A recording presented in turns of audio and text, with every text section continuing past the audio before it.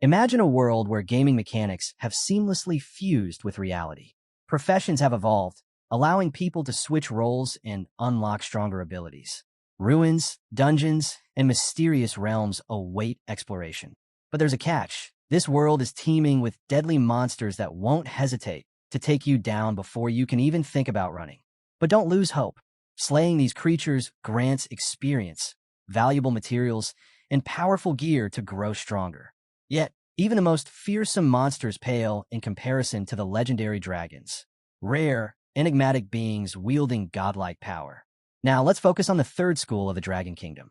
Inside a classroom, a teacher passionately slaps the board, announcing the upcoming profession Awakening Orientation for Junior Year Section 25. He reminds the students that this event isn't just about their university entrance exams. It will determine their future success. Some students zone out, while others listen intently. The teacher explains that theoretically, the awakening process is random. However, he urges everyone to believe in themselves. Strong willpower might just land them a powerful combative profession. Among the students sits a young man, his long hair partially covering his eyes. He glances at the test paper in front of him, the profession Awakening Aptitude Test. A faint smile appears on his lips. His time has finally come. This is Lu Fan, a transmigrator from a place called Blue Planet. 3 years have passed since he arrived in this world, and in that time, he's grasped its rules and systems. Professions are divided into 3 main categories. 1. Combative professions: warriors, mages, archers, and more. These battle-hardened individuals explore uncharted realms, hunt for rare loot, and rake in substantial rewards. Naturally, they're the most sought-after professions. 2. Reinforcing professions: enchanters, alchemists, and similar roles. They craft powerful enhancements and magical items. However, developing these skills requires expensive materials. Without a wealthy background, progress is difficult. 3. Subsistence professions: chefs, herbalists, miners, and the like. They form the backbone of society, ensuring everything runs smoothly. Lu Fan's aunt, Han Ku, is one of these essential workers. She runs a humble steamed bun shop, working tirelessly every day to support his education. Despite being only 8 years older than him, she has taken on the responsibility of raising him without hesitation. To thrive in this world, and to give his aunt a better life, Lu Fan has set his sights on awakening as a combative professional. His journey is about to begin. Suddenly, the teacher's phone rings. He quickly silences it before turning to the class with an excited expression. The awakening platform is ready. The ceremony is about to begin. Cheers erupt across the room as students leap from their seats, rushing towards the platform in a frenzy. But in the far corner, Lu Fan remains seated. The teacher notices and approaches, puzzled. As the top student in the class, Lu Fan should be the most confident. But just as the teacher is about to ask, something unexpected happens. Lu Fan awakens a system out of nowhere. The Super Treasure Map system. Confused, he barely has time to process it before BM. The teacher slams the desk, snapping him back to reality. Seeing the concern on his face, Lu Fan quickly reassures him that everything's fine before dashing after his classmates. As he runs, he can't help but smirk. What transmigrator doesn't get a system? But right now, there's no time to figure it out. The awakening ceremony takes priority. When the students arrive at the awakening platform, they're greeted by the sight of a massive crystal standing at its center, shimmering with mystical energy. Excitement and anxiety ripple through the crowd. The teacher urges them to stay calm, but the anticipation is palpable.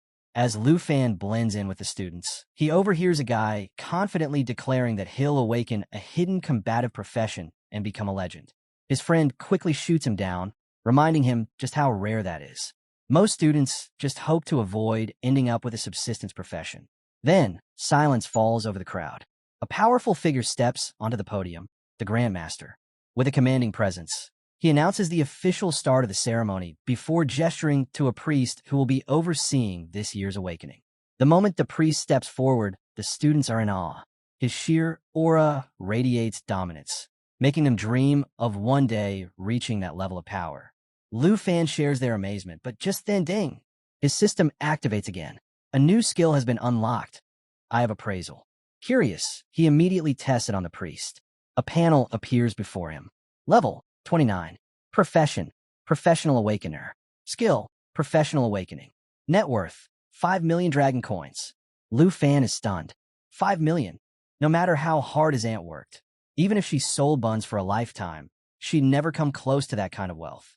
Before he can dwell on it further, the headmaster's voice booms across the platform. Silence. The awakening ceremony begins now.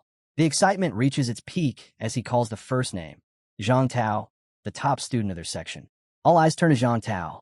Whispers spread through the crowd, everyone wondering if he'll awaken as a powerful combative professional. With his high attributes, the chances are definitely in his favor. Even though the process is supposed to be random, everyone knows stronger stats mean better odds. The moment Zhang Tao stepped onto the stage, the girls went wild, showering him with confessions and admiration. As the priest began chanting, the awakening crystal pulsed with energy, glowing brighter and brighter until whoosh. A fireball erupted from it. Zhang Tao had awakened as a pyromancer. Gasps filled the air. A pyromancer wasn't just rare, it was one of the most powerful combat professions out there. The students looked on with envy, realizing that Zhang Tao's future had just skyrocketed.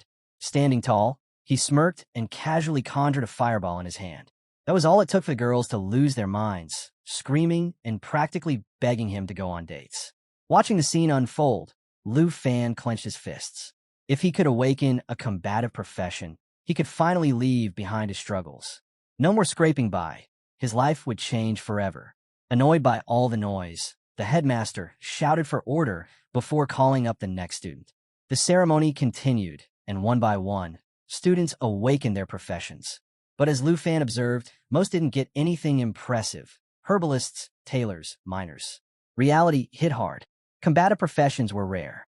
While those who awakened them had limitless potential, those stuck with subsistence professions were destined for an ordinary life. The student in front of Lu Fan muttered that even getting a subsistence profession wasn't the worst outcome. He pointed out Li Ping from Section 3. Her family was struggling financially, but she awakened as a reinforcing professional. While it sounded prestigious, it required a fortune in materials to develop. In her case, a stable subsistence profession might have been better. That hit a little too close to home. Lu Fan's family wasn't wealthy either. If he awakened as a reinforcing professional, he'd be stuck in an impossible situation. Then, his name was called. The crowd turned as the headmaster urged him forward. As Lu Fan walked towards the awakening crystal, whispers filled the air. For the first time, the girls actually noticed him. His sharp features, his calm demeanor. They suddenly found themselves wondering just what kind of profession he'd awaken. Stepping up to the pedestal, Lu Fan took a deep breath. There was no turning back now. He placed his hands on the crystal as the priest began to chant. Then, something strange happened. A vision flashed before Lu Fan's eyes, a massive red dragon with piercing yellow eyes staring straight at him. At the same time, the ground began to tremble. Panic spread through the crowd. What was going on? Golden light burst from the awakening crystal, completely engulfing Lu Fan. The energy surged wildly, sending shockwaves across the platform. Then, a dragon materialized out of the light. Gasps and shouts of disbelief filled the air. The teachers and students were frozen in shock. This only happened when someone awakened a hidden profession. A female teacher turned to Teacher Lee, her voice filled with awe. Congratulations. Your section has produced the first hidden professional in the entire school. Teacher Lee could barely contain his excitement. If Lu Fan had awakened as a dragon blood warrior or dragon language mage, he'd be on the path to becoming a legendary powerhouse. The Dragon Kingdom hadn't seen a dragon blood warrior in a decade. This could be a historic moment. The dragon hovering above Lu Fan let out an earth-shaking roar. The force of it sent shock waves through the area, forcing students to cover their ears. Then, just as suddenly as it appeared, the dragon took off, vanishing into the sky. The headmaster rushed forward, barely able to contain his excitement. Quick, what did you awaken as? A dragon blood warrior? A dragon language mage? But instead of celebrating, Lu Fan let out a sigh. Dragon Tamer. Silence. The entire area went still. Students and teachers alike froze, unable to process what they had just heard. Then, chaos erupted. The most worthless profession in history. The headmaster's booming voice echoed across the awakening platform. He wasn't the only one. Some students outright laughed, while others shook their heads in disbelief. A dragon tamer? The weakest hidden profession? What a joke. Later that day, the awakening ceremony was over, and Lu Fan wandered through the old town of Jianghai City. His system interface hovered beside him, displaying his status. Level 10. Profession, Dragon Tamer. Skill, tame dragons and dragon-like creatures. Net worth, 239 dragon coins. He sighed, not exactly rich. The reactions from earlier still replayed in his mind. No one had expected him to awaken a hidden profession, but instead of awe, he was met with ridicule. To them, a dragon tamer was useless. After all, dragons were the apex creatures of the world. Who could possibly tame one? Even with a rare awakening, his future seemed bleak. As he walked, he overheard a group of students still talking about his profession. I don't get it. If dragon tamer is one of the 3 major hidden professions, why is it considered so weak? Another student scoffed. It's simple. No one has ever successfully tamed a dragon. People go their entire lives without even seeing one. And even if they do, what can they do? Dragons aren't pets. They're absolute monsters. Back at the school, the headmaster had tried to console him. Even if it's not ideal, a hidden profession is still a hidden profession. With enough effort, maybe you can tame some subdragon species and grow stronger. But Lu Fan knew better. Without a real dragon, the dragon tamer profession was nothing. Subdragon species? They were just mutated beasts, nothing close to the real thing. And in the 800-year history of the Dragon Kingdom, dragons had certainly appeared, but not a single dragon tamer had ever successfully tamed one. It was the harsh truth. No matter how strong a human became, compared to a dragon, they were nothing but ants. Taming one? An impossible dream. Lu Fan glanced at his system window. Every single skill was locked, all because he hadn't tamed a dragon yet. A bitter chuckle escaped him. What kind of dragon tamer can't even tame a dragon? His thoughts drifted to his aunt. She had sacrificed so much to support his education, working tirelessly every day. He had hoped that, after awakening, he could finally make life easier for her. But now, he wasn't even sure if he could provide for himself, let alone change her life for the better. Lost in thought, he barely noticed his surroundings until he suddenly found himself standing in front of his house. He let out a deep breath, shaking off his gloom. No point in showing up looking miserable. Plastering on a forced smile, he pushed open the door. I'm home. Before he could even take another step, a blur of motion flew toward him. His aunt, Han Ku, practically tackled him in a tight hug. You're back, she beamed, squeezing him excitedly. Come on, tell me. How'd it go? What profession did you awaken? Her eyes sparkled with anticipation. After all, today was supposed to be a huge turning point for him. Lu Fan hesitated.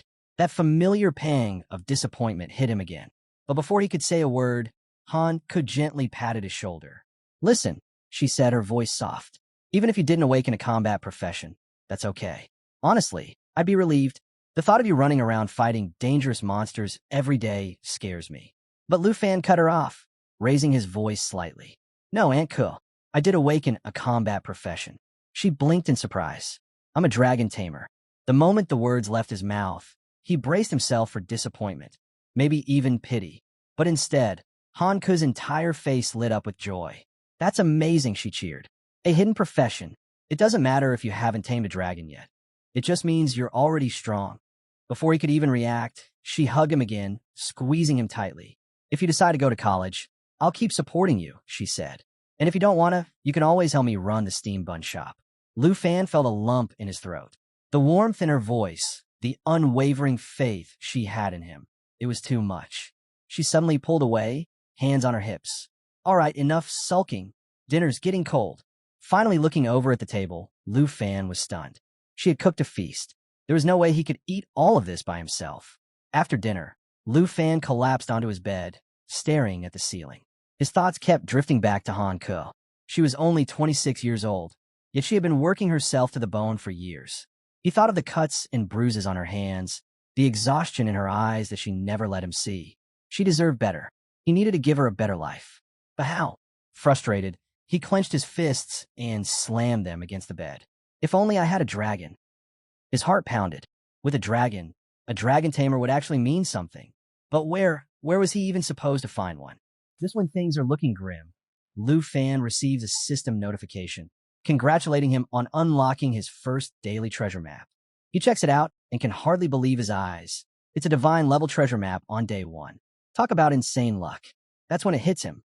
His system is called the Super Treasure Map system, yet he's only used the appraisal function during the awakening ceremony. He hasn't even explored the treasure map feature. Curious, he taps the icon, and a prompt appears, explaining the 4 treasure map tiers: beginner, intermediate, advanced, and divine level. And here's the kicker. The system can merge 3 identical lower-level maps into a higher tier one. Another notification pops up, revealing that Lu Fan will receive a randomly graded and randomly located treasure map every day. Even better, as long as he reaches the designated location, the treasure will be directly tied to his profession. Wait, profession-based treasures? That means if he's lucky, he might actually find a dragon and become a true dragon tamer. This could be his ticket from the weakest to the strongest. If he plays his cards right, this system might be his one shot at changing his fate. And this divine level treasure map, it could be his golden opportunity. Without hesitation, Lu Fan clicks on the divine treasure map. A large regional map unfolds before him, pinpointing the treasure's location, Mount Sherbas. It's not too far from Jianghai City, and if he catches the last suburban bus tonight, he'll arrive early in the morning.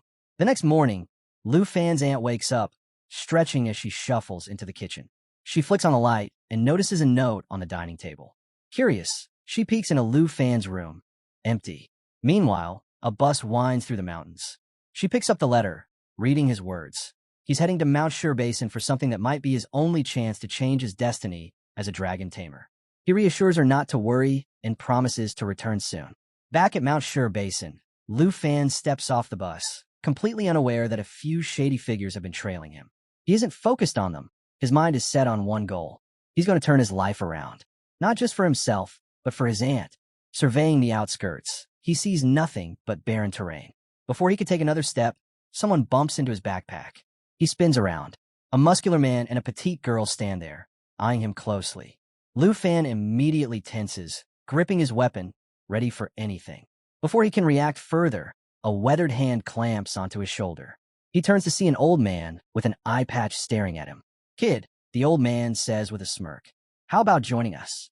Lu Fan quickly shrugs off the man's hand, making it clear he's not looking for companions. He's already wary. These people reek of dungeon robbers. The girl smirks, pulling out a knife. "You might want to rethink that," she suggests. The eye patch man chuckles, warning, the wilderness at night is no place to be alone. Lu Fan studies them carefully. Seasoned looters. They've probably been robbing and scavenging materials for a while now. To them, taking down someone as weak as him would be effortless. Not wanting trouble, he plays it smart. "I'm a summoner," he lies. "I don't need companions. I can summon elemental creatures if things get rough." That catches them off guard. The eye patch man nods, deciding it's best to leave him be. "A summoner? Huh? Then I guess you'll be fine on your own." The girl gives him a sly grin. "Hope we meet again, handsome." She winks and blows him a kiss before sauntering off. Lu Fan feels a bit flustered, but mostly relieved. Dungeon robbers? No thanks. The wilderness may be dangerous, but at least nature doesn't stab you in the back. That encounter only reinforces one thing. Without strength, survival is a gamble. He checks his system map and picks up the pace. Deeper into the wilderness, he spots a herd of power horn horses, level 8 creatures known for their raw strength. They graze peacefully, uninterested in their surroundings. Lu Fan knows better than to provoke them, so he carefully takes a detour. But even with the safer route, he still feels uneasy. His instincts were right. A short while later, he encounters a group of giant horned antelopes. He moves cautiously, keeping his distance, until his foot lands on something soft. A frog. It croaks loudly in pain. Oh. The antelopes snap their heads in his direction, clearly irritated. A moment later, they're charging straight at him. Heart pounding, Lu Fan bolts. He spots a flat patch of land to the side and dives for it. The impact sends him rolling across the dirt, but he dodges the stampede. Lying there, gasping for breath, he realizes something terrifying. He couldn't even handle a single antelope. If he stays weak, he might end up like that poor frog. Just then, a notification flashes before his eyes. You have arrived at the designated treasure location. He pushes himself up and looks ahead. Nestled between 2 massive rocks, a faint red glow flickers from behind them, just like on the map. Lu Fan steps forward, entering the cave-like opening. And then, he sees it. A massive pitch-black egg. Its shell is already beginning to crack. Could it be? A dragon egg. This could change everything. Lu Fan's system pops up with a notification. Black dragon egg detected. Level, unknown. The cracking sounds grow louder. The egg is about to hatch. But then, rustling in the tall grass behind him, Lu Fan's instincts scream at him. He grips his cleaver tightly. Things have been going too smoothly. Of course, a wild beast would show up. Without hesitation, he spins around and slashes at the approaching figure. A bloodthirsty gray fox. The fox catches his cleaver between its fangs, its blood-red eyes gleaming with hunger. With a vicious snarl, it lets out a chilling howl and lunges at him with full force. Lu Fan barely manages to deflect the attack, throwing the beast to the ground. He stumbles back, gasping for breath. He quickly activates his appraisal skill. Bloodthirsty Gray Fox. Abilities, Triple Claw Strike, Bloodthirst Recovery. Danger level, high. Lu Fan's eyes widen. This thing can strike 3 times in a row, cause bleeding, and heal itself by absorbing his blood.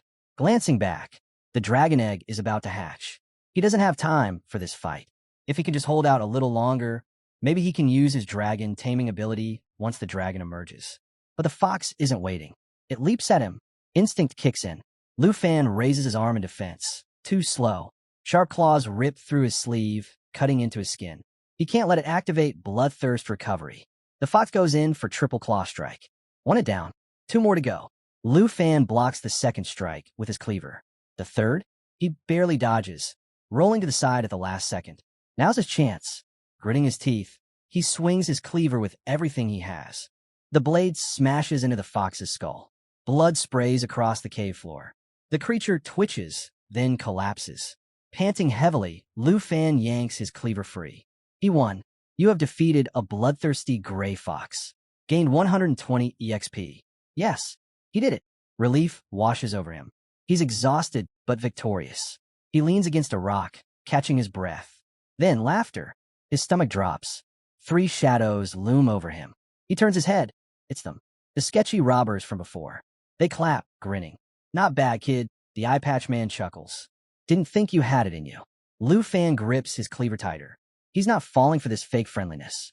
Taking a defensive stance, he glares at them. Back off. I'm not interested in joining your little crew. The girl in the group chuckles, teasing him not to be so tense. She hints that they've already figured out his little lie about being a summoner. The guy with the eye patch chimes in, reminding Lu Fan that despite claiming to be a summoner, he never used any summoning abilities and still got hurt by a weak monster. Oh, busted. Realizing he's been exposed, Lu Fan tries to play it cool. He kicks the fox's body toward them and says, if it's the fox fur you want, take it and leave me alone. Eye patch guy laughs, picking it up. This? Barely worth 80 dragon coins, he scoffs. We're here for something much bigger. Wait, they're after the divine treasure too? Lu Fan's heart pounds. He glances back, and sure enough, the muscular guy and the girl have locked onto the dragon egg. Before he can react, the muscular guy rushes in, throwing a devastating punch. The impact sends Lu Fan flying, his cleaver slipping from his grasp as he crashes hard onto the ground, dazed. When his vision clears, the girl is already on top of him, blade pressed against his throat. Stay still, she warns, or you'll regret it. Eye patch guy smirks. You underestimated how good dungeon robbers are at sniffing out treasure. Meanwhile, the muscular guy calls out, hey, check this out. He stands over the dragon egg, grinning. Lu Fan watches in horror as his worst fear unfolds before his eyes. Eye patch guy's excitement spikes. Finish him off, he orders. The girl tilts her head, flashing Lu Fan a sly smile. Too bad. You're kind of good looking, she muses. But this is the end of the line. Not so fast. Just then, the dragon egg trembles, cracks spiderweb across its surface. Something inside stirs. A sudden explosion of energy. The egg shatters, sending debris flying. A massive shadow rises into the sky, looming over them. Everyone freezes, staring in disbelief. A dragon. Eye patch guy panics, hurling some kind of potion at it, but the dragon dodges with ease. The muscular guy, foolishly, tries to punch it. Bad move. The dragon's jaws snap open, and in a single fiery blast, he's reduced to ashes. The eye patch guy watches in horror as his partner is obliterated. His breath catches as the dragon turns its piercing gaze on him. He stumbles back, screaming for help, but the girl is just as terrified. Her grip on the knife weakens. Lu Fan seizes the moment, shoving her aside. You guys messed with the wrong person, he shouts. Without hesitation, he sprints toward the dragon. It eyes him, confused but not attacking. Lu Fan takes a deep breath and yells, "Dragon taming technique." A golden light flares from Lu Fan's hands, illuminating the dark scales of the dragon. Even the beast looks momentarily startled. As his fingers make contact, the girl stumbles back, her voice shaky. Who are you?" Lu Fan turns to her with a smirk. "Oh, now you're interested?" He lets the moment linger before adding, "I'm not just a summoner, I'm a dragon tamer." A system notification flashes before his eyes. Black Dragon Covenant has been tamed by Lu Fan. The dragon's newly unlocked skills appear: Dragon Claw, Dragon Fang Strike, Dragon's Inspiration. It immediately lunges toward the girl. Her confidence shatters in an instant. She throws up her hands, stammering, "I didn't know it was a dragon egg. I swear." "Please." Lu Fan remains unmoved. "You had no problem preying on the weak," he says, his voice cold. "Now, you can join your friends." With a single command, the dragon finishes the job. Once the dust settles, Lu Fan perches on a cliffside, tending to his wounds. His new companion rummages through his bag, sniffing curiously at the contents. Lu Fan picks up the dragon, marveling at the sheer luck of his situation. Holding it up, he chuckles. "You're way too lively." Even fresh out of the egg, the dragon is already powerful. The thought sends excitement coursing through him. If you're this strong now, imagine how terrifying you'll be when you level up. He pulls the dragon into a hug, grinning. The title of Dragon Tamer won't be the weakest class for much longer. Then he pauses, tapping his chin. "Now, what should I call you?" He cycles through names, discarding them one by one. Little Coal Ball? No. Black Diamond? Too cringe. Just as he's lost in thought, the dragon suddenly licks his wounds. A crimson aura swirls around its body. Before he can react, its wings spread wide, glowing with energy. In an instant, its form shifts. The light fades, revealing a stunning girl with draconic wings and a long, elegant tail. Wait, what? Plot twist. Lu Fan stares, completely dumbfounded, as his newly hatched dragon transforms into a human. Yep, his dragon can shapeshift. The girl doesn't seem to understand human speech yet. She just tilts her head and nods along to whatever he says, like a clueless but adorable child. She flutters around excitedly while Lu Fan pulls up his status screen. The new skills he just unlocked? Absolutely insane. Dragon Taming. Allows him to tame dragon-type creatures. Obviously a game changer. Dragon Claw transforms his arm into a dragon's claw, with strength based on his bonded dragon. Dragon Fang Strike. A devastating energy attack infused with draconic power. Dragon Inspiration temporarily boosts both his and his dragon's stats by 30%. Lu Fan can hardly believe it. His class just went from the weakest to potentially the strongest. And with a dragon girl by his side, things are about to get very interesting. Lu Fan soon discovers that the black dragon he just tamed isn't just any dragon. It's a legendary creature. As the realization sinks in, another shock follows. With the successful taming, all of his skills have been fully unlocked. His eyes widen as he scrolls through his status. His power has skyrocketed. Compared to others at his level, he could completely dominate them without breaking a sweat. Curious, he taps on the black dragon's profile, and a screen appears, displaying her stats. And let's just say, they're ridiculous. Strength, 342. Agility, 267. Spirit, 359. Endurance, 373. Absolutely overpowered. And her abilities? Even crazier. Mighty Jaw Assault. A brutal charge attack that rips into enemies, inflicting continuous bleeding damage. Lava Flame. A devastating flame breath that not only burns enemies over time, but also heals her simultaneously. Black Dragon Heritage. A game-breaking passive skill. It reduces all incoming damage by 50%, grants complete immunity to all debuffs, and increases her self-recovery by a whopping 500%. Bloodline Connection. An exclusive skill that gives Lu Fan a 10% boost to all attributes just by being bonded to her. Lu Fan is floored. This dragon hatchling is already insanely strong, and she's just at level 1. Even a human warrior 20 levels above him wouldn't stand a chance. Then he notices something even more shocking. Bloodline Connection directly doubles all of his own attributes. No wonder he suddenly feels invincible. It's not just the dragon that's powerful. His entire strength has skyrocketed because of their bond. His mind races. This is exactly what one of the 3 strongest hidden professions should feel like.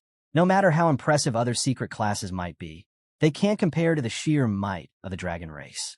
For years, people mocked dragon tamers as the weakest class, but they couldn't have been more wrong. As he's still processing everything, a soft crunch catches his attention. He turns to see the dragon girl happily munching on the eggshells she hatched from. Despite her human form, she still behaves just like a newborn dragon. That reminds him, he still hasn't given her a name. He thinks for a moment, then it hits him. Since she's a little black dragon born, just before dawn, Xiao Yi. When he says it aloud, the dragon girl's eyes light up. A bright, joyful smile spreads across her face, and she nods enthusiastically. Lu Fan grins. So you like it, huh? Seeing how happy she is, he knows the risk was completely worth it. He ruffles her hair and asks, "Hungry?" Xiao Yi looks up at him, flashing that same adorable smile, before finishing off the last of the eggshells. Yep, this adventure is just getting started. Lu Fan pats Xiao Yi on the head and grins. All right, time to hunt. We can't head back on empty stomachs, can we? He stretches, feeling the excitement bubbling inside him. The entrance trial for the university is getting closer, and he knows countless students are out there sharpening their skills, hunting for opportunities. But with his recent power boost, the prestigious Southern Province's Top Scholar Award, and a spot in the most elite institution in the Dragon Kingdom, are finally within reach. Still, he can't afford to be careless. Leveling up and mastering his abilities is his top priority for both him and Xiao Yi. With renewed determination, he takes off running, Xiao Yi following close behind, her eyes gleaming with excitement. We're heading deeper into Mount Sure Basin, Lu Fan tells her. I hear the monsters there taste way better than eggshells. As they push forward, a sudden noise stops them in their tracks. A pack of creatures is charging toward them at insane speeds. Lu Fan quickly pulls up his system interface. Plains hyenas. His eyes narrow as he scans their abilities. Rending Bite, a vicious attack that causes continuous bleeding damage. Putrefaction, a disease-inflicting debuff that weakens the target over time. And the good news?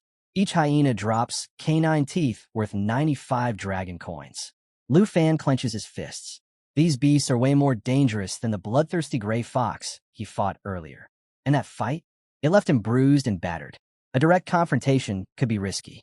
But before he can decide what to do, Xiao Yi launches herself into the air. A wild, almost mischievous grin spreads across her face. She's thrilled at the thought of a fight. Lu Fan chuckles, shaking his head. So, you want to take the lead this time? His hesitation fades, replaced by excitement. This is Mount Sure Basin. But for the strongest dragon tamer and his dragon, there's nothing to fear. Both of them are grinning now as they charge toward the hyenas. Xiao Yi soars higher, her wings beating with raw power. The hyenas snarl and lunge, only for her to take a deep breath. A fiery glow spreads through her stomach. Boom! She unleashes lava flame. The scorching fire engulfs the hyenas, their howls of rage turning into shrieks of pain. Flames rage across the battlefield as Xiao Yi continues her relentless assault. Lu Fan watches as the system notifications flood in. Experience points keep rolling in. Lu Fan reaches level 11. Xiao Yi reaches level 3. Grinning, Lu Fan turns to his partner. All right, no need to waste time on these small fries. Let's move on. Xiao Yi nods, licking her lips. They set their sights on a shadowy den nestled within a mountain. Lu Fan's smile widens. A big guy's been waiting for us. As they step closer, the air turns heavy.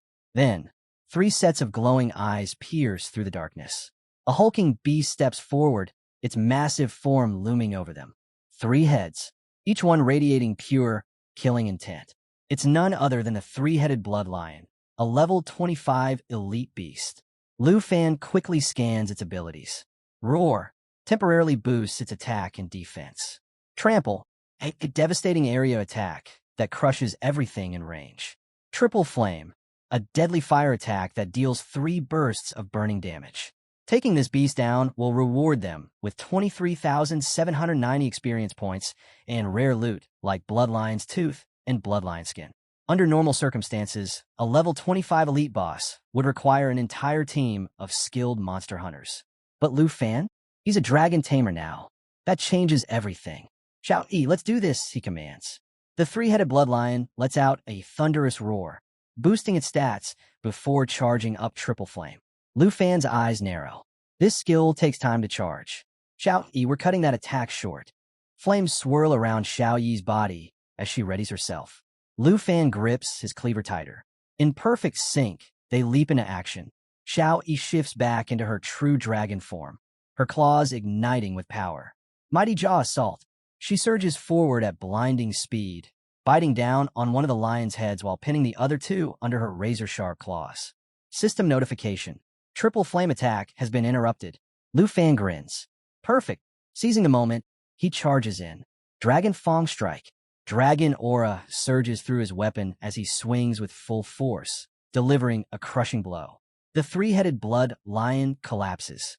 As the dust settles, Lu Fan and Xiao Yi land back on the ground. She shifts back into her human form, stretching her arms with a satisfied look.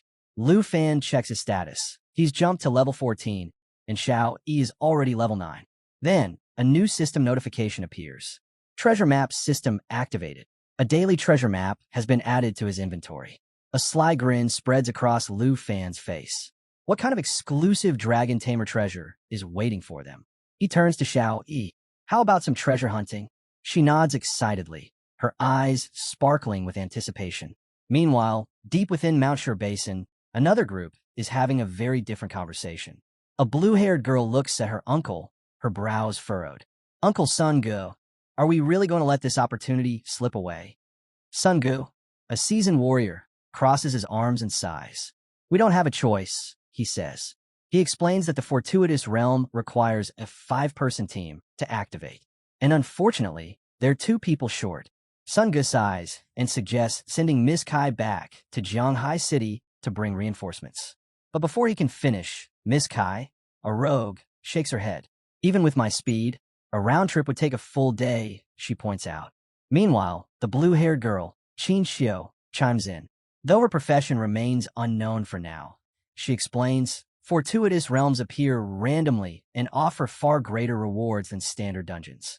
But they only last for 24 hours, which means Sun Ji's plan is useless. Sun Gu tries to lighten the mood. Hey, if you get into one of the top 10 universities, you'll have plenty of chances to explore secret realms.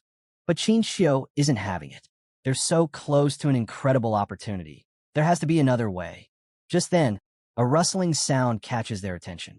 Sun Gu and Miss Kai instantly snap into battle mode, weapons at the ready. But instead of a monster, it's just some random young guy casually walking by. Lu Fan. Sun Gu eyes him, surprised to see someone so young wandering this deep into the mountains. Kid, this isn't a place for sightseeing. You should turn back before you get into trouble. But before he can say more, Qin Xiu steps forward. She introduces herself, explaining that they're from the Qin family in Jianghai City. Then, out of nowhere, she makes an offer. Would you be willing to join us temporarily? She asks. We'll pay you 100,000 dragon coins, just for entering the secret realm of chance with us. You won't have to lift a finger. Lu Fan stops mid-step. 100,000 dragon coins? His mind races. If the Qin family, the richest family in Jianghai City, is after this realm, then the rewards inside must be something truly special. Qin Xiu continues, clarifying that they just need him to meet the party size requirement. He won't have to do anything. Just step inside with them and collect his pay. The scene shifts slightly. Turns out, the group had already recruited a paladin, but was still 1 person short. Sun Gu, now walking toward the massive purplish portal leading to the secret realm of chance, turns back to Lu Fan. You coming or not? He asks. Opportunities like this don't come every day. Lu Fan smiles. Not interested in money, he replies casually. But I'll join on one condition. The group pauses, curious. I want a fair split, Lu Fan continues. Rewards should be distributed based on contribution. Sun Gu and the 2 women exchange surprised glances. Miss Kai quickly catches on. Wait, you're saying we split the rewards according to strength? Lu Fan nods. Exactly. Qin Xiu is a bit skeptical. Our team averages around level 20, and this guy looks even weaker than us. Is he just overly confident or completely reckless? She wonders. But since they desperately need a 5th member, she decides to go with it. She smiles, extends her hand, and says, all right, since you're interested in teaming up, let's make it official. And don't worry, the 100,000 dragon coins we promised are still yours as a token of good faith. Lu Fan shakes her hand, sealing the deal. With that settled, Qin Xiu is eager to move out, but Lu Fan has his own plans. He decides to keep his legendary dragon, Xiao Yi, hidden for now. Revealing her in front of strangers could cause unnecessary trouble. He feels bad for keeping her cooped up, but it's the safest choice. They step through the portal and arrive in the secret realm of chance. The moment they enter, Lu Fan notices the eerie atmosphere, withered trees, thick purple fog, and an unsettling silence. Noticing he has no visible equipment, he advises him to be careful. But Lu Fan has a surprise. With a confident smile, he raises his hand. Suddenly, flames surge around him, and a massive black machete with dragon-scale patterns materializes in his grip. A system notification flashes. It's an epic quality weapon with no level restriction, exclusive to Dragon Tamers and Dragon Blood Warriors. It boasts a skill called Dragon Blood Armor, which enhances dragon transformations, along with a plus 65 strength and plus 30 stamina boost. Lu Fan silently thanks the advanced treasure map he unlocked after slaying the three-headed blood lion. It allowed him to upgrade his basic machete into this legendary weapon. Lu Fan's display of power left the team stunned. Sun Ge couldn't hold back his curiosity and blurted out, "Are you sure you're just a material hunter? That weapon looks like something only top-tier players would have." But before he could press further, Miss Kai snapped at him. "Why do you care so much about a stranger?" she huffed. In her mind, if Lu Fan had any ulterior motives, she could deal with him easily. Just as tension was rising, an eerie movement interrupted them. Out of nowhere, a hand burst through the ground, grabbing at Sun Ge. A swarm of corrupt zombies emerged. Level 15 monsters with decent loot, 620 experience points, a corruption poison sac, and 256 dragon coins per kill. But these creatures were no pushovers. Their abilities were particularly nasty. Hug and bite. They latch onto their target, scratching and biting relentlessly. Corpse poison. Each attack inflicts poison damage over time. And the worst part? Anyone who dies from the poison transforms into a corrupt zombie themselves.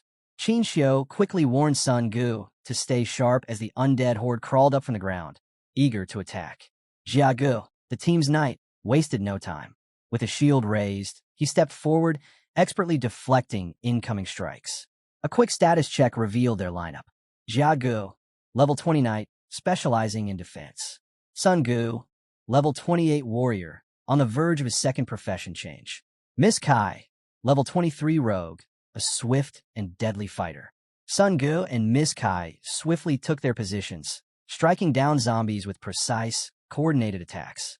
Meanwhile, Lu Fan calmly observed the battlefield, his system interface displaying everyone's stats and abilities. He noted that their formation was solid. Having a warrior, rogue, and knight hold the front lines was a smart move, especially with Sun Ji close to a profession upgrade. Then, Qin Xiu sprang into action. Raising her staff high, she began chanting. A golden aura surrounded her, lifting her slightly into the air. She was charging a powerful spell. With a final incantation, she unleashed Holy Light Star Rain. Star-like energy cascaded from the sky, engulfing the zombies in radiant destruction while simultaneously healing her teammates. The battlefield lit up with dazzling brilliance. Sun Ge and Miss Kai had to dodge to avoid getting caught in the holy barrage. The zombies? They had no such luck. The meteoric lights rained down, wiping them out completely, leaving nothing behind but an empty, silent battlefield. Qin Xiu turned to Lu Fan with a confident smile. "That's my profession," she said proudly. Turns out, Qin Xiu has a hidden class, Holy Light Mage, a rare hybrid profession that blends offensive magic with healing abilities. While her attacks aren't as strong as a pure mage, and her healing isn't as potent as a priest, her ability to do both at the same time makes her incredibly valuable in battle. Lu Fan was impressed. A system notification confirmed it. Qin Xiu was indeed a hidden professional. He thought to himself, another hidden profession? That's not something you see every day. He complimented her, pointing out how effective her holy magic was against the undead. But before they could enjoy their victory, the ground beneath them trembled violently. Lu Fan instantly knew what was coming: elite monsters. From the sheer weight of the approaching footsteps, this was going to be a real challenge. Then, a blood-red hand burst through the ground. A system alert appeared. Blood zombies, level 20 monsters. Defeat rewards. 8,140 experience points, a blood corpse poison sac, and 90 dragon coins. Abilities. O blood-sucking bite. Deals damage while simultaneously healing the zombie. O corpse poison. Inflicts continuous damage, just like before. O blood fury. Temporarily increases strength and agility by 40%, making them even deadlier. The blood zombies emerged in full force, their twisted bodies radiating malice. Their goal was clear: total annihilation. Sun Ge didn't waste time. Miss Kai, keep Qin Xiu and Lu Fan safe. Jia Ge, you're with me. We can't let these rotting freaks break our formation. Jia Ge nodded, gripping his weapon tightly. Both charged forward, unleashing powerful attacks. Sun Ge activated Full Moon Slash, his blade slicing clean through a zombie's arm. Meanwhile, Jia Ge drove his sword deep into a zombie's chest, aiming for what should have been a critical strike. But then, something was off. The zombies didn't flinch. Instead, they let out eerie, raspy chuckles. Their wounds barely seemed to matter. Jia Ge tried to yank his sword free, but the zombie's body absorbed it like it was sinking into quicksand. Both warriors froze in shock as the creature's grins widened. Then, with a horrifying gurgle, the zombies began to grow, their bodies swelling as they activated corpse poison. A sickly aura spread through the air. The poison seeped into their skin, rapidly draining their health, while the zombies healed from their suffering. Jia Ji's eyes widened. What the hell? This isn't normal. Qin Xiu's expression turned grim. Corpse poison can only be dispelled by a priest's clarity. I can't remove it. The situation had taken a deadly turn. The zombies weren't just tanking their attacks. They were getting stronger. Jia Ji's arm was now trapped inside the zombie's expanding mass. The poison damage intensified, his health bar plummeting. Panic surged through him. Help me. I can't break free, he shouted, his voice filled with desperation. Jia Ge, drop your weapon. Now, Sun Ge barked. Jia Ge hesitated for only a second before releasing his grip. Sun Ge wasted no time. He grabbed him and yanked him away from the zombie's grasp. Miss Kai, cover us, he called. But Miss Kai had her hands full, dodging and slashing at zombies trying to close in on her. Just when things were looking grim, a calm voice cut through the chaos. Relax, Sun Ge. Don't trouble Miss Kai with this. Everyone turned. Lu Fan stepped forward, eyes glowing with a deep crimson hue. His epic machete rested effortlessly in his grip, radiating sheer confidence. He looked like he belonged on a battlefield, not just standing in the background. Sun Ge panicked. Lu Fan, get back. These things are dangerous. But Lu Fan didn't budge. His gaze was locked onto the enemy. Without a second thought, he surged forward, his legendary ink dragon machete bursting with golden flames. With one swift motion, he slashed straight through a zombie's throat. Silence. Everyone was stunned. Sun Ji's jaw nearly hit the ground. This so-called newbie had just one shot of blood zombie, like it was nothing. Still in shock, Sun Ge barely reacted when Lu Fan casually handed him back his weapon. Don't lose your momentum. Keep going, he said with an easy smile. Sun Ge snapped out of it. Wait, what level are you? This guy was way too strong to be some regular material hunter. But they had no time to argue.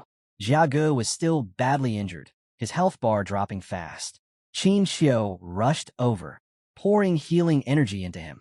Stay with me, Jia Ge, she urged. Meanwhile, Lu Fan, his dragon aura faintly glowing, finally answered Sun Ji's question. I'm just a normal level 14 student, he said casually. Sun Ge wasn't buying it. Yeah, right. A level 14 dealing more damage than a level 28? That was insane. Qin Xiu overheard and froze for a moment. Wait, he's my age? She couldn't believe a student could be this strong. But before she could process the revelation, danger struck again. A blood zombie crept up behind her, its twisted grin widening as it prepared to attack. Miss Kai spotted it first. Qin Xiu, behind you, she yelled, already moving to intercept. But Lu Fan was faster. In a blink, he dashed past Miss Kai, slamming the zombie into a wall before obliterating it with a single slash of his machete. Lu Fan yanked his machete free from the fallen zombie and turned to the group. These things are only going to get tougher. Let me take the front line. Are you all good with that? Sun Ge hesitated, letting a supposed level 14 student handle the front line. That was risky, but Qin Xiu had a different reaction. She had heard whispers in Jianghai City about a hidden class dragon Tamer, an unknown figure with overwhelming power. Could Lu Fan be him? She smiled and nodded. All right, we'll count on you. With Lu Fan and Sun Gu leading the charge, she focused on healing Jia Gu while Miss Kai held the rear. As they continued, Lu Fan finally introduced himself. The moment his name left his lips, realization dawned on the group. He was the rumored dragon Tamer. But one question still nagged at Qin Xiao. How could a dragon Tamer, supposedly one of the weakest classes, be this powerful?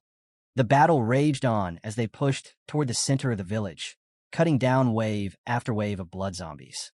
Lu Fan, deep in thought, analyzed their situation.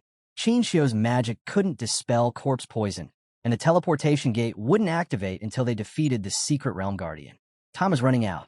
If they delayed any longer, Jia Ge would die and turn into one of them. Miss Kai voiced what they were all thinking. Why haven't we seen the guardian yet? Just then, Jia Ge, barely clinging to consciousness, spotted movement behind Sun Ge. With his last bit of strength, he forced out a warning. Behind you! Sun Ge barely turned in time. And then, Jia Ge collapsed. Qin Xiao rushed to his side, desperately channeling healing energy. Stay with me, Jia Ge. Before anyone could react further, a blinding red beam shot up from a pile of debris. The air turned heavy. A monstrous figure emerged, a grotesque iron-skinned zombie with multiple heads and a single, pulsating red eye. And it was charging at them at terrifying speed. Miss Kai gasped. That's the secret realm guardian. A system notification popped up. Iron Skin Zombie, level 20 boss. Defeat rewards. 13,720 experience points, 40 dragon coins. Abilities. O Corpse Poison. Inflicts continuous damage. O Assimilation Absorption. Absorbs poison targets to restore its HP. O Steel Skin. Increases defense and endurance by 40%. Lu Fan immediately pieced it together. Jia Ji's worsening corpse poison had lured the guardian straight to them. His expression hardened. We have to take it down before it absorbs Jia Ge. Sun Ge didn't waste a second. He lunged forward, unleashing Moonlight Slash. But when his sword struck the monster, the blade barely left a scratch. Lu Fan was already moving.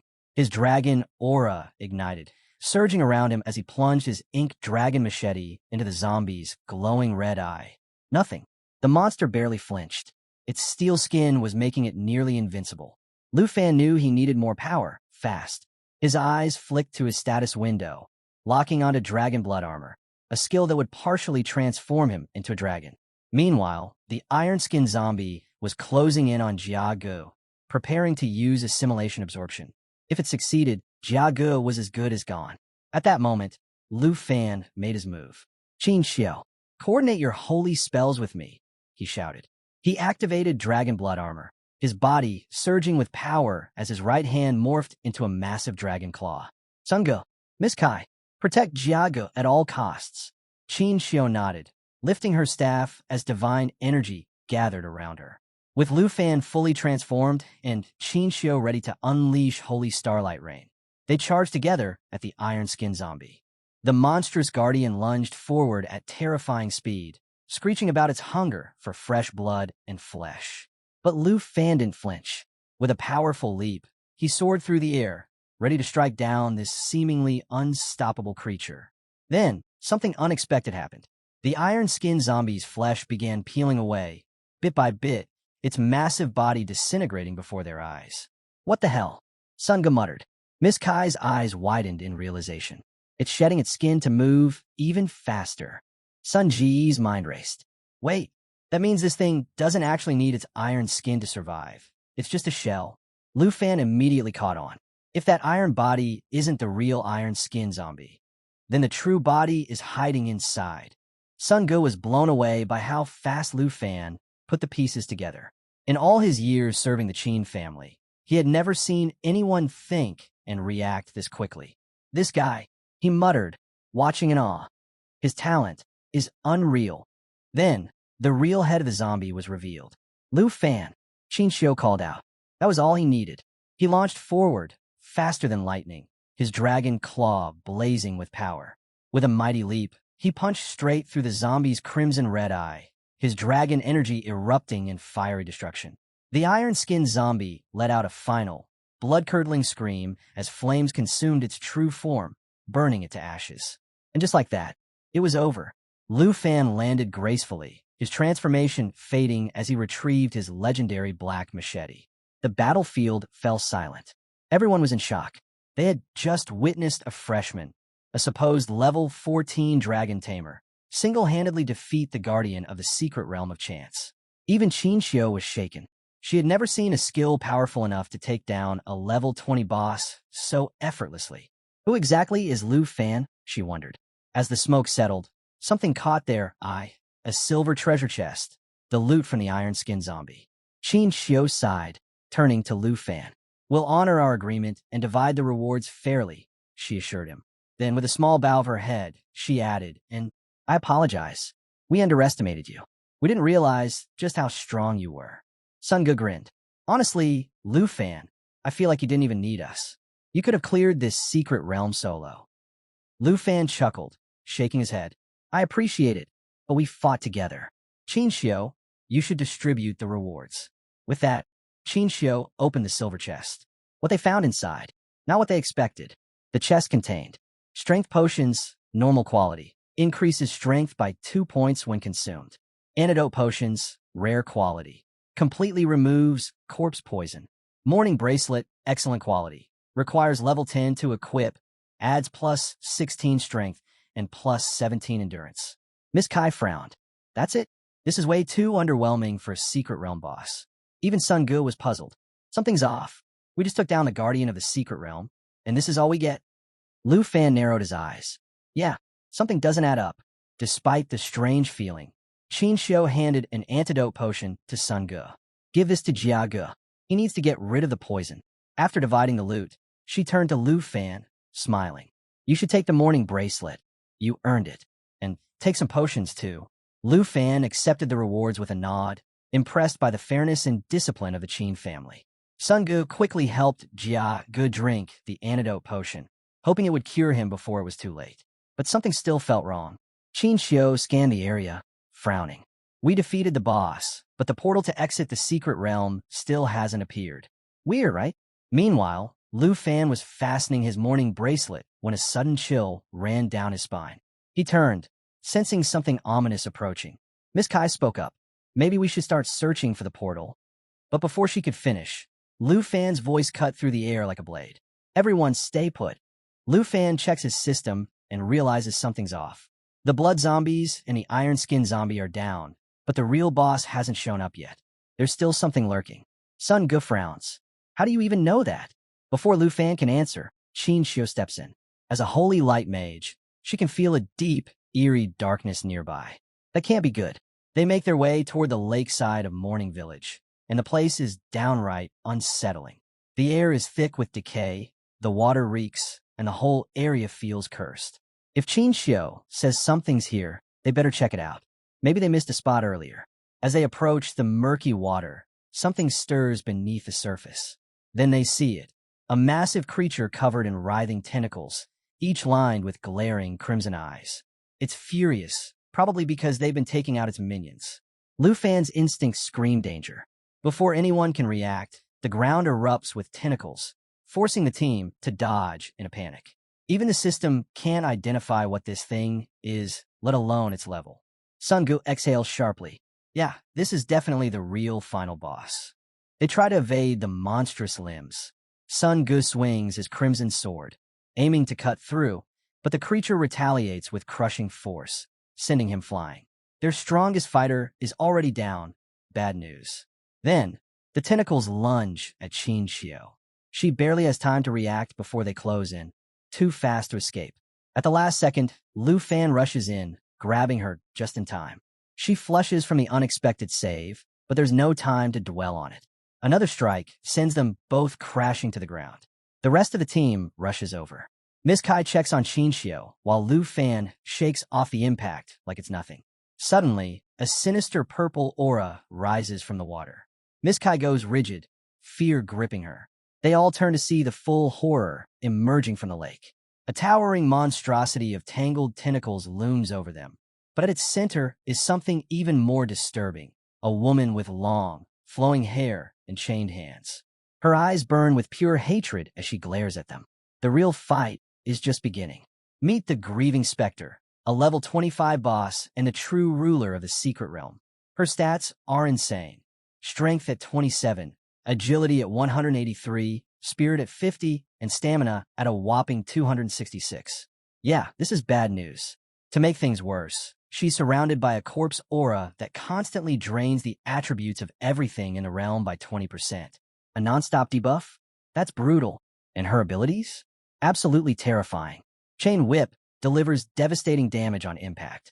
Resentment Explosion releases built-up hatred, knocking back enemies and infecting them with corpse poison. Now, standing tall above the team, the grieving specter looms over them, her bound hands weighed down by heavy chains while her massive tentacles hold her up. Her piercing gaze locks on Sun Gu and the others. Miss Kai is frozen in shock. This is the real boss of the secret realm. Meanwhile, Jaga finally regains consciousness and immediately wants to jump back into battle. But Sun Gu stops him. I'll handle this. You need to rest until you're fully recovered. Jaga protests, but Sun Gu shuts him down. Don't push yourself. You just got your energy back. But in that moment, Sun Gu doesn't realize a tentacle is about to crash down on him.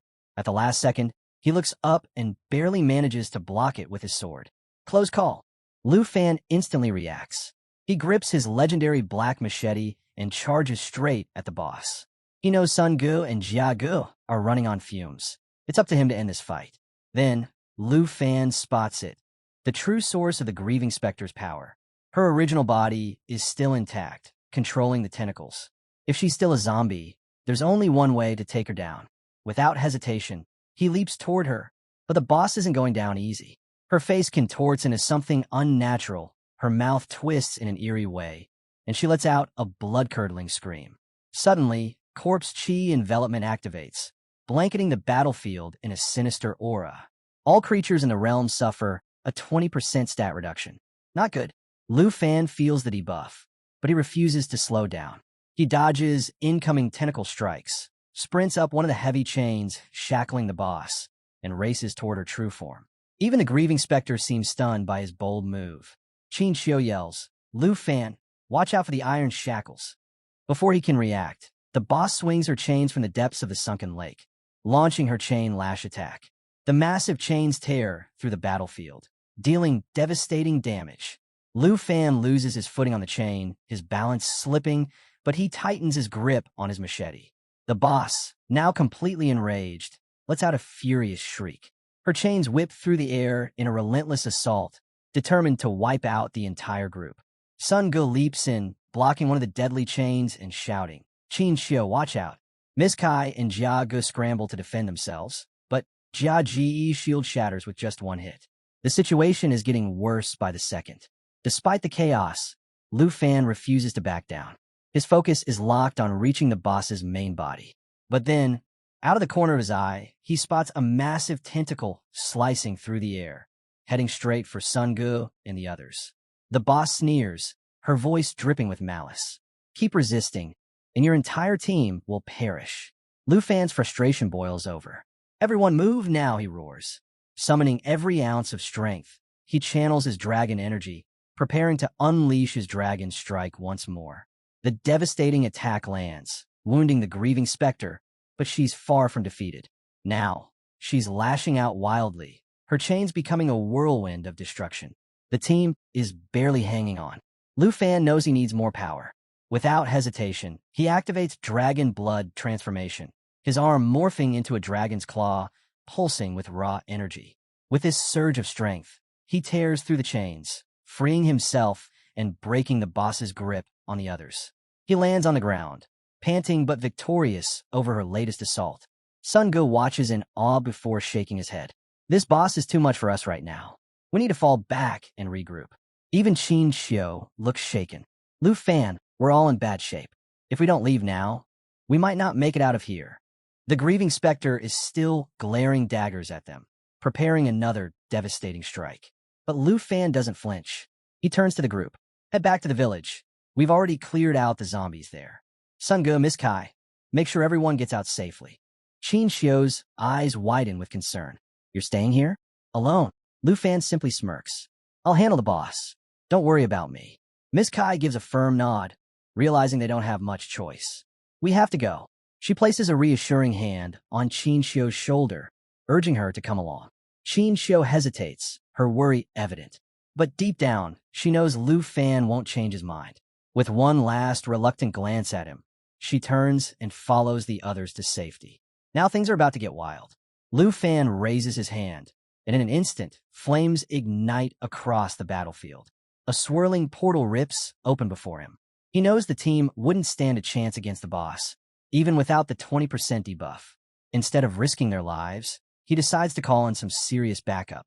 The grieving specter boss glares at him, her rage boiling over. But even she has no idea what's coming next. Lu Fan smirks. Xiao Yi, let's have some fun. Boom! From the portal, a massive figure emerges. His legendary black dragon, Xiao Yi.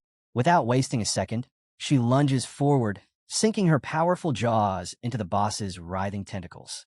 The entire team is stunned into silence. Did Lu Fan just summon a dragon? And not just any dragon. Xiao Yi is even bigger than when they last saw her. With razor-sharp claws and enormous wings, she effortlessly parries every tentacle strike thrown her way. Lu Fan hadn't planned on revealing Xiao Yi to the group just yet, but against an enemy like this, he had no choice. And Xiao Yi, ever the loyal companion, follows his lead without hesitation. She launches into giant assault, surging forward at breakneck speed, her fangs tearing into the boss's flesh. The damage is brutal, deep wounds open, and thick black blood spills into the air. The grieving specter boss lets out a blood-curdling shriek, her attacks turning frantic and desperate. But Xiao isn't done. With one final, devastating move, she rips apart the chains binding the boss, sending her plummeting back into the abyss. And just like that, the hidden ruler of the realm of chance is defeated. Sun Gu stands frozen, his brain struggling to process what just happened. Lu Fan just took down that monster in 2 hits. The sheer power he just witnessed is both terrifying and awe-inspiring. Jiagu, still reeling, whispers, I never thought I'd see a real dragon, let alone watch one in battle. The whole team is stuck somewhere between shock, fear, and admiration. Dragons were always considered harbingers of doom, yet here they are, still standing.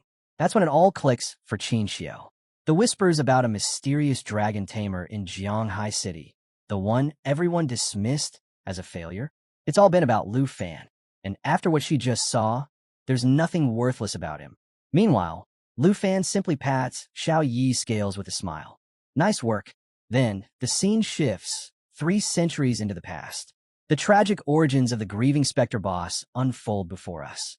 She once lived in a peaceful city, protected by the church and untouched by outside threats. Life was simple, blissful, until the plague came, and everything fell apart. Her grandfather was the first to fall ill, and soon, bodies began piling up by the lake, outpacing the town's ability to bury them. Desperate to save her people, she turned to forbidden magic, hoping to find a cure. But instead of being hailed as a savior, she was branded a dark witch. Her newfound abilities allowed the grieving to speak with their lost loved ones, offering them one final goodbye. But no matter what she tried, she couldn't stop the dying. Then, one fateful day, the church father arrived, flanked by 2 knights with iron chains. They accused her of causing the plague and ordered her arrest. She stood there, bewildered. Why were they punishing her? All she had done was help people find peace. But the knights didn't care. They shackled her wrists and dragged her to the lake's edge. With cold, unwavering resolve, they cast her into the water. The heavy chains pulled her deeper and deeper. As the icy darkness swallowed her whole, her last thoughts weren't of anger or vengeance, just confusion. Why was she condemned for trying to save them? Back in the present, Lu Fan approaches Xiao Yi, resting a hand on her scales. His expression is calm, but his thoughts are racing.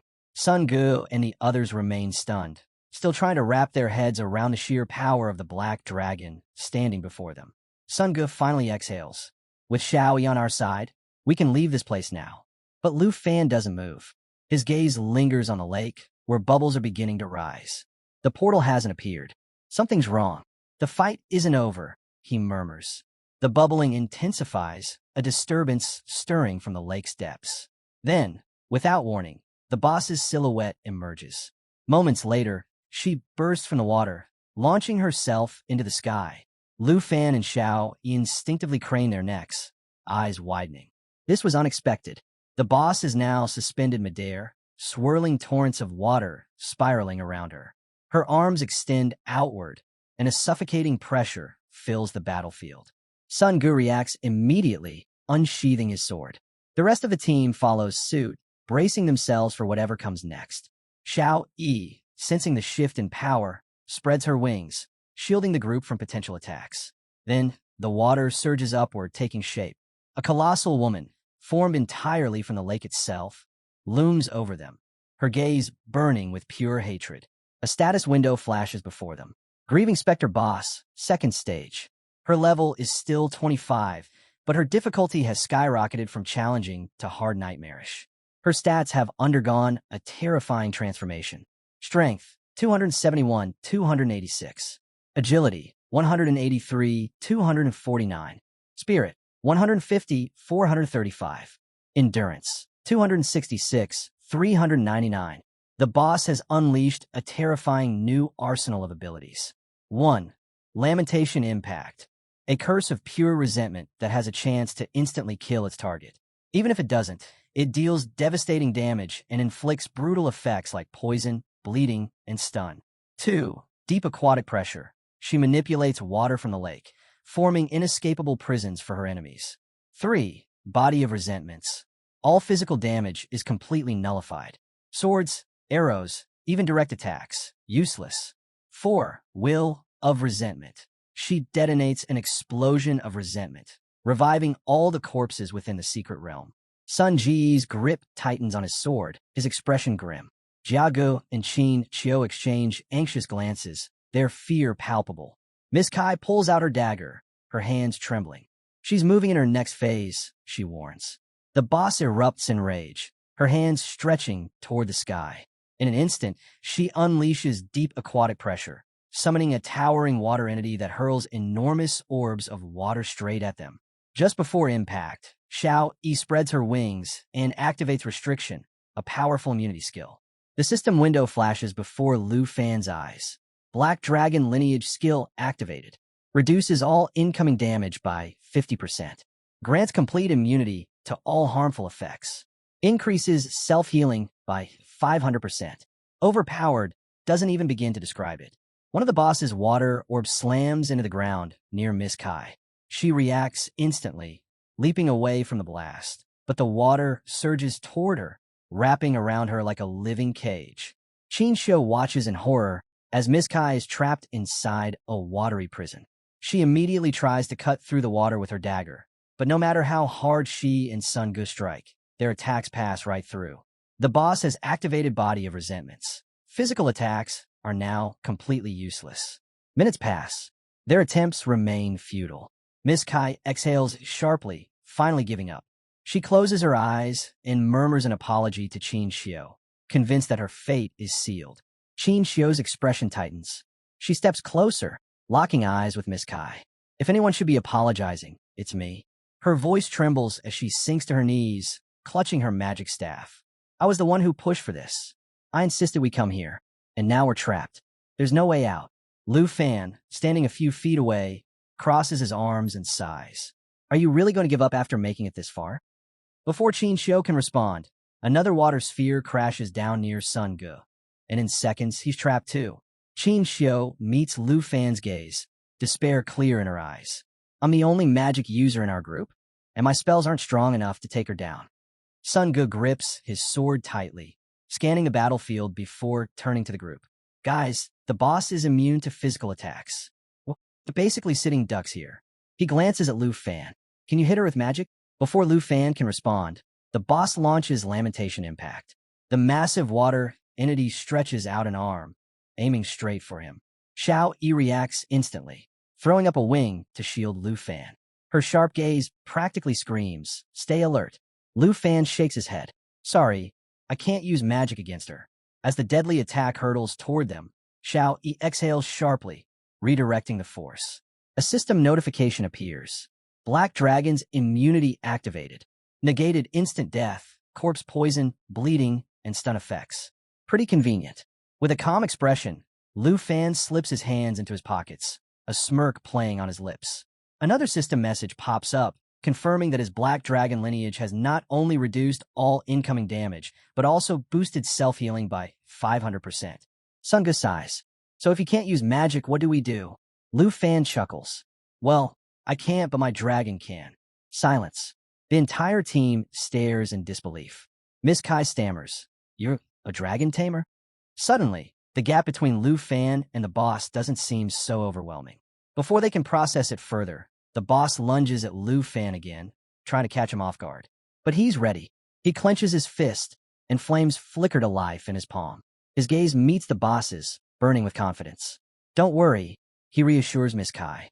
A dragon's attributes are in a whole different league.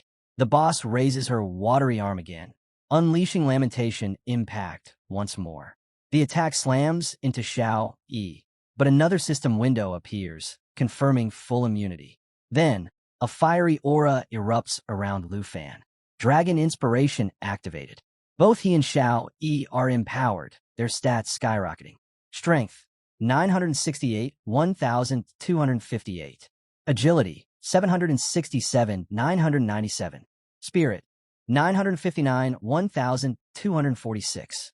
Endurance, 976, 1,268. Lu Fan raises a hand, pointing straight at the boss. Xiao Yi, let's end this. Use lava blaze. With a deafening roar, Xiao Yi unleashes a raging inferno. Flames engulf the boss, her watery form hissing and evaporating as the fire consumes her. The lava blaze attack doesn't just deal continuous damage, it also heals Xiao Yi with every second. A perfect counter. The sky burns red with swirling flames as the boss's form starts breaking apart. At the lake's edge, Qin Xiu stands frozen, speechless.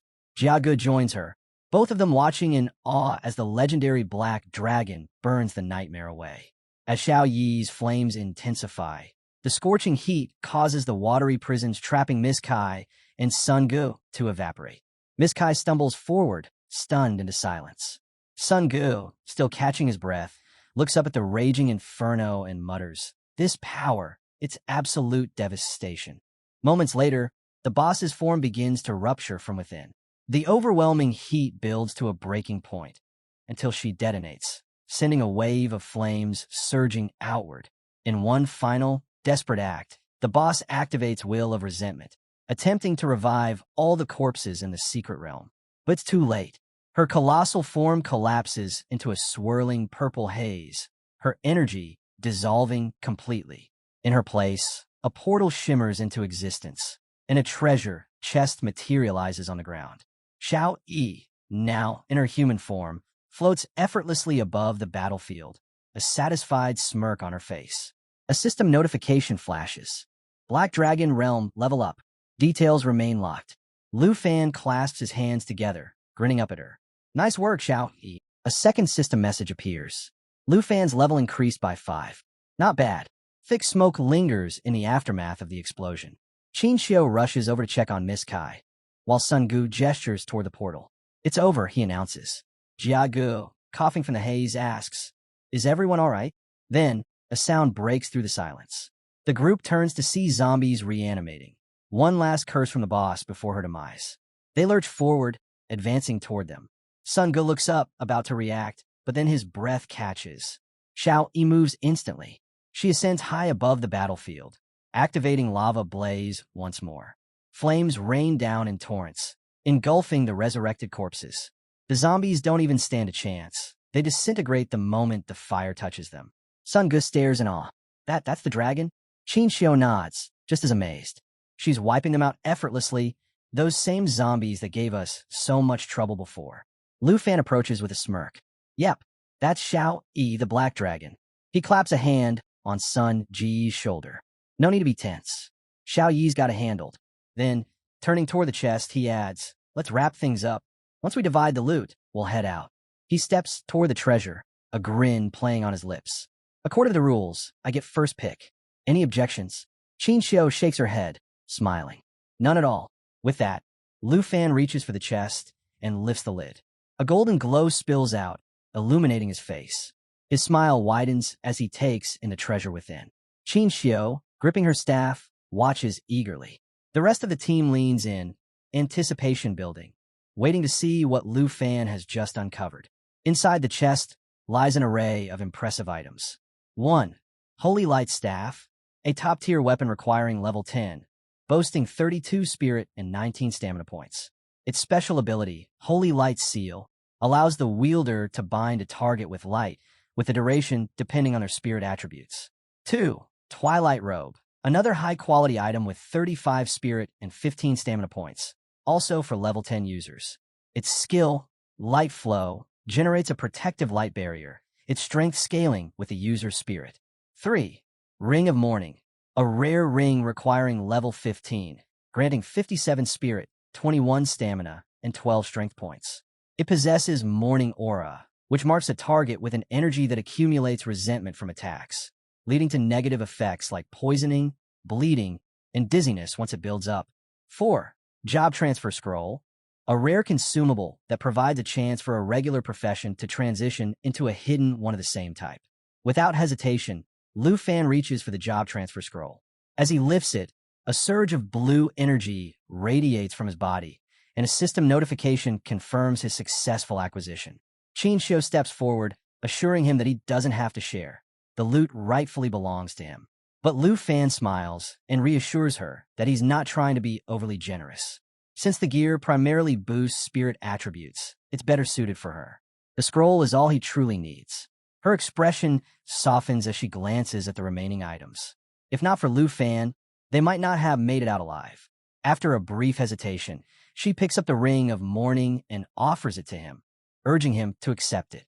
Lu Fan takes the ring without a second thought, closing his eyes momentarily as he holds it. Qin Xiu, still gripping her staff, suddenly finds herself blushing as she looks into his eyes. He's full of surprises, and she can't help but wonder what else he's hiding. Meanwhile, Xiao Yi playfully teases Jia Ge, while Uncle Sun Ge silently observes Lu Fan, intrigued by his character. Miss Kai soon approaches, smiling at Qin Xiu as she reminds her that it's time to prepare for their return. Later that night, Lu Fan makes his way back to his Aunt Han Ku's bun shop. The moment she sees him, she rushes over and pulls him into a tight embrace, her relief evident. She tells him how worried she's been, especially with all the dangers he's been facing lately. Lu Fan is caught off guard but touched by her concern. Gently, he asks what's wrong and suggests she let go since his clothes are still dirty from his journey. But Han Ku just holds on tighter, saying she doesn't care. What matters is that he's back safe. She confesses that when he left without telling her, she was terrified he might never return. Feeling a pang of guilt, Lu Fan apologizes for leaving without a word and promises not to make her worry like that again. He wipes away her tears and reassures her that everything is fine now. Han Ku finally smiles, then notices Xiao Yi sitting nearby. She reaches over and strokes the girl's head, and Xiao Yi closes her eyes, happily leaning into the touch. Han Ku laughs, mentioning how shocked she was when she first met Xiao Yi. Who would have thought such an adorable girl was actually a powerful dragon? Lu Fan chuckles at that. Han Ku then looks at Xiao Yi and asks if she's hungry, noting that she might not have eaten enough recently. Xiao Yi eagerly nods. She could definitely use a meal. As they chat, Lu Fan takes out the job transfer scroll and hands it to Han Ku. He explains that he specifically chose this for her from the dungeon, telling her that if she uses it to switch to a hidden profession, she won't have to run the bun shop anymore. Han Ku is stunned. She shakes her head, saying she can't accept such a valuable item. Instead, she suggests he sell it and use the money to upgrade his equipment for his upcoming exam. Before she can continue, Lu Fan pulls out his phone and shows her his bank balance. With a confident grin, he assures her that he no longer lacks money or gear. Han Ku's eyes widen in shock. Lu Fan explains that he sold a large number of materials from his adventure, and on top of that, Qin Xiu has promised him a 100,000 dragon coin reward. He tells her there's no need to worry about money anymore. Hearing his words, Han Ku's face lights up with joy, her eyes shimmering with emotion. Overwhelmed, she wipes away a happy tear as Lu Fan urges her to use the scroll right away. With a grateful smile, she finally agrees, accepting the scroll from him. As Han Ku unfurled the scroll, it emitted a dazzling light. A surge of blue energy surrounded her, making her hair and dress float as if gravity no longer applied. She gasped, caught between surprise and excitement as the scroll's power took hold. Slowly, the parchment dissolved into shimmering particles, and she gently lifted off the ground, absorbing its energy. Lu Fan squinted against the brightness, shielding his eyes as he looked up at her. Did it work? He called out. Encased in the glowing blue aura, Han Ku turned to him with a smile. Yes, I did it. I become an enchantment chef. Lu Fan's eyes widened in amazement. Enchantment chef? What kind of profession is that? Still floating slightly, Han Ku explained, I've gained a skill called enchantment cooking. I can now prepare food that grants buffs. Lu Fan grinned. Your cooking was already amazing. Now with added effects? That's going to be insane. She chuckled, waving off his compliment. You're just saying that to make me happy. Before Lu Fan could respond, he suddenly realized something. Wait, where's Xiao Yi? They both turned toward the kitchen, only to find absolute chaos. Xiao Yi had snuck inside while they were talking and devoured everything in sight. Stacks of buns? Gone. Soup? Finished. Even the side dishes were nowhere to be found. And there she was, curled up on the floor, fast asleep with a satisfied expression. Lu Fan sighed, shaking his head. Classic Xiao. Meanwhile, at the Qin family villa, late into the night, Qin Xiu sat in her father's study, facing Qin Shanhai, the head of the Qin family. He sat comfortably in his office chair, slowly swirling a glass of champagne. So it's true, he mused. A dragon tamer named Lu Fan summoned a powerful black dragon to save your team. Qin Xiu lowered her gaze. Yes, she admitted. I was too stubborn and nearly got us all killed. She clenched her fists, recalling the battle. I always thought I was strong, but compared to him, the gap between us is like a firefly trying to compete with the moon. Qin Shanhai leaned back, his sharp eyes fixed on the night sky beyond the window. Have you told anyone else about this dragon? She shook her head firmly. No, I promised Lu Fan that our family wouldn't reveal anything. Her father finally turned his gaze back to her, a small smirk forming. Good. You're smart enough to understand what would happen if word got out. Dragons are the most coveted creatures in the world. If people knew, Lu Fan's life would become far more dangerous. Qin Xiu tensed slightly. Father, you wouldn't tell anyone, right? Qin Shanhai let out a hearty laugh. Relax. I'm not that kind of man. He took another sip of his drink, then looked at her with interest. But that does bring up a question. How do you plan to repay Lu Fan for what he's done? Qin Xiu let out a small breath of relief before explaining that she had already promised Lu Fan a 100,000 yuan reward when she invited him to join their team. Qin Shanhai sighed, leaning back in his chair. That's fine, but it's hardly enough for what he did. Take a purple tongue card and personally deliver it to him tomorrow. Proper gratitude requires a personal touch. She nodded, but then tilted her head. If you're so curious about Lu Fan, why not come along? With a wink, Qin Shanhai chuckled. Oh, believe me, I'd love to meet the Dragon Master in person, but I have more pressing matters to handle. Classic dad move. Early the next morning, a new character arrives in Jianghai City. Princess Jin Zhu of the Taizi Kingdom. She's a petite girl wielding a magic staff, accompanied by her assistant, a tall man with black hair, clad in black armor, and carrying a suitcase. Officially, they're here to study. But let's be real, there's definitely more to this visit. Their first stop? Hanku's bakery. Inside, Hanku is busy preparing pastries when she notices customers at the door. Wiping her hands, she calls out, "Give me a moment." She peeks out with a warm smile, but quickly adds, "No steamed buns today." Jin Zhu frowns, unimpressed. She turns to her assistant. "Chui Hong Tai, is this really the place? Are you sure you didn't drag me to some garbage dump?" Oof, that's harsh. Chui Hong Tai, visibly nervous, reassures her, "This is the correct location, according to our investigation." Hanku, a bit puzzled by their exchange, asks who they are. Before she gets an answer, Chui Hong Tai suddenly shoves the door open, catching Hanku's arm in the process. Hanku winces, clutching her arm. Ignoring her, the princess and her assistant stride into the shop. Jin Zhu scans the small bakery with clear disinterest before turning to Hanku. "We're looking for someone," she declares. "A dragon tamer named Lu Fan." Upstairs, Lu Fan hears the commotion. When he sees Hanku holding her arm in pain, he immediately rushes to her side. "And Han, what happened? Are you okay?" Before she can respond, Jin Zhu wrinkles her nose and whispers loud enough for everyone to hear, "Ugh, this place smells awful." "Wow, rude." Lu Fan's expression darkens. "What's going on here?" Hanku quickly tries to brush it off, saying she's fine, but Lu Fan's gaze sharpens as he turns toward the newcomers. Jin Zhu finally acknowledges him. "You must be Lu Fan," she says, her tone filled with authority. "I, Princess Jin Zhu, have made a special trip just to see you." Lu Fan crosses his arms. And you are? Chui Hong Tai steps forward, formally introducing her. This is Princess Jinju of the Tai Zi Kingdom.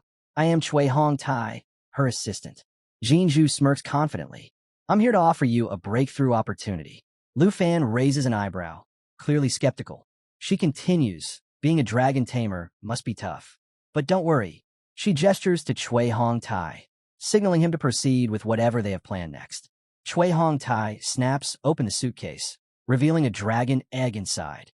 Lu Fan's eyes widen in shock, beads of sweat forming on his forehead. Before he can react, Princess Jinju confidently declares, "This egg is yours, if you accept my request." She raises a finger, pointing straight at him. "I want you to be my servant and obey my every command, without question." Seriously? This spoiled princess thinks she can just buy him off? Chui Hong Tai holds the dragon egg carefully with both hands, proudly displaying it as if it were the rarest treasure in existence. Meanwhile, Jinju starts boasting that she personally acquired it from the armored dragon lair, and that it's the only dragon egg in the world. Hanka watches this ridiculous exchange in utter disbelief. Her nephew? A servant? She's visibly upset, questioning how this so-called contract could be so absurdly one-sided. Curious, Lu Fan opens his status window to examine the dragon egg. Turns out, it's an armored dragon egg.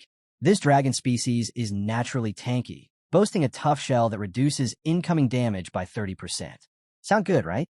But here's the catch. Its only attack is swinging its giant tail in a fan-shaped area. No fire, no flight, nothing special. It's weaker than a wyvern. While Lu Fan is analyzing these mediocre stats, Princess Jinju mistakes his silence for awe. She crosses her arms smugly and declares, "That's right. You should be honored. This is a powerful dragon."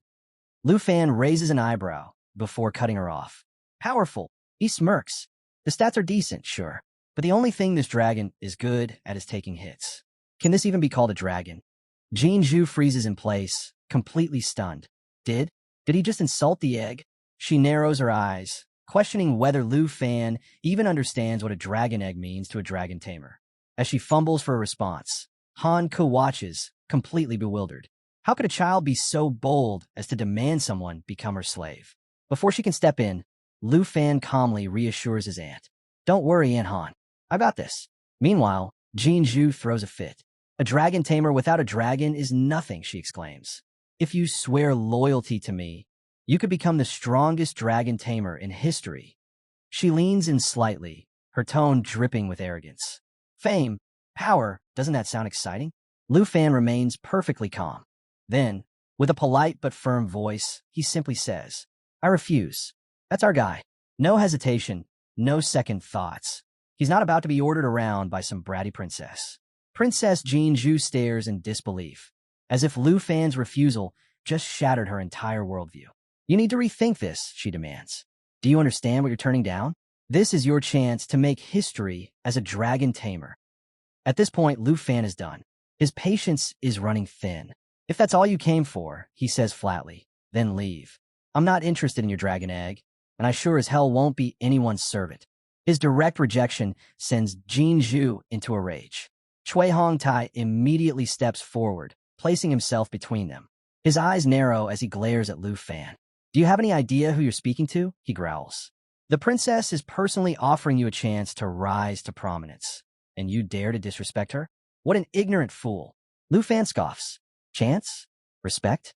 Don't be ridiculous. I won't be anyone's servant." Jinju, absolutely livid now, points directly at Lu Fan. "Chui Hong Tai, teach him a lesson." Without hesitation, Chui Hong Tai clenches his fists. "As you command." Danger spikes in the air. Hanka instantly steps in front of Lu Fan, holding up her hands. "Please wait. Don't be rash." She pleads with them to drop the matter, explaining that Lu Fan has made his decision. But Chui Hong Tai doesn't care. In a flash, he closes the distance and shoves her aside. "Out of the way," he barks. Han Ku stumbles, gasping as she cries out in pain. Lu Fan's heart stops. Everything blurs. By the time he registers what just happened, his aunt is on the ground, holding her cheek. A swollen, red mark burns across her skin. Chui Hong Tai glares down at them. "The princess has given her command. You should know your place." Lu Fan rushes to Han Ku's side. His voice is tight, controlled, but barely. "Aunt Han, are you hurt?" She shakes her head weakly, still holding her cheek. "I'm fine, don't worry." Chui Hong-tai steps forward again, sneering. "Even commoners dare to defy the princess of Taizi? Fine, I'll teach you a proper lesson." Han Ku's voice trembles. "Lu Fan, be careful." Too late. Lu Fan moves. In a blink, he draws his massive black machete and slashes. A sharp gust cuts through the air. Chui Hong-tai barely reacts in time, but not fast enough. A thin line of red appears across his cheek. Blood drips. He stumbles back, stunned. Han Ku grasps Lu Fan's arm, trying to hold him back. "Don't be reckless," she begs. Jin Zhu, still oblivious, frowns. "Chui Hong-tai, what's going on?" Chui Hong-tai wipes the blood from his face, his mind racing. Lu Fan is not ordinary. But Lu Fan isn't done. His eyes lock onto the bratty princess. He steps forward, then, without warning, delivers a swift backhand slap across her cheek. A loud smack echoes through the bakery. Jin Zhu stumbles back, clutching her face. Her entire world stops. Lu Fan doesn't care who she is or where she's from. His voice is sharp, cold. "Shut your noisy mouth, take your trash, and get the hell out of my house." Chui Hong-tai's face twists with rage. "You dare hit the princess?" he roars. He lunges at Lu Fan, weapon raised. Clang! Lu Fan deflects the attack with ease, his black machete knocking Chui Hong-tai's spear wand out his hand. It clatters to the ground. Silence. Chui Hong-tai stares wide-eyed. Jin Zhu, still holding her cheek, is too stunned to speak. Lu Fan simply stands there, unmoved. Looks like the spoiled princess just learned a lesson. Chui Hong-tai turned his gaze back to the princess, who sat on the ground, clutching her cheek in fury. Seething, she retaliated with a slap of her own, calling him worthless and demanding to know if she looked fine to him. Without hesitation, she ordered him to kill Lu Fan, insisting that even if they couldn't find another dragon tamer, Lu Fan had to die. Chui Hong-tai responded firmly, "Understood." Meanwhile, at Lu Fan's place, his phone buzzed nonstop, irritating Xiao Yi. The persistent caller was Qin Xiao, puzzled by the lack of response. She was sure she had the correct number, the one he gave her when they returned to the city. As she wandered the streets, she tried to recall the way to his house. Out of nowhere, an explosion shattered a nearby wall, jolting her. Chui Hong-tai came crashing through, clearly battered from fight. Bystanders started murmuring, some accusing the foreigner of causing trouble. Annoyed by the attention, Princess Jin Zhu snapped at the crowd, telling them to mind their own business. Then, Lu Fan stepped forward at a steady pace, his large black machete resting in his left hand. Chui Hong-tai knelt, admitting his defeat. He couldn't match Lu Fan. His stats were simply too high. The princess smirked and offered to help. With that, she began chanting, and an ominous, dark aura swirled around her. Lu Fan immediately recognized the spell. It was the polar opposite of Qin Xiao's holy magic. That meant Jin Zhu was also from a hidden class. He braced himself, sensing trouble. Before he could react further, Qin Xiao suddenly appeared, rushing toward him. Surprised, he wondered why she was there.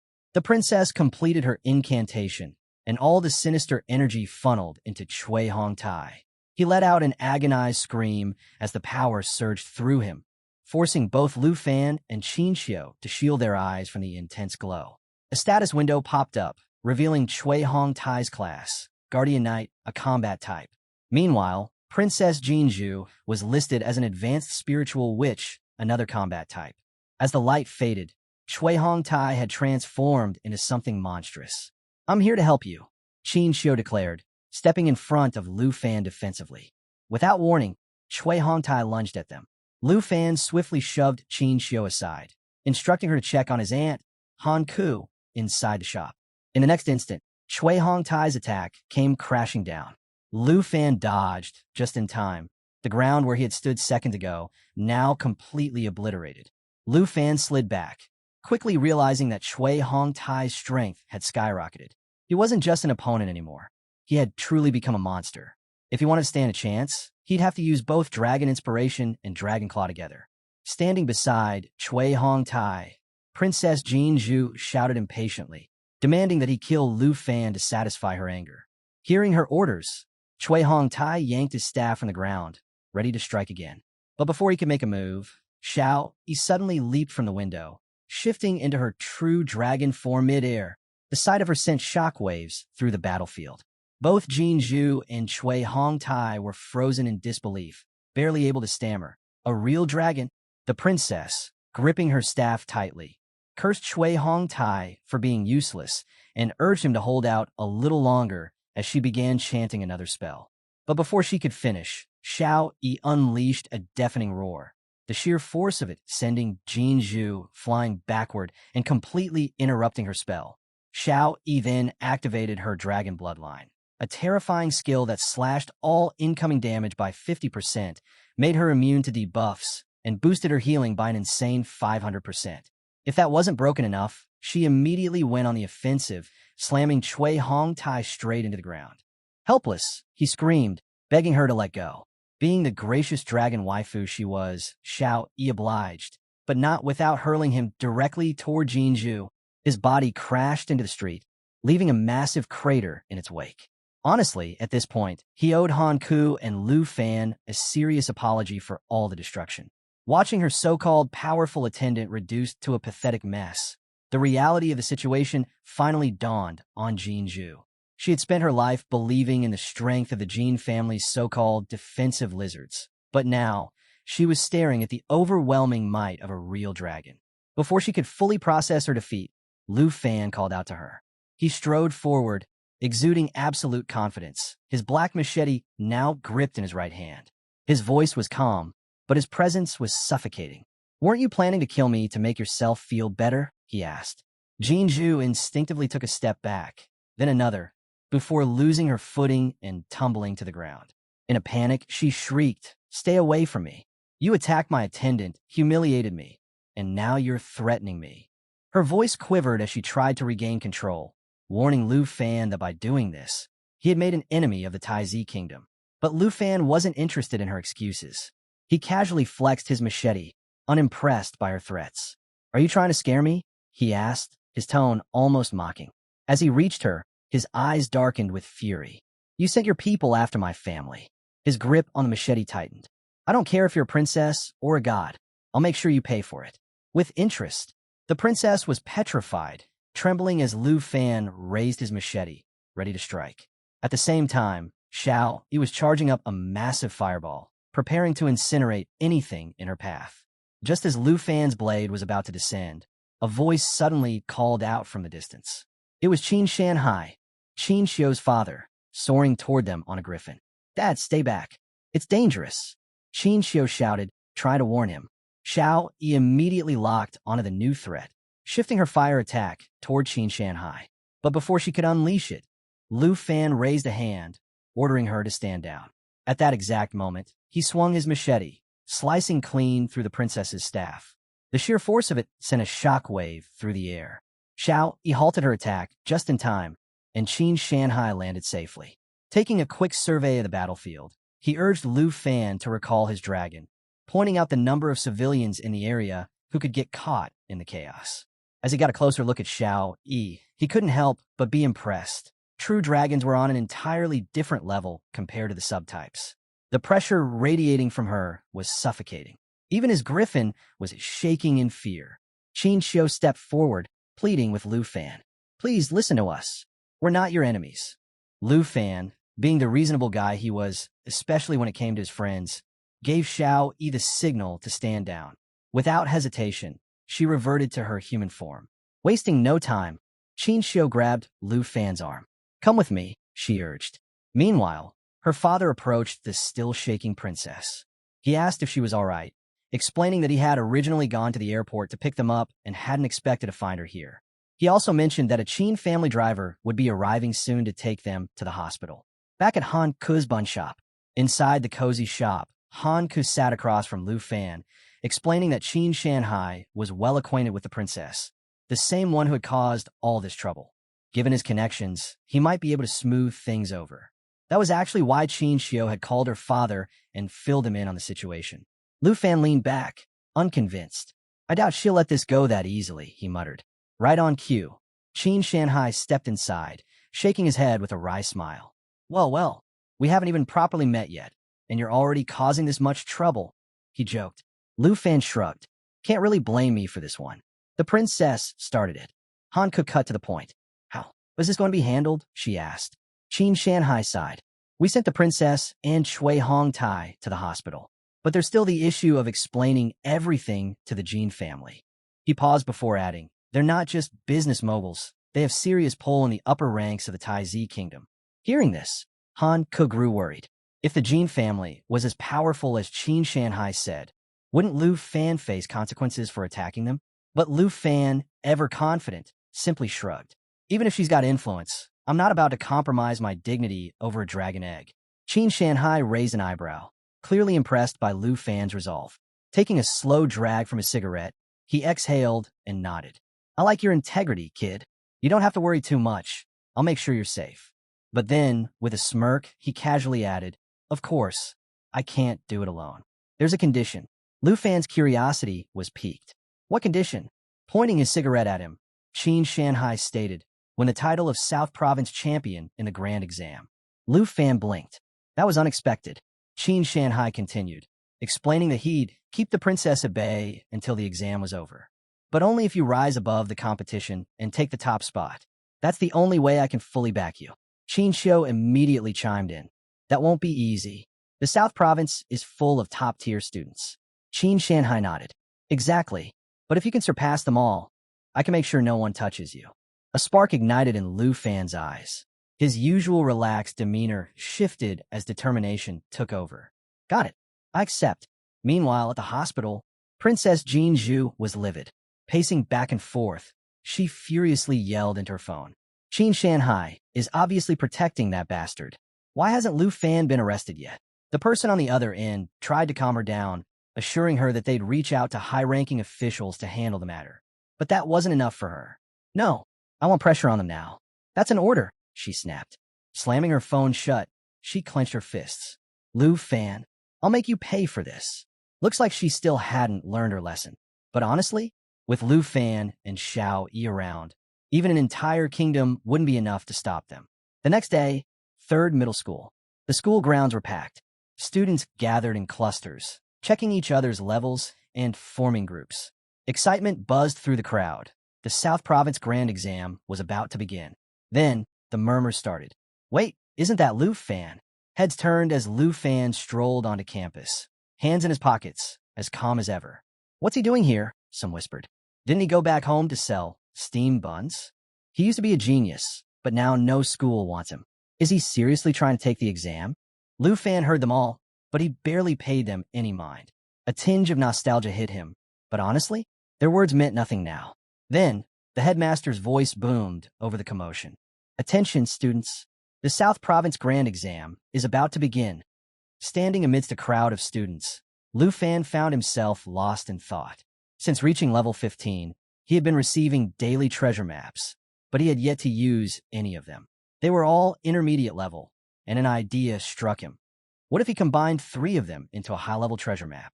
It could be just what he needed to boost his strength before the big exam. Before he could dwell on it further, a voice snapped him back to reality. Lu Fan, turning around, he spotted Teacher Li approaching. The teacher eyed him curiously. Are you taking the grand exam? Lu Fan nodded. Yeah, I've been working hard to get stronger. Teacher Li smiled, clearly impressed. That's good to hear. Reaching into his pocket, he pulled out a teleportation stone and handed it to Lu Fan. Take this. I believe in your fighting spirit. You might just rival the professionals out there. Lu Fan accepted the stone, inspecting its properties. It was of rare quality and came with some interesting features. When used in the Trial Secret Realm, it teleports the user to the 1st floor of the Heavenly Tower. When used in the Heavenly Tower, it returns the user to the Trial Secret Realm platform. After examining it, he looked up as Teacher Li continued, his tone turning serious. Remember, professions are everything in this world. Even though it's just an exam, one wrong move could cost you badly. He advised Lu Fan to find a teammate for the trial and reminded him that if things got too dangerous, the teleportation stone would be his best escape option. Lu Fan gave a confident nod. Got it. I'll be careful. As Teacher Li walked away, murmurs broke out among the students nearby. Is Lu Fan really competing? He used to be talented, but there's no way he can keep up now. He should have just quit while he had the chance. But Lu Fan wasn't the least bit fazed. Let them talk. He had bigger things to focus on. In team trials, scores were split between members, but he didn't just want to pass. He needed to dominate. He had promised Qin Shanhai he would take the top spot, and that was exactly what he intended to do. Just then, another voice called out, "Lu Fan." He turned to see Qin Xiu approaching, accompanied by another girl. Raising an eyebrow, he greeted them. "Who's this?" "Your teammate." Qin Xiu smiled. "This is my best friend, Tao Xiaoman. She's a level 1 combat swordsman." Tao Xiaoman greeted him politely, but before she could say much else, Qin Xiu cut to the chase. "Lu Fan, want to team up with us for the trial?" Tao Xiaoman blinked in surprise at the sudden invitation, but before she could even process it, Lu Fan shook his head. "I appreciate it, but I'll be going solo." Both girls looked at him, surprised. He gave a small smile. "This is a challenge I've set for myself. I need to see it through alone."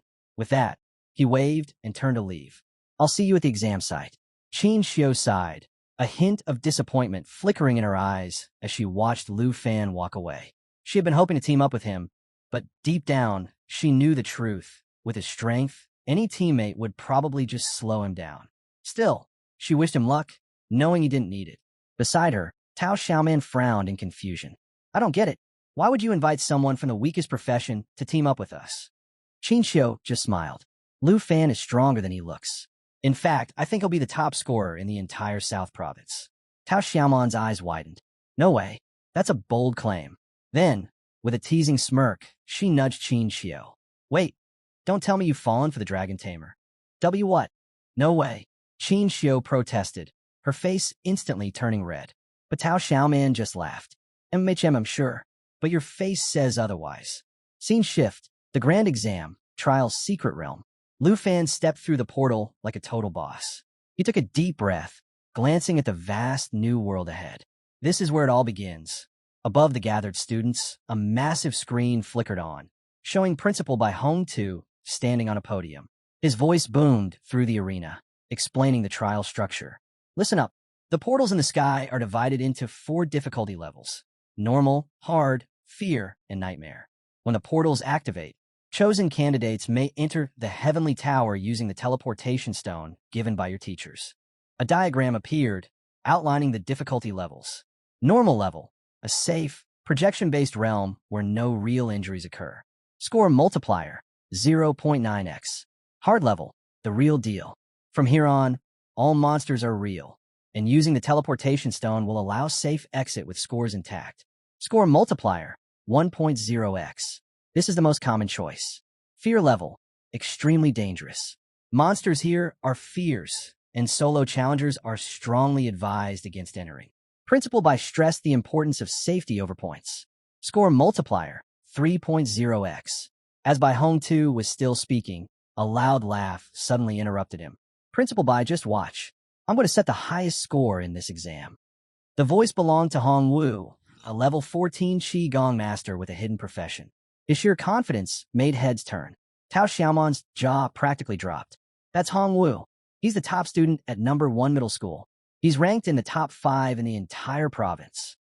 Qin Xiu nodded, arms crossed. "He's strong. As a Qigong master, he's both an attacker and a defender, extremely versatile." She then added, "He's planning to challenge the hard realm solo."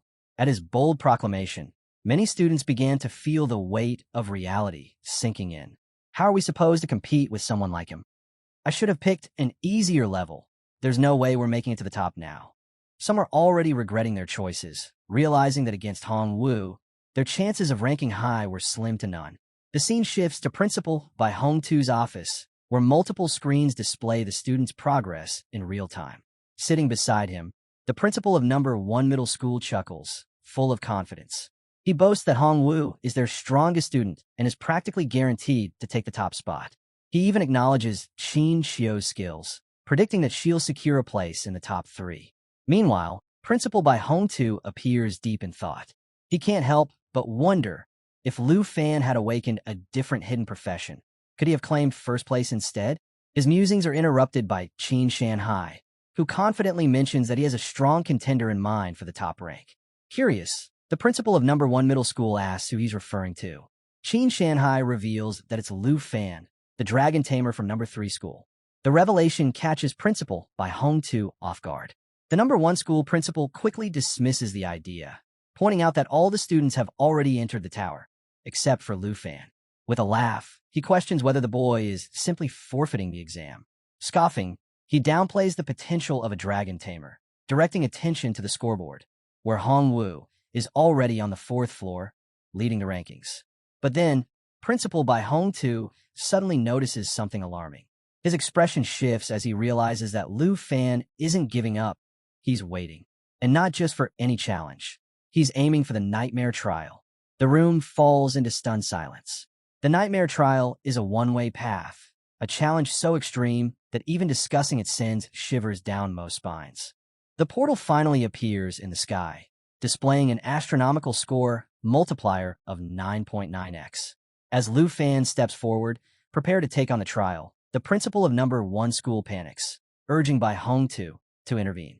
He insists that entering is a death sentence. But Lu Fan doesn't waver. With a confident smile, he steps into the trial realm.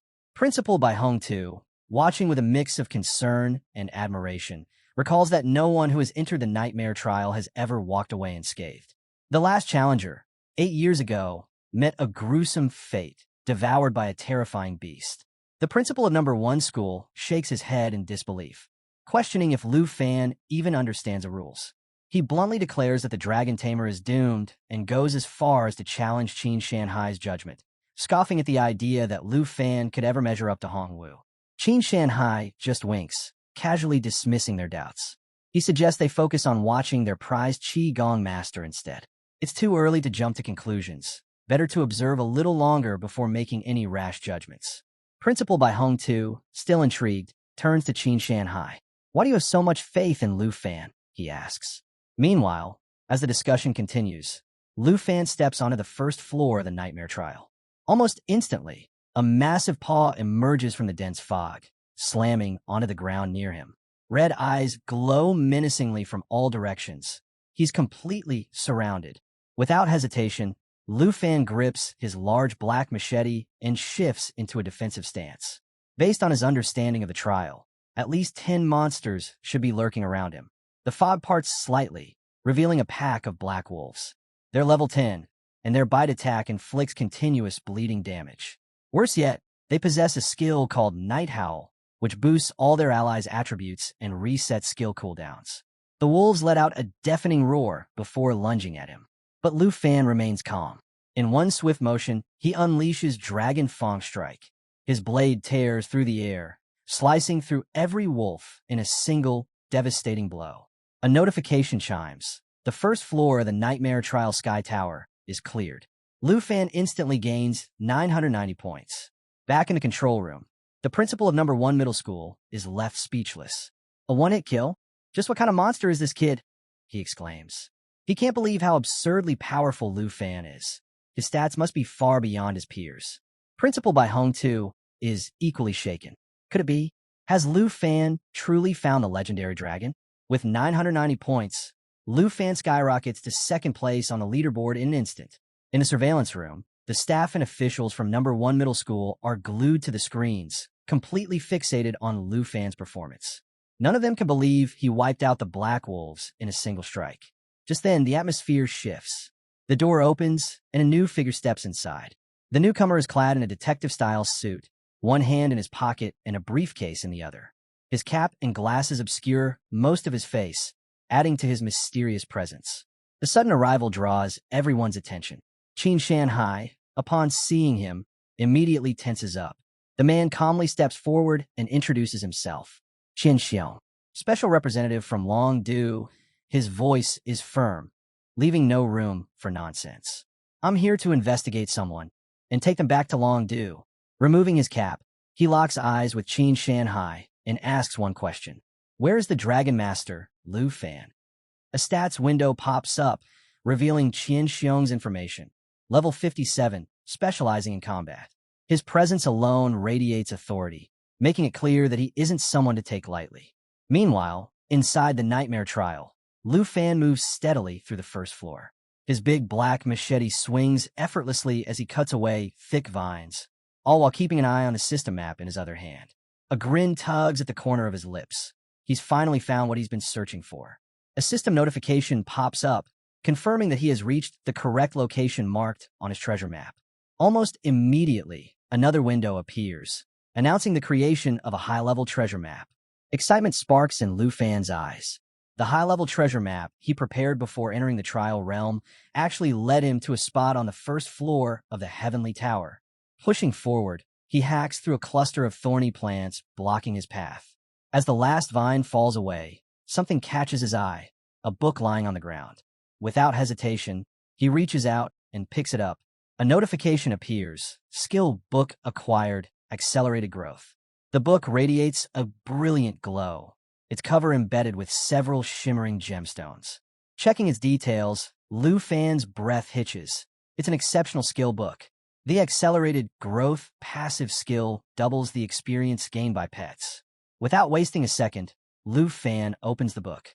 The moment he does, a surge of powerful energy erupts from it, swirling around him before sinking into his body. He immediately thinks of Xiao Yi, his dragon companion. Ever since they left Morning Village, her growth had slowed significantly. But with this skill, she would level up at double the speed. Lu Fan smirks. This was exactly what he needed. Back in the surveillance room, Principal by Hongtu, Qin Shanhai, and Qin Xiong are all fixated on the screen, watching Lu Fan's progress. Breaking the silence, Qin Xiong turns to Principal Bai with a sharp gaze. Since Lu Fan is a student at your school, you need to stop his trial immediately and have him return with me. Principal Bai's expression hardens. He meets Qin Xiong's stare and responds calmly. It's best to wait until the exams are over. I'll take full responsibility for Lu Fan's actions as the head of the Third Institute. But Qin Xiong doesn't budge. You might be able to take responsibility for him, but you can't take his punishment in his place. Principal Bai frowns. Punishment? He's clearly puzzled. What exactly has Lu Fan done? Before Qin Xiong can reply, Qin Shanhai steps in, grabbing his arm. Qin Xiong, take a step back. We go way back, don't we? His voice is calm but firm, urging him to reconsider. At that moment, a staff member from No. 1 Middle School speaks up. Wait, what did Lu Fan do?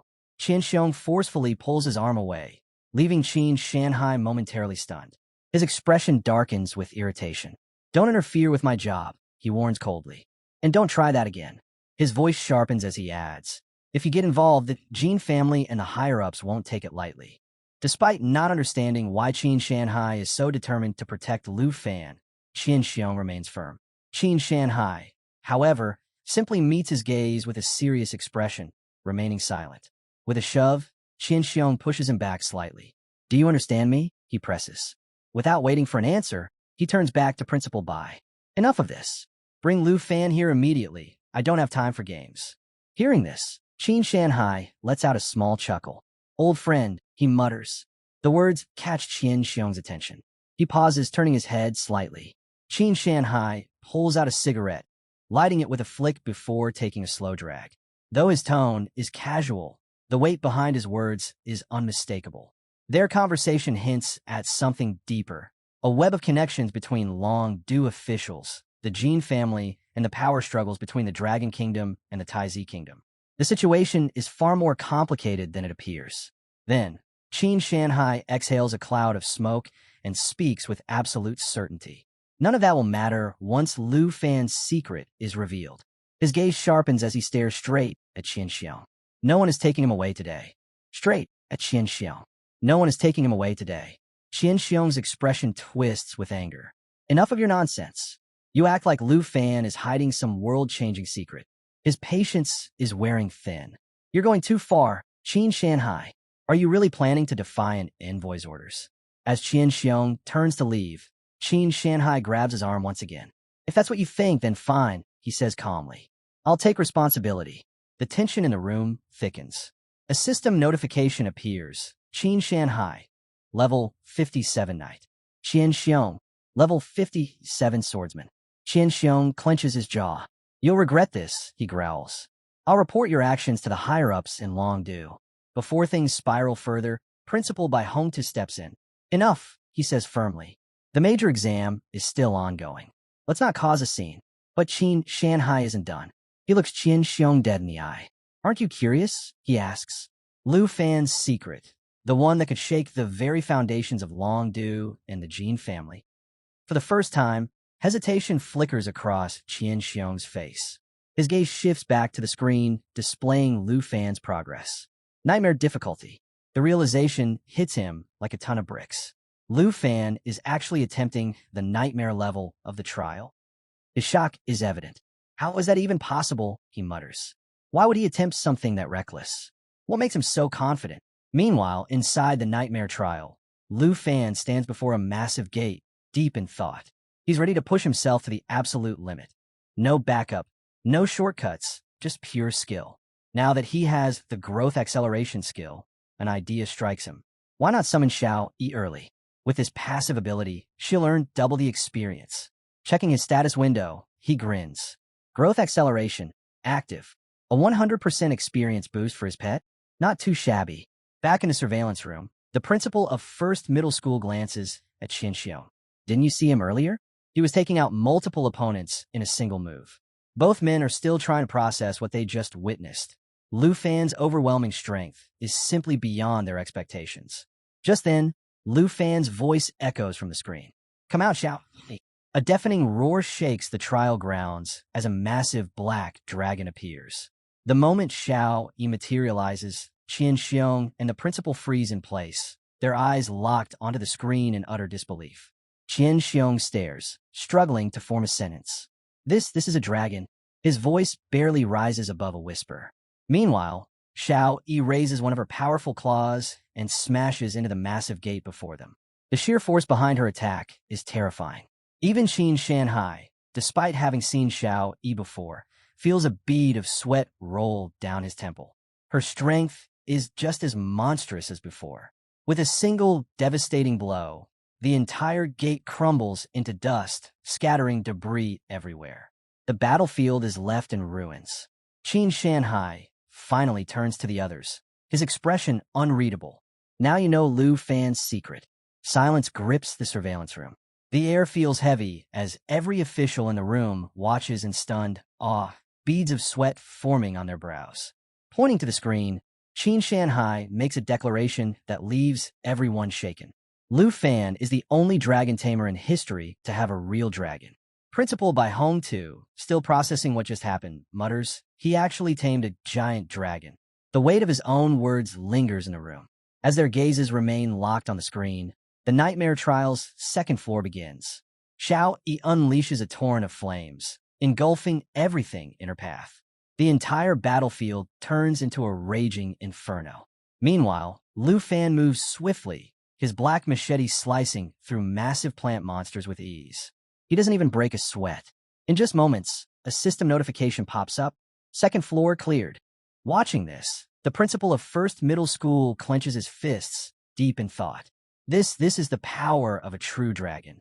No profession without the third transformation could possibly stand against him. Qian Xiong exhales sharply. It's terrifying. His mind races with the implications. If that dragon levels up even further, it could destroy an entire country on its own. Then, another shocking update appears on the leaderboard. First place, Lu Fan, 50,000 points. Second place, Hong Wu, 27,550 points. Third place, Qin Xiu and Tao Xiaoman, 12,570 points. The entire room is speechless. Lu Fan continues his unstoppable ascent, dominating every floor with Xiao Yi's devastating attacks. The scene shifts. Nightmare Trial, 13th floor. Xiao Yi is tearing through monsters like they're nothing. Every swipe of her claws sends creatures flying, and every blast of her fire reduces enemies to ashes. At the same time, Lu Fan swings his black machete with precision, executing massive slashes that cut down entire groups of beasts in an instant. A new notification flashes across the screen. 13th floor cleared. Back in the surveillance room, Principal by Hong Tu narrows his eyes, watching Lu Fan's movements carefully. It's not just the dragon. Lu Fan himself has grown too strong. He starts making calculations in his mind. If his guess is right, all of Lu Fan's attributes must have surpassed 100 by now. A chilling thought crosses his mind. Even without summoning the dragon, Lu Fan could easily take first place in all of Jianghai City. Back in the surveillance room, Qin Shanhai turns to Qian Xiong with a smirk.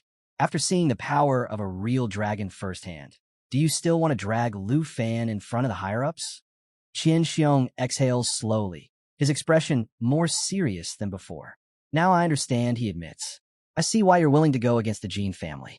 Today, I've truly witnessed what a dragon is capable of.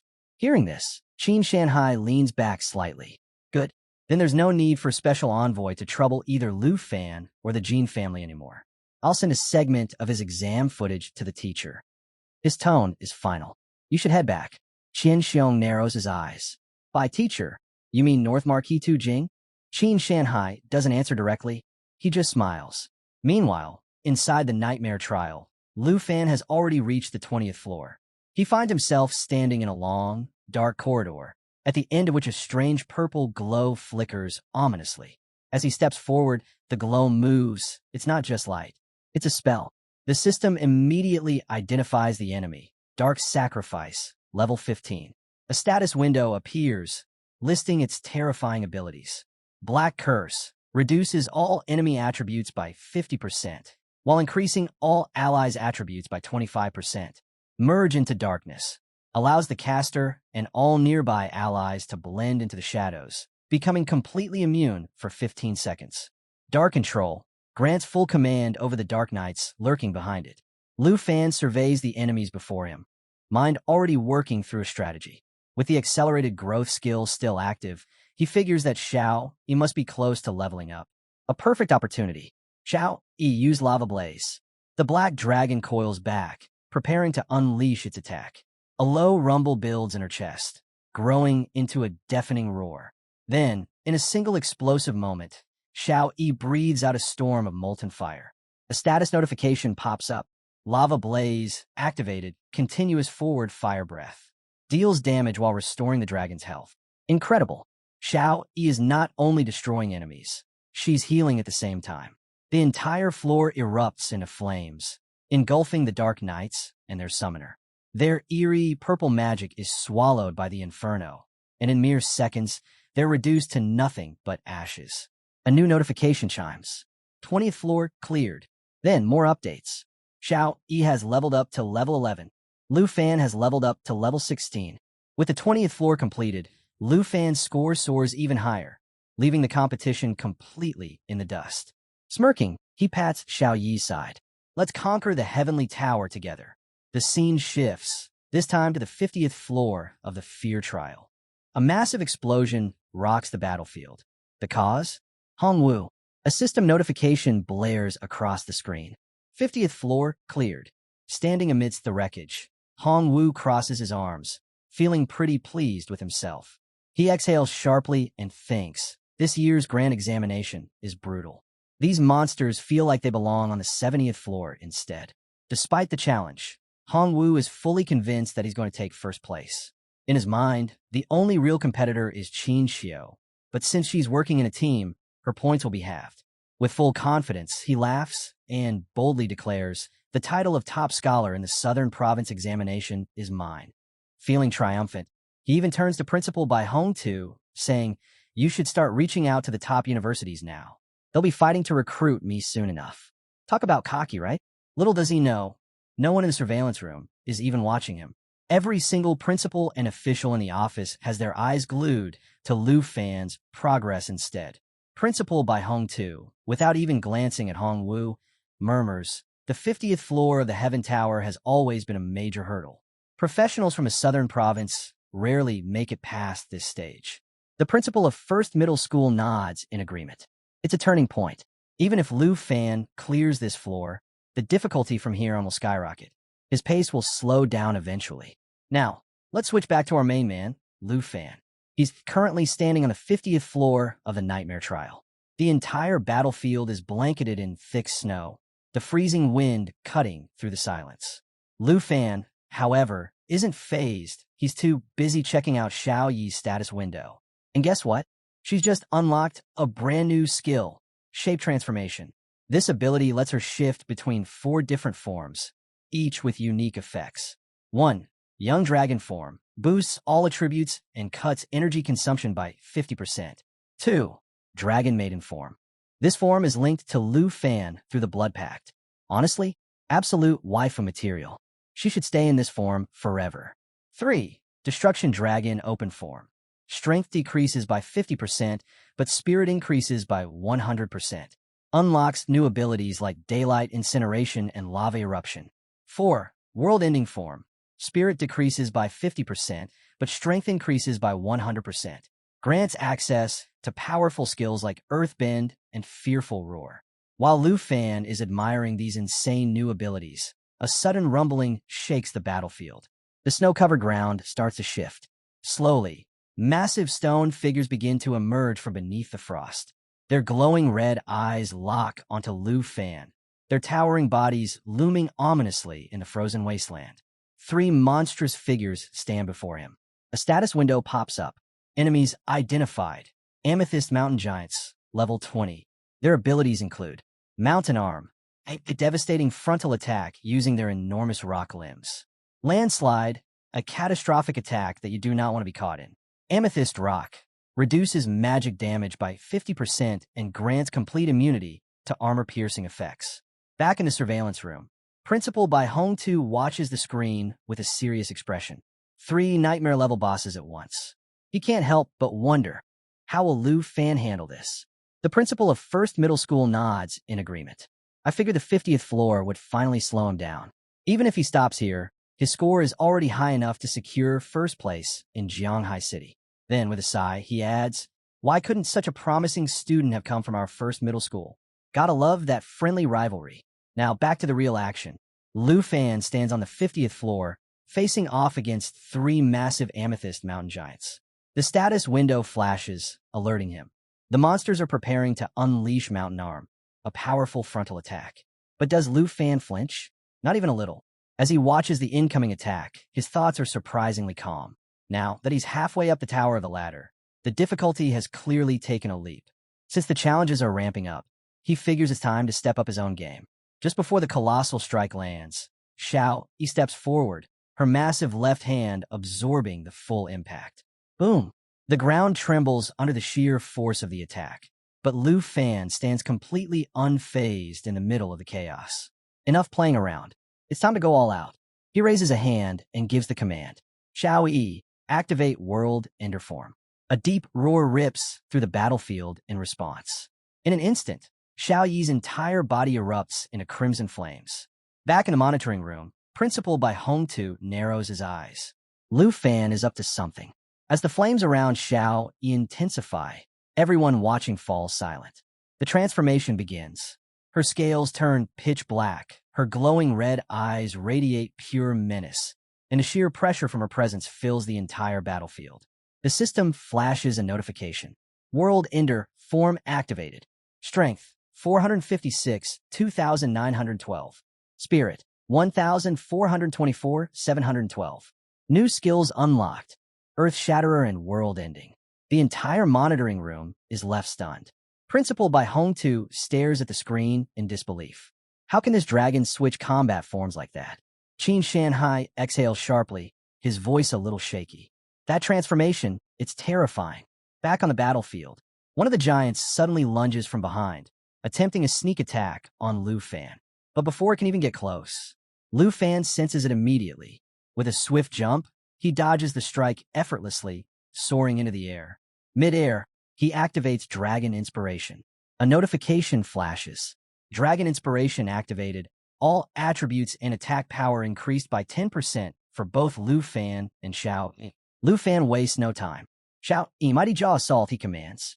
In an instant, the black dragon lunges forward, her massive jaws clamping down on one of the towering monsters. With a sickening crunch, she shatters the creature's head into fragments. Watching this unfold, the principal of First Middle School is utterly dumbfounded. That was a level 20 boss, and she crushed it like it was nothing. Meanwhile, Principal by Hong Tu is analyzing the scene with sharp eyes.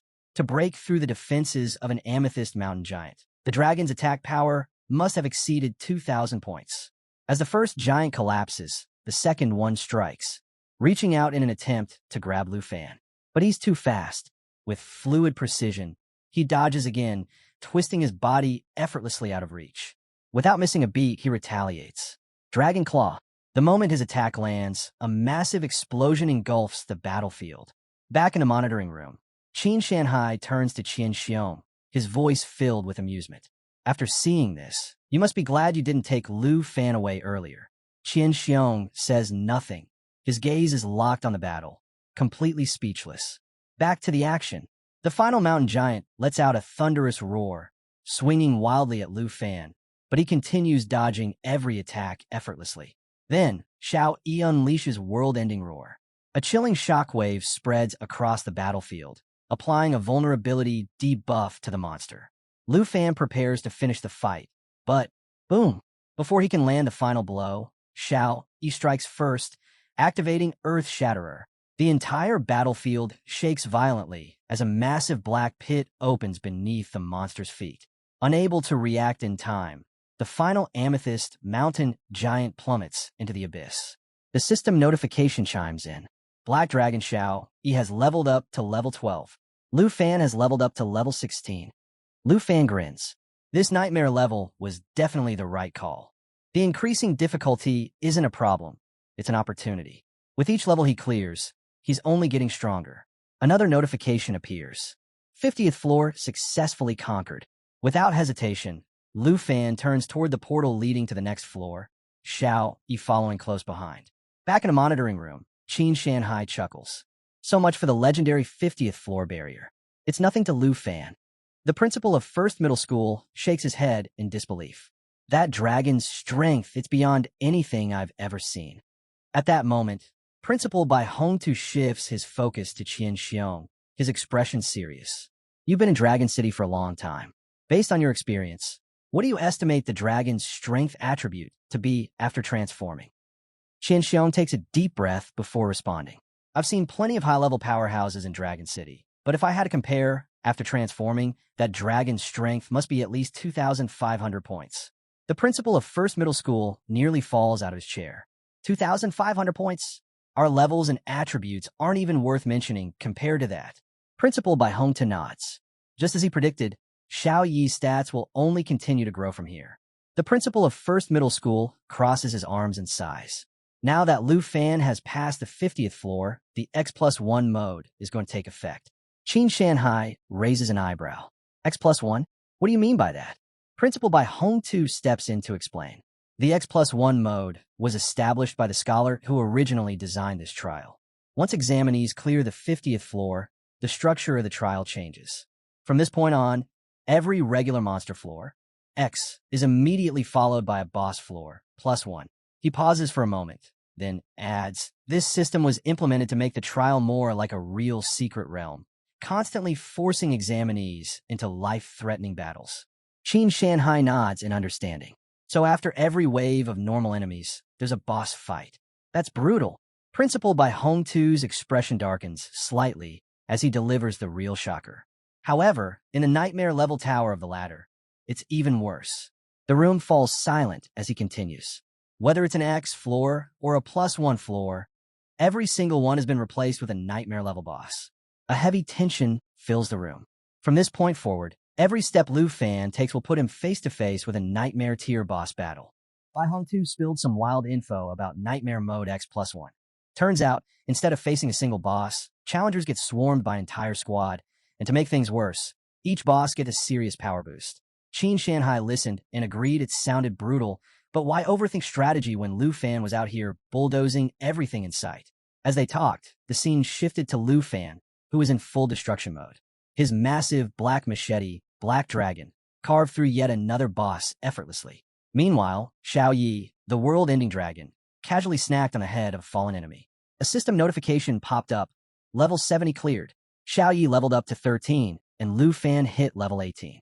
Qin Shanhai pointed out that from the 50th floor onward, the Tower of Heaven became a relentless nightmare, with difficulties spiking at every turn. But with Xiao Yi at his side, Lu Fan didn't need complex battle plans, just raw power. Wiping blood from his mouth, he commanded Xiao Yi to follow, and she did so without hesitation, casually splitting a monster's skull in half on the way. Principal Bai Hongtu watched in awe. Lu Fan had already blitzed through 78 floors in record time. The First Middle School principal, who had previously doubted anyone could reach the 80s this year, was now forced to reconsider. Lu Fan was proving him dead wrong. Then chaos erupted. Xiao Yi went berserk, spewing fire across the battlefield, sending even the strongest monster bosses running for their lives. The system declared the 76th floor cleared. Lu Fan barely broke a sweat as he faced off against a massive worm-like boss. One attack, powered by his dragon blood armor transformation, and it was over in an instant.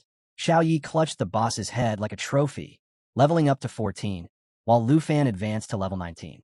Back in the principal's office, Bai Hong too reflected on how countless prodigies had pushed themselves to the limit trying to conquer the tower, only to fall short in the end. Qin Shanhai added that once challengers reached the 70s and 80s, they were too close to quit, yet victory was still a distant dream. But Bai Hong too had no doubts. Lu Fan was on another level. He might be the first in a decade to clear all 100 floors. Then the tension spiked. The system displayed Lu Fan stepping onto the 99th floor, a ruined structure with broken staircases spiraling toward a shadowy throne. Around it stood 4 monstrous figures, world-enders. Headless knights, armed and ready, with eerie blue flames flickering where their heads should have been. Each knight was an absolute nightmare to deal with. Penetration attacks stacked with insane damage multipliers, automatic counterstrikes, lightning-fast slashes, and the most terrifying move of all, an instant decapitation skill that triggered if the target's health dropped below 57%. Oh, and as if that wasn't bad enough, they all shared boosted health and defense. Talk about unfair. But Lu Fan didn't flinch. He recognized this battlefield. It was modeled after the downfall of the Shattered Kingdom, a place overrun by an undead legion centuries ago. Interesting lore, but there was no time for history lessons. The axe-wielding knight lunged first, its blade primed for an instant kill. With no control-type skills to rely on, Lu Fan had only one option: go all in, fast and hard. He launched into the air, parrying their counters with his machete, but his first strike barely left a scratch. Worse, the knight instantly regenerated and retaliated with a brutal counterattack. Lu Fan barely managed to block in time. Realizing they needed more firepower, he called out to Xiao Yi. The dragon answered with an earth-shaking firestorm, engulfing the entire castle in flames. The structure cracked and crumbled under the heat, and Lu Fan grinned at the sheer destruction. Before he could catch his breath, the dual-sword knight roared, "For my king!" and charged forward, swords crackling with lightning. Sparks flew as Lu Fan blocked, his arms shaking from the impact. The other knights weren't far behind. This wasn't a fight they could drag out. It was time to end this. Lu Fan commanded Xiao Yi to prepare a full-power attack. The dragon's energy surged, and in an instant, she unleashed a hellish wave of lava, swallowing the knight's whole. The inferno raged, melting through armor and flesh alike. One by one, the undead warriors fell, reduced to smoldering ash. Then ding, the system alert rang out. Level 99 cleared. Xiao Yi leveled up to 15, and with it came a brand new skill. Lu Fan checked the system and was floored. Black Dragon Xiao Yi just kept getting stronger. Meanwhile, he himself had officially reached level 20. Back in the surveillance room, the atmosphere was electric. The first middle school principal watched in stunned silence as the massive doors to the 100th floor slowly creaked open. Even Qin Shanhai, usually unfazed, admitted they were witnessing history. Bai Hong too, normally composed, was visibly shaken. This wasn't supposed to be possible. Yet, here was Lu Fan, breaking every rule, defying every expectation. Lu Fan steps onto the 100th floor, eyes locked on the massive throne ahead. Without hesitation, he grips the sword embedded in it and yanks it free. A surge of raw power explodes around him, energy crackling in the air. Xiao Yi stands at his side, her presence just as overwhelming. The scene before them is nothing short of a nightmare. Ruins of a fallen kingdom, skeletal remains scattered across the ground, and at the center of it all, the World Annihilation Emperor, a monstrous level 60 boss. Flanking him, a legion of 500 demon soldiers, waiting to strike. But Lu Fan isn't the least bit intimidated. Instead, he checks out Xiaoya's newly unlocked skill, Cataclysm, and it's an absolute game-changer. A 3-stage attack capable of raining destruction, setting everything ablaze, and detonating the battlefield. This is exactly the kind of chaos he's been waiting for. Grinning, he nods at Xiao Yi, giving her the signal.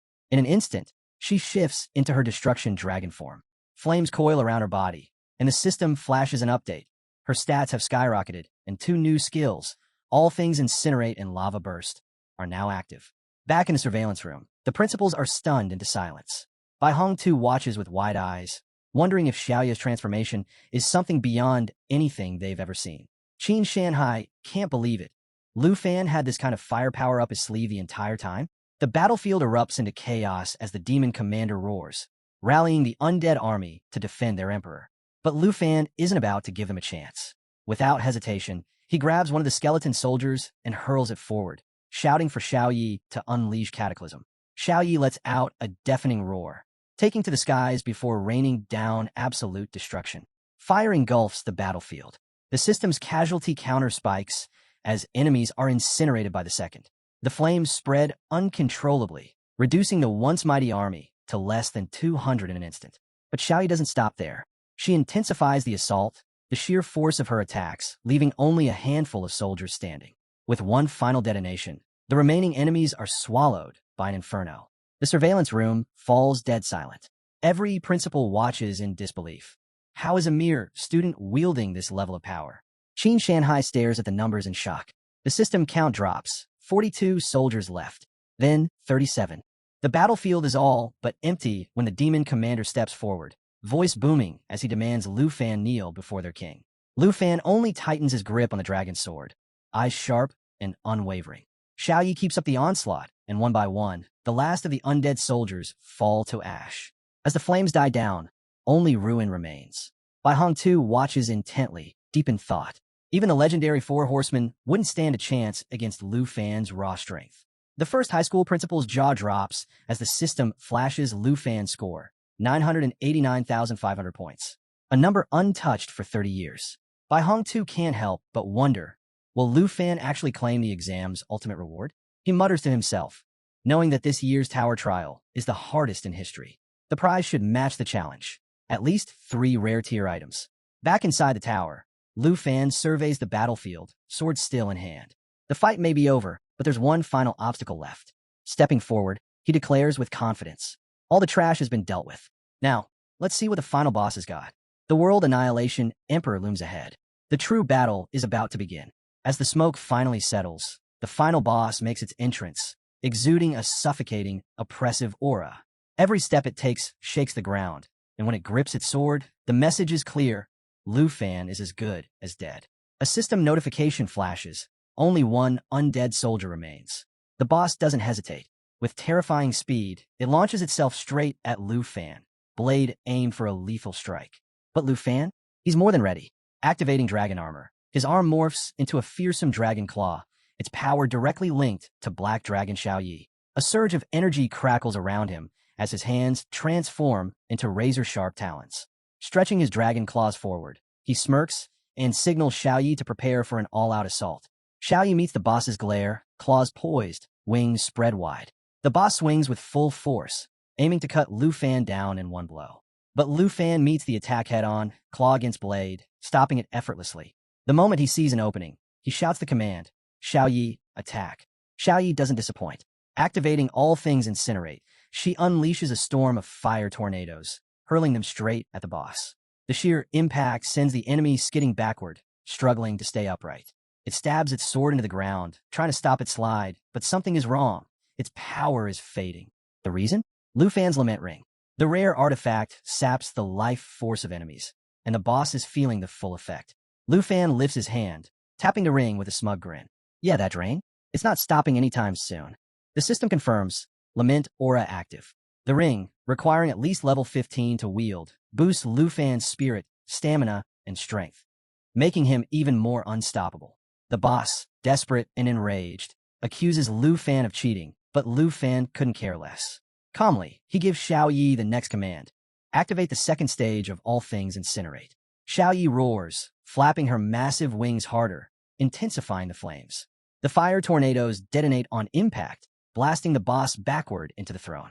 It barely manages to get up, bracing for counterattack. But Lu Fan doesn't give it the chance. In one swift motion, he unsheathes his dagger, channels his energy, and bursts through the flames, closing the distance in an instant. The boss tries to block, too late. Lu Fan drives the dagger straight into its chest, pinning it to the stone throne. The boss gasps, its strength vanishing as the system announces, victory. No undead soldiers remain. Black Dragon Xiao Yi levels up to 17. Lu Fan reaches level 22.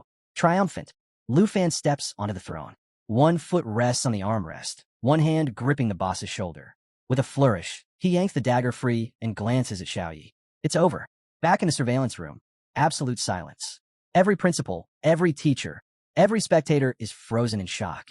Principal Bai Hong Tu, his expression one of pure disbelief, finally speaks. No one has hit 1,000,000 points in the last 30 years. The first middle school principal remains speechless, unable to process what he just witnessed. Qin Shanhai, arms crossed, lets a small smile tug at his lips. Looks like our school's reputation is about to skyrocket.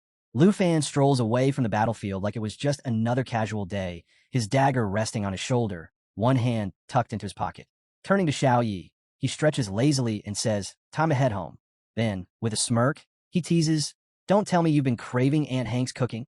Xiao Yi doesn't even hesitate. She lets out an excited roar, eyes gleaming as she flies over. Of course, she's missed the food. Just then, the system chimes in. Level 100 cleared. In a flash, a treasure chest materializes before Lu Fan. Hands still in his pockets, he watches as it opens, revealing 3 top-tier rewards. First up, the Wrath of the Ice Dragon King, a rare blue skill book that grants Dragon Masters a devastating ice attack, capable of freezing enemies and slowing them down. Lu Fan's thrilled. He thought he'd have to wait until level 30 for control-type skills, but now he's way ahead of schedule. The second item, Spirit Wind Ring, a rare accessory that enhances agility, stamina, and spirit, with an ability that boosts movement speed by 35%. Xiao Yi can't use it, but for Lu Fan, perfect. And the final reward, Flames and Frost Cloak, a legendary red cloak with massive stat boosts, offering resistance to both fire and ice while amplifying damage against enemies of those elements. Without hesitation, Lu Fan throws it over his shoulders, slides the ring onto his finger, and grabs the skill book. He's more than ready for whatever comes next. With that, he pulls out his teleportation stone, activating the portal back to school.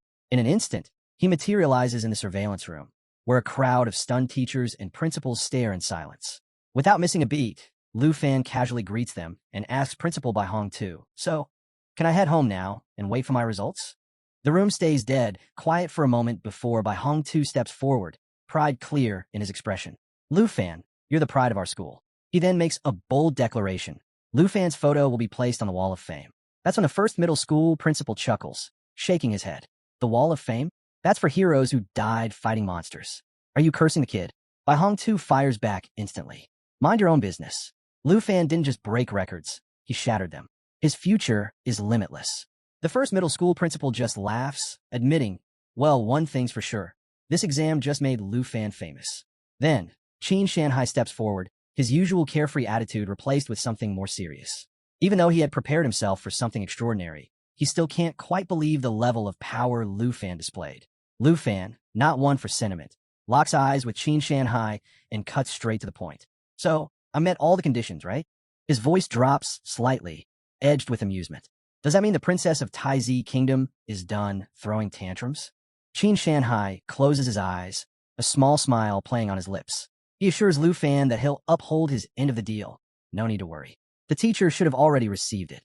Lu Fan raises an eyebrow, confused. "What teacher?" Qin Shanhai simply pats his shoulder. "Don't sweat it. Focus on choosing which academic institution you'll attend next." Meanwhile, lurking in the shadows, Qian Xiong, a special envoy from Longdu, quietly adjusts his cap and slips away unnoticed. Back in the surveillance room, the principals surround Lu Fan, buzzing with excitement. They tell him straight up, the top 10 academic institutions are going to go all out trying to recruit him. And that's not all. Wealthy merchants from the southern province will be lining up too, eager to form connections. But Lu Fan should be careful. Not everyone's motives are pure. Amidst the chatter, the first middle school principal eagerly asks if Lu Fan can summon Black Dragon Xiao Yi so they can see her up close. Before Lu Fan can even answer, Bai Hong Tu steps in, shaking his head. "Bad idea. If she shows up here, we can kiss this school goodbye." The room falls silent as all eyes shift to the ranking board. At the very top, Lu Fan's name shines with an insane 1.3 million points. Bai Hong Tu can't hold back his admiration. No one has come close to breaking this record in the past 50 years. Meanwhile, deep in the snowy northern frontier, inside a heavily fortified base, Marcus Tu Jing, the northern frontier marquis, sits with a weathered expression, gray hair framing his face. He sips his wine slowly, watching recordings of Lu Fan and Black Dragon Xiaoya's battles. For the first time in a long while, he feels something close to amusement. This kid, he's something else. But before he can savor the moment, there's a knock at his office door. A man in a thick jacket steps in, carrying a stack of reports. Bowing slightly, he apologizes for the interruption and places the files on Tu Jing's desk. Tu Jing's expression hardens instantly. "Is there any new evidence?" The man nods. Everything Qin Shanhai suspected was right on the mark. As Tu Jing flips through the documents, his grip tightens. The reports expose a deep conspiracy involving Princess Taizi Jinju and her inner circle. But what's even more damning, Ruan Changfeng, a high-ranking official in Dragon City, is entangled in the plot, secretly backing the Jin family. A dangerous silence fills the room. The wine bottle in Tu Jing's hand cracks under his tightening grip. His jaw clenches. Ruan Changfeng, he mutters, voice low and furious. That scheming traitor. His white-haired subordinate steps forward, expression grim. Ruan and the Jin family have been putting on a front, pretending to maintain friendly relations between nations. But behind the scenes, he's been granting them unrestricted privileges, pulling strings in their favor. Tu Jing doesn't wait to hear more.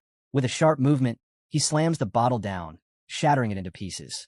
He stands up, eyes burning with cold fury. It all makes sense now. Ruan Changfeng hasn't just been supporting Princess Jinju. He's been shielding her, letting her run unchecked. And that is unforgivable. Fury blazing in his gaze, Tu Jing commands his subordinate to strip Ruan Changfeng of all titles and authority, declaring that Dragon City has no room for someone like him. If Ruan has any objections, he's welcome to confront Tu Jing himself. And should the Jin family dare to interfere again, the Griffin squad will be sent to welcome them personally. The subordinate, stunned but understanding, quickly nods and steps back. But Tu Jing isn't finished. Gesturing toward the door, he orders the man to keep an eye on Lu Fan's choice of school and ensure the institution spares no resources in supporting him. As he watches the crimson moon hanging over the snowy expanse, Tu Jing contemplates how this young dragon tamer has reignited hope. He longs to meet him, but with the northern territories in turmoil, who knows when that day will come. Meanwhile, in an opulent hotel room, Princess Jinju lounges on her bed when her phone suddenly rings. The news strikes her like a thunderbolt. Ruan Changfeng has been dismissed, and the one behind it is none other than Marquis Tu Jing. Shock flashes across her face, but before she can spiral into panic, the caller urges her to stay calm. There's another development. Irritated yet intrigued, she demands to know what it is, her mind racing with concerns about losing their grip on the dragon tamer.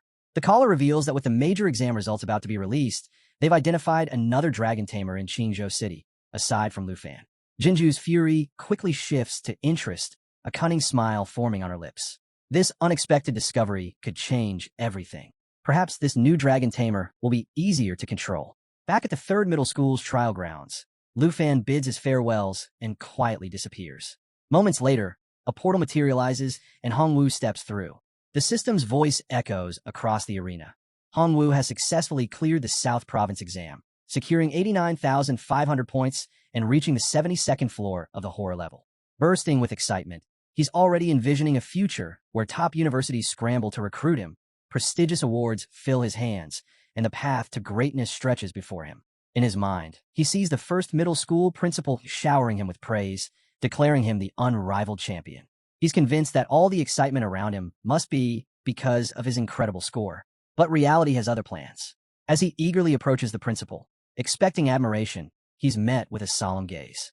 The principal places a hand on his shoulder and asks if his training is complete. Hongwu proudly announces his score, waiting for the applause he believes he deserves. Instead, the principal simply offers a reassuring nod, telling him he's done exceptionally well and is guaranteed a spot at a top university. Hongwu is taken aback. Where's the celebration? Why isn't the principal more impressed? Seeing his confusion, the principal calmly explains that while grades are important, knowing one's limits and taking care of one's body matters just as much. The words hit Hongwu like a splash of cold water. He stands there, trying to process the unexpected response. But after a moment of reflection, the message becomes clear: stay humble. With a newfound sense of respect, he nods and sincerely thanks the principal, realizing that a little humility can go a long way. 7 days later, the long-awaited announcement of the nightmare exam results finally arrives. The moment Lu Fan and his Aunt Hank open the door, they're met with a storm of flashing cameras and excited voices. A crowd of reporters and eager fans flood the entrance, cutting off any chance of escape.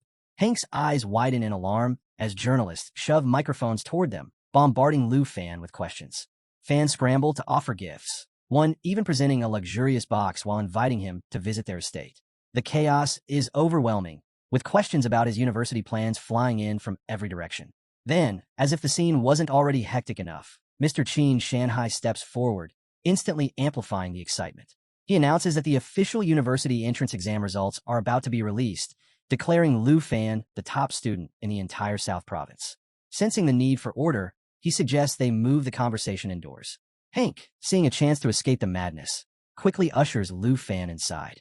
Once they settle in, Mr. Qin Shanhai unveils 6 prize boxes, each containing a staggering 50 million yuan, a reward for Lu Fan's incredible achievement as the province's top student.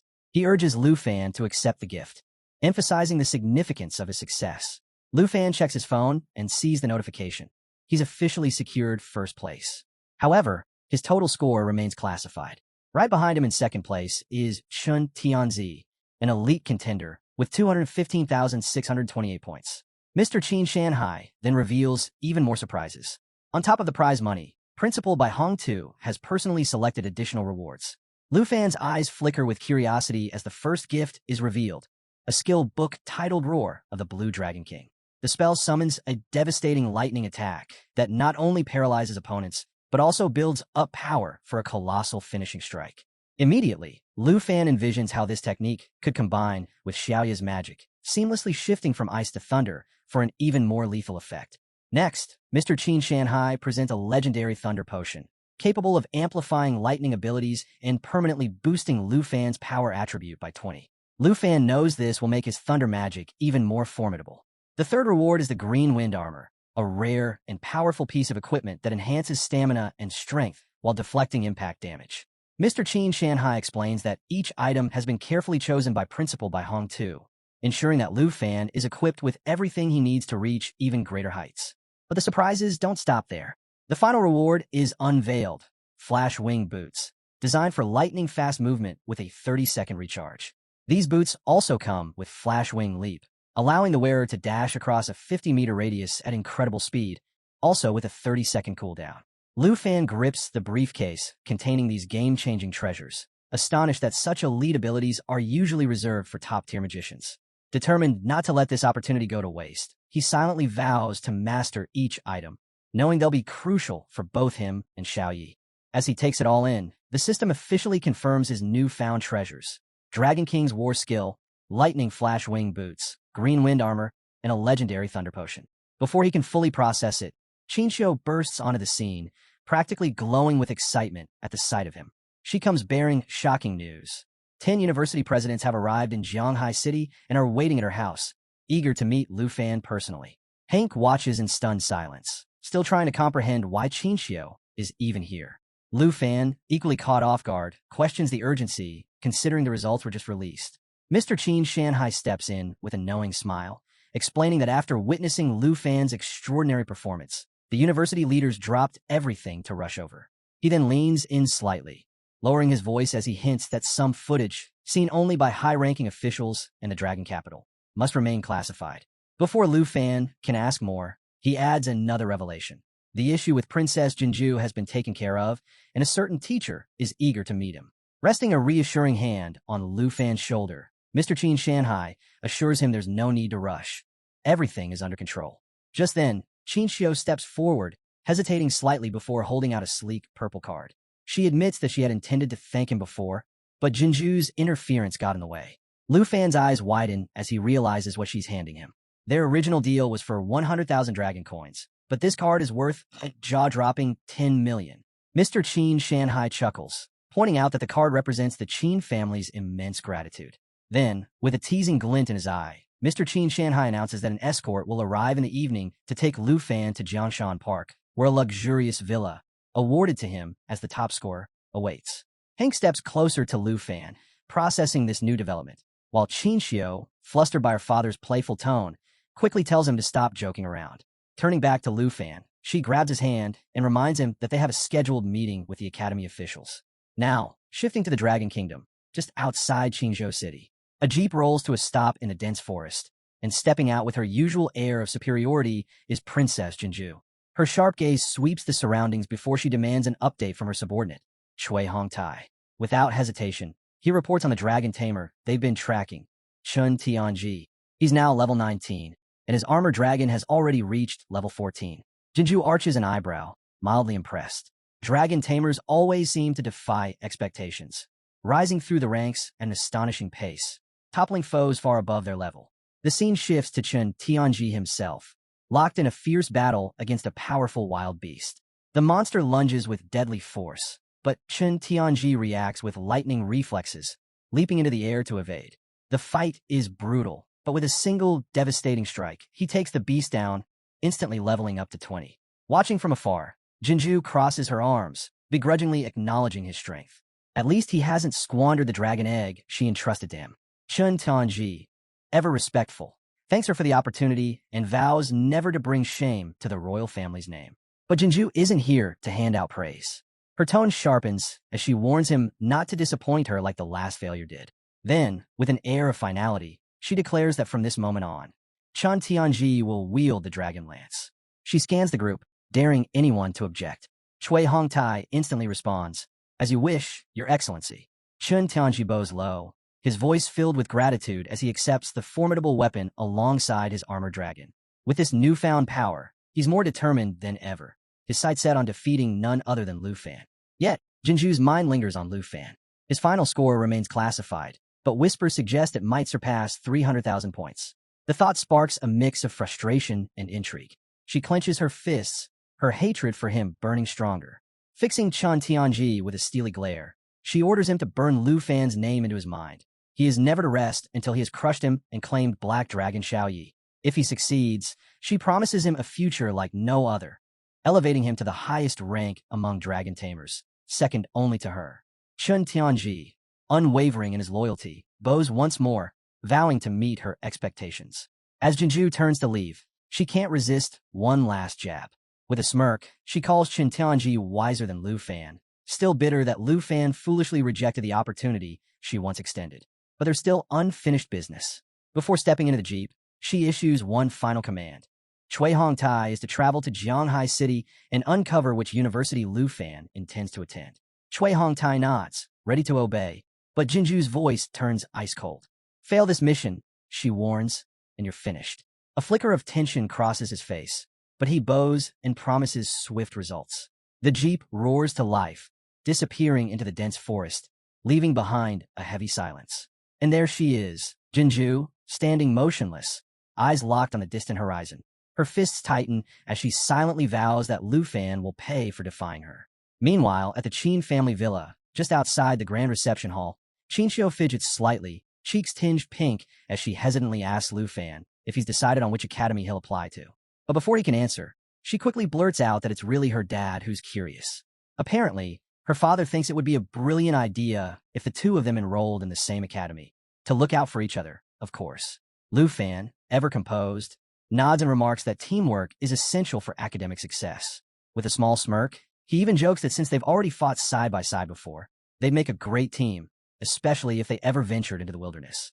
However, he admits he hasn't made a final decision yet, but promises to let her know soon. Qinxiu, looking slightly flustered, tries to hide her worry. She has no idea what Lu Fan's final score is, but deep down, she fears the gap between them will only widen. Determined, she silently vows to catch up, no matter what, and apply to the same academy. Lu Fan, noticing her resolve, gives her a warm smile. "Sounds like a solid plan," he says, as he steps through a grand doorway into a spacious meeting hall. His presence immediately catches the attention of a plump man in priest robes. The man leaps up with excitement, his face lighting up as he recognizes Lu Fan. With enthusiasm, he showers Lu Fan with praise for his astonishing performance in the entrance exam video. Seated next to him is a woman wearing a mask, her sharp gaze fixed on Lu Fan. Her voice is calm, yet firm, as she acknowledges him as the first dragon tamer in history to have an actual dragon companion. Then, she cuts straight to the point. As the top scorer in the southern province, has he given any thought to which academy he'll join? But before Lu Fan can reply, the robe man from Jiangnan Academy jumps in, practically shouting that Lu Fan doesn't need to think twice. Jiangnan Academy, he boasts, offers an annual scholarship of 10 million dragon coins, unlimited resources, including top-tier potions, and exclusive access to secret realms.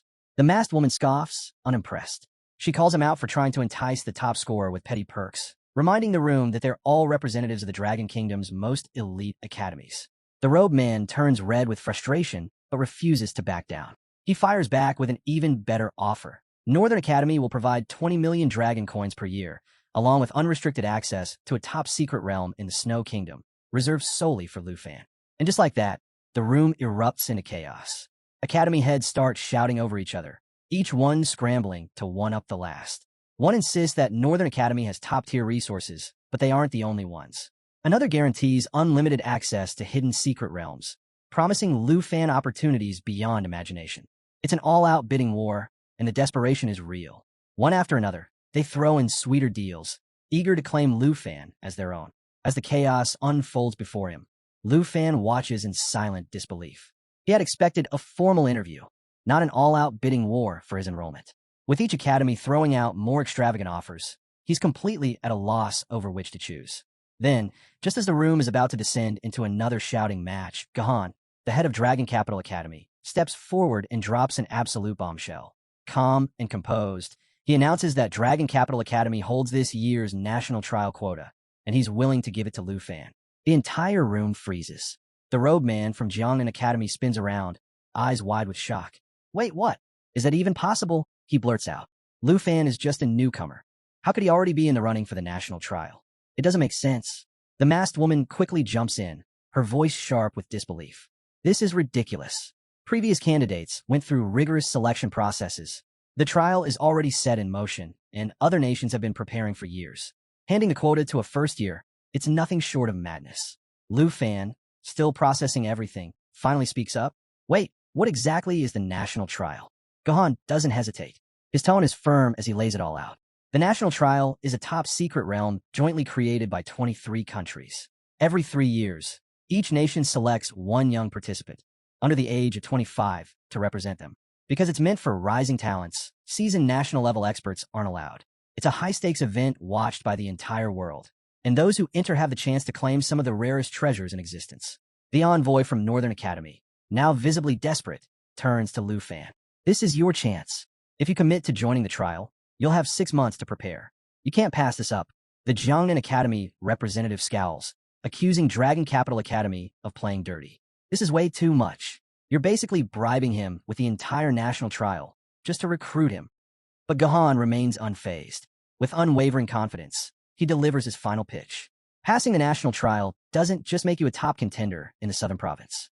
It gives you the opportunity to become a national-level expert, from being a rising talent to standing at the very peak of the Dragon Kingdom. This is what we're offering you, Lu Fan. Just as the room reaches a boiling point, a sudden ding echoes in Lu Fan's mind. A system notification pops up. A new treasure map has arrived. Lu Fan stiffens, his mind racing. It's been ages since he received the first divine treasure map, the one that led him to Black Dragon Xiaoya's egg. And now, another one has appeared? His heart pounds as he checks the map's location, and then it hits him. The treasure lies within Dragon Capital Academy. In that moment, his decision becomes crystal clear. Gahan narrows his eyes slightly, reading Lu Fan's expression. Satisfied, he asks. Lu Fan looks up, his usual cool demeanor returning. With a confident nod, he announces his decision. I've made up my mind. I'm going to Dragon Capital Academy. Lu Fan has one last request for Gahan. Surprised but intrigued, Gahan agrees, as long as it's nothing too troublesome. 4 days later, Lu Fan pulls down the shutters of Hank's steamed bun shop for the final time. Hank lets out a nostalgic sigh, admitting she never thought she'd leave this place after all these years. Dusting off his hands, Lu Fan reminds her there's no reason to dwell on the past. They have a villa now, along with plenty of savings. Hank smiles, reminiscing about the days when Lu Fan was just a small child moving in with her. Time truly flies. Just then, a car pulls up. Qin Xiu and Tao Xiaomon jump out, waving eagerly. They're here to take Hank and Lu Fan to Dragon Capital Academy. Tao Xiaomon grins and excitedly announces that they'll all be students there now, and Qin Xiu's family has even arranged a private plane for the trip. Hank waves back with a bright smile, while Lu Fan is taken aback to see Tao Xiaomon joining them. She smirks, explaining that she scored the same as Qin Xiu and decided to follow. Of course, all because of Lu Fan. Qin Xiu turns red, quickly trying to shut her up. Feeling emotional, Hank apologizes for all the trouble, admitting she never imagined Lu Fan would go so far for her. She recalls how he asked Gahan for help securing her a spot at Dragon Capital Academy due to her rare hidden profession as an enchantment chef.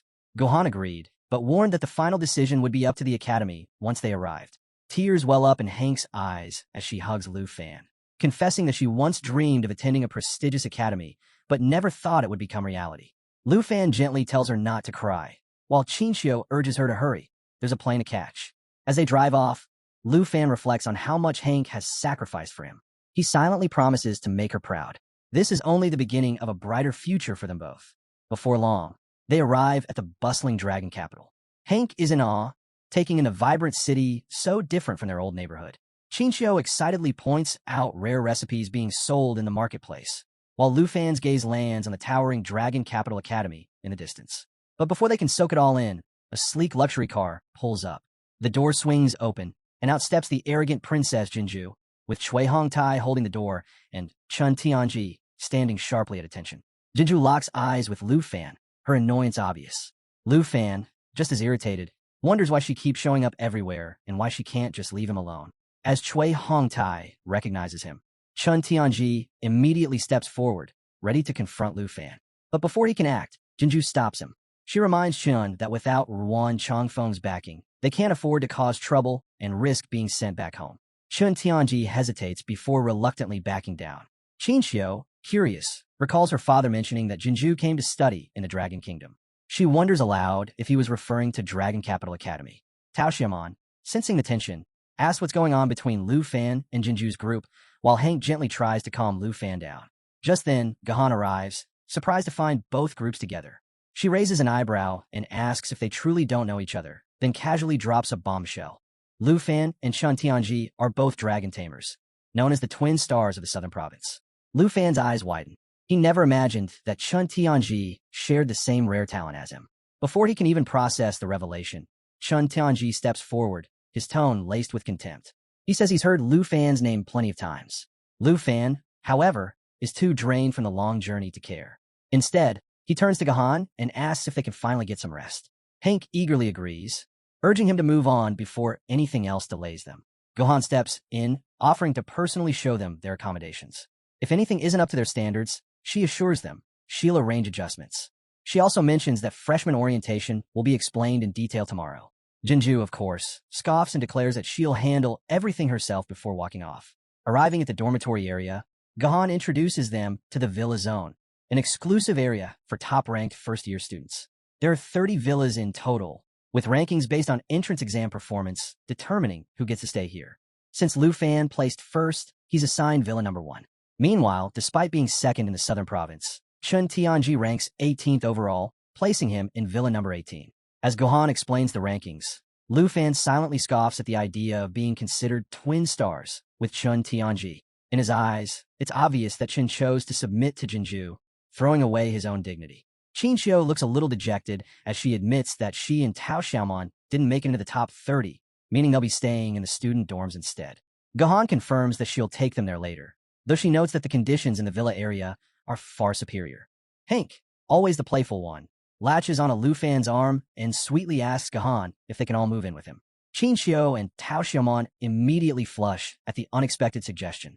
Gahan thinks it over, saying there's no rule against it and that as long as the villa's owner has no objections, it shouldn't be a problem. Without missing a beat, Hank turns to Lu Fan, pouting as she reminds him about her special cookies, asking if he's really willing to give them up. Lu Fan doesn't even hesitate. Of course not. Beaming, Hank pulls Chinchio and Tao Xiaomon close, excitedly declaring how great it'll be for them to live together.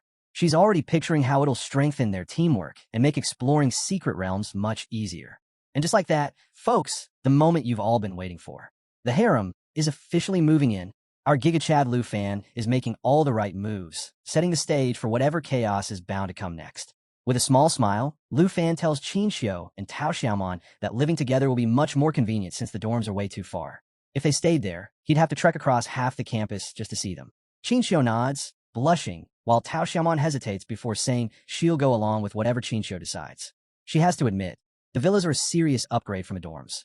Meanwhile, Hank excitedly swings Chinchio around, already imagining all the dishes she's going to cook for everyone. Trying to keep her composure, Tao Xiaomon points a finger at Lu Fan, warning him that living together is fine, but he better not try anything with Chinchio. She'll be keeping a close eye on him. Before Lu Fan can respond, a screen pops up in front of him, showing that the treasure map's location is right next door in Villa number 2. Curious, he asks Gahan who lives there. She explains that she only oversees students from the southern province and isn't too familiar with freshmen from other regions. But as far as she knows, only one girl stays there. Lu Fan tells the girls to head to Villa number 1 while he checks out their neighbor. Hank, ever the mischief maker, teases him to bring back a gift. The girls, however, go quiet. Lu Fan quickly reassures them that he's just curious about the second-ranked student and they're overthinking it. As he walks off, Hank giggles, noting how fast he moved the moment a girl was mentioned. She playfully wonders if he's finally starting to grow up. Tao Xiaomon, on the other hand, is a little irritated, realizing she might have underestimated Lu Fan. 3 girls are already moving in with him, yet he's still interested in their neighbor. Meanwhile, Lu Fan sighs to himself, feeling a bit embarrassed. Why does it suddenly feel like everyone's getting the wrong idea? Lu Fan stands at his mysterious neighbor's door, cake in hand, hoping she's a fan of sweets. More importantly, he's hoping to get inside. He needs to grab the treasure before she catches on. As the door creaks open, he puts on his best smile and introduces himself as Lu Fan from Jianghai City in the southern province. The girl in front of him is dressed entirely in black, staring at him in silence with an unreadable expression. Hoping to break the awkward tension, Lu Fan cheerfully offers her the cake, explaining that it's a welcome gift to celebrate becoming neighbors. He even suggests they get to know each other better. Just then, a system notification appears, revealing that the cake grants a permanent 3-point agility boost on its first use. Still, the girl remains quiet, simply watching him. Finally, she takes the cake, turns around, and in a soft voice, introduces herself as Jianying from Yunbei province. Well, another potential addition to Lu Fan's ever-growing circle of admirers. Lu Fan is caught off guard by how cute her voice is, but he's sweating bullets trying to keep the conversation going. In a panic, he blurts out that he's thirsty and asks if he can come in for a glass of water. Internally, he cringes. Could he have picked a more obvious excuse? But to his surprise, Jianying steps aside, silently letting him in. Grateful, Lu Fan thanks her and slips inside. The moment she turns to close the door, he vanishes. With the treasure map in hand, he races through the house, determined to find the hidden item before she notices anything. He checks her bedroom. Nothing but clothes scattered across the bed. The bathroom? Empty. Then he opens another door and finally spots it. A stunning jade dragon egg resting in an unused room. A system notification confirms that this is the treasure's location. Excited, Lu Fan wastes no time snatching up the egg. Just as Jianying returns with a glass of water, he rushes back to the entrance. Awkwardly, he tells her he's suddenly not thirsty anymore and needs to leave. He quickly thanks her, wishes her a good night, and casually mentions he'll see her at the freshman ceremony tomorrow before bolting out the door. Left alone, Jianying glances around and notices her bedroom door slightly open, her bed still covered in messy clothes. She frowns, confused. Did she just invite a total pervert into her house? Late that night in Villa Number 1, Lu Fan examines the jade dragon egg alongside Xiaoyi.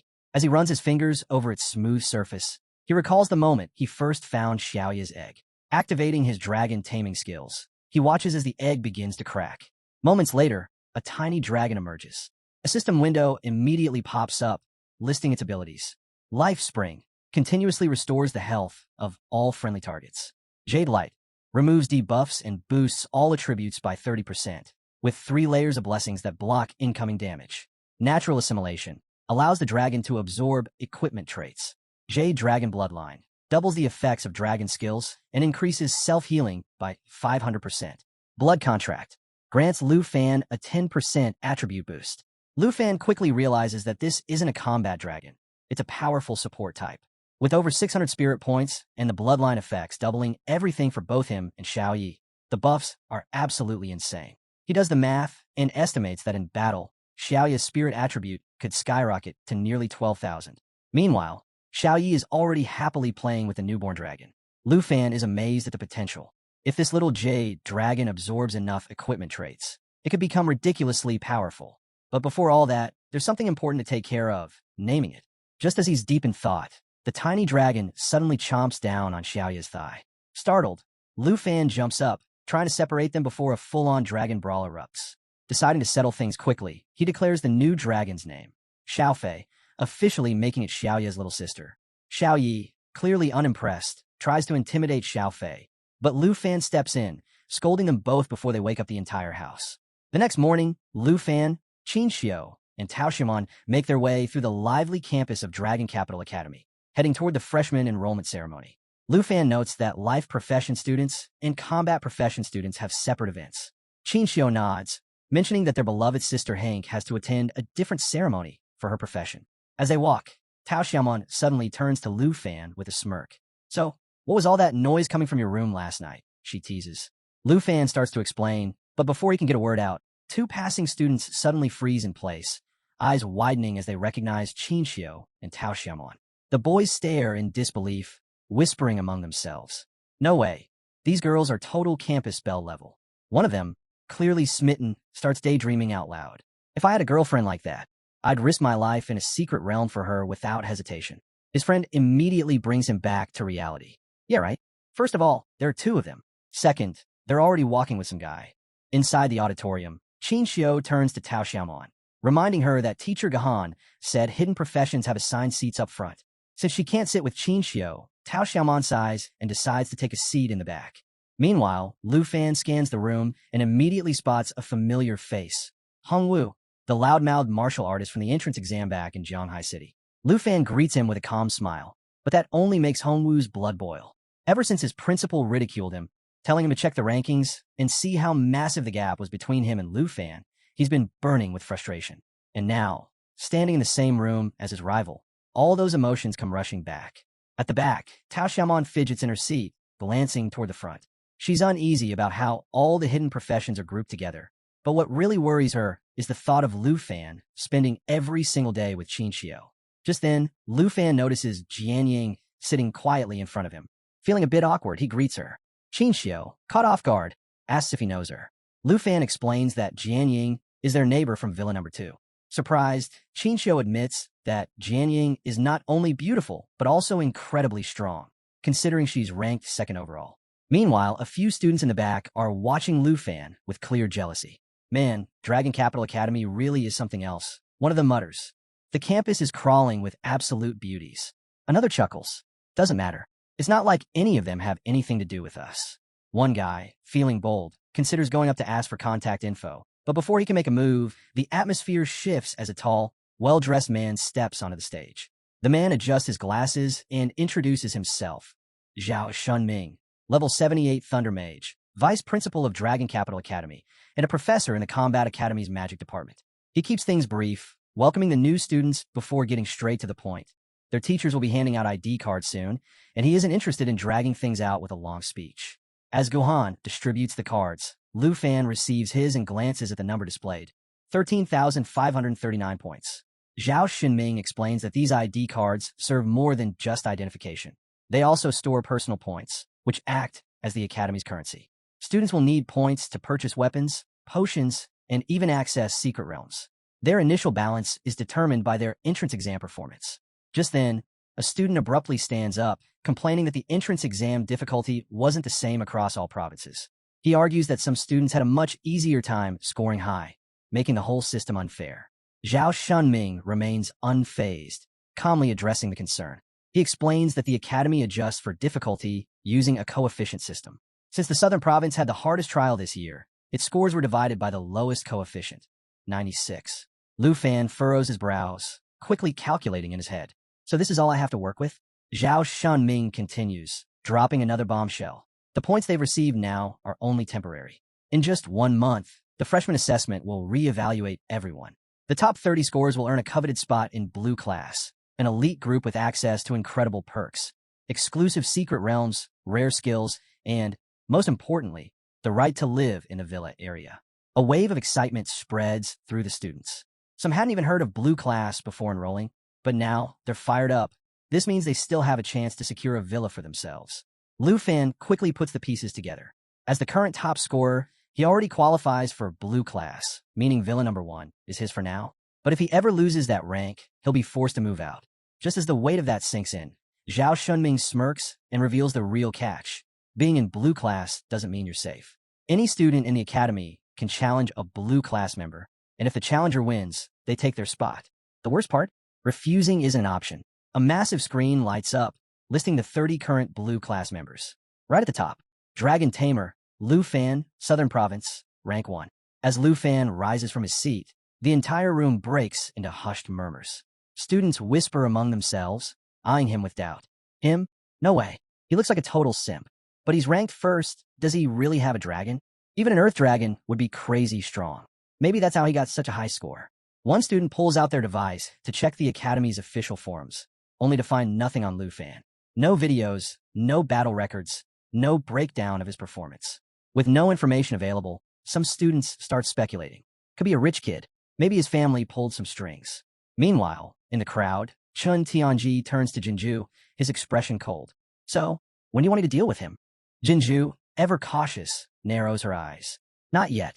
We need to see what he's really capable of first. At the front, Qinxiu leans closer to Lu Fan, lowering her voice. So, is the vice principal basically setting you up to get challenged? Lu Fan sighs, sinking back into his seat. He didn't see this coming. Jinying, sitting quietly nearby, says nothing, but she doesn't take her eyes off the screen. With the ceremony over, Lu Fan shifts his focus back to what really matters, upgrading Xiao Yi and unlocking her new form. With one hand casually tucked into his pocket, he suggests to Qinxiu and Tao Xiaomon that they visit the secret realm hall to see what opportunities the academy has to offer. But before they can take a step, an angry voice cuts through the crowd. Lu Fan, a finger points straight at him. It's Hongwu, the martial artist from Jianghai City. Hongwu storms forward, demanding a fight. He reminds Lu Fan that blue class members aren't allowed to refuse challenges. Lu Fan, slightly confused but unfazed, simply confirms the challenge. Meanwhile, Hongwu is convinced he has this in the bag. With no battle records or exam footage available, he assumes Lu Fan must have relied on summoning multiple subdragon species to pass the entrance exam. If he takes Lu Fan down directly, there's no way he can lose. Keeping his cool, Lu Fan turns to Qinxiu. Step back. Qinxiu nods and moves away, while Hongwu smirks, secretly impressed by Lu Fan's confidence. All right, since you've got guts, Hongwu says, crossing his arms. Let's make it interesting. 200 dragon coins. Lu Fan raises an eyebrow, barely holding back a chuckle. That's it. Still, he figures 200 points must be a big deal to Hongwu, so he shrugs and agrees. Around them, the crowd stirs with excitement. So Lu Fan's really a summoning mage? Someone whispers. Finally, we get to see the so-called top scorer in action. Watching from a distance, Jinju smirks. Turning to Chan Tianji, she gives a simple order. Watch closely. This is the perfect chance to analyze his strength. Hongwu clenches his fists, golden energy crackling around them. He starts counting down. 3. Tao Xiaomon, biting her lip, leans toward Qinxiu. Be honest, does Lu Fan actually stand a chance? Qinxiu, leaning lazily on her magical staff, grins. Oh, you'll see. Nearby, Vice Principal Zhao Shanming and Professor Gahan quietly observe from the sidelines. Hongwu roars, 3, and surges forward, his fist glowing as he launches his attack. Lu Fan doesn't move. Hands still in his pockets, he watches calmly, waiting. Hongwu charges in, his chi strike technique fully activated. This move doubles damage to weak points and massively boosts his chi level on impact. He's putting everything into this one strike. His fists glow brighter as he closes the gap. His teeth clench. Victory is within reach. And then, Lu Fan vanishes. Hongwu skids to a stop, completely baffled. His eyes dart around. What? Where did he go? The crowd gasps.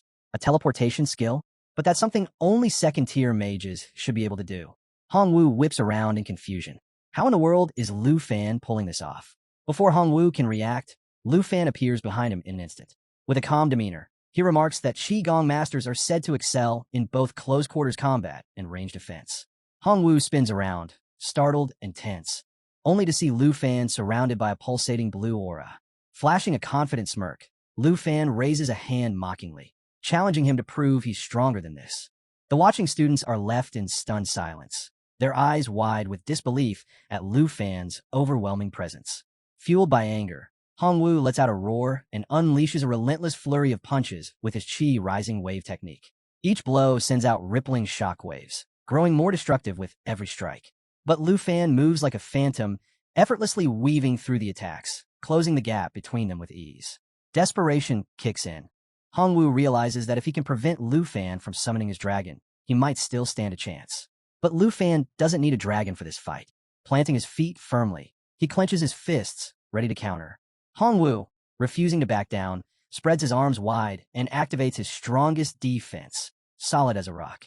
A golden aura engulfs him, his chi reinforcing his body, making him feel invincible. But Hongwu has no idea what he's up against. With a single burst of speed, Lu Fan drives a devastating kick straight into his chest. The impact shatters his so-called unbreakable defense, sending him hurtling backward. He crashes onto the ground, blood trickling from his lips. Stunned, his mind reels. Did he just lose in one move? The entire arena is dead silent.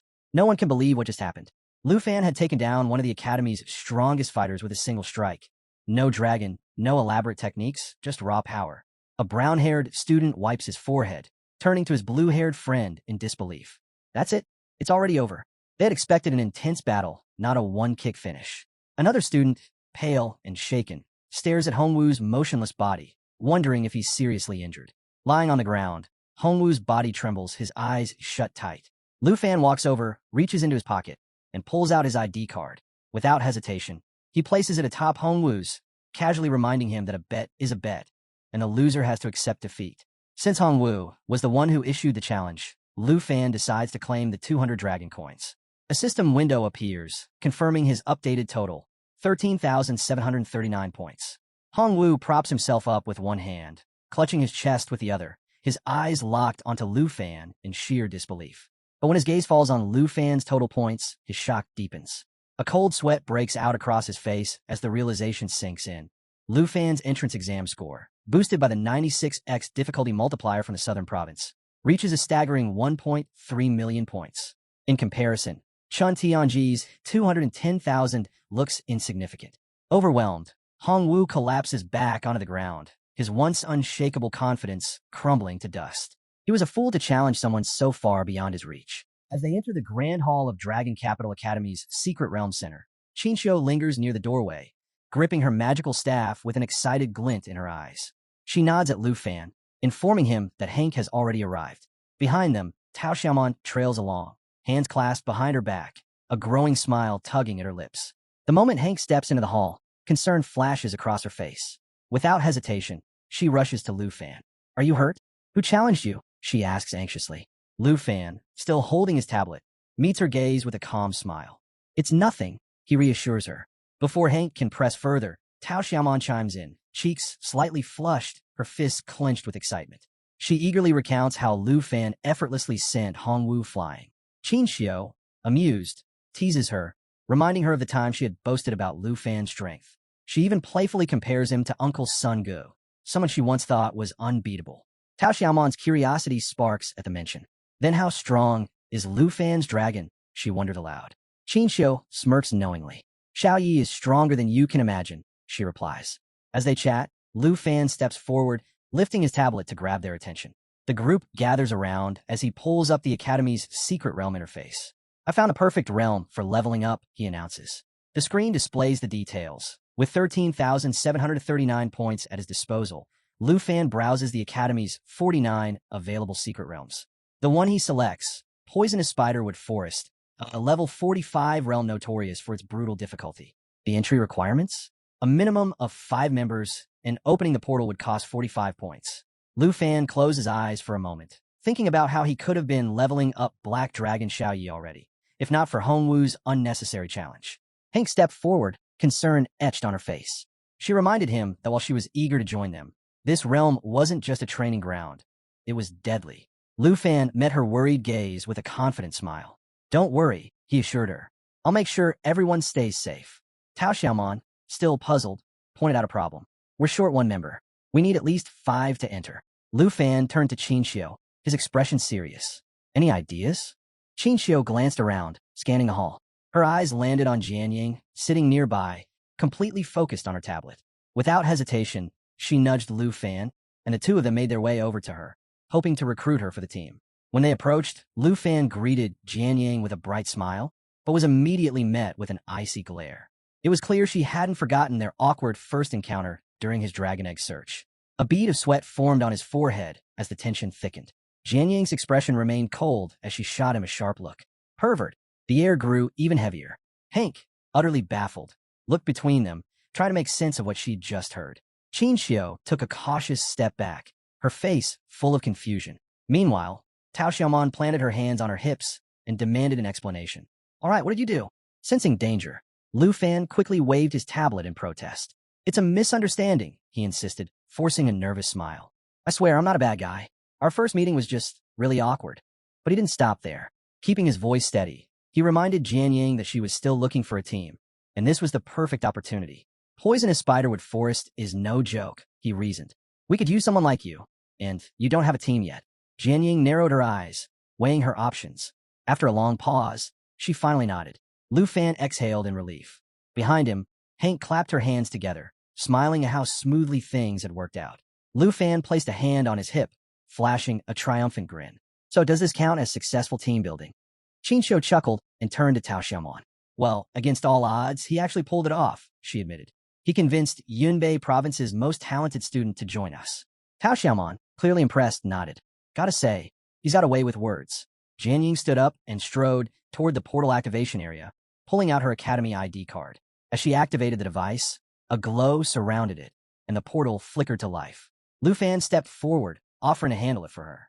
But before he could say anything, Jian Ying shot him a look and effortlessly managed it herself. Her ID card displayed her name and remaining points, 8,744. Lu Fan's gaze lingered on the numbers. Her main exam score had surpassed 800,000, even under the Academy's highest difficulty coefficient. There was no doubt about it. Jian Ying was a powerhouse. Moments later, the group stepped through the portal. Hank instinctively covered her mouth, noting that the air felt strangely sharp. Qinxiu tightened her grip on her magical staff, scanning the dense mist that shrouded their surroundings. Lu Fan took a steady breath, taking in the eerie atmosphere before gesturing ahead. We've arrived, he announced. Poisonous Spiderwood Forest. The group moved cautiously through the fog-covered terrain, an unsettling silence pressing down on them. Strange creatures lurked in the shadows, their faint movements adding to the tension in the air. Jian Ying took the lead, her usual composure unshaken, while Lu Fan followed behind, hands casually tucked into his pockets. Walking beside them, Tao Xiaomon cast a sidelong glance at Lu Fan. "Why this place?" she asked, her voice calm but curious. "A level 45 fear-ranked realm isn't exactly beginner-friendly." Qinxiu remained quiet, gripping her staff with both hands, eyes darting across their surroundings. Hank, on the other hand, clutched her belongings tightly, her nerves clearly getting the better of her. Lu Fan turned to Tao Xiaomon with an easygoing smile. "Spent ages searching the secret realm hall," he explained. "This was the best one for leveling up." Tao Xiaomon blinked, then quickly shook her head. "Wasn't criticizing," she clarified. Sensing the tension, Hank rummaged through her bag with a bright grin. "Hold on a sec," she said, pulling out a pouch. "I brought something for the trip, high-quality travel biscuits." These weren't just any snacks. One bite granted a 20% experience boost for 3 hours, an absolute game-changer. Lu Fan's eyes lit up. "Now that's useful," he said, grabbing one eagerly. Qinxiu and Tao Xiaomon each took a biscuit, taking a bite and savoring the unexpectedly delicious flavor. Hank beamed. "The recipe came from my live professor," she explained. "I was lucky. My success rate as an enchantment chef is pretty high. My classmates, not so much."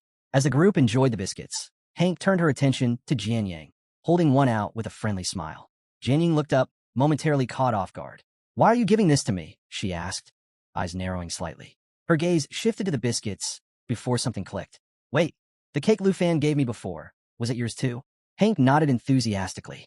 "Yup, if you liked it, I can make more." Qinxiu and Tao Xiaomon chimed in, backing her up. "Hank's cooking is amazing," Qinxiu said. "You should stop by sometime." Tao Xiaomon nodded. "Yeah, you're welcome anytime." Jian Ying, who usually kept her distance from others, hesitated. But for the first time, her cold expression softened just slightly. A small, almost imperceptible smile formed as she accepted the biscuit. Just as the atmosphere starts to lighten, Lu Fan's head suddenly snaps to the side. His sharp eyes lock onto the rustling bushes nearby. Without hesitation, he warns the group to stay alert. Instantly, everyone tenses, weapons at the ready. A massive black-scaled python slithers out from the shadows, its eerie green eyes glowing in the dim light. This isn't just any beast.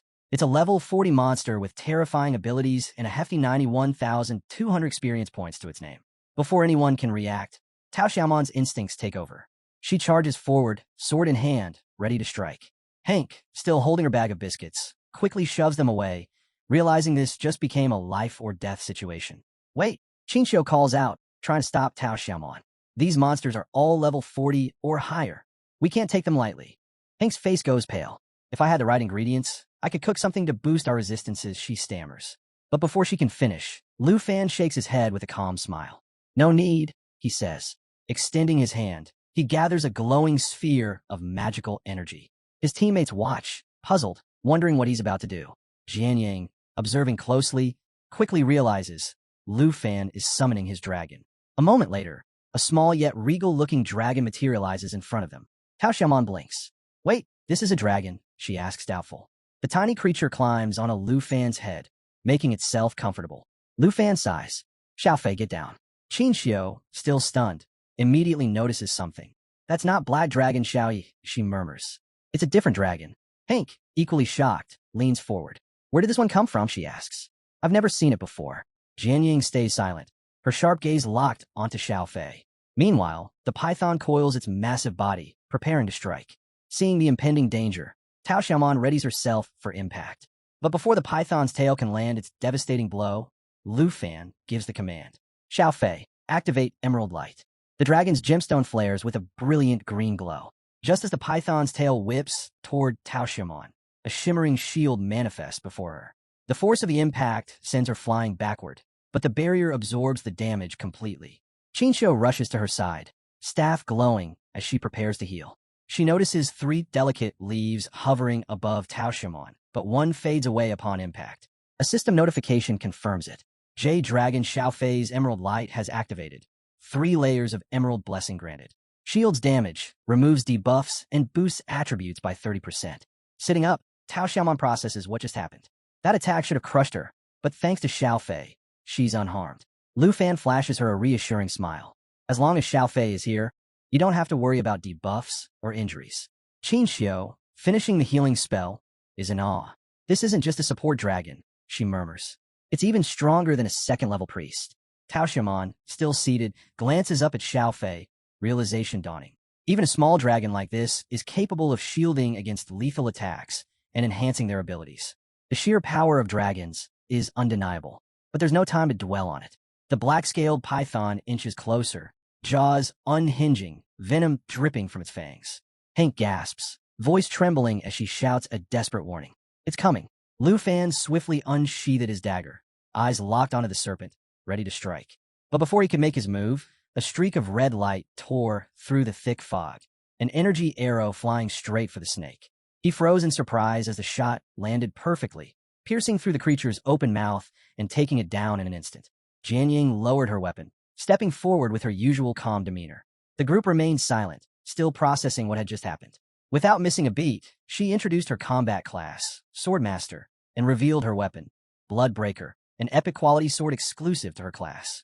It boasted impressive stats, 39 strength and 126 agility. Even more impressive were its abilities, Armor Breaker, which ignored 30% of an enemy's defense, and Agility Boost, enhancing her speed by 40%. Lu Fan was impressed, but there was no time to dwell on it. Jianying suddenly turned, her sword flashing as she prepared for another strike. Sensing danger, Lu Fan called out to Hank, telling her to move. She hesitated, confused, but too late. Something massive loomed behind her. A monstrous spider lunged, one of its bladed legs slicing through the air toward her. Jianying reacted instantly, her sword intercepting the attack just in time. Without thinking, Lu Fan lunged forward, grabbing Hank and pulling her to ground. The two rolled to safety, narrowly avoiding the deadly strike. As they scrambled back up, the creature pulled away, revealing itself fully, an enormous silver-armored spider. This wasn't just any enemy. It was a level 40 beast worth 15,750 experience points, known for dropping a rare material called Silver Armor Shell. Worse still, it had deadly abilities, poisonous fangs, mandible piercing, and an incredibly tough defensive skill called Silver Armor, which made it immune to armor-breaking attacks. Lu Fan steadied Hank, making sure she was all right, while Jianying wasted no time. She advanced, sword at the ready, eyes locked on the spider. The beast lashed out with mandible piercing, but she was too fast, dodging effortlessly. It struck again, another miss. Spotting an opening, Lu Fan surged forward, dagger gripped tight. He caught Jianying's gaze and signaled caution. Jianying met his eyes briefly before refocusing, adjusting her stance. Lu Fan moved in, striking with precision, his dagger finding the weak spot beneath the spider's jaw. The creature convulsed before collapsing, defeated. But Jianying wasn't done yet. Without missing a beat, she leaped into the air, twisting mid-flight as she called out a warning to Lu Fan. The fight wasn't over. It wasn't over. From the shadows, more silver-armored spiders crept forward, their armored legs rustling against the underbrush. Jianying landed smoothly, assessing the situation. Without hesitation, she summoned 2 additional weapons, Breaking Army Greatsword, a level 21 epic quality blade with Mountain Shaker, a devastating attack dealing 210% damage and hitting nearby enemies, and Water Cold Sword, a level 14 weapon that inflicted ice damage and slowed its targets. She turned to Lu Fan and the others, her expression unreadable. Beyond the advancing spiders, a massive web glistened ominously in the darkness. At its center, a monstrous figure stirred, the Black Web Hunter. At level 46, it was leagues above the rest, boasting 39,110 experience points and deadly abilities. Poison Fang drained its victim's health with venomous strikes, while Webbind trapped its prey, leaving them vulnerable to attack. The silver-armored spiders attacked first, but Lu Fan and Jianying didn't hesitate. Jianying's 3 swords floated around her in a deadly dance, while Lu Fan adjusted his grip on Xiao Fei. The little jade dragon perched securely on his back. They moved as one, dodging an incoming strike just in time. Lu Fan barely had a moment to admire Jianying's impressive weaponry before another spider lunged, forcing them both to leap away. Midair, Jianying met Lu Fan's gaze and spoke. Sword masters could forge and level up their own weapons. She explained how she had started with a basic sword and refined it over time, her arsenal growing in strength. With a twist of her wrist, she conjured a blade of freezing water, shaping it into an arrow before launching it at the swarm. The icy magic spread instantly, frost encasing the spiders and slowing their movements. She landed with practiced ease, eyes still locked on the enemy. No time for questions, she reminded Lu Fan sharply. He smirked slightly, thinking her adaptability rivaled that of a dragon tamer. Before he could respond, danger loomed behind her. Another spider lunged, fangs bared and ready to strike. Jianying sensed it, but had no time to react. Lu Fan sprang into action, intercepting the attack with his dagger, steel clashing against the creature's armored body. Without missing a beat, he called out to Xiao Fei. Emerald Light. The tiny dragon soared into the air, extending its claws as a vibrant green glow spread outward. 3 shimmering leaves formed around Jianying, acting as protective barriers. She blinked, momentarily caught off guard, then turned to Lu Fan, looking both impressed and speechless. Jianying chose to stay aggressive, tightening her grip as she activated Mountain Shaker. Her breaking army greatsword surged forward, tearing through the spider's armored chest and crushing it in a single decisive strike. Without missing a beat, she turned to Lu Fan, a grin forming as she thanked him for the 30% buff from Xiao Fei's spell. With her strength boosted, she made quick work of another spider, cutting it down effortlessly. Lu Fan watched with admiration. Jianying's breaking army greatsword delivered devastating piercing attacks, while her water-cold sword provided both defensive advantages and enhanced damage. The combination made her a formidable force on the battlefield. Meanwhile, Xiao Fei happily flitted beside him, having just leveled up to level 2. Before they could catch their breath, a desperate cry rang out. Lu Fan and Jianying spun around to see Hank, Qin Xiao, and Tao Xiaomon surrounded by spiders. Hank had collapsed in fear, frozen in place, but Qin Xiao and Tao Xiaomon immediately jumped in to protect her. Qin Xiao gripped her magic staff, quickly instructing Tao Xiaomon to hold the front line. Without hesitation, Tao Xiaomon planted herself in front of Hank, sword raised, ready to block the incoming attacks. Lu Fan's pulse quickened. Without thinking, he sprinted toward them, Xiao Fei flying close behind. As he ran, he called out to Jianying, telling her to locate the real threat, the black web hunter lurking nearby. Catching her breath, Jianying smirked, already preparing for the battle ahead.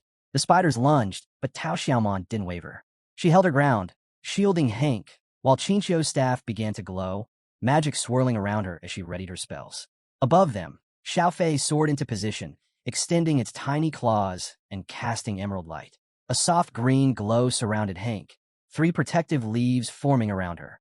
Lu Fan wasted no time, slashing through the spiders with rapid dagger strikes. He shouted a warning to Jianying. Getting caught in the webs meant near certain death. She barely had a second to register his concern before multiple sticky strands shot toward her. Reacting instantly, she slashed through 4 of them, but one managed to graze her arm, slicing through her skin with a sharp sting. She hissed in pain, gripping her wounded arm. Realizing she couldn't stay exposed like this, she quickly retreated toward the forest. Her expression was a mix of determination and frustration as she fought to stay in control. Lu Fan's heart clenched at the sight. He immediately called for Xiao Fei to heal her, but before he could follow, Qin Xiao shouted his name. She was still fending off the spiders, urgency in her voice as she urged him to go after Jianying. Tao Xiaomon parried another strike, her sword flashing as she called out to Lu Fan. "We'll be fine. Xiao Fei's protection is enough, go." Lu Fan hesitated only for a second before making his choice. Without looking back, he took off after Jianying, his determination unwavering. Xiao Fei flapped its tiny wings, keeping pace beside him as they plunged into the dark forest. The deeper he ventured, the more tangled the landscape became, thick webs stretching between the trees like a massive, suffocating trap. Then, he saw it, the black web hunter's lair. A sprawling nest of silk and shadows loomed before him, its sheer size enough to send a chill down his spine. Amidst the chaos, Jianying stood her ground.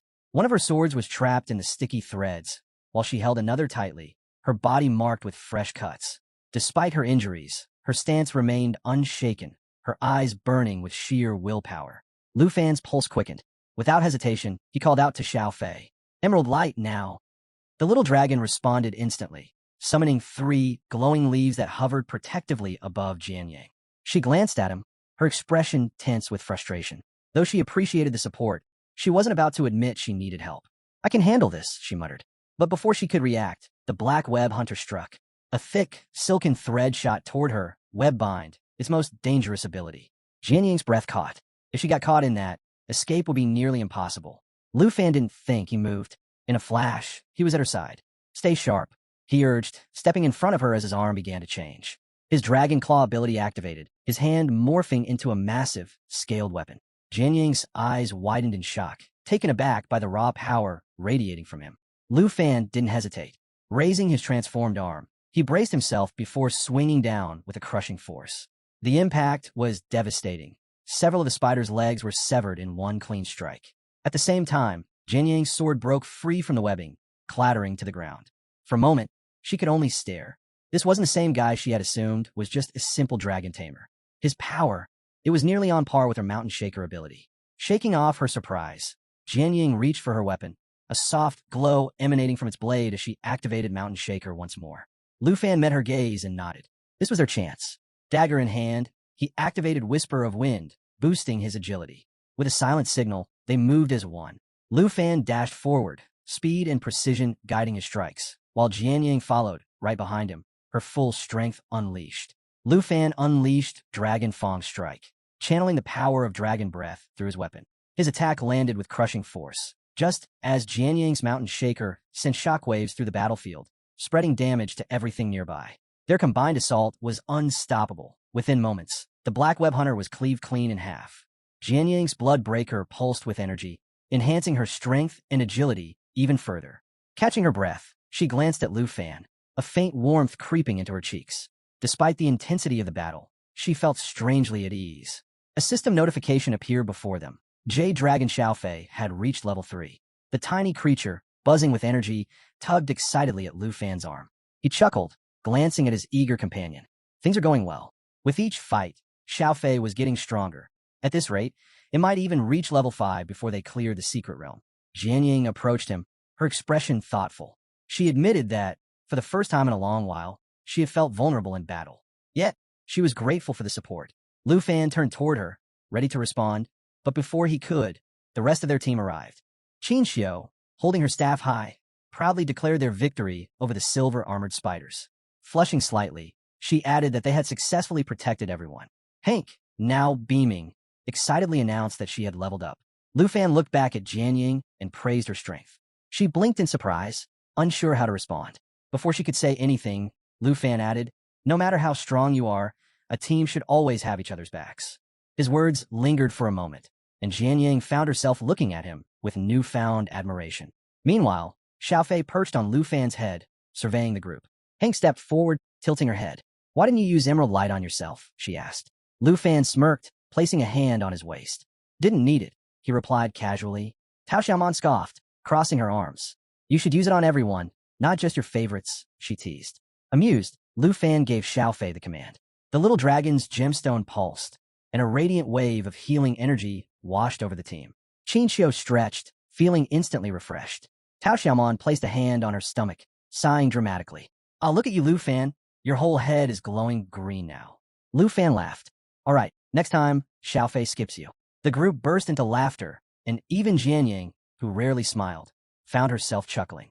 For the first time in a while, she felt what it meant to fight alongside true teammates. As the sun dipped below the horizon, they reached the edge of a cliff. Lu Fan stood at the precipice, hands on his hips, Xiaofei perched atop his head. Tao Xiaomon squinted at her tablet, frowning. "That's weird," she muttered.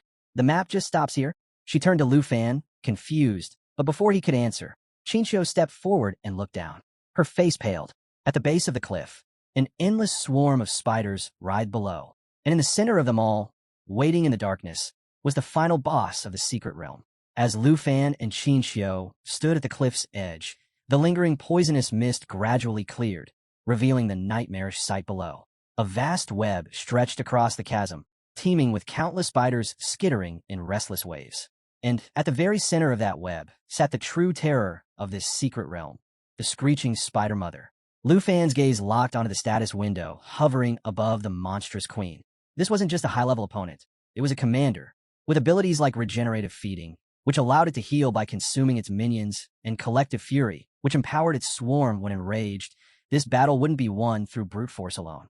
Jianying stepped up beside him, studying the battlefield below with an assessing look. Before we take on the boss, she said evenly, we'll need to deal with the smaller ones first. Meanwhile, Hank hesitated before forcing herself to step forward. Her hands trembled slightly, but she clenched her fists, determination flickering in her eyes. Qinxiu immediately warned her. You don't have to look if it's too much. But Hank shook her head. If I want to improve, I have to face it, she insisted, voice strained but resolute.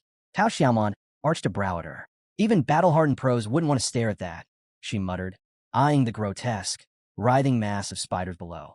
Despite the warnings, Hank took a peek over the edge. The moment she did, her stomach lurched. Turning away, she staggered toward a nearby tree and retched. Qinxiu rushed to her side, gently rubbing her back. Lu Fan sighed, closing his eyes for a brief moment before offering a small, understanding smile. His aunt was trying, and that was what mattered. Jianying watched the scene unfold before nodding. She's right, though.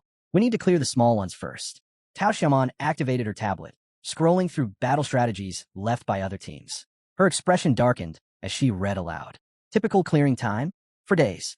Long-range fighters should kite the enemies to control the battlefield. Hank went pale. Clutching the tree for support, she stammered. For days? My rations won't even last one. Nervously, she forced a laugh. You think roasted spider legs would be edible? Qinxiu's face twisted in horror. Please don't say that. But Lu Fan wasn't listening. Instead, he lifted his hand toward the sky, a confident grin tugging at his lips. Jianying narrowed her eyes. You have something else in mind? Tao Xiaomon tilted her head, tablet still in hand. Wait, what are you thinking? Qinxiu turned to him fully, realization dawning in her eyes. You go to summon Black Dragon Xiaoyi, aren't you? Lu Fan didn't leave them waiting. He extended his arms skyward, and in an instant the atmosphere changed.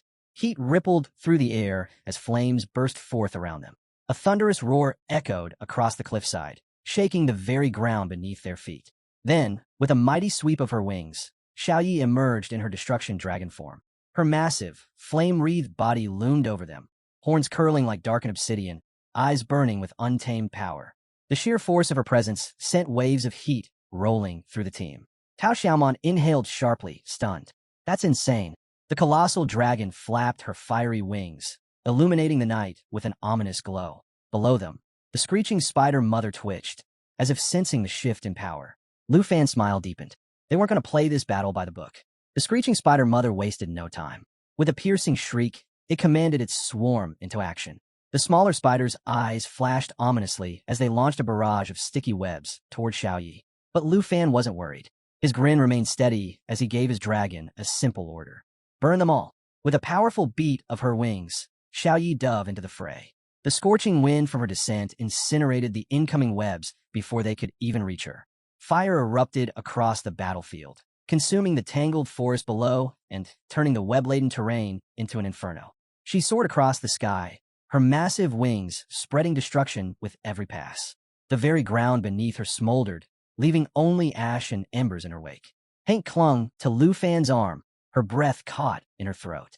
That's unreal, she whispered, barely able to process the raw power on display. Beside her, Tao Xiaomon shook her head in disbelief. This isn't just any dragon. Xiaoyi is practically a legendary beast. Even Jianying, always composed, found herself momentarily speechless.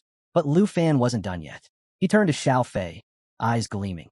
It was time to push Xiaoyi even further. Emerald Dragon Heritage.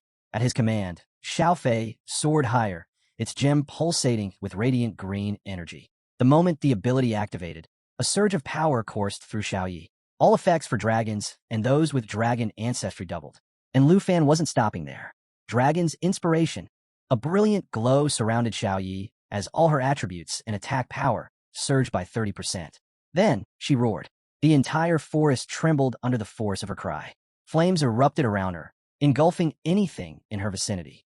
The smaller spiders never stood a chance. Within moments, they were nothing but smoldering husks. Xiaoyi had reached level 17. Her stats had skyrocketed. Strength, 2,937. Agility, 4,117. Spirit, 9,902. Endurance, 5,728. She was a force of destruction, but the screeching spider mother refused to go down without a fight. Its glowing red eyes narrowed as it let out another bone-chilling screech. In response, an army of spiders began scaling the cliffside, closing in fast. Lu Fan placed a steady hand on Hank's shoulder before turning to Qinxiu. Can you keep her safe? Qinxiu tightened her grip on her staff and nodded firmly. We've got this. With that, Lu Fan turned to Jianying, flashing a confident smile. It was time. Jianying smirked, stretching her arms as 3 glowing swords materialized around her, crackling with energy. The horde was coming. With perfect coordination, Lu Fan and Jianying leapt from the cliff, diving straight into the chaos below. Lu Fan's dagger flashed in the firelight as he carved through the oncoming spiders, weaving between attacks with effortless speed. Beside him, Jianying's swords danced through the swarm, each strike clean and precise. They were cutting a path straight to the Spider Queen. They landed at the base of the cliff, surrounded by the falling husks of slain spiders. But the fight wasn't over. More were closing in fast from every direction. Lu Fan's gaze sharpened as he called out to Black Dragon Xiao Yi. She swooped down, wings slicing through the air, and activated the second phase of her great cataclysm skill. The moment she roared, an eruption of flames engulfed the battlefield, incinerating countless enemies in an instant. The chaos was overwhelming, but they kept pressing forward, Jade Dragon Xiaofei hovering close behind. Then, 2 system notifications flashed before them. Xiaofei had reached level 4, and Xiao Yi was primed to unleash the final phase of Great Cataclysm. Flames raged around them as Jianying watched in stunned silence. Xiao Yi's sheer power was undeniable, her firestorm leaving nothing but scorched remains. Meanwhile, on the cliff above, Tao Xiaomon cut down the climbing spiders with swift sword strikes, while Qinxiu's staff pulsed with energy as she cast protective spells. We got this. Qinxiu called down to Lu Fan, confidence unwavering. Trusting her, he pressed forward, turning to Jianying. Let's end this. We take down the Spider Queen now. The Spider Queen had no intention of waiting any longer. It lunged, spewing venom in all directions. Lu Fan and Jianying barely dodged in time, the poison splattering dangerously close. Realizing the fight had just escalated, Lu Fan extended his hand toward Jianying, commanding Xiaofei to activate Emerald Light. 3 glowing green leaves appeared above her, their energy wrapping around her like a shield. She blinked in surprise, momentarily taken aback by his concern, but there was no time to dwell on it. The Spider Queen struck again, launching a web straight at Lu Fan. He reacted instantly, slicing through it mid-air, but the edge still grazed his cheek, leaving a thin line of blood. He barely flinched, his expression darkening as he locked eyes with his foe. Xiao Yi now.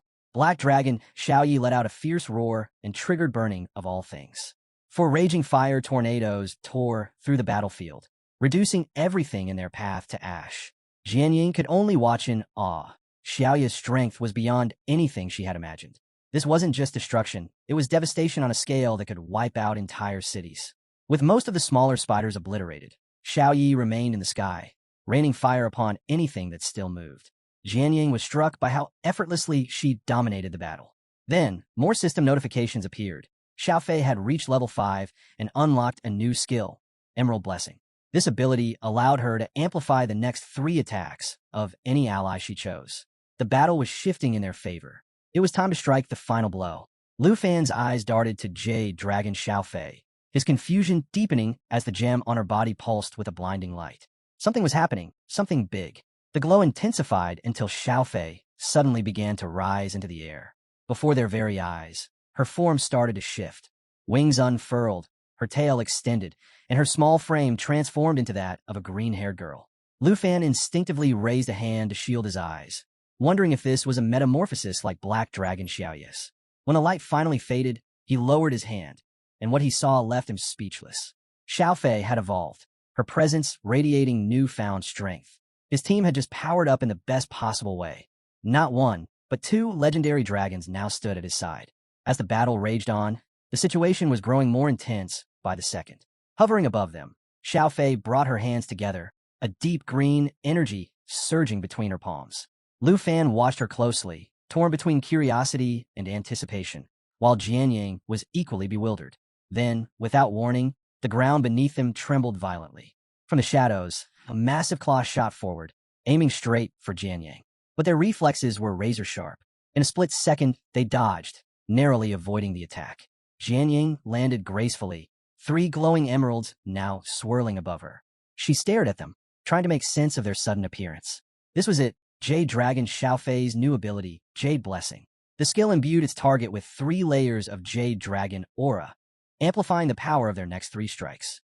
Jianyang wasted no time. With a determined glint in her eyes, she activated the buff and launched her attack. Her 3 swords shot forward, their edges gleaming with enhanced energy. The moment they struck, the results were undeniable. The Blood Breaker sword, which had barely left a scratch on the Spider Queen's silver armor before, now tore through it like paper. Lu Fan took in the scene, a proud smirk forming as he watched Xiaofei in action. Not only had she reached level 5, but she had evolved into a powerful new form with abilities that could turn the tide of battle. He reached out, giving her a gentle pat on the head. Xiaofei closed her eyes briefly, savoring the moment. But their fight was far from over. The Spider Queen screeched in fury, its entire body tensing before spewing out a deadly venom spray. The toxic pool spread fast, a single touch capable of draining their health down to critical levels in seconds. Lu Fan's instincts kicked in. He reacted instantly, leaping out harm's way just as the venom hit the ground. Xiaofei darted back in perfect sync, dodging the attack with ease. But one thing was clear. If they didn't end this fight soon, the Spider Queen wouldn't give them another chance. Lu Fan didn't hesitate. He turned to Xiaofei and gave a quick command. Buff Xiaoyi. Without missing a beat, Xiaofei perched herself on Black Dragon Xiaoya's head and activated her skill. 3 radiant emeralds shimmered above Xiaoyi, their energy crackling in the air. The temperature surged as Xiaoya's flames roared even higher, her wings stretching wide in preparation for the next devastating strike. Then, with an earth-shaking roar, she unleashed Everything Burns. Towering fire tornadoes spiraled toward the Spider Queen, their sheer intensity scorching everything in their path. The heat was unbearable. Jianyang instinctively shielded her face, feeling the wave of power wash over her. Thanks to Xiaofei's boost, Xiaoya's attack dealt a crushing 10,000 points of damage. The screeching spider mother reeled back, screeching in agony, its massive body convulsing as blood sprayed from its wounds. Lu Fan saw the opening. A confident grin flashed across his face as he called out to Jianyang and Xiaofei before sprinting forward. Jianyang, still awestruck by the sheer destruction Xiaoyi had just unleashed, snapped back into focus and summoned her swords, determination burning in her eyes. The Spider Queen struggled to rise, but it was too late. Its fate was already sealed. With a single powerful leap, Lu Fan closed the distance, his dagger crackling with Dragon Fang's strike, further amplified by the Blood Pack's power. He didn't hesitate. With a precise strike, he plunged the blade deep into the Spider Queen's head. The ground trembled on impact, the force of the attack reverberating through the battlefield. The beast let out one final, ear-splitting shriek before its massive body collapsed in defeat. But Jianyang wasn't taking any chances. With Emerald Blessing still active, she sent her 3 swords flying straight into its gaping mouth, slicing through its core and putting an end to the battle once and for all. As silence settled over the battlefield, Lu Fan landed smoothly, his stance relaxed, victorious. Xiaoyi shifted back into her human form, a satisfied smile on her lips, while Xiaofei fluttered down beside them. A cascade of system notifications flooded Lu Fan's vision. Xiaoyi had reached level 18. Xiaofei was now level 7, and Lu Fan himself had hit level 23. Victory had never been sweeter. Jianyang, still processing everything, turned to Lu Fan with a mix of disbelief and curiosity. Okay, seriously, how many points did you get on the major exam? Lu Fan's grin widened. About 1.3 million. Jianyang's jaw nearly dropped. 1.3 million. A bead of sweat trickled down her forehead. With a strength, she wouldn't be surprised if he could break past even that. Lu Fan chuckled, as if it were no big deal. Maxed out the score cap on nightmare difficulty, he added casually.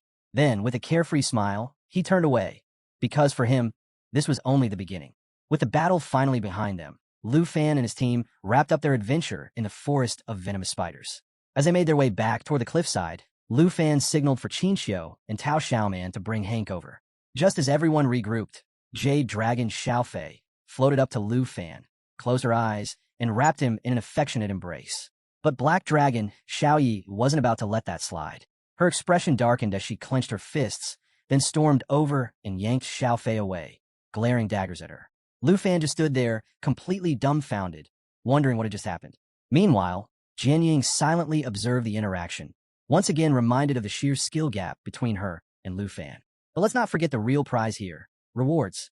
Thanks to Aunt Hank's incredible food buff, not only had everyone leveled up quickly, but they had also managed to secure some rare materials and valuable loot.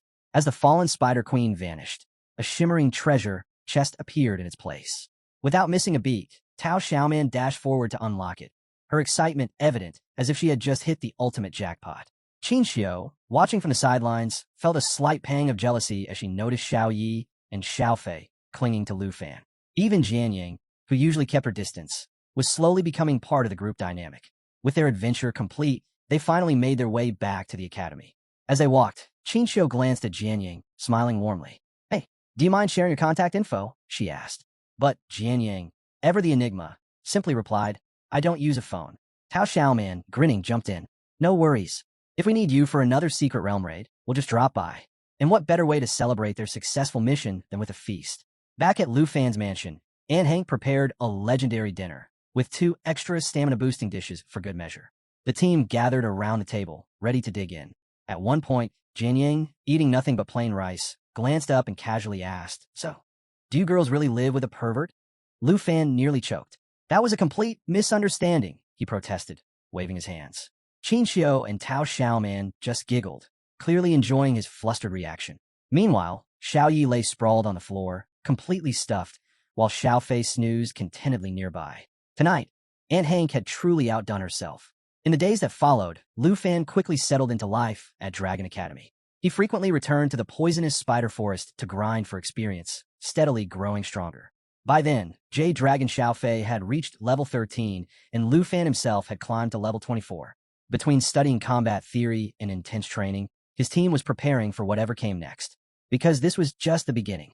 2 weeks flew by, and now, with just a couple of days left before the big freshman assessment, Lu Fan and his team were back in the secret realm for another intense battle. This time, he and Black Dragon Xiao Yi launched a perfectly synchronized attack, their combined power erupting in a massive explosion that obliterated the spider boss on the spot. Above them, Xiao Fei hovered gracefully as Lu Fan signaled Tao Xiaoman to unlock the treasure chest. A flurry of system notifications followed. Xiao Fei had reached level 14, Xiao Yi hit level 19, and Lu Fan himself climbed to level 25. Their progress was undeniable. Nearby, Hank swayed slightly, feeling a bit lightheaded, and leaned on Qin Xiu for support. Tao Xiaoman, practically vibrating with excitement, rushed over to open the chest. As the notifications kept rolling in, it was clear the whole team had leveled up. Tao Xiaoman had reached 22, Qin Xiu was now at 22 as well, and even Hank had hit level 18. Lu Fan, hands on his hips, mentally set his next goal, pushing Xiao Yi to level 20 and Xiao Fei to 15 before the assessment. Then, Tao Xiaoman let out a gasp. Inside the chest was a complete set of venomous spider armor, the final piece of the rare set she had been hunting for a month. Without hesitation, she equipped it, her face lighting up as she admired the sleek, dark plating. This set had an incredible effect. Any enemy caught in her attacks had a chance to be immobilized in a web and poisoned, steadily draining their health. Qin Xiu, watching from the side, smiled knowingly. With this armor, Tao Xiaoman was going to be a serious threat in the upcoming assessment. As the excitement settled, Hank clapped her hands and announced it was time to head back. "Dinner's on me," she declared with a grin, already thinking up another delicious meal. Lu Fan, hands casually tucked into his pockets, glanced at the group. "Don't forget, the freshman assessment is tomorrow," he reminded them with a lazy smile. Tao Xiaoman pumped her fist into the air. "Let's do this," she cheered, brimming with energy. Just as they returned to the academy, Professor Gahan was waiting for them, a knowing smile playing on her lips. She waved Lu Fan over. "Deputy Director Zhao has something urgent to discuss with you," she said, her tone hinting at something significant. Lu Fan raised an eyebrow, but nodded, curiosity piqued. What could be so important right before the assessment? As they walked through the academy halls, students' voices echoed around them. 2 nearby were deep in conversation. "Did you see the new evaluation from the Azure class expert?" One student whispered. "Yeah, it's all about number 73, Hong Wu," the other replied, nodding eagerly. Gohan glanced over her shoulder at Lu Fan, studying his reaction. "That doesn't bother you, does it?" she asked, her expression unreadable. Lu Fan forced a small smile. "Can't say I know much about it," he admitted. "I haven't exactly been keeping up with classroom gossip." But even as he spoke, his mind was already turning. What was this new evaluation about? And more importantly, what did Vice Principal Zhao Shunming want with him right before the biggest test of the year? As Gohan led Lu Fan up the stairs, she casually dropped a surprising revelation. The recent betting frenzy among new students? All is doing. After his fight with Hongwu, students quickly realized they could rack up points by wagering on battles. The trend exploded, turning into the Academy's hottest craze. Lu Fan was caught completely off guard. He had no idea things had spiraled like this. Curious, he asked for more details about Hongwu's situation. Gohan simply laughed and pointed ahead. And there, in the hallway, mopping the floor with tears streaming down his face, was Hongwu. The once proud fighter, who had strutted around the academy with confidence, had lost so many points that he now had to work as a janitor just to afford food. Gohan smirked, explaining that Lu Fan's strength was now the academy's new standard, measured in hongs. At this point, students said Lu Fan was worth 100 hongs, while Hongwu himself was stuck at just 1 hong. Lu Fan blinked, staring at the pitiful sight before him, genuinely wondering how Hongwu had managed to fall this far. They finally reached Vice Principal Zhao's office. Gohan turned to him, her usual smirk softening into something almost reassuring. "Go on in," she said. Lu Fan took a deep breath, his expression growing serious. He grasped the doorknob, cracked the door open, and asked, "Vice Principal, you wanted to see me?" Zhao Shenming immediately waved him in, looking both relieved and tense at the same time. As soon as Lu Fan stepped inside, Zhao leaned forward, hands firmly planted on his desk, and delivered the bombshell. The national test is being moved up. Originally scheduled for 5 months from now, it had been pushed forward by 2 months. The reason? The host country, Tai Chi Nation, had timed the test to align perfectly with Jin Chungan's third transformation. The eldest son of the Jin family was on the verge of hitting level 60, and once he did, he'd become an overwhelming force, one that would be nearly impossible to defeat. Lu Fan's expression darkened. The gap between a second and third transformation wasn't just about levels. It was a completely different league of power. Zhao Shenming's fist clenched as frustration laced his voice. This isn't a coincidence. The Dragon Kingdom is being backed into a corner. He admitted the situation was unfair, but history had proven one thing. No matter how dire the circumstances, the Dragon Kingdom always found a way to fight back. Now, they had even less time to prepare. Stepping forward, Zhao placed a firm hand on Lu Fan's shoulder, his eyes burning with urgency. "You need to hit level 30 and complete your second profession transfer in 2 months. If you don't, we're walking into certain defeat." The pressure was immense. The opponents would be level 50 elites, powerhouses who had been preparing for this their entire lives. For a long moment, Lu Fan was silent, his gaze fixed on the floor as his mind raced. Zhao, watching him closely, waited for a response. Then, Lu Fan finally looked up. A confident smile spread across his face. "This is my chance," he said, his voice steady. "Not just to compete, but to win." Zhao's eyes widened slightly before a slow grin formed. In that moment, he saw something in Lu Fan that gave him hope. With one last pat on the shoulder, Zhao reminded him to focus on the upcoming new student evaluation. Lu Fan nodded and stepped out of the office, more determined than ever. The day of the new student evaluation conference had finally arrived, and the atmosphere inside the massive hall was electric. Every new student was gathered, their eyes locked on Vice Principal Zhao Shenming as he took center stage. With both hands gripping the dais, Zhao's voice boomed across the hall, emphasizing the importance of following the rules. Then, with a dramatic flick of his remote, a giant system window illuminated behind him. And there it was, the criteria for this year's assessment. A bold, glowing bracket flashed across the screen. 2 versus 2 arena. The rewards? The top-ranking team would walk away with a massive 5,000 points each. Second place would snag 3,000 per person, and third place would claim 2,000 each. As soon as the announcement was made, a wave of murmurs swept through the hall. Some students buzzed with excitement, eager for the challenge, while others looked far less thrilled. One student frantically whispered to his friend about teaming up, only to be met with a dry response. "We're both healers. That's not going to work." Chinchio strolled up to Lu Fan with her usual bright smile. "Looks like our team setup is perfect," she mused, nodding confidently. Lu Fan grinned, hands casually tucked into his pockets. "Yeah, with Aunt Hank focusing on non-combat professions, we're in the ideal spot for a 2 versus 2 lineup." The room was still alive with chatter when Zhao Shenming's commanding voice cut through the noise. His gaze swept over the crowd as he addressed them once more. "Some of you still don't understand the importance of teamwork," he noted. "But don't worry, there's still time to learn." Then, with a knowing smirk, he dropped another bombshell. "The first round of matches starts this afternoon." The hall erupted with energy as students scrambled to process the sudden turn of events. Meanwhile, Professor Gahan was already stationed at the front, managing the sign-ups. As the crowd dispersed, Lu Fan and Qin Xiu stepped outside, spotting Jian Yang standing calmly near the entrance, as composed as ever. Qin Xiu greeted her warmly, her magic staff resting lightly in her hands. Lu Fan, flashing his usual confident smile, was about to speak when, "Wait!" A dramatic voice interrupted them, and a purple-haired student swept into view, striking an unnecessarily theatrical pose. "I'm the 7th-ranked dual swordsman," he declared, his expression serious. Then, with a hopeful gleam in his eyes, he turned to Jian Yang. "Would you join my team? With our combined skills, we'd be unstoppable." Jian Yang didn't even blink. "No." The student's face crumbled, as if his entire world had just shattered. Before anyone could comment, Tao Xiaoman arrived, her energy as bright as ever. "Come on, let's find Professor Gahan and get signed up," she suggested cheerfully. As they walked, Tao Xiaoman glanced at another nearby student, looking equally devastated. "What's his deal?" she asked. Qin Xiu grinned. "Tried to recruit Jian Yang. Got rejected."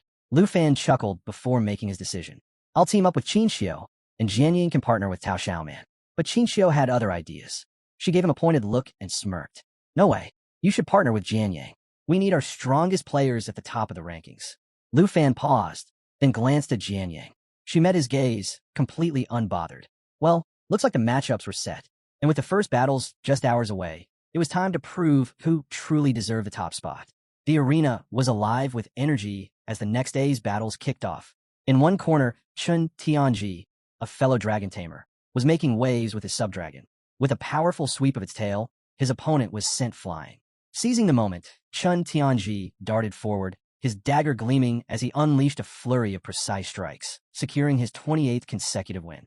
Nearby, Princess Jinju stood with her hands on her hips, exuding confidence as she smirked. She congratulated him, but reminded him that there was no room for error, especially with her brother, Jin Shingan, set to make his grand entrance. Chun Tianji gave a respectful bow, assuring her he wouldn't falter. Then, in a dramatic turn, the announcer revealed the next match. The crowd erupted in excitement as two unexpected names were called, Lu Fan and Jian Yang. Gasps rippled through the stands. Chun Tianji froze, and Jinju's expression darkened with disbelief. How were these two fighting on the same team? Lu Fan simply stretched his fingers, flashing Jian Yang a confident grin. She, ever composed, shifted into a defensive stance, eyes sharp with determination. Among the spectators, Qin Xiu waved enthusiastically, cheering for Lu Fan, while Tao Xiaoman watched with a quiet, knowing smile. Lu Fan turned to Jian Yang, a playful gleam in his eye. "Think we'll have any trouble taking first place?" he asked casually. Jian Yang met his gaze, unwavering. "None at all," she replied. "Now, let's rewind a few hours before this high-stakes battle." Inside the break room, Lu Fan was deep in concentration, his eyes locked onto his system interface. With a decisive tap, he opened a chest icon. Ping! A notification popped up. He had successfully synthesized an advanced treasure map. He smirked to himself, thinking about all the low-quality maps he had collected. Combining them had been a smart move. But then, another alert flashed. This time, it was something far more valuable. He had created a divine-level treasure map. Behind him, Jian Yang tilted her head, puzzled by his actions. Watching him seemingly poke at the air, she couldn't help but ask, "Lu Fan, are you all right?" Before he could answer, the system revealed the map's details. The next dragon egg was hidden in the Flying Dragon Cemetery, a perilous location with a difficulty level between 45 and 60. Lu Fan's curiosity spiked. He had never heard of this place before, but that was a mystery for later. Back to the present, the arena speakers crackled to life. Team 18, Princess Jinju and Chun Tianji. Team 1, Lu Fan and Jian Yang. Report to the battlefield. Jian Yang turned, deep in thought. Lu Fan, ever the optimist, placed a hand on his hip and grinned. "Looks like it's our turn," he said, his tone light but firm. This was it, the moment that would determine everything. The crowd was buzzing with excitement. Seeing Lu Fan, the Academy's top-ranked student, teamed up with the renowned Jian Yang was nothing short of shocking. Some were convinced they would dominate, while others weren't so sure. After all, Chun Tianji had already crushed 28 opponents in a row. The stakes had never been higher. Jian Yang glanced at Chun Tianji, her voice calm but direct. "Are you sure we can win this, Lu Fan?" Lu Fan simply rested a hand on his hip, flashing a playful grin. "How about a little bet?" he teased. "If I win, you spill every secret about the Swordmaster class." Jian Yang raised an eyebrow, still unsure why he seemed so relaxed, especially since he claimed he didn't even need to summon his dragon. The referee's signal cut through the tension, marking the start of the battle. Chun Tianji tightened his grip on his spear, his dragon snarling at his side. In contrast, Princess Jinju remained composed, staff in hand, watching with a knowing gaze. Chun Tianji's frustration was evident as he glared at Lu Fan.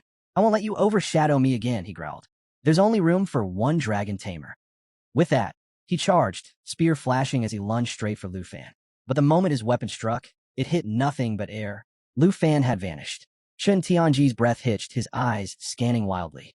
Before he could react, Lu Fan reappeared right beside him, standing casually with an easygoing smirk. From the sidelines, Jian Ying watched, arms crossed, intrigued by the unfolding fight. Just then, Chun Tianji's subdragon launched itself at Lu Fan, its powerful jaws snapping forward. But Lu Fan? He didn't even blink. Instead, he threw a glance at Jian Ying, his tone light and teasing. "Too late to back out of the bet now." With that, his arms shimmered with energy, transforming into a powerful draconic claw. In one explosive motion, he soared into the air and delivered a devastating strike to the dragon's jaw. The sheer force sent cracks through its tough scales before it crashed to the ground, letting out a pained roar. The arena fell silent for a moment. Jian Ying's eyes flickered with surprise. She hadn't expected that kind of raw power. Chun Tianji, now visibly shaken, clenched his jaw. His frustration only grew when he realized Jian Ying hadn't lifted a finger to help. Why isn't she doing anything? He thought, thrown completely off balance. Meanwhile, Lu Fan landed effortlessly, his draconic claw still pulsing with energy. Chun Tianji's grip on his spear tightened. "Where's your dragon?" he demanded. Lu Fan just chuckled. "Didn't need it. This is all just for a fun little bet." Before he could say more, a familiar, playful laugh rang out.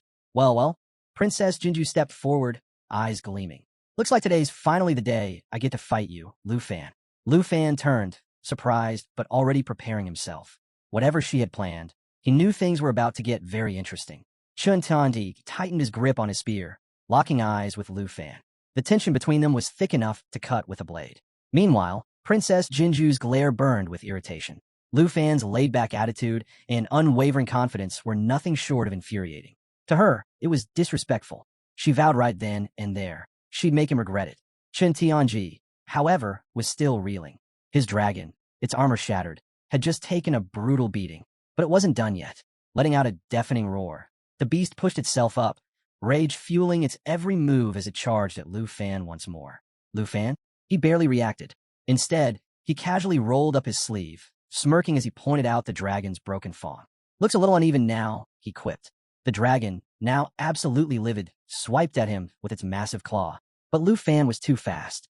With a swift, effortless leap, he dodged the strike and, midair, decided to help correct the dragon's posture. The audacity!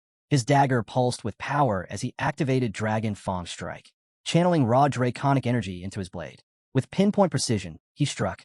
The force of the attack sent Chun Tianji's dragon crashing down, fragments of armor flying in all directions. Silence fell over the arena.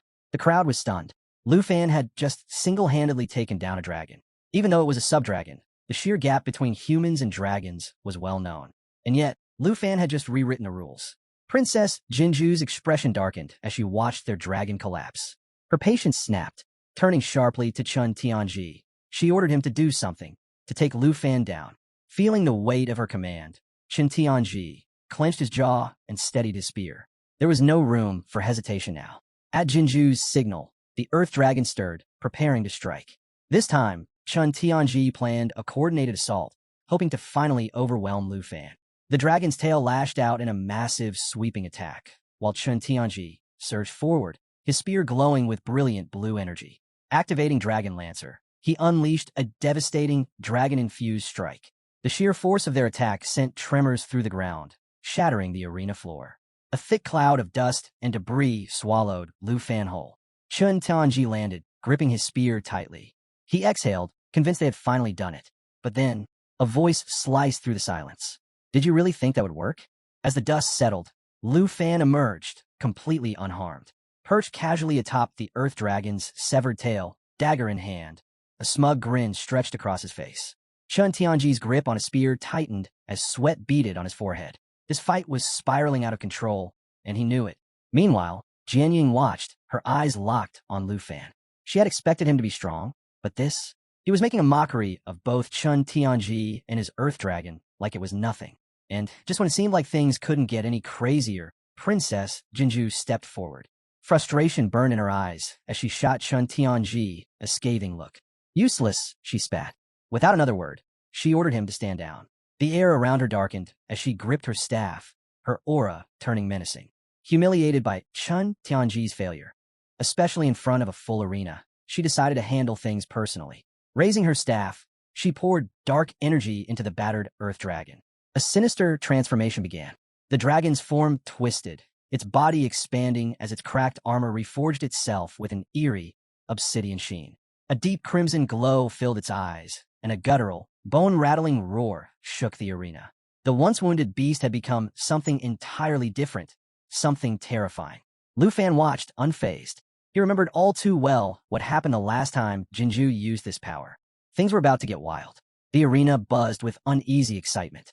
Spectators whispered among themselves, their eyes flicking between Lu Fan and the newly transformed Earth Dragon. Many were holding their breath, secretly hoping to witness the ultimate clash. Lu Fan's black dragon against this demonic behemoth. Sensing the shift in danger, Jian Ying sprang into action. She summoned her heaven-crushing sword and blood-breaker sword, the twin blades orbiting around her like silent sentinels, ready to strike at a moment's notice. But before she could step in, Lu Fan casually held up a hand, stopping her. His smirk remained as he glanced at her. "Relax," he said, reminding her of their little bet. Jian Ying hesitated, frustration flickering in her eyes, but she exhaled and held back. She trusted him. Meanwhile, the Earth Dragon let out another deafening roar, its body writhing with unstable energy. Lu Fan, completely at ease, observed its grotesque transformation. "I recognize this ability," he remarked to Jian Ying. "Painful as hell, but in exchange, it boosts power to insane levels." Jinju, standing behind Chun Tianji, clenched her staff so tightly her knuckles turned white. She had no intention of letting Lu Fan walk away unscathed. "End him," she commanded, her voice sharp with fury. And then, with an arrogant sneer, she added, "And after that, I'll take his black dragon for myself." The Earth Dragon raised its massive claw and brought it down with a thunderous crash, shattering the arena floor. Dust and debris flew as the monstrous beast loomed over Lu Fan. But he didn't move. Not an inch. That signature smirk still played on his lips. Jinju scoffed, her eyes narrowing. "What's wrong? Afraid?" she taunted. "Go on, summon your dragon. Unless you know you can't handle this." Despite her bravado, a single bead of sweat trickled down her cheek. She might have been putting on a strong front, but deep down, she knew Lu Fan wasn't afraid. He was waiting. Then Lu Fan made his move. Extending his hand, a chilling aura spread through the arena. The temperature plummeted as his eyes took on an eerie glow. In that instant, the wrath of the Ice Dragon King was unleashed. Behind him, a massive spectral ice dragon materialized, its presence radiating sheer dominance. With a flick of his wrist, he activated the fury of the Ice Dragon King. Ice erupted from the ground, racing toward the Earth Dragon like a merciless tidal wave. In mere moments, the beast was engulfed in an unforgiving blizzard. Frost crept over its body, freezing its limbs mid-motion as it let out a guttural howl of agony. The once mighty dragon was now immobilized, encased in solid ice. A shiver ran through the crowd, their breath visible in the air as the entire arena turned deathly cold. Jinju clutched her staff, her knuckles white with disbelief. Chun Tianji stood frozen, not just from the cold, but from sheer terror. Lu Fan casually rolled up his sleeve, drawing his dagger. His piercing gaze locked onto Jinju as he spoke, his tone sharp as ice. "Your little boost helped," he admitted, "but it wasn't nearly enough." And then, he moved. With a burst of speed, Lu Fan blurred forward, closing the distance between them in the blink of an eye. Gasps rippled through the arena as he stopped just inches from Jinju. His gaze locked onto hers with chilling intensity. "You're not worthy of my black dragon," he stated, voice low and commanding. Jinju's breath hitched. For the first time, she felt genuine fear. Her fingers trembled around her staff as she shut her eyes, bracing for the inevitable. But before Lu Fan could strike, Chun Tianji intervened. Spear clashing against dagger, he barely managed to block the attack. "Princess, stay alert," he snapped, sweat dripping down his brow. Wasting no time, he barked a command to his Earth Dragon. The beast, its eyes now glowing an ominous purple, let out a guttural growl. Its jaws opened wide as it began forming a colossal fireball, flames crackling with raw power. Just when it seemed like the tables had turned, Lu Fan vanished. In an instant, he activated his teleportation skill, disappearing from sight. Chun Tianji and Jinju barely had time to process what had happened before realizing their mistake. They were now standing directly in the Earth Dragon's attack range. Too late. A sudden shift in the air signaled Lu Fan's return, this time behind the dragon. His grin widened as he activated Blue Dragon King's roar. A brilliant blue energy sphere crackled to life in his palm. Behind him, a majestic azure dragon spiraled into existence, its form pulsing with electrifying power. With a decisive thrust, Lu Fan unleashed the attack. The energy sphere collided with the Earth Dragon in a dazzling explosion. Bolts of lightning surged through the beast, each strike sending waves of pain through its body. It convulsed violently, letting out tortured roars as paralysis took hold. The crowd sat in stunned silence. Everyone knew Chun Tianji's winning streak was over. With one final, agonized cry, the Earth Dragon collapsed, its massive frame crashing into the arena floor. Smoke billowed up from the impact, thick and impenetrable, swallowing everything in a veil of uncertainty. Chun Tianji's spear quivered in his trembling hands as he stared at his fallen partner. Disbelief etched across his face. As the smoke curled into the sky, the audience held their breath. No one knew what was about to happen next. As the battle raged on, Chun Tianji stood frozen, drenched in sweat, his thoughts racing. Both he and Lu Fan were dragon tamers, yet the gap between them was staggering. It was like trying to compare the earth to the heavens. Meanwhile, Lu Fan landed smoothly, eyes locked onto his opponent. A question burned in his mind, and he couldn't help but voice it. Why do you only use Dragonlance Strike? Chun Tianji flinched at the direct call-out, but before he could respond, Princess Jinju's sharp voice cut through the tension. Stop hesitating, she snapped, her grip tightening around her staff. Panic laced her tone as she barked at him to stop holding back and make his dragon fight properly. Chun Tianji gritted his teeth, snapping back to reality. He quickly positioned himself in front of the princess, his stance tense. But deep inside, he was still trying to process what Lu Fan was really getting at. Lu Fan's gaze darkened as he explained, voice calm yet firm. Dragonlance Strike is powerful, but it's incomplete without techniques like Dragon Claw or Dragon Inspiration. The words hit Chun Tianji like a thunderbolt. His breath hitched, and a cold chill ran down his spine. He hadn't even considered that. Beads of sweat dripped down his face as he realized the truth. Lu Fan wasn't just stronger. He understood dragons on a level Chun Tianji had never reached. Princess Jinju, however, had no patience for his hesitation. Worthless, she spat, eyes blazing with frustration. You can't even avenge my honor? Lu Fan, watching the exchange, slowly tightened his grip on his black machete as lightning crackled across its blade. He could see it now. Chun Tianji hadn't been choosing not to use stronger techniques. He simply couldn't. The Earth Dragon's full power remained locked away. With a casual shrug, Lu Fan offered an alternative. Surrender, he suggested, his tone neutral. There's no shame in knowing your limits. The words cut deeper than any blade. Chun Tianji's face twisted with rage. Not only had Lu Fan surpassed him, now he was pitying him. The humiliation was unbearable. His pride roared in defiance as he turned to Jinju, desperation flickering in his eyes. Give me one last power boost, he demanded. Jinju's surprise was brief, but then her lips curled into a knowing smirk. Without hesitation, she raised her staff, and a dark, pulsating aura seeped into Chun Tianji's body. Agony ripped through him as his muscles swelled unnaturally. Veins bulged across his face, 2 extra arms grotesquely sprouted from his torso, and his grip on his spear tightened with newfound strength. His body was barely holding itself together, but he didn't care. Lu Fan watched in silent disbelief. Why was Chun Tianji willingly letting the princess manipulate him like this? But then, Chun Tianji let out a guttural roar, eyes wild with desperation. His voice thundered across the battlefield. I must become the best. I will prove myself worthy in the eyes of the princess. And with that, he charged, ready to lay everything on the line. With his newfound monstrous strength, Chun Tianji launched himself into the air, descending upon Lu Fan with the raw ferocity of a dragon. His spear blazed with power as he executed the dragon spear technique, aiming to crush his opponent in one decisive strike. For a fleeting moment, Lu Fan didn't move. His gaze softened, not with fear, but with something closer to sorrow. There was no hatred in his eyes, only quiet pity for Chun Tianji, a man who had thrown away everything, his pride, his body, his dignity, all for a desperate grasp at greatness. But pity didn't mean hesitation. With a sharp inhale, Lu Fan invoked Wind Spirit Whisper, his agility surging by 35%. In the blink of an eye, he vanished from sight. Chun Tianji's heart pounded.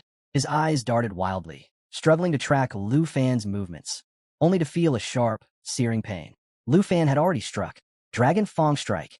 Chun Tianji's grip failed as his spear was ripped from his hands, agony surging through his limbs.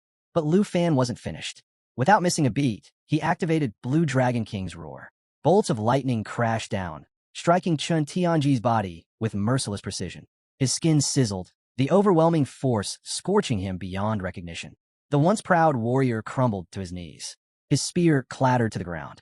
Smoke curled from his lips as he forced out a single, broken whisper, an apology. A final plea for forgiveness from the princess before his body gave out, collapsing in utter defeat. And then, silence. Princess Jinju, watching everything unravel before her, felt her world shatter. Her champion, her strongest warrior, was gone. Tears welled in her eyes, her breath hitching in disbelief. She had been so certain of victory, so sure of her power. But now, all that remained was the bitter sting of loss. After taking down Chun Tianji, Lu Fan doesn't even pause. He charges straight at Princess Jinju, hand raised, ready to strike. Panic sets in instantly. Desperate, Jinju throws up her hand, trying to stop him, her voice rising in frantic protest. She warns him, her brother, a major figure in the Tai Chi Empire, won't let this slide if he dares touch her. But does Lu Fan care? Not in the slightest. Without hesitation, he slaps her hard, sending her crashing to the ground. Her magic wand slips from her grasp, skidding across the floor as she stares in stunned disbelief. And Lu Fan, completely unfazed, he looks down at her and, in the most nonchalant tone, says that if her brother comes after him, he'd actually be doing him a favor. Cold as ice. The audience? They go wild. Some are in complete shock, others call him out for going too far. But there are whispers, too, reminders that Jinju wasn't as innocent as she seemed. Just earlier, she had no problem manipulating Chun Tianji to her advantage. Looks like karma just cashed in. Amid the uproar, the vice principal finally steps in, demanding silence. Without any delay, he makes it official. Jinju and Chun Tianji's team is out, while Lu Fan and Jian Ying take the win. Then, without missing a beat, he orders Gahan to send Lu Fan to his office immediately. And just like that, the next match is announced. No time for drama. This academy keeps things moving. Cut to Lu Fan in the vice principal's office. The atmosphere is heavy. The vice principal stands with his back turned, deep in thought. Then, without even facing Lu Fan, he speaks. At first, he assumed this whole thing with Jinju was just some family dispute. Turns out it was way more personal, and Mr. Qin Shanhai spilled all the details. He warns Lu Fan that using the arena for personal grudges is dangerous. It could lead to serious accusations of misconduct. Lu Fan, as cool as ever, acknowledges the warning and calmly explains himself. He couldn't just stand by and watch Chun Tianji get manipulated. Jinju needed to be put in her place. The vice principal listens, then hands Lu Fan a tablet, signaling that the conversation is over. But before Lu Fan can wonder what's next, the vice principal drops the real news. Turns out, both he and the principal have been watching Lu Fan closely. For a second, Lu Fan wonders if he's about to get reprimanded. But no, it's the opposite. They were seriously impressed, especially when he pulled off those dragon language techniques. So impressed, in fact, that they've got something big lined up for him. Access to a secret realm. Lu Fan scrolls through the tablet, scanning the options like he's picking out his next battlefield. The vice principal gives him the rundown on these secret realms, how they're discovered, auctioned off by secret realm hunters, and sold for a steep price. High risk, high reward. But Dragon Capital Academy? They're all in, willing to cover the cost no matter what. As Lu Fan continues browsing, something grabs his attention. A realm called Flying Dragon Cemetery. Level 55 rating. Nightmare difficulty. Minimum 2 participants. He points it out, and the vice principal immediately picks up on his determination. No hesitation. This is the challenge Lu Fan is taking on next. Fast forward to the next day, and the arena is buzzing with excitement. It's time for the freshman assessment rematch. Gohan steps up and announces the first semifinal. Lu Fan and Jian Ying versus Jiang Fengyun and Su Jing. But just as the crowd gears up for the fight, the vice principal steps in and drops a shocker. Lu Fan has officially withdrawn from the competition. Silence. Then chaos. The audience is stunned, whispers spreading like wildfire. Some are straight up disappointed. They came to see Lu Fan in action. Others start speculating like crazy. Did he get in trouble? Is he being sent on some secret mission? With no answers, the rumors only grow. Tao Xiaoman? She waves it off as nonsense. Qin Xiu, ever the logical one, tells her to ignore the gossip. The truth is obvious. Lu Fan and Jian Ying are already off exploring the secret realm. And sure enough, deep in the ancient, eerie expanse of Flying Dragon Cemetery, Lu Fan and Jian Ying step into the unknown. The air is thick with tension, the massive forest around them shrouded in mystery. As they push forward, Lu Fan turns to Jianying and apologizes for pulling her away from the competition. But Jianying? She's got no complaints. The Academy let them keep their Azure class spots and even gave them 10,000 points each. Sounds like a win to her. She even thanks Lu Fan for the opportunity. Getting to explore such a rare secret realm is a reward in itself. And then, without hesitation, she offers him all the treasures they find. For her, the experience alone is enough. Lu Fan, clearly impressed, chuckles and teases her. She's not the type to leave a favor unpaid. The forest is eerily silent as they press on, too silent. Then, out of nowhere, a voice cuts through the stillness. High up in a tree, a red-haired guy lounges on a branch, watching them with curiosity. And instead of sneaking around or sizing them up from the shadows, he just calls out, breaking the tension like it's no big deal. Lu Fan stops in his tracks, sizing up the unexpected newcomer. Before he can even process who this guy is, the stranger launches himself off the tree branch like he's starring in an action flick. He lands effortlessly, throws them a wide grin, and flashes a thumbs up. Name's Black Rat, he announces, all confidence. Secret Hunter Guild. Yep, you heard that right, Black Rat. Pretty bold name for a guy who just came falling out of a tree. Lu Fan stays cautious, introducing himself and Jianying while keeping an eye on him. He asks if Black Rat is supposed to guide them to the Flying Dragon Cemetery's entrance.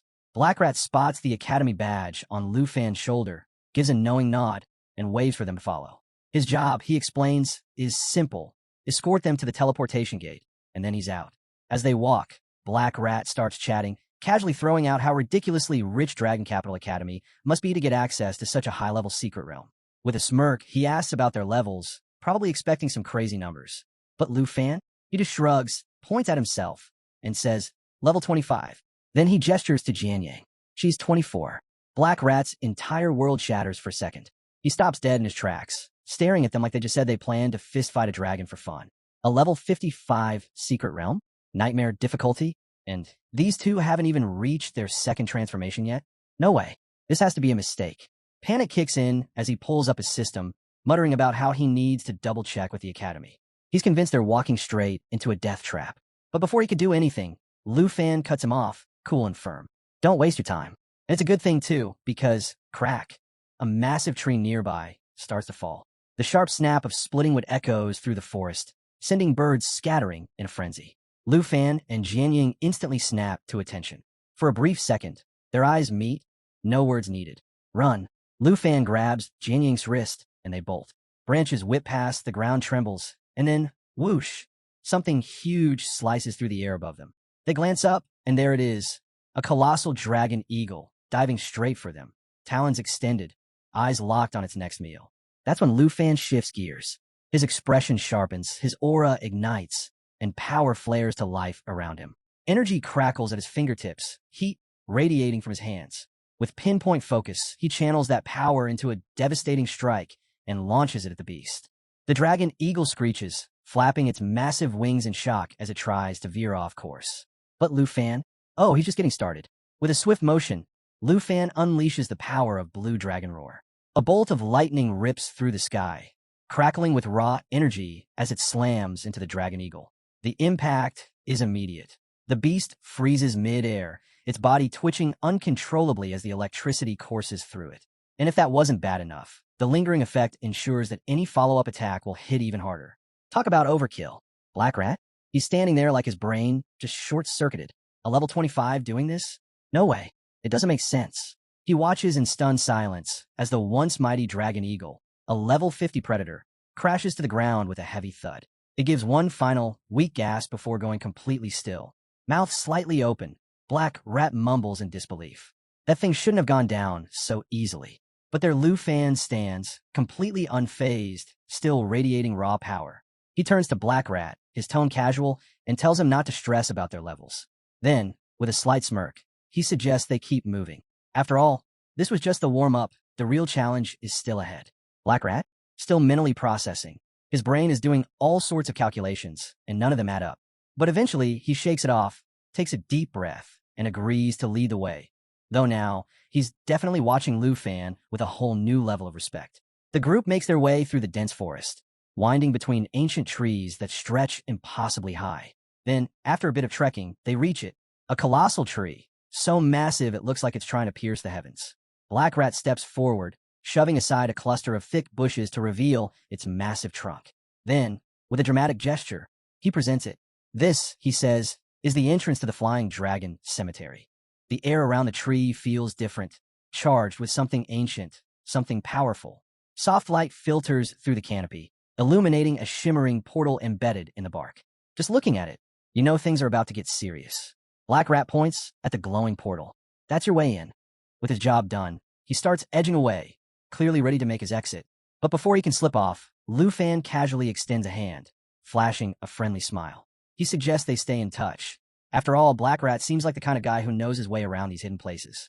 And who knows, Lu Fan might need a little geographical intel in the future. Sounds like a win-win deal. Black Rat hesitates, clearly caught off guard by the idea of befriending someone who just annihilated a dragon eagle like it was nothing. Sensing the hesitation, Lu Fan casually sweetens the deal. He's willing to pay for the intel. That gets Black Rat's attention. Money? Now that's a language he speaks. But still a little skeptical, he blurts out, "Wait, you're really willing to drop cash on basic location details? Not even secret realm stuff, just regular info?" Lu Fan nods, completely unfazed. As long as they keep it to general locations, it won't break any secret realm hunter guild rules. He keeps it light, even throwing in a grin, making it nearly impossible for Black Rat to say no. After a moment of consideration, Black Rat names his price, 100,000 dragon coins per location. And, of course, he makes sure to emphasize that this is his exclusive friends and family rate. If Lu Fan's not interested, he's happy to walk away. But Lu Fan, he doesn't even blink. He shakes on the deal with that easygoing confidence, leaving Black Rat internally kicking himself for not charging way more. Seriously, are all Dragon Capital Academy students this rich? Or is Lu Fan just built different?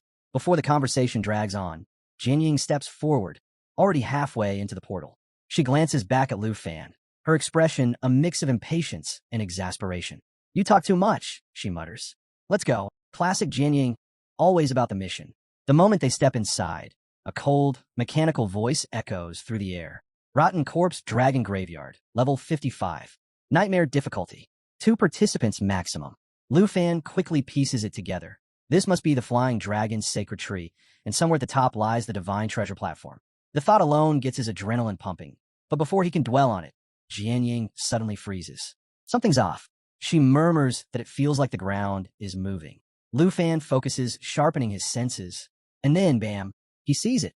A stampede of dragons, tearing across the landscape, heading straight for them. His eyes widen. "Jianying, look," he shouts, pointing at the approaching horde. Then, as if mocking them, the system chimes in again, delivering more bad news. Rotten Corpse Dragons detected. Level 50. Skills. Pack Bite. Summons nearby dragons for reinforcement. Corrupting Breath. Reduces enemy attack power by 50%. Yeah, this just got serious. One of the dragons lets out a deafening roar and lunges straight for Jianying, jaws wide open, ready to crush her in one bite. But Lu Fan? He doesn't even blink. Moving with lightning-fast precision, he steps in and blocks the attack with ease. Keeping his cool, he calls out to Jianying, "Get ready." She doesn't need to be told twice. Tightening her grip on her sword, her eyes flash with determination. In one swift, powerful motion, she unleashes Mountain Shaker, a devastating technique that carves straight through the charging beast. The massive dragon splits clean in two, its body crashing to the ground in a brutal, lifeless heap. But there's no time to celebrate. Another Rotten Corpse Dragon charges at Lu Fan, and this one isn't holding back. Just as it closes in, Lu Fan smirks. Xiao Yi. In an instant, his dragon companion, Black Dragon Xiao Yi, materializes on his shoulder, radiating intense heat like a living flame. Flames swirl around her, forming a protective ring of fire around Lu Fan. Then, with a single flick of her gaze, she unleashes Burning Flame. Fire erupts across the battlefield, engulfing everything in its path. Several dragons don't even get the chance to react before they're reduced to nothing but charred remains. And the best part? The more enemies Xiao Yi takes down, the stronger her flames burn, powering her up in real time. Meanwhile, Jianying is on a rampage, slicing through the remaining dragons with deadly precision. She activates Armor Break, slashing through 32% of their defenses with every strike. Her movements are sharp, calculated, each attack landing with ruthless efficiency. Then, mid-air, she reaches for her next strike, only to realize something's wrong. Her broadsword is gone. Panic spikes as she quickly scans the battlefield, searching for it. But before she can come up with a plan, another dragon barrels toward her from below, jaws wide, ready to devour her whole. She's out of time, out of options and still midair. Then, just when it seems like the end, Lu Fan steps in. Charging forward with his dragon sword, he activates Dragon Fang Strike, channeling pure dragon energy through his blade. His sword arcs through the air, slashing through the massive beast in one clean, unstoppable motion. The dragon doesn't even get the chance to react before its body splits apart, green blood splattering across the battlefield as it collapses with a sickening thud. But the chaos isn't over yet. Jianying, still midair after her last attack, is seconds away from a brutal crash landing. Lu Fan doesn't hesitate. He rushes forward, reaching out just in time. Their hands meet, and for a brief second, it seems like disaster has been avoided. Then gravity kicks in. Now both of them are falling.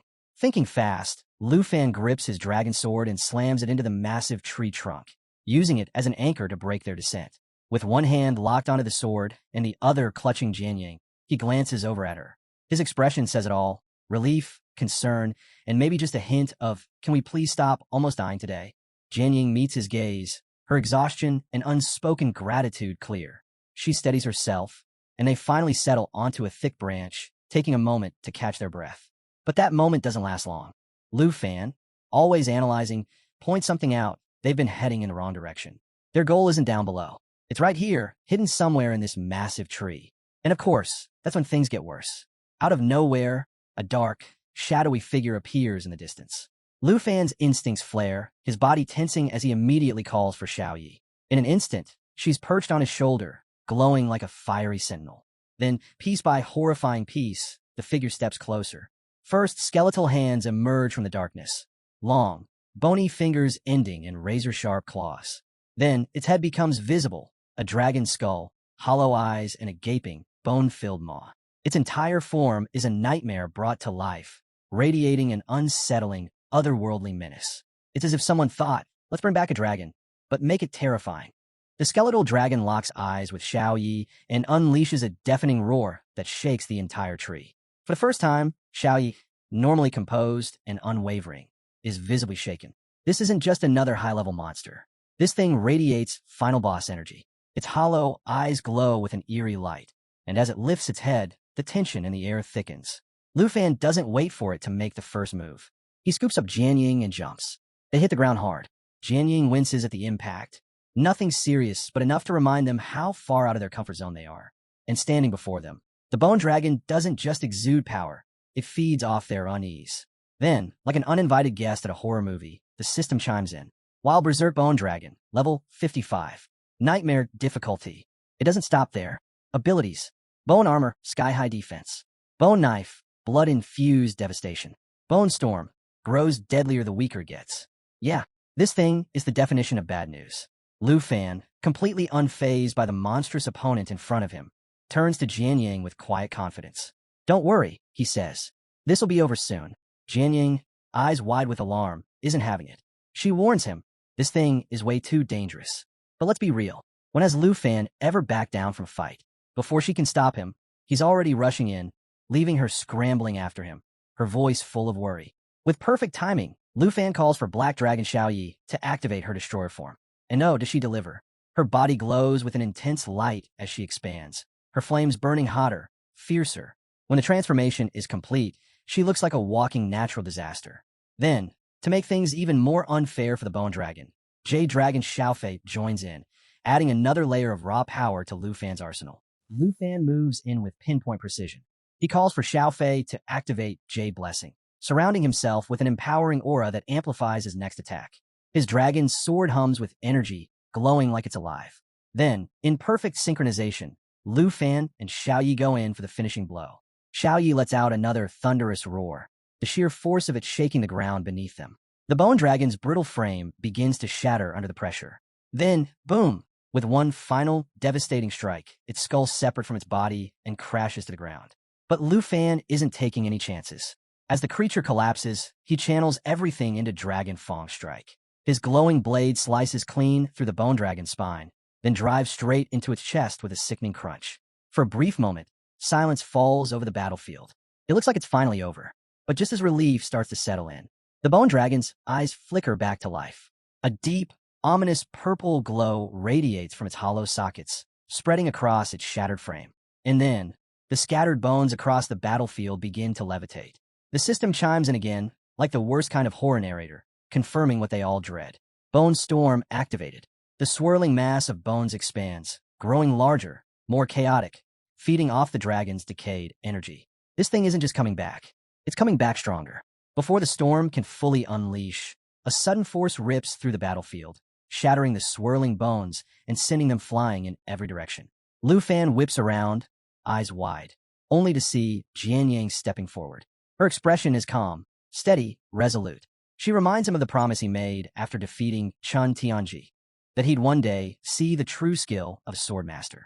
Well, that day is today. As the bone dragon starts pulling itself back together, now even more menacing, Jian Yang unveils her trump card. She explains that swordmasters unlock a new weapon every 5 levels. Then, with a surge of fiery energy, she summons the Scythe of Calamity, a level 20 epic quality weapon radiating raw power. Its abilities? Pure nightmare fuel.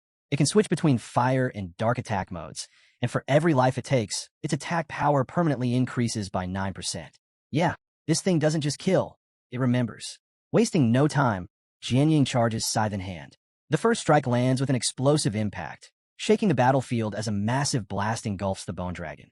The monster writhes, struggling to hold itself together against her relentless assault. Watching her in action, Lu Fan smirks, finally understanding the true potential of a swordmaster. It's not just about flashy skills, it's about weapons that evolve into absolute destruction. But there's no time to admire for long. Jade Dragon Xiaofei suddenly appears beside him, eyes gleaming with eagerness. Lu Fan nods. Time to wrap this up. Without hesitation, he commands Xiaofei to cast Jade Blessing on Black Dragon Xiaoyi. Xiaofei, always one to deliver, unleashes the ability, amplifying Xiaoye's next 3 attacks to devastating levels. With everything set up, Lu Fan gives the final order. Xiaoyi, earth-shattering. And oh boy, does she deliver. The ground trembles, the air crackles, and then boom, a massive explosion rips through the battlefield. The earth splits open, forming a giant fissure that swallows the bone dragon whole. Its skeletal frame crumbles, collapsing into the abyss. And just like that, the nightmare is over. As the dust settles, the system chimes in with some well-earned rewards. Jade Dragon Xiaofei has leveled up to 15 and unlocked a new skill, Transformation. Lu Fan takes it all in, satisfied with how much they've grown from this battle. His own level ticks up to 26, but he's more focused on their collective progress. Meanwhile, Jian Yang stands there, silent. The battle is over, but doubt creeps in her mind. Sure, her Scythe of Calamity was powerful, but in the end, it was Xiaoye's earth-shattering that finished the fight. For a split second, she wonders, did her efforts really matter? Just when things finally seem to settle, Xiaofei happily clings to Lu Fan, soaking up the victory celebration. Jian Yang catches this, and oh boy, jealousy slams into her like a runaway carriage. But she's quick to shake it off, composing herself like the pro she is. Turning to Lu Fan, she admits that, with his powerhouse team of dragons, she probably didn't even need to step in. She even apologizes, feeling like she didn't contribute much to the battle. Lu Fan, ever the supportive leader, meets her with a reassuring smile. He thanks her for saving him earlier during Bone Storm, reminding her that every effort counted. Besides, they've all made huge gains today. Jian Yang got to showcase her swordmaster skills, and Xiaofei hit a whole new level. Wins all around. Curious about Xiaofei's level up, Jian Yang asks if there's more to it. As if waiting for the cue, the system chimes in with the details. At level 15, Xiaofei's stats have skyrocketed. Strength, spirit, stamina, the whole package. But the real kicker? She's unlocked 2 epic transformations. Eternal Guardian of the Tree of Life grants Life Pulse and Eternal Guardian abilities focused on healing and protection. Soul Light allows her to shed her physical form entirely, unlocking Soul Refuge and Soul Influence, skills tied to spiritual manipulation. Talk about a glow-up. Lu Fan, clearly impressed, notes how Xiaofei's new abilities make her as versatile as Xiaoyi. Jian Yang chuckles, pointing out that while Xiaoyi has been steadily leveling up, Xiaofei's sudden quadruple transformation upgrade feels like a cheat code. Either way, both dragons are shaping up to be absolute monsters on the battlefield. Feeling proud, Lu Fan reaches out to pat Xiaofei's head, only to be met with the sharpest glare from Xiaoyi. The jealousy is real, and her mix of annoyance and playful anger is impossible to miss. To break the tension, Lu Fan suggests testing out Xiaofei's new form, eager to see what she's capable of. Jian Yang agrees, her mood lightening as she suggests heading back to the Flying Dragon Sacred Tree to continue their search. But before they can even take a step, Xiaoyi and Xiaofei start bickering over who gets to stand closer to Lu Fan. It's almost comical, a much-needed break after all the chaos. That is, until the sky erupts in fire. Flaming projectiles rain down, shattering the moment like glass. Explosions rip through the battlefield, sending shockwaves through the air as dust and debris swirl in every direction. Jian Ying's sharp voice cuts through the chaos. Magic attack. Lu Fan doesn't hesitate. Scatter. Take cover. The group sprints for the nearest shelter, a massive tree, where they huddle together to regroup. Jian Ying crouches, scanning the area for any sign of their attackers, while Lu Fan carefully peeks out from behind the trunk. It doesn't take long to put the pieces together. Their battle with the bone dragon must have drawn unwanted attention. And sure enough, when he looks up, he sees them. A swarm of dragons, their massive wings blotting out the sun. Lu Fan ducks into cover, heart pounding as he scans the battlefield. No time to hesitate. Dragons are everywhere, and the pressure is on. Quickly pulling up the system interface, he lays out the plan. Jade Dragon Xiaofei's soul light form isn't just for show. It allows her to shed her physical body and become pure energy, granting a game-changing soul shield to whoever she links with. Without missing a beat, Lu Fan orders Xiaofei to merge with Xiaoyi. In an instant, Xiaofei shifts into her ethereal form, fusing with Black Dragon Xiaoyi. The transformation creates an aura so powerful it practically radiates invincibility. As the newly supercharged Xiaoyi soars above, Lu Fan turns to Jian Ying, his voice all business. Head toward the divine dragon tree. It's like a high-stakes treasure hunt, except this one comes with a real risk of getting torched by an angry dragon horde. Just then, fireballs rain from the sky like a meteor shower. Lu Fan's stomach drops as he looks up. A swarm of dragons, their massive wings blotting out the light, is descending upon them. It's an ambush. They're surrounded. But Lu Fan doesn't panic. Keeping his cool, he orders Xiaoyi not to attack. Yet, instead, he commands Xiaofei to absorb the incoming damage. A glowing green orb forms above Xiaofei, pulsating as it gathers energy. Each hit adds another layer, fueling the buildup of Qi shield. And when that shield maxes out, the real counterattack begins. The moment of truth arrives. Lu Fan commands Xiaofei to activate Qi Shock. Instantly, a massive surge of energy erupts, releasing every ounce of absorbed damage in a single explosive counterattack. And since dragons take extra damage, the impact is doubled. Xiaofei's green aura flares, lighting up the sky as dragons cry out in agony, the sheer force of the blast shaking the battlefield. Jian Ying watches in stunned awe, realizing this isn't just a defensive move, it's total annihilation. Lu Fan smirks, explaining that Xiaofei's soul protection isn't just a shield. It's a force that strikes back even harder every time it's hit. But before they can celebrate, the atmosphere shifts. A chilling wind sweeps through, sending a wave of unease through the group. Lu Fan's instincts scream danger. This can only mean one thing. The boss has arrived. Sure enough, a colossal dragon descends, its metallic scales gleaming ominously. The system identifies it. Steel Dragon, level 60, Nightmare difficulty. And its abilities?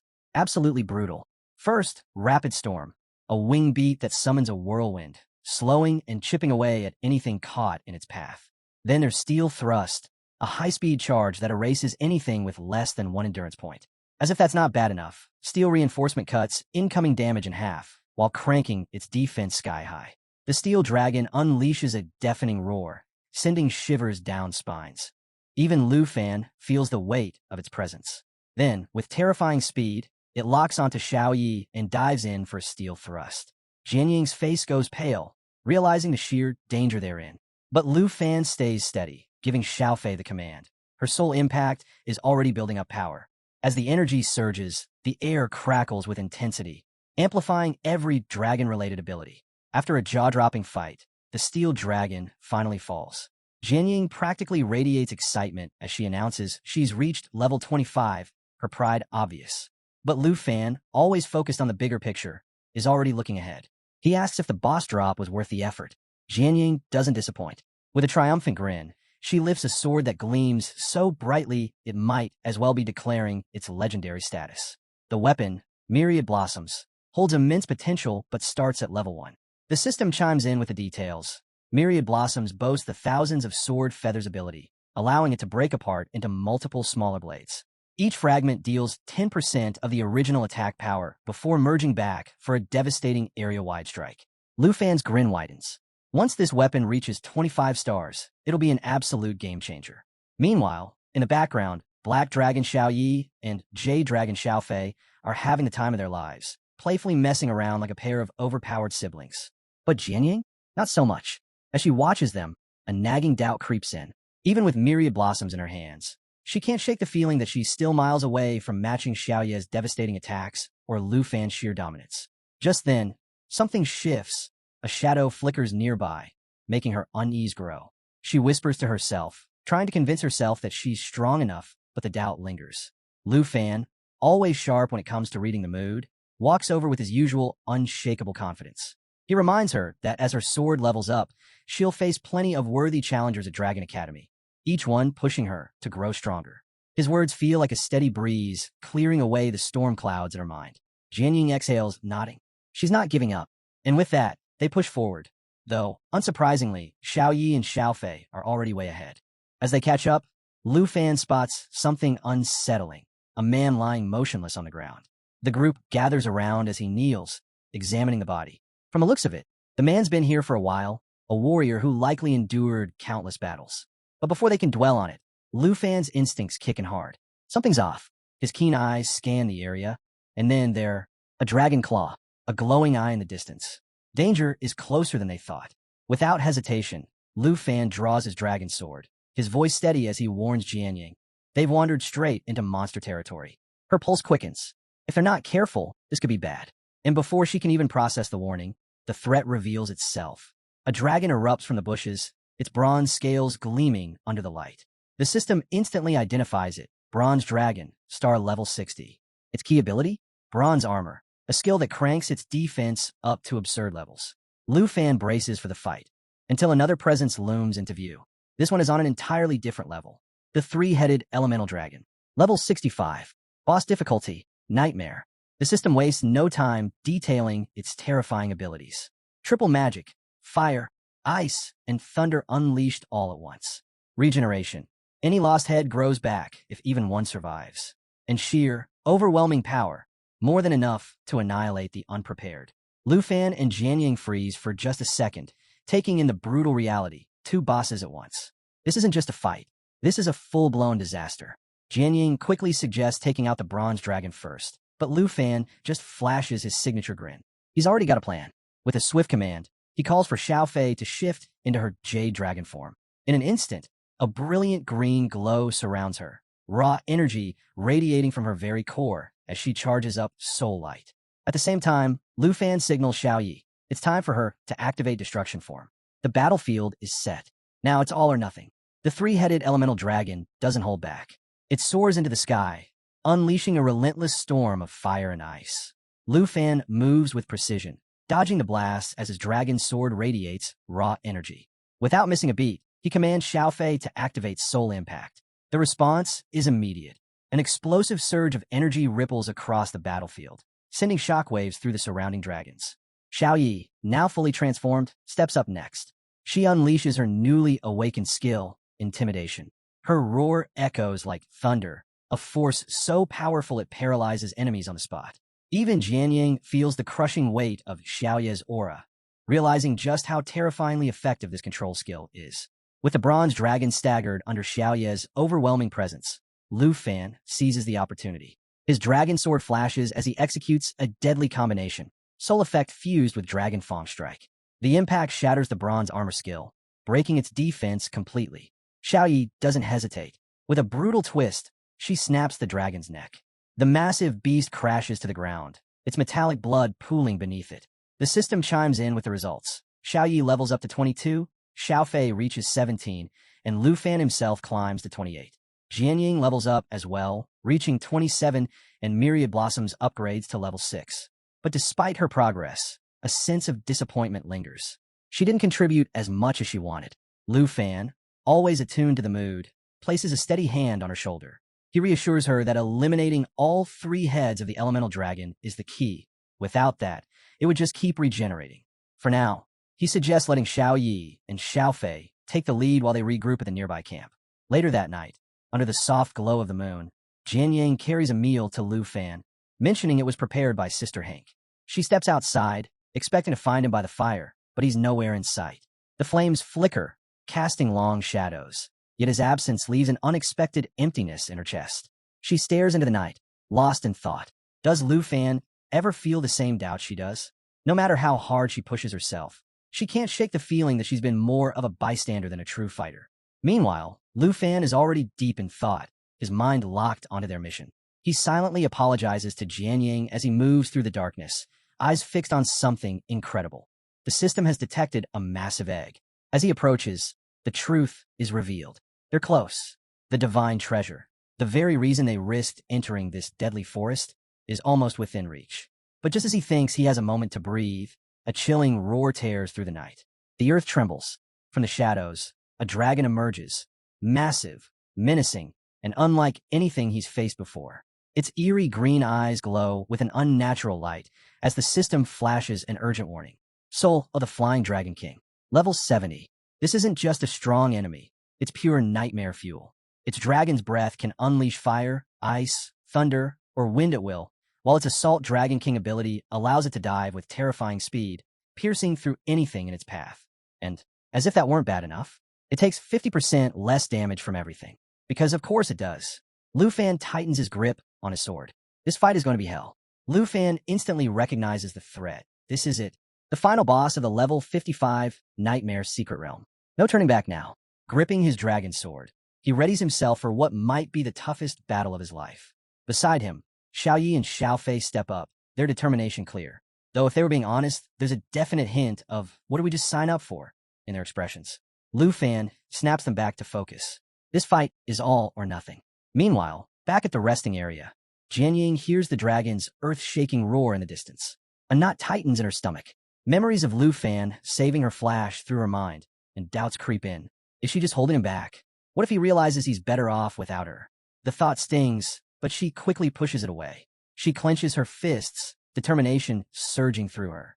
She's not here to stand on the sidelines. She's fighting alongside Lu Fan, no matter what. Back on the battlefield, the soul of the Flying Dragon King wastes no time.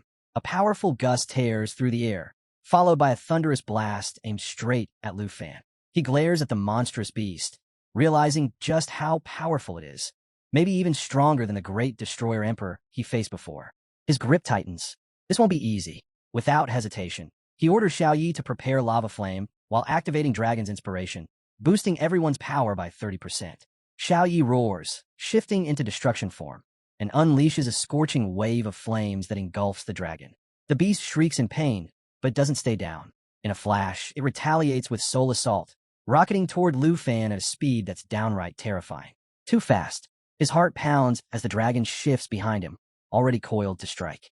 Thinking fast, he commands Xiao Fei to shift into Eternal Being form. In an instant, her aura transforms, radiating a powerful yet calming energy. Then, Jianying arrives. Her voice rings out with unwavering resolve as she calls to Lu Fan. Without hesitation, she raises her hand, summoning power of 1,000 swords and falling feathers in one sweeping motion. I've got this. Focus on your fight. Her confidence ignites something in Lu Fan. He meets her gaze, nodding. No words needed. He knows he can count on her. And then, the system delivers a game-changing update. Jade Dragon Xiao Fei has unlocked new skills, Life Pulse and Eternal Guardian. A radiant glow bursts from Xiao Fei as she activates Life Pulse, waves of energy rippling outward, restoring stamina and amplifying their strength. At the same time, Xiao Yi doubles down, pushing her lava flame attack to an even greater intensity, the searing heat rising higher and hotter. Lu Fan doesn't waste a second. He sees the opening. Xiao Yi, finish it.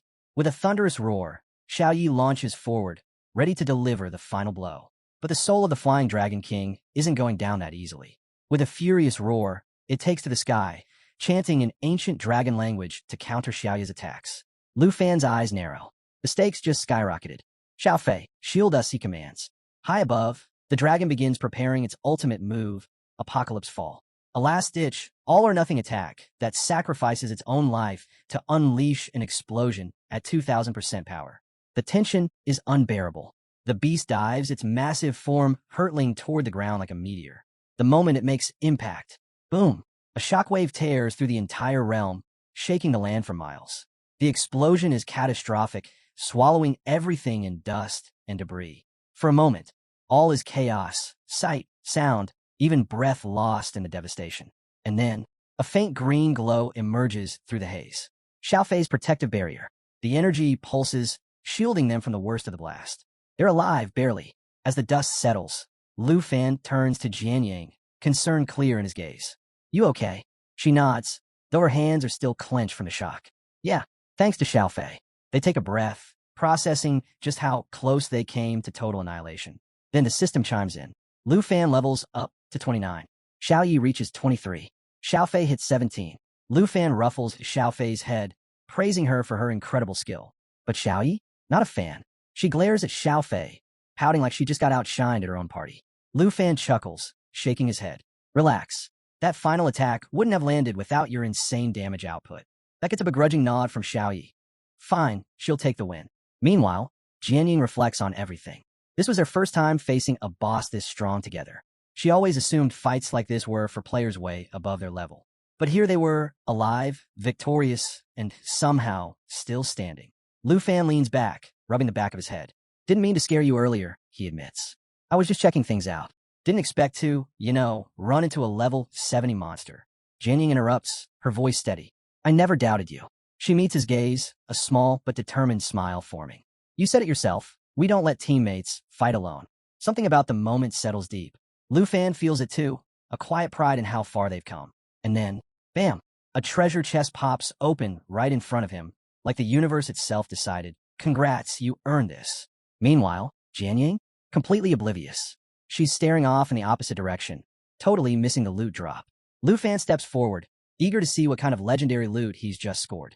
The first item practically radiates power as it emerges. Soul Wing of the Flying Dragon King. This thing is stacked, plus 60 agility, plus 356 strength, plus 291 spirit. But the real kicker? It grants full-on flight. Not hovering, not gliding, actual flying. And if that wasn't enough, those with dragon language magic can even cast and receive spells mid-air. The catch? Level 60 required. Lu Fan sighs, staring longingly at the item. Looks like soaring through the skies will have to wait. The second item? A level 30 artifact for dragon riders. This beast of an item allows the user to merge their abilities with their dragons, boosting dragon energy and unleashing devastating long-range attacks. Lu Fan's grin stretches ear to ear, riding Xiao Yi into battle while obliterating enemies from a distance. Yeah, that's going on the future to-do list, just as soon as Xiao Yi hits level 30. And then, the third item emerges, the late Dragon Bone Flute. This enchanted flute can summon twin flying dragon kings, their levels scaling to match the user's. A dream come true. The downside? Limited to 7 uses. Lu Fan turns the flute over in his hands, admiring the craftsmanship. It's powerful, no doubt, but something about the restriction stings. 7 times, and then it's gone. Before he can dwell on it, something strange happens. Xiaofei begins glowing, intensely. Lu Fan and Jianying turn, watching as the little jade dragon moves toward a massive, ancient tree. She presses her energy into it, and suddenly, the entire area stirs to life. Plants rustle. The ground hums with energy. It's like something straight out of legend. And then, as if on cue, the system pops up with a new mission. Restore the sacred tree. The details? The tree is dying, threatened by the abyssal dragon's minions. The only way to save it is to slay the abyssal dragon and soak the tree's seed in its blood. The reward? The favor of the life dragon, one of the most powerful entities in existence. Lu Fan retrieves the sacred tree's seed, letting out a low whistle as he reads the mission details. The abyssal dragon isn't just strong, it's infamous. This beast hails from the lower realms, known for devouring demons and wiping out entire regions. Its rank, so high that calling it nightmare difficulty would be an insult. Xiaofei nudges Lu Fan's hand, and he smiles down at her, thanking her for uncovering this hidden quest. And then, because it's Lu Fan, he gets an idea. He turns to Xiaofei, completely serious. Hey, think you can eat the flute? Jianying and Xiaofei freeze, utterly baffled. Lu Fan raises his hands and mocks surrender, grinning. What? I mean, worst case, nothing happens. Best case, you unlock an insane new ability. Xiaofei blinks. Jianying stares at him like he's lost his mind. Lu Fan just stands there, waiting for Xiaofei to consider it. Because honestly, you never know. Xiaofei steps forward, and before anyone can react, she bites into the flute like it's a tasty treat. Lu Fan, amused, asks if it actually tastes good, while Jianying watches in stunned silence, mumbling that she's chewing it like a piece of fruit. A moment later, the system notification pops up. Xiaofei has absorbed the flute's power, allowing her to summon the twin flying dragon kings without restrictions. To test it out, Xiaofei calls forth the dragon kings. With a thunderous roar, they appear, their strength perfectly aligned with Xiao Fei's level 18.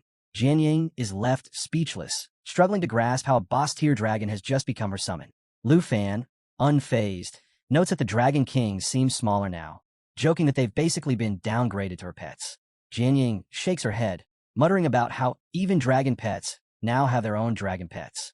With the Sacred Tree mission now secured, Jianying suggests they return, reminding them that Sister Hank will be worried if they take too long. Lu Fan waves her off, telling her to go ahead. He has something to take care of first. As he pulls up his map, his mind is already focused on the unfinished task ahead.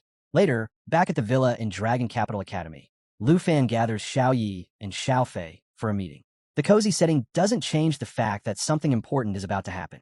Sitting before them is a newly acquired dragon egg.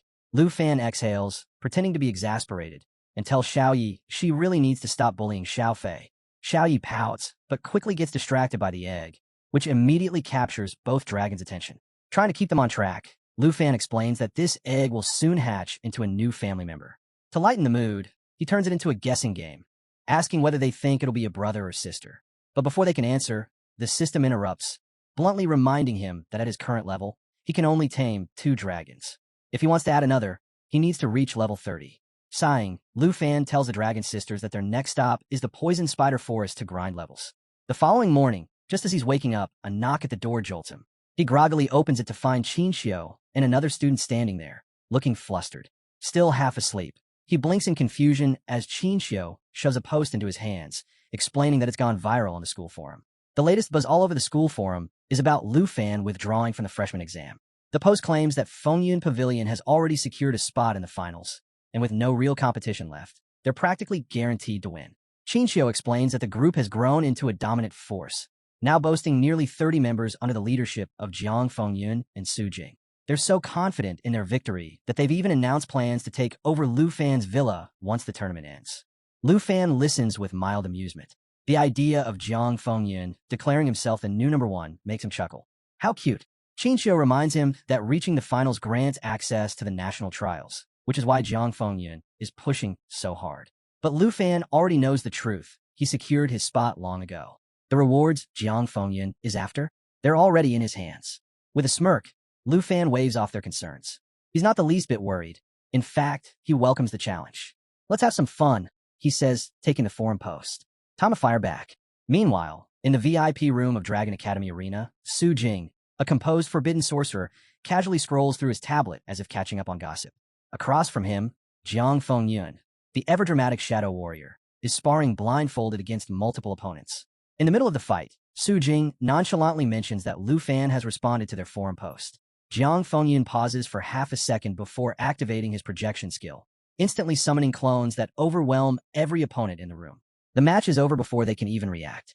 With a satisfied smirk, Jiang Fengyun removes his blindfold, barely acknowledging the fallen fighters as he orders someone to heal them.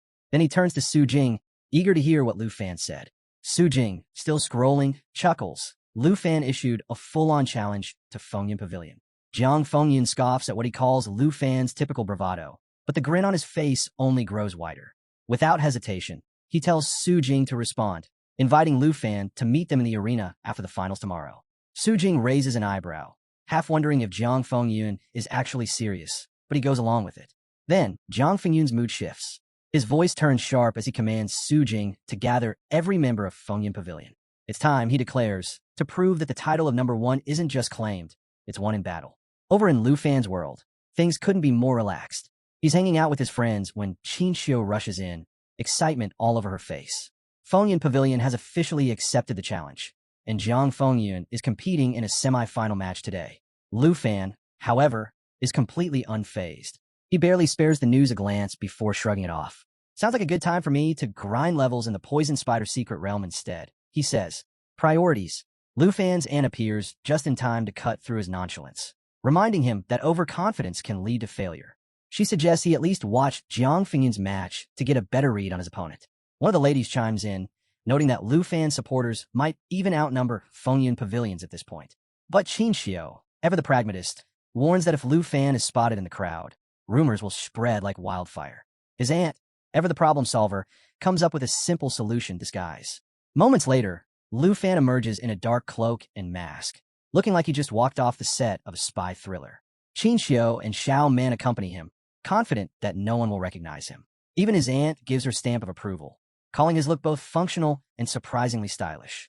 Inside the arena, Gohan steps forward to announce the start of the semifinals.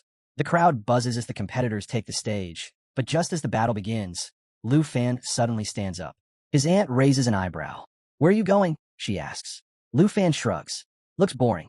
I'm going for a walk." Classic Lu Fan, completely unfazed. He tells him to call him when it's over and strolls out, leaving his aunt shaking her head.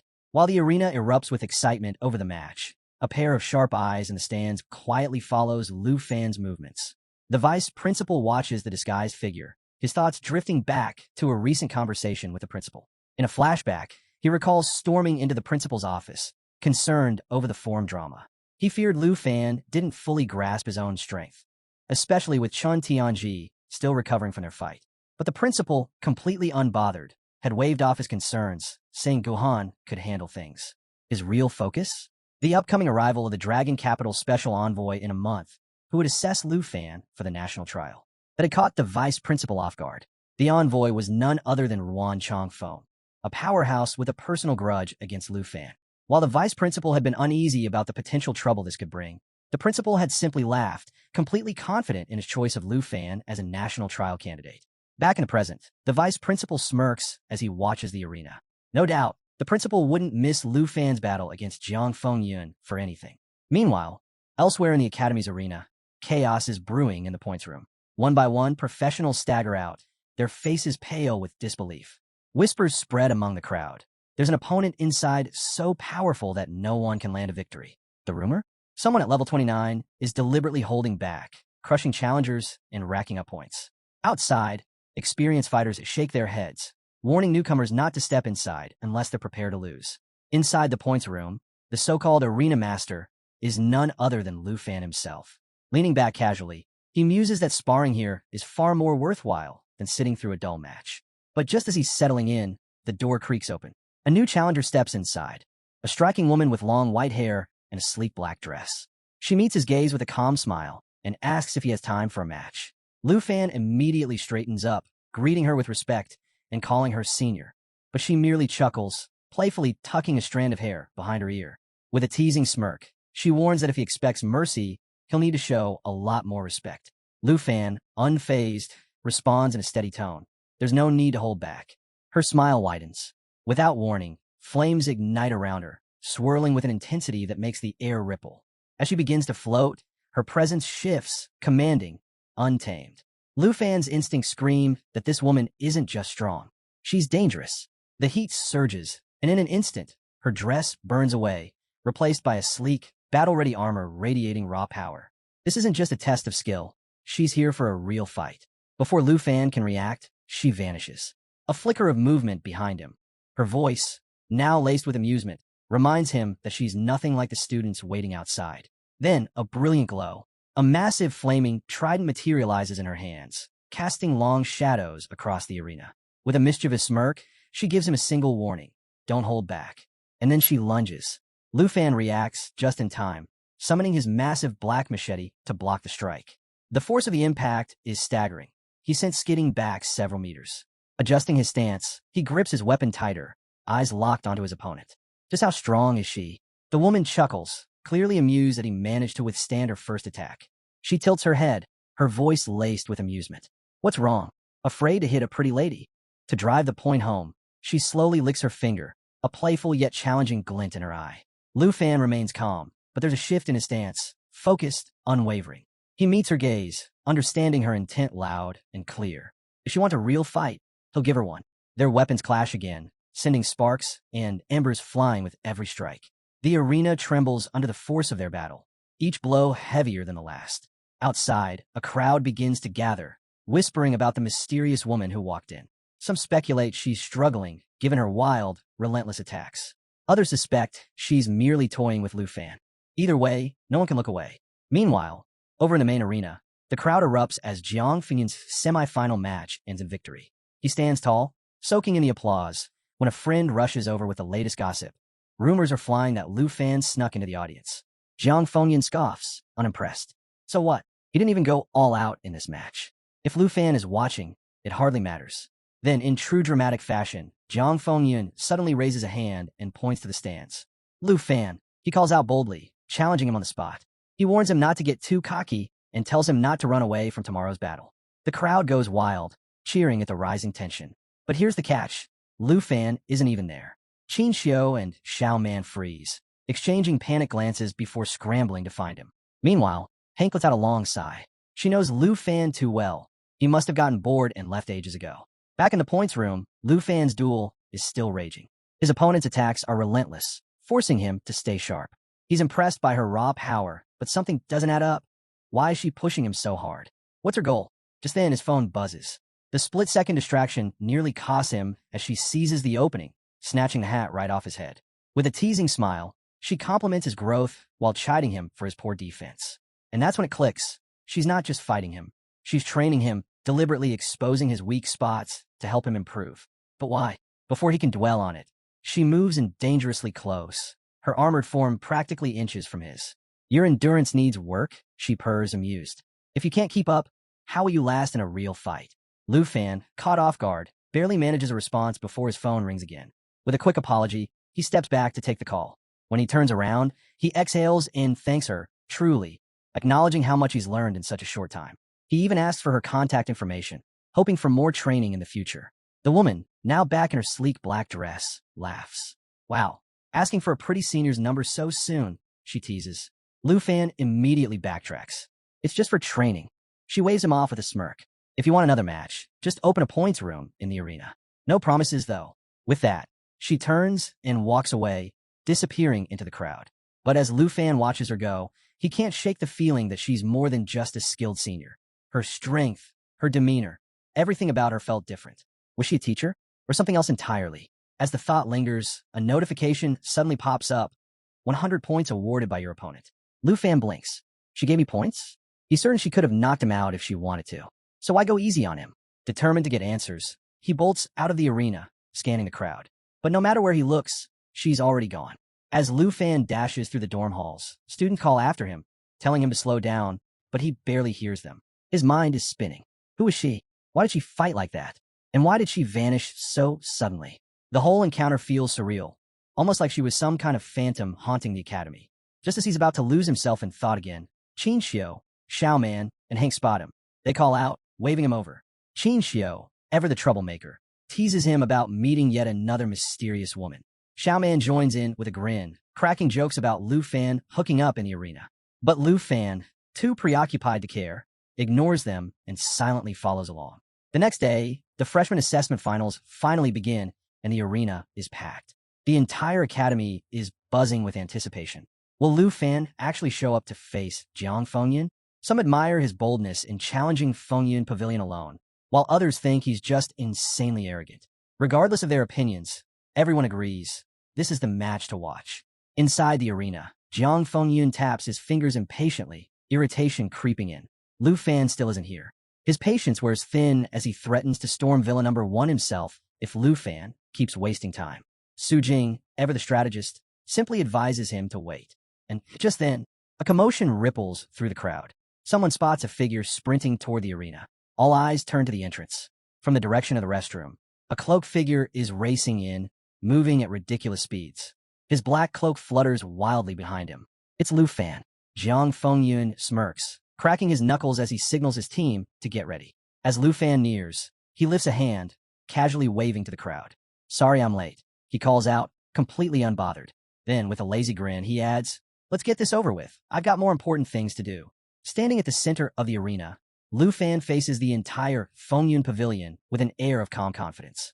His sharp gaze sweeps over them, and with a smirk, he admits, honestly, I don't even know how many of you there are. Then he shrugs. But one thing's for sure, whatever comes together, goes together. To drive the point home, he casually drags a finger across his throat in a cutthroat gesture. The effect is instantaneous. One of Fengyun Pavilion's giants erupts in fury, hurling insults at Lu Fan. You dare talk to Jiang Fengyun like that? You're asking for death. But before the enraged man can step forward, Jiang Fengyun raises a hand, effortlessly silencing him. He doesn't even spare the outburst a glance. Instead, he locks eyes with Lu Fan, his smirk unwavering. There's no need for pointless words, Jiang Fengyun declares smoothly. If he refuses to take us seriously, we'll just make him regret it. Then, without hesitation, he raises the stakes. I'll wager 7,000 points on this match, he announces, his voice ringing through the arena. The crowd explodes. Jiang Fengyun stands firm, utterly confident in his victory. Lu Fan, completely unfazed, starts patting down his pockets like he's misplaced something important. The crowd watches in confusion as he takes his time. Then, with a dramatic flourish, he pulls out his points card. All right, I'll bet 177,000 points. Silence. Then the arena erupts. Jiang Fengyun's team collectively panics. Shouts of disbelief ring out as his comrades scramble, insisting they don't have nearly enough points to match that kind of wager. But Jiang Fengyun, driven by a mix of greed and pride, shuts them down. His eyes burn with determination. There's no way he's backing down from this. Pool everything, he orders.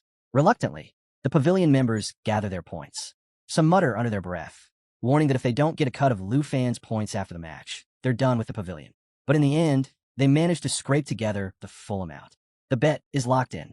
The tension in the arena is palpable. Lu Fan, as relaxed as ever, casually stretches his arms, looking more excited than nervous. Meanwhile, Jiang Fengyun narrows his eyes, growing suspicious. Why is Lu Fan so confident? Convinced that he plans to summon his dragon pet, Jiang Fengyun issues a quick command to Sujing. Cast a binding spell. Sujing nods, already moving. Everyone, prepare for battle. The fight begins. Sujing immediately casts confinement lock. Crimson-red chains shoot toward Lu Fan, wrapping around him in an instant. The spell locks him in place, completely cutting off his ability to use skills for 5 seconds. Seeing their chance, Jiang Fengyun and his teammates charge in, aiming to take him down before he can counter. But before they can strike, crack, Lu Fan shatters the chains instantly. The momentary silence in the crowd is replaced by deafening cheers as he effortlessly blocks Jiang Fengyun's attack with his massive black machete. Jiang Fengyun freezes, eyes wide, unable to comprehend how Lu Fan broke free so easily. Before he can react, Lu Fan snatches him by the collar, lifts him into the air, and flips him 360 degrees before slamming him into the ground hard. The impact echoes across the arena, shaking the floor. The crowd loses it. Lu Fan, standing over Jiang Fengyun like it's just another sparring match, doesn't even look winded. But the fight isn't over yet. A pavilion mage sneaks up behind Lu Fan and quickly casts Stiffness, a powerful debuff that slashes movement and attack speed by 75%. The moment the spell lands, the ranged attackers launch a coordinated assault, bombarding Lu Fan with a hail of projectiles. Smoke and dust cloud the battlefield. For a moment, the pavilion dares to hope. Then the dust settles. Standing in the middle of the wreckage, completely unharmed, is Lu Fan. He's casually grinning, like he's watching a group of children try to tackle him. "This is how you plan to take down the top freshman?" he asks, voice laced with amusement. Then, just because he can, he slams his foot into Jiang Fengyun's face. Jiang Fengyun, dazed and furious, spits out a curse. Why isn't the spell working? Sujing, equally baffled, scans Lu Fan and quickly realizes the issue. "It is working," he mutters. "Your movement speed was cut by 75%. Jiang Fengyun stares in disbelief. Sujing exhales sharply. "The problem is, even at 25% speed, Lu Fan is still faster than all of us." Lu Fan shrugs, looking down at Jiang Fengyun with a lazy grin. "Don't blame your friends," he says. "It's just that my dragon pet bonuses make your skills kind of useless." Under mounting pressure, Jiang Fengyun unveils his ultimate technique, Afterimage. Countless mirages of himself appear, surrounding Lu Fan in a dazzling display meant to overwhelm him. The pavilion erupts in cheers, certain that their leader is about to turn the tide. But Lu Fan remains unfazed, slicing through the illusions effortlessly, as if swatting at mere insects. Amused, he nods in approval. "Not bad," he remarks, before deciding to put an end to the fight. Raising his hand, he conjures a fireball, one so massive it seems ready to consume the entire arena. The swirling inferno crackles with power, its scorching heat radiating outward. Jiang Fengyun's smug confidence evaporates as the reality of the situation sets in. Lu Fan isn't holding back. With a deafening explosion, the fireball ignites into a sea of flames, and from its core emerges Black Dragon Xiaoyi in her fearsome world destroyer form. Her colossal figure rises from the blaze, her fiery aura instantly disintegrating the lingering mirages. The once bright sky dims as her presence alone eclipses the sun. Chaos erupts. The pavilion members scatter, their cheers turning to terrified screams. One of Lu Fan's teammates whips out a phone to capture the mayhem, while others stand frozen, their minds struggling to process the sight of a fully unleashed dragon. Jiang Fengyun, his blindfold now cast aside, stares in utter disbelief. He's encountered frauds claiming to be dragon tamers before, but this is something entirely different. His team pleads with him to retreat, but deep down, he knows there's no running from this. He made a grave miscalculation. Amidst the turmoil, Lu Fan remains calm, offering Jiang Fengyun a warning. Don't pass out just yet. I'm not done. Xiao Yi unleashes an earth-shaking roar, and in that instant, Lu Fan releases a pressure wave that ripples through the battlefield, spreading pure terror. The oppressive force immobilizes everyone from the Fengyun pavilion, locking them in place. Jiang Fengyun struggles in vain, but his body refuses to obey. He's completely trapped. With an easygoing smirk, Lu Fan produces his points card and asks, "Do you get it now?" There's only one number 1. The system tallies the results, 189,041 points. The sheer disparity leaves the pavilion crushed, and Jiang Fengyun, unable to endure the humiliation, collapses on the spot. As the dust settles, Xiao Yi lands beside Lu Fan, her scorching aura still dominating the battlefield. Lu Fan pats her head, completely unfazed by the destruction they've left in their wake. That's one thing taken care of, he muses before turning away. Even after dismantling the pavilion, he's already thinking ahead. Time to move on. I've got bigger things to handle. Later, inside the Dragon Academy points room, Lu Fan lounges casually. Just then, a figure steps into the room. Dressed in sleek black, the mysterious senior sister approaches with a knowing smile. "Waiting for me?" she asks, her voice laced with intrigue. Lu Fan smirks, shrugging as he replies, "There's no point competing with anyone else. If I'm going to learn, it has to be from someone like you." His voice carries a teasing edge as he adds, "Besides, you're over level 70. You're the only real challenge around." The senior sister pauses, her gaze flickering toward the arena's level restriction sign. A knowing smile plays on her lips. Lu Fan follows her line of sight, his mind racing as he begins to put the pieces together. She's not a student. She's something far beyond what he initially thought. Meanwhile, back in the arena, the vice principal kneels beside Jiang Fengyun's unconscious form, checking his pulse. The aftermath of the battle still lingers, the shattered remains of the Fengyun pavilion standing in stunned silence. As the vice principal takes in the sheer level of destruction, one thing becomes clear. Lu Fan doesn't just fight. He calculates. Every move, every decision was executed with precision. And despite the overwhelming power on display, no lives were ever at risk. With a nod of approval, he acknowledges that Lu Fan understands the weight of his strength. Back in the points room, the senior sister lounges casually, her tone playful as she eyes Lu Fan. "Did you set a trap for me to walk into?" she asks, her smile laced with amusement. Lu Fan raises his hands in mock innocence. "Hey, it's not a scam. The level limit is right there on the door. If you walked in, that means you're over level 70. Definitely not a student." She arches an eyebrow, unimpressed. "So, you're saying I'm not a senior? Then what do you think I am?" Lu Fan hesitates, analyzing. She looks young enough to be a senior, but her strength is leagues beyond any student he's encountered. After a moment of thought, he blurts out, "You must be a teacher." The room fills with laughter. "A teacher," she echoes, clearly amused by the thought. Then, stepping closer, her fiery aura subtly flickers back to life. "Believe what you want," she says, her voice carrying a playful but firm edge. "But I am your senior." Her eyes glimmer with mischief as she leans in slightly. "And this time, you didn't hide your handsome face. Much better to look at." Lu Fan barely has time to react before her tone shifts again, turning sharp. "Don't dig too deep into who I am," she warns. "If you want to see me again, don't set the points room level to 70 or higher. Otherwise, I won't return." Lu Fan quickly nods, though in the back of his mind, he'd been considering setting it to 80 next time. Well, guess that plan's off the table. The air thickens as flames swirl around her, her sleek black dress morphing once again into that striking, battle-ready armor. "I have to admit," she says, watching him intently, "your performance in the arena was impressive. You used my techniques against Jiang Fengyun flawlessly. You pick things up fast." Lu Fan grins at the praise, summoning his massive black machete with a flick of his wrist. There's no doubt about it now. She had been watching the entire fight. She continues, her tone almost proud. "The crowd went wild when you summoned your dragon so effortlessly. And when you dropped Jiang Fengyun in an instant, they didn't even know how to react." Her gaze sharpens. "Your speed? That's proof of the training you honed in the points room." Lu Fan chuckles, rubbing the back of his head as he thanks her for the guidance.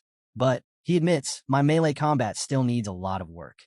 Before he can say another word, she suddenly materializes her fire trident and lunges straight at him. Lu Fan barely reacts in time, blocking just as the force of her strike sends sparks flying. His heart pounds as he registers the seriousness in her expression. You've improved, she says coolly. But don't get ahead of yourself. You're still not ready to brag.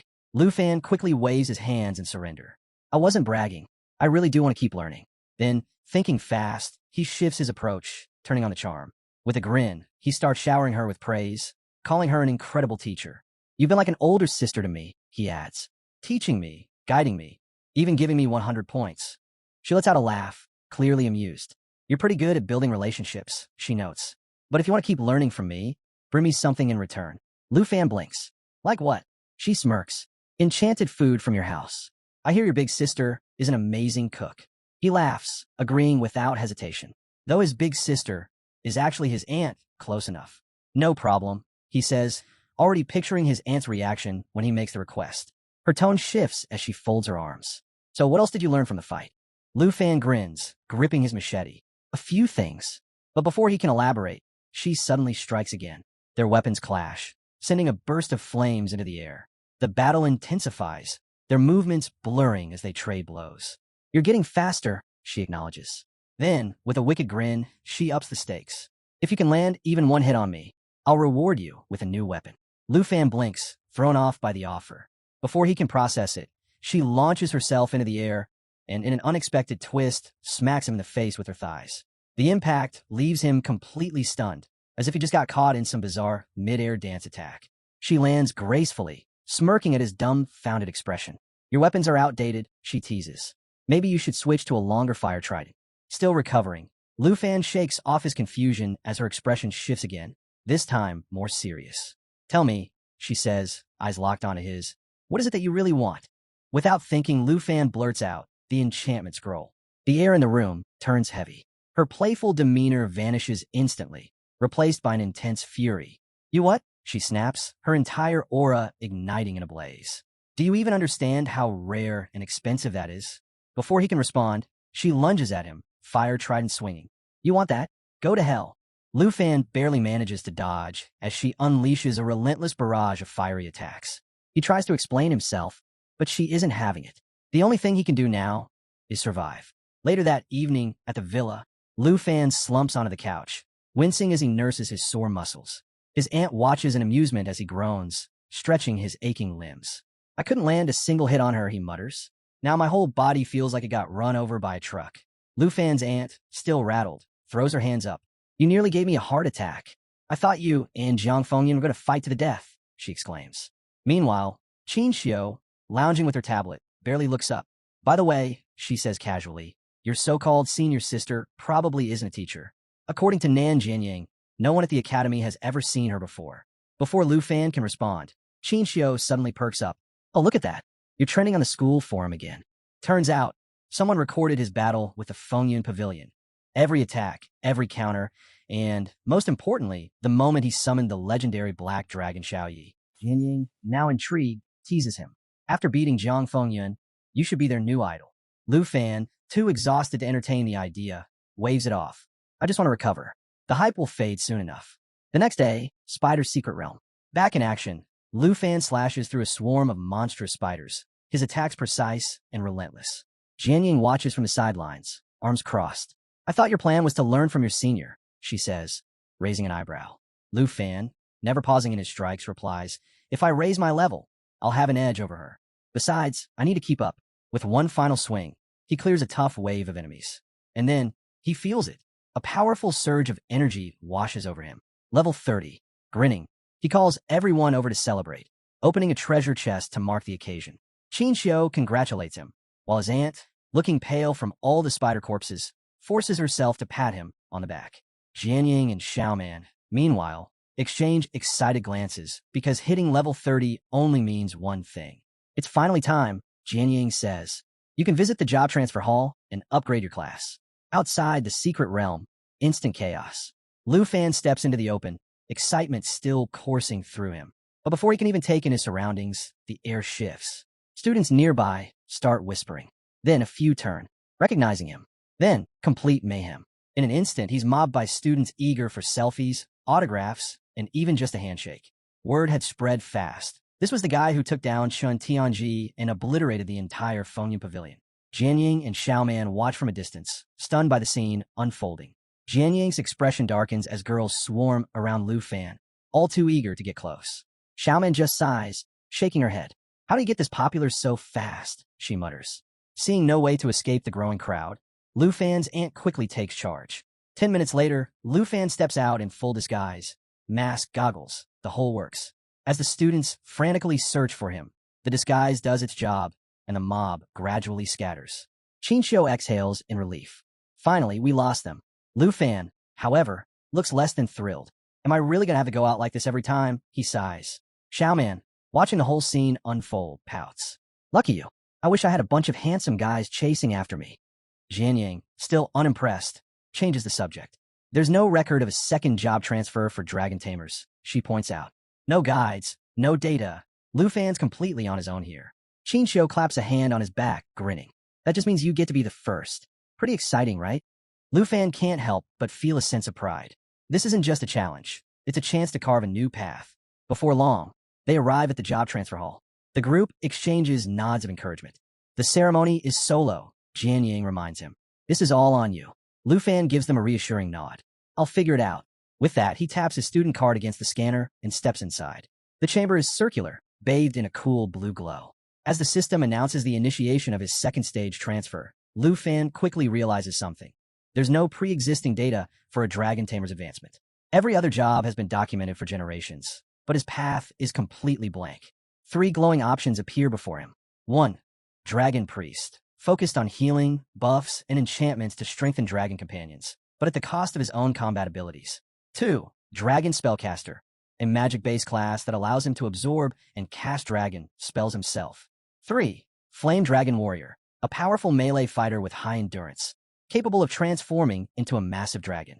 Each path offers distinct strengths, but comes with major drawbacks. None of them align with Lu Fan's balanced approach to combat. Frustrated, he hesitates, unsure of which to choose. Then, as if responding to his dilemma, a 4th option suddenly appears, Dragon Rider. A suit of formidable armor materializes before him, its cape flowing with energy. The system explains, this class enhances skills by synchronizing them with dragon companions, allowing for seamless teamwork and adaptability in battle. It's the perfect blend of offense, defense, and strategy, exactly what Lu Fan has been searching for. His hesitation vanishes.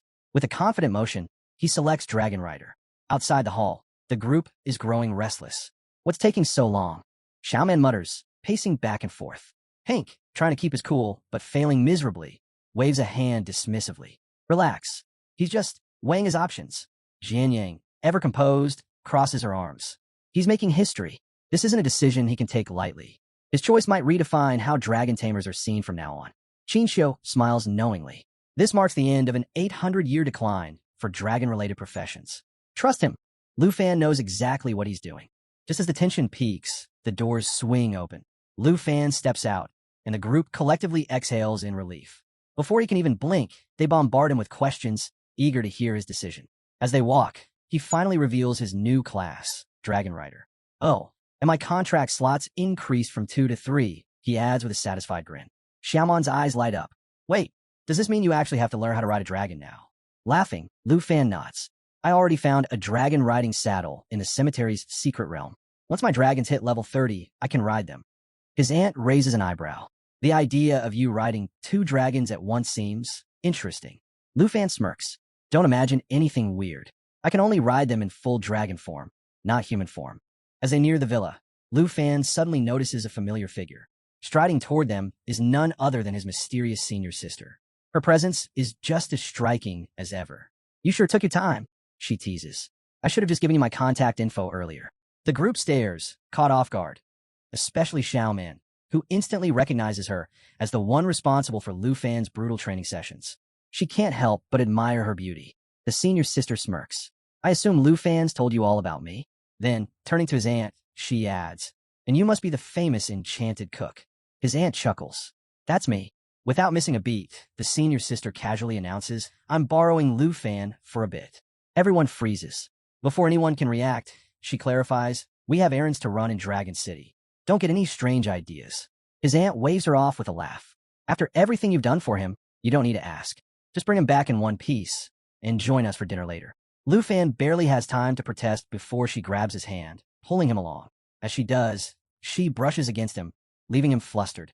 He shoots a helpless glance back at his friends, silently demanding why no one even thought to ask his opinion.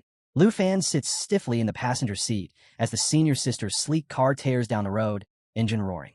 She's definitely breaking every speed limit, but she doesn't seem the least bit concerned. Meanwhile, his phone buzzes with a message. Be careful around her. She's not even a teacher. His unease deepens. Noticing his silence, the senior sister smirks. Something wrong? Lu Fan hesitates before finally asking, where exactly are we going? Her smile widens. To get that rare consumable you wanted. You'll love it. It takes a second for the meaning to click, but when it does, Lu Fan's worry fades, replaced by excitement. So that's what this is about. Maybe this ride won't be so bad after all. After what feels like an eternity of reckless speeding, they finally arrive at the Dragon Auction House, just as the event is kicking off. The Grand Hall is buzzing with energy, and it doesn't take Lu Fan long to figure out why they're here. The enchantment scroll he's been dreaming of is up for auction. His excitement, however, quickly sours as reality sets in. Something this rare won't come cheap. His gut already tells him the price will be astronomical. Sensing his hesitation, the senior sister shoots him a confident look. You should go for it. Lu Fan shakes his head, recalling the absurd bids from the last auction he attended. Forget it. That thing's gonna cost a fortune. She chuckles, clearly amused. Relax. I'm richer than you think. Her casual tone does nothing to put him at ease. If anything, it makes him more uneasy. He doesn't like the idea of owing her, especially when he still has no clue who she really is. Still, before he can think of an alternative, the auction begins. The first item up? The very enchantment scroll he's after, the one that removes level restrictions on equipment.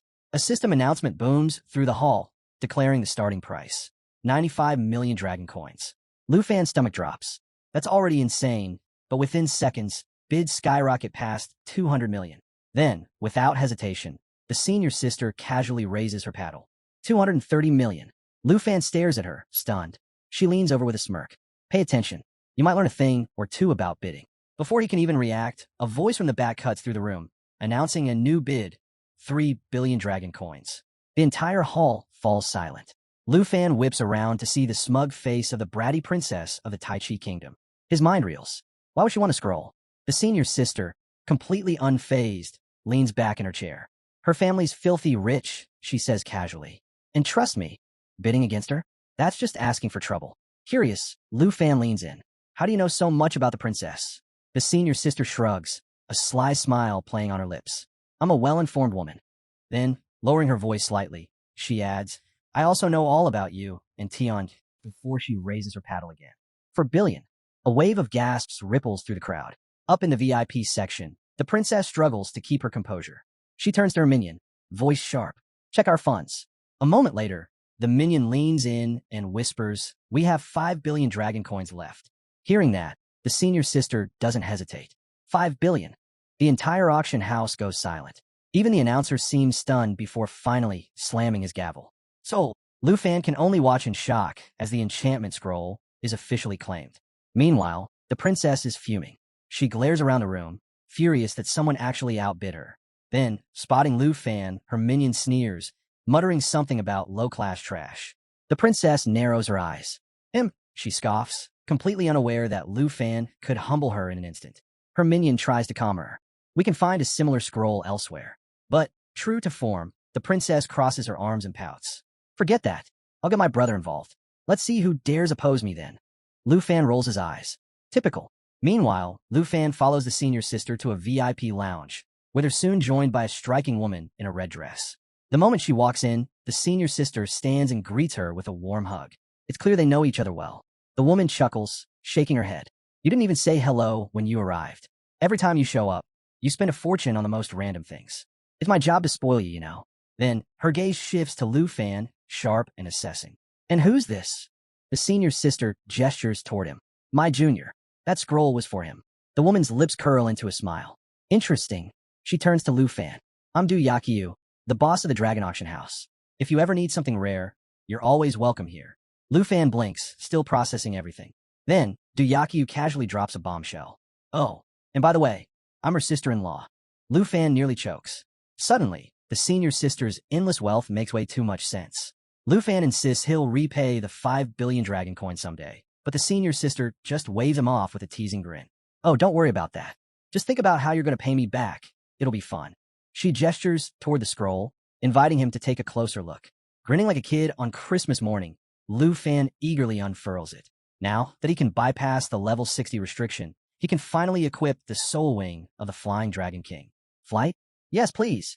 As he admires his new treasure, Diakyu and the senior sister casually chat about rare item donations and a treasure book collection. The senior sister shoots Lu Fan a playful look. Don't forget, you're 5 billion in debt now. Better start brainstorming how to repay me. Curious, Lu Fan asks about the treasure book. The senior sister hands him a tablet, explaining, collectors submit rare items, and the auction house pays them 3% of the item's estimated value. They keep the item, but we get to display it in the collection.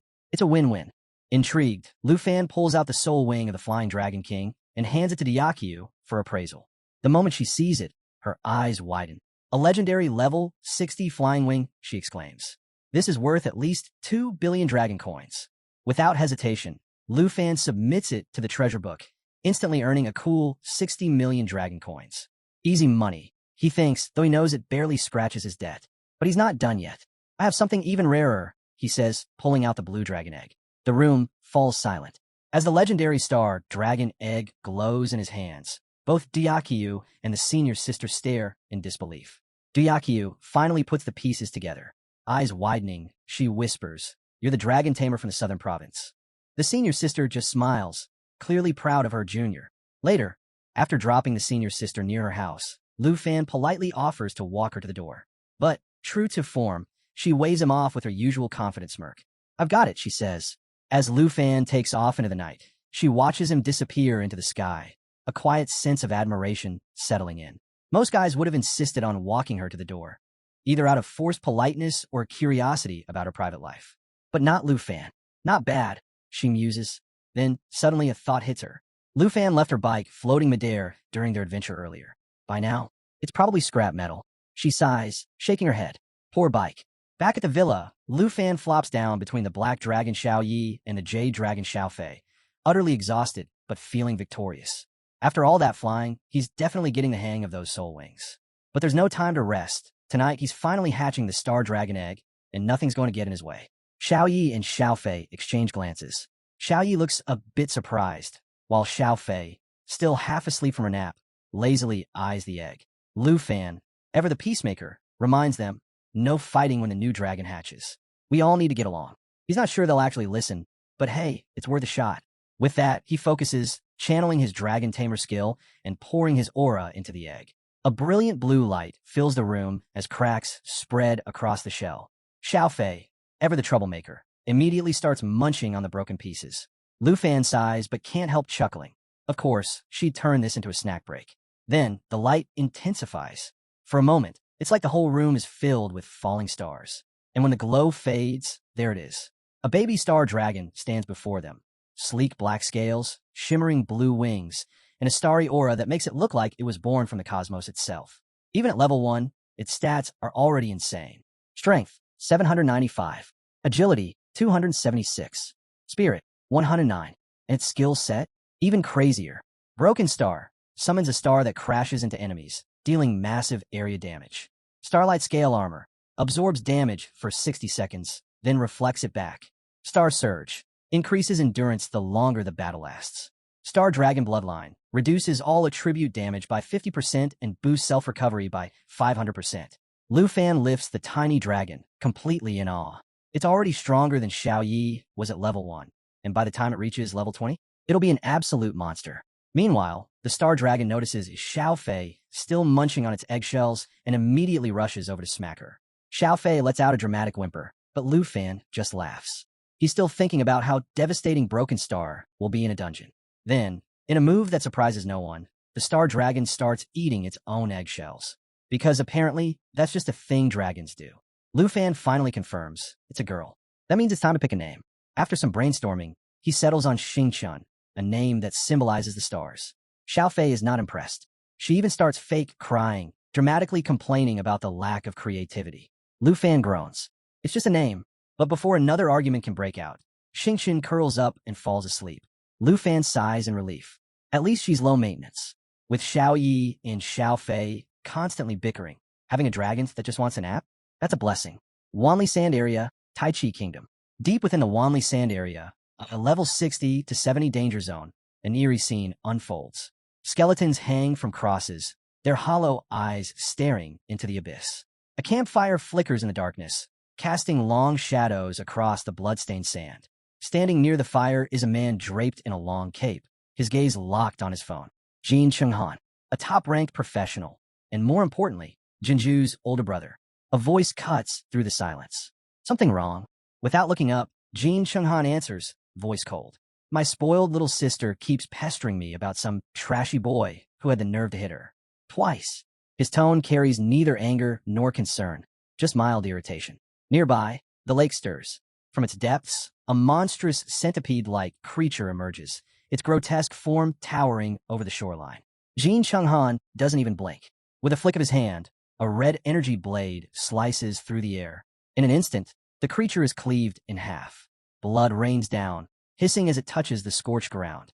Jin Chung-han finally glances up from his phone, a dangerous smirk curling on his lips.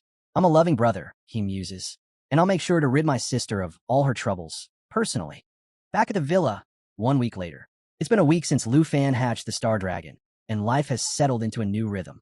Every day, he trains with the senior sister, who finds endless ways to tease him. Her favorite? A standing promise.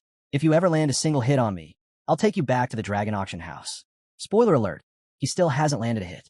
During the weekdays, Lu Fan and his team grind relentlessly in Poison Spider Forest, pushing their limits and racking up levels fast. Current progress. Dragons. Jade Dragon Xiaofei, level 22. Star Dragon Extinction, Xingchun, level 11.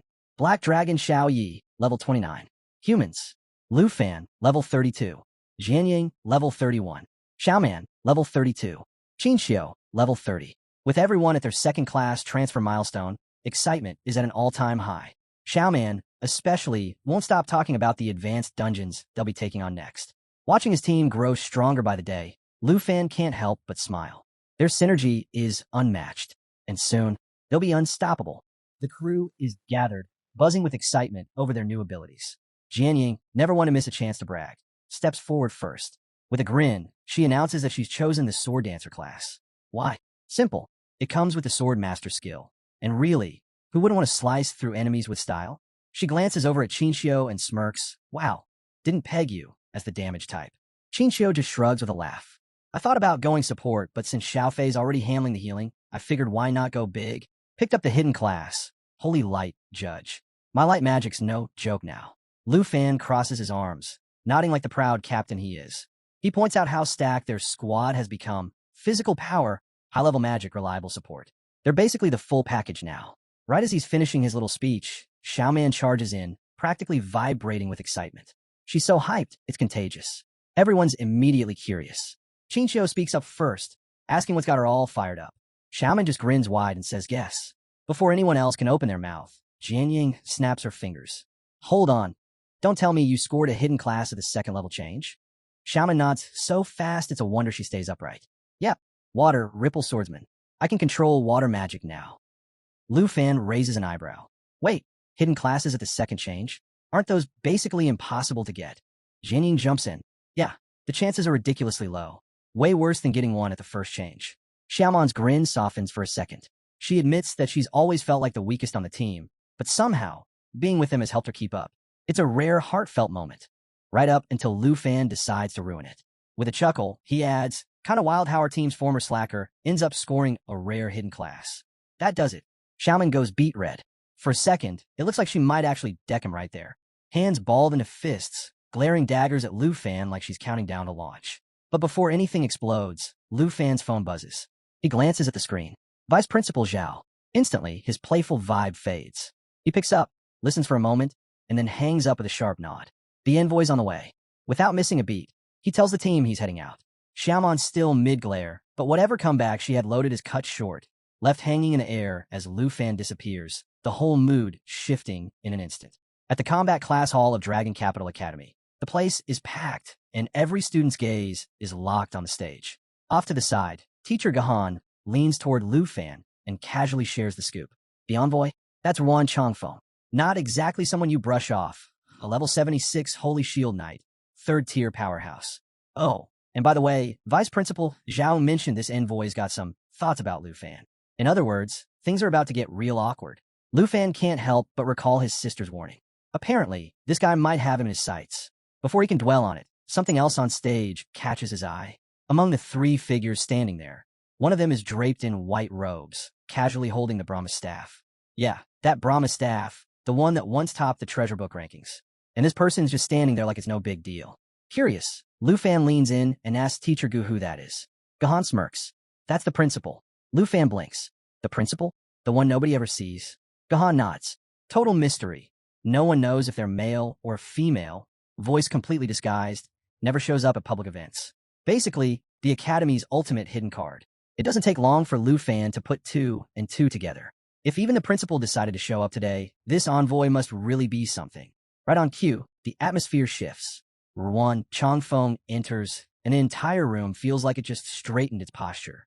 The guy walks in with that unshakable, heavy presence. Like one glare from him, and you're double-checking if your uniform's crooked. No greetings. No small talk. Vice Principal Zhao steps forward to welcome him, but Ruan brushes him aside with a flick of the hand, like he's swatting away a stray leaf. He's not here to play nice. He's here to get things done. As far as he's concerned, the only person worth acknowledging is the principal. Everyone else, just extras in the background. Then comes the question that locks the room in silence. Ruan asks if the candidates for the national trials are ready. The principal gives the slightest nod, and Vice Principal Zhao answers smoothly, announcing that the Academy is recommending just one person, Lu Fan. And just like that, Ruan's expression hardens. Teacher Gu leans in again, whispering that this is exactly why the vibe's so tense. Turns out Ruan wanted to handpick the candidates himself, but the Academy shut that down by throwing all their weight behind Lu Fan. Bold move, to say the least. With the whole hall watching, Ruan fixes his gaze on Lu Fan. His voice is flat, unimpressed. Looks like the decision's already been made. But Vice Principal Zhao doesn't blink. Calm as ever, he replies that the Academy stands firmly behind Lu Fan. And to top it off, he casually mentions that the principal is confident Lu Fan will exceed expectations, basically promising Ruan he's about to regret doubting him. Ruan Changfeng, clearly still unimpressed, flips through Lu Fan's file like he's reading a grocery list. And this file? It's loaded. Lu Fan's not just some random student. He's a level 32 dragon tamer, reigning champion of the southern province, top-ranked among new students, and his exploit from Jianghai City have made him a household name. Even the Qin family and the Northern Duke have taken notice. Basically, Lu Fan's resume reads like a legend in the making. But does any of that move Ruan? Not a chance. To him, Lu Fan's just another kid riding the high of a hidden class. He's convinced Lu Fan's had it way too easy, spared from the grind and hardship that real candidates have faced. With a smug little smirk, Ruan throws out the question everyone's thinking. How's this level 32 rookie supposed to stand against third-tier elites from other nations, the ones already cruising at level 50 or higher? The tension spikes instantly. Lu Fan picks up on it right away. This guy's already decided he's not worthy. The condescending grin, the narrowed eyes, yeah, it's obvious. Ruan's not here to test him. He's here to break him. And just like that, without warning, the envoy makes his move. 1 second he's standing there, and the next his sword is slicing through the air, aimed straight at Lu Fan. No formalities, no announcement, just pure aggression. But Lu Fan reacts on instinct, raising his black machete just in time to block the hit. Metal clashes, and the force alone shakes the room. Chaos erupts. The crowd immediately loses it. Outraged shouts echo through the hall. A level 76 powerhouse attacking a level 32 student? Everyone knows that's ridiculous. It's not a challenge. It's a one-sided beatdown. But Ruan doesn't even blink. He just shrugs like it's no big deal. If Lu Fan doesn't like it, he can quit. That's the envoy solution. According to him, levels don't mean a thing. Sure, right? Now Lu Fan's cornered. Ruan's smirking like the fight's already over, daring him to show what he's really got. But the odds are brutal. Close combat against someone like Ruan is a straight-up death trap. And with the auditorium packed, there's no way Lu Fan can unleash his dragons without causing serious damage. Ruan's locked him in, and he knows it. Sensing the hesitation, Ruan cranks up the pressure. His voice drips with mockery, practically daring Lu Fan to prove he's not just some overhyped name on a file. Then, just when it seems like things can't get any worse, Ruan lands a crushing blow. Lu Fan's machete goes flying across the stage. And in that split second of vulnerability, Ruan closes in. The next strike is already coming, and it's too fast to dodge. But just as that final strike is about to land, the principal steps forward, effortlessly raising the Brahma staff like they've done this 1,000 times. Their voice, still masked by magic, echoes calmly through the hall. Perhaps we should take this little test somewhere more suitable. Wouldn't want the auditorium reduced to rubble. After all, before anyone can blink, a massive crimson-red magic circle lights up beneath their feet. And just like that, Lu Fan, Ruan Changfeng, the principal, and vice principal Zhao vanish in a flash, leaving the rest of the students gaping at empty air. 1 second it's chaos, the next it's silence. All that's left are wide eyes and dropped jaws as the reality sets in. Whatever's about to happen, it's going to be big. The scene shifts to a vast outdoor arena, open and spacious, exactly the kind of battleground Lu Fan needed. No walls, no spectators in harm's way, just endless sky above and plenty of room to unleash everything he's got. Ruan Changfeng barely reacts to the change of scenery. He adjusts his grip on his sword and shrugs. Whether indoors or out, he's here for one thing, pushing Lu Fan to his limit. But for Lu Fan, the pieces finally click. This isn't just about sizing him up. This envoy, he's the same guy who let Princess Jinju run wild without consequences. No wonder the guy's been radiating hostility since the moment they met. It's personal. It was always personal. And now, with no more obstacles in his way, Lu Fan stops holding back. He activates Flash Leap, vanishing from the ground and reappearing atop his legendary black dragon, Xiaoyi. In an instant, she shifts into her full-world destroyer form, scales glinting like nightfall and wings casting a shadow that stretches across the arena. The sight leaves everyone stunned. Even Ruan Changfeng freezes, his gaze locked on the massive form of Xiaoyi. He recognizes her immediately. This is the dragon, the one from the viral video that had everyone talking. The same beast that sent shockwaves through the kingdom. And now she's glaring right at him. Still, Ruan isn't ready to back down. He calls forth his golden shield, the thing that's carried him through countless battles. In his mind, this is just another fight, another opponent who doesn't stand a chance. After all, what's a level 32 dragon tamer going to do against a third-tier knight? But Lu Fan's already decided how this ends. He's done with the games, and this assessment is about to turn into something else entirely. Xiaoyi roars, and the sound crashes through the air like a thunderstorm, shaking the ground beneath them. It's not just noise, it's a warning, a promise. Mess with her rider, and you answer to her. And for the first time, Ruan Changfeng feels it. That weight, that pressure. His body stiffens under the sheer force of Xiaoyi's presence.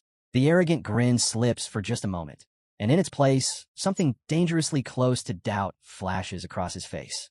He tries to play it cool, tries to keep up the act, but everyone watching can see the truth clear as day. The envoy's confidence?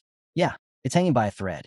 From the sidelines, Vice Principal Zhao and the robed principal stay quiet, observing the chaos unfold. Zhao can't help but replay the last time he witnessed Xiaoya's power firsthand, back when she wiped out Fengyan Pavilion like it was nothing. Meanwhile, the principal barely reacts, giving the faintest shake of their head, almost as if to say, "Oh, this is just the warm-up." Still clinging to his arrogance, Ruan Changfeng glares at Xiaoyi from across the field, convinced her show of force is nothing more than theatrics. In his mind, it's just smoke and mirrors, something flashy to impress the crowd. But reality's about to hit hard. And if there's one thing worse than facing a dragon, it's underestimating one. Before Ruan can piece together what's happening, a sudden strike barrels toward him. Pure instinct kicks in. He raises his shield, its emblem flaring to life as he braces for impact. But as the force crashes against him, something unexpected creeps in: fear. Real, soul-deep fear. The kind that twists your gut and leaves your mind scrambling. For someone who's spent his life standing unshaken, the sensation is almost enough to break him.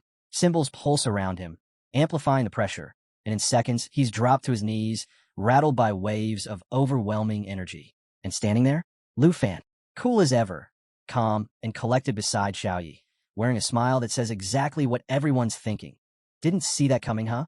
But Ruan Changfeng isn't the type to quit. Gritting his teeth, he forces himself to breathe through the panic. His aura flares up in defiance as he activates his special stance, burning away the fear that's been clawing at him. He tightens his grip on his sword, rage fueling his charge as he barrels toward Lu Fan, determined to crush this so-called prodigy. But Lu Fan doesn't budge. If anything, the air around him only grows heavier. The battlefield, twisting and pulsing with power like the world itself, is backing him up. And then it happens. 2 portals rip open in the sky. Mid-charge, Ruan freezes. His face shifts from fury to disbelief in an instant, sweat beading on his forehead as he tries to make sense of what's coming next. Another dragon? No way. There's no way. Wrong. 2 more dragons step through the portals, arriving with the kind of presence that makes the ground tremble. They land beside Xiaoyi like they've been waiting for their cue, staring down Ruan as if daring him to keep going. 3 dragons. 3. Ruan stands there, sword still raised, mind barely functioning as he tries to wrap his head around what he's just seen. The arrogance? Gone. Replaced by sheer disbelief. Off to the side, Vice Principal Zhao is barely holding it together himself. He watches the scene unfold like someone just flipped the table during a high-stakes game and walked off with the jackpot. Lu Fan's not just fighting back. He's rewriting the entire match, controlling 3 dragons like it's no big deal. And just when it feels like the shock has peaked, Lu Fan's only getting started. With a single word from Lu Fan, his J-Dragon, Xiaofei, steps up and calls out her own 2 dragon companions. Just like that, the number jumps to 5. 5 dragons. It's not a battle anymore. It's an army. Vice Principal Zhao can't even find the words. The robed principal, usually impossible to rattle, actually shows a flicker of surprise. Meanwhile, the rest of the onlookers are stuck wondering if there's some rulebook out there that says, sorry, no summoning an entire dragon legion during evaluations. In the middle of it all, Lu Fan stands calm and collected, like this is exactly how he planned it. The envoy? Yeah, not so much. Whatever smug confidence he was holding on to is slipping fast. His eyes dart from dragon to dragon, each one glowing with elemental power, fire crackling, ice swirling, thunder sparking, wind howling. It's like standing in the middle of a natural disaster with no exit. You can almost see the regret flash across his face, like he's reliving every single decision that led him here. Off to the side, Zhao leans toward the principal and whispers, "Did you know he could pull this off?" The principal, still watching in disbelief, shakes their head slowly. No words, just quiet shock as Lu Fan commands this impossible force like it's routine. But even backed into a corner, Ruan Changfeng refuses to fold. He tightens his grip on his shield, activates Holy Light Protection, and charges in like he's got something to prove. Full credit to the guy. He's not running. He's throwing himself straight into a fight he has no business winning. Honestly, it's like he signed up for a friendly duel and ended up facing the final boss on nightmare difficulty. As the dragons unleash waves of flame and shadow across the battlefield, the envoy raises his shield, bracing for impact. Vice Principal Zhao watches from the sidelines, already mentally calculating the damage bill for the academy, because let's face it, this is going to cost a fortune. And then, out of nowhere, the envoy starts laughing. Loud, wild, unhinged laughter echoing across the arena. Everyone freezes for half a second, unsure if he's lost it or if this is part of some last-ditch plan. Either way, he's not backing down. Perched on his mount, shield glowing like a miniature sun, he barrels forward, still sneering. He shouts that without his dragons, Lu Fan's nothing more than a name, like he's trying to convince himself as much as anyone else. But time's running out. His holy light protection is nearly spent. With one final push, he gathers all the power he has left, unleashing holy light judgment in a blinding burst. The sky erupts as the attack surges toward Lu Fan, lighting up the battlefield in a blaze of radiant energy, like the sun itself decided to crash the party. But Lu Fan, he doesn't even flinch. The moment holy light judgment slams toward him, his jade light shield, powered effortlessly by Xiaofei, activates, stacking layers of defense like it's child's play. The blast hits, but it might as well have been a breeze. Lu Fan doesn't budge, doesn't even bother looking impressed. Just stands there, cool as ever, like he's waiting for Ruan Changfeng to wrap up his little tantrum so they can move on. And the envoy? Oh, he feels it. The second his ultimate move fades into nothing, the cracks start showing. The confidence? Slipping fast. His holy light protection is seconds from burning out, and now he's face-to-face with 5 dragons and a Lu Fan who hasn't even broken a sweat. Yeah, this is spiraling fast. Lu Fan decides it's time to end the warm-up.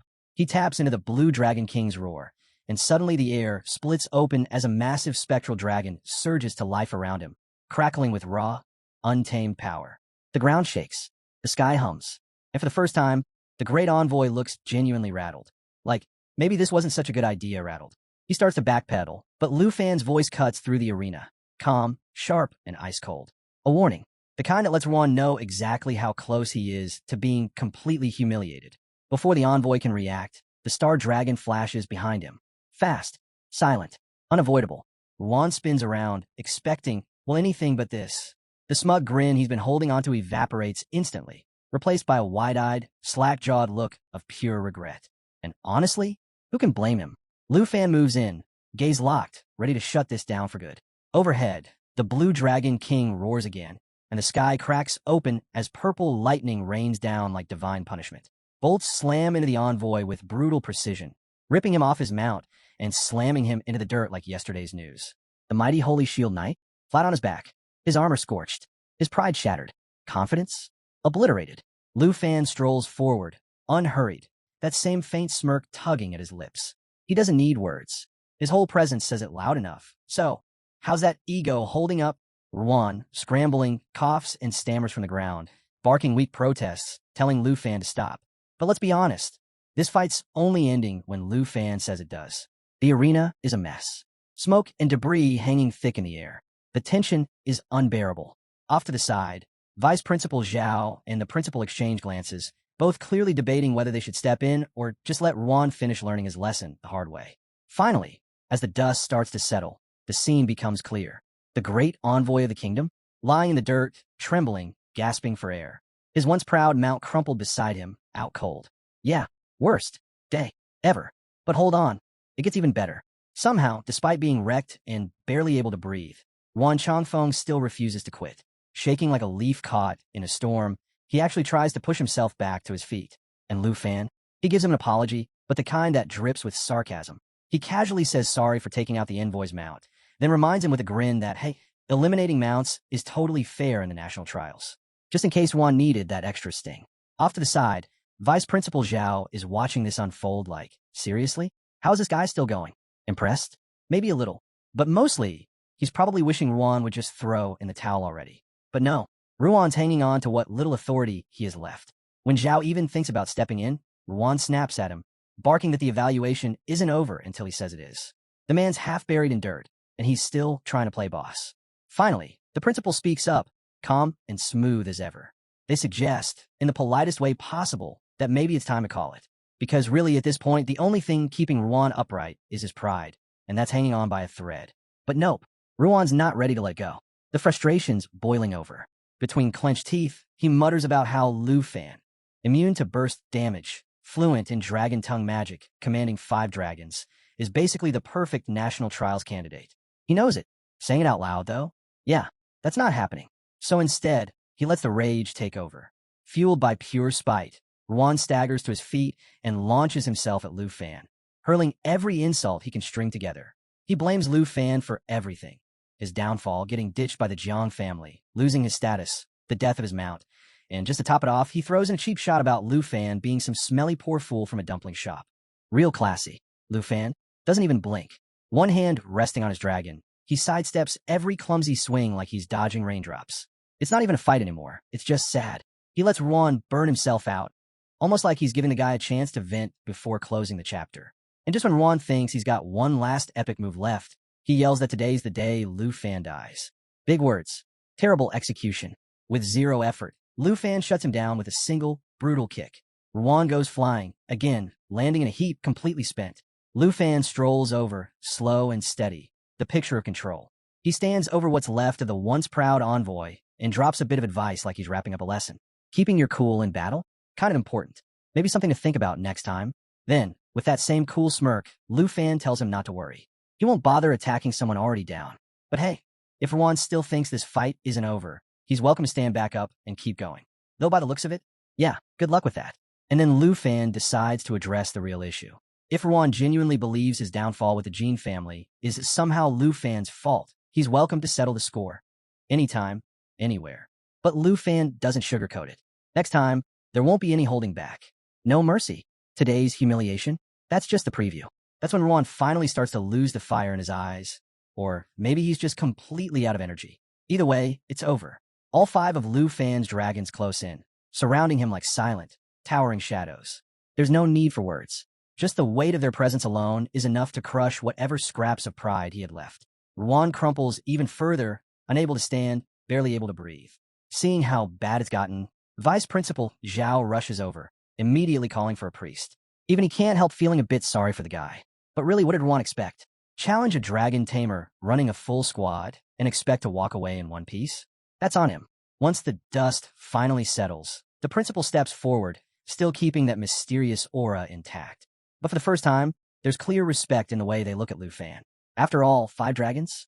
That's not exactly something you see every day. With genuine curiosity, the principal asks how much strength Lu Fan actually used in the fight. Lu Fan doesn't make a big show of it, just shrugs and says, not even 1%. Yeah, 1%. He explains that the dragons barely even tried. No real skills, no full power, just a little warm-up and it was more than enough to end things before they even got started. The principal actually pauses at that, like they're trying to imagine what 100% would even look like, and realizing that whatever it is, it probably involves craters where cities used to be. Then the Brahma staff in the principal's hand begins to glow, casting a soft light over the arena. The air changes. Their presence sharpens. And with a voice full of quiet authority, the principal declares that choosing Lu Fan as the Academy's representative was absolutely the right call. It's the kind of moment that feels like it needs fireworks or an orchestra swelling in the background. But Lu Fan just give a small nod. No big reaction. Just turns and walks away. Xiao Yi and Xiao Fei calmly following at his side like this whole showdown was just another part of his day. Only, something stops him. As he glances back at the principal, a strange sense of familiarity hits him. It's not just deja vu. It's deeper than that. Like there's something about the principal that's tugging at a memory buried, just out of reach. Something he can't quite place. And for the first time, Lu Fan starts to wonder if the biggest mystery of today isn't the envoy lying in the dirt, but the person quietly watching from the shadows. Meanwhile, way up north in Dragon Country, the scene shifts to Duke Junbei, who's currently flipping through Lu Fan's file like it's the most entertaining thing he's read all week. He can't help but laugh, clearly enjoying himself. And now that Lu Fan's officially representing Dragon Country, that's just the icing on the cake. Junbei even cracks a joke to himself, picturing Ruan Chongfeng stamping the approval with clenched teeth, probably on the verge of tears.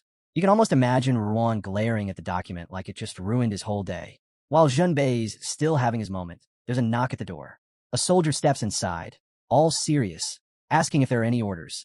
Junbei, as cool as ever, casually swings his coat over his shoulder like he's about to hit the stage and tells the soldier to get the griffin ready. After all, why settle for a regular horse when you can roll out on a mythical beast? The soldier hesitates, clearly uneasy. With the recent attacks causing problems, leaving the northern border camp isn't exactly the best idea. But Junbei waves off the concern like it's nothing.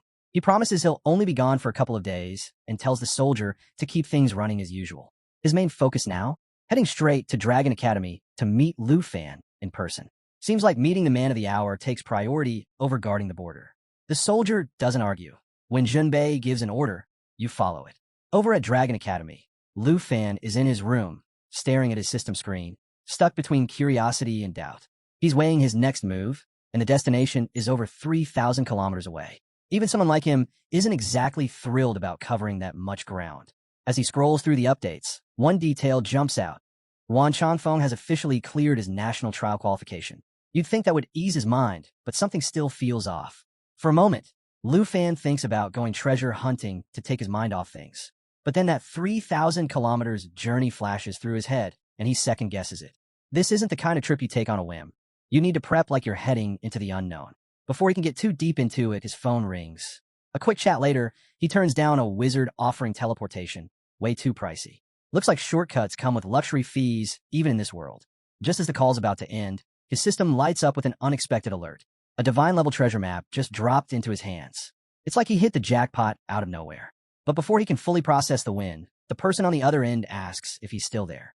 Lu Fan quickly snaps out of it and answers, but now his thoughts are spinning. Where did this map come from? And what's waiting for him next? Then, boom, out of nowhere, a massive fireball rockets straight toward Lu Fan's villa. Yeah, you heard that right.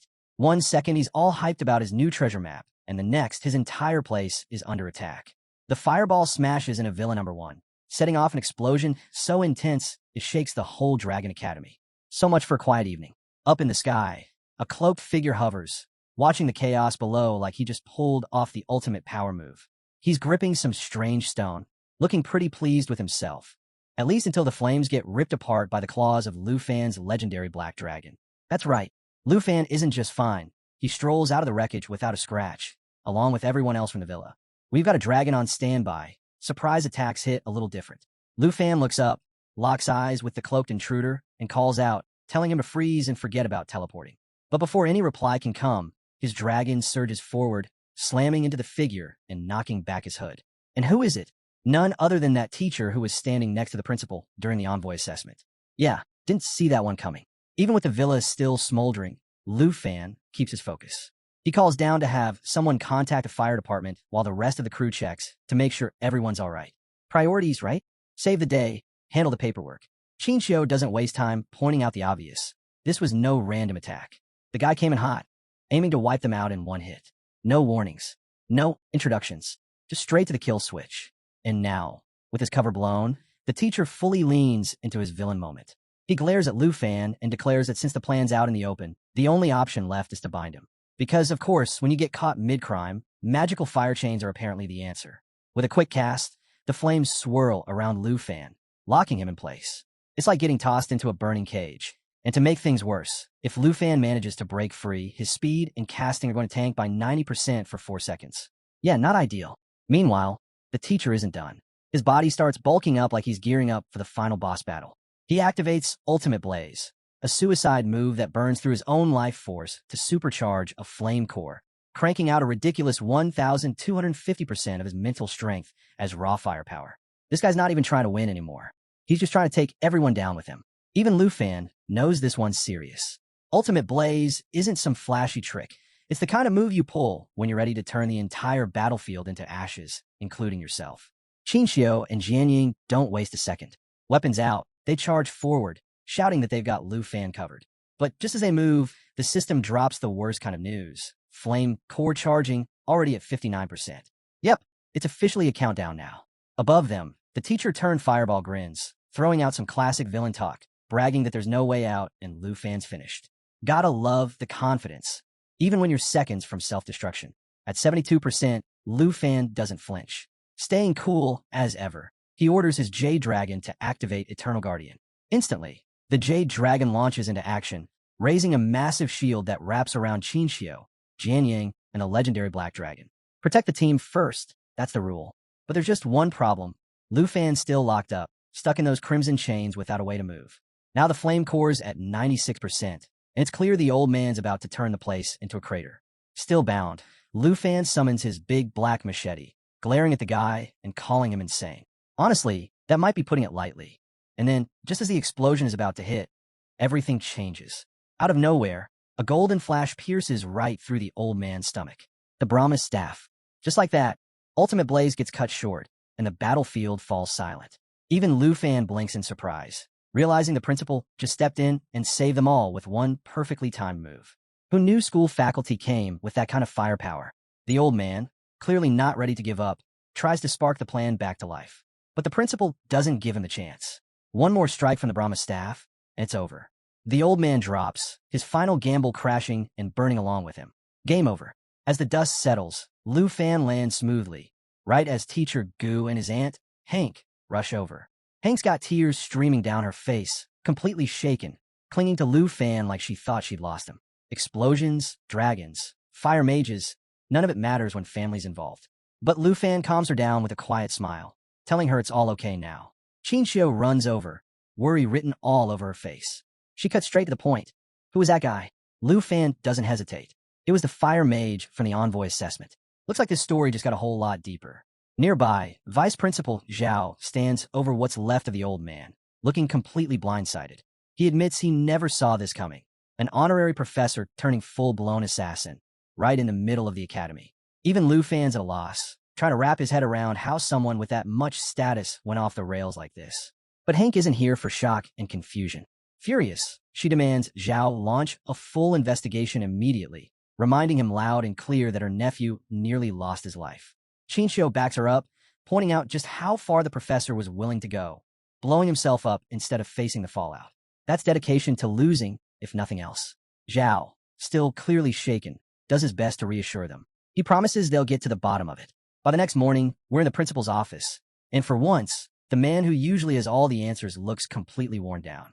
He sits in silence, replaying the attack in his head. Even though he stepped in just in time, he knows this isn't the end. It's got all the makings of something bigger. More enemies, more danger, and definitely more chaos. The fact that the traitor had been hiding inside the academy for years without raising suspicion, that thought sticks with him. If he'd been even a second slower, well, they wouldn't just be patching up the villa. His thoughts are cut short when Duke Junbei strolls in like he owns the place. First thing out his mouth? Complaints about the tea. Yep, mid-crisis, and Junbei's roasting the office brew. Says the place deserves better drinks. The principal shoots him a glare, clearly not in the mood, and Junbei just laughs it off, assuring him he's been paying attention. Typical. Finally, Junbei gets to the real reason he's here. After hearing about the attack, he figured the principal might want an update on the northern front. And of course, it's the perfect excuse to meet Lu Fan face to face. The principal snaps out of his thoughts, realizing he's been ranting about Lu Fan more than he meant to. He quickly apologizes, then asks if Junbei's mission up north is wrapped up. But Junbei just waves it off. Still ongoing. Turns out even a duke doesn't get to clock out early. That said, with the academy leadership busy dealing with this mess, Junbei's more than happy to lend a hand. Because when trouble shows up, the duke shows up with a griffin and a whole lot of attitude. The principal sits quietly, eyeing the duke, trying to figure out where this conversation is headed. Junbei, never one to beat around the bush, lays it out plain and simple. He's taking Lu Fan to the far north. Not because Lu Fan doesn't know how to dodge assassins. He's clearly mastered that. But because chaos sticks to him like glue. According to Junbei, bringing Lu Fan along won't just keep him alive until the national trials. It'll keep everyone else safe from the mess that seems to follow him around wherever he goes. The principal raises an eyebrow, clearly not sold. Why would someone like the Duke, one of the North's top figures, care this much about a student? Even one who collects dragons like they're rare cards.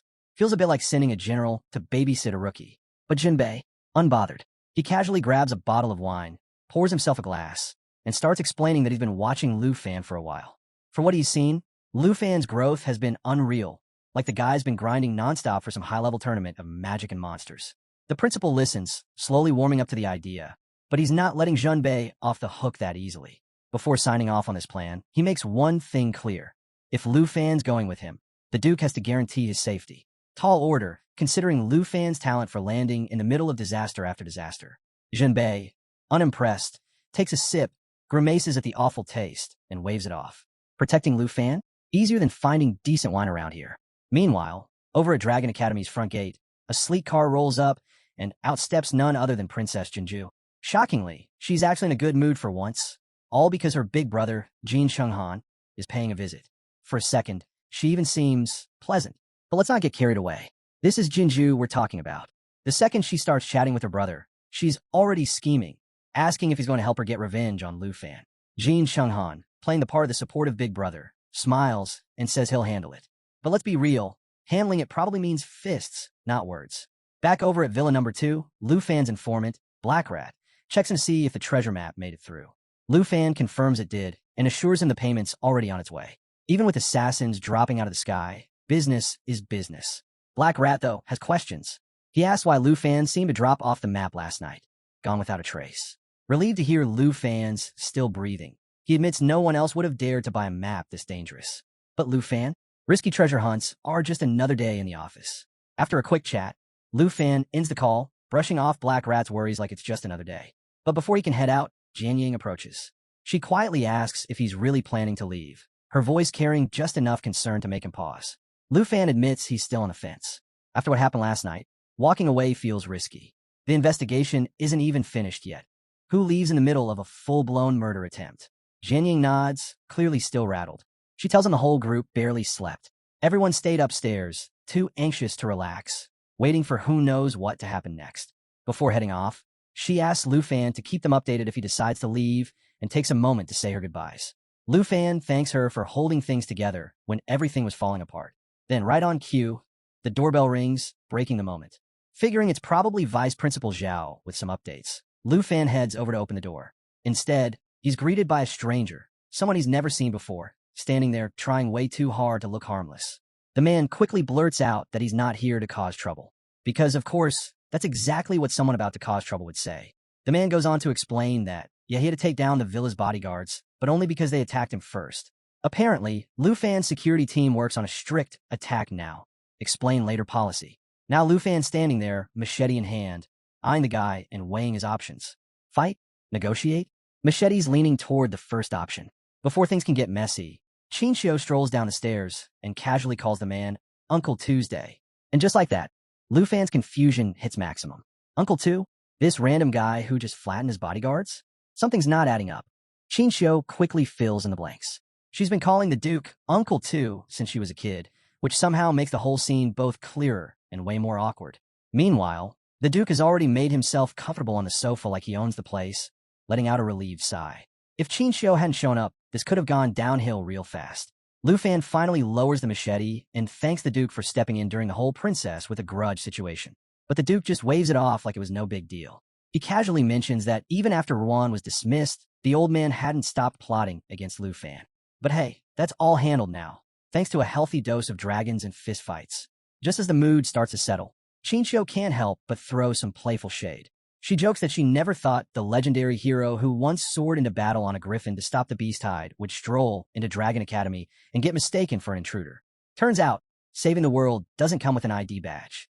And when Lu Fan hears who this man actually is, he practically jumps out of his seat. I mean, wouldn't you? One minute you're facing down some random stranger, and the next, you realize the guy chilling on your sofa is the same hero you grew up reading about in textbooks. Lu Fan instantly remembers those academy walls lined with stories of fearless warriors who gave everything battling vicious beasts. And leading them all, Duke Shinbei himself. The Duke just waves off the praise with an easy smile, saying every era has its legends, and right now, Lu Fan's one of them. Hard to argue when the guy has a dragon collection and keeps surviving assassination attempts like it's a hobby. But Junbei didn't drop by just for introductions. He explains that he's here to personally take Lu Fan to the extreme north for some serious training. Because, really, what's life without throwing a deadly training arc on top of everything else? The Duke mentions he's already cleared it with the principal, and this trip isn't just about leveling up for the national trials. It's also a solid way to keep Lu Fan away from the constant threat of people trying to take him out. Practical and productive. The moment the ladies hear this plan, they're not exactly thrilled. Chinchou is the first to point out that the extreme north isn't some casual retreat. It's wild, dangerous, and barely mapped. Definitely not vacation material. Jianying backs her up, reminding them all that Lu Fan represents Dragon Country now, and they kind of need him alive. The last thing they want is for him to get frozen, mauled, or worse before the big event. But the Duke stays calm, reassuring them that the danger is exactly the point. Pushing Lu Fan into the harshest conditions is what's going to make him stronger. Plus, taking him far from the academy means fewer innocent bystanders getting caught up in whatever disaster decides to follow him next. Think of it as a tactical getaway, just with blizzards and monsters instead of beaches and drinks. Now Lu Fan's left debating his next move. On one hand, the treasure he's been tracking is hidden somewhere in the extreme north, so this could actually work out perfectly. On the other, he's got a house full of powerful, beautiful women who've already been through one attack, and the thought of leaving them behind with danger still lurking isn't exactly easy. Turns out, locking up a dragon-proof villa and walking away is harder than it sounds. Before Lu Fan can get too lost in his own thoughts, Jianying steps in and makes the decision for him. She tells him there's no question. He has to go. With all the women in the villa having advanced to the second level, she assures him they're more than capable of handling whatever comes their way. Chinchou jumps in too, promising to personally keep his aunt safe. And just like that, Lu Fan feels the weight lift. If they're confident, so is he. With a grin, he shrugs and mutters to himself. Guess no fan service for a while, finally committing to the trip. The Duke, clearly satisfied, suggests they kick things off with some wine and a feast. But before the celebration can get started, Chinchou reminds him that strong liquor is banned on academy grounds. Rules are rules, even for war heroes. And if that wasn't enough of a buzzkill, Jianying admits her villa's cupboards are completely empty. No wine, no food, so much for dinner plans. Lu Fan, always ready to take charge, volunteers to make a grocery run. Because what's a little shopping trip squeezed between assassination attempts and extreme survival training? He also figures it's a good time to swing by the academy to say goodbye to his senior. But first, there's the small problem of the unconscious bodyguards still lying around, thanks to the Duke. When the Duke asks if Chinchou can heal them, Lu Fan suggests something even better. He leaves his J-Dragon behind to handle the job. After all, why call a medic when you got a dragon on standby? Later, at the academy's training hall, Lu Fan finds himself still replaying everything in his head. The Duke of the Beast Tide, sitting in his living room? Unreal. Meeting a hero from the history books and realizing the guy's somehow even cooler in person? Definitely not something you expect to check off your daily to-do list. While he's standing there, his senior shows up, waving and asking why he's hanging around so late. She mentions how slammed she's been with work, but says she can spare some time for close combat practice if he's up for it. Before she can finish, Lu Fan cuts her off, explaining that he's actually here to say goodbye. She tries to play it cool, pretending she doesn't know about his trip to the extreme north, but Lu Fan fills her in. He tells her he'll be gone for an entire month.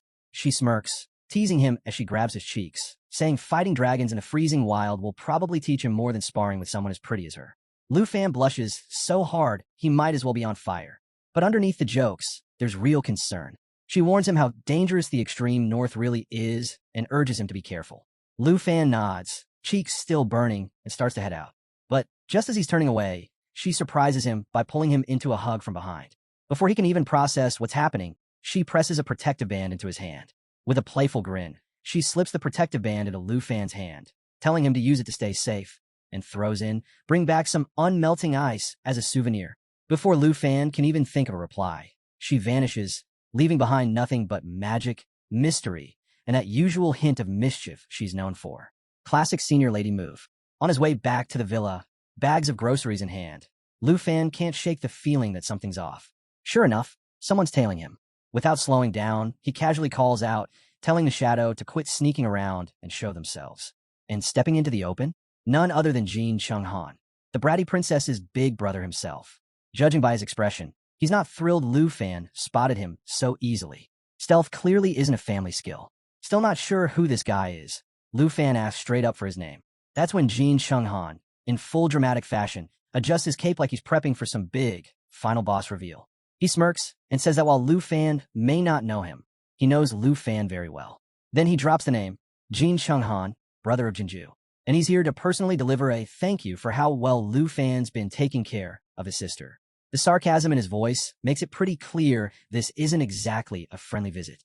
Lu Fan narrows his eyes, reading the situation instantly. He asks if this arrogant newcomer is the famous top recruit from the Tai Chi Kingdom.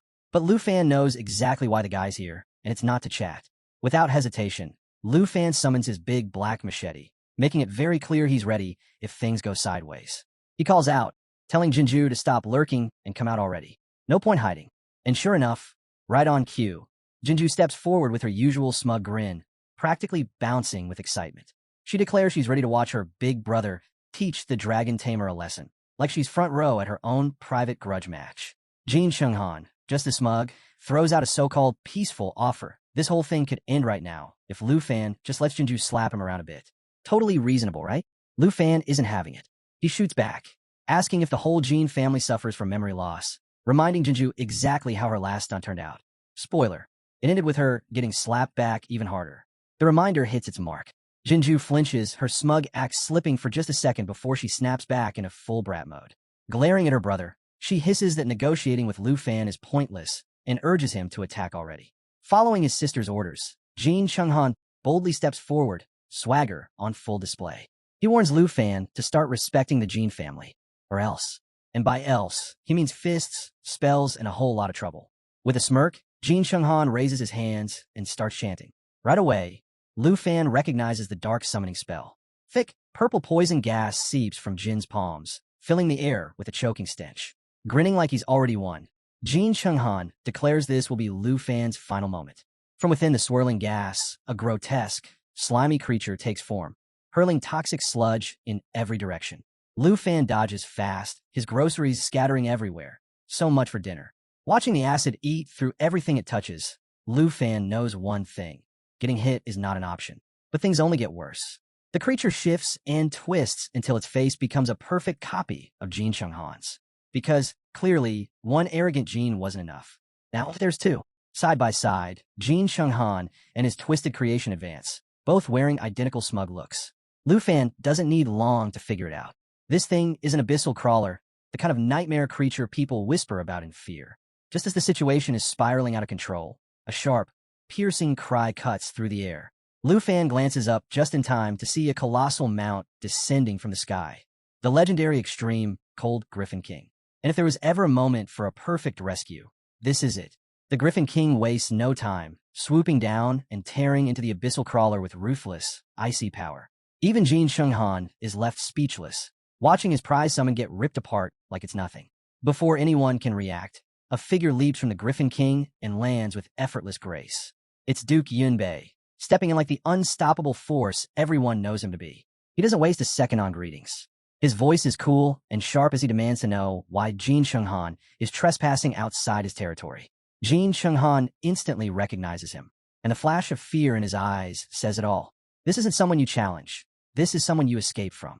But escaping? Yeah, that's not happening. The Duke lifts his staff and extends it in a single, smooth motion.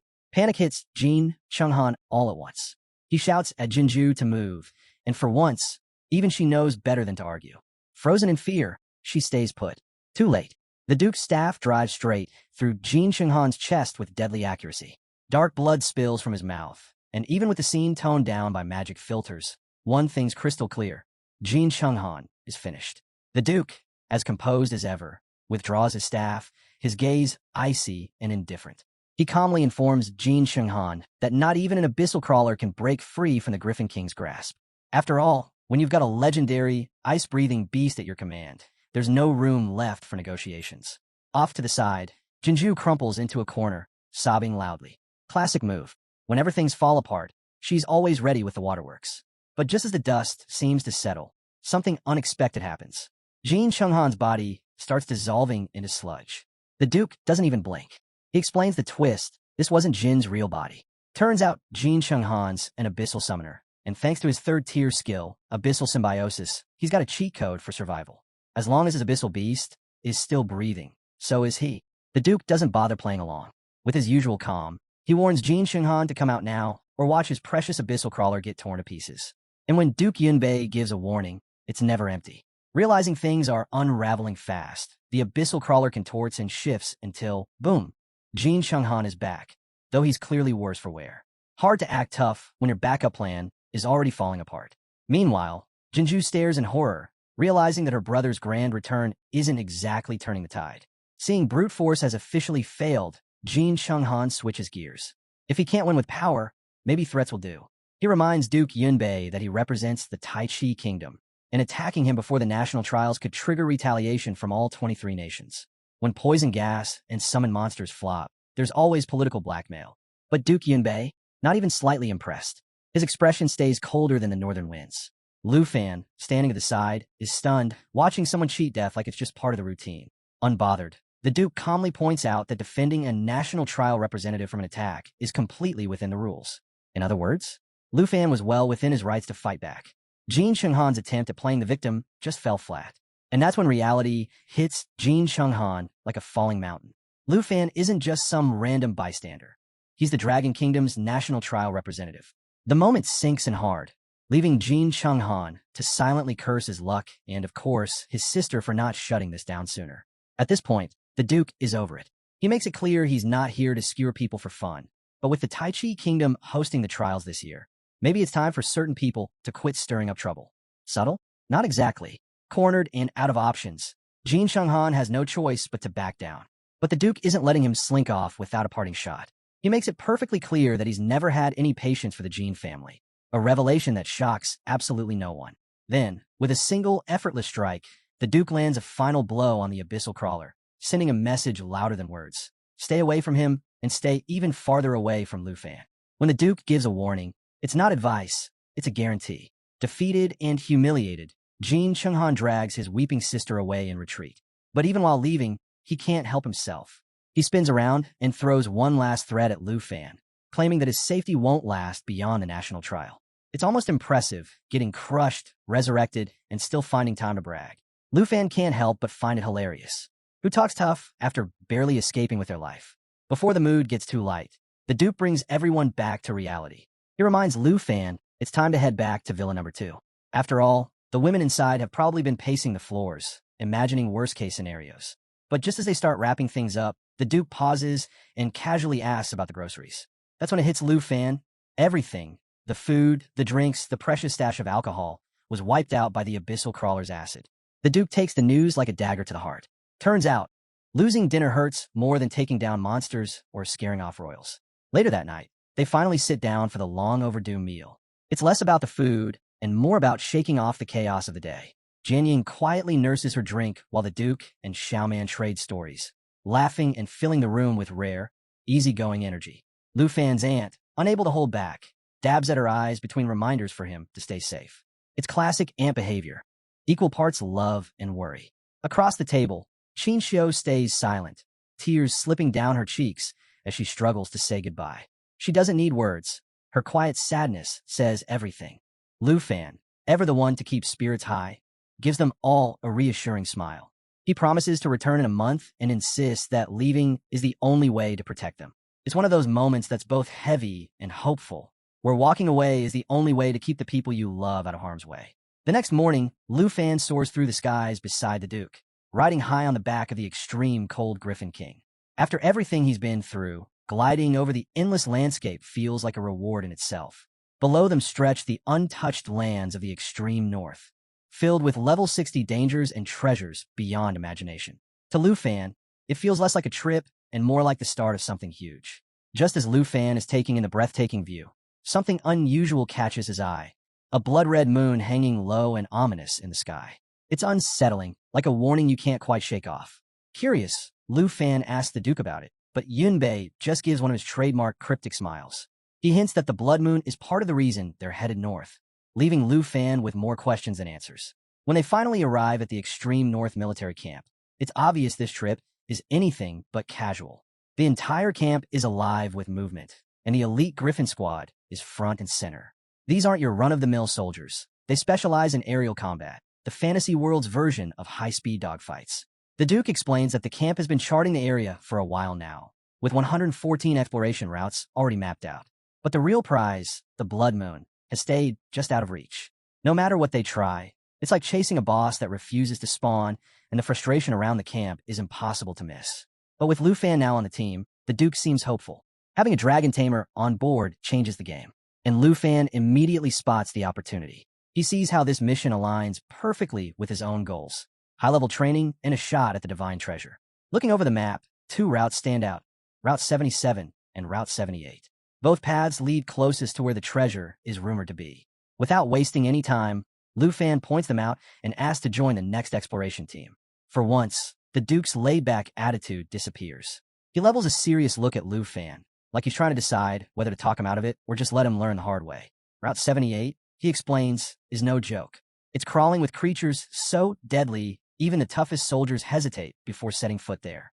Basically, it's not the kind of place you visit unless you've got a death wish or a really solid backup plan. The Duke adds that if something happens to Lu Fan out there, the Academy principal won't just be upset. He'll personally make sure Yunbei regrets it. Losing the school's star student to some oversized beast? Yeah, that's not the kind of headline anyone wants. But Lu Fan just grins, full of his usual confidence. He didn't come all this way to play it safe. He's here to push limits, take risks, and come out stronger on the other side. Easy paths are for tourists. He's here for the real challenge.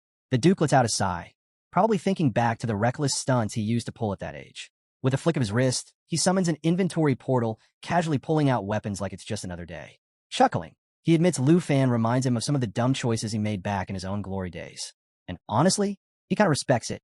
From the portal, the Duke pulls out a crimson bow, and Lu Fan's eyes widen immediately. This isn't just some ordinary weapon. It's a level 70 legendary bow.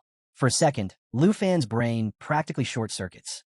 Is this actually happening? The Duke, as casual as ever, hands it over like he's offering spare change. He tells Lu Fan he's going to need every advantage he can get for what's coming. Lu Fan, caught off guard, blushes slightly, humbled by the gift. But the Duke just waves him off. Don't get all shy on me. It's not like I'm handing you socks, he says with a grin. One more reminder follows. Route 78 isn't some warm-up round. Lu Fan nods, fully locked in, promising he's ready for whatever's waiting out there. The Duke chuckles and adds that if his own arms could still pull the bowstring, Lu Fan wouldn't even be getting a peek at it. But hey, getting older has its perks for other people. Right then, a soldier shows up carrying a military uniform, and the Duke insists Lu Fan gear up before they get any closer to the Blood Moon. Because if you're charging into danger, you might as well look the part. Lu Fan suits up, checking out his fresh new gear, and declares he's good to go. The excitement is obvious. This is exactly the kind of chaos he signed up for. Later, while soaring high above the snowfields on the extreme cold Griffin King, the Duke can't resist teasing. What's a dragon tamer doing riding a griffin? He asks, smirking. Lu Fan scratches his head and admits his dragon's still not strong enough to handle this kind of flight. Basically, he's got the high-end ride, but no license to drive it yet. Not ideal. The Duke just laughs, taking a sip from his flask. Maybe we'll sign you up for the Griffin squad until you figure that out, he jokes. But the light mood doesn't last long. Lu Fan's gaze sharpens as he spots something moving in the distance. All demons, gliding in circles, their eerie cries echoing across the sky. These things aren't just creepy, they're deadly. One wrong move, and their shrieks can scramble your mind in seconds. As they draw closer, the Duke doesn't even flinch, still sipping his drink. He acts like it's just another routine patrol. Before Lu Fan can say a word, the Duke's staff materializes in his hands, his movements quick and smooth. He glances over and gives Lu Fan a calm reminder. Better stay sharp. Route 78 doesn't give second chances. That's when it really sinks in for Lu Fan. This isn't school anymore. There's no safety net. From here on out, it's all real. As the Griffin squad gets closer to the Blood Moon, Lu Fan finally gets a clear view. But it turns out it's not a moon at all. It's a massive eye. Yep, an enormous eyeball embedded right into the mountainside, silently staring out into the distance. It's the kind of sight that makes you question every decision that led you here. The Duke, unbothered as usual, explains that somewhere deep inside these mountains, there's a creature unlike anything they've ever seen. The problem? Nobody knows what it is. Not even the legendary Griffin squad has been able to get close enough to figure it out. Lu Fan studies the terrain and notices something odd. The surrounding mountains seem to form the outline of half a dragon's head. He starts to wonder if the creature could actually be a dragon, but with no proof, it's anyone's guess. Whatever it is, it's so massive and terrifying that even the Duke's own Griffin refuses to fly too close. And if a legendary beast won't go near it? Yeah, that's not a good sign. Hoping for answers, Lu Fan pulls up his system window, but comes back blank. No data, no information, nothing. Even his reliable system is stumped, leaving Lu Fan more intrigued and unsettled than ever.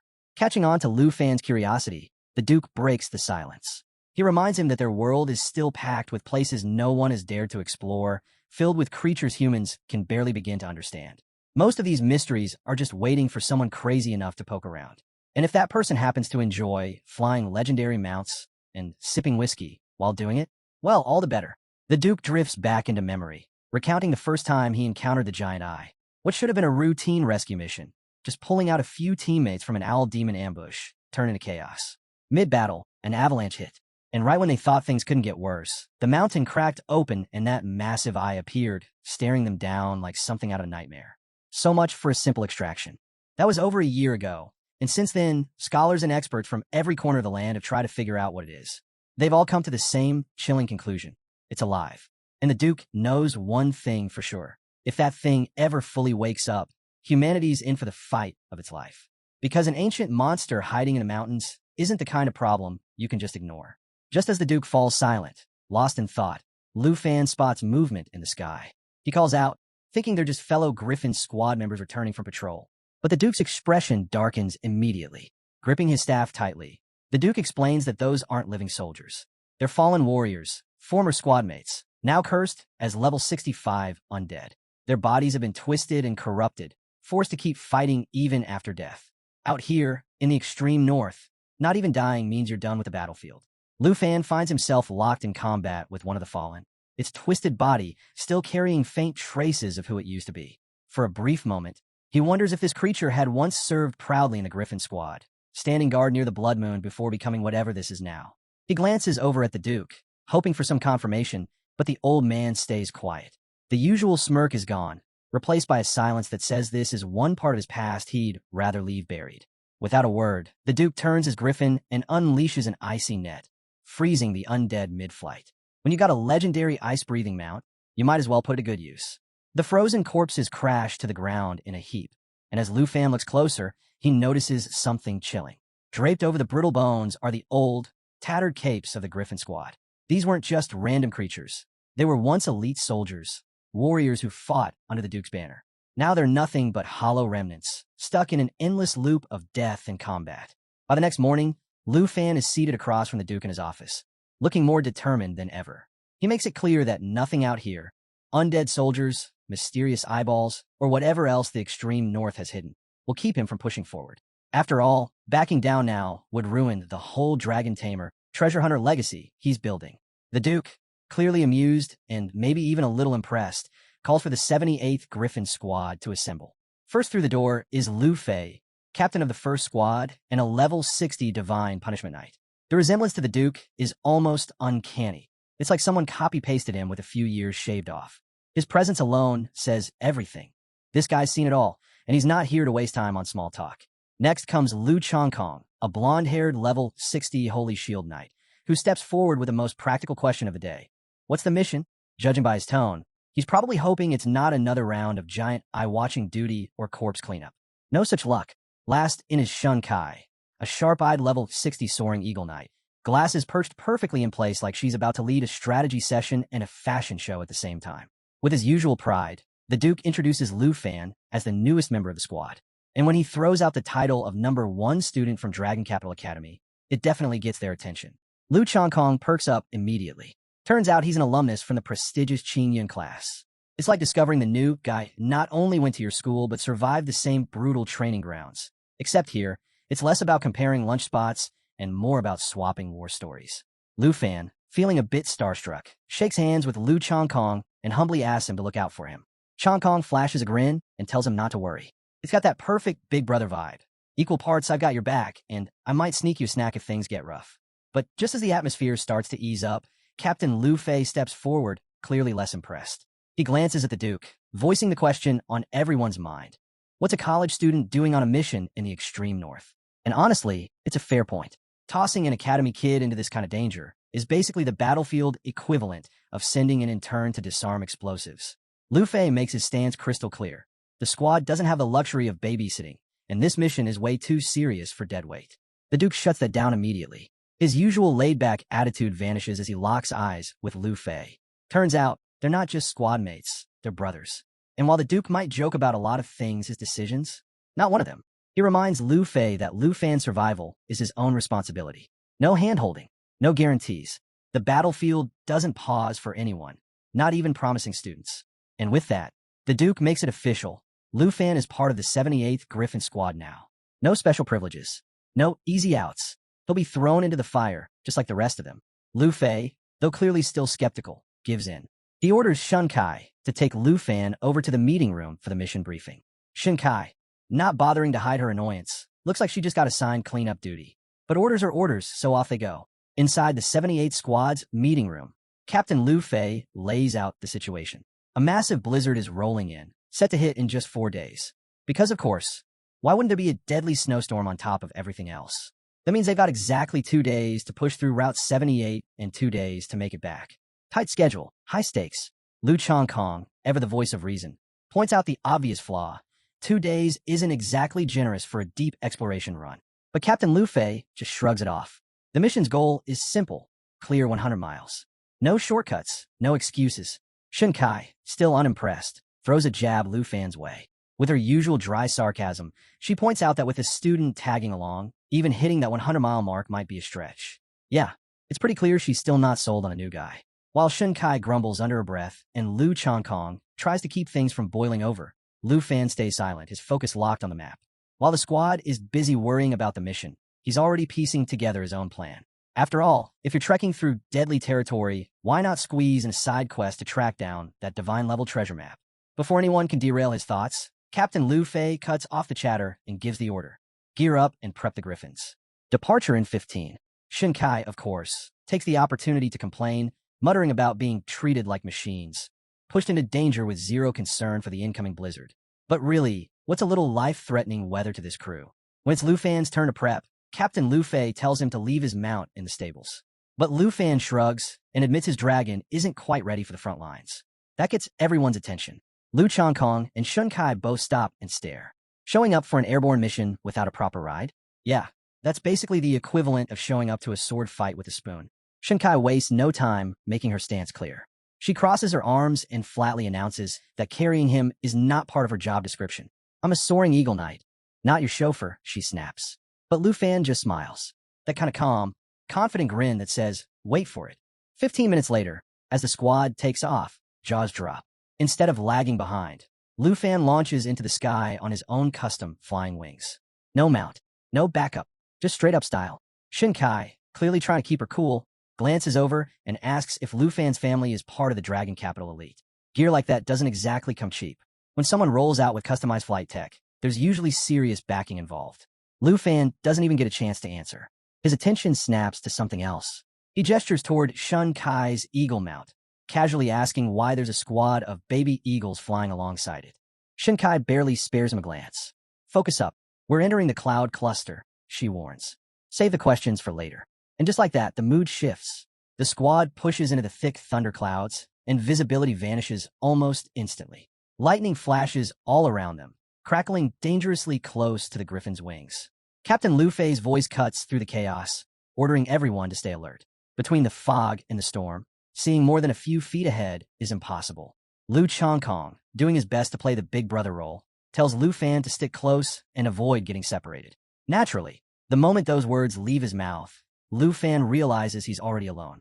Lost in the mist, completely cut off from the squad, Lu Fan scans his surroundings. That's when he spots them. 2 blood-red eyes cutting through the fog, locked straight onto him. He turns just in time to come face to face with a sky predator lion. Corrupted, level 75, with glowing crimson eyes and a grin that leaves no doubt about its intentions. Lu Fan's first thought? Yep, I'm definitely on the menu. The lion lunges, and Lu Fan strikes back, but his attacks barely scratch the surface. It's like swinging a stick at solid steel, completely useless. That's when it clicks. The corruption near the blood moon hasn't just warped people. It's twisting every creature it touches. And this sky predator lion? It's corruption at its peak. Before Lu Fan can think of a plan, the lion unleashes its phantom strike. Not only does it hit like a wrecking ball, but it also spawns a phantom clone that sticks around for 10 full seconds. Because, clearly, one deadly lion wasn't enough. Now he's got two to deal with. Just as Lu Fan's about to get pinned down, a voice cuts through the chaos. Moo! It's Lu Chongkong, swooping in at the perfect moment to pull Lu Fan out of the lion's path. Before Lu Fan can even catch his breath, Shun Kai's escort hawk dives in from above, throwing out its twin eagle fist attack to draw the lion's attention. Watching a bird try to punch a lion feels insane, but somehow it works, at least long enough to buy them a few seconds. Shun Kai slides into position behind the beast, shouting for Lu Fan to keep the lion from spawning any more phantoms. One ghost lion is bad enough, and she's not about to let this thing start multiplying again. She adds, almost bitterly, that she's already lost one of her escort eagles to this monster. She's not interested in losing another. Meanwhile, Lu Chongkong moves in close, telling Lu Fan to stick by him. The clouds are swarming with elite monsters, and getting separated again could be fatal. But even with danger closing in, Lu Fan shakes his head, standing back while the rest of the squad risks everything. Not happening. But before he can argue further, the lion vanishes into the fog, pulling off its cloud mist mirage skill. 1 second it's there, the next it's gone, blending into the mist like a seasoned assassin. Shinkai doesn't sugarcoat it. Now's not the time to play the hero, she snaps. The only goal here is to stay alive. Don't make this harder than it already is. Lu Chongkong keeps the team steady, reminding them they've leaned on Captain Lu Fei long enough. If they want to prove themselves, this is the moment. Taking down a corrupted beast like this is how you earn your place in the 78th Griffin Squad. Trial by nightmare. But before they can even launch their next attack, a low, chilling voice echoes through the mist. It's not coming from the lion. Everyone freezes. The air shifts, heavy and suffocating. Shinkai and Lu Chongkong both shout the same thing at once. Run. They don't bother explaining.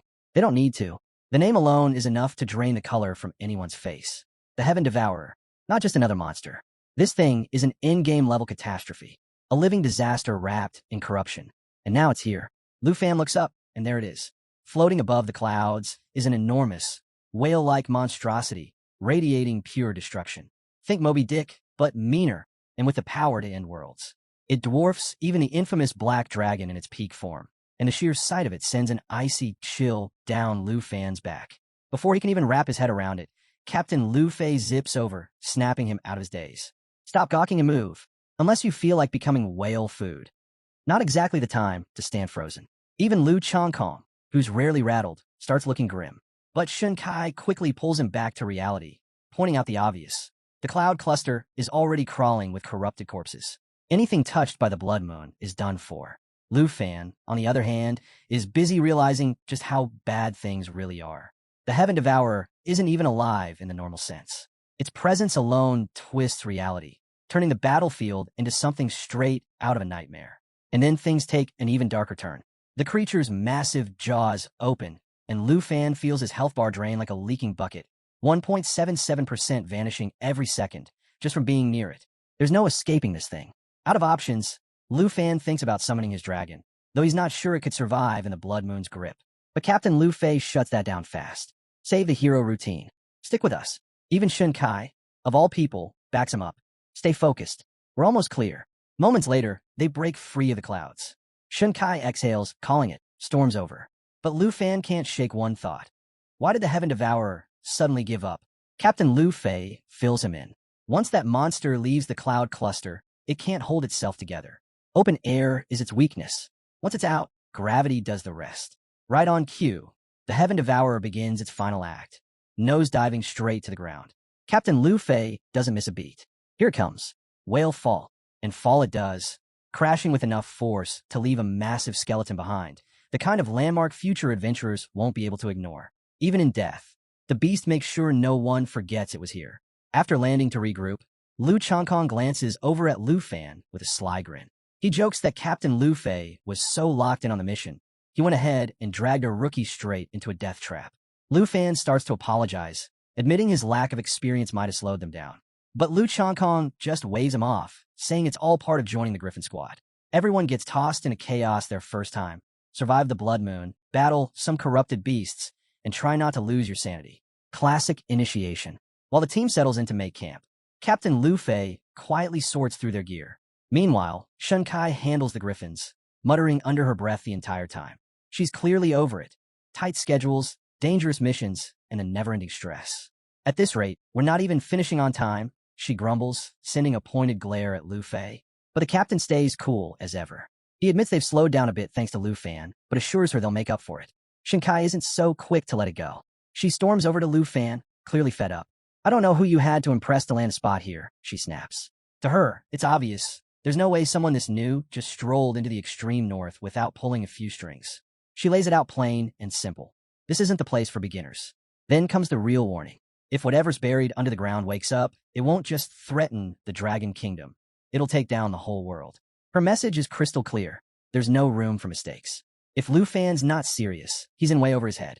But Lu Fan stands his ground, cool and collected. Without missing a beat, he calmly explains he's been keeping up, learning from the team, and getting a handle on how things work out here. Basically, his way of saying, don't worry, I'm not clueless. Shinkai, though, isn't buying it. Her glare says it all. Before the tension can explode, Lu Changkong steps in to smooth things over. Just as things start to settle, Captain Lu Fei cuts through the noise.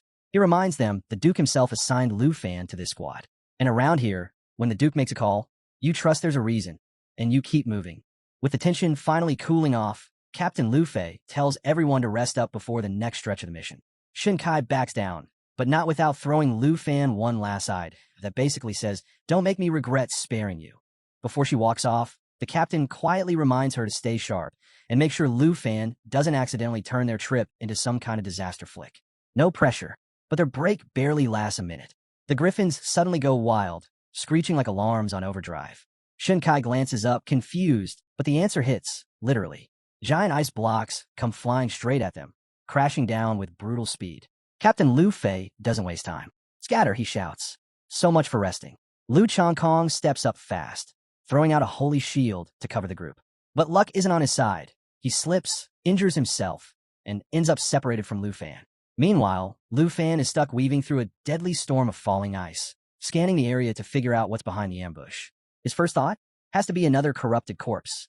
Because, honestly, what else could it be? As chaos erupts, Captain Lu Fei keeps calling for Lu Fan to check in, but there's radio silence. Not because Lu Fan's ignoring him. He's just got bigger problems. Surrounding him are elite-level 80 ice-field yetis, towering beasts straight out of a nightmare. Massive, ruthless, and clearly ready to tear him apart. Captain Lu Fei keeps trying to rally the team, demanding any sign of Lu Fan. But Shinkai cuts in, warning him to stop shouting unless he wants to invite even more yetis to the party. Under her breath, she figures Lu Fan's already toast. And honestly, the odds aren't exactly in his favor. Even the captain knows they can't take on this many monsters at once. Right now, survival is the only goal. Thinking fast, Shunkai suggests using her falcon to launch a fire attack, hoping to turn the tide. But before they can even get started, the yetis close in. One of them towers over Captain Lu Fei, its shadow stretching across the snow like a warning. Wasting no time, the captain orders Shunkai to find Lu Changkong while he holds the creature back. Shunkai hesitates, but only for a second. She takes off, dodging through the frozen battlefield, knowing every moment counts. As Shunkai navigates the frozen battlefield, she spots Captain Lu Fei up ahead, barely holding his ground against the brutal swings of the Yeti. The creature's raw power is overwhelming, and the captain's knees are starting to give. Shunkai knows she has to move fast, but charging him blindly is asking for trouble. Instead, she lets out a low whistle, a quiet signal to her griffin, hoping it's subtle enough to stay under the radar. No such luck. Turns out, these Yetis aren't just muscle. They've got ears like hawks, and now they're zeroing in on her. Out of options, Shunkai draws her twin blades, ready to fight if the Yetis get to her before backup does. It's a gamble, but she's counting on Lu Changkong to pick up on her signal and get there in time. Cut to Lu Fan, who's just found Lu Changkong resting against the ice, clearly worn down from the chaos. Lu Fan tells him to conserve his strength and leave the next part to him. Easy enough, just a rookie stepping up to handle 3 elite-level Yetis like it's no big deal. With a flick of his wrist, Lu Fan summons his massive black machete and plants his feet. The Yetis charge, and Lu Chongkong, watching from the sidelines, can barely believe what he's seeing. Taking on one of these beasts is nearly impossible. 3? That's a death wish. But Lu Fan doesn't flinch. The Yetis unleash their ice howl, blasting shockwaves of freezing energy across the battlefield. One swings a boulder-sized fist, aiming straight for Lu Fan's head. But before it lands, Lu Fan moves like lightning. In one smooth motion, he severs the Yeti's hand clean off. The beast howls in agony as Lu Fan's Dragon Fang strike, powered by sky breathing and surging with dragon energy, carves straight through its defenses. Before the creature can recover, flames from Lu Fan's dragons ignite its body. Without missing a beat, Lu Fan charges in, delivering the final blow. The giant falls hard, crashing into the ice with its severed hand beside it. Lu Chongkong watches the whole thing, absolutely stunned. This so-called rookie just wiped out a monster that should have been way out of his league. And as if that wasn't enough, Lu Fan casually drops the reveal. Yeah, he's the dragon tamer from the southern province. No big deal. Before Lu Chongkong can even wrap his head around that bombshell, the next attack is already coming. One of the remaining Yetis smashes through a wall of ice and launches giant shards at Lu Fan like it's the world's most dangerous dodgeball match. But Lu Fan, calm as ever. He's already powering up his stormy sky skill, his black machete glowing with a fierce blue aura, ready for round 2. This time, Lu Fan switches things up. Instead of channeling his signature black dragon, his Dragon Fang strike pulses with the raw power of the Star Dragon. Because why settle for one overpowered dragon when you've got an entire lineup ready to go? Lu Chongkong, still slumped on the ground, nursing his wounds, can only watch in disbelief. A level 32 Dragon Master taking down elite level 80 Yetis like it's light cardio? At this rate, Chongkong's probably wondering if Lu Fan activated some hidden cheat mode when nobody was looking. Meanwhile, Shun Kai and Captain Lu Fei finally managed to finish off their own Yeti opponent and rush over to check on Chongkong. Shun Kai's first reaction is shock over the state of his injuries, but Captain Lu Fei? He's even more stunned by the sight of Lu Fan, not just alive, but still on his feet and ready for more. Let's be honest. Rookies usually don't walk away from fights like this, let alone win them. As they regroup, Lu Chongkong fills them in. He tells them straight, Lu Fan saved his life. And just as the team has a brief moment to breathe, another ice Yeti barrels toward Lu Fan, as if personally offended by his existence. Captain Lu Fei shouts for him to dodge, but it's way too close for that. Without hesitation, the captain launches his sword across the battlefield. And this isn't just any old sword. It's Victory, basically a guided missile disguised as a blade.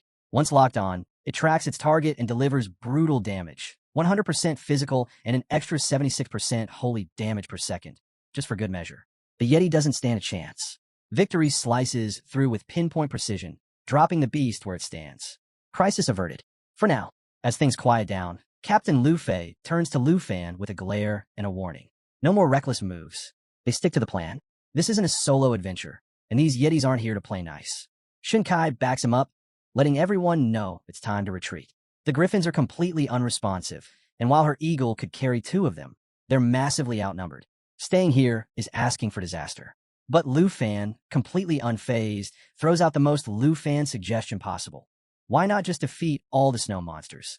Problem solved. Shun Kai snaps back instantly, telling him to cut the nonsense and focus on getting to the nearest outpost. Because seriously, who looks at a raging Yeti horde and thinks, yeah, this is totally doable? But Lu Fan isn't joking. He calmly doubles down, saying if it weren't for the swarm of enemies, he'd even offer to patch everyone up right now. His confidence is almost enough to make someone believe it. Almost. Shun Kai, on the other hand, is probably wondering when Lu Fan decided to audition for the starring role in Monster Slayer, Extreme North Edition. Right then, Lu Fan pulls something out of his inventory. A crimson bow glowing with a faint, ominous light. It's no ordinary weapon. This is the Dark Serpent Bow, a gift straight from the Duke himself. The moment Captain Lu Fei spots it, his expression shifts. He knows exactly what that bow is. This is the same legendary weapon that once forced back entire armies, and now here it is, casually wielded by the guy who just suggested taking on a Yeti army solo. Even Shun Kai, who is seconds away from calling Lu Fan completely out of his mind, pauses. When someone draws a weapon with that kind of history, you start to wonder if maybe, just maybe, they know exactly what they're doing. But there's no time left to debate. The captain gives the order, and they leave Lu Fan to hold the line alone while they get the injured to safety. If Lu Fan wants to go full hero mode against a horde of snow beasts, who's going to stop him? As the trio flies toward the nearest outpost, Shun Kai can't shake the feeling they just made a huge mistake. The image keeps replaying in her head. Lu Fan, standing alone, surrounded by yetis like an all-you-can-eat buffet. Meanwhile, Lu Changkong tries to keep her calm. He tells her straight up, after what he just witnessed, he's convinced Lu Fan isn't going down. At this point, Changkong might as well be the president of the Lu Fan fan club. Back on the battlefield, Lu Fan is right where he wants to be. The dark serpent bow hums with power as a deep red aura coils around it like living flame. It's the kind of moment you know is about to become legend. The Yetis don't let up, launching wave after wave of ice throw attacks. Each chunk of ice hits like a wrecking ball, and getting clipped too many times means getting frozen solid for half a minute. And yeah, 30 seconds locked in place while a mob of Yetis rushes you? Not exactly part of the plan. But Lu Fan doesn't flinch. He draws the bowstring back, steady as ever, the energy building with every second. The glow intensifies, lighting up the battlefield in a fiery crimson blaze. Somewhere far off, Shun Kai and Captain Lu Fei glance back, tension thick in the air. Changkong, just sitting there with a grin, convinced Lu Fan's about to pull off something nobody's going to believe. And as Lu Fan releases the shot, one thing is clear. When you're holding a weapon made to rewrite history and staring down an army of ice monsters, there's only one play left. Let rain fire. The arrow streaks across the frozen wasteland like a meteor, lighting up the night as it tears through the battlefield.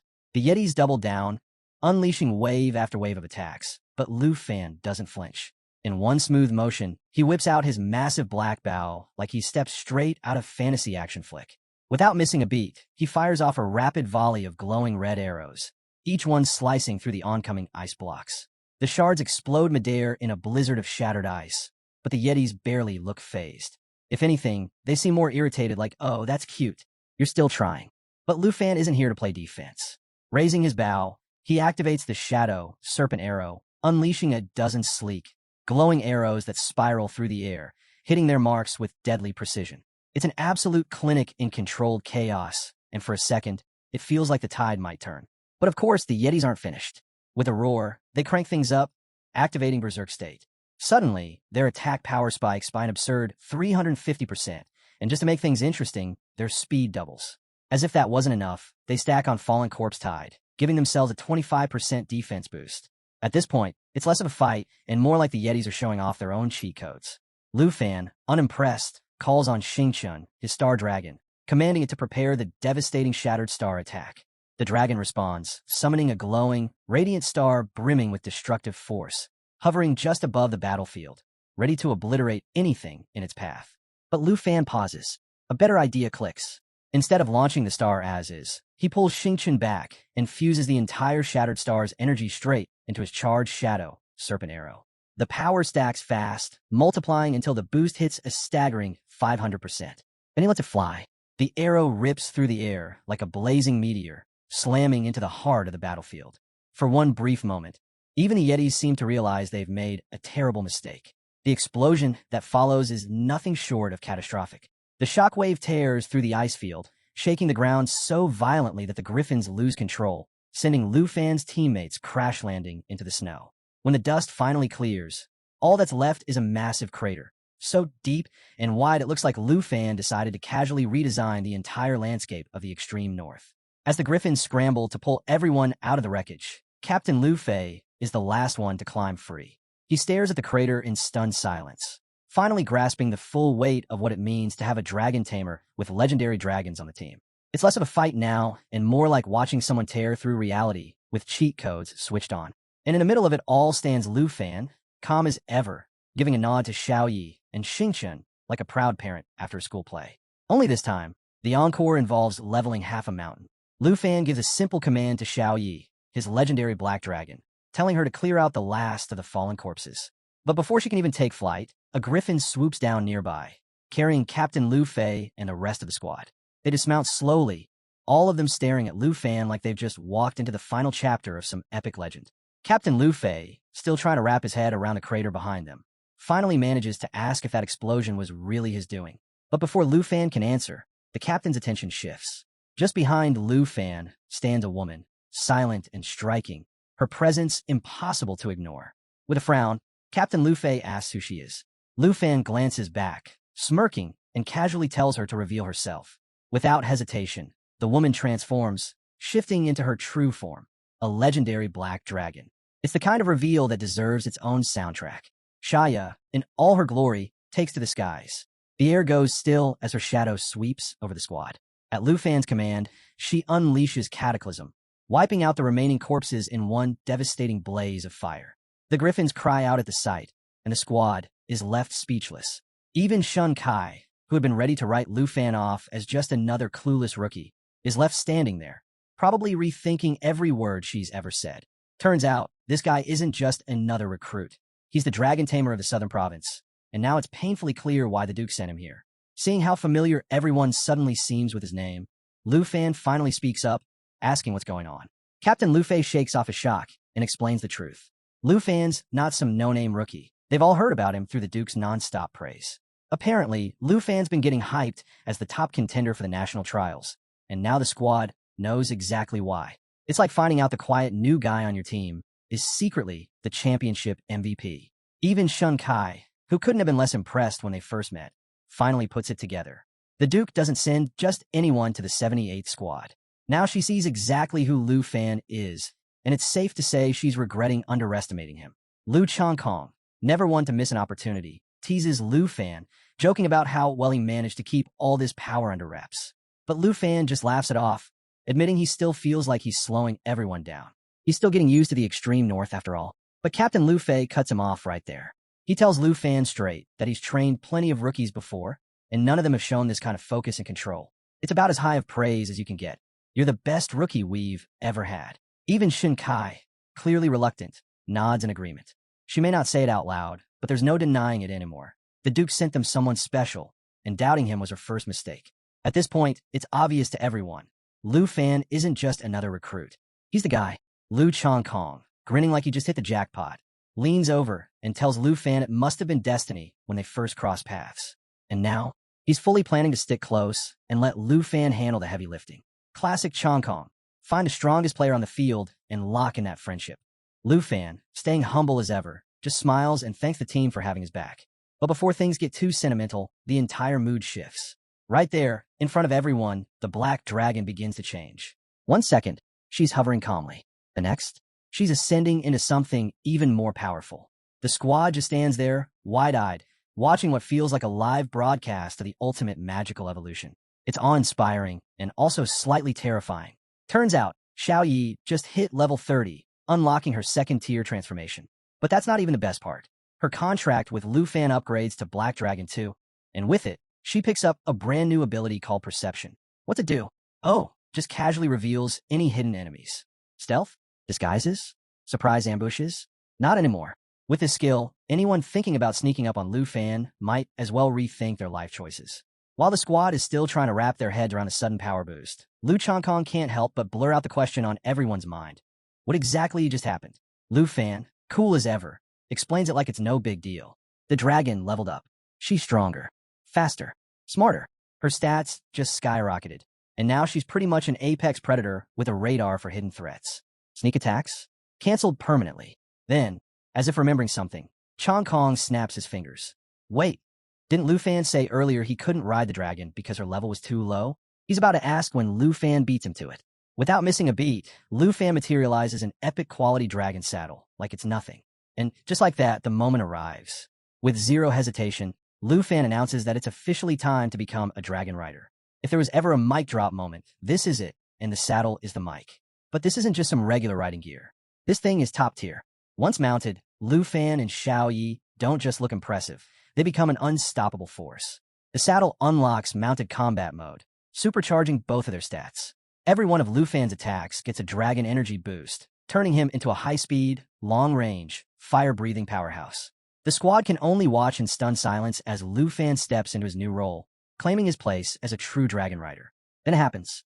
Right in front of the squad, the black dragon ignites, engulfed in roaring flames as she undergoes her second transformation. The sky lights up like a battlefield at sunrise, casting an eerie glow over the ice fields. When the flames die down, she's not just a dragon anymore. She's a full-grown, fully awakened black dragon, radiating sheer, unstoppable power. Even Captain Lu Fei, who's usually impossible to rattle, just stands there speechless. One look, and it's clear, this isn't just impressive. This is game-changing. Realizing how rare this moment is, the captain steps forward and offers Lu Fan a military-grade saddle. It's a prized item, capable of boosting a dragon's stats by 10%, something most riders would kill to get their hands on.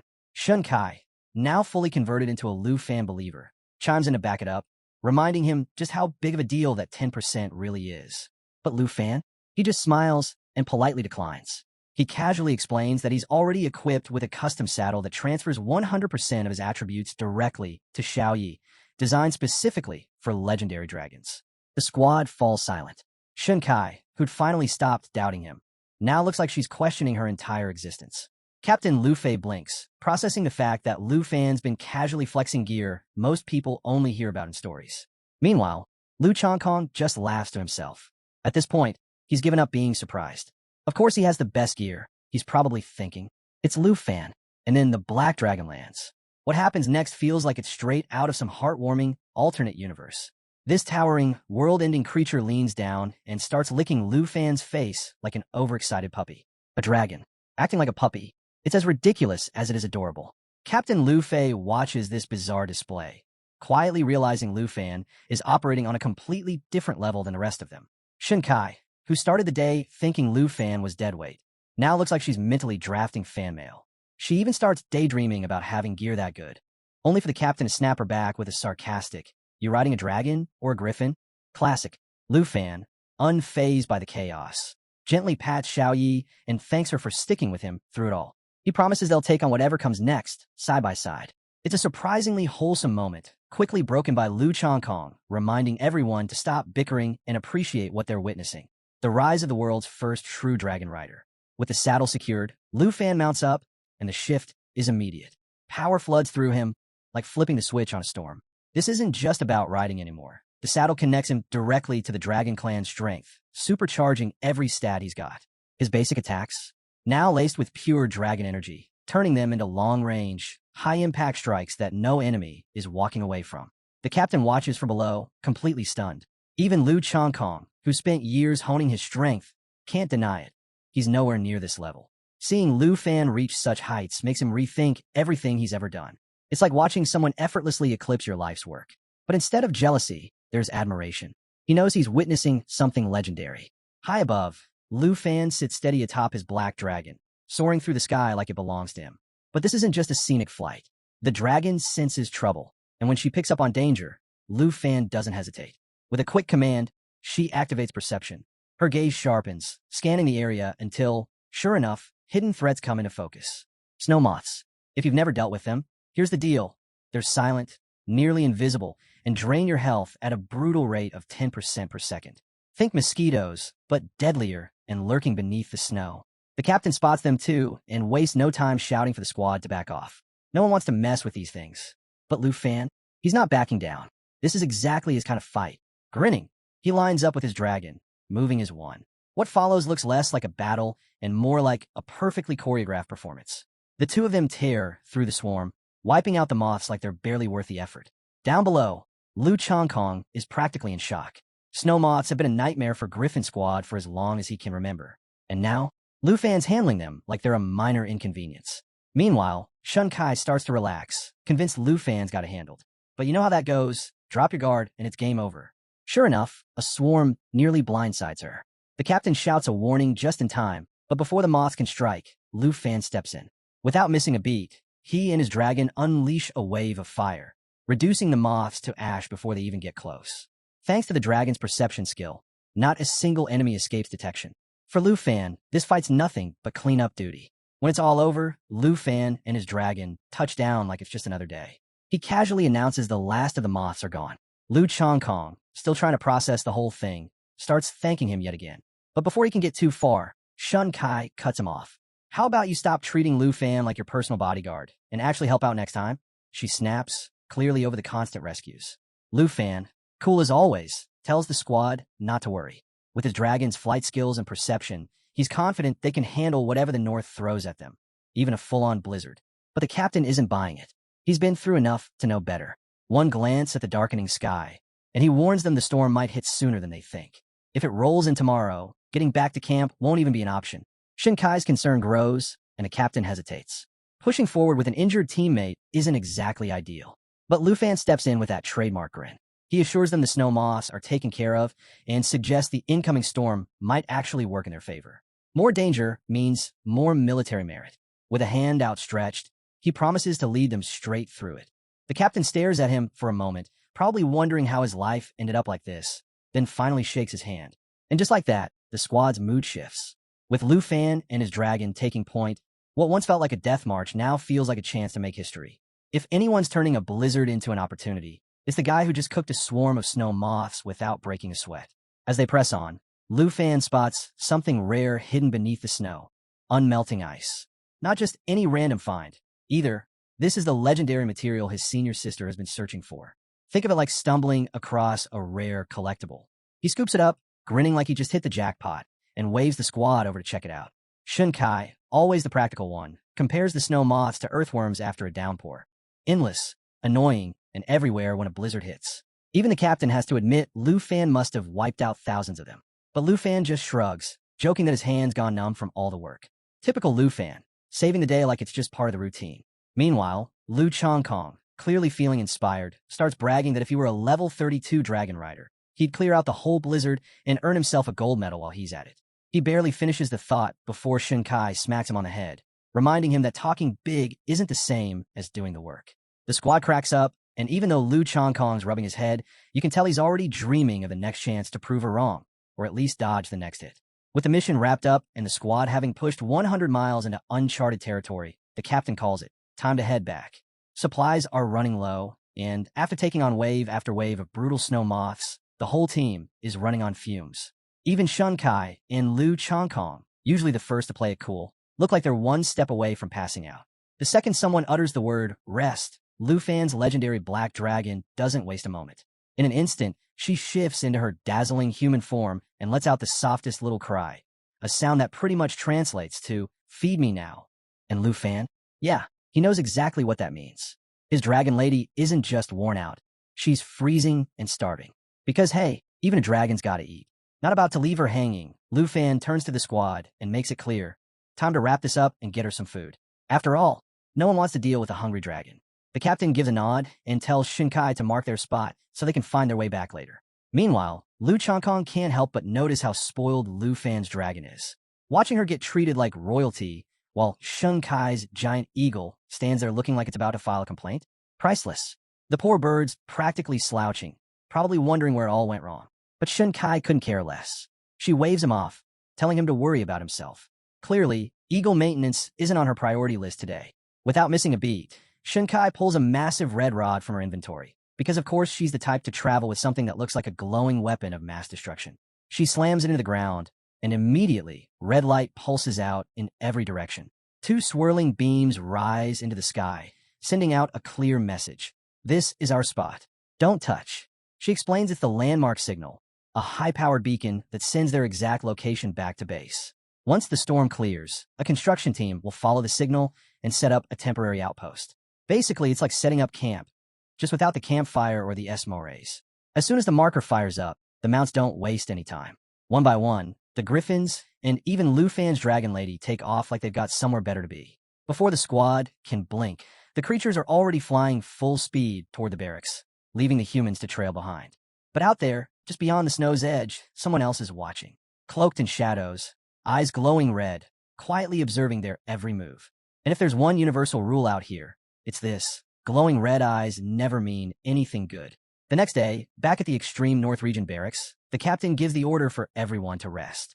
After the chaos they just survived, they've more than earned it. While the squad finally gets a breather, the captain heads off to report to the Duke, because no matter how wild the adventure, someone's still stuck handling the paperwork. Meanwhile, Lu Fan's already got his next goal in mind. Spotting Shunkai, he jogs over and asks if there's anyone around who knows how to work with unmelting ice, the rare treasure he scored on their trip. Shunkai smirks, pointing him toward the blacksmith at the supply office. But of course, she can't let him off that easy. With a teasing grin, she asks if the ice is meant for his girlfriend. Lu Fan turns bright red, stumbling over his words as he rushes to explain it's for his senior sister. Just a friend, nothing more.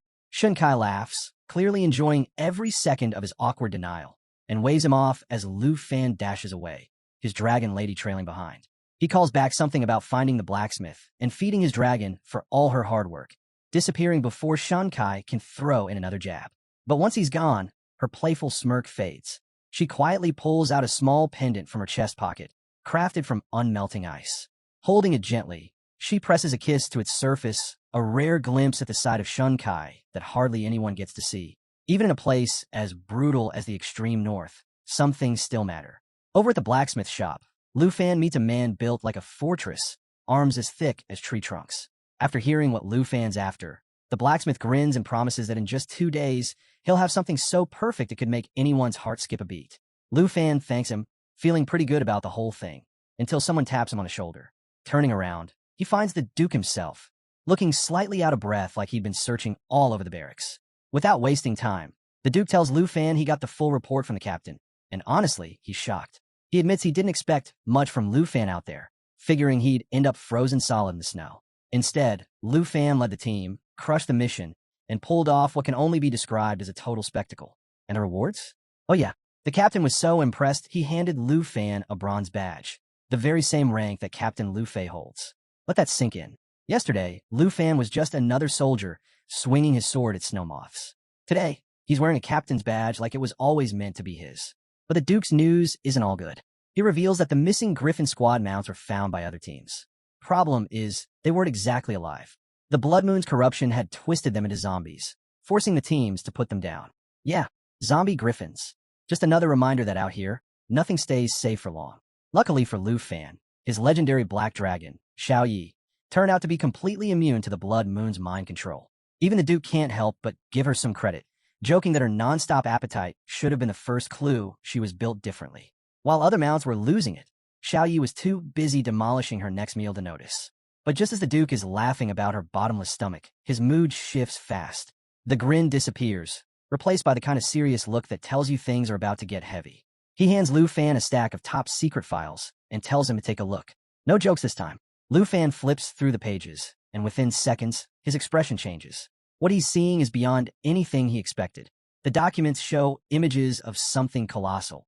An ancient skeleton so massive it's hard to even process.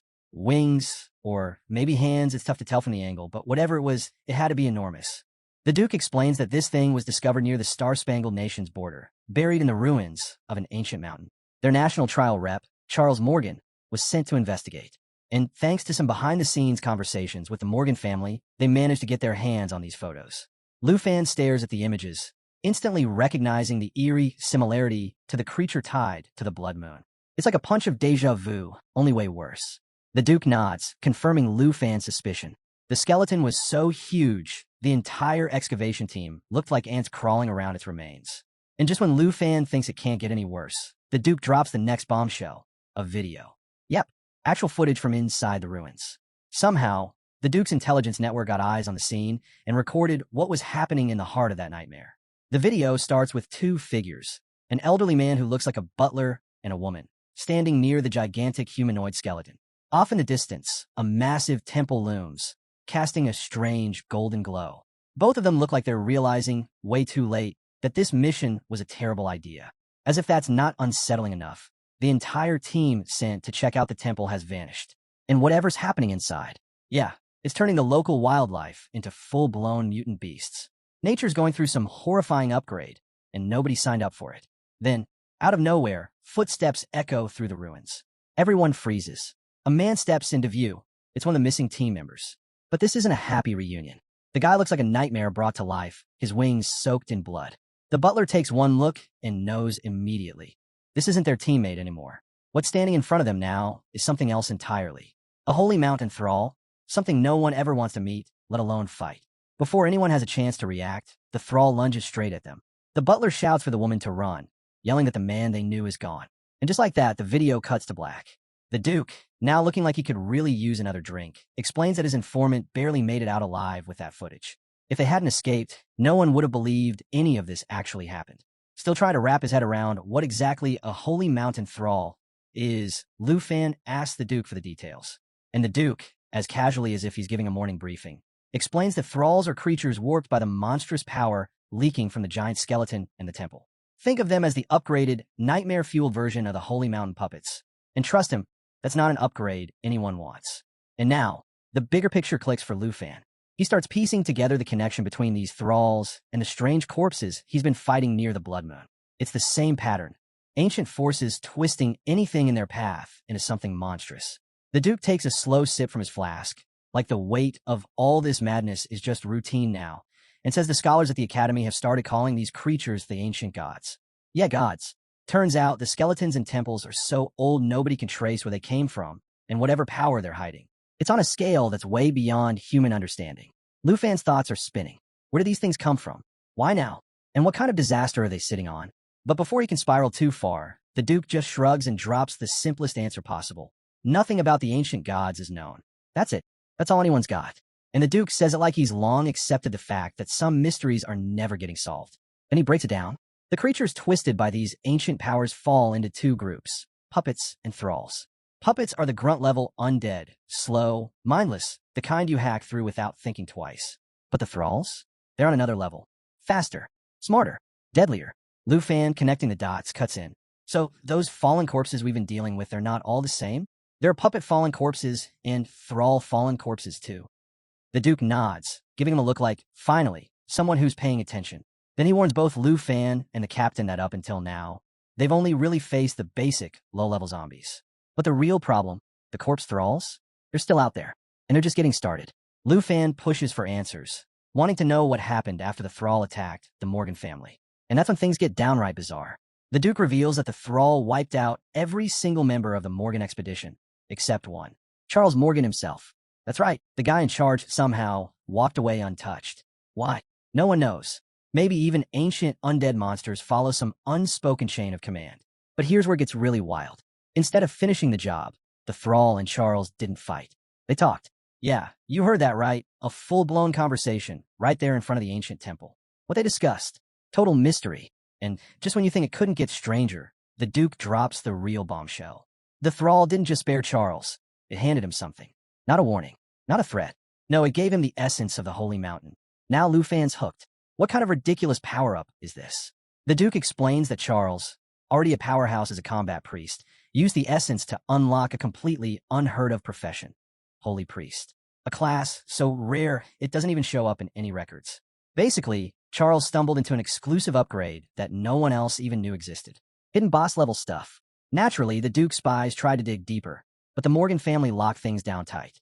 Their estate turned into a fortress overnight, and getting any more intel was impossible. So now, the Duke warns Lu Fan to keep his guard up during the trials of nations. With the ancient gods backing him, Charles is shaping up to be the kind of opponent no one wants to cross. But Lu Fan, not the least bit concerned. He brushes it off like Charles is just another speed bump on the way to his next win. Titles, power-ups, secret professions, none of it matters. If someone's standing between Lu Fan and victory, they're getting knocked aside like everyone else. 2 days later, back at the blacksmith shop, Lu Fan finally picks up his commission. The blacksmith hands over the freshly crafted necklace, grinning like he just delivered his finest work. Lu Fan beams, calling it flawless, easily top tier. But he doesn't just leave it at a compliment. Nope. Lu Fan pulls out a bottle of the Duke's favorite strong drink and gifts it to the blacksmith as thanks. The man's face lights up like he just hit the jackpot, clearly not expecting such a rare and thoughtful gesture.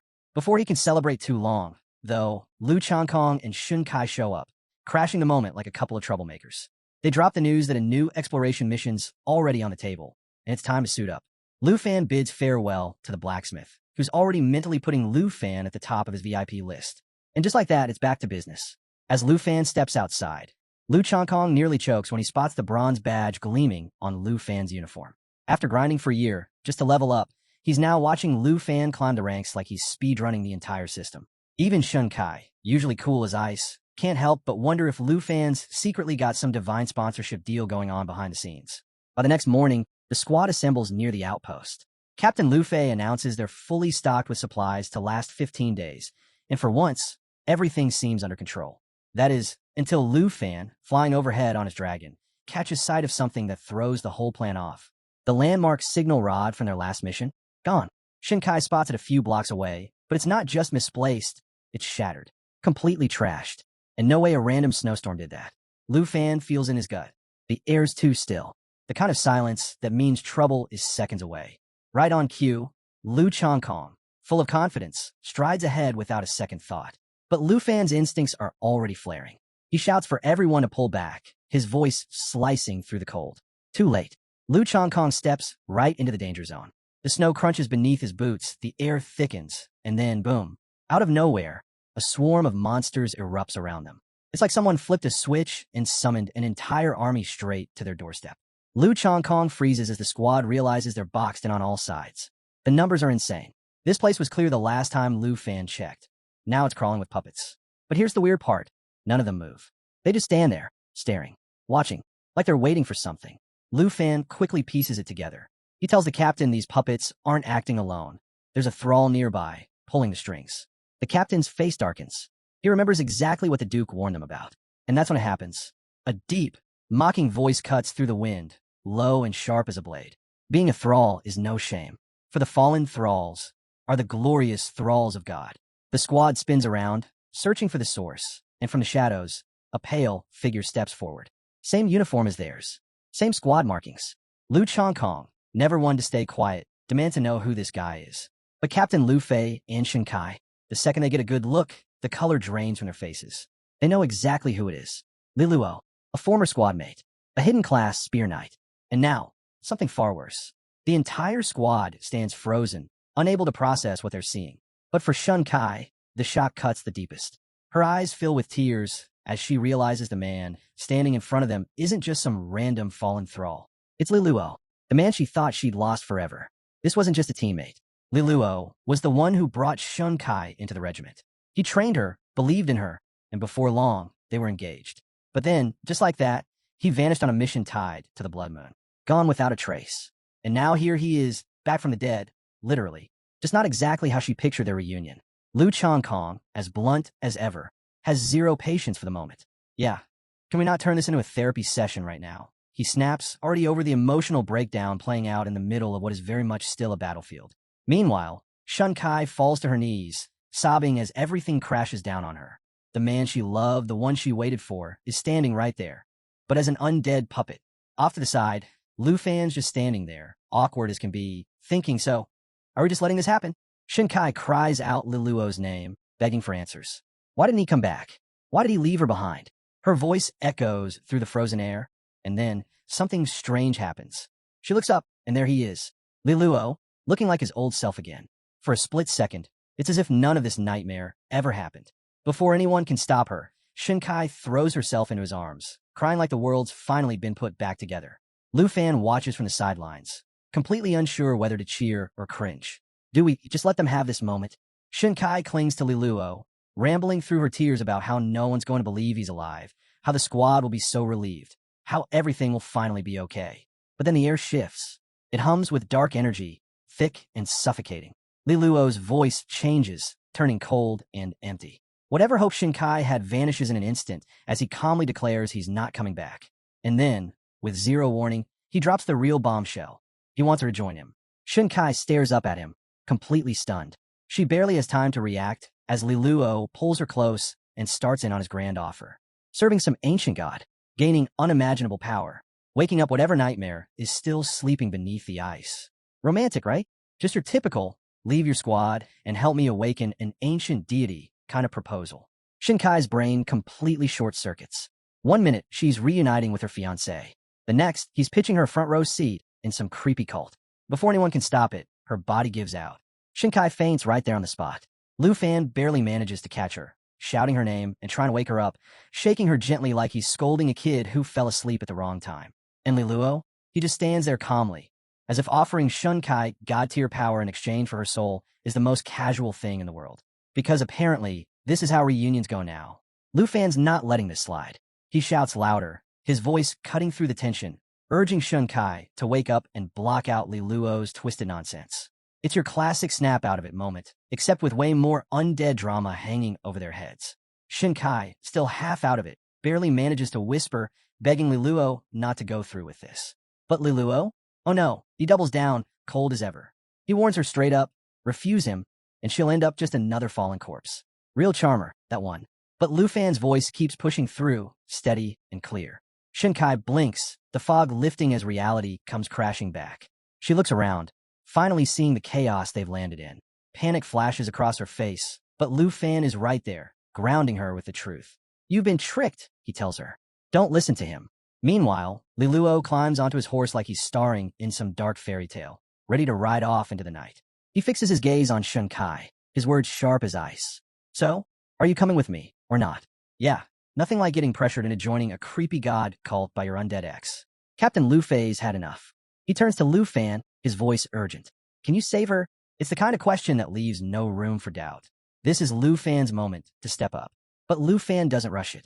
He stands there, thinking it through, as the tension stretches tight. Lu Chongkong, ever the one to state the obvious, reminds everyone they're surrounded by monsters.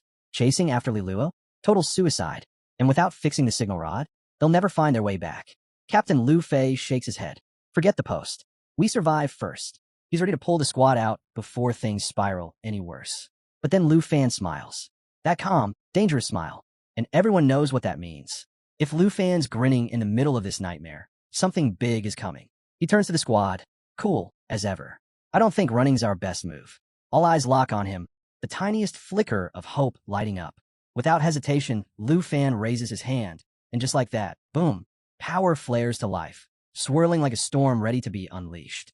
Lu Chongkong nearly loses it. You're not about to cause another massacre, are you? And Lu Fan?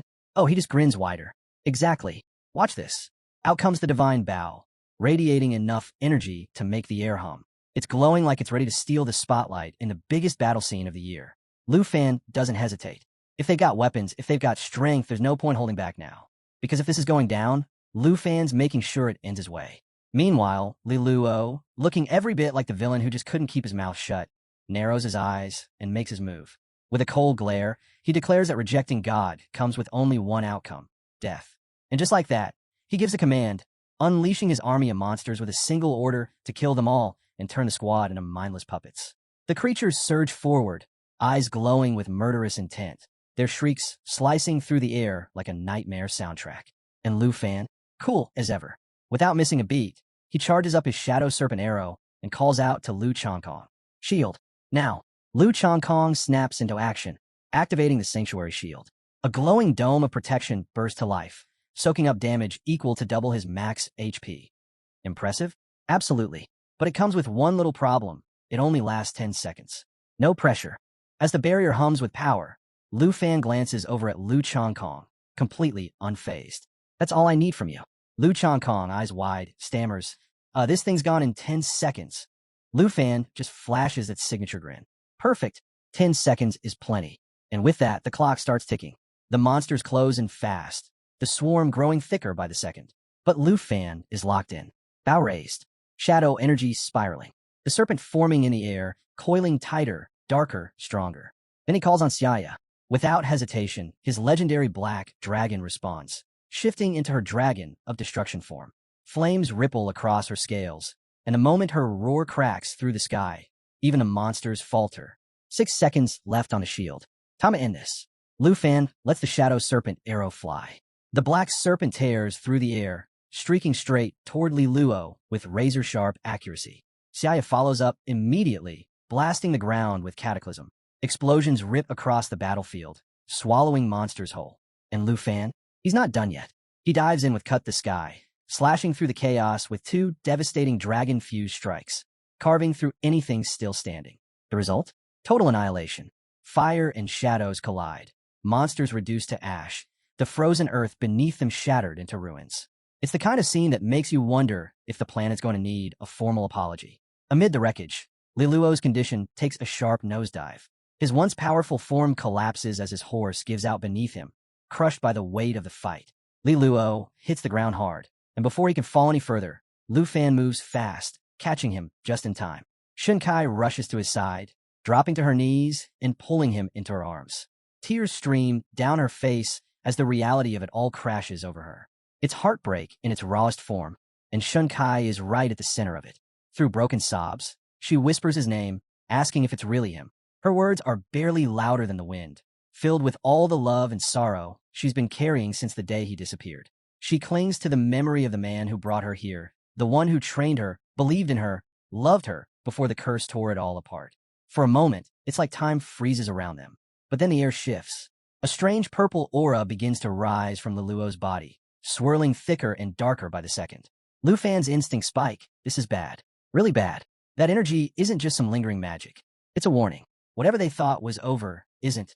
As everyone watches, holding their breath, Liluo's eyes flutter open one last time. His voice is weak, barely holding on, but there's urgency behind it. He begs him to go, tells him worse things are coming, things they aren't ready for. Shinkai shakes her head, gripping him tighter, desperate to believe it's not too late. She pleads with him to stay, promising they'll fix it, that he'll be okay, that somehow this nightmare will end with him still here. But the fight is already over. Liluo's strength slips away. His hand, once wrapped around hers, falls limply to the ground. And just like that, he's gone. Shinkai's scream cuts through the air, raw and jagged. It's the sound of someone breaking from the inside out. She clutches his body like she can hold him here if she just tries hard enough, but nothing changes. He's not coming back. Through the tears, her voice drops to a whisper. She says that, even if it was only for a moment, she got her Liluo back. Just for a few precious seconds. And that's all she's left with. A goodbye that came far too soon. Shinkai was completely wrecked, sobbing over Liluo's body. Lu Fan stayed close, quietly trying to comfort her. But Captain Lu Fei wasn't about to let his guard down. Scanning the area, he shot Lu Fan a serious glance and said, "Look, we appreciate you and Black Dragon Xiaoyi saving us. But Li Luo's situation is way off. We need to get back to camp. Fast." But Lu Fan wasn't in a rush. He knew Shinkai needed a moment to grieve. He told Captain Lu Fei as much, explaining that she was mourning hard over Li Luo. Before they could even think about moving, a strange purple glow started pulsing from Li Luo's body. Yep, just when they thought it was over, Li Luo stirred up more trouble. Captain Lu Fei's eyes widened. "You're telling me he's still alive?" Lu Fan wasted no time. Sword in hand, he zeroed in on the problem. The energy of the fallen corpse was still clinging to Li Luo and was now racing straight toward the blood moon. No way Lu Fan was letting that happen. He dashed forward and, with a single clean strike, split the energy apart. What dropped next? A crystal, dark, eerie, and giving off an odd sense of gratitude. Holding the crystal, Lu Fan couldn't help but wonder, was this the same sacred essence Charles once had? And if so, did it mean hidden power or something worse? Becoming a servant of the ancient god? Maybe? Captain Lu Fei wasn't thrilled about the idea either. He shot a glance at the crystal and asked if hauling around something that creepy was even safe. But Lu Fan's mind was already spinning. Was this what happened to Charles? Did he swear loyalty to the ancient god too? And Li Luo's last words kept echoing. "Serve me, and I'll grant you power beyond imagination as a servant of the gods." Shaking off the thought, Lu Fan came to a decision. They'd hand the crystal over to Duke Jinbei. Better in his hands than theirs. Captain Lu Fei agreed. But first, all eyes turned back to Shinkai. She was quietly digging through the snow, carving out a grave for Li Luo. Captain Lu Fei suggested they give her some time, but Lu Fan stepped in. "No," he said. "Let's help her." And together, they worked in silence, digging a resting place. Shinkai gently placed Li Luo inside, setting his necklace and badge with him before covering it up. When it was done, Shinkai stood back, pushed her glasses up, and straightened her posture. "Strong sister Shinkai," she said, as if reminding herself who she was. The mood lifted. Captain Lu Fei gave the signal, and just like that, the team took off on their eagles, soaring back toward Team 78's camp. Things took a wild turn the next afternoon when Lu Fan met up with Duke Jinbei to hand over the crystal. The moment Duke Jinbei laid eyes on it, he froze. He knew exactly what this was. Lu Fan laid out his theory. The ancient god servants weren't just random people. There were rules. The corpse's essence could create mindless slaves out of anything, but actual servants? Only beings with intelligence could fill that role. That meant when Li Luo fell under the corpse's control, he wasn't just some puppet. He had basically become a servant of the ancient god itself, with the god having the final say. Duke Jinbei leaned in, clearly interested. He added his own piece to the puzzle. Lately, there had been whispers about cults spreading through over a dozen countries.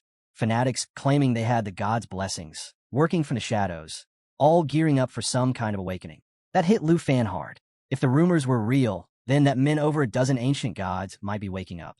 Not exactly the kind of news you want over afternoon tea. Without missing a beat, Lu Fan started connecting the dots. First question on his mind, how many members of the Griffin squad were still missing? Duke Jinbei confirmed there were quite a few they hadn't been able to track down. That was all Lu Fan needed to hear. His theory? Those missing soldiers might already be corpse slaves. To prevent total disaster, he suggested putting out a bounty to find them before things spiraled out of control. The reality of it all weighed on Duke Jinbei. These weren't just soldiers. They were his brothers, men who had fought beside him. Now, they might be the enemy. Lu Fan placed a hand on his shoulder and said what needed to be said. There weren't any good answers, only necessary ones. Then came the big question, what were they supposed to do with the crystal? Lu Fan already had a plan. He wanted to run a little experiment. But don't worry, no humans involved. His test subjects? His dragons. Duke Junbei immediately shot him a look. You're planning to use that thing on your dragon? Lu Fan just smiled. Relax, senior. I'm not talking about my 5 dragons. That got Duke Junbei's attention. Hold on. You mean you have more dragons? Cut to a wide, open field where Lu Fan and Duke Junbei set up their little experiment. Of course, Duke Junbei couldn't help poking at Lu Fan, pressing him for details about these other dragons. Lu Fan explained it casually, like it was no big deal. 2 of the 5 dragons aren't exactly mine in the usual sense. They're more like summons that show up when my dragons call on them. That stopped Duke Junbei in his tracks. Wait, so your pets come with backup? Mind blown. Without wasting time, Lu Fan called over Jade Dragon Xiaofei and asked her to summon the twin Flying Dragon Kings. Moments later, the sky shook with a roar as the twin Flying Dragons descended, majestic as ever. What made them special? They had the ability to summon identical versions of themselves, perfectly matching the summoner's level. Duke Junbei could hardly believe it. Xiaofei didn't just summon them. They were completely loyal to her. The whole thing was next level. Still, Duke Junbei wasn't sold on the plan. Seriously? Why not test this on something a little less dangerous? Lu Fan just laughed. Relax. These Flying Dragon Kings are actually the weakest of the 5 dragons. If something goes sideways, we can handle it and bring them back later. With that, Lu Fan held up the crystal, thinking through his next move. The plan was simple. Have one of the dragons swallow it. He tossed the crystal toward one of the twins, and without hesitation, the dragon snapped it up. Within seconds, things changed fast. The dragon's scales darkened, a sinister purple glow wrapped around its body, and the ground trembled under its roar. Even Xiaofei looked caught off guard. Duke Junbei wasn't about to wait around and see what happened next. He drew his weapon, ready to step in. Lu Fan, we deal with it now, or we're in serious trouble. But Lu Fan raised a hand to stop him. Hold on, not yet. One of the twin dragons let out a thunderous roar, while its counterpart was consumed by the purple aura. Lu Fan quickly picked up on it. The transformation wasn't complete. Ending them now wouldn't solve anything. Then things escalated. Duke Junbei saw the change speeding up and pushed Lu Fan again to act. Instead, Lu Fan turned to Xiaofei. It's your move. See if you can pull them back. Xiaofei wasted no time. She unleashed Emerald Light, a powerful blessing that cleanses, debuffs, and boosts her allies' strength. Radiant light flooded the field, clashing against the dark energy wrapping around the dragons. For a few tense moments, no one moved. The purple aura held strong, but Xiaofei didn't let up. Bit by bit, her divine light pushed back, steady and relentless. Duke Junbei watched closely. You think this is actually going to work? Before Lu Fan could answer, the dragons let out another roar. But this time, they weren't raging. They lowered their heads, bowing to Xiaofei. Just like that, they broke free. The power of the ancient god was still inside them, but they hadn't lost themselves. They weren't mindless slaves. They had absorbed the strength without surrendering their will. The system update rolled in, and with it came some crazy news. The Fallen Corpse Demon Dragon had hit level 22, unlocking some seriously overpowered abilities. Elemental Dragon Breath Demon, a magical breath attack that could revive fallen enemies as demon dragon puppets. Soul Charge Demon Dragon, aura armor that blocked 99% of incoming damage and bounced enemy skills right back at them. Dragon Tongue Magic, a devastating spell that replaced the standard dragon breath with something even more destructive. Duke Junbei was floored but also relieved. Turns out, Lu Fan's theory about the ancient god's essence was right on the money. The experiment worked. Thanks to Jade Dragon Xiaofei, the twin dragons were back under control, and the ancient god's influence had been wiped clean. Lu Fan, always looking for his next move, was already itching to test out these new skills in action. But before he could get too far ahead of himself, he checked in with Duke Junbei. So, we still got that mission to handle? Duke Junbei nodded. The job wasn't finished. They still had to investigate the ruins tied to the ancient god's awakening. The following morning, the squad pushed on through the snow. As they left the worst of the blizzard behind, Shunkai pointed ahead, her curiosity piqued by a glow on the horizon. Sure enough, the storm gave way to a breathtaking scene. A massive, crystal-clear lake under open skies, the whole area shining like something out of a dream. As they touched down, Captain Lu Fei noticed something half-buried nearby. A giant chain stretched out under the snow, and no one could tell what it might be connected to. Lu Chongkong suggested they follow it. With any luck, it would lead them straight to the ruins Li Luo had mentioned. Meanwhile, Lu Fan felt a familiar tug from his system. The signal was clear. They just stumbled onto a treasure map location. Digging through the snow, Lu Fan uncovered a blue dragon egg. The 4th egg, still perfectly intact. Safe.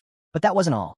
His sharp eyes caught sight of something else tucked beneath the snow. He brushed it off, popped it open, and there it was, a box holding an epic-level skill book, Dragon Language Resonance Magic.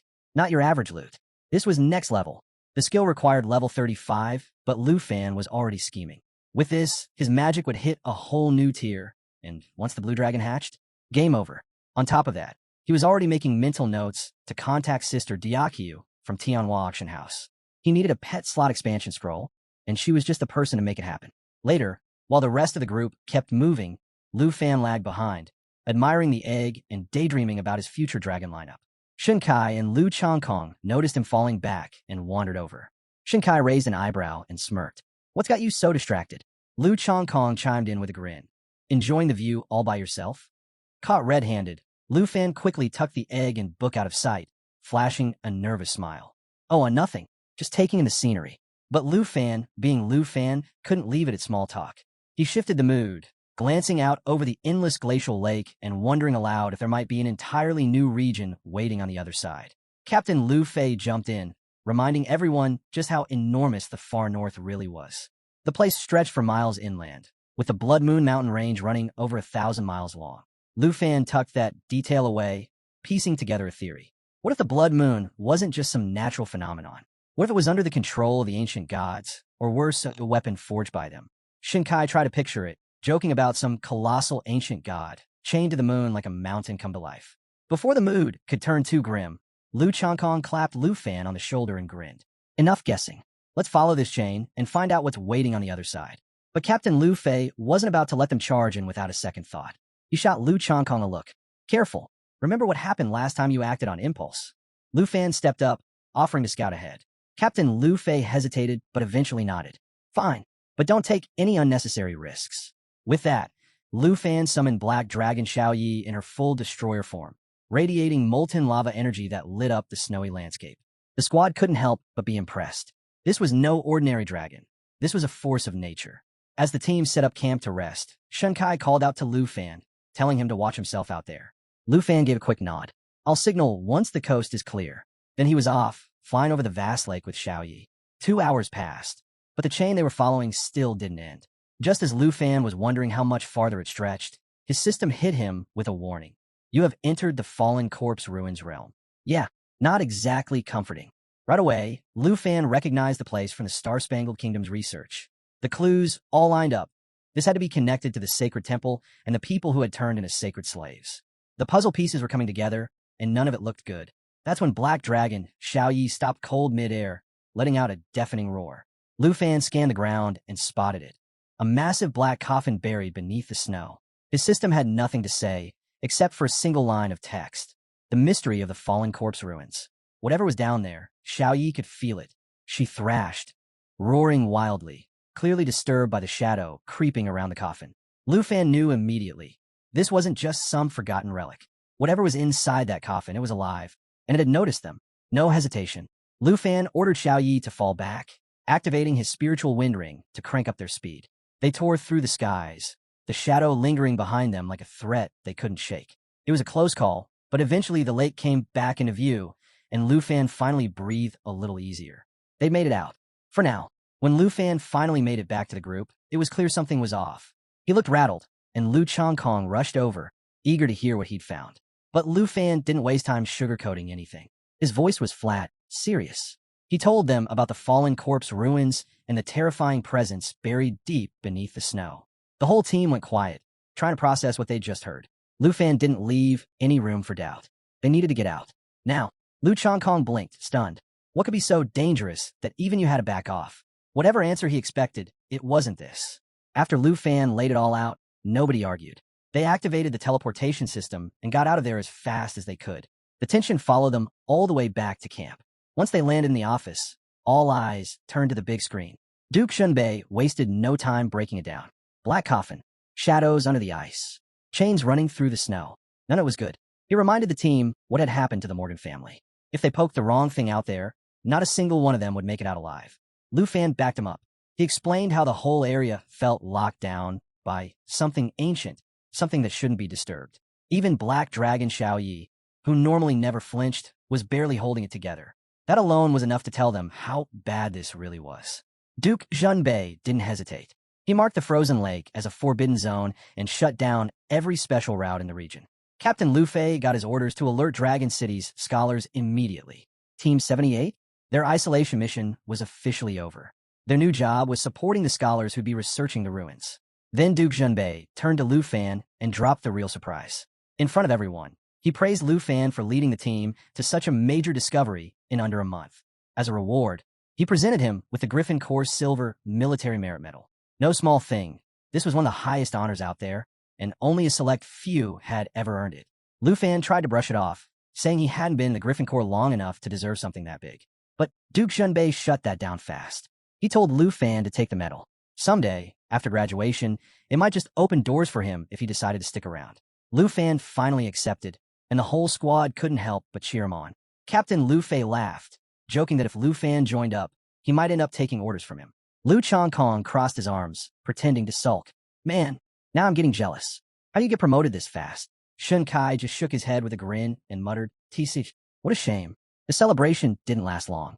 Once the team dispersed, Duke Junbei quietly pulled Lu Fan aside. He handed over a thick book, telling him it was time to start preparing for the national trials. With barely 2 weeks left on the clock, Lu Fan knew it was time to shift gears and get ready to head back to Dragon City Academy. Meanwhile, trouble was already stirring across the border in Taichi Nation. Deep in the forest, Jin Chenghan, brother of the princess, was up to something twisted. By his side slithered an abyss crawler, not even fully grown but already terrifying. And to help it grow, Jin Chenghan casually unleashed it on a nearby family, sacrificing them without a second thought. Chun Tianji, an old family ally, tried to step in, but Jin Chenghan shrugged him off like it was nothing. Just sacrifices, he scoffed, as if the people meant absolutely nothing. Princess Jinju could only watch, horrified and helpless, trailing behind her brother with no power to stop him, disgusted by his cruelty. But the chaos wasn't limited to Taichi Nation. All over the continent, the stage for the national trials was being set. In Hung Nation, Kira met with the other leaders, plotting strategies. Alongside him were Wei Ji of Han Nation and Yasenlai of South Nation. Together, their four-nation alliance felt unbeatable. This year, they were aiming straight for the top. Over in Snow Nation, Andre was finishing up some light training by slaying a demon near an active volcano. When news of the trials reached him, he barely blinked. With a smirk, he welcomed the challenge, ready to show the world what he was made of. And on the ruins of Sacred Mountain Temple, Charles Morgan of Star Stripes Nation stood tall, looking down over the wreckage as if the whole world already belonged to him. Invincible, he declared. That's what I'll be at the trials. Back at camp, 2 days flew by while Lu Fan dove into the materials Duke Junbei had given him. When it was finally time to leave, the team gathered to see him off. Lu Chongkong couldn't resist poking fun. So what's the plan? Going for first place. Shun Kai laughed, promising to cheer him on from afar. Captain Lu Fei gave him a firm nod. Time to move on. The team's in good hands, thanks to you. Before Lu Fan left, Duke Junbei shared one last bit of advice. Make the most of your abilities out there. With Mountain Summoning and the Fallen Corpse Dragon at your side, you've got more than a fighting chance. Lu Fan nodded, promising to give it everything he had. By the next morning, Lu Fan was back at Dragon City Academy. First stop, the Vice Principal's office. He knocked on the door, stepping in with the usual respect. Inside, Vice Principal Zhao welcomed him like an old friend, shaking his hand enthusiastically. With the principal away, Zhao was temporarily running things, and clearly enjoying the spotlight. Standing beside him were two figures who instantly commanded attention. Shadow Guards Yu and Jun, sent by higher authorities to protect the delegates traveling to the T Empire. These weren't just any guards. These two were on a whole different level, far beyond even the Griffin Regiment. Zhao couldn't help but point out how much attention the higher-ups were putting on this year's national trials. Lu Fan, never one to miss an opportunity, casually asked if Zhao would join him on a trip to Taichi Nation. Zhao agreed without much hesitation, but mentioned the principal wouldn't be back for another 10 days. No problem there. He'd already lined up a private plane, and they'd be taking off the next afternoon. While they shared a pot of tea, Zhao leaned in with an offer. Anything Lu Fan needed, the Academy would provide. Simple as that. So naturally, Lu Fan didn't hold back. I want a pet slot expansion scroll. Zhao nearly choked, spilling tea all over the table. He scrambled to clean up the mess, shaking his head. You really know how to pick the impossible. We're fresh out of those. Still, he assured Lu Fan that his schedule was his own. The Shadow Guards wouldn't be hovering, and he was free to do as he pleased until departure. Later on, Lu Fan headed over to meet up with his close friends, and the reunion did not disappoint. The moment he walked through the door, Sister Hank practically launched herself at him, hugging him tight and tearing up as she told him how much she'd missed him. Qinxiu jumped in right after. "We've been waiting since last night for you to show up." Lu Fan scratched his head, a bit embarrassed, admitting that Vice Principal Zhao had probably let it slip he was back. "And here I am, empty-handed. Didn't bring anyone a gift." They laughed it off and dragged him over to the dining table, which was packed with food. Sister Hank beamed. "I made all this just for you. Figured you'd had enough of that awful far north food." Lu Fan grinned. "You have no idea. I missed Auntie's cooking the most." As they ate, Qinxiu kept the questions coming, wanting every detail about his time in the far north. Lu Fan didn't hold back, sharing story after story, demon battles, forbidden ruins, everything they'd been dying to hear. At some point, Lu Fan pulled out a bracelet he'd been working on. It was meant as a gift for his senior sister. Xiaoman spotted it immediately. "Oh, who's the lucky girl?" Caught off guard, Lu Fan fumbled to hide it. It's nothing like that." Kim smirked. Sure. We all know it's for your senior sister." The teasing kept going until Aunt Hank stepped in to rescue him. "Enough of that. Lu Fan, make sure you're back early tomorrow night. We're all going out." Later that evening, Lu Fan found himself standing at the old training grounds where his elder sister had once pushed him to his limits. The place felt empty without her, and memories flooded back. How she introduced him to Sister Diakiyu in the Tianhua auction house. How she always had his back. Feeling nostalgic, he pulled out his communicator and called Diakiyu. She picked up with a teasing tone. "Calling me this late? You must be blushing over there." Lu Fan chuckled. "Come on, I just want to know if there's been any news about my senior sister." Diakiyu paused for a moment before answering. "She left for some personal matters. But don't worry, she didn't forget about you. Left something behind at the auction house. Come by when you get the chance." Later that night, Lu Fan made his way to the Tianhua auction house. Sister Diakiyu welcomed him with her usual playful grin, immediately poking fun at him. "Look at you, rolling with shadow guards now. Someone's moving up in the world." Lu Fan just shrugged it off. "They're just doing their job. They don't get in the way." Diakiyu led him to a private room, and without much build-up, revealed the real reason he'd come. A gift left behind by his senior sister. She carefully presented a flowing meteorite sword, and the moment Lu Fan laid eyes on it, he knew it wasn't ordinary. Level 30, 256 strength, 204 agility. And the kicker? Flame enhancement, boosting fire skills by 50% while storing up damage for an extra, devastating attack. Lu Fan picked it up, and the power practically hummed through his hands. One look at the craftsmanship, and he knew this had been made just for him. Diakiyu couldn't help but smile. She really put some thought into this one, but she wasn't finished. Next came a magma burst skill book, another rare find. The skill was brutal, turning targets into molten magma and dishing out massive damage. A perfect match for his arsenal, especially with the national trials coming up. Then came the final piece, a letter. Diakiyu teased, "What's this?" "A love letter." Lu Fan smirked and unfolded it. His senior sister's words were simple but carried weight. She explained she'd left unexpectedly, but hoped these gifts would push him forward in the trials. She reminded him of his promise, to give her something that could melt the ice. Lu Fan carefully folded the letter and thanked Diakiyu for taking care of it all. Before leaving, he tossed out a hopeful question. "Any chance you've got a pet slot expansion scroll lying around?" Diakiyu shook her head. "Those are super rare. Hunters pick them up fast. We barely ever see one come through." Lu Fan wasn't too bothered. "No scrolls for now. Guess it's time to focus on leveling up Xingqian and hold off on hatching the blue dragon egg." Diakiyu promised to keep an eye out for any scrolls or dragon-related spellbooks and would contact him the moment something popped up. With that, Lu Fan headed out into the night, shadow guards trailing quietly behind. But his mind wasn't resting. If he wanted to stay ahead in the national trials, he'd need more than strategy. He needed levels, and Xingqian needed serious training. The far north sharpened my military skills, he thought, but now it's time to push my power even further. As he approached home, he spotted someone waiting under the moonlight. Jianying stood on the path, arms crossed, smirking. "Wow, you look pretty relaxed for someone with a big competition coming up." Lu Fan grinned right back. "What are you doing out here alone?" Jianying didn't waste time. "Simple. Before you head overseas, I want a sparring match. Just you and me." Lu Fan, never one to back down from a challenge, agreed without hesitation. Perfect timing, he thought, eager to put the flowing meteorite sword to the test. They made their way to the training hall at Dragon Capital Academy, where Jianying wasted no time drawing her blade, her eyes sharp and ready. Lu Fan unsheathed his new sword, the fiery glow instantly filling the room. Jianying smirked. "Don't get too comfortable just because you've got some fancy new gear. Let's see what all that far north training really did for you." The match kicked off fast. Jianying launched a series of quick, precise strikes, but Lu Fan's new weapon responded like it was reading his mind. Every movement felt effortless. "This sword, it's on a whole different level," he thought. Activating Wicked Surge, Lu Fan surrounded the blade in a layer of burning energy, boosting his attack with every swing. Jian Ying raised an eyebrow, noticing the power stacking with each hit. Big Sister really nailed it, Lu Fan thought, locking into the rhythm of the fight. This sword's a perfect match. Might be time to retire the permanent dragon scale sword for good. Jian Ying pushed back with Army Breaker Great Squad, her heavy strikes forcing the pace, but Lu Fan kept control, deflecting each blow with ease.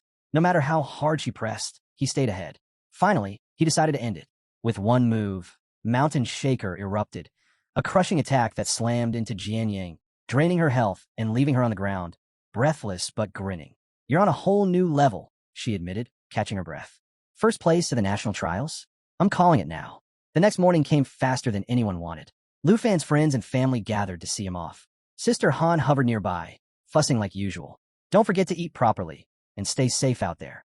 Xiaoman smiled. "We'll be cheering you on from here. You're not alone." Aunt Hank sent him off with a wave and a wish for smooth travels. Lu Fan thanked them all, feeling the weight of their support as he boarded the transport with Vice Principal Zhao. As they made their way to the airport, Zhao reminded him what this really meant. "This is your shot, Lu Fan. The national trials are your stage to prove yourself. Make it count." Lu Fan nodded, already locking in his mindset. "This is my chance. I won't waste it." When they arrived, Zhao casually mentioned that the Dragon Nation Overseer was already waiting for them.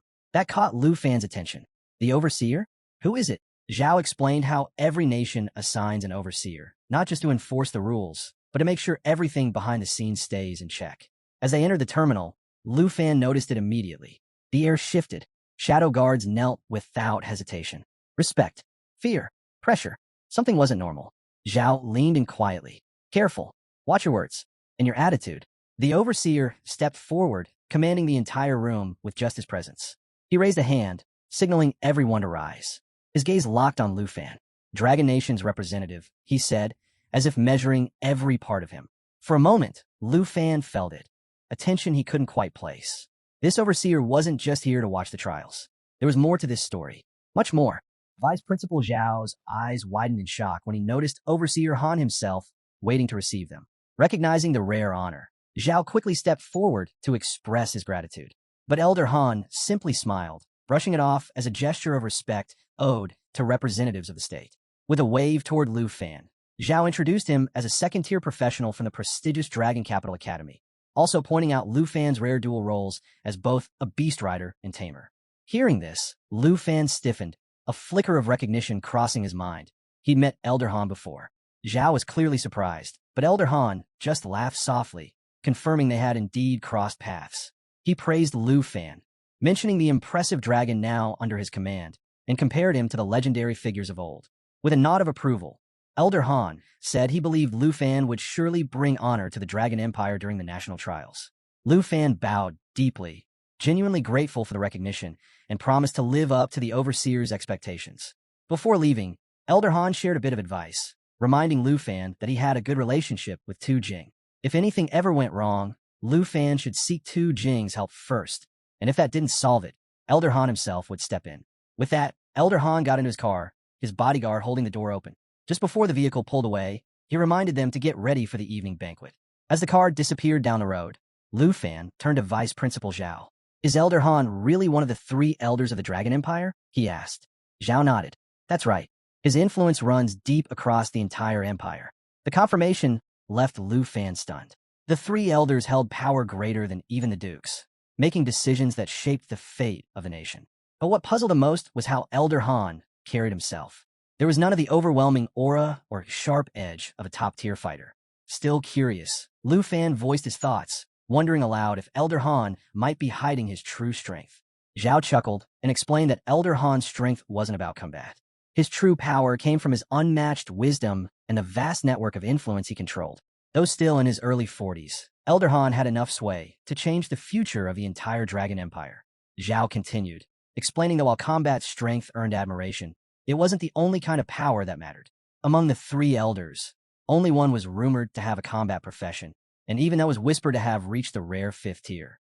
Another focused entirely on enhancement, offering little in direct battle, yet still stood as one of the Empire's greatest pillars.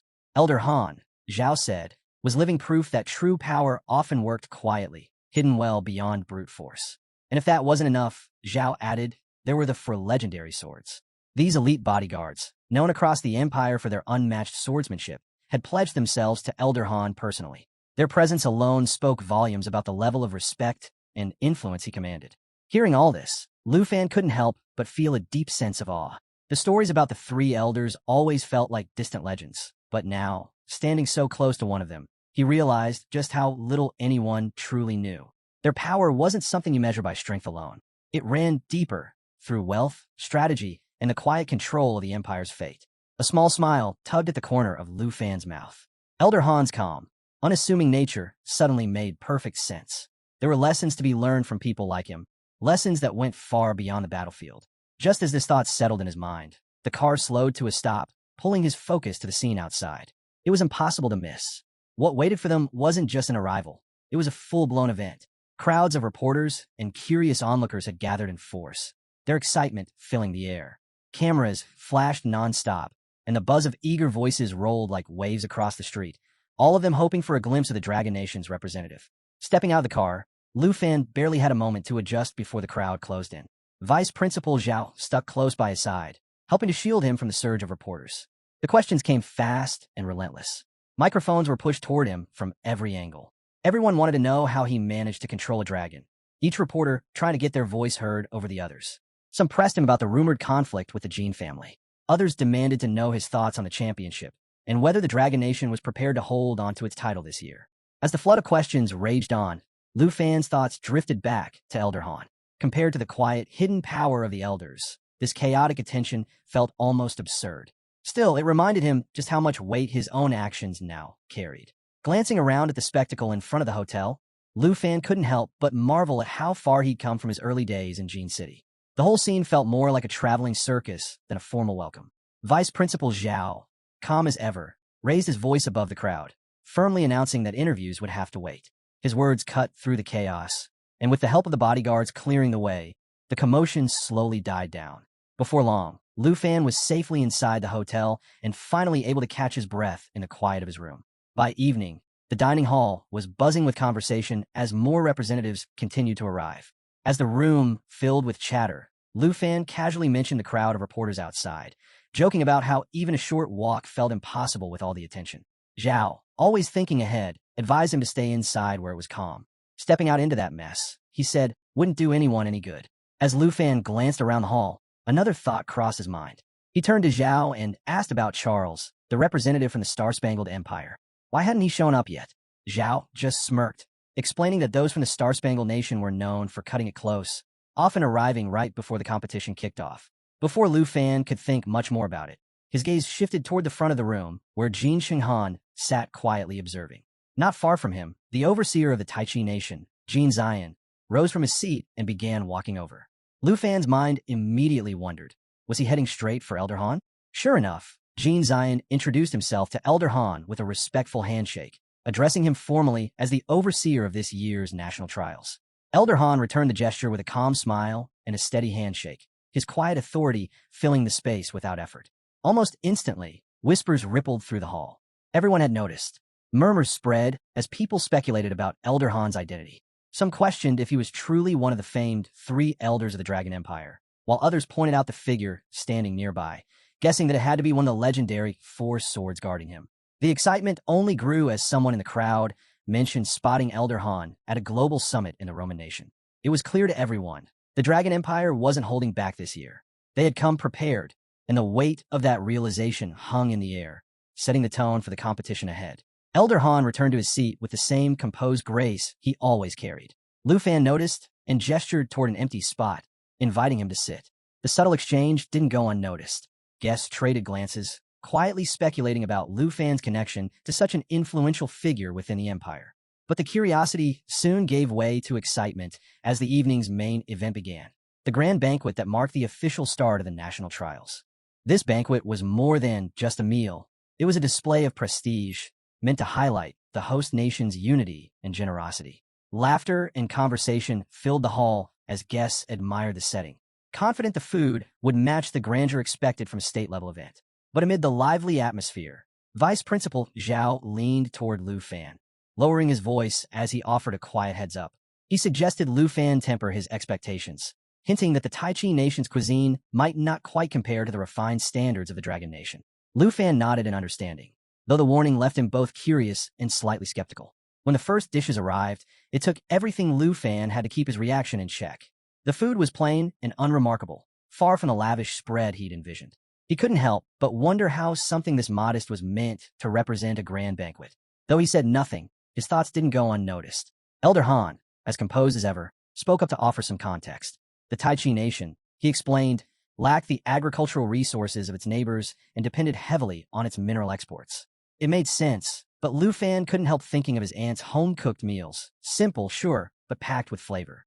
This wasn't that. Before he could dwell on it much longer, a loud bang cut through the chatter. Andre, a competitor from Snow Nation seated nearby, slammed his fist on the table, making no effort to hide his frustration. His voice rang out as he complained about the small portions and uninspired dishes, his irritation spilling over into the once festive atmosphere. Standing behind him, a bald man tried to defuse the situation, quietly urging Andre to keep his cool. But Andre wasn't having it. As a level 60 hidden fighter, he wasn't used to holding his tongue. Adding fuel to the fire, Jin Shenghan glanced over and shook his head with a mocking smirk. Barbarians must have no taste, he quipped, his words sharp and deliberate. Andre shot to his feet, his chair scraping loudly across the floor. He marched straight toward Jin Shenghan, demanding he repeat the insult to his face. The entire hall fell into a heavy silence. Tension crackled in the air as the two locked eyes, neither willing to back down. Jin Shenghan's aura shifted, a faint purple glow rising around him, a clear sign he was more than ready for whatever came next. Before things could escalate further, Jin Zion, the overseer of the Tai Chi nation, stepped forward. Calm and authoritative, he positioned himself between the two, reminding Jin Shenghan that the trials hadn't even started yet. This wasn't the time or place for meaningless fights. At the same time, the bald man behind Andre spoke up again, his voice firm as he urged Andre to stand down. But the damage was done. Andre wasn't about to forget the insult. He pointed directly at Jin Shenghan, his voice cold as he warned him to watch his step. The message was clear. This wasn't over. They'd settle it in the trials.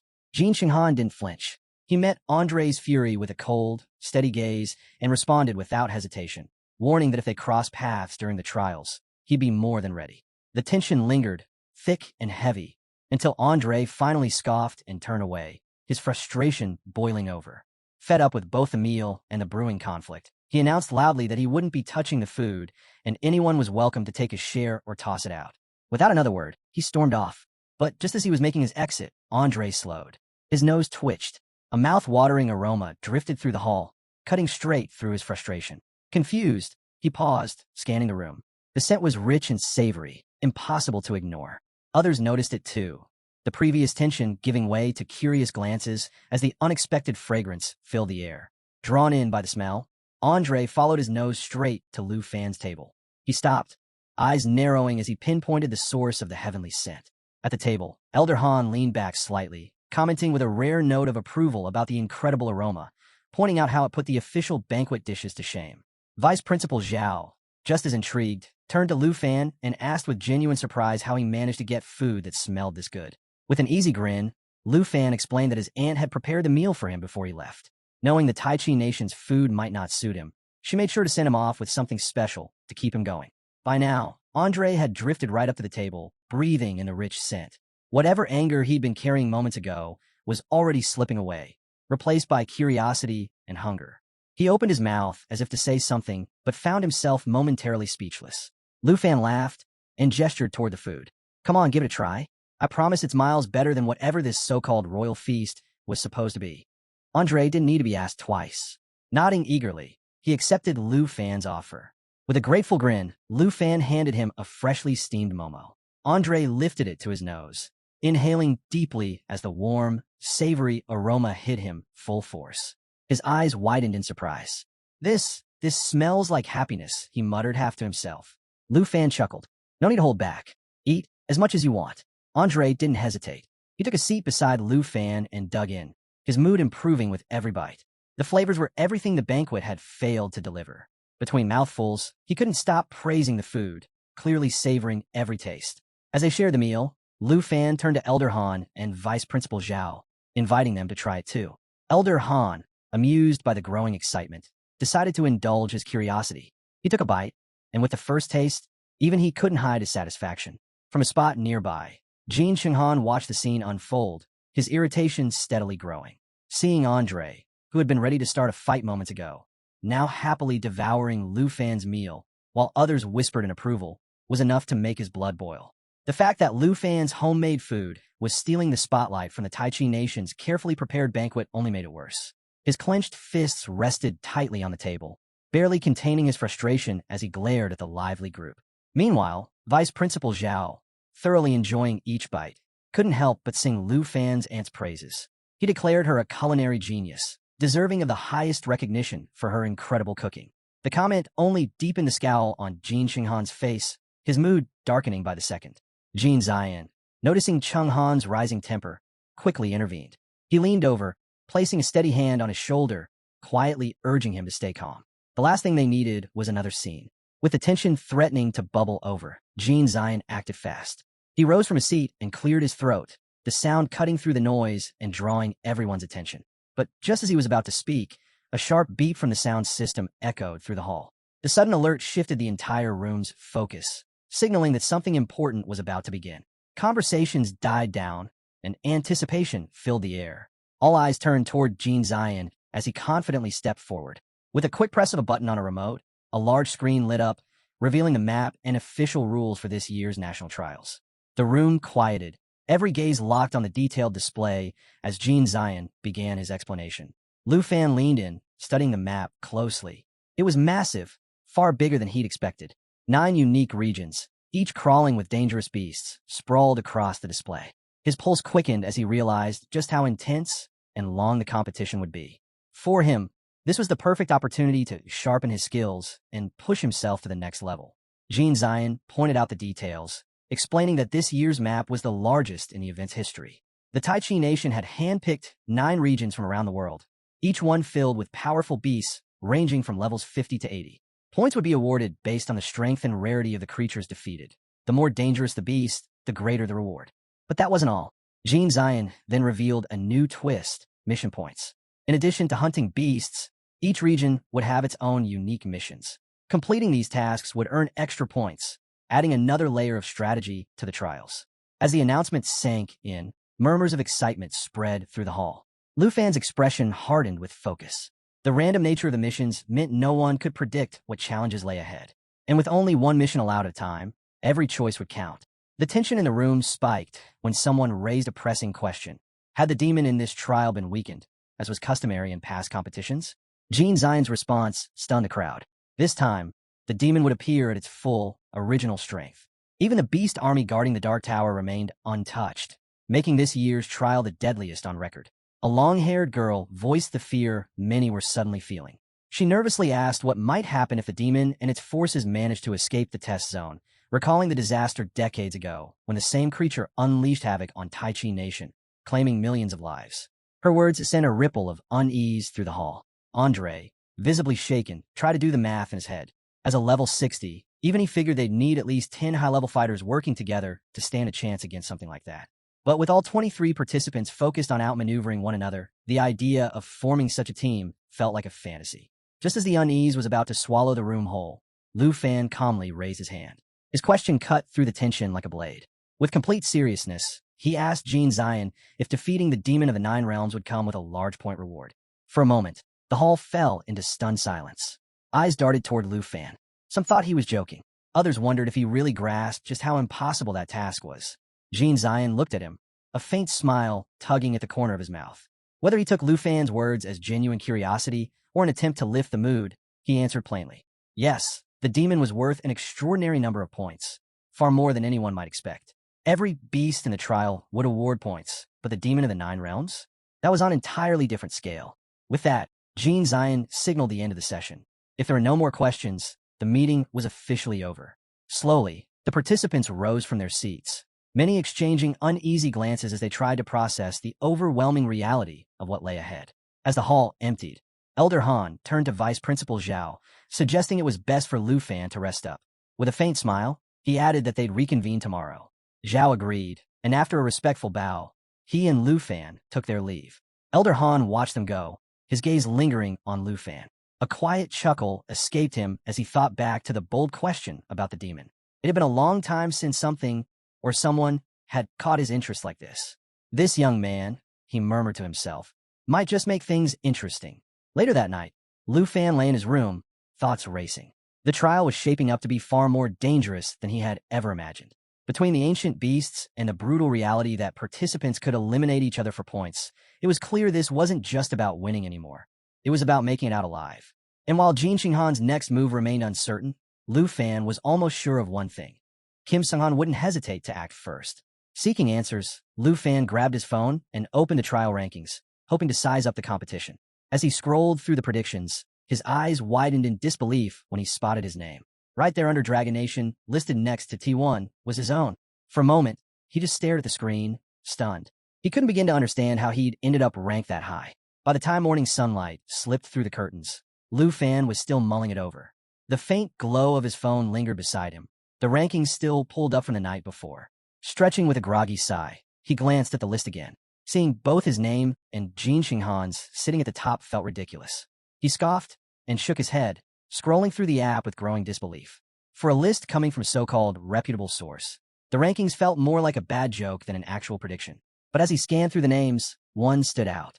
Musashi 10 from Sakura Nation. The moment Lu Fan saw it, a chill ran down his spine. That was a name he hadn't forgotten. Musashi wasn't just another contender. He was someone to keep an eye on. The thought stayed with him as he got ready, settling like a quiet warning in the back of his mind. Later that morning, the trials officially began. Energy buzzed through the air as participants gathered at their designated positions. A booming voice echoed across the arena, announcing the start of the national trials hosted by Taichi Nation. The crowd shifted, anticipation crackling as everyone waited for the competition to unfold. "Look to the sky," the voice commanded. Lu Fan and the others glanced upward, spotting a swirling blue vortex forming high above. It shimmered with streaks of light, spinning like a spiral of raw energy. The portal to the secret area was ready. Then, out of nowhere, the voice returned with an unexpected announcement. "The trials will not begin until everyone has liked this video." For a moment, silence hung in the air. Then, as if on cue, the entire group mimicked the action in unison, whether out of compliance or sheer amusement. The voice echoed again. "Perfect. Now that you've all liked it, the portal is open." With that, the participants moved forward as one. Lu Fan kept his focus, calm and steady. His mind was already turning, strategy after strategy, falling into place. The portal shimmered ahead, the true starting line to the trials. Without hesitation, he stepped into the vortex. Elsewhere, in a quiet villa, Lu Fan's teammates, Jianyang, Qinxiu, Xiaoman, and Hank, watched the broadcast closely. They tried to hide their nerves, but the tension was impossible to shake. They believed in Lu Fan's strength, but when the stakes were this high, even the most confident couldn't help but feel the weight of what was coming. Meanwhile, Captain Lu Fei, Lu Changkong, and Shun Kai watched the scene unfold, their eyes shining with anticipation. Their faith in Lu Fan is absolute, and they can't wait to see him take the lead. Off to the side, Duke Tujing lounges with a bottle of wine, completely at ease as he enjoys the unfolding chaos, the high-stakes atmosphere only adding to his amusement. Not far away, Vice Principal Zhao and Elder Han sit together in silence, their attention locked on the screens. Both are focused, quietly assessing every move. They know the real game begins the moment all participants step into the secret realm, and the rankings are about to shift at any second. As Lu Fan enters the secret area, a sharp, freezing wind greets him. The vast, icy landscape stretches endlessly in every direction. It's a place he knows all too well. The Far North National Testing Secret Area. He murmurs, recognizing the terrain immediately. The frozen wasteland may be brutal, but it's familiar ground. Glancing down at his watch, he checks the map and smirks. Right in the middle of the ice field. Not a bad starting point, he thinks. The cold is relentless, but at least he knows how to navigate this place. Still, a thicker jacket wouldn't have hurt. Looking around, Lu Fan notices something interesting. The rankings haven't moved yet. No one's earned any points. The field is wide open. It's like staring at a blank score sheet, and he's ready to fill it in on his own terms. With that thought, he takes his first step forward. The real challenge is just getting started, and he's more than ready to turn up the heat in this frozen land. His attention shifts back to the map on his watch. A task point lights up in the lower corner of the ice field. Target locked. He wastes no time, already piecing together his plan. A quick check of the live rankings and survivor count reminds him that the hunt is on. High scores make you a target, but Lu Fan isn't worried. If anyone comes looking for trouble, They'd better be ready for what he has in store. With a swift motion, Lu Fan launches into action. Power surges through him, his aura igniting as energy ripples around him. He calls out, and his two dragons, Xingqian and Xiaoya, respond immediately. Xingqian appears in a brilliant flash, while Xiaoya lets out a thunderous roar, shaking the ground as it makes its entrance. Lu Fan's eyes gleam with certainty. This is exactly the moment he's been waiting for. With his dragons by his side, everything is falling into place.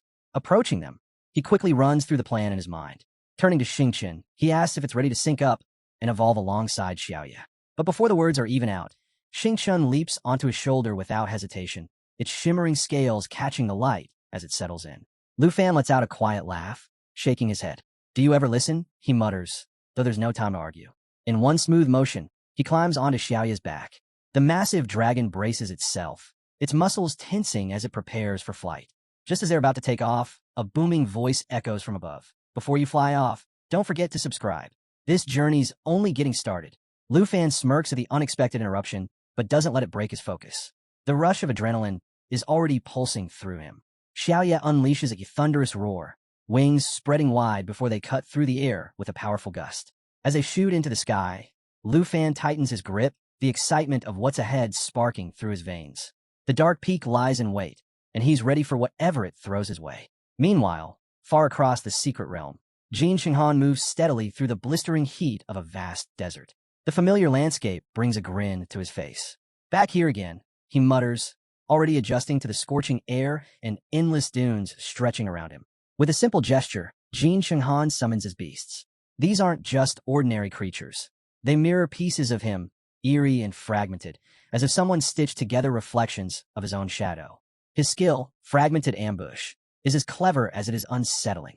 Bits of the abyss splinter off, scattering across the sand, each one settling into hidden spots to form a deadly web of traps and surprises. As the beasts skitter into place, their small legs kicking up sand, Jin Xinghan watches with satisfaction. In front of him, the system interface flashes to life, highlighting his ability stats. The Abyss Symbiosis effect stands out, his greatest weapon. As long as these creatures survive, they share their power with him. And if the worst happens, no problem. He can revive through any of them. 9 times, to be exact. Jin Xinghan chuckles to himself. "Practically immortal," he says, the thought lingering as his voice carries through the empty desert. Of course, no one answers. Not that he'd expect the desert to laugh back. Just as Jin Xinghan was savoring the thought of his unbeatable advantage, a sword sliced through the air with terrifying speed. In an instant, one of his summoned beasts was struck clean through the head, collapsing into the sand and vanishing without a trace. Jin Xinghan's gaze snapped toward the attacker, Musashi Ten, the representative from Sakura Nation. With a smug grin, Musashi called out mockingly, "Looks like you're down to 8 lives." Jin Xinghan's expression darkened. His hands clenched at his sides as he stared at the scattered remains of his fallen summon. The audacity of the attack left him speechless for a moment. Weren't they supposed to be allies? What was Musashi thinking? Grinding his teeth, he demanded an explanation, accusing Musashi outright of breaking their agreement.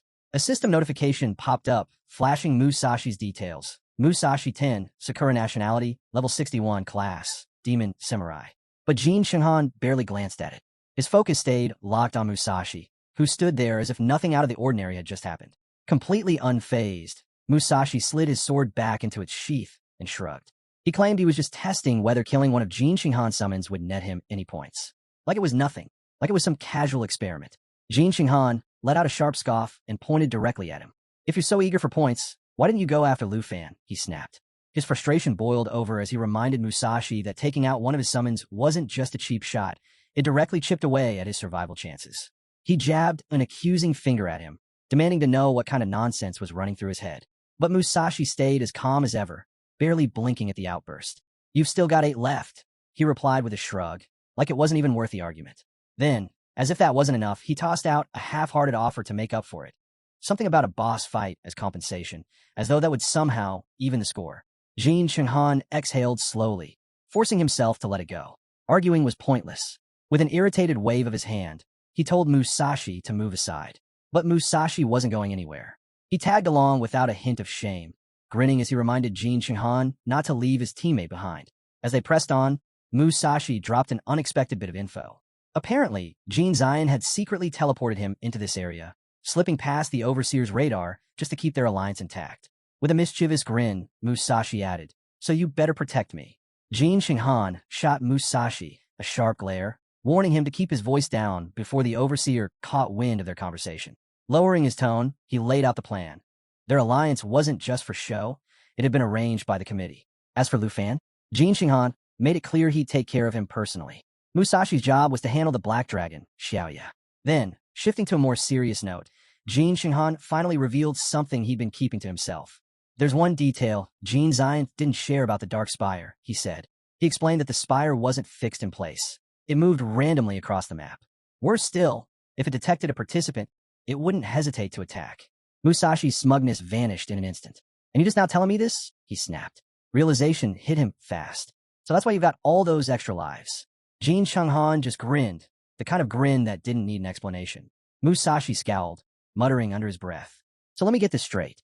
If you die, you come back no problem. But if I'm the one who falls while fighting the demon of the Nine Realms, what happens to me?"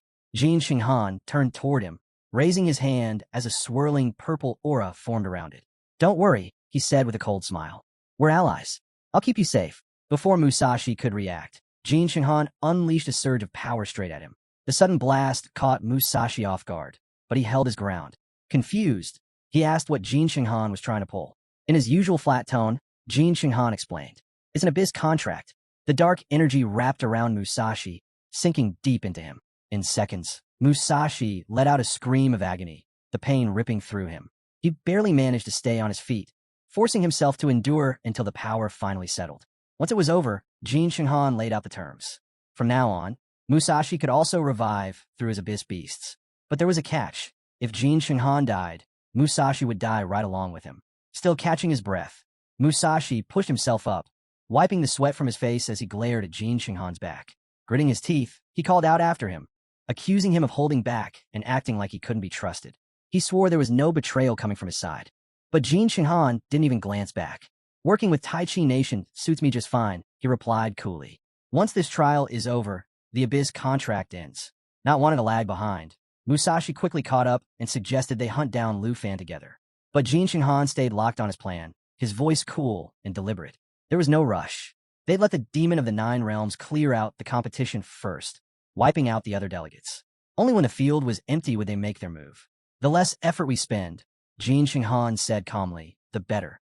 As they continued forward, Musashi spotted a mission point up ahead and pointed it out, suggesting they claim it. Jin Shenghan shot him a cold glance. "That's a trap mission," he said flatly. Jin Zion marked those on purpose. "Once you accept one, you're locked out of the rest." Musashi scowled. "And how exactly is a trap?" Jin Shenghan met his glare without flinching. "You'll see soon enough," he replied, his voice low and sharp. "No one can complete it." Time passed, and back at the monitoring station, the overseers kept a close watch on the feeds. Jin Zion leaned back in his chair, a smirk tugging at his lips as he glanced at the rankings. "Looks like the so-called Big Three, Dragon Nation, Star Nation, and Snow Nation, aren't making much noise this time," he said mockingly. One of the other overseers turned toward him, intrigued. "And what's that supposed to mean?" Jin Zion pointed toward the rankings on the screen. "Take a look at Dragon Nation." Lu Fan was hyped up as Tier 1 by the media, but he's sitting dead last with just 257 points. The overseer raised an eyebrow. "That's surprising. Dragon Nation usually puts up strong numbers. Guess it's all talk this year. Maybe people just bought into the dragon hype." Jin Zion laughed. "Overrated. Even clearing a few weaklings should have gotten him more than that." A few seats away, Elder Han quietly sipped his tea, the faintest chuckle escaping him. He didn't bother correcting them. Let them keep talking. Watching them eat their words later would be far more enjoyable. Meanwhile, in the secret area, Lu Fan wandered through the frozen terrain, frustration building with every step. He checked his watch again. 257 points. Still no change. The silence of the landscape only made the tension worse. He muttered under his breath, questioning where the peak of darkness was supposed to be. He'd been searching endlessly and hadn't found the slightest clue.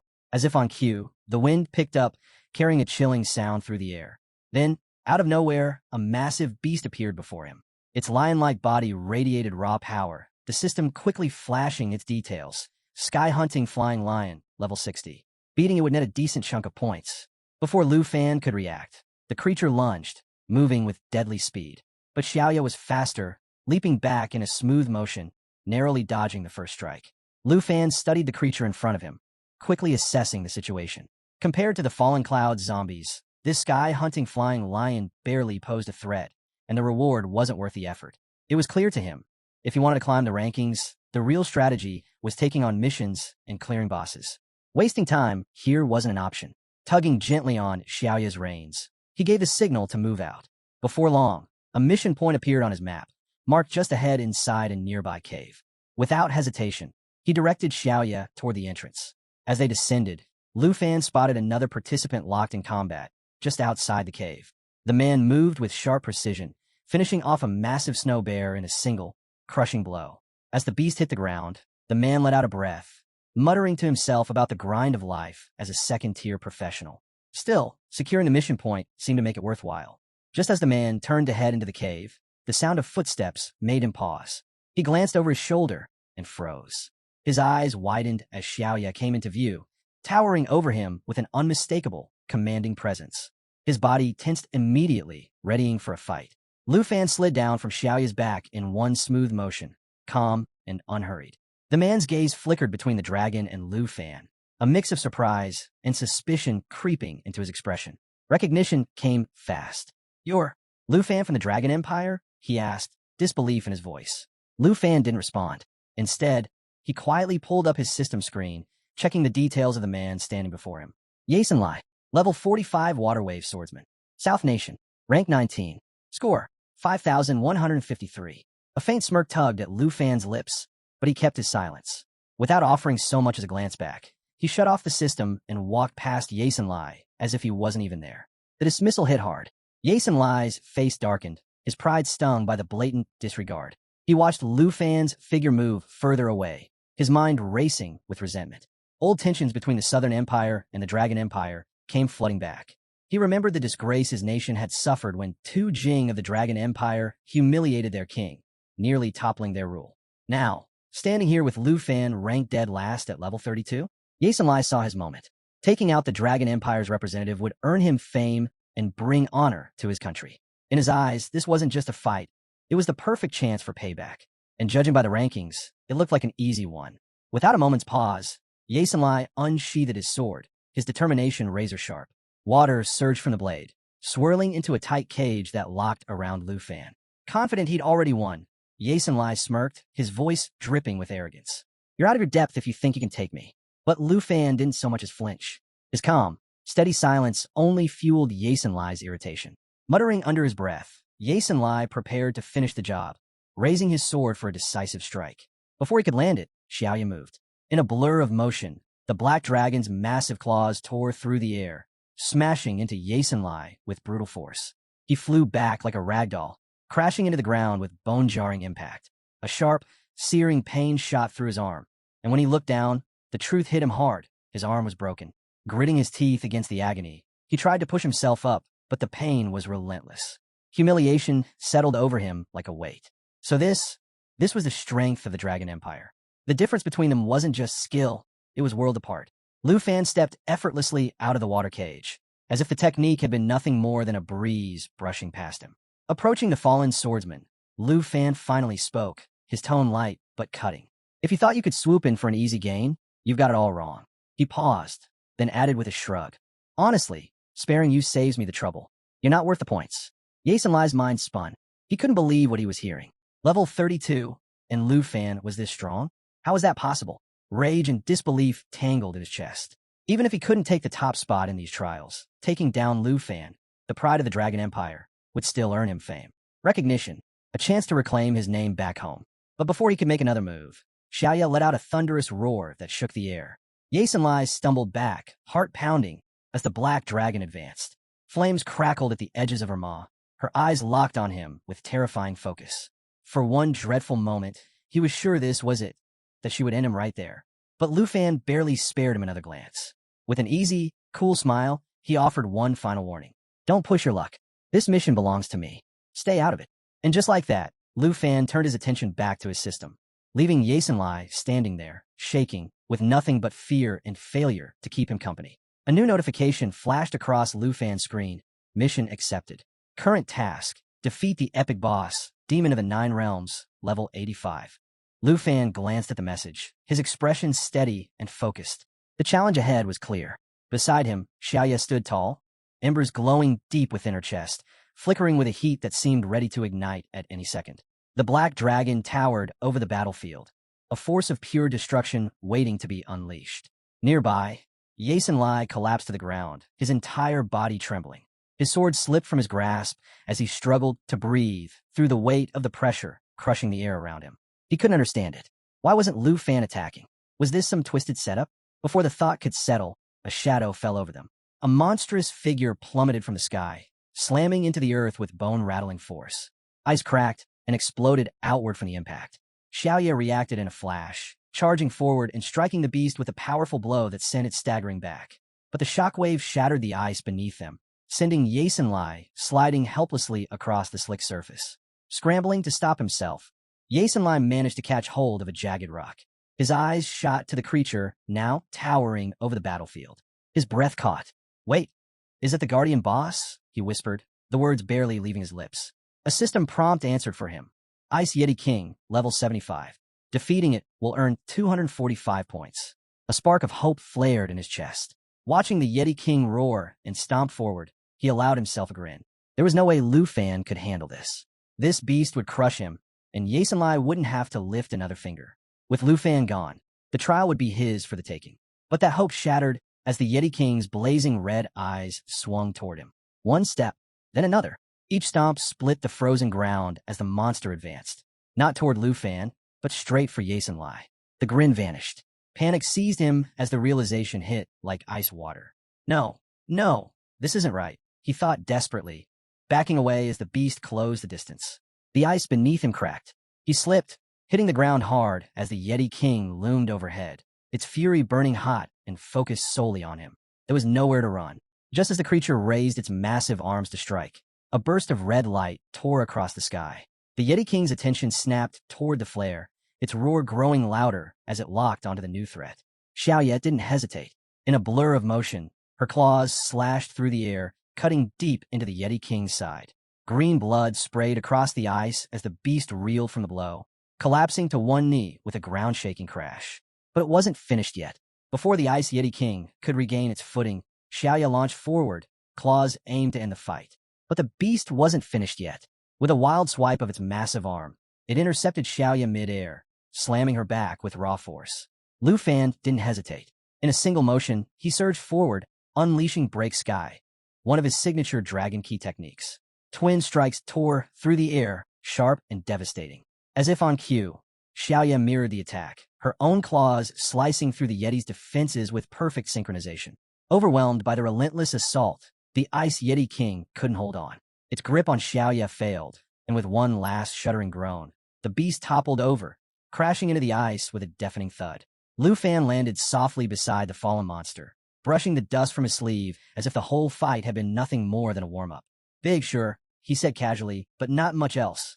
Behind him, Xiaoya stood victorious, letting out a roar that echoed across the frozen expanse, her dominance impossible to ignore. A system alert pinged in Lu Fan's watch, plus 245 points. Total score, 502. The ground still trembled from the impact, and nearby, a jagged crack split through the ice, creeping dangerously close to where Yasin Lai lay. Still reeling from everything he'd just witnessed, the swordsman could only stare, his thoughts spinning. Lu Fan had taken down the Guardian Boss with ease. Level 32? It felt like a joke compared to the power he'd just displayed. Yasin Lai's chest tightened as a terrifying realization hit him. If that kind of attack had been aimed at him instead of the Yeti, he wouldn't have stood a chance. Frozen in place, he watched as Lu Fan approached. Each step felt heavier than the last, the pressure suffocating. By the time Lu Fan stopped right in front of him, Yasin Lai couldn't even look up. He shut his eyes, bracing for the end. But nothing happened. No strike. No words. Just silence. And then, without warning, Lu Fan simply turned and walked away, leaving Yasin Lai untouched. It took a few seconds for Yasin Lai to realize he was still alive. Opening his eyes, he watched Lu Fan's figure growing smaller in the distance. Then, faintly, he heard Lu Fan mutter, "Not worth the effort. Can't waste time on someone who hasn't even subscribed." Stunned, Yasin Lai remained frozen, unable to believe what had just happened. Lu Fan had let him go, not out of mercy, just complete indifference. As Yasin Lai struggled to make sense of it, a sudden flash of light appeared beside him. Squinting at the glow, He read the new system prompt and felt his heart skip a beat. Epic boss mission unlocked. Demon of the Nine Realms, level 85. The sheer ridiculousness of the mission left Yasin Lai speechless. How does something like this even exist? He muttered, still shaken. The image of Lu Fan's calm, almost bored expression replayed in his mind, and it finally clicked. Lu Fan hadn't bothered to finish him off because the points just weren't worth the effort. But now, the thought of Lu Fan actually facing the Demon of the Nine Realms sent a chill down Yasin Lai's spine. Was he seriously planning to take on something like that? How could anyone survive such a fight? Meanwhile, far away in the observer's room, the entire scene played out across the massive screen. Vice Principal Zhao watched with growing disbelief, his face paling as the details of the mission became clear. He shook his head, muttering under his breath, "How is this even possible? Why would a mission like that appear in the secret area?" The tension finally snapped. Zhao turned sharply toward Jean Zion, his frustration boiling over. "This mission is insane," he shouted. "The risks are outrageous. What if the mission card malfunctions? What points could he even hope to get from something like this? It's absurd." But Jean Zion barely reacted. A smug grin tugged at his lips as he leaned back, answering in the same relaxed, mocking tone.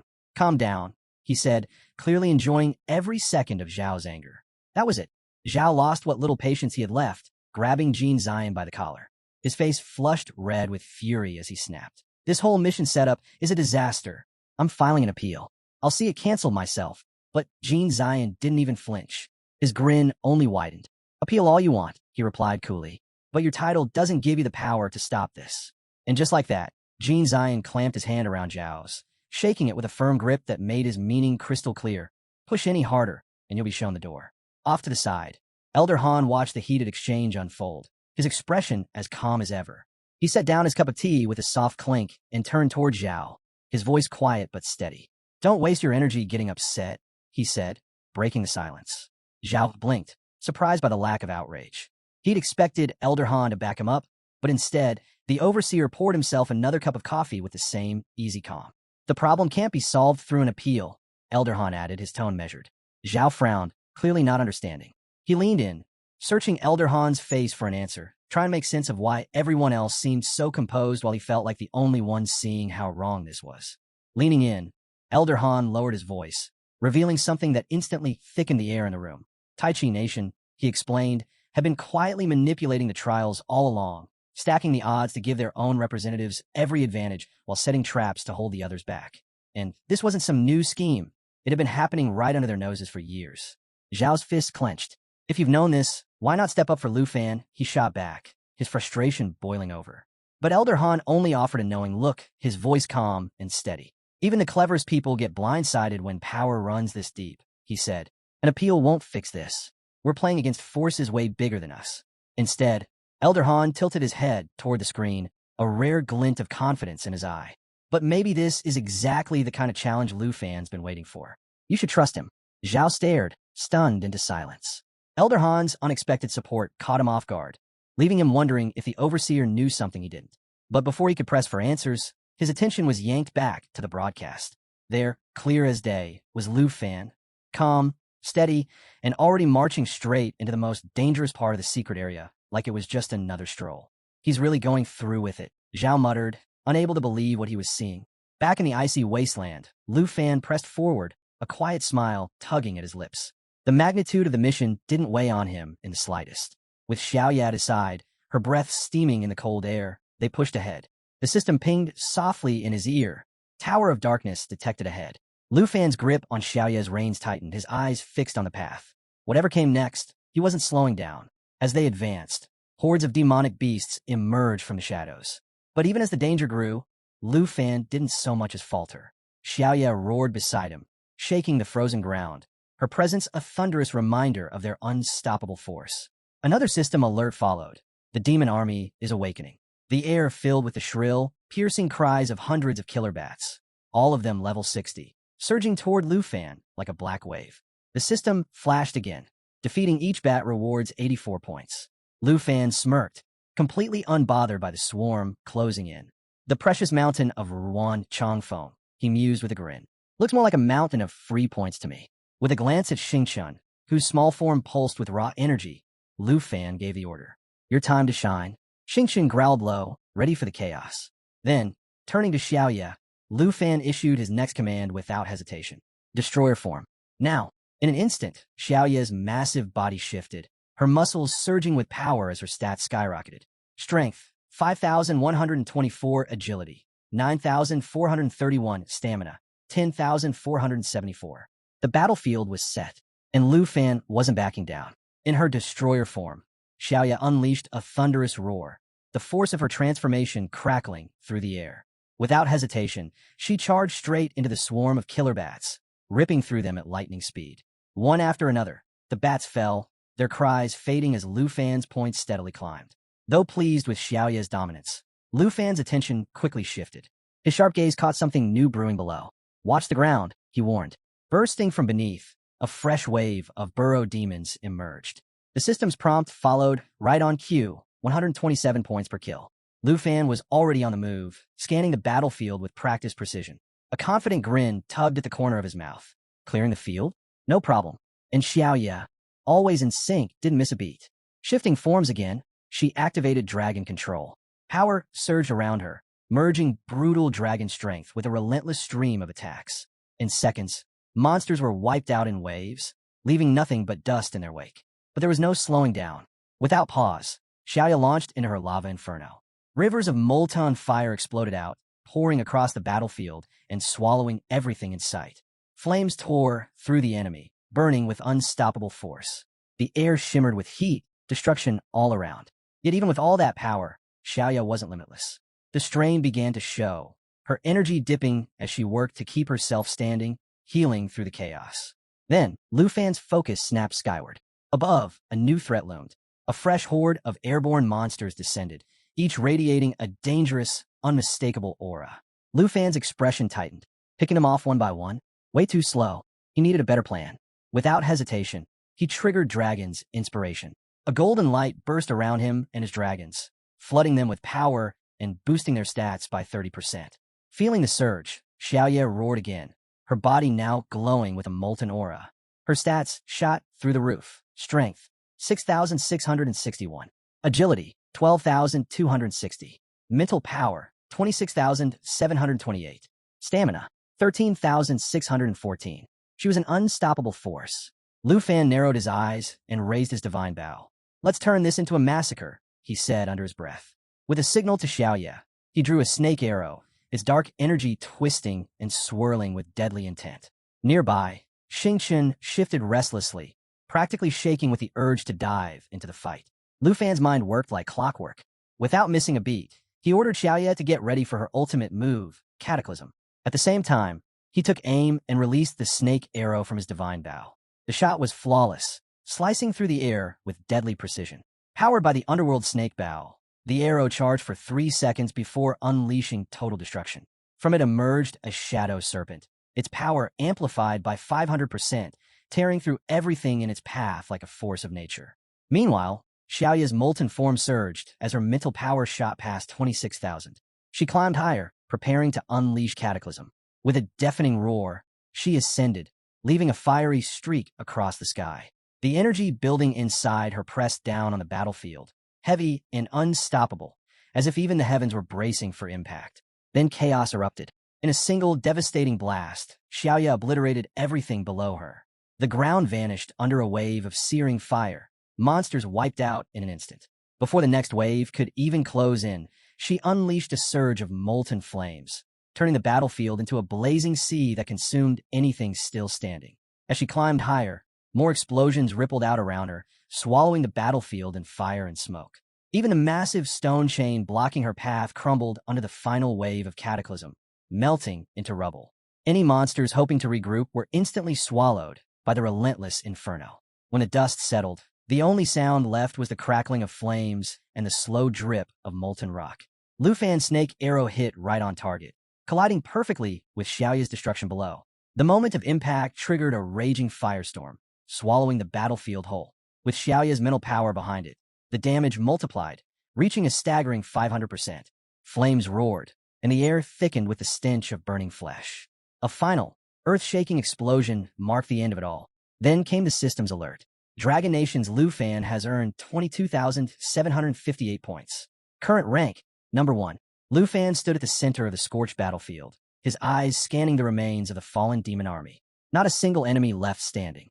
A faint smile tugged at his lips as the system delivered the latest update. Xingqian had advanced to level 12, and Lu Fan himself had climbed to level 33. The momentum was his, and the progress spoke for itself. Meanwhile, at the monitoring station, the atmosphere shifted from disbelief to shock. Murmurs spread through the room as Lu Fan's name shot to the top of the rankings. The three great families had reclaimed their place at the front, with Lu Fan now holding the #1 spot. Amid the chatter, someone blurted out, "We never thought he'd actually pull it off." In the background, Charles and Andre's names remained frozen in place. Their scores hadn't moved. Vice Principal Zhao watched the scene unfold, part stunned, part impressed. Maybe Elder Han had been right all along. What once seemed like an impossible trap now looked like a warm-up round for Lu Fan. Elder Han observed the feed, the corner of his mouth lifting in quiet amusement. "Look at that worn-out black dragon of his," he said casually. "And to think, Lu Fan hasn't even brought out his full lineup." Zhao paused, unsure how to respond, then awkwardly offered to prepare tea. Elder Han waved him off. "Save it. The real show is just getting started. We can't afford to miss what happens when Lu Fan faces the demon of the Nine Realms." Jin Zion, watching from his seat, smirked to himself. Everything was unfolding exactly as he had hoped. The true threat hadn't even appeared yet, and once it did, Lu Fan would have his hands full recovering his dragons and surviving the next stage. Back on the field, Lu Fan's brief moment of satisfaction didn't last. The ground shuddered violently as the stone chains snapped apart, sending a shockwave ripping across the terrain. Above him, a massive pyramid-like structure began to collapse at alarming speed. Lu Fan's expression hardened. The fight was far from over. With a deep groan, the earth split open as a towering door swung wide, unleashing a new horde of savage beasts. These weren't like the others. They moved faster, hit harder, and radiated pure bloodlust. Lu Fan's eyes narrowed as realization hit. He'd been too quick to clear the field. If he had waited, he could have taken them all down at once. Clicking his tongue in annoyance, he adjusted his stance. No time to regret it now. It was time to adapt. Sword in hand, Lu Fan braced himself as the system rapidly updated with a new wave of threats. Wandering Pavilion Beasts, level 75, 135 points each. Two-Headed Ogres, level 80, 297 points each. Demon Scouts, level 60, 50 points each. Lu Fan's mind worked fast. Instead of trouble, all he saw was opportunity. A grin spread across his face. This isn't a problem. This is a gold mine. Sensing the shift in the battle, Xiao morphed back into her destructive form. Her molten body pulsed with fresh power, flames rippling across her scales as if feeding off the chaos ahead. Lu Fan's eyes gleamed with anticipation. "Perfect," he muttered. "Just what I needed. More monsters, more points." Without wasting a second, he rallied his team. With a sharp nod, he signaled Xingqian to enter the fight.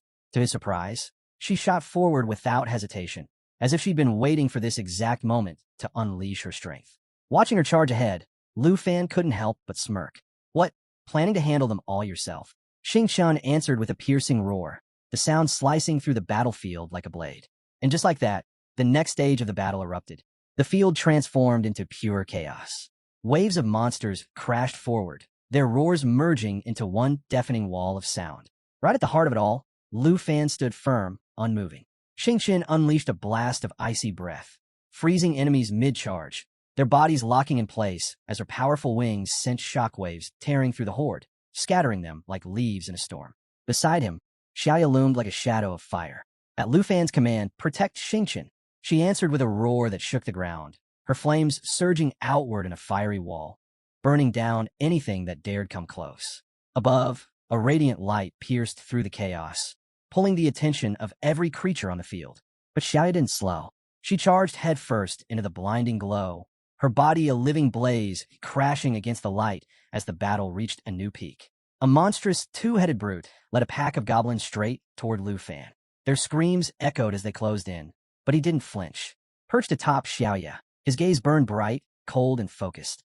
Flames whipped around them, the dragon roaring loud enough to shake the skies, clearing a path of destruction ahead. Then Lu Fan's attention shifted. Xingqian had broken through the front lines, moving with sharp precision, her true power finally surfacing. Blue energy pulsed from deep within her, growing brighter, stronger, until it radiated out in waves. Now Lu Fan thought, his excitement building. Xingqian surged forward, her entire form glowing with a fierce blue aura. As the energy peaked, the temperature around her plummeted. The air froze, signaling the activation of her star armor. an ability that would absorb every hit for the next 60 seconds and hurl that damage right back at her enemies. The real fight had only just begun. The battlefield erupted as Xingqian unleashed a surge of pure energy, blasting through the waves of goblins and sending them flying like leaves in a storm. Their ranks crumbled instantly, shattered into frozen fragments scattered across the ground. But in the midst of the chaos, the towering two-headed brute let out a thunderous roar. Gripping its massive club, it charged straight through the icy tempest, its determination unshaken. With a single swing, the brute unleashed a crushing shockwave, ripping through the battlefield, scattering debris, and shaking the earth. Above the chaos, Lu Fan hovered on Xiaoya, the fiery glow of their flames lighting up the sky. The brute's glowing red eyes locked onto him, its fury radiating like a challenge issued in silence. Lu Fan met its gaze, cold and unfazed. His flames flared higher, ready to strike, but then he caught something in the corner of his eye. Signaling Xiaoya to hold back, he spoke calmly, "Looks like we don't have to worry about that one." The system confirmed it. Every bit of incoming damage had been absorbed and was waiting to be unleashed. Lu Fan's smirk returned as he watched Xingqian take full control of the battlefield. The brute roared again, raising its weapon to crush everything in its path. But Xingqian moved before it could act. Without hesitation, she unleashed a storm of icy blades, tearing through the air and freezing the ground beneath her. Her wings glowed like twin beacons, slicing through the chaos as her Xingqian armor reflected every attack back in a devastating shockwave. Enemies were sent flying in every direction, their formations destroyed, their numbers dwindling with every second. The battlefield began to glow under the chilling blue aura spreading from Xingqian. Her power climbed higher, and the two-headed brute roared once more, its rage boiling over. But before it could strike, Xingqian was already ahead. From deep within her core, a radiant crystal emerged, its light blinding as it hovered over the field. Then, without warning, it shattered, unleashing an enormous wave of destruction that swept across the battlefield. The energy tore through everything in its path, scaling with the strength of the enemies it consumed, leaving nothing behind but silence. Watching Xingqian unleash her full strength, Lu Fan felt a deep sense of pride. "She's not holding anything back," he said quietly. Deciding not to interfere, he ordered Xiaoya to ascend, pulling back to give Xingqian the room she needed to finish what she started. With a deafening roar, Xiaoya soared higher, her flames burning brighter, her crimson eyes locked on the chaos below. Far beneath her, Xingqian was still in motion. With precision and power, she activated Frost-Laden Fury. Her icy aura expanded, forming a glowing sphere of frozen destruction. Enemies were locked in midair, frozen solid before exploding into shards of ice that rained down over the battlefield. Then came the final blow. A colossal wave of freezing energy surged out, sweeping across the field, erasing the last remnants of the horde. Every movement, every strike flawless and unstoppable. Xingqian had become a storm. The two-headed brute roared in defiance, but Xingqian's freezing surge left it no chance. Ice engulfed the massive beast, locking it in a prison of frost until it shattered under the crushing cold. Above the frozen wasteland, Lu Fan and Xiaoya sliced through the sky, her blazing flames carving a path of fire against the swirling blizzard below. On the ground, the battlefield shook as Xingqian's power surged. A vortex of frost spiraled around her, pulling enemies into its grip mid-flight. Winged creatures shrieked as the storm tore through them, scattering frozen fragments across the field. At the center of the chaos, Xingqian dropped like a falling star, her radiant wings cutting clean through the icy air. Every flap sent waves of energy pulsing outward, freezing everything they touched. The enemy had no way out. Her strength was absolute. From above, Lu Fan watched it all unfold, pride flickering behind his steady gaze. With the Serpent Shadow arrow multiplying the damage by 500%, this Shattered Star attack is nearly on par with Xiaoya's Great Disaster, he thought. Satisfied, he called out, "Well done, Xingqian." A system alert followed immediately, level 34 unlocked. The notification highlighted the staggering damage Xingqian had absorbed and unleashed, proving she was far more than just support. She was a force of destruction in her own right. Lu Fan couldn't help but smile. Xingqian was strong now, but this was only the beginning. Once her level climbed higher, there'd be no stopping her. Down below, Xingqian glowed with blue flames, lifting her chin in mock arrogance, basking in the praise. Lu Fan chuckled to himself. Look at her, completely full of herself already. But Xiaoya wasn't about to let that slide. Sensing the attention shifting to Xingqian, she let out a fierce roar, flames flaring wildly in protest. Lu Fan glanced her way with an easy smile. "Don't worry, you're just getting started. The next boss is all yours." that seemed to satisfy her. Xiaoya's flames simmered down, her focus shifting forward, ready for what was next. Before anyone could say another word, the ground detonated in a flash of violet light. A violent explosion ripped through the battlefield, sending debris flying. As the dust settled, both dragons turned toward the source. Out from the smoke, a monstrous figure emerged. Towering over the ruins, the beast's scaled, frog-like body shimmered with a sickly green hue. Its massive horn pulsed with raw energy, and the air around it thickened with an oppressive force.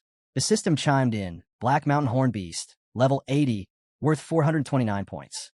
Its blood-red eyes swept across the battlefield, radiating dominance. Every step it took sent tremors through the ground. Lu Fan's grin widened, flames sparking around him. Finally, the real fight begins. Locking eyes on the colossal creature, his voice cut through the air with quiet authority. Xiaoya, Xingchen, get ready. He raised his sword, unwavering. We end this in one wave. The duo roared as one, their combined power igniting the battlefield in a storm of fire and ice. The Black Mountain Horn Beast locked its glowing red eyes on the incoming assault, its pulsing horn flashing with dangerous energy, ready to retaliate. But Lu Fan was already ahead, issuing his commands without hesitation. Xiaoya, get that lava explosion ready. Xingchen unleashed Star Surge. Flames and frost swirled together, building into a storm of raw power as both dragons charged their ultimate moves. Lu Fan joined the attack, summoning his dragon chi to fuel a relentless offensive. His fiery claws slashed out, striking in perfect rhythm with the dragons.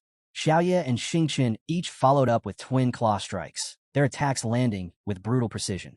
Each hit tore across the beast's scales, leaving behind glowing streaks of green energy carved deep into its hide. The entire battlefield seemed to pause for a breath. Then, Xiaoya's molten blast collided with Xingchen's icy surge, merging into a catastrophic wave of elemental fury. Fire and frost spiraled into a vortex, swallowing the Black Mountain Horn Beast whole. The creature's roar echoed across the field as it thrashed against the unstoppable force crushing down on it. With its defenses faltering, Xingchen struck again.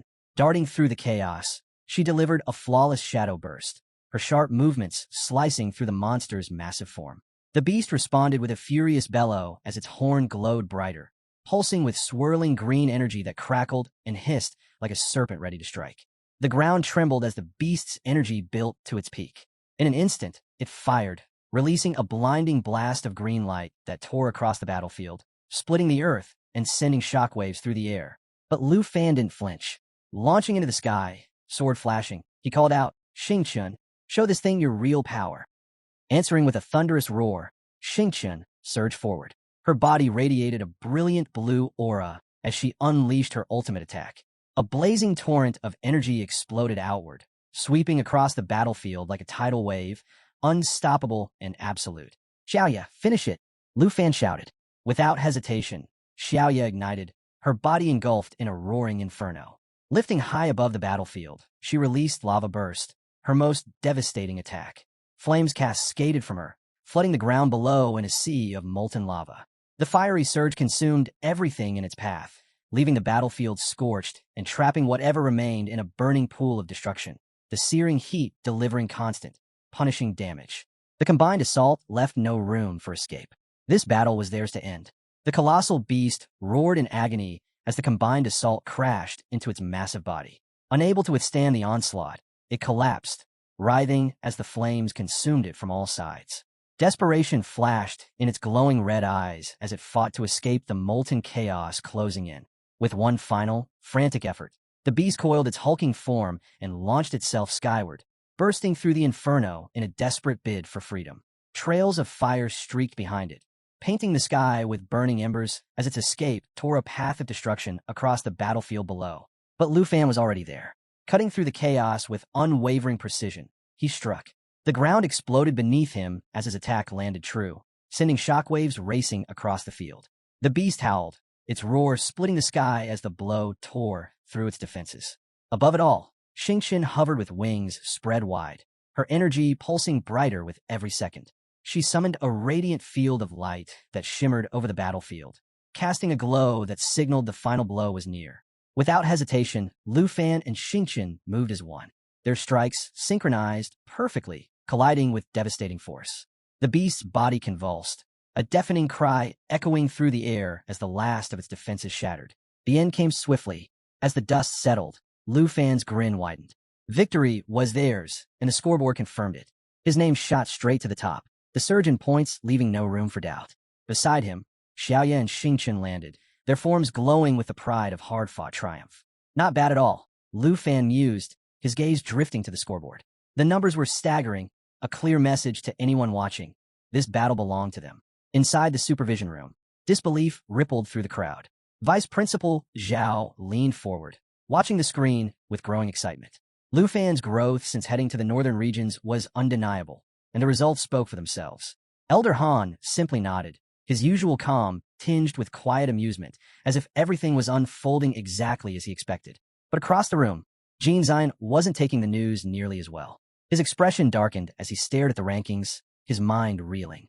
Lu Fan had done the unthinkable, wiping out the Warcraft army and outscoring Jin Qinghan by a wide margin. This can't be happening, Jin Zion muttered, his voice tight with anger. His frustration boiled over as he barked orders to his subordinates. Get the data from the Black Tower now. I want everything checked, every detail, every reading. If there's any hint of manipulation, I want to know immediately. Jin Zion's frustration boiled over as he continued watching the screen, his once steady confidence now shaken by Lu Fan's unstoppable climb to the top. Yet, even amid his growing doubt, a twisted grin curled at the corner of his lips. In his mind, only Tai Chi Nation's supreme national hero had the strength to defeat the demon of the Nine Realms. Lu Fan's progress? Impossible. Sooner or later, Jin Zion was certain he'd catch Lu Fan breaking the rules and strip him of his qualifications. But half an hour later, his plans began to crack. At the entrance of the supervision room in Jin City Arena, a nervous guard stepped forward. The inspection is complete, he reported cautiously. Everything's running as it should. No weaknesses detected in the trial system, including the Dark Spire. Jin Zion's expression turned ice cold. In a flash, he grabbed the guard by the collar and hissed through gritted teeth. You're telling me you found nothing? The guard stammered, scrambling to apologize and promising to check again immediately. But Jin Zion wasn't interested in excuses. He unleashed his fury on the staff, calling them useless and incompetent before barking out fresh orders. Do it again. This time, don't come back unless you find something. The guards fled, desperate to avoid his wrath. Jin Zion clenched his fists, seething. What was meant to suppress the competition had become Lu Fan's playground. The mechanism he designed to intimidate challengers had backfired spectacularly. His mind raced. If the system couldn't stop Lu Fan, he'd make sure the demon of the Nine Realms did. Quietly, he made the call to manipulate the boss stats, cranking them up with the intent to force Lu Fan into submission. His last hope now rested on Jin Qinghan and Musashi Ten. Both had crossed level 30, armed with second-stage classes, and in his eyes, they were the only ones left capable of regaining control. Without another word, Jin Zion stormed back into the supervision room. Elder Han sat quietly in the corner, sipping tea, watching the chaos unfold with barely a glance. Jin Zion felt his anger spike, but his attention was yanked back to the screen, and what he saw stopped him cold. No, impossible, Jin Zion shouted, his voice cracking. On the display, Lu Fan had nearly wiped the entire field clean. The arena blazed with fire. Flames twisted through the battlefield, shadows dancing across the wreckage as soldiers struggled just to stand. In the middle of the chaos stood Lu Fan, his body wrapped in a radiant blue aura. His weapon pulsed with relentless energy, casting a blinding light that sliced through the smoke and ash. Behind him, Xiaoya hovered like a phantom in the flames, her dark figure blending into the inferno, her eyes locked on the horizon, fierce and unblinking. And then the next threat revealed itself. From the darkness emerged a wave of demonic creatures, their crimson eyes glowing with bloodlust. At the front of the legion stood a towering armored figure, radiating a dark, suffocating aura. Its massive blade crackled with black energy, humming with pure menace. The system announcement rang out clearly. Boss identified, level 86. Lu Fan's eyes narrowed as he assessed the situation. This wasn't some random skirmish. Xiaoya alone wouldn't cut it this time. Without wasting a second, he made the call. There was no avoiding it. Splitting the experience was the only path to victory. Xiaofei, it's your turn. In an instant, the battlefield erupted. A brilliant surge of green light tore through the chaos as Xiaofei, the Emerald Dragon, descended in her Eternal One form. Towering above the fray, her arrival shifted the air itself, her blade humming with a force that felt almost untouchable. Lu Fan positioned himself, ready to take command, as Xiaofei tapped into her Emerald Dragon bloodline. The effect rippled across the field, supercharging every allied dragon skill. Then came Life Pulse. Emerald World Blessing spread like wildfire, coating the entire area in a radiant glow, boosting their powers by an overwhelming 400%. Momentum swung hard in Lu Fan's favor. Xiaofei let out a thunderous roar, unleashing Emerald Blessing. Instantly, Lu Fan, Xiaoye, and Xingqian were surrounded by 32 layers of dragon energy, pushing the damage of their next strikes to terrifying heights. But she wasn't finished. Emerald Light followed, wrapping the team in protective layers that stripped away all debuffs while boosting their stats by 60%. Each barrier stood ready to absorb crushing blows, giving the squad the defensive edge they needed. Xiaoye answered without hesitation. With a roar that shook the ground, flames exploded from her, setting the battlefield ablaze. On Lu Fan's signal, she launched her counterattack, leveling up to 30 and unleashing Lava Flame. Fire poured from her like a relentless storm, tearing through enemies while steadily healing her own wounds. The battlefield glowed with burning wreckage, filled with the cries of those who couldn't withstand the onslaught. Then came the next layer of defense. Staying close to Lu Fan, Xiaoye called forth Eternal Guardian. A radiant barrier formed, wrapping the entire team in a shield powered by her own health and recovery. Bathed in emerald light, they stood unshaken. Everything moved like clockwork. Lu Fan turned to Xingqian next. Now, Xingqian activated Starlight Scale Armor, and his body lit up with shimmering star energy. For the next 60 seconds, every hit he took was absorbed into the armor, storing the incoming damage for a devastating payback. Each strike only fueled the glow, the armor pulsing brighter with every blow, waiting for the perfect moment to release its fury. Finally, Lu Fan hit level 35, and with it, an ace up his sleeve. He summoned the Dragon Language Magic Book. Power surged as the artifact hovered, glowing with raw energy. The moment it disintegrated, its force transferred into Lu Fan, activating Dragon Resonance, a passive skill built to sync dragon riders and their dragons when casting the same magic. As the light faded, Lu Fan felt the shift. The real battle was only just beginning. Flames spiraled around Lu Fan as he locked in perfect sync with Xiaoye, their combined strength surging through the battlefield. With Dragon Resonance in full effect, their power soared, and in an instant, a blinding red beam tore across the sky. The impact ripped through everything in its path, sending shockwaves that left enemies reeling in fear, their formations shattered like glass. Xiaoye roared, her crimson eyes burning through the inferno. Flames coiled tightly around her as she readied her ultimate move, Lava Explosion. On Lu Fan's signal, the two moved as one, unleashing twin lava explosions that crashed over the enemy lines in a tidal wave of molten fire. The ground cracked, pools of lava spread like a deadly trap, and anything caught within was burned relentlessly, taking massive damage with no way out. Their teamwork pushed Dragon Resonance even further, stacking an extra 10% boost on top of their already devastating power. Together, their combined strike didn't just double in strength, it quadrupled, turning the battlefield into an unforgiving sea of fire. The ground shook under the weight of their assault. Lu Fan could feel every beat of their shared rhythm, power surging through him like never before. This is only the beginning, he thought, watching the enemy forces crumble as the molten fury swept over them. The colossal beast at the center of the chaos struggled to hold itself together, its body barely intact as it waded through the burning lava, desperate to escape. Lu Fan knew this was the moment to end it. Xiaoye now. Flames erupted around her as she ascended into her world destroyer form. Her strength, speed, and spirit shot to their peak, her body engulfed in fire. Without hesitation, she lunged forward, sinking her fangs into the beast's molten body, ripping through its defenses and leaving it bleeding out, unable to heal. The creature roared, fighting to stay standing despite the relentless onslaught. But Lu Fan was already moving in, his blade alive with crackling energy, ready to put an end to it. Before he could land the final blow, Xingqian flashed past, her attack striking like lightning. Swift and ruthless, she hit the beast with brutal precision, catching it completely off guard. The force of her strike sent a shockwave tearing through the field. Casting a glance at the crumbling monster, Xingqian smirked. Just dropped dead already. Without missing a beat, she unleashed the full force of her Starlight Scale Armor. Every ounce of stored damage detonated in a colossal explosion, ripping through the beast and obliterating anything still standing nearby. Silence fell over the battlefield. The army that once seemed unstoppable was gone, reduced to nothing but ash. With the battle finally over, the dust settled, and the spoils showed themselves. Xiaoya climbed to level 31, her power soaring, while Xiaofei hit level 23, her abilities sharper than ever. Xingqian stood tall, her aura pulsing with fresh energy as she reached level 15, unlocking her long-awaited form transformation. Lu Fan glanced her way with a playful grin.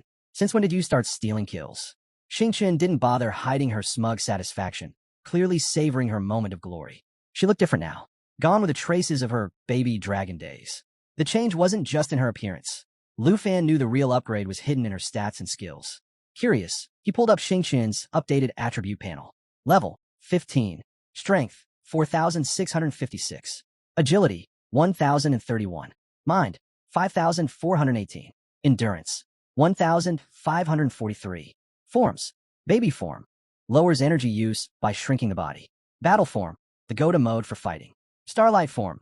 Cranks up physical strength by 5x for 60 seconds, turning Xingqian into a short-term powerhouse. Skills. Starlight Annihilation. LV1 fires off all stored starlight power in a single laser blast that ignores defenses and can't be blocked. Lu Fan's eyes lit up as he read through the list. Xingqian had officially hit her evolution stage, and her stats shot way past what he'd expected. At just level 15, her power already crushed Xiaoya's numbers at the same level. It was clear now, Xingqian was built to dominate the battlefield. What really grabbed Lu Fan's attention, though, were her new forms, especially Starlight form and the even more intriguing Galaxy Overlord form. Starlight form was risky but devastating. 5 times the strength for a full minute, perfect for crushing enemies in short bursts. And pairing it with Starlight Annihilation, that combo alone could wipe out nearly anything in her path without even giving defenses a chance to react. But Galaxy Overlord form? That opened up a whole new level of destruction. Starfall, passive automatically attacks any enemy nearby, non-stop. Nebula Star, locks down enemies, keeping them from moving. Neutron Nebula Annihilation, an all-out attack that might even top Shatterstar in raw power. Lu Fan couldn't help but grin. The potential here was unreal. He was already itching to find some high-level monsters just to see how far Xingqian could push these new abilities. Looking over at her, he noticed the change wasn't just physical. There was something in her gaze now, a sharp, knowing look that practically dared anyone to challenge her. Gone was the innocent baby dragon vibe. Now, she carried herself like someone who'd seen too much and wasn't about to take orders lightly. Lu Fan sighed to himself. At this rate, she might not even let me ride her anymore, he thought, half amused, half worried about what she'd be like at full maturity. Still, one idea lingered in his mind. If Starlight form could push Xingqian to such insane levels, maybe the dragon saddle could help him tap into that power too. He made a mental note to try it later. But for now, his focus shifted ahead. Hell Demon Peak was waiting, and something told him they were just getting started. The Dark Castle gate stood wide open, yet not a single demon had shown itself since the Demon General's fall. The eerie stillness wasn't lost on Lu Fan. Something wasn't right. The Hell Demon's still hiding inside, he thought. Refusing to face me directly? Fine. If you won't come out, I'll drag you out myself. Before advancing, Lu Fan gave the order. Xiaoya, activate Qi Perception. Light flared from Xiaoya's eyes, scanning the area in a radiant sweep. The skill exposed anything concealed, stripping away stealth, and leaving no place for enemies to hide. At the same time, Xiaofei activated her own detection ability, bathing the battlefield in divine light. Lu Fan stayed sharp.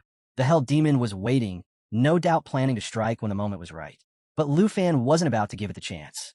He'd flush it out on his own terms. Without hesitation, he led the charge straight into the looming dark castle. The moment they crossed the gate, the air turned heavy, thick with the weight of something unseen.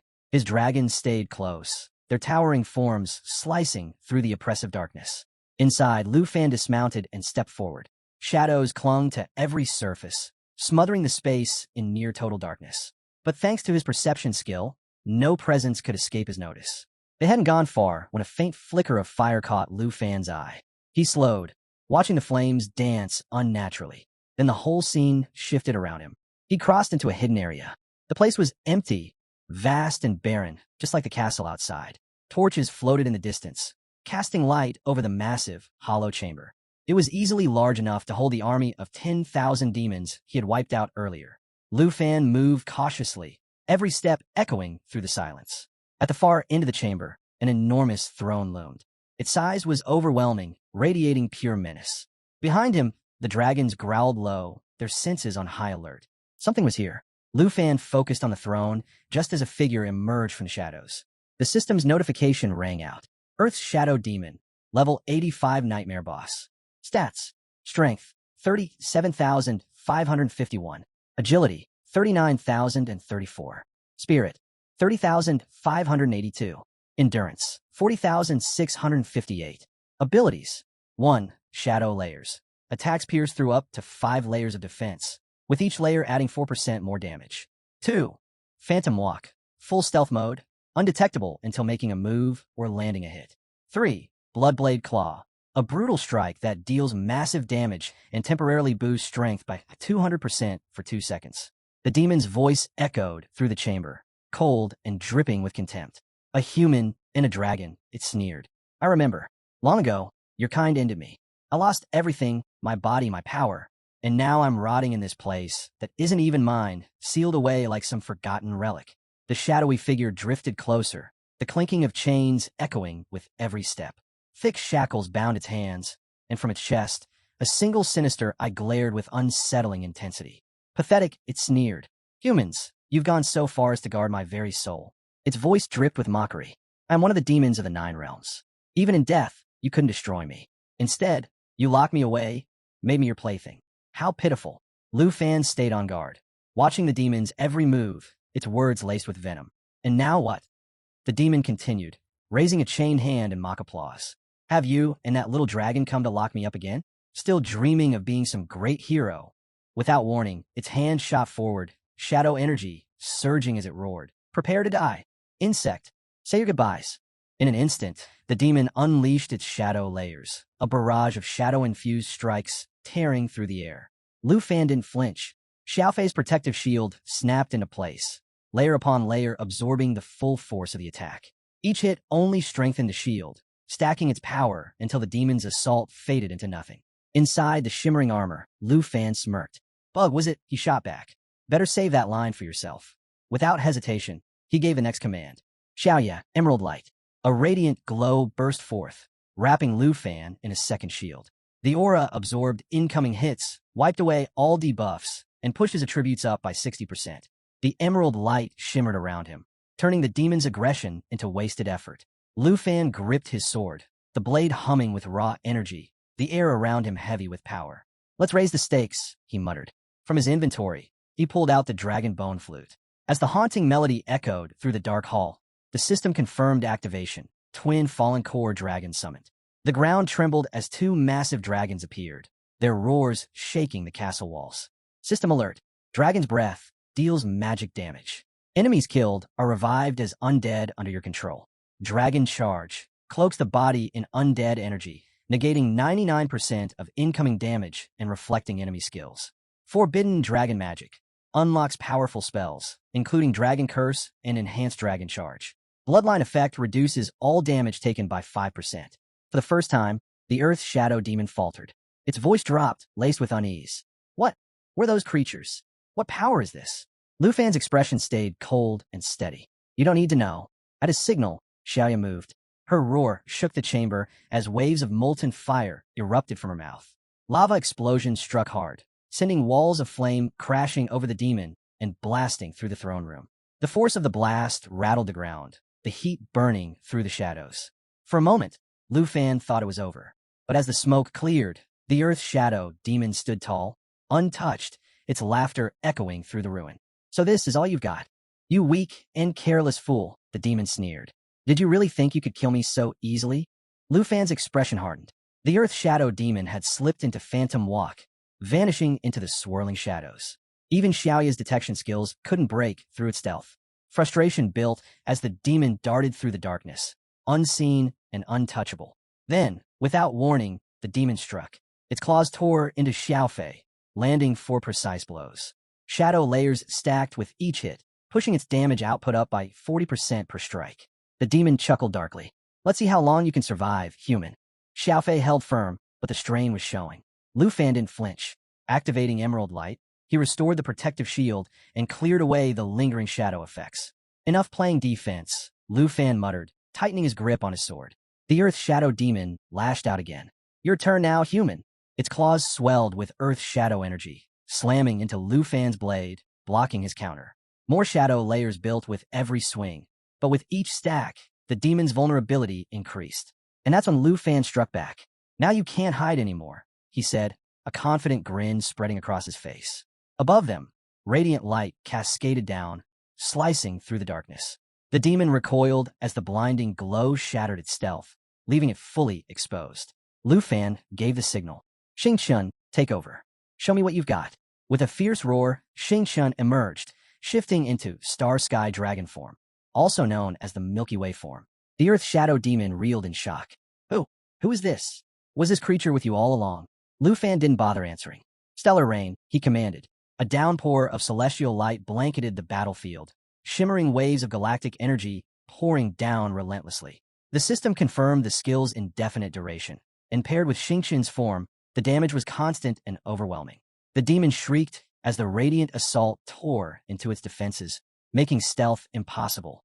Its massive form trembled under the weight of the attack, desperation creeping into its movements.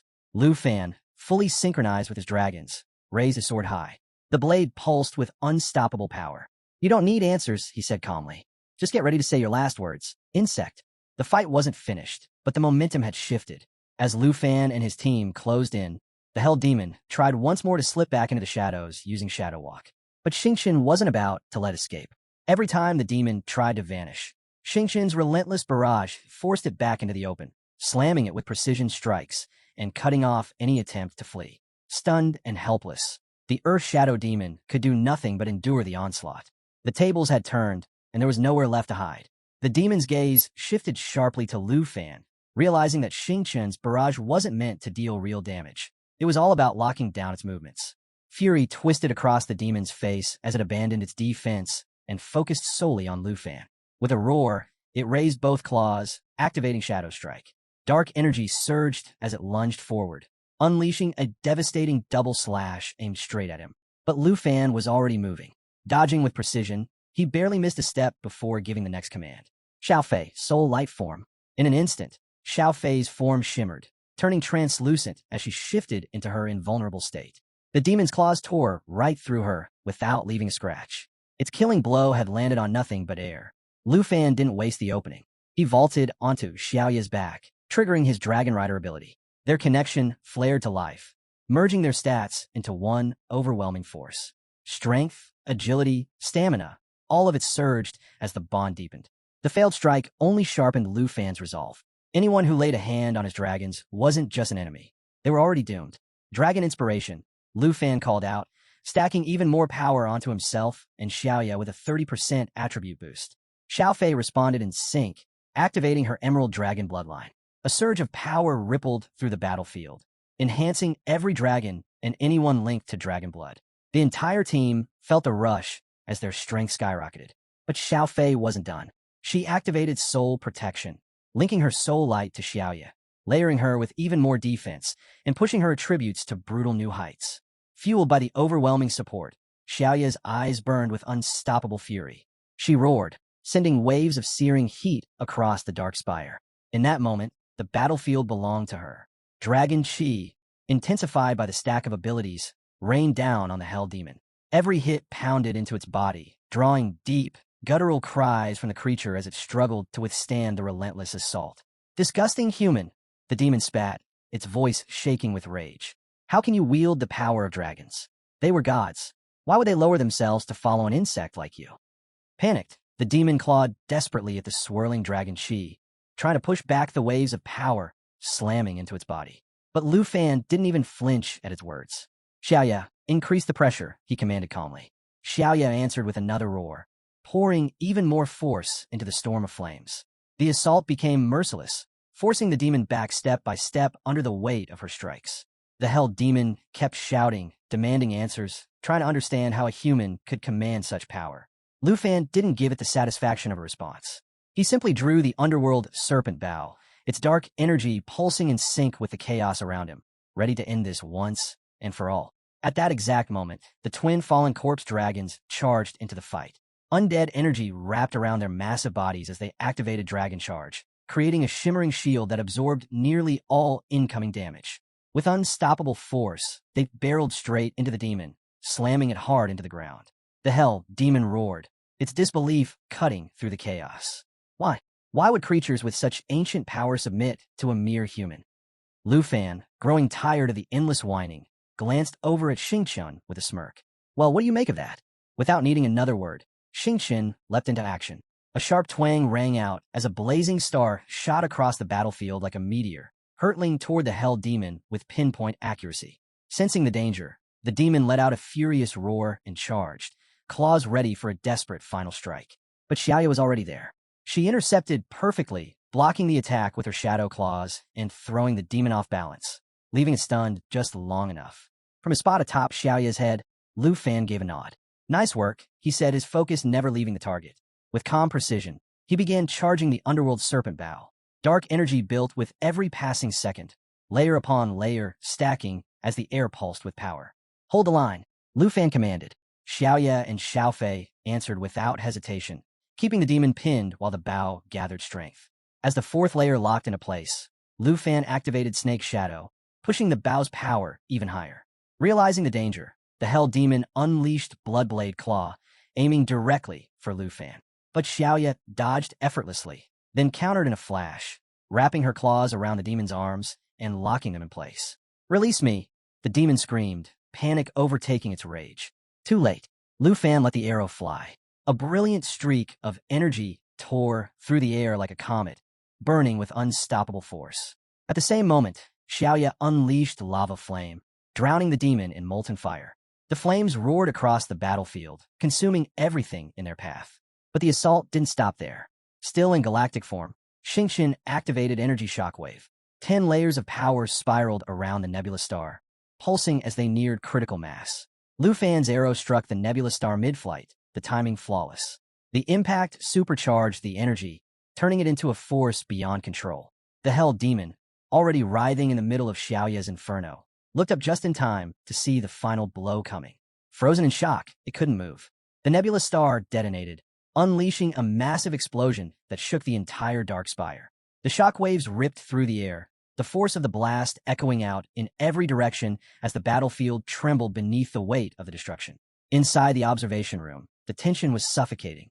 Deputy Chief Zhao and Elder Han stared at the screens, locked onto the unfolding battle.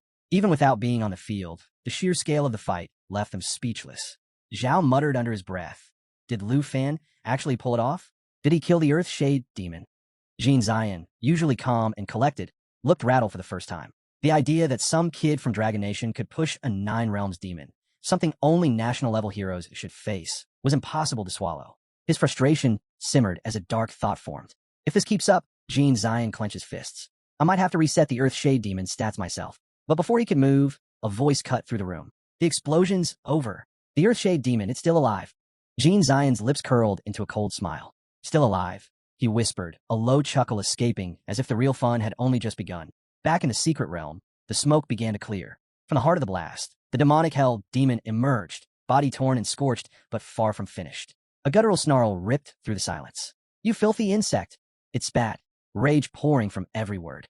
You actually dared to wound me. I'll make you regret it. Black energy exploded around its form, wrapping the demon in a violent aura as its strength shot up. Its power climbed fast, but Lu Fan didn't so much as blink. Spare me, Lu Fan replied, his voice dripping with amusement. Maybe worry about yourself first. With a casual flick of his hand, Lu Fan pointed to the sky. The demon froze, an uneasy chill crawling down its spine. Looking up, its eyes widened as the twin fallen corpse magic dragons descended from the heavens. Blue-black flames devoured their colossal bodies, and the ancient language of dragons rippled through the air like an omen. Their presence alone made the ground tremble, the weight of their power choking the battlefield. As they dove, the dragons activated Downfall, a forbidden ability reserved for their final stand.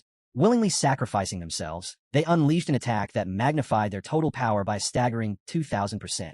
Realizing the threat, the demon lashed out, fury masking its panic. Reckless beasts, it roared, reduced to pets for a human.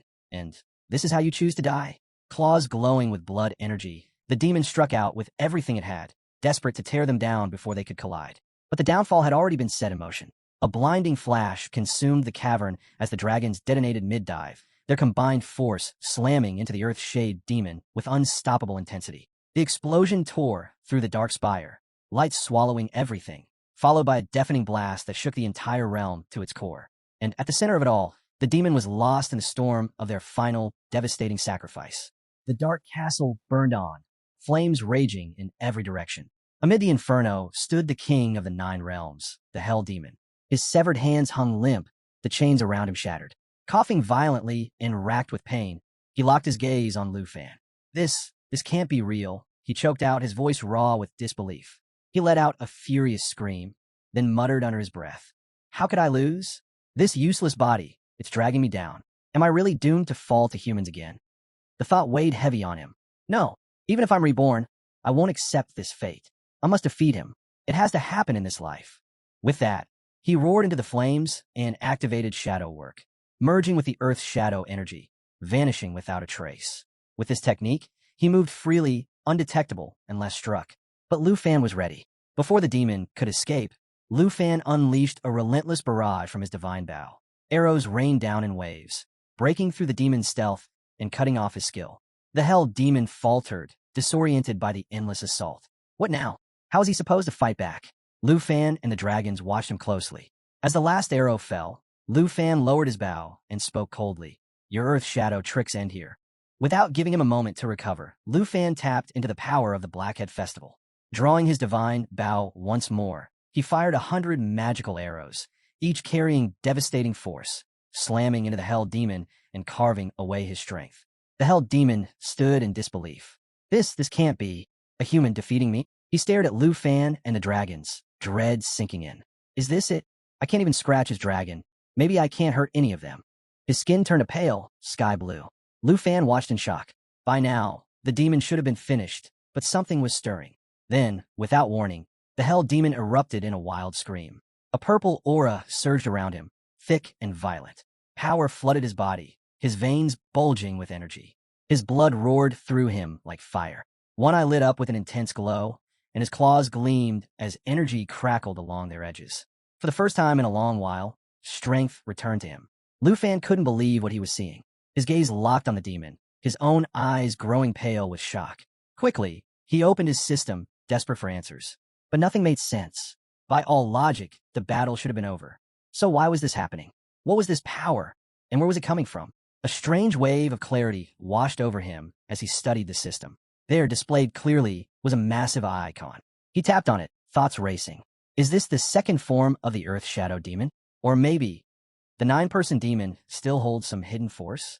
The heroes of the Tai Chi Empire must have sealed something even greater than anyone realized. Even with the system's info, Lu Fan was left in the dark.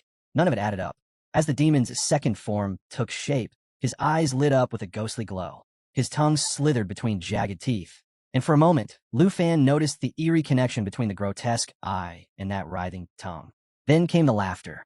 Cold, mocking, still growing in strength. The demon sneered at Lu Fan. What? You thought this was the end? You're nothing. A bug. You can't touch me. Lu Fan glanced back at his system. The Earth Shadow Demon's stats were spiraling out of control. Its level climbed past 85, still rising with no end in sight. Strength, agility, spirit, endurance. Every attribute was spiking. What is this? Lu Fan thought. How is this even possible? The level, it's unknown and still increasing. This shouldn't be real. Meanwhile, back at the academy, Vice Principal Zhao stared at the monitoring screen, stunned. What on earth? How is its power still climbing?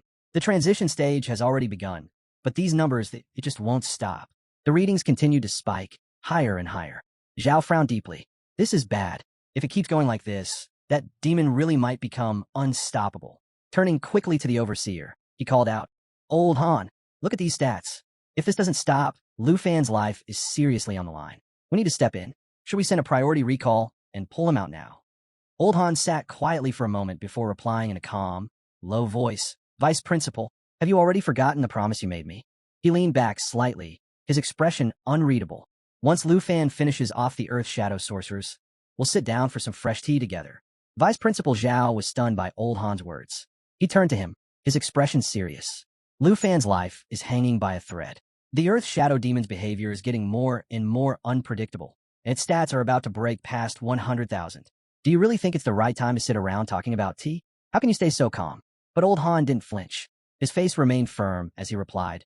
From the very start, Lu Fan's performance has shown his sharp instincts and battle experience. You don't come across talent like as often. I won't let him die here. No matter how high these 9 region demons push their power, I have complete faith in Lu Fan. He won't fall to them. Then, turning his gaze directly at Zhao, Old Han asked, "Tell me, do you still believe in Lu Fan?"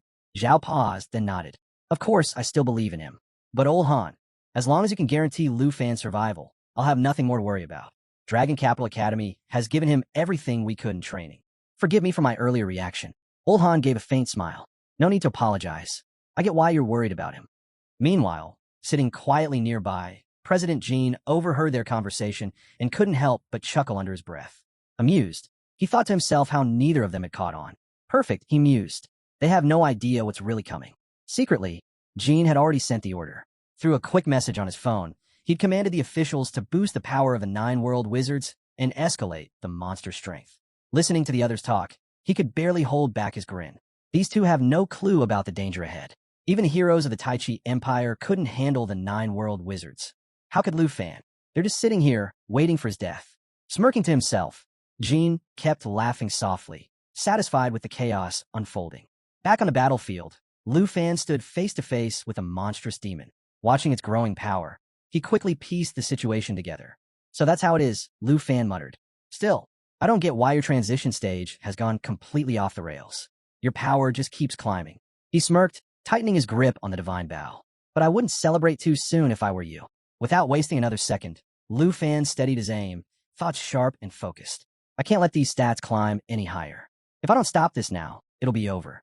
Surveying the battlefield, he knew there was only one option left. "Looks like it's time for the ultimate weapon." Without wasting a moment, Lu Fan summoned the twin fallen dragons. Using the power of natural assimilation, he unleashed the dragon's Ming flute, calling them forth to match his level. The 2 dragons roared, circling high above him, their wings stirring the burning air. "Xiaofei with me," Lu Fan commanded. Xiaofei responded instantly, summoning another fallen dragon. A brilliant light burst from within him, and the grains of the 9 worlds activated at full force. His nails shimmered, and the glowing eyes on his tongue locked onto Lu Fan. "Ah, worm," the demon sneered, his voice dripping with arrogance. "You won't last much longer." With that, he shot forward at terrifying speed. As the monster charged, a thunderous roar echoed across the battlefield. Lu Fan leaped onto his black dragon and gave a swift order. "Xiao Yi, world destructive roar." Xiao Yi responded, releasing the devastating roar. The ground trembled as the blast tore through the air, dealing massive damage and weakening everything caught in its range.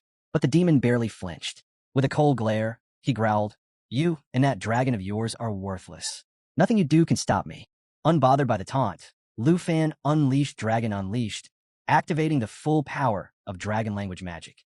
The demon dragon's breath shifted into pure dragon language spells, and the usual attacks transformed into forbidden dragon magic. Raising his sword, a golden circle flared around the blade, while a purple aura pulsed before the dragons. "The fallen dragon has unlocked dragon language magic," Lu Fan shouted.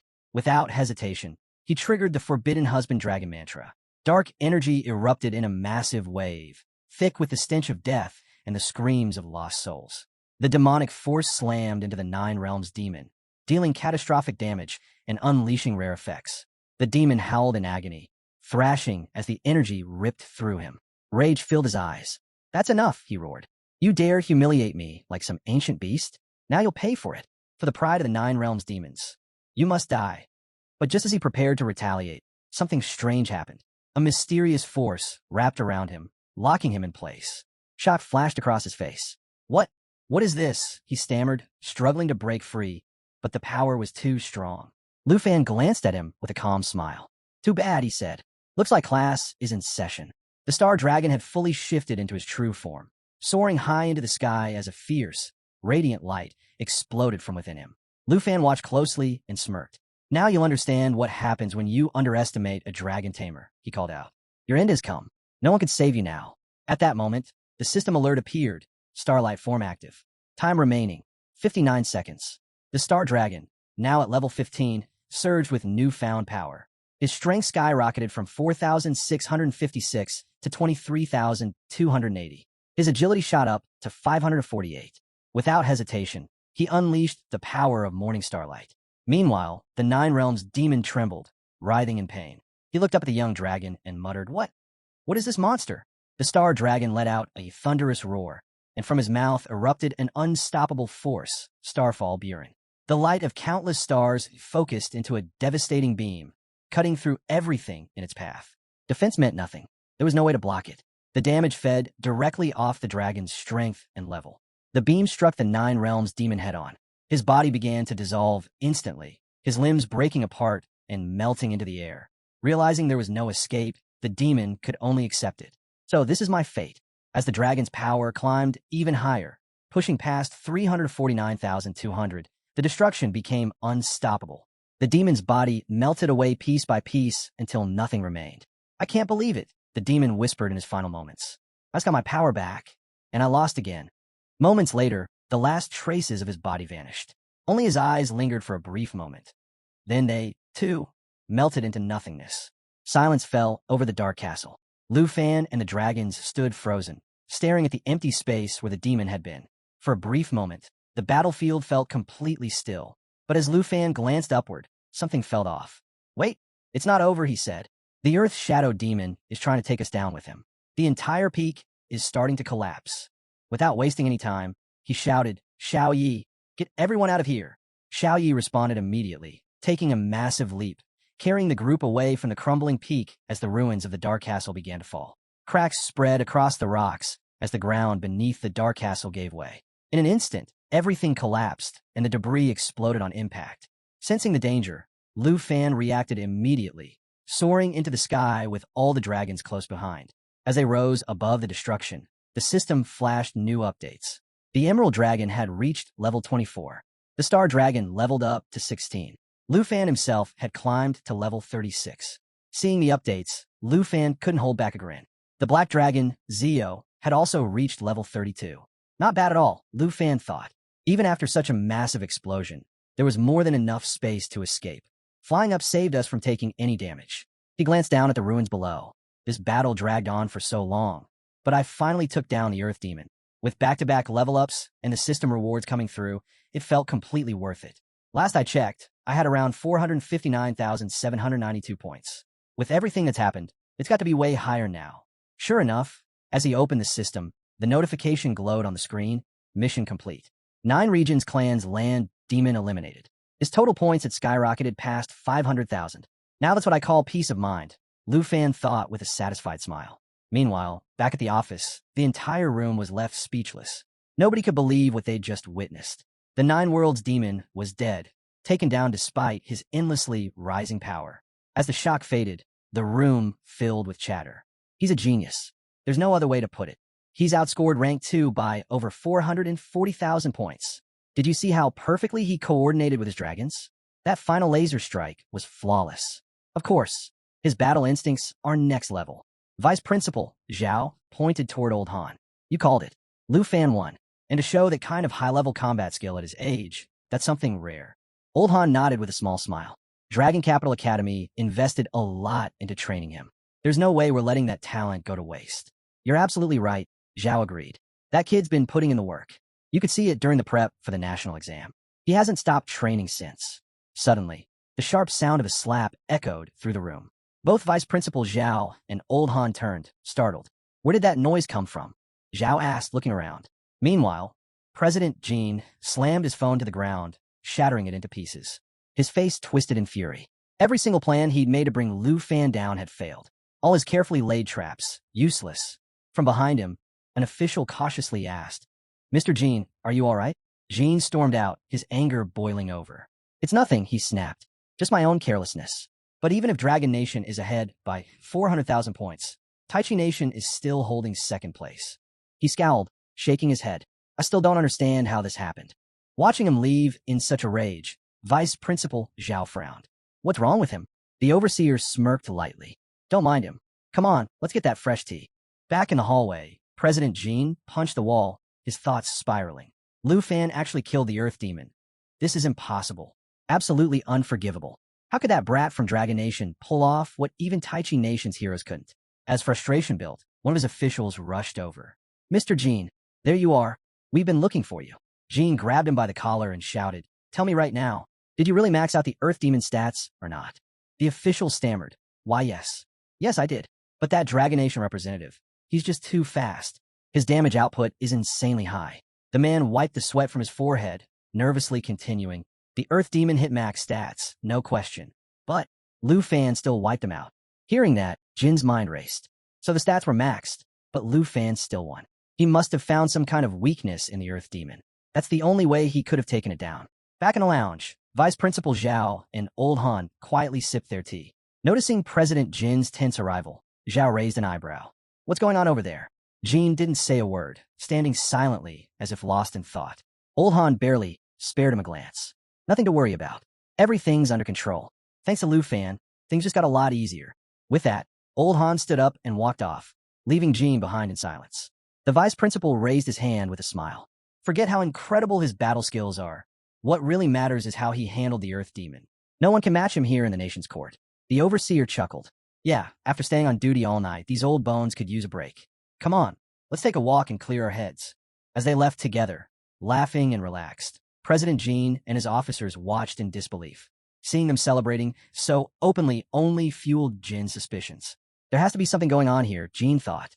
Pointing at his officers, he gave a quiet but firm order. Find out if there's anything suspicious about the Dragon Nation representative.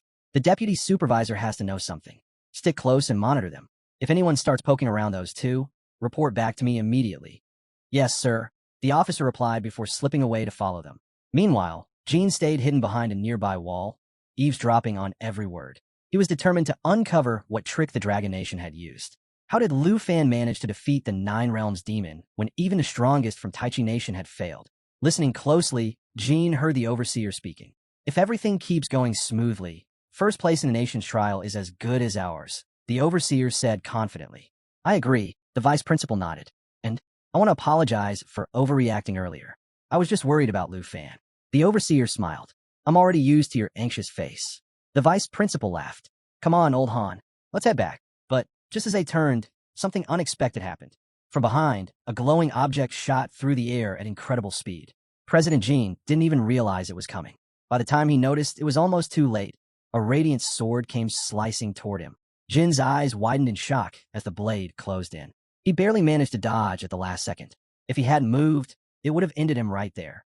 President Jin barely managed to dodge the glowing sword, his heart pounding as he stumbled back. A wave of panic rushed over him. Someone's watching me, but who? Why can't I see anyone? Then his eyes locked onto the sword still lodged in the wall. He looked closer. A level 90 Dark Knight Ripper. Seriously? As he studied the blade, cold sweat ran down his face. Damn, I completely forgot about Old Han's special bodyguard. Those 4 floating swords, they attack automatically. Scanning the area and finding no one in sight, Jin realized exactly what this was. A warning, no doubt about it. Grimacing, he thought, if the 4 full swords are guarding Old Han, tailing them any further is suicide. I'm out of here. Without wasting a second, he slipped away from the scene to protect his own skin. About 10 minutes later, the overseer and vice principal Zhao strolled by the area.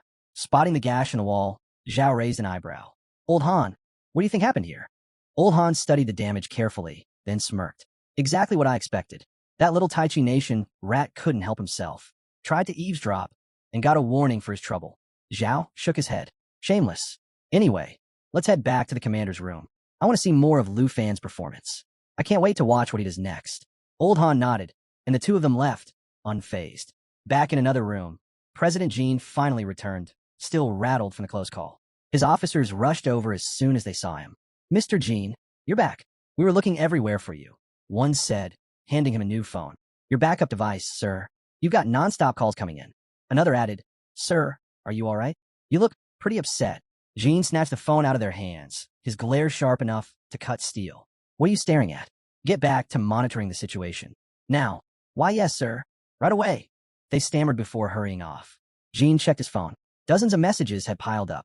Updates flooded in about Lu Fan's battle, the Earth Demon's defeat, and reports from furious judges demanding answers. Messages flashed on the screen. Verify the data immediately. How did the Dragon Nation representative defeat the Earth Demon? Judges from Taichi Nation are furious. They're asking if Dragon Nation cheated. Why aren't you answering? Call back now. Jin clenched the phone tightly, his mind spinning.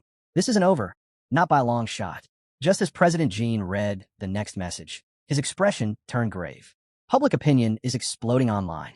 People are demanding Dragon Nation's disqualification. What are you doing? Find proof of cheating by the Dragon Nation representative immediately. Jean clenched his jaw, muttering under his breath. You think I don't want Lu Fan out of here? I'm searching for evidence. If he cheated, I'll find it, no matter what. Meanwhile, crowds were still watching Lu Fan's performance, whispering amongst themselves. Is Lu Fan really playing fair? Could he be faking his way to those points? This Dragon Nation guy, he's something else. Hearing the chatter, Jin's curiosity spiked. He stepped closer to the leaderboard to check Lu Fan's score himself. The moment his eyes landed on the screen, his heart skipped a beat. What? His points went up again? Lu Fan's total had already soared to 529,035. How is this happening? How are his points still climbing? Then suddenly, a thought hit him like lightning. A wide grin spread across Jin's face. I've got him, he whispered. This has to be cheating. This is the proof I needed. Without hesitation, he grabbed his phone. I finally caught Lu Fan exploiting the system. His run is finished. Dragon Nation is done. As excitement rushed through him, his phone rang. Hello, hello. Finally, you picked up, the voice on the other end said. What's going on? Public pressure is growing. You need to provide proof of Dragon Nation's cheating now. But before Jean could answer, his eyes shifted back to the screen, and his smile instantly faded. He stared in shock, his eyelids twitching. What is this?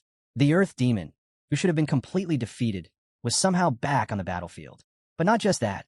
Now, the demon and its entire army were actively helping Lu Fan, wiping out enemy forces, racking up kill after kill, and feeding Lu Fan endless points. Jean felt the ground slip out from under him. What's going on? How is this possible? The Earth Demon is boosting Lu Fan's score? Meanwhile, Lu Fan sat calmly with his dragons, finally taking a breather. I can finally rest for a bit, he sighed. The leaderboard continued updating every minute, flashing higher and higher as Lu Fan's points kept rising, non-stop. About an hour earlier, Lu Fan's black dragon soared out from the peak of the towering structure where he had been resting. As they emerged, Lu Fan remarked on just how massive the interior of the tower was, and how it felt like forever just to find the exit. Reclining atop his dragon, his thoughts drifted back to the brutal fights he'd survived. Finally, that Earth Demon is finished, he thought. The victory brought him a wave of relief. Not only did the battle push his strength and level higher, but it also earned him a massive boost in experience. For now, his points were stacked high enough to afford a break. After a while of quiet rest, Lu Fan glanced at the spirit dragon beside him. That's when it struck him. This creature had never been just some pet. Through it all, this dragon had been a true partner. Reflecting on all their past battles, he realized just how far his dragon had come. Fight after fight, it had evolved into a force that could hold its own against even the deadliest monsters out there. As the black dragon hovered near the mysterious tower, Lu Fan, seated calmly on its back, caught sight of something strange. Without warning, the ground shuddered violently. A massive claw tore up from the base of the tower, and thick clouds of smoke flooded the air. Lu Fan stayed composed, already thinking through his next move. His mind drifted to the origins of his black dragon. He remembered the story well. Somewhere far to the north, two mighty dragon kings had fallen during a brutal battle, their bodies transforming into twisted, corrupted versions, fallen demon dragons. It was Xiao Fei who recovered the twin dragons from the clutches of an ancient god, preventing them from becoming mindless slaves to the fallen power. Instead, they absorbed the energy of the decayed corpses, but kept their will intact. Lu Fan also recalled a vital lesson from his master, a conversation about distinguishing fallen creatures from mere undead puppets. It was clear now, puppets were nothing more than empty shells, lifeless corpses, or savage beasts, all controlled by someone else. That knowledge had come in handy when he cut down several of them. Back in the present, Lu Fan assessed his two dragons. Both had grown as strong as fallen beings could get. But below, there was more brewing. He spotted signs of movement underground. Faint traces of demonic life stirred alongside the broken remains of celestial soldiers. More trouble was definitely on the way. But instead of worry, a grin crept across Lu Fan's face. Another chance to test himself. Another fight worth taking. His dragons glanced his way, curious about what he was planning next. Then, without warning, two towering fallen demon dragons emerged, flooding the battlefield with an unstoppable, suffocating aura. Staring at the two fallen demon dragons before him, Lu Fan thinks to himself, now I've got two of these monsters, overflowing with corpse-slaying energy. Their deafening roars shake the battlefield, echoing in every direction. But as Lu Fan observes closely, he quickly assesses the situation. While these dragons are undeniably powerful, there's something missing. They show no sign of having the ability to command undead creatures. Just as Lu Fan is plotting his next move, he suddenly feels a tug on his arm. Without warning, his emerald green dragon begins to change. In a flash, it shifts into its spiritual form, glowing with a brilliant green light as it takes on an ethereal, humanoid appearance. Startled, Lu Fan instinctively pulls back, confused by the dragon's sudden shift. But in the next moment, its true power bursts forth. Before his eyes, the dragon returns to an even more majestic form, radiating an overwhelming aura of strength and elegance. Lu Fan is stunned, unable to look away as he takes in the dragon's incredible evolution. The transformation is complete, and the emerald dragon now shines with unmatched power. As it hovers beside him, a notification appears in his system. The dragon has awakened its unique bloodline ability. With its new skill activated, the emerald dragon releases a protective aura that wraps around Lu Fan and his team. The shield not only boosts their overall stats, but also grants them powerful damage absorption and a counterattack mechanism, making them nearly unstoppable. Watching this unfold, Lu Fan is blown away. His dragon has ascended beyond anything he imagined, a true supreme existence, capable of amplifying its passive abilities to incredible levels. Glancing over the system display, Lu Fan checks the fallen demon dragon stats. After their recent upgrades, their strength, agility, spirit, and endurance have all skyrocketed. These beasts are absolute powerhouses. Still, now understanding the emerald dragon's new ability, Lu Fan realizes something important. The fallen demon dragons aren't limited by strength. They're held back by their very nature, unable to command higher-level creatures no matter how strong they become. A plan forms instantly in Lu Fan's mind. Wasting no time, he gives the order. The emerald dragon unleashes its emerald light, bursting across the field in a dazzling flash. The skill instantly boosts both Lu Fan's and the dragon's attributes by 30%, pushing their abilities even higher. As the battle intensifies, the fallen demon dragons continue their relentless growth. Their stats surge to terrifying new heights, strength, agility, spirit, and endurance all climbing higher and higher. But the emerald dragon holds its ground, its emerald light flooding the battlefield, blanketing everything in radiant energy. Its aura expands, forming a powerful 12-layer shield around Lu Fan and his allies. Every buff is enhanced, resistance to damage is doubled, and the system screen updates again, confirming the massive boost the emerald dragon skills are providing. Even as the fallen demon dragons become more fearsome by the second, the emerald dragon's radiant shield keeps their side standing strong. The balance of power is shifting, and Lu Fan knows it. The emerald dragon's strategic abilities keep Lu Fan's team nearly untouchable. Their defense is layered so heavily that even the fiercest attacks barely make a dent. As the battle rages on, Lu Fan shifts his focus to the stats of a massive demonic creature marked as the Earth Abyss Demon, sitting at level 85. While its level seems capped, its attributes have been pushed beyond imagination. Meanwhile, the fallen demon dragons, still holding at level 24, are displaying remarkable combat readiness, especially after soaking up the buff from the emerald dragon's emerald light. Seeing how the battle is escalating, Lu Fan wastes no time. With a sharp command, he orders the emerald dragon to ascend into its eternal form. Without hesitation, it releases its next ultimate move, Life Pulse Bond, setting the stage for a comeback that could flip the entire fight. The transformation is explosive. The emerald dragon's eternal form radiates unmatched power, amplifying all dragon-related skills to extraordinary levels. Then Life Pulse Bond activates, fortifying the team with even stronger defensive layers and boosting everyone's stats by up to 4 times. Empowered by this surge, the fallen demon dragons roar violently as the buffs flood through them. Their strength skyrockets, armor stacks thicker, and their damage output soars, turning them into an unstoppable force tearing through the battlefield. Now seeing the perfect moment, Lu Fan issues his next order. It's time for the fallen demon dragons to go all out. His plan is clear. Crush the Earth Abyss Demon and claim it as his puppet. Fueled by unwavering determination, Lu Fan drives his team into the final stage of his strategy, pushing them past every limit. The Earth Abyss Demon unleashes a ground-shaking roar, but it's already too late. Lu Fan's dragons are dismantling its defenses with devastating blows, shaking the entire battlefield with the force of their attacks. But just as victory seems close, movement stirs from the shadows. A swarm of dark knights emerges, bodies cloaked in purple flames. These corrupted warriors advance with wicked grins, their malice practically spilling into the air. Laughing darkly, the horde grows larger with every step. Reinforcements, called in by the Earth Abyss Demon, ready to slam into Lu Fan's team with relentless aggression. Lu Fan quickly checks the stats of the newly formed undead army. These transformed divine soldiers have climbed to level 75, each with special abilities that make them even harder to kill. Their defenses stack higher with every undead they control, and they've unlocked the power to convert deadly blows into shielded damage, massively increasing their endurance in the fight. Satisfied, Lu Fan can't help but smile. His gamble paid off. He successfully turned the divine army into loyal undead puppets. Now, with this force under his command, they can keep the battle going on their own, earning points for him without him lifting a finger.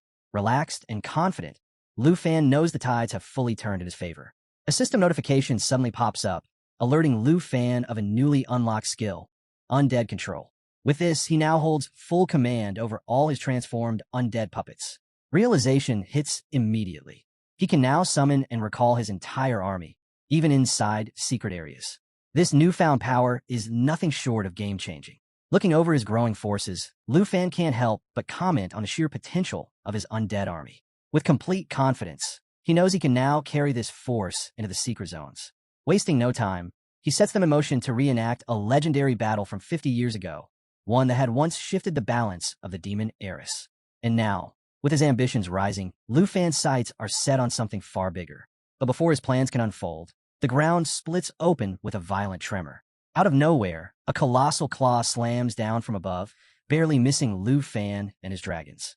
From the shadows, a monstrous demonic beast emerges, its terrifying figure radiating pure rage and malice. With a roar that shakes the skies, the beast steps forward, ready to face Lu Fan and the armies now standing behind him. Without hesitation, Lu Fan checks the latest stats on his newly transformed Earth Abyss Demon puppet. The numbers are staggering. This creature now wields a unique skill that marks enemies with shadow layers, causing them to take increased damage. Even more deadly, its power surges by 200% whenever it suffers a critical hit, turning it into a relentless offensive weapon. Grinning, Lu Fan admires his latest victory. To think such a powerful, ancient demon beast has been reduced to a loyal servant under his control. It's almost unbelievable. Meanwhile, an hour later, inside the control room, news of Lu Fan's achievements hits hard. Lin stares at the reports in disbelief. He can hardly process it. How could an Earth Abyss demon, famous for its refusal to obey anyone, now serve Lu Fan without question? Panic sets in. His phone slips from his hands, crashing to the floor as the weight of the situation sinks in. Their carefully laid plans are in ruins. Online, chaos erupts as the news spreads like wildfire. Discussions flood every platform, theories flying as everyone scrambles to understand how Lu Fan pulled this off. Old Han just chuckles, declaring Lu Fan the top contender without hesitation. Meanwhile, Han Luo calls for calm, reminding the group to stay focused on strategy. With a thoughtful smirk, he points out that balance is key. If the other nations can't keep up, the entire competition risks becoming dull. Leaning back, Han Luo finishes with a knowing grin, dropping a sly remark that leaves the room silent. Meanwhile, Lin feels the weight of the accusations, the online chaos, and the growing threat to the Jean family's reputation. Gritting his teeth, he clenches his fists in frustration, realizing there's no way around it. With a grim expression, he admits defeat. He has no choice but to hand the critical mission over to Lu Fan. The situation has spiraled beyond his control.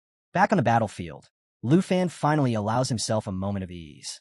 His strategy worked perfectly. With everything falling into place, he gives the order. The Emerald Dragon calls forth the fallen demon dragons, who in turn direct the Earth Abyss Demon to deploy another wave of celestial troops. As Lu Fan's companions unwind beside him, the system keeps ticking upward, their points climbing higher and higher, a clear sign of their complete dominance. Reflecting on the battle, Lu Fan can't help but admire the depth of the plan. The layers of strategy might be complex, but the payoff is undeniable, maximizing their rewards at every turn. Just as things begin to settle, a new notification flashes across his screen. Lu Fan quickly checks his communicator and pulls up the map. Sitting at the top, rank number 1, a new mission marker appears, this time signaling an even greater challenge ahead. Another test is waiting for him, and it promises to be bigger than anything he's faced so far. In a snow-covered region, the next country test quietly unfolds. A boy hides behind a tree, holding his breath as a beam of light shoots down from the sky, signaling the appearance of a new mission. Relieved, he whispers to himself that his task is complete. Smiling, he thinks, finally, some luck. I didn't run into Lu Fan at the checkpoint, and no one else has made it this far. This one's all mine. But his confidence doesn't last. The moment his grin starts to settle in, his eyes catch something terrifying, a massive dragon approaching through the sky. Something about its presence feels off. Moments later, Lu Fan arrives, soaring in with his black dragon, its menacing aura spreading across the mission zone like a storm. The boy's stomach drops. All hope drains from his face as he realizes Lu Fan has shown up again. Watching Lu Fan land with his usual calm stride, the boy mutters in frustration. Out of all places, why here? What felt like an easy mission is now spiraling out of control. Seeing Lu Fan only confirms the worst. If he's here, that must mean he already finished his last mission. Did he really take down the Earth monster? The thought makes the boy's frustration boil over. What was supposed to be a clean, quiet success has turned into another nightmare. As Lu Fan steps forward, scanning the misty landscape, he pauses. Sensing something unusual, he turns his gaze over his shoulder. The boy freezes. Caught. A cold sweat runs down his back as Lu Fan locks eyes with him. Scrambling to recover, he blurts out, sorry, I was just being a little loud. Total mistake. Nothing serious. Please pretend I'm not even here. But Lu Fan has already made his move. With a flick of his hand, his Dragon Kai surges forward, fiery energy swirling and intensifying the air around them. The force zeroes in on the boy, hitting him like a crashing wave. Panicking, the boy shouts in disbelief, "Wait! Hey, Lu Fan, you said you'd let me go last time. What's with the sudden attack?" But his words are drowned out. Lu Fan's power is relentless. His black dragon roars with fury, joining the assault, and the battlefield erupts under the sheer weight of their combined force. Cornered with nowhere left to run, the man is completely overwhelmed by the sheer force of the attack. Meanwhile, a notification pops up on the system screen. 245 points added. Hiding behind a tree, the boy peeks out, his heart still pounding. That's when it hits him. Lu Fan's attacks weren't aimed at him after all. Realizing he's not the target, relief washes over him. So he wasn't here for me. I'm not even on his radar, he thinks, quietly celebrating his good fortune. For now, it seems luck is on his side. Lu Fan shifts his attention to the status window, checking the details of the mission. As things calm down, the boy cautiously approaches, scratching his head. Hesitantly, he thanks Lu Fan for saving his life. He knows full well that if Lu Fan had decided to finish him off, all his points would have been transferred without a second thought. Sincerely, he adds his gratitude.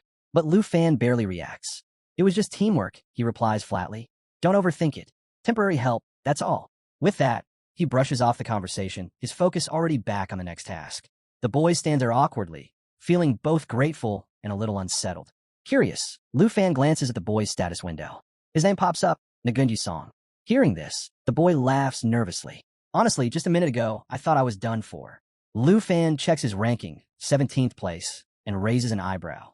Without holding back, he throws in a sharp comment. Your points are pathetic for an entire day of work. Caught off guard, the boy quickly defends himself. I haven't even slept. I've been fighting deadly beasts nonstop. I worked hard for those 20,000 points. Lu Fan glances at him and sighs. I could just take his points now, he thinks, but it's not even worth it. Better to wait until he racks up more. After last time, he won't dare make a move against me anyway. With a casual pat on the boy's shoulder, Lu Fan smirks. Seriously though, being ranked 17th? That's embarrassing for Southland. The boy's smile fades, his mood sinking at the jab. Without another word, Lu Fan turns and walks off, waving a hand as he leaves. Work harder. Next time I see you, I expect better rankings and more points. Stunned, the boy watches him go. Lu Fan's actually pretty nice, he thinks. He even encouraged me. As the boy glances one last time at Lu Fan, disbelief fills his mind. Everything he'd heard back in the Southern Nation painted the Dragon Nation as arrogant and overbearing. But now, standing here, none of that matched the man before him. Lu Fan wasn't anything like the rumors. He was straightforward, calm, even encouraging. This is the same Lu Fan who defeated the Demon of Nine Realms, the boy thinks. Not only did he spare me, but he cheered me on. And yet, I actually want to take him down? What a joke. I'm the foolish one here. Regret creeps in. I've been so narrow-minded. Watching Lu Fan prepare for his next mission, something shifts inside him. For the pride of the South, and to prove I'm not just some bystander in a shadow, I need to step up. I'll earn more points, and maybe one day, stand on equal ground with Lord Lu Fan. As these thoughts settle in, Lu Fan climbs onto his dragon and takes off, soaring into the sky without looking back. Meanwhile, Lu Fan checks the details of his next task. It's a PvP mission targeting a rank 6 opponent deep inside a swamp zone. Reading over the objective, he can already sense the danger ahead. Even though it's only the second day of the test, things are escalating fast. Lives are already on the line.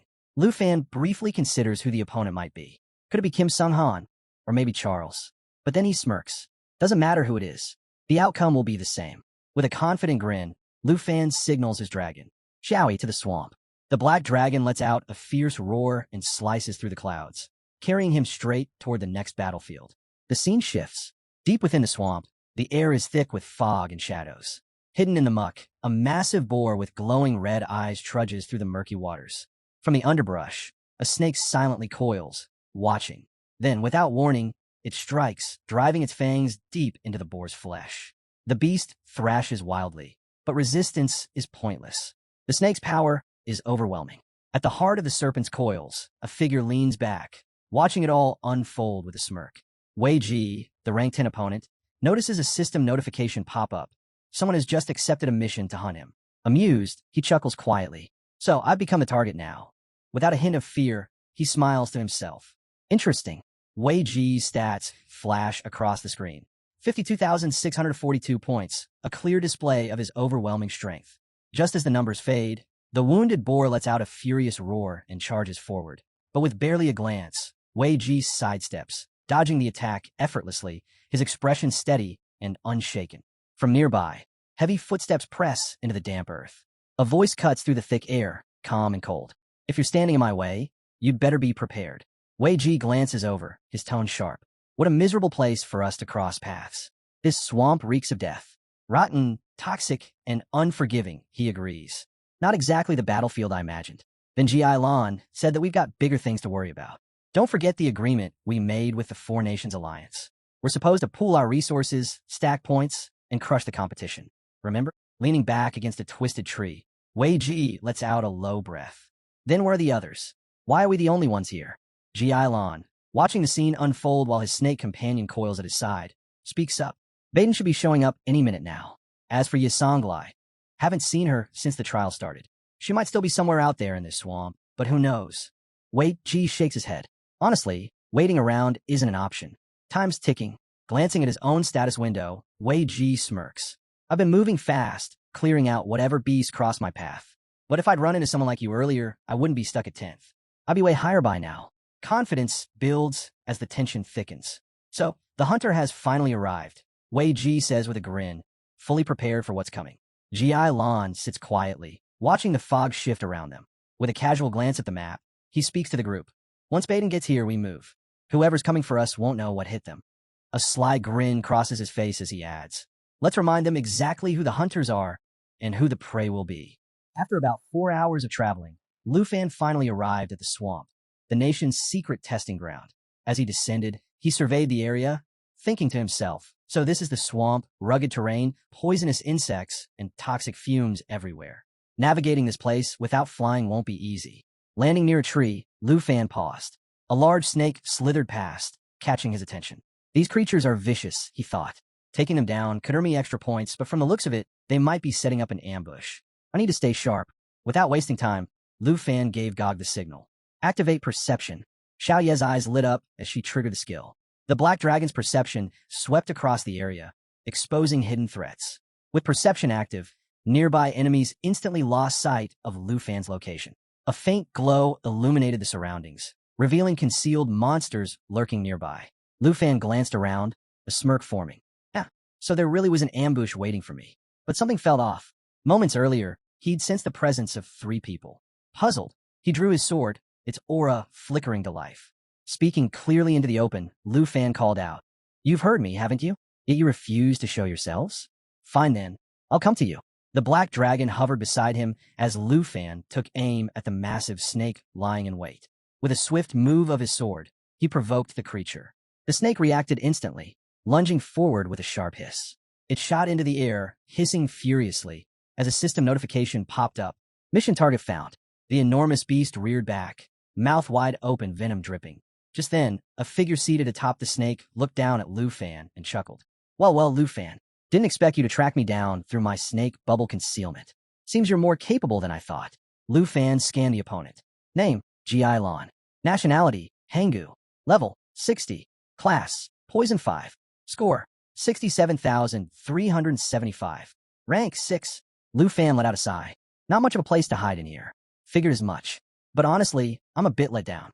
You're not Kim Sung-han, and you're not Charles either. Ji Lan glanced at the status window, checking Lu Fan's details. His initial assumption shattered the moment he read the information.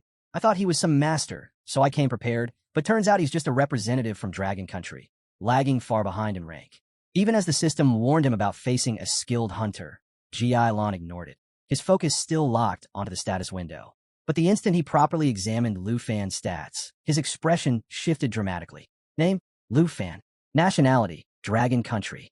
Level, 36. Occupation, Dragon Tamer. Points, 5,550,000. Rank 1. Ji Lan's eyes widened in disbelief. 5.5 million points? The last time he checked, this so-called Dragon Country representative didn't have anywhere near that many. Now, he finally understood why the system had warned him. He had encountered an elite hunter, a force far beyond what he had anticipated. But instead of fear, excitement surged through Ji Lon. The rules were clear. Defeating Lu Fan meant claiming every single one of his points. The opportunity was too good to ignore. A grin stretched across his face. I never expected to meet such a prize. The meal has practically walked straight to my mouth. Determination flared in his eyes as he made a vow. No matter how powerful you are, I will kill you and take every last point. There's no way I'll let this chance slip by. He turned to Lu Fan with a dark smirk. Still think you're the hunter here? With so many points at stake, do you really believe I'll let you walk away? Lu Fan met his gaze, unfazed. Brother, that might work on others, but not on me. Ji Lan's expression hardened. In the blink of an eye, a staff appeared in his grip, crackling with deadly venom. With a swift motion, he lashed out, releasing a powerful toxic attack. You're nothing but prey, walking willingly into a hunter's den. Those points, they belong to me now. The venom shot toward Lu Fan like a deadly wave, but just before impact, Lu Fan leaped onto Xiao Ye's back, narrowly avoiding the strike. Landing gracefully, he flashed a confident smile. If you want my points, come and take them. Let's see who the real hunter is. Without hesitation, Lu Fan gave the command. Xiao Yi, prepare the lava flame. The black dragon let out a deafening roar, flames surging in its throat. In an instant, it unleashed a torrent of molten fire straight at Ji Lon. Ji Lon, still full of confidence, stood tall atop his massive snake. Don't be afraid, he commanded the beast. That dragon's nothing. You can handle it. Without wasting a moment, Ji Lon unleashed a thick poisonous mist, sending it rolling toward Lu Fan and Xiao Yi. The toxic fog steadily spreading and inflicting continuous damage. At the same time, Xiao Ye's lava flame ignited, forming a blazing fireball. Within seconds, the poison mist and a lava flame clashed in midair, triggering a massive explosion that rocked the entire swamp. The blast sent shockwaves in all directions, and as the smoke cleared, the fire from the lava flame kept surging forward, burning everything in its path while healing Lu Fan's side with its energy. Still mounted on his snake, Ji Lon prepared for his next move, but Lu Fan's attention drifted elsewhere. Strange, why did the others back off? 2 enemies are still missing, Lu Fan thought, scanning the area. Just as the thought crossed his mind, a shadow crept up behind him. A woman, swinging heavy chains like spinning boulders, launched a sudden attack. Lu Fan reacted instantly, leaping aside to dodge the strike. But Xiao Yi wasn't having it. With a swift, brutal swipe of her claws, she struck the woman down, slamming her into the ground. The force of the blow left the woman coughing and bleeding from her mouth. Staring at the dragon in disbelief, she thought, how is he this strong? He's only level 30. This can't be real. Wounded and shaken by Xiao Ye's assault, the woman finally understood the true power of Lu Fan's beast. This dragon, its strength is insane, she muttered as her expression darkened. Her gaze shifted to Lu Fan, filled with murderous intent. Lu Fan noticed and tilted his head. What's her deal? Is she angry or laughing? Before he could figure it out, the giant snake lunged at him with a hiss. Xiao Yi was ready. She shot forward, reaching out to grab the serpent. The snake struck first, sinking its fangs into Xiao Ye's hand. Unfazed, Xiao Yi clenched the snake's neck with her free hand, squeezed hard, and with a powerful lift, slammed the massive creature into the ground before unleashing a thunderous roar. Ji Lan's eyes widened in shock. Hey, get up. Are you okay? He yelled, panicking at the sight of his snake getting tossed like nothing. And just then, the third enemy stepped into view. Ah, missed my mark again, the man said casually. This newcomer, from Jingu Country, was a level 57 Dark Hunter with a total score of 34,831. The woman quickly gathered herself and muttered, honestly, this isn't looking good. We might actually fail, or worse, get killed. Baden scoffed. Yeah, this guy's no joke. He doesn't feel like some level 36 rookie at all. Ji Lon chimed in. Tough or not, we're not backing down. If we take him out, his points alone could push us straight into the top 3. Meanwhile, Lu Fan stood watching them, still wearing that same calm smile. Really? This is your big ambush? Looks more like a bad joke, he said. Honestly, if you keep sneaking around like that, you'll end up hurting yourselves. And if you're after my points, what chance do you really think you have? The woman glared back. Don't get ahead of yourself. You might be stronger than we expected, but this fight's far from over. We'll see who's still standing at the end. Lu Fan lifted his sword, ready for battle. Perfect. Let's settle it with a melee and find out whose body ends up buried in this swamp. Ji Ailon wastes no time. With a sharp command, he orders his massive serpent to unleash a poisonous mist at Lu Fan. The giant snake instantly obeys, filling the air with a toxic fog aimed straight at its target. This venomous cloud isn't just for show.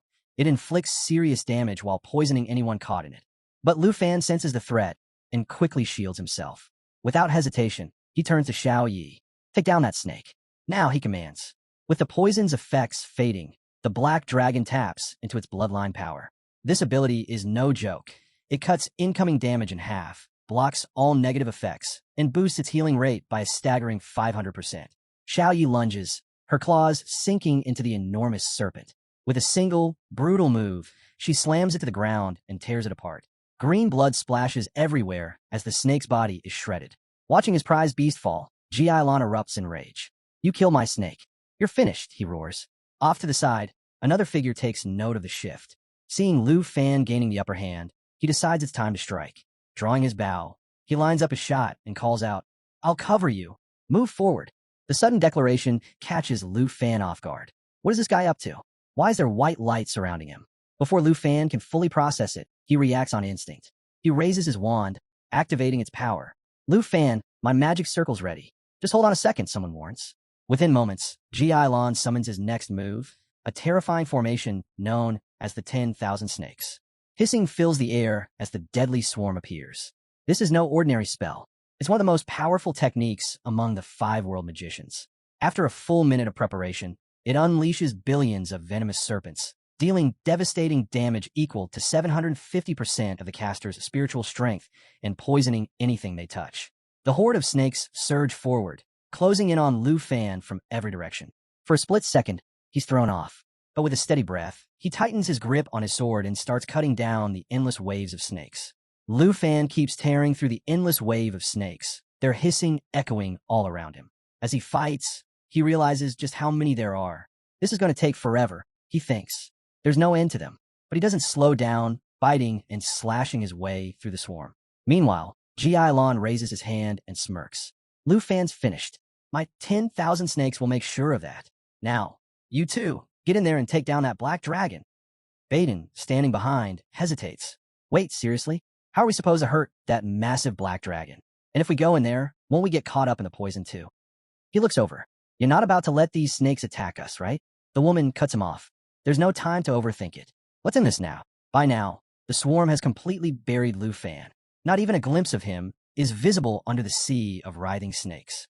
Then, out of nowhere, Xiao Yi releases a blazing fire that scorches a huge chunk of the snakes into ashes. Ji Ailon's face twists in shock. What is this? But even with the flames clearing a path, Ji Ailon sneers. You still can't run. Don't think you're safe. Just then, Xiao Yi lets out a mighty roar. The sound shakes the entire battlefield, and the special power of the roar sends devastating damage through everything in range. Flames erupt everywhere, burning through the snakes as Xiao Yi roars on. And as the fire clears, Lu Fan steps out of the chaos, his body glowing with a fierce red aura. His hand has shifted into a dragon claw, and in one swift motion, he shreds through several snakes like they're nothing. This formation? Please, it's just an eyesore, Lu Fan says, his voice steady and cold. He activates his dragon claw ability, chaining together rapid strikes from a distance, while working in perfect sync with Xiao Yi. Ji Ailon glares at Lu Fan. Fine, then suffer the full punishment. You won't escape me. Without wasting a second, Ji Ailon lifts his staff high.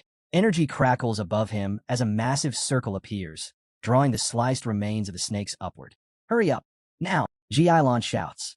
Wei Ji responds, launching a chain circle straight at Lu Fan with full force. The attack hurtles toward him, but Lu Fan doesn't flinch. He raises his dragon claw and effortlessly stops the attack midair. Wei Ji's eyes widen. How did he block that so easily? And Lu Fan is still standing there, holding the chain like it's nothing. Xiao Yi moves closer to Lu Fan, watching him closely. But before Lu Fan can say anything, he feels a strange tremor beneath his feet. Is that an earthquake? No, the sound is different. That's when Ji Ailon, smirking from a distance, reveals his next move. Come back to life, he shouts. In an instant, the bodies of the 10,000 dead snakes begin to twitch. One by one, they rise, merging together into a single monstrous serpent. Poison seeps from every part of its massive body, filling the air with a deadly fog. A quick glance at the status window confirms Lu Fan's worst fear. The so-called crazy dragon has been resurrected, formed from the spiritual power of the 5 wish magicians. This creature can't truly die as long as its master lives. If it's ever destroyed, it can be revived again with spiritual energy. Even worse, if its body shatters, it splits into multiple giant pythons. Lu Fan stares in disbelief. But that's not all. Another terrifying detail flashes on the status screen. The millions of snakes summoned by the 10,000 snake spell can still attack after death. Their bodies blend into the world itself, launching area-wide assaults. And the worst part? These attacks drain a target's mental energy by 900% per second. Realizing what he's dealing with, Lu Fan quickly pieces it together. This giant python is basically a living weapon built from GI Land's abilities. But if he can slice it just right, he might be able to force it to split and weaken it. Wasting no time, Lu Fan calls out, "Xiao Yi, get over here." By now, the poison is spreading fast. Even Wei Ji, caught up in the fog, starts to choke. "What? Are you attacking your own ally now? What's wrong with you?" she shouts, struggling for air. The status window blares again. The snake's poison is intensifying. Wei Ji's condition takes a sharp turn for the worse. Ji Lan leaps onto the back of the massive snake, laughing. "Your dragon might be immune, but you? Once that poison hits you, Lu Fan, you're done." Wei Ji clutches her throat, gasping. Her body trembles, pain shooting through her limbs. "Hurry, please, finish this. Help me," she cries out desperately. But Ji Lan doesn't even glance her way. He just sneers and keeps his eyes locked on Lu Fan. "Forget her. You're the one who's going to die in this poisonous fog." Ji Lan glances over at Wei Ji, thinking to himself, even if they both drop dead from the poison, who cares? More points for me. Meanwhile, Wei Ji collapses, still pleading for help as her body trembles violently. Ji Lan stands tall atop his massive serpent, watching from above. Baden rushes to her side. "Hey, are you okay?" "Ji Lan, help her," he calls out. Wei Ji's face starts to rot, the poison eating away at her skin. But just as things look critical, a white aura suddenly appears above her. Within moments, her face begins to heal, and the decay fades. She sits up, slowly recovering as the status window flashes an update. She's been saved by hemolytic protection, which completely neutralizes the poison. It turns out Ji Lan stepped in, canceling the poison effect himself. "My bad," Ji Lan admits. "That was a mistake. Next time, I'll make sure my allies have full poison immunity before we start. As an apology, I'll send you an extra 10,000 points from Lu Fan's account." The status window confirms it. Hemolytic protection grants total immunity to poison for 6 minutes, and if the target is already poisoned, it clears the effect completely. Ji Lan quietly thinks to himself, "Andre, Charles, it's not time to pull out of the 4-nation alliance just yet." Waving his hand, Ji Lan says, "All right, you're safe now. Go check if Lu Fan's finally finished." Wei Ji stands up, brushing herself off. "We'll deal with you later. First, let's see if Lu Fan's actually dead." Baden nods. "Yeah, I'm coming too." But before they can move, Lu Fan appears, sitting comfortably on Xiao Yi, watching the whole scene unfold with a calm smile. Everyone freezes, staring in disbelief. "You don't need to check. Obviously, I'm still here," Lu Fan says, smirking. They all stare at him, barely able to process what they're seeing. The status window updates. Lu Fan's level has shot up to 36 plus 32. Making a relaxed gesture with his hand, Lu Fan grins. "Honestly, this whole thing has been pretty entertaining." "Your alliance?" "We." Xiao Yi roars fiercely as the Black Dragon bloodline activates, instantly reducing all incoming damage by 50%, blocking every negative effect, and cranking up recovery by 500%. Baden is stunned. He's still alive? He's riding the dragon and immune to everything? How is that even possible? Ji Lan can't believe it either. Watching Lu Fan, he realizes the bitter truth. Both of them are completely immune to all my abilities. Nothing works on them. What is this? Then Ji Lan's expression darkens. "Andre, Charles, forget them. Lu Fan is the real problem here." Boiling with frustration, Ji Lan points furiously at Lu Fan. "Kill him. Kill him now. Whoever finishes him gets 20,000 points. Take him down and earn more than me." Watching the mess unfold, Wei Ji finally accepts the truth. Her team is completely useless. All they do is yell and get themselves hurt. Frustrated, she makes up her mind. If anyone's going to turn this around, it's me. Turning to Baden, she says, "Get ready to back me up. We're going in." But just as she moves to attack, something catches her eye. a blazing fireball flying straight toward her. Her eyes widen in shock, and she freezes on the spot. Lu Fan notices the incoming fireball, thinking, could it be one of my allies? Wei Ji, now hesitant, wonders to herself, wait, is that Yasenlai? Coming in that fast. Before she can react, the fiery figure collides with her. The impact knocks her off her feet, leaving her slightly injured as she hits the ground hard. The source of the fireball stands calmly amidst the scorched earth, wearing a confident smile. Hey, brother, relax. I'm here to back you up, he calls out to Lu Fan. Looking at the battered state of Wei Ji, Baden, and Ji Lan, he shakes his head. Seriously? 3 of you, fighting just one guy, and this is the best you've got? Pathetic. If you call yourselves warriors, why don't you try fighting me instead? A status window pops up, revealing his details. Andre, a level 60 flame warrior from Snow Nation, ranked 4th with 80,617 points. Lu Fan recognizes him immediately. Ah, it's Andre. Andre greets him with a smile and a casual wave. Man, that dragon of yours looks insane. Love it. Xiao Yi, not taking any chances, turns toward Andre, locking eyes on him, ready to attack. Lu Fan quickly rests a hand on her head. Easy, Xiao Yi. He's not an enemy. It's Andre. At Lu Fan's words, Xiao Yi settles down, no longer seeing Andre as a threat. Lu Fan had crossed paths with Andre before, back when they were both hanging out with the Overseer, enjoying a meal cooked by his aunt. Looking Andre over, Lu Fan comments, seriously though, your firepower's impressive. But man, you hit her pretty hard. Andre casually raises his hand and grins. What can I say? I'm running 3rd level magic over here, and I've unlocked the true body of a god.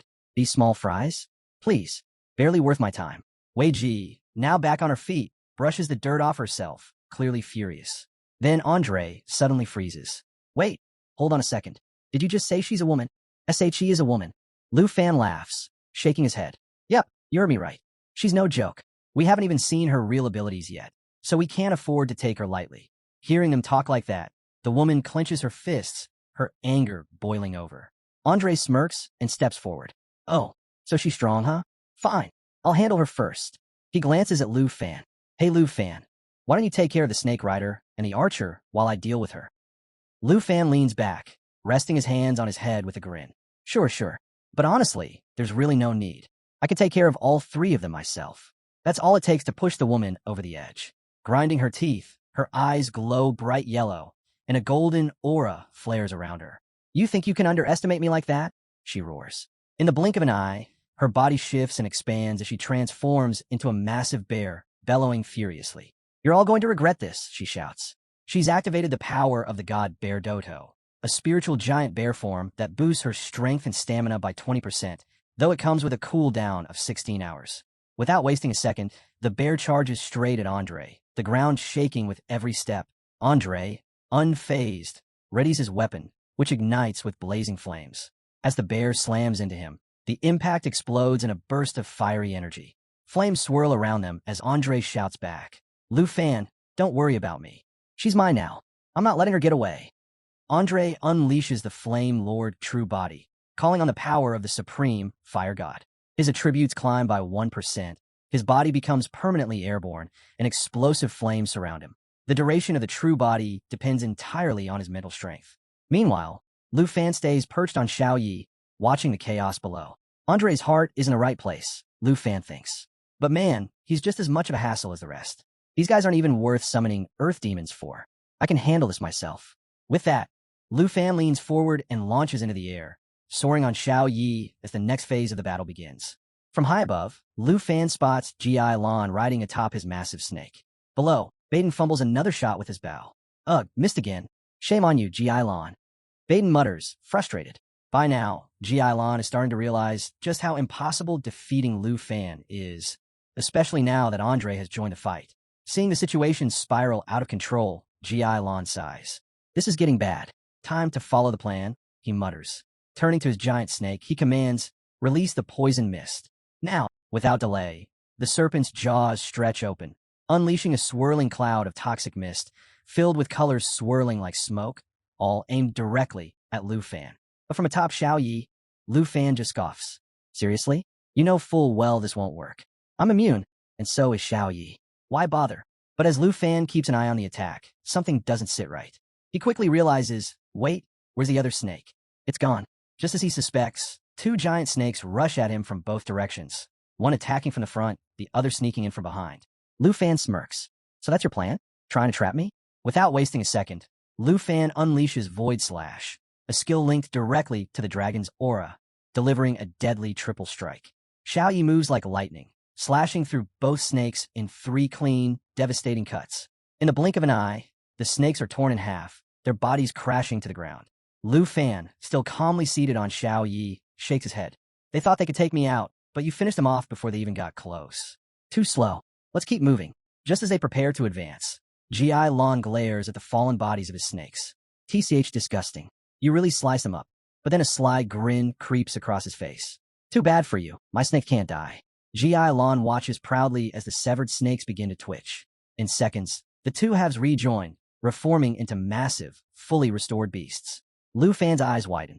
What, they're alive again? For a moment, he's stunned. I cut them down, but they're back? The more I destroy them, the faster they regenerate. It's like fighting an endless nightmare. Lu Fan wasn't sure how to deal with the endless regeneration of the snakes, but he quickly came up with a plan. Drawing his sword, he turned to Xiao Yi. Transform into the destructive dragon. Burn them all to ashes. Without hesitation, Xiao Yi shifted into her destructive form. The status window popped up, showing her updated stats. Level 32, Strength 33,828 to 8,457, Agility 15,697, Spirit 8,453 to 33,812, and Stamina 17,382. Immediately, she unleashed lava flame, sending waves of fire rolling across the battlefield. The searing flames engulfed the giant snake, burning it severely as its painful screams echoed through the air. Following the plan, Baden readied his bow. G.I. Lon glanced over and called out, Baden, you ready for this? A dark, ominous aura pulsed from Baden's weapon. Drawing the bow tight, Baden locked his eyes on Lu Fan. Recharge complete, he said coldly. G.I. Lon, cover me. I'm launching the attack. When G.I. Lon didn't respond, Baden snarled, fine. Go to hell, both of you. He released Evil Thunder Power, summoning the Evil Eye, which formed a mass of lightning swirling around his shadow arrow. It pulsed with dark energy, dealing 4 times the usual damage based on 29% darkness and 9% thunder attributes. Meanwhile, Xiao Ye's flames were still pouring across the battlefield, relentless and wild. Watching Baden's attack charge up, Lu Fan smirked. Lightning skills? Please. I know those tricks inside and out. That won't touch me. Then he raised his hand and said calmly, time to show you real power, the magic of the dragon language. With that, he unleashed the roar of the Azure Dragon King, releasing a devastating shockwave of power. The force crashed forward, dealing massive damage and causing paralysis. From that moment on, Lu Fan's attacks carried a 20% boost to the thunder attribute, with every strike having a chance to paralyze the target. Up until now, Lu Fan hadn't realized that attacking the snake wasn't the real solution. The creature's life was tied directly to its master. But none of that mattered anymore. The sheer force of the dragon language magic left G.I. Lon rattled. Wait, he has thunder attribute magic too? G.I. Lon muttered, panic creeping into his voice. That's dragon language magic, the rarest kind. As the magic surged, Lu Fan stepped forward, and the roar of the Azure Dragon King echoed over the battlefield. Purple energy whipped through the air, wrapping around everything in sight. The overwhelming power left Baden and G.I. Lon frozen in fear. Even the giant snake began to thrash wildly, losing control as G.I. Lon shouted in desperation. Lu Fan's light energy spell surged forward, crashing into both G.I. Lon and Baden. The pressure was too much for Baden to handle. He faltered immediately, yelling for G.I. Lon to cover him. But G.I. Lon, seeing the writing on the wall, made his move. Without a word, he activated Shao Qi's Serpent's Breath Sleep and vanished beneath the earth. Wait, don't leave me, Baden shouted in panic. But G.I. Lon was gone. The Serpent's ability, Ash, Giant Serpent, dragged him underground, entering stealth mode for 22 minutes while passively regenerating 2% of his max HP every minute.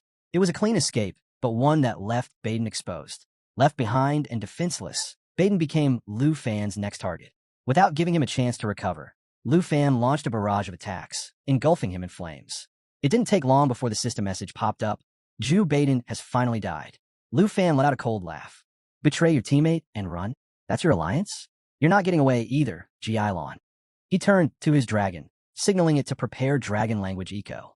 The sky blazed as the dragon's firestorm swept down, incinerating the swamp below. Nothing was spared. Lava bursts took full effect, Fire erupted in all directions, turning the terrain into a molten pit that dragged anything nearby into its fiery pull and dealt continuous, searing damage. Winddragon Whisper is used in sync by both knight and dragon. The spell's power is amplified. The battlefield turned into a furnace. Lu Fan watched the scorched ground. This is your grave, Ji Lan. The relentless inferno didn't just burn the land. It annihilated anything hiding beneath it. Even the stealth ability of Zaoki, the serpent, couldn't save him. Another notification appeared. Ji Lan has been eliminated. Only 21 of 23 eliminations remained. His Dragon Nation point soared. Total mission score, 700,000. A jump of nearly 160,000 from the last encounter. It was brutal, but the PvP rewards spoke for themselves. Lu Fan had taken the top spot in the Dragon Nation rankings. Just as he was savoring the win, a thunderous roar came from behind. Through the flames emerged the trial of the World Nation Swamp, a towering beast with glowing yellow eyes. Standing in front of it was Giant Andre, now fully berserk, ready to end it. With one massive swing of his axe, Andre brought it down on the beast, killing it instantly. As the body reverted to its original form, Andre sneered, "Those who hide in the shadows and scheme, they don't deserve forgiveness." Lu Fan didn't waste time. With his dragon at his side, he stepped forward and asked calmly, "Are you handing over your points?" Trial of Nations rules are clear.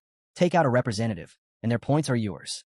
While Andre dealt with the aftermath, Lu Fan stood off to the side, calmly readying his underworld serpent separation. The magic arrows hovered around him. No need for a bow, and each one landed with a guaranteed 20% damage output. Eyeing the situation, he muttered to himself, hard to turn down an offer this good. With every move, Lu Fan's Dragon Nation points continued to climb. The momentum pushed him forward, but Andre took a moment to pause. He seemed hesitant, then gave in with a short nod. He clarified his intentions. He hadn't come to start a fight. In fact, he admitted he originally thought he'd be triple teaming Lu Fan, only to realize it was a necessary alliance. Lu Fan just smirked, unbothered. "Honestly, I wouldn't mind doing this kind of thing a few more times, even for free." Andre chuckled. "No big deal, especially after tasting what you fed the Dragon Nation." The battlefield had quieted, the dust slowly settling. Standing side by side, the two looked out over the scorched terrain. Andre turned toward Lu Fan, still chewing thoughtfully. "You got any more of those tasty meals?" He sat down, relaxed, devouring another Dragon Nation dish like it was a delicacy. Completely satisfied, he tossed out an offer. "Tell you what, I'll give you 5,000 points for a piece of that chicken." Lu Fan shook his head with a grin. "Keep your points. If you're hungry, eat." Not far off, Lu Fan's dragon, now in a female humanoid form, was enjoying the same feast, stretched out in total comfort. The mood was calm, almost too casual for a battlefield. But Henry stood frozen, unable to believe what he was seeing. There's no way. Each piece is worth at least 2,000 points. His disbelief only deepened as Lu Fan casually pulled up his professional stats. Over 700,000 points. Henry stared, speechless, struggling to process how anyone could rack up that much. Lu Fan, meanwhile, glanced at Andre's status screen and caught something that caught his attention. Andre had also been given the task to defeat the demon of the 9 realms. Andre let out a low sigh. "If you've got this many points already, then taking down the Dark Tower might trigger something big." Lu Fan cut in immediately. "That's the plan. I've been after the Dark Tower from the start. Stronger beasts mean more points. It's the perfect grind zone." Henry shook his head in disbelief. What even is Lu Fan? Without his pro features, not even Andre could have made it past the 3rd monster wave at the Dark Tower. And this guy's been using it to farm like it's nothing. Andre stood quietly, a wave of relief washing over him. Deep down, he was just glad he hadn't ended up on Lu Fan's bad side. The more he thought about it, the clearer it became. Charles and the others still stuck in this mission didn't stand a chance if they crossed paths with Lu. He shook his head and let out a dry laugh. "I was going to ask you how to boost my points, but yeah, that's clearly not happening." Lu Fan grinned. The Dark Tower's no joke. Clearing out the demons of the 9 realms took serious effort. Andre let out a sigh. Makes sense. Having a dragon pet changes everything. No wonder dragon riders ranked among the top 3 hidden classes. His eyes drifted toward Lu Fan's dragon, who was now glaring at him with an intense stare. A shiver crept up his spine. "That thing's terrifying." Lu Fan let out a short laugh. "Tried your hand at the Dark Tower yet? Or did it kick you out?" Andre gave a resigned nod. "I barely made it out alive. Worst part is, I'm stuck. Can't pick up any new quests while that one's still active." Lu Fan paused, then smirked. "Then let's clear it together." Andre was just about to answer when he caught another glimpse of the dragon. Its teeth were showing now, sharp and bared, and still staring right at him. "Why does it look like it wants to eat me?" he asked nervously. Lu Fan waved him off. "Don't worry. Dragon bats don't trust strangers." but as long as I'm around, it won't bite. Of course, that wasn't the real reason. Lu Fan knew exactly what was going on. Andre had unknowingly eaten Xiao Ye's rations, and the dragon remembered. Putting that aside, the two headed out, moving toward the looming presence of the Dark Tower. Before they could get close, a system warning flashed across their view. Up ahead, a pack of carrion eagles, all level 60, let out deafening screeches. Mixed among them, hulking horned beetles at the same level waited, their armored shells glinting in the dark, ready for the next wave of battle to begin. Standing at the edge of the battlefield, Andre glanced at the swarm ahead. So, how exactly are we doing this? Lu Fan summoned mana into his palm. Simple, he replied. You fight your way, I'll fight mine. With a flash, a glowing sword formed in his hand. Let's rely on our own strength. The air trembled as the monsters hovered above, screeching and circling. Lu looked up, a smirk tugging at his lips. For us, dealing with carrion eagles and dead men shouldn't be a big deal. Andre shook his head. Maybe, but even if their stats are low, the sheer number makes the first two waves overwhelming. Lu gave a brief nod. Then I'll leave those two waves to you.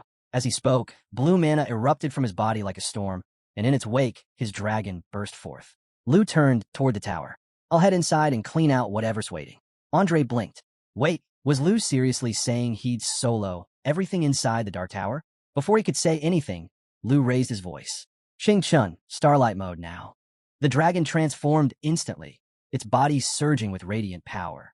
It expanded, glowing brighter, and with another pulse of blue energy, launched forward using sky, crossing to tear through the air, shooting straight into the tower. In Starlight mode, the dragon's strength was multiplied fivefold, entering a form known as Star Shatter. Unstoppable for the next 60 seconds.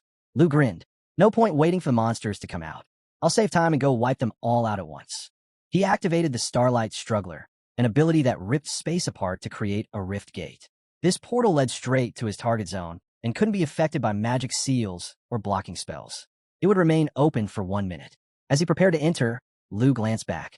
Watch your back out here. I'll take care of the monsters inside and wrap up the Dark Tower as fast as I can.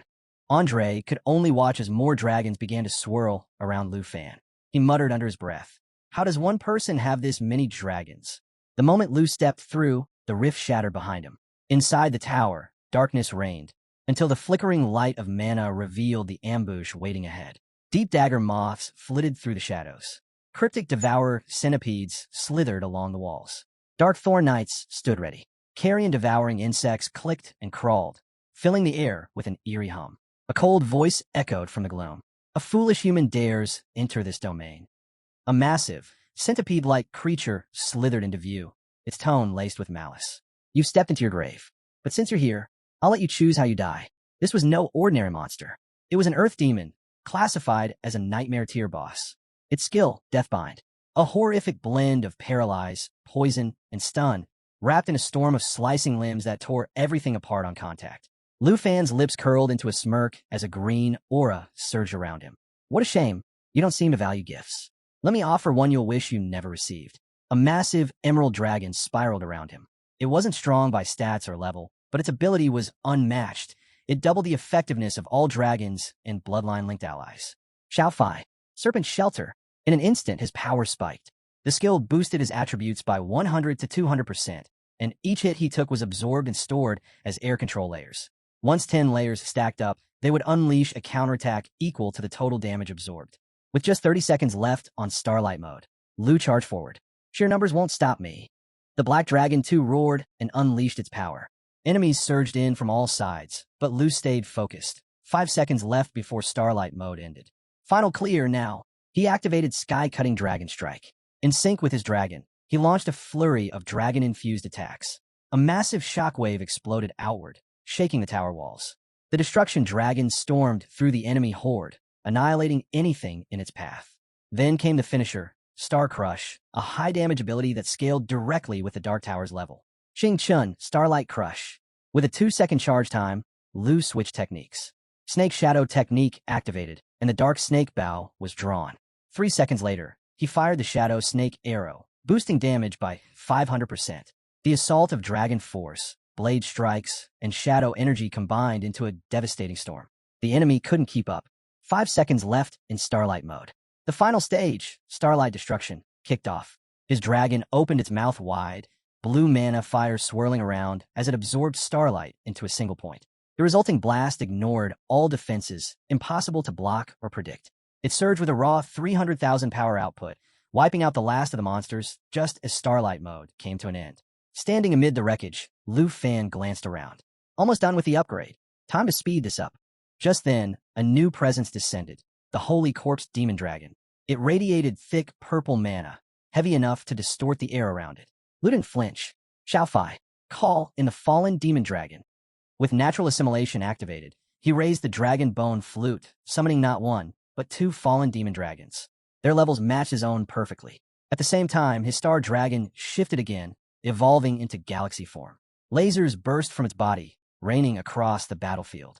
Above, the starfall effect ignited, unleashing a never-ending cascade of starlight energy across the area, persisting until dismissed. With the dust finally settling, Lu Fan glanced at his updated stats. His double dragon had hit level 25, his star dragon soared to level 80, and he himself reached level 36. He gave a nod, pleased. Now this is how you rack up points. But the moment of calm didn't last. A new threat stepped into view. Abyss Moss, level 75. It loomed ahead, but Lu's dragons didn't hesitate. The Abyss Moss let out a wave of corrosive breath, releasing swirling green poison bubbles through the air. Lu didn't flinch. He countered with a precise strike, cutting straight through. The monster died instantly. Its death triggered a chain reaction, black hole effect. The skill pulled in every nearby creature like a vortex, storing their HP before detonating it all in one massive explosion. Lu summoned 3 black holes at once, maximizing the impact. One after another, they erupted, sending waves of destruction across the battlefield. He chuckled. Charging in like that? You may as well be asking to die. But then, something was wrong. Lu paused. His eyes scanned the field. One of the enemy dragons was gone. Spatial Break Shadow. The name left his lips as a whisper. It was a rare ability, one that let its user merge with space itself, moving unseen through shadows. While active, no attacks could touch it. Physical, magical, nothing landed. But the stealth only lasted 9 seconds. Then came the chill, the kind that froze instinct. Behind him, a presence emerged. A massive earth demon materialized. No warning, no aura, no sign. Not even his dragons had sensed it. It had slipped past everything. The earth dragon twisted its massive form, limbs coiling tightly as it tried to trap Lu Fan in a brutal binding lock. Layer after layer of negative effects began to build, aiming to wear him down through stacked damage over time. But before the hold could lock in, a thunderous blow landed out of nowhere. Another stealth ability, Spatial Break Shadow, had just been used. In a flash, a hulking figure struck the earth demon clean across the face, snapping its head to the side. Staggered, the earth demon stared in disbelief. It recognized the attacker. Why are you here? Why would you aid a human? The answer? Phantom Walk, a rare stealth technique that let Lu Fan infuse himself with natural energy, allowing him to pass undetected even among earth demons. The effect would vanish the moment he attacked, but all he needed was that one instant. The beast that struck had twisted fangs and a face laced with tentacles. Before the earth demon could recover, it landed another blow, faster than lightning. With its claws soaked in blood, it delivered a vicious strike. The hit cost it, temporarily reducing its own strength by 200% for the next 10 seconds. But it didn't flinch. Lu Fan raised his hand, calling forth Great Calamity, a colossal destructive dragon. It soared overhead, detonating the battlefield with violent blasts that shattered the tower's stone and wiped out waves of monsters. Smirking, Lu looked up. A reunion with an old friend. What do you think of my welcome gift? Before the earth demon stood what was once an ancient demon god, feared and revered, but now brought to its knees, forced to serve the very humans it once towered over. Twice defeated, now disgraced. Fury surged in the earth demon's voice. How dare you? You think you belong on my level? You and your pathetic beasts. None of you deserve to exist. With rage boiling over, it activated Shadow Split. In a flash, 3 clones materialized. Each one could last 5 seconds, boasting 60% of the original's health and power. They spread out, absorbing attacks and dividing enemy focus. The earth demon's eyes narrowed. That aura, something about Lu Fan's presence was wrong, dangerous. He couldn't be allowed to live. It unleashed Deathbind, aiming to paralyze and cripple its target. But just as the effects started taking hold, the attack was cut short, broken before it could fully lock in. At the same time, the clones began to multiply, but then, unexpectedly, the demon god followed suit. It too split, mirroring the earth demon. Each demon god clone rushed to engage an earth demon clone in brutal one-on-one combat. Lu Fan laughed, his voice sharp through the chaos. Looks like you're enjoying my gift. Let me sweeten the deal. He raised his hand, summoning his demon forces. His dragons roared, their cries shaking the tower. Using corpse manipulation, he took control of the corpse demon dragons, transformed puppets. With a simple command, he could summon or withdraw them at will. And just like that, half the earth demon army inside the tower turned. Now under his control, they turned on their former allies without hesitation. Swords raised, they launched a merciless assault, tearing through the earth demon ranks from within. Just as the earth demon began to realize the tide had turned, the demon god struck again. Another crushing blow that left it pinned between two unstoppable forces. Surrounded, outmatched, and overwhelmed, it had no room to breathe. From a distance, Lu Fan watched the chaos unfold, a small grin tugging at his lips. Two ancient monstrosities, once feared, now locked in savage combat, while his dragons roared above, ready to strike at a moment's notice. With every second, more enemies fell under Lu's command. His army grew. The battlefield spiraled further into madness. The earth demon looked around, stunned. A human, a mere human, had turned everything upside down. Lu Fan took a step forward, his gaze locked on the towering beast. Your turn, ugly, he said coldly. The earth demon snarled, defiant. You think you can defeat me? What nonsense! Suddenly, it released a thick green aura that spread like poison across the battlefield. The pressure from the wave of energy cracked the ground and shook the air. Even the tamed monsters struggled to stay upright. Thinking it had found an opening, the earth demon tried to slip away in the chaos. But Lu Fan was already ahead of it. With a wave of his hand, he summoned Dragon's encouragement, cloaking himself in a golden aura that surged through his body like lightning. His power surged, stats amplified, attack increased by 30%. His dragons felt it too, unleashing furious cries as they shook off the earth demon's suffocating presence. There's nowhere left to run, Lu declared. In perfect sync, Xiao Fai and Xing Chun attacked. Xing Chun activated Starlight Destruction, transforming once more into Starlight mode. The timer began ticking, 60, 59, 58. At the same time, Xiao Fai launched Lava Burst, sending molten flames cascading across the battlefield. Then something shifted. A surge of ancient energy rippled through the air as dragon language magic awakened. Dragon Breath evolved. No longer a standard attack, but a forbidden spell accessible only to dragon demon dragons. Sensing the moment, the other two dragons activated Fall Drum, a brutal technique that burned their own life force to soar skyward before slamming down with devastating force. As Starlight Destruction charged into a blinding beam of concentrated energy, the other dragons followed up with twin lava bursts, the flames rising higher, hotter, unstoppable. Then came the resonance. When Dragon Knight and Dragon Pet cast the same dragon language spell, their power surged. Dragon language resonance pushed their combined attack beyond anything seen before. The Earth Demon didn't stand a chance. The fire, light, and raw force of impact tore through its body, splitting its massive form down the middle, the blast echoing through the tower like thunder. And yet, even shattered, it roared in defiance. I'm not done yet. It screamed, its voice ragged but filled with rage. It refused to fall quietly. Even in ruin, it fought. Outside the dark spire, the skies roared as a monstrous bird dove down, flames pouring from its beak. Andre didn't flinch. He raised his hammer and swung with force, smashing the creature midair and sending it spiraling into a heap of lifeless monsters below. He hovered above the battlefield, scanning the area. Why hasn't the third wave shown up yet? He muttered. The answer came moments later. A massive explosion erupted from inside the spire. A blinding surge of power burst forth, tearing across the sky like a blazing comet. Andre's eyes widened. What the hell is happening in there? 5 minutes later, at the National Trial Secret Realm, Lu Fan descended, victorious, holding the severed head of the Earth Demon in one hand. His dragon landed beside him with a heavy thud. Andre turned, stunned to see him alive, let alone holding the head of the nightmare they'd all feared.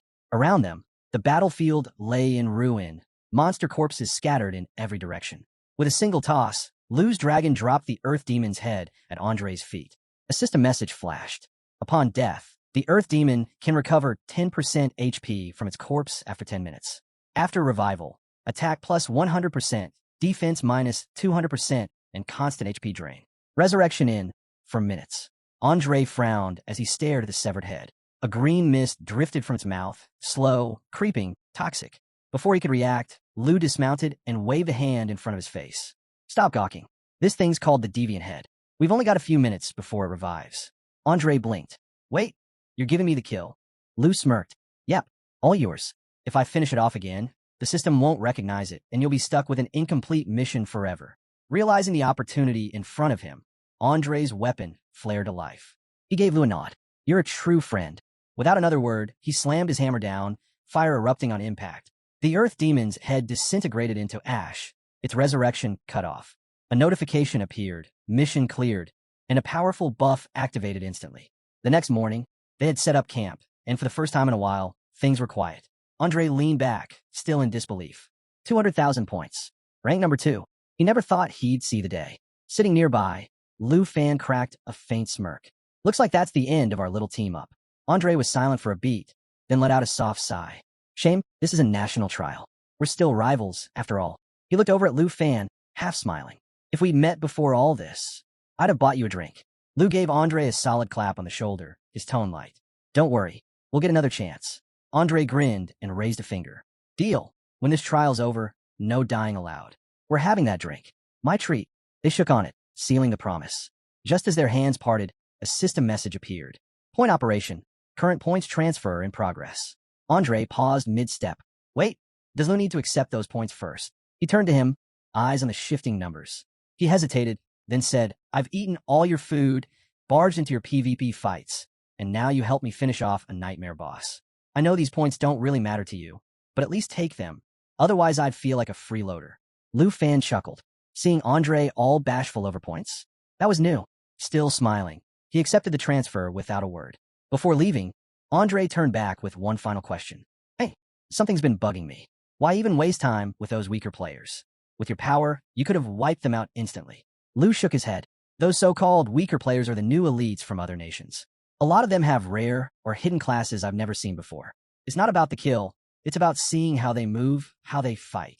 Every battle teaches me something. Andre blinked, then broke into a laugh. That's actually pretty cool.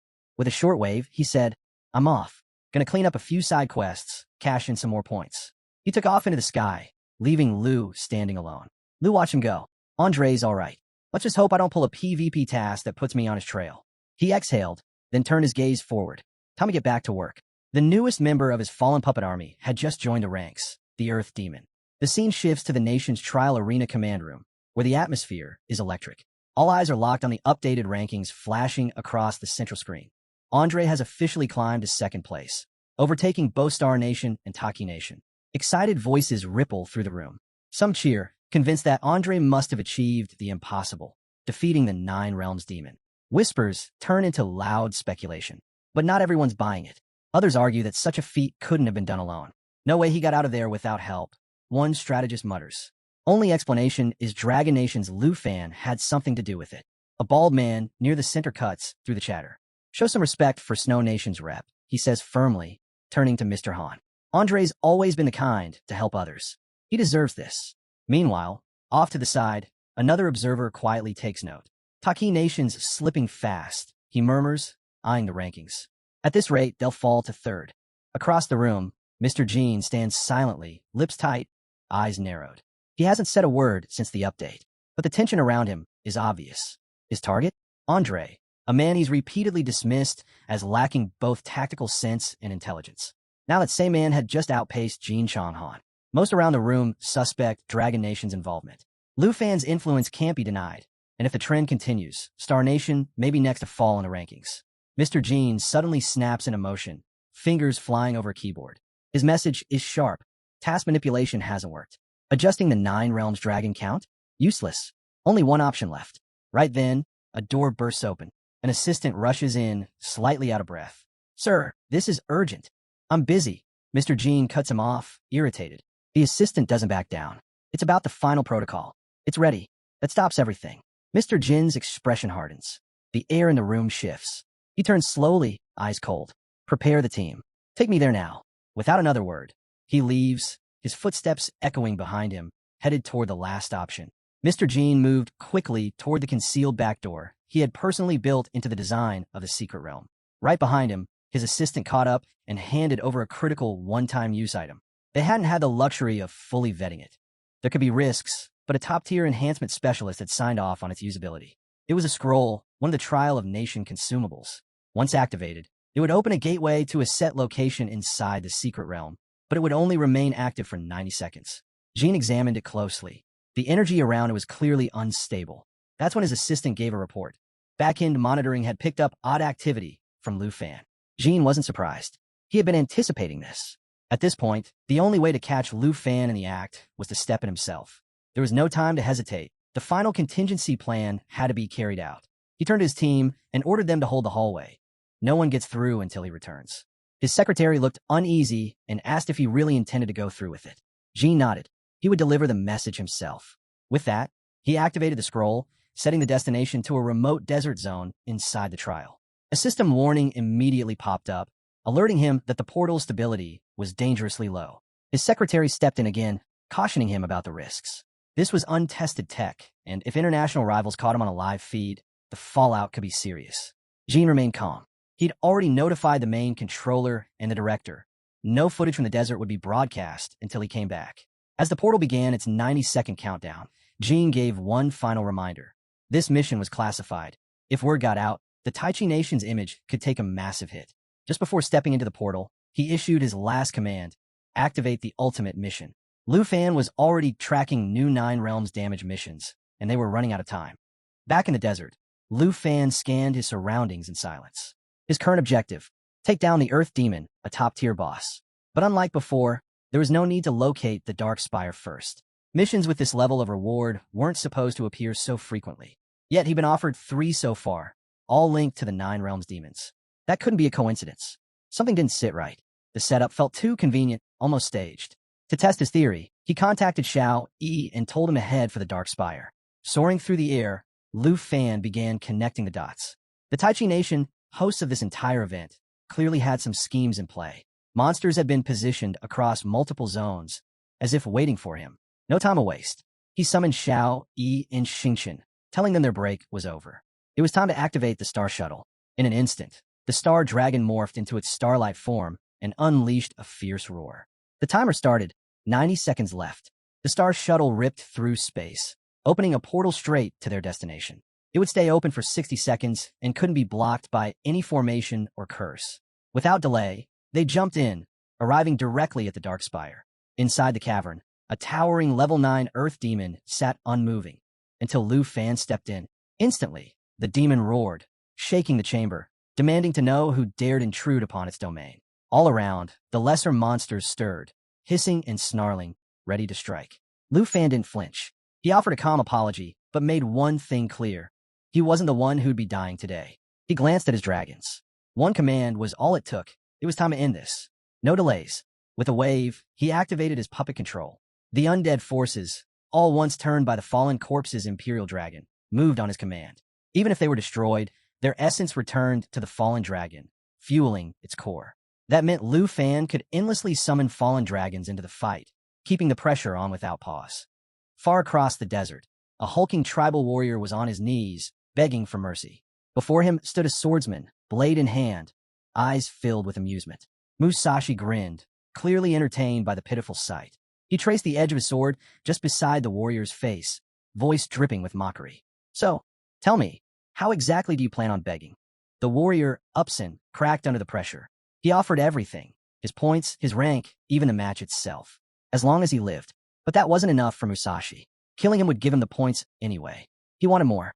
With a wicked smirk, he lowered the sword closer and gave a humiliating order.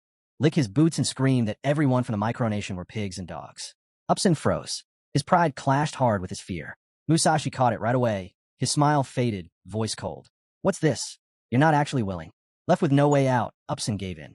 Swallowing his pride, he bent down, licked the boot, and started to mutter the words. "Not good enough." Musashi demanded he shout. Trembling, Upson obeyed, raising his voice and repeating the insult while still licking the dust off Musashi's boots. Musashi burst into laughter. "Wow, you really would do anything to survive." But before he could take it any further, everything changed. A sudden strike landed squarely on Upson. A system alert flashed. Upson had been killed. Blood poured from his body as he slumped over, dead on the spot. Musashi's smile dropped. He turned sharply, eyes burning. "Jin Shenghan, what the hell are you doing?" "I wasn't done." Jin Shenghan, ranked 3rd and representing the Taichi Nation, didn't even blink. He was going to die anyway. Don't tell me you actually planned to let him walk. Musashi scowled. You're missing the point. I was supposed to finish him off. Those points were mine. Jin Shenghan didn't bother entertaining the complaint. You were too slow. I didn't take him out for the points. I did it to push the mission forward. Musashi let out a sharp breath, then finally slid his sword back into its sheath. Before either of them could say more, a faint blue light flickered behind them. Both turned immediately. Jin Shenghan's face tightened. He recognized the signal. It was a priority transmission from the Overseas Command. And just as the glow began to fade, Mr. Jin stepped out of thin air, appearing right in front of them. Musashi's eyes narrowed. What had just happened? Was that teleportation? He couldn't believe what he'd just seen. Bolts of lightning tore through the battlefield as the Earth Blood Demon activated Phantom Tiger Step. In a flash, it split into countless semi-transparent tiger forms that darted unpredictably, each illusion bursting apart upon impact. With Thunderclaw Strike and Soul Hunting Tiger unleashed, the demon lunged at Lu Fan. Its claw, charged with thunder, slammed into the ground, winding up for a devastating blow, only to be caught mid-attack. Lu Fan's death coil struck just in time, binding the demon tight and locking in place. The Earth Demon let out a stunned cry, demanding to know why the Earth Blood Demon had turned against it. But there was no time for answers. Another of Lu Fan's summoned demons stormed in, landing a brutal hit with Blood Claw. The Earth Demon wailed again, this time accusing the Earth Fiend Demon of betrayal too. Lu Fan stood unfazed, watching the chaos unfold. With just 2 9-realm demons on his side, the tide had shifted dramatically. He wondered what it would look like if all 9 joined the fight.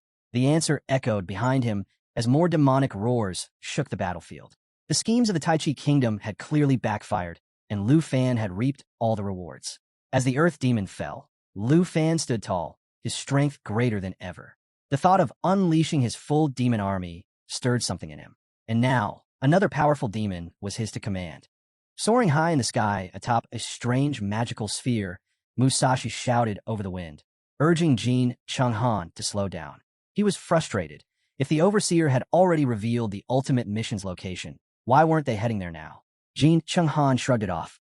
I don't need it yet, he said coolly. He then reminded the Overseer that the teleportation ray was unstable. He had to pass along the information quickly before he vanished again. Musashi growled under his breath, cursing the Tai Chi Kingdom's shamelessness. Sending an Overseer into the trial? With the way points were being handed out, why not just eliminate their rep outright? He turned to Mr. Jin for an answer. Mr. Jin explained that the secret realm was functioning normally. There were no technical issues, no loopholes being exploited. That meant there was no valid reason to kick anyone out. Grinding monsters and clearing standard quests wouldn't be enough to break through the ranks. If they wanted real points, they had to understand how the Dragon Nation's rep was farming the Darkspire. If Lu Fan could do it, so could they. As the teleportation ray grew increasingly unstable, the Overseer made his exit, leaving behind a final reminder. The ultimate mission had been triggered, and Jin Shenghan needed to use it wisely. For a moment, silence hung in the air between him and Musashi. Then Jin Chung spoke. The mission wasn't meant for Lu Fan. No, its true purpose was to eliminate Charles Hsien. Using it now would be a waste. First, they needed to find Darkspire and uncover Lu Fan's method for taking down the 9-realm demons. He understood one key detail. The ultimate mission automatically locked onto the top-ranked player. To use it against anyone but the strongest would be a tactical blunder. Musashi, still bitter about the Tai Chi Kingdom's shady moves, kept his grumbling to himself and followed. But mid-thought, the magic sphere jolted to a stop, throwing him down hard. Furious, he accused Jin Sheng of sabotaging the ride over a harmless comet. Jin Sheng ignored the complaint and pointed forward. Musashi looked up and froze. Lying before them were the fallen corpse's elite demon soldiers.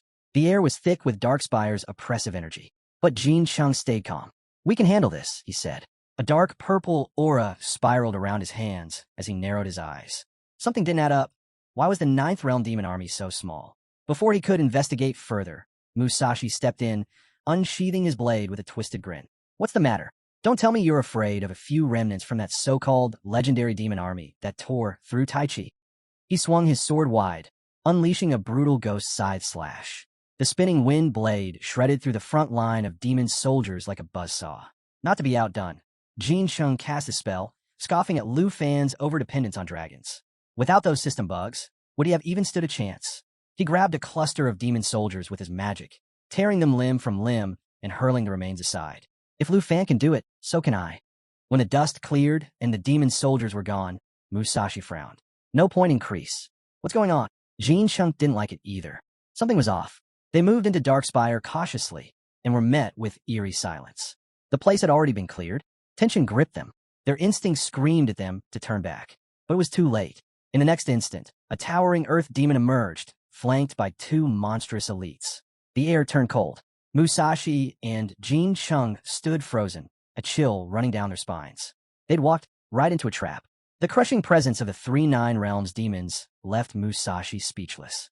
His voice trembled as he muttered, almost to himself, "This pressure, I can feel in my bones." Jin Chung Han's expression darkened. Something was definitely off. Then, a voice broke the tension from behind. They both spun around. Lu Fan stood there, calm as ever, wearing a faint smirk. "Didn't think I'd run into you two here." Jin called out his name, tense. Musashi, still stunned, demanded to know why he'd shown up. Lu Fan shrugged off their reactions. "Oh, don't look so surprised. I came all this way to set the stage, especially after you tore down my base." It was true. Lu Fan was a master of the undead arts. Using corpse puppets, he commanded his army with precision. And now, the Nine Realms demons moved at his will. Their roars thundered across the battlefield, shaking the ground beneath them. Each demon commanded its own legion, funneling points and experience straight to Lu Fan. Overhead, a massive purple dragon circled, drawing attention from miles away. The smaller ones had stayed behind to defend Darkspire. This battlefield belonged to him now. Musashi sneered, refusing to be intimidated. "You've walked into your own grave, not ours." Just then, a system alert popped up, revealing Lu Fan's ability stats to Musashi. His eyes widened. Turning to Jin, he hissed, "Kill him. We'll split the points." But Jin didn't move. He wasn't about to let Lu Fan off with a quick death. "I've waited too long for this," he muttered. "If I'm going to destroy you, it won't be fast." Still, something didn't sit right. Three Nine Realms demons stood with Lu Fan. These monsters weren't meant to be controlled. Yet here they were, taking orders. Jin's mind raced. If Lu Fan had come alone, there was no way he fought them head-on. He had to have done something else. Lu Fan chuckled, clearly enjoying the hesitation. "Still doubting me? Even with all this right in front of you?" Jin narrowed his eyes. "Tell me the truth. How are you controlling the Nine Realms demons? You tell me now, and maybe, just maybe, I'll let you walk." Musashi rolled his eyes, summoning his mana. "Enough talk. Let's beat it out of him if we have to." Lu Fan let out a mocking laugh, raising an eyebrow. "Oh, curious. Are we?" he said, pretending to be surprised. "Fine, I'll tell you. I found a bug. Used it to farm Darkspire." Jin's eyes locked onto his. "Impossible. We've cleared 2 full waves of gatekeepers and haven't found anything. How are you racking up points like this?" Musashi joined in. "There's no way. You've only done, 30-something job changes? And you cleared Darkspire alone? Not buying it." Lu Fan shut his eyes and let their doubts roll off him. But Musashi wasn't done. "Then explain why the Nine Realms demons are just standing there. Why aren't they attacking?" Jin's eyes narrowed. He'd been thinking the same thing. The demons were too still, too quiet. That wasn't right. Could Lu Fan really be commanding them? No, it should have been impossible. Lu Fan let out a laugh. "If a system like that existed, don't you think your precious Tai Chi kingdom would have abused it already? You think I can just rewrite quests whenever I want?" Jin's face darkened. There was only one explanation. Lu Fan had discovered their interference in the trial. Worse, he might have actually figured out how to command the Nine Realms demons. Musashi had had enough. "I'm done listening. We're ending this now," he shouted, his aura flaring. Lu Fan's smirk deepened. "TCH, you're both disappointments." Still not convinced, he raised his hand, fingers twisting once. That was all it took. The Nine Realms demons roared and surged forward. The battlefield exploded into chaos. Jin's eyes widened in disbelief. "Run," he screamed. "It's a trick. It has to be." But even as he shouted, fear crept in. These demons were supposed to be untouchable assets of the Tai Chi kingdom. Yet now, they fought under Lu Fan's command. It couldn't be real, could it? The roar of incoming mana shattered his thoughts. Red energy locked onto his position. System notification, death coil activated. A dark blast struck Jin like a hammer, hurling him into the dirt. He cried out, body twisting from the hit. His vision blurred. Another shadow loomed above him. He couldn't move. His legs refused to respond. System notification, abyssal entangler summoned. Bloodblade claw activated. Terror surged through him. This power, it was enough to shake a nation to its core. Still, he clenched his jaw. He couldn't die here. He was Tai Chi's pride. Damn it, I won't lose like this. He forced himself up, heart pounding, only to be smashed back into the earth by a crushing blow. From above, Lu Fan watched it all unfold. He leaned back, sitting comfortably. "I told you," he said, smirking. "I didn't cheat. I just worked hard enough to make them mine." Off to the side, Musashi's rage boiled over. Purple mana exploded from him like a wildfire. I can't die here, he roared. I'm the pride of the Sakura Nation. A powerhouse. He charged, swinging wildly. System notification. Ghost Scythe activated. A violent blast shook the ground. Musashi staggered, blood on his blade, but the monsters didn't slow. He couldn't believe what he was seeing. Lu Fan tilted his head slightly. You all dream of greatness, but with moves like that, you're nothing but easy points. He pulled up his status window, waiting for the flood of rewards. Nothing. His expression shifted. No point increase, he muttered. Then the realization hit. Of course, Jin Chunghan can revive through his summoned beasts, and Musashi 10 has the same ability. The scene cuts to the National Trial Secret Realm, where a blazing sun scorches the endless desert. Musashi and Jin stumble through the heat, frustration written all over their faces. System notification. Split hibernation skill activated. Musashi suddenly drops to his knees, coughing violently. The revival was real. Another alert flashes. Abyssal symbiosis cool down in effect. He forces a shaky grin. Well, at least we're still breathing. Jin remains guarded. Don't get cocky. Lu Fan still has 3 Nine Realms demons and a full army. If we don't stop him, we'll just keep reviving until our lives run out. Just then, a cold alert hits them both. Musashi freezes. Remaining split hibernation points. 5. He spins toward Jin wide-eyed. 5?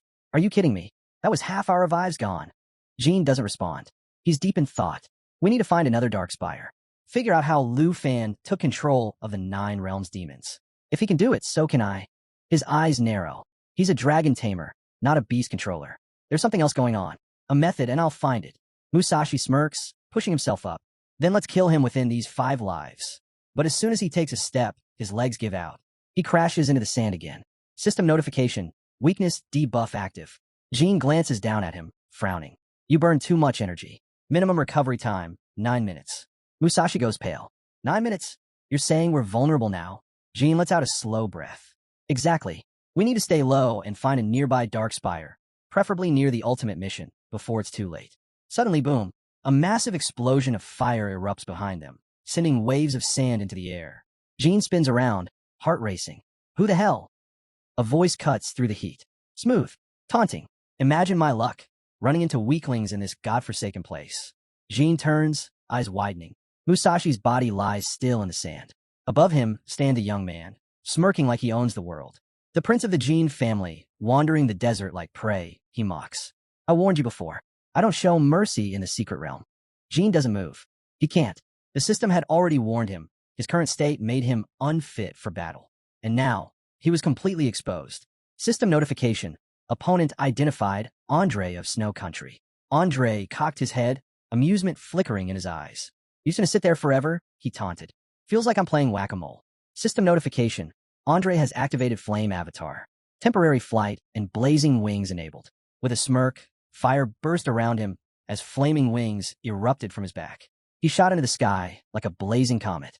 Whack-a-mole's fun, don't you think? He called down, voice full of mockery. Jin's mind spiraled. He had nothing left. No strength, no skills, no time. Still seated in the sand, he tried to push himself away. Too late. Andre hurled a fire-infused strike straight at him. Boom! The explosion shook the entire battlefield. Flame and smoke surging in every direction. Andre touched down lightly, checking his status window, only to frown. No point gain. His smile faded. That's not right. 2 downed enemies, yet nothing to show for it. 10 days later, day 14 of the national trial. Inside Jade City's National Trial Arena, analysts covered the unfolding chaos. Taichi Kingdom's live broadcast fed constant updates to viewers across the world. At Dragon Capital Academy's Villa No. 2, a group of girls huddled around the screen, murmuring about the high mortality rate. The trial wasn't just competitive, it was brutal.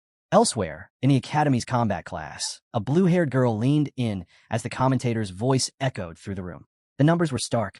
Out of 23 participants, 11 were confirmed dead, 10 remained in the field, and 2 had chosen surrender. The top 5 reps had secured their ranks, for now. But the trial had already gone far beyond expectations. She leaned forward, eyes fixed on the rankings. This wasn't just a challenge, it was survival. At the northern border, inside Tu Jing's office, a man reviewed system logs. Demon hunting might not be directly linked to level rankings, but it clearly played a major role in point accumulation. Back inside the searing heat of the lava volcano in the secret realm, Musashi clashed with another monster. Not far off, his fellow Sakura Country representative, Makashi, had climbed to 5th place with 460,000 points. Just ahead of him, Prince Jean held onto the 4th spot, 510,000 points. Out across the lush grasslands, Andre from Snow Country rested on the cool ground, savoring a rare break. His 3rd-place position held firm, but he knew it wouldn't last. For days, maybe less, before someone overtook him. Meanwhile, within the depths of the volcano, Charles of Star Strip Country stood in silence. He'd secured 2nd place by eliminating 5 players. Bowing respectfully to his master, he voiced his confidence. His goal was within reach. But standing at the top, undisputed and unmatched, was Lu Fan. Over 7 million points. The volcano itself had become the dark spire of the Earth Demon, and the system lit up. System notification. Final targets eliminated. All 9 realms monsters defeated. The last of the demons fell. Surrounded by towering creatures, Lu Fan stood quietly as they knelt before him. His voice was low, almost a whisper. The army's nearly ready. The system chimed again, updating his rank. Then came a final alert. New skill unlocked. Lu Fan's eyes gleamed with quiet satisfaction. Everything was falling into place. Lu Fan raised his hand, checking his watch just as a system interface blinked into view. It detailed the Dragon Realm, where dragons and their kin gained over 50 exclusive traits, while everyone else was stripped of their powers. No summoning, no skills, just silence. As he read through it, Lu Fan quietly acknowledged the overwhelming influence of the Dragon Clan's territory. He felt reassured, knowing Little Phi would thrive here with every advantage at her disposal. Still, a thought lingered. Non-dragons couldn't survive in this place. If someone like Kim Han got dragged in, he'd be cut off from his abyss entangler. Stuck and powerless, he'd be easy to eliminate. Lu Fan glanced at Phi and commented on how they could now easily deal with that annoying pest. But before the moment could settle, a system alert popped up. Someone had just flagged him as a target. He chuckled. More points for the taking. Meanwhile, deep inside a volcanic cave within the National Trial Secret Realm, a man gripped a glowing blue orb. Everyone around him stared in disbelief. None of them had seen anything like it. A mission confirmation flashed, locking in a new task. Charles eyed the orb intently. This was the very tactic that had secured him the #1 rank before. The others looked to him, questioning if he really intended to move forward with the plan. Charles reminded them of his power. His presence alone was enough to sway them. Off to the side, Jean observed silently, memories stirring. He and Musashi had struggled against the lava giant, needing 3 strikes just to bring it down. Yet Charles had destroyed it in 1 hit. Targeting Charles under the current mission? Borderline suicidal. Jean admitted he trusted Charles, but doubted they could do anything if Lu Fan got involved. Musashi nodded, remembering how hopeless things felt when they'd faced Lu Fan's army and the 9 realms demons. They never stood a chance. Charles, unfazed by their hesitation, smiled and waved off their worries. He revealed something surprising. Lu Fan didn't actually control the 9 realms demons. He was simply borrowing someone else's power. Jean froze, caught off guard. He immediately pressed Charles for more information. Charles, anticipating his curiosity, reminded Jean how obsessed he'd been with exposing Lu Fan's loophole. Then, with a grin, he promised to lay it all out. Just give him 3 minutes. Inside the arena's control center, 2 staff members sat glued to their screens, keeping tabs on the live feed. One leaned over, uneasy. Mr. Kim hadn't shown up since the teleport sequence. If something went wrong, they'd be the ones blamed. The other brushed it off, suggesting maybe Kim had things under control from behind the scenes. After all, their only directive was to monitor Lu Fan and steer clear of anything messy. Their routine was shattered when a woman burst into the room, her presence sharp and hostile. She insisted she wasn't mistaken, her words clipped and forceful. One of the men called out in alarm, urging his colleague to pay attention. Too late. She lunged, sinking her teeth into his neck from behind. He let out a muffled scream, covering his mouth in pain. The man beside him turned, shocked, but he didn't get the chance to act. She was on him in an instant, one arm around his throat, a blade pressed tight to his skin. Her voice was steady, cold. Any noise, and he dies. Terrified, he begged her to stop. After a tense pause, she let them go and headed straight for the system interface. Clutching his phone, one of the men scrambled to make contact. Sizzle, how much time do you need? The deadline's almost up. Her voice came through cool and composed. The Morgan family never fails. Outside, the public started to buzz. A system-wide announcement blamed technical difficulties, but people weren't buying it. Questions flew. Why did the stream cut off? What was the star-striped country hiding? Amid the chaos, a secretary leaned toward Old Han. Could this be Tai Chi Country's doing? Old Han replied calmly. We're not as simple as others think. Nearby, an official turned to Mr. Kim for answers. He was supposed to be handling this. But Kim was gone. Someone mentioned he had just stepped out, called away by someone. At the end of a dim corridor, Kim finally came face to face with Morgan. What do you want to talk about? Kim asked flatly. Morgan checked his device and gave a casual shrug. 3 minutes. That's all I needed. Now I'm done here. Kim's eyes narrowed. I don't have time for your games. Morgan smirked as he turned his back. Then don't waste any more. Time's up. This is goodbye. Back inside the volcano arena, Musashi broke the silence with a question. Could Lu Fan's control over the 9 realms demons actually come from an ancient god's power? Jean scoffed at the idea, brushing it off as a fantasy. Stories like that were just myths to him. Charles didn't blame them for doubting. He admitted it sounded far-fetched, but insisted the power of the gods was no legend. Even the slightest trace of it could unlock overwhelming strength. To prove it, he summoned his mana, and a golden glow radiated from his body. This was holy mountain power, he explained, passed down to him by his master. Musashi immediately felt its immense pressure, while Jean, intrigued by the display, asked if the power came from some kind of special essence. He even noted it felt more potent than the 9 realms demons themselves. Charles confirmed it and told them they could gain it too. Jean asked whether this force could change them fundamentally. Musashi chimed in, skeptical that something so powerful would come without a price. Charles clarified, it wasn't a gift, but a pact. Accept the power, and in return, the Morgan family would continue their pursuit of the ancient gods across Taichi and Sakura. Jean took a moment to consider. As royalty, he knew they wouldn't dare deceive him. And the thought of combining divine power with the essence? It could catapult their strength to a whole new level. Musashi, clearly tempted, asked if they could make the arrangement official. Jean nodded firmly, but he added one condition. Once Lu Fan is gone, the Morgan family must come to terms with the Kim family. No exceptions. Musashi was surprised by how serious Jean had become, but Jean didn't waver. He wouldn't let Lu Fan rise any higher. This was his shot to seize the ancient god's strength for himself. Charles handed Musashi a portion of the essence and asked if he was ready to move forward, to witness what lay beyond.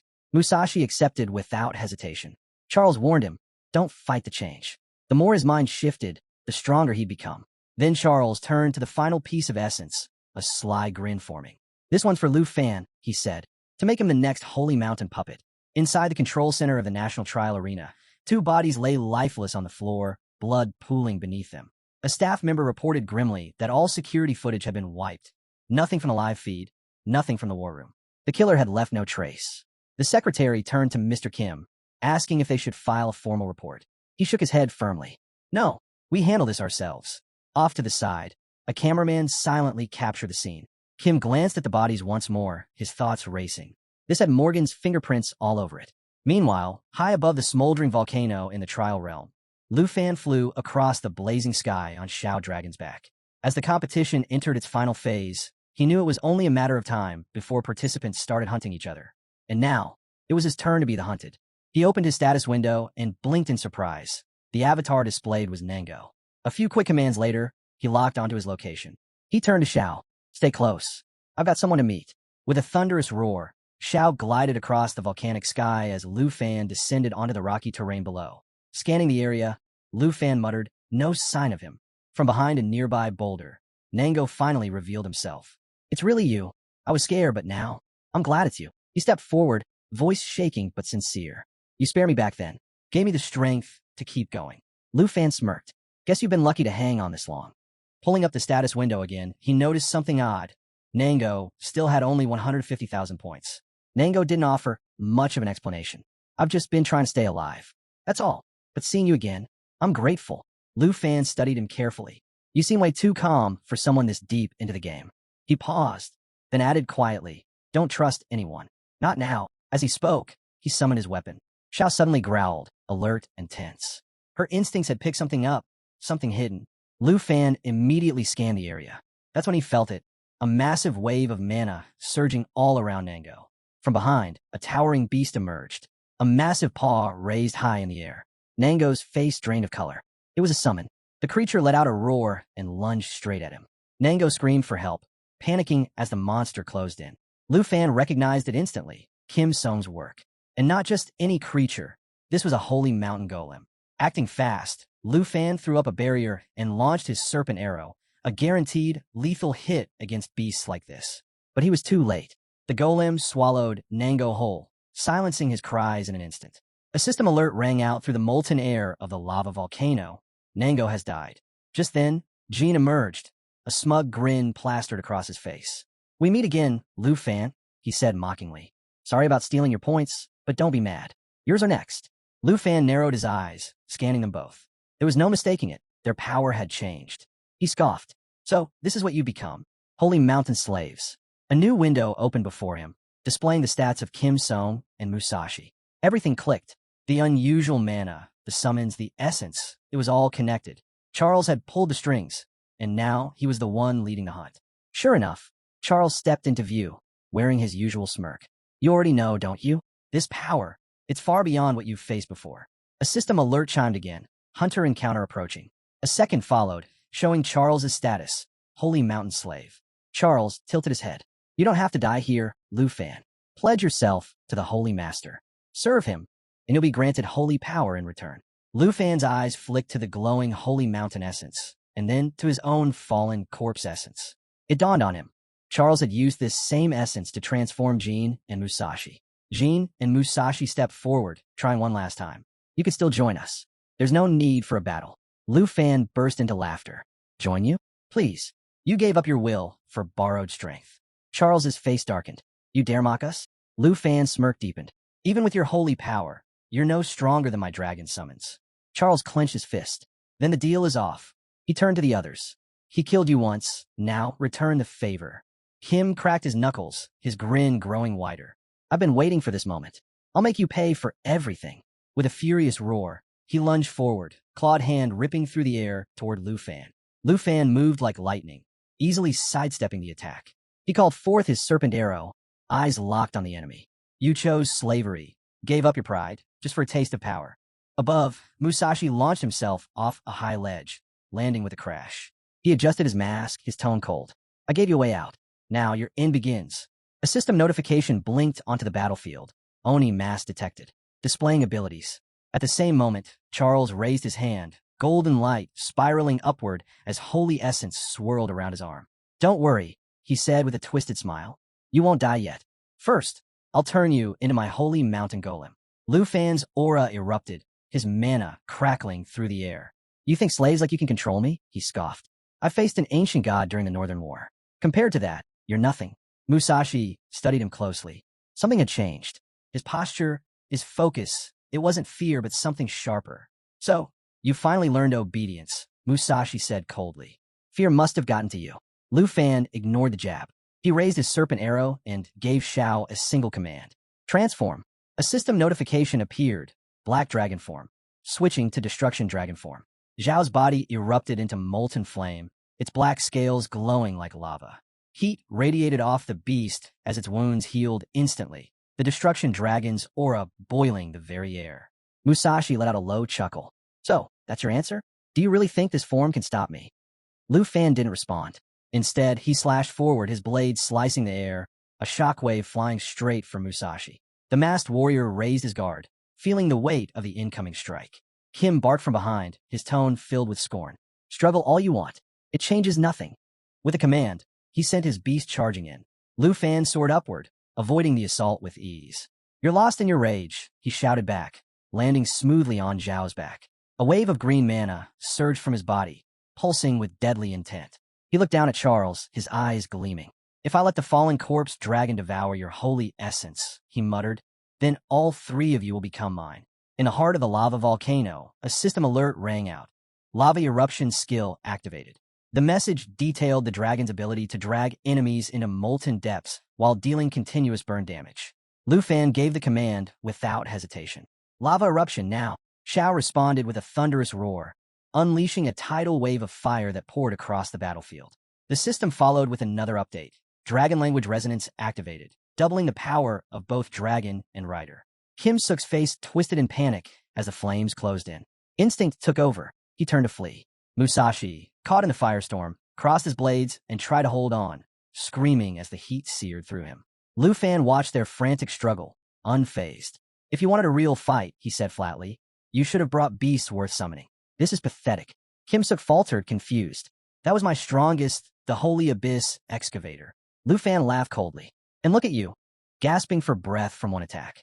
Musashi clenched his teeth, staring at the dragon in disbelief. How can a dragon that young have this much power?" Lu Fan's smirk widened. Credit where it's due. Thank Charles for handing me free points. Charles's grin disappeared. He drew his holy sword, the blade crackling with divine light. You'll regret mocking me, he hissed. He raised his weapon and began chanting, Flame of Divine Punishment. From the sky, blazing fire rained down. The system broadcasted the stats, 500% base damage, 20% holy burn damage over 10 seconds. Lu Fan remained still, unimpressed. If this is all your master taught you, then he's not worth fearing. In a flash, Lu Fan triggered Dragon Annihilation, his blade dancing through a 6-strike combo while casting spell damage to weave through the falling flames. Charles, growing more agitated, cursed and smashed his holy essence. The fragment shattered, releasing a burst of yellow mana that lit up the volcano like a second sun. I'll show you the true strength of the ancient gods, he roared, summoning his beast with a surge of power. Lu Fan narrowed his eyes. So that's what you've been saving it for. Without waiting for another move, he let his serpent arrow fly, aiming straight at Charles. The arrow struck, clean hits, but Charles didn't flinch. Lu Fan immediately understood. The ancient god's protection, he muttered, even stronger than the 9 realms demons. He didn't pause. Dragon encouragement, he shouted, activating the skill. Attack power plus 30%. Time to end this. Xiao Yi let out a roar that echoed across the volcano, and the system lit up, dragon strength boost confirmed. At the same moment, Lu Fan triggered Shadow Serpent Arrow, the system reporting a devastating 500% damage output. Another notification flashed, detailing Xiao Ye's form and charge progression. Without missing a beat, Lu Fan gave the signal, lava eruption. Now, the dragon responded instantly, fire surging forward. The system confirmed a charge level 3 as the simultaneous attacks locked on target. Charles dug in, bracing for the impact. Lu Fan followed up with a barrage of serpent arrows while Xiao Yi unleashed its full power. The system confirmed skill synchronization just before a massive explosion rocked the battlefield. Through the smoke, Charles stood his ground. This is nothing, he declared. My master's power is beyond any of this. He summoned his beast, ordering it to face off against the dragon. In response, Xiao Yi roared again, World Ender form activated, and the system acknowledged the deadly transformation. Lu Fan didn't hesitate. He combined his serpent arrow with Ghost Scythe Demon, and the system read their fusion, combined skill power enhanced. Just as the tide seemed to turn, Musashi countered with surprising force, matching the dragon's attacks blow for blow.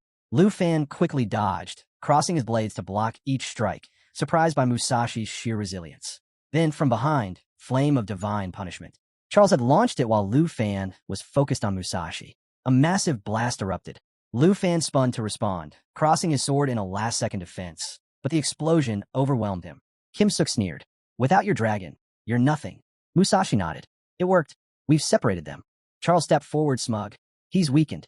This ends now. But then whoosh. Wings cut through the air. Lu Fan soared above them.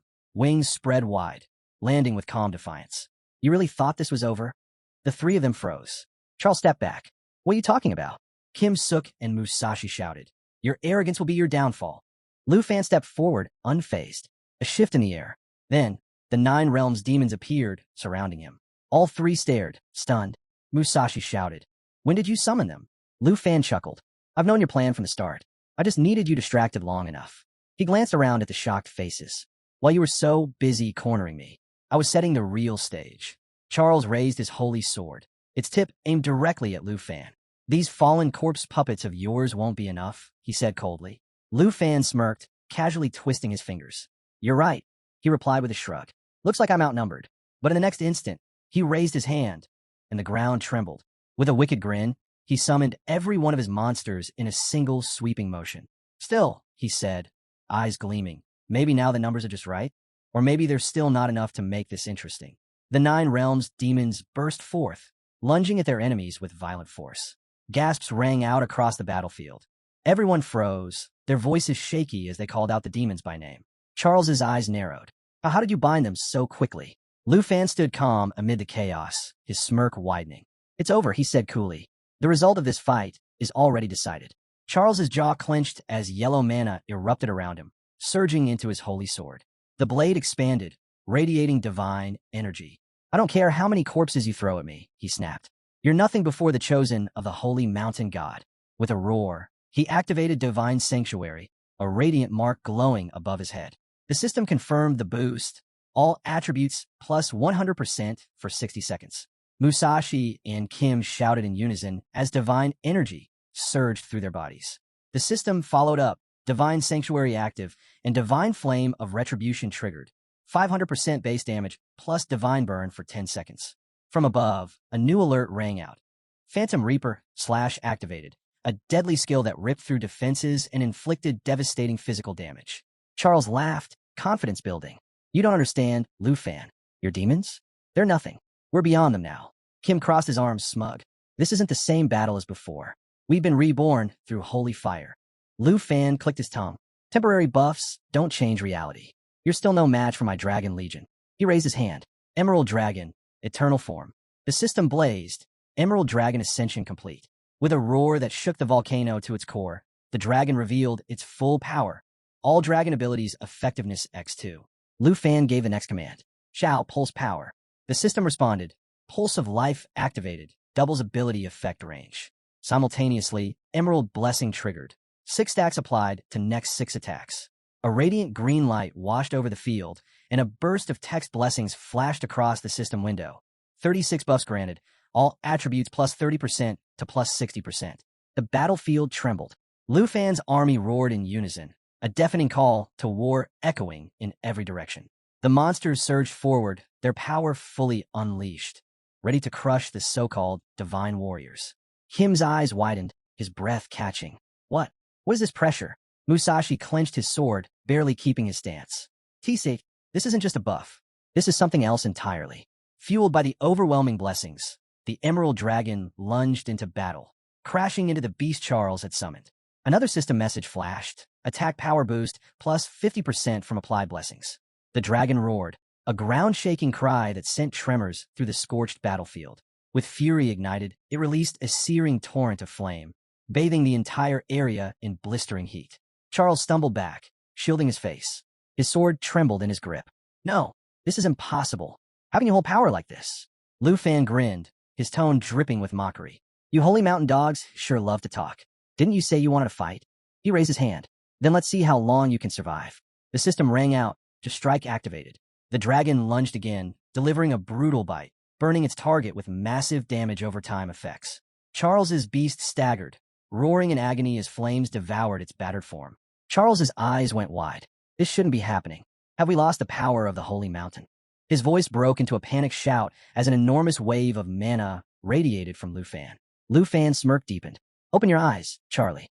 The real show's just getting started. He raised his hand, revealing a radiant orb of mana. Dragon Domain activate. The system blared. Dragon Domain activated.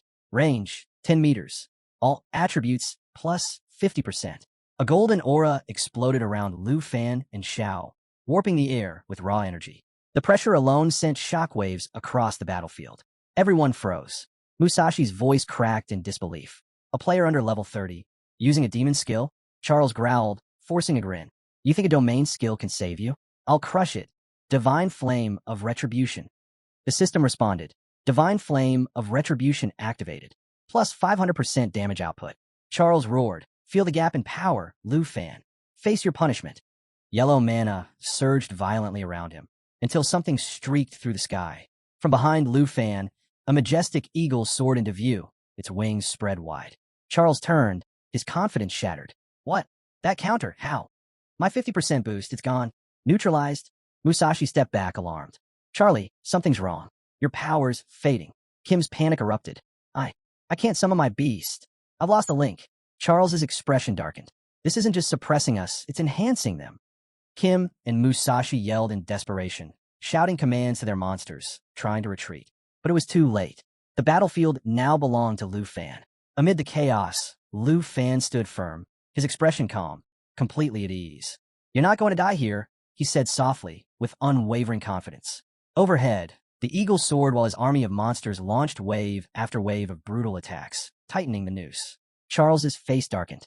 He etched a glowing symbol into his palm and muttered, I wanted to free you, offer you the chance to serve the ancient god of the holy mountain, just like I did.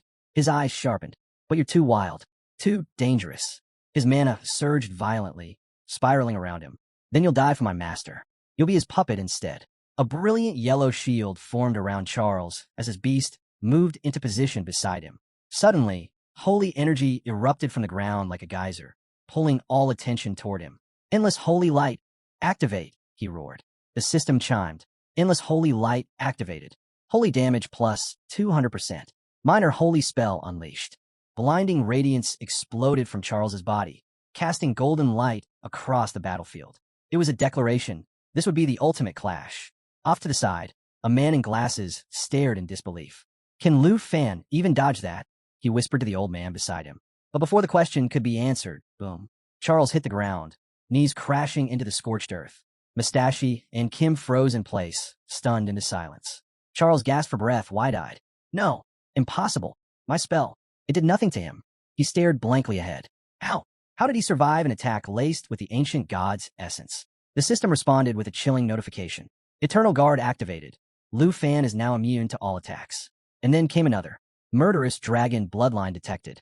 All attributes X2. Self-regeneration plus 5,000%. Lu Fan stepped forward, a smirk tugging at his lips. You look disappointed, Charlie. Was that supposed to be your big finish? He raised his hand. Shao unleashed a deafening roar. System notification. Intimidation skill activated. All enemies within range suffer from depressive aura and dizziness. Mustache dropped to his knees, clutching his ears. Charles collapsed again under the crushing pressure. Panicked, Mustache scrambled to escape the aura's reach. Kim reached for him, shouting, but Mustache shoved him aside and ran, vanishing without a trace. Lu Fan calmly drew his sword. Looks like luck isn't on your side today. His voice dropped, and this time, I doubt you're coming back. Kim's hand extended, but Mustache was already gone.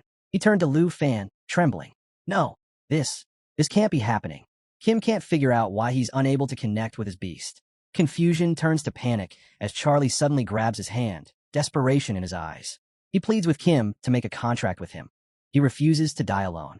But Kim, shocked and overwhelmed, quickly pulls away, shaking his head in refusal. Before he can even gather his thoughts, Lu Fan steps in from behind. His sword, sheathed in a yellow scabbard, glows with intense golden mana. Speaking calmly, he brushes off Charlie's request, telling him it's already too late. Revival is no longer an option. Lu Fan flashes a smug grin and reminds them both. Under the power of the dragon domain, he's the only one who can summon beasts or monsters. With his beast out of reach, Kim can't form any sort of contract. Just then, a system notification pops up. Lu Fan has earned 1,000 points for flawlessly executing his plan. Charlie turns to Lu Fan, voice shaking with frustration. The difference in their strength is staggering, and he can't make sense of it. Weren't they both servants of the gods? Why was Lu Fan so far ahead? With a determined glare, Charlie reveals his trump card, a sphere of golden mana, the holy essence. He had prepared it for this very moment, scoffing as he accuses Lu Fan of being blind to true divine power. Roaring, Charlie chants the sacred words of his master, trying to summon the divine force within. But before he can finish, Lu Fan strikes. His sword cuts through the moment, and he taunts Charlie. Did he really think Lu Fan would just stand there and let him power up? Charlie yells, pushing out the last of his spell, but it's no use. He collapses. The holy essence drifts above him, glowing with golden light. Lu Fan eyes the essence, curiosity flickering in his gaze. He wonders aloud if Charlie's master has already turned his back on him, left him stranded in a fight he can't win. He mentions that Jing Chong has no escape now, then disappears and reappears behind the holy essence, mocking Charlie. Trying to run? With no power of his own? Just a leech, relying on strength that was never his to begin with. His focus stays locked on the holy essence. He's waited a long time for this, a complete piece of the holy mountain essence, finally within reach. Elsewhere, a man watches the unfolding scene on a screen. Turning to the others, he announces that the players from Star Country, Taichi Kingdom, and Sakura Country have all vanished from the rankings. A wave of disbelief ripples through the crowd. Could one player for Dragon Nation really have wiped them all out? A man in glasses turns to Old Han, who stares at the screen, silent and tense. Taking a long breath, Old Han says nothing.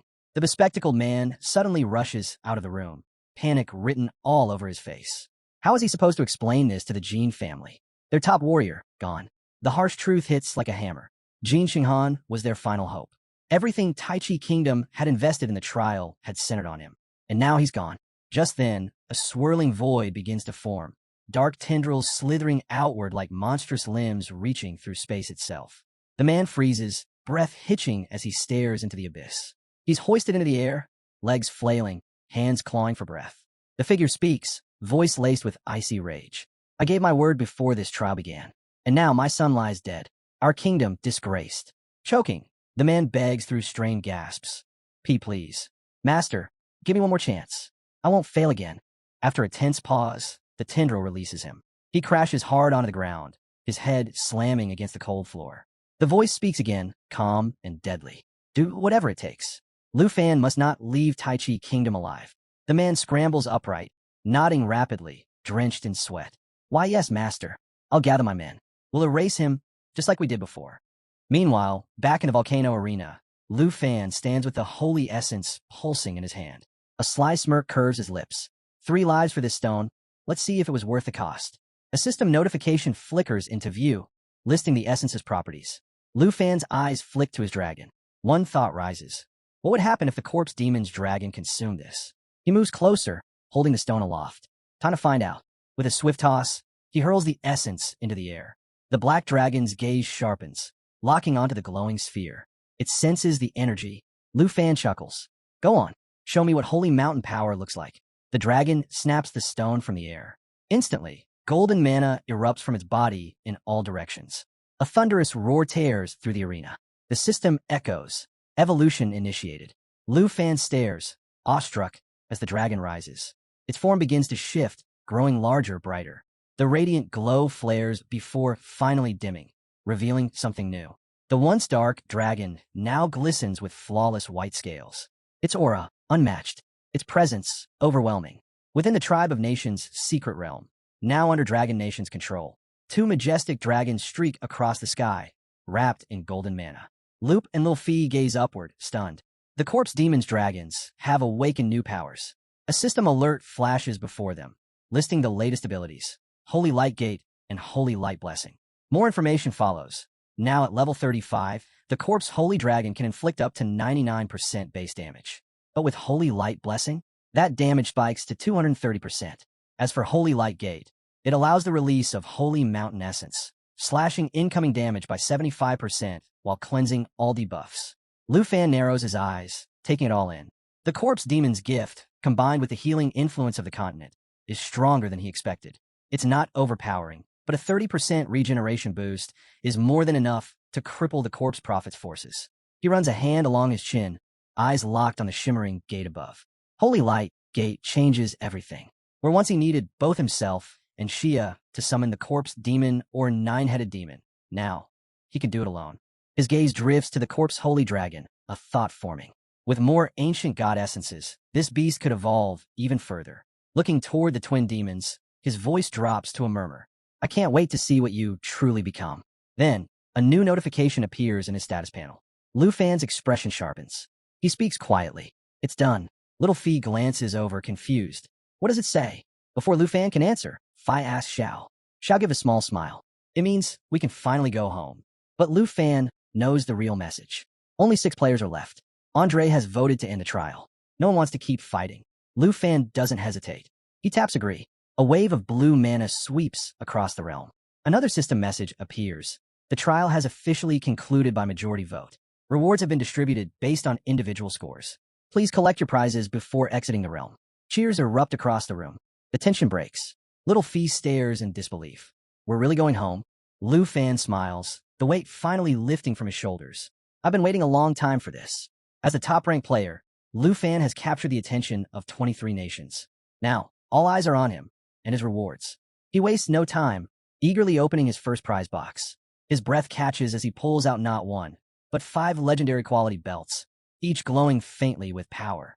They all require level 90 to equip, but what grabs his attention is the skill embedded in each one. Golden Dragon King transformation. A wide grin spreads across his face. If I wear all 5, can I really fight like a true dragon warrior?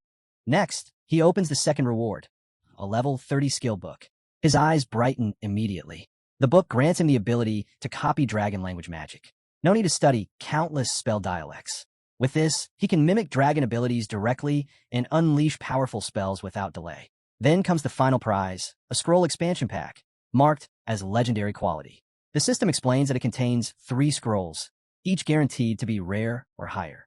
Lu Fan opens the pack slowly, hoping for something big. Come on, let's make this count.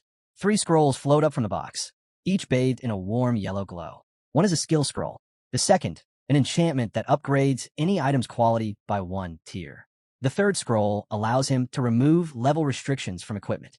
Staring at the glowing scrolls, Lu Fan can hardly believe it. These kinds of items are practically impossible to find, even at elite auction houses. Just then, the small slot expansion scroll appears in his inventory, arriving at the perfect time. With it, he can hatch the blue dragon egg before its third growth stage, an opportunity that might change everything. But it's the level removal scroll that catches his eye most.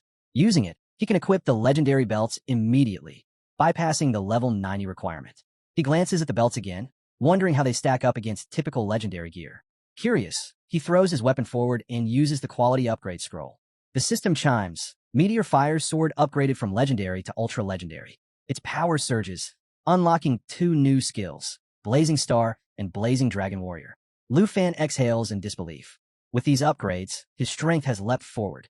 He tightens his grip on his equipment, his mind racing with possibilities. With language replication and language resonance, casting dragon spells now feels as effortless as breathing. His eyes shift toward the blue dragon egg. It pulses with growing energy inside the remote hatching slot, its potential now even more immense. Suddenly, the belts begin to hum with energy. The supreme belt pulses, and the Golden Dragon King's power stirs within him. A system notification flashes, Belt King effect activated. Lu Fan takes a step forward into the arena. The crowd erupts. Cameras zoom in on his face. The roar of the stadium shakes the ground as the announcer declares, returning to the stage, ranked number 1, representing Dragon Nation, Lu Fan. The crowd's reaction is mixed. Some erupt in cheers, shouting about his solo victory over 3 powerful opponents. Others aren't so quick to celebrate, demanding answers about the Jean family. Meanwhile, excited fans lean over the barricades, calling out, eager for autographs. The noise swells until a manager steps forward, urging everyone to clear a path for the media and for Mr. Han to get through. Han pushes ahead, voice booming with pride as he praises his star player, calling him a national hero. Lu Fan steps forward to greet Vice Principal Zhao and Old Han. I'm back, he says with a calm smile. Old Han clasps his hand tightly, eyes gleaming with pride. You didn't just reach the top 3 like before. You took first place. Outstanding. Then the Vice Chancellor steps up to the stage. He commends Lu Fan's tireless performance over the past 15 days, holding on to the top rank with a lead that no one could touch. As a reward, he presents Lu Fan with the Griffin Corps' gold military medal and announces his promotion to the silver batch. But then he adds, frankly, I believe you belong in the gold batch already. Lu Fan eyes the golden badge with quiet awe, then asks, didn't Griffin once say there were only 8 holders of this medal? Old Han nods. And now you're the 9th. This is a huge moment for the Dragon Kingdom. He goes on to explain that only 3 adults currently hold the gold badge, making Lu Fan one of the youngest recipients ever. Holding the medal in his hands, Lu Fan feels its weight, both literal and symbolic. It represents more than status. It's the mark of a guardian hero. He turns to Old Han and thanks him sincerely for the honor. A loud announcement echoes across the arena. The speaker officially declares the trial concluded. He congratulates all surviving participants and prepares to unveil the final rankings, with Lu Fan standing firmly at number 1. Old Han glances at him, still in awe. Not only did you win, your score topped 90%. That's unheard of. Lu Fan nods, calm as ever. I expected as much. Old Han lets out a deep sigh. I'm exhausted. Time for me to get some rest. The Vice Chancellor chuckles beside him. You've earned it, old friend. As they prepare to leave, Old Han shares one last bit of news. We're heading back to Dragon Nation tomorrow. The elders have something prepared for you. A national reward. Lu Fan raises a brow, intrigued. What kind of reward? The Vice Chancellor just laughs, clapping him on the back. Lu Fan, you've hit the big time. Inside the VIP suite of Genuine City, Lu Fan sits with the 9th gold badge in Syria resting in his palm. He quietly reflects, noting that only Senior 2 ranks above him now. Sprawled across the bed, he lets out a slow breath. Finally, he can start making things right with the people he's let down. Rising to his feet, he carefully stores the gold badge away. But that's just the warm-up. What comes next catches even the dragons off guard. Lu Fan opens a scroll box filled with yellow mana-infused items. His voice is steady, full of anticipation. I've been waiting for this. It's time to unlock the slot and hatch the blue dragon. He turns to the glowing egg, eyes locked on it. The system instantly pulls up its level, flashing across the status window. Around him, everyone leans in, curiosity piqued, ready to welcome a new member into the team. With yellow mana flowing and the dragon teaming technique active, Lu Fan begins the hatching ritual. The egg trembles, cracks forming along its surface before a burst of radiant blue light shoots out. Slowly, the shell breaks apart, and a small dragon with piercing blue eyes emerges. The system kicks in, providing its initial stats and skill set at level 1. Lu Fan stares in wonder before grinning wide. It's a boy. We got a handsome little guy joining the family. The other dragons gather around, looking at the newcomer with warm eyes and quiet approval. Lu Fan extends a hand, gently brushing against the dragon's scales. Its sleek form and sharp features make one thing clear. This creature is going to be terrifyingly strong one day. He can already imagine it, teaming up with the blue dragon and the king's door to deliver crushing attacks. Just thinking about it fuels his excitement. Suddenly, the blue dragon nuzzles up to his hand. Lu Fan smiles, until sharp pain jolts through his fingers. He yelps, startled. Little one watches nervously, while Star lets out a playful laugh. Lu Fan tries to pull away, but the dragon clamps down even tighter. Glancing at the system window, he mutters, "This little guy's going to be trouble." He just hopes the blue dragon's not as wild as it's acting right now. And the system outlines its abilities. 2 magic skills are unlocked, Tightening and Roaring Thunder. The latter is especially impressive. Though it deals standard damage, it comes with an AoE tag and control function, a signature of the Blue Dragon King's bloodline. There's also Punishment, a simple lightning attack. But the real game changer is Thunder, a skill that allows the Blue Dragon to cast spells instantly, with no cooldown and 0 mana cost. Lu Fan stares at the newborn in disbelief. No cooldowns, no mana cost? He laughs, both thrilled and slightly concerned. Yeah, this one's going to shake things up. Excited by the Blue Dragon's potential, Lu Fan decides it's time to give him a name. But before he can speak, the dragon suddenly locks eyes with the Starry Sky Dragon and charges straight at it. Startled, Lu Fan shouts, "Hey!" as the 2 dragons clash. The Starry Sky Dragon doesn't hesitate, swatting the smaller one right on the back. Sparks fly as they growl and bark at each other in a flurry of blue and stardust. Lu Fan sighs and shakes his head. Are you 2 really fighting over food again? He steps between them, trying to calm things down. Shin Chang, behave. I'm in the middle of something important here. After finally feeding the blue dragon, Lu Fan turns back to the real challenge, picking a name. He thinks it over, glancing at the dragon's shimmering scales. Little Blue, he offers. The dragon doesn't even blink. Lu Fan raises a brow. Not fierce enough, huh? He tries again. Angry Blue. This time, the dragon reacts immediately, jerking its head and letting out a low rumble. Lu Fan breaks into a grin. There it is. You do like that one. But just as he celebrates, Angry Blue chomps down on his hand again. Ow, seriously? Lu Fan groans. Another bitey one. Great. First Albeo, now this guy. The other dragons exchange looks, clearly unimpressed. Suddenly, a new system notification pops up. A trailer map has been delivered. Lu Fan pulls up the file and studies it closely. He's been waiting for this. Whatever's on that map, it's the next big move. Far away, on the western border of Dragon Nation, inside the Yun family manor, a girl sits alone, eyes fixed on a screen. It flashes the winner of the national trailer competition, Lu Fan. She smirks. Of course it's him. After all, the weapon she crafted for him wasn't just powerful. It was made to give him the edge against anyone who dared challenge him. But then, a sharp cough cuts through the air. She lowers her hand and freezes. Blood. Her eyes widen in shock. The family method rarely manifests with physical signs. But now, she stares at the blood in her palm, realizing something's gone very wrong. A maid steps quietly into the room, bowing low before speaking. Miss Yi, the Huang family has returned. Miss Yi's expression shifts, eyes narrowing, jaw clenched. Again, she mutters, gripping the armrest. They just won't back down. Yunshui Mountain had been under the Yi family's care for nearly 100 years. Yet the Huang family continue to circle like vultures, using old grudges as fuel. The maid chooses her words carefully. Our resources are stretched thin. The Huang family is exploiting past conflicts to pressure us, and the imbalance grows by the day. Miss Yi's hand curls into a tight fist. Ungrateful wolves, she spits. Even the so-called noble families of the Western Territory have no shame when it comes to power. She pauses, eyes distant. Any word from the dragon family? The maid hesitates, then shakes her head. No, my lady. A loud slam rings through the room as Miss Yi strikes the table in frustration. But her anger is cut short by a sudden cough, violent and deep. She turns away quickly, covering her mouth with a handkerchief. The maid rushes forward. Miss Yi, please, your condition. Miss Yi lowers the cloth, catching a glimpse of the red stain, but hides it without flinching. It's nothing, she says firmly, slipping it into her sleeve. Pushing herself upright, she steadies her voice. I'll face the Huang family myself. Let's see if they dare speak so boldly when I stand in front of them. High above the clouds, Lu Fan sits by the airplane window, eyes following the golden sunset bleeding into the horizon. The soft hum of the engines fades beneath his thoughts. Old Han, the rewards, the future ahead. He flips open a digital tablet, pulling up a report on a newly discovered secret realm, a desert zone straddling the Taiji Dragon Nation border. The difficulty rating is high. That alone is enough to grab his attention. Maybe there's something hidden in the sand, something worth finding. The plane touches down at Jinyu City International Airport. Lu Fan steps out with Old Han and a small escort team. The air hums with anticipation. This isn't just any reward. It's a national-level recognition, granting him a rare chance, the right to select hidden challenges. Standing beside Old Han, Lu Fan scrolls through a massive list, 460 secret realms, each with its own mystery, its own danger.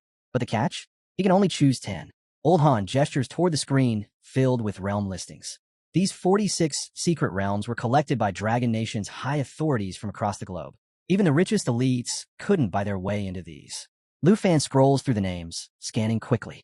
His excitement fades slightly. Most of these start at level 60, he mutters. They're not much use to me right now. But then, something catches his eye. The Sea of Death. Its classification, Nightmare Difficulty. The name alone would make most players turn back. But for Lu Fan, it's more than a challenge. It's familiar. Just last night, the Divine Treasure map he discovered pointed to this very location. Old Han sees the shift in Lu Fan's expression. Found something? Lu Fan nods slowly. Yeah, I'll take the Sea of Death. Old Han raises an eyebrow. Just one? You still have 9 picks left. Lu Fan smirks. The rest don't matter. Chuckling, Old Han rubs his chin. Well, it's right on the border.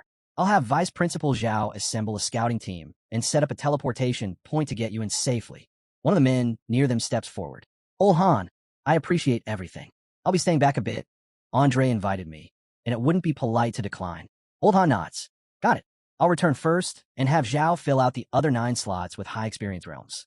Lu Fan stays quiet for a moment. Principal Zhao gives his shoulder a light pat. You look deep in thought, he says, smiling. Anyway, we've landed. Time to get off. Lu Fan snaps back to reality, blinking. Already? That was fast. As the aircraft doors open, Lu Fan steps out to the sight of fans cheering from the barricades. Banners wave, and voices call out his name.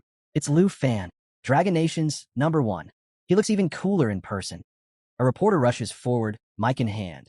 Mr. Lu Fan, would you accept a quick interview? Principal Zhao leans over with a grin. You never liked being the center of attention, did you? Lu Fan sighs.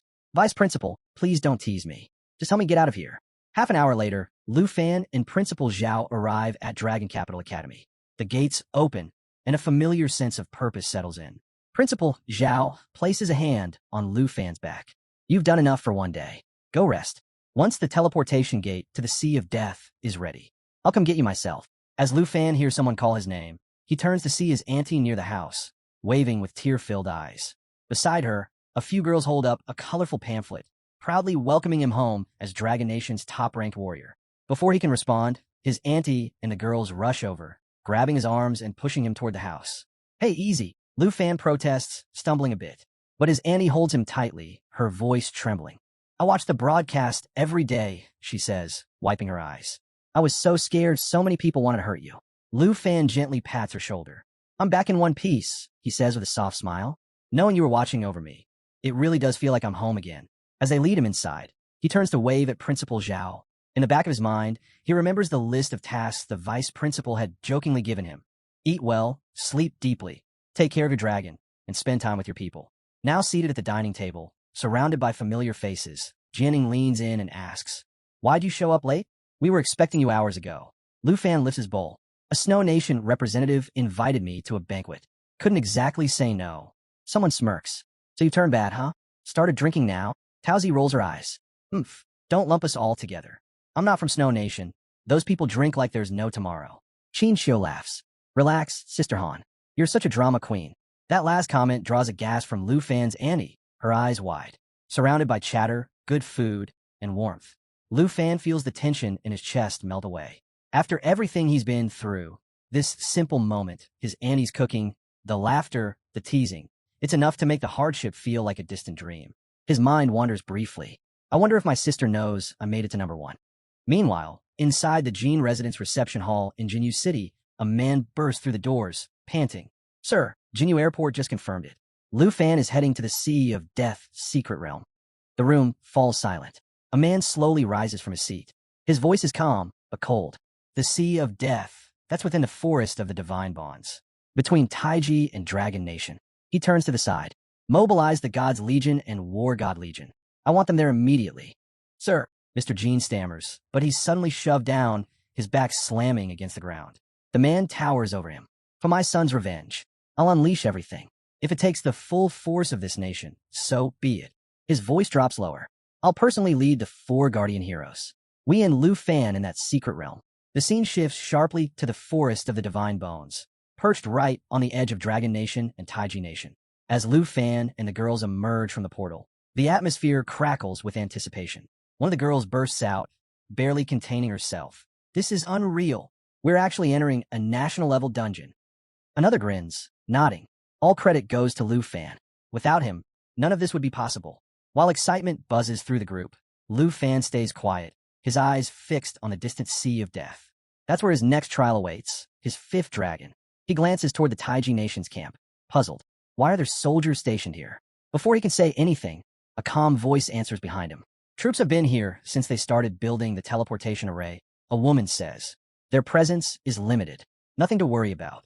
They turn to see Teacher Gu standing there. Teacher Gu, what brings you here? One of the girls asks, surprised. She gives a light smile and gently pats Lu on the shoulder. Relax. The academy wanted to make sure everything went smoothly, so they sent me to support you. She adds, if you run into any trouble, just come find me. Lu Fan silently nods, impressed by how far the academy was willing to go to back them up. The girls start playfully teasing again. This is so unfair. Having a teacher like that really changes things, one mumbles, while another quietly thanks him for watching over Zhao Fan.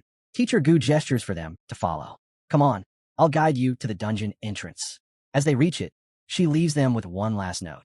Enjoy every reward you earn to the fullest. At sunrise, Lu Fan steps into the sea of death and immediately spots a skeletal figure clutching a rusted sword. He hadn't expected a gatekeeper, but Tao Zi steps forward, calm and confident. We got this. Don't worry. Lu Fan eases up a bit. This elite minion, once under a tyrant, had some real power. But the girls had grown, too. Everyone was leveling up. Tao Zi summoned Water Split, her blade slicing through the air as 4 chains of water coiled around the skeleton, freezing it solid. Gue Gue followed with starry inhalation, setting the frozen corpse ablaze. Lu Fan couldn't help but admire how perfectly in sync they were.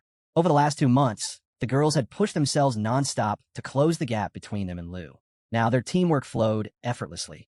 They weren't here to be protected. They were here to fight beside him, as equals. He watched impressed. They had just brought down a level 65 elite, and they were barely in the 30s themselves. Even the top students at Dragon Capital Academy would struggle with that. Then, in a flash, Lu's instincts kicked in. His expression sharpened as he drew his bow and released Serpent's Arrow, a dark serpent technique that launched 12 enchanted shots. The arrows zipped past Hao Zi, who flinched and shouted, Lu Fan, what the hell? But before she could finish, the arrows struck home. 8 skeletons, lurking in the shadows behind them, dropped instantly. The girls froze. They hadn't seen a thing. The shock was written all over their faces. They felt ridiculous for missing such an obvious threat. One of them spoke up, frustrated. If we're your dragons, then bring us into the fight. We need to level up too. Lu hesitated, then admitted, I did bond with a new dragon recently, but his attitude's a problem. Their jaws dropped. A 6th dragon, but instead of backing down, they lit up. Summon him. We want to see his element. Lu sighed, giving in. All right, but if he gets out of hand, I'm sending him back immediately. Suddenly, a bolt of lightning cracked through the sky, making them all jump. Is that normal for him? One of the girls asked, eyes wide. A small blue dragon appeared, its body radiating terrifying magical pressure. They all fell silent. Lu raised an eyebrow, smirking. Could he not show off for once? The dragon roared, summoning a barrage of lightning strikes that created a storm zone, paralyzing enemies and frying anything nearby. It might have been small, but its power said otherwise. This wasn't just any dragon. It was a blue dragon king. Electric currents pulsed off its scales, unleashing shock-infused strikes with every movement. Then came the surge, Dragon Resonance. With it, both dragon and rider could channel the same ancient spell, amplifying its force. Lu recognized it instantly. Abeo had just used Blue Dragon King's roar. When combined through resonance, the magic surged to a new level. The blue dragon evolved to level 2, turning the battlefield into a lightning storm. A system alert popped up. Dungeon quest triggered. Collect map fragments to trace the tyrant's escape route and uncover his hidden treasure. As Lu pulled out a fragment of the tavern's retreat route map, the others gathered around, curious. So, we're supposed to find the tavern's treasure? One of them asked. Jin Yang nodded. Yeah, if we collect 500 of these fragments, we can piece together the full map and uncover the treasure's location. 500? That number hit hard. They all knew. They didn't have time to waste. Then what are we waiting for? Let's level this desert and start digging, someone shouted, ready to charge ahead. But Lu raised a hand, stopping them. Hold up. This whole place is one giant sand trap. Move the wrong way, and we could set off something we can't undo. Everyone turned to him. So, you got a better idea? Lu grinned. Yeah, and I've got just the scout for it. In a flash, he summoned one of his dragons, and with it, 2 twin fallen corpse holy dragons emerged. The pressure from their arrival was overwhelming. These weren't just heavy hitters. They came with abilities tailor-made for this job. Lu then summoned a wave of fallen, deadly demon soldiers, each one radiating death energy. The group froze. Wait, did you just summon dungeon puppets? Someone gasped. Lu nodded calmly. The fallen corpse holy dragon can open the holy light gate. It lets them teleport themselves and all corpse puppets anywhere. Distance, barriers, formations, even dimensions, none of that matters. Jin Yang looked like he'd seen a ghost. This blows hidden glass, necromancy, out of the water. Tao stared at the summoned forces. You seriously brought out all of 9 round Demon City? Lu laughed. You think I'd let miners this good go unused? Right then, the ground quaked. A massive monster burst out, unleashing a bone-shaking roar. The girls instinctively took a step back, startled. Lu didn't flinch. They'll clear the way. At his command, the fallen demon soldiers stormed the battlefield, colliding with waves of tyrants, servant skeletons, and desert spiders. In seconds, chaos exploded across the sand. More monsters began erupting from the ground, swarming the battlefield as the sky cracked with thunder. Lightning poured down, engulfing the field in a storm zone that fried everything in its path. The girls could only stare in disbelief, watching the desert transform into an all-out war zone. Tao muttered, I trained like crazy for 2 months and felt proud of myself. Then this guy shows up and wipes out an entire dungeon like it's nothing. How are the rest of us even supposed to compete? No one had an answer. Suddenly, a system prompt appears. Congratulations. The host coordinates match the dividing treasures map. Treasure map activated successfully. Lu immediately opens the reward, expecting a dragon egg. But what he sees stuns him. The will of the blazing dragon warrior, a legendary tier item. He didn't need another power-up, but this wasn't just a boost. It was a game changer. And then he spots it. The Shadow Dragon King contract blueprint. This is a divine artifact, he mutters. Without a second thought, he activates natural assimilation. The contract dissolves, fusing into his body. From now on, the Shadow Dragon King is a permanent summon, just like the fallen corpse holy dragon. Not long after, another alert appears. Fragment collection complete. Do you wish to assimilate the tavern's retreat route map? Without hesitation, Lu selects yes. Before he can even process the success, the view shifts entirely. The camera pans to a battalion of soldiers on the move. At the front, a captain raises his hand sharply. Halt! The secret realm is currently in use. But before he can say more, a soldier steps forward, draped in black armor, wielding a colossal sword, and slices the captain clean in half. Gasps erupt. One of the troops scrambles, raising a flare gun and firing a blinding shot into the sky, a distress signal. The call for backup has been sent. Elsewhere, Teacher Gu spots the commotion and narrows his eyes. Something's wrong. Chaos is spreading fast. Blood spills across the field as soldiers are mercilessly cut down. He shouts over the noise. What the hell is going on? Just then a soldier slams into him, pushing him out of the way. A blade misses him by inches. They're from Taiji Nation, the soldier yells. We have to fall back. Warn Dragon Nation. Realizing the scale of the attack, Gu bolts toward the teleport gate, only to find it blocked by enemy guards. He digs into his storage pouch and pulls out his last resort, a one-time use random teleport scroll. His only shot at escape. But as he starts the incantation, a shadow looms behind him. A mountain of a man with a giant axe raises his weapon to strike. Gu spins around, swings his own weapon, and slams it straight into the attacker's skull, buying a moment. In that split second, he activates the scroll and lunges forward, driving his weapon into the enemy commander's chest before vanishing. The massive warrior stumbles back slightly, watching the light trail left behind. He doesn't chase. Instead, he simply mutters under his breath. It's him, Li Tai, the dreaded butcher god of the Taiji Nation. As Lu unlocks the Emerald Mirror skill, he starts wondering, did Xiao Fai gain a new ability too? The skill lets him pick an ally and generate 2 mirror copies of it. These duplicates have all the original skills, but only 30% of the stats. Realizing this, Lu is floored. He can create clones now? The possibilities race through his head. If 15 dragons attack someone all at once, even a god would fall. Now that he's hit level 30 plus, mastered the dragon domain, and unlocked this game-breaking skill, Lu gently pats Xiao Fai with pride. With this power, their battle capabilities skyrocket. Xiao Fai might just be one of the strongest dragon pets out there now. Suddenly, a swarm of level 70 tyrant servants appears out of nowhere. Jean eyes the incoming threat. I bet this was triggered by merging the route map. Lu isn't phased. At least we don't have to go boss hunting anymore. But then, towering behind the army, the real threat shows up. Curse Tyrant. Jean glances at Lu. What's the plan? Tao offers a strategy. Let the demon troops charge in first.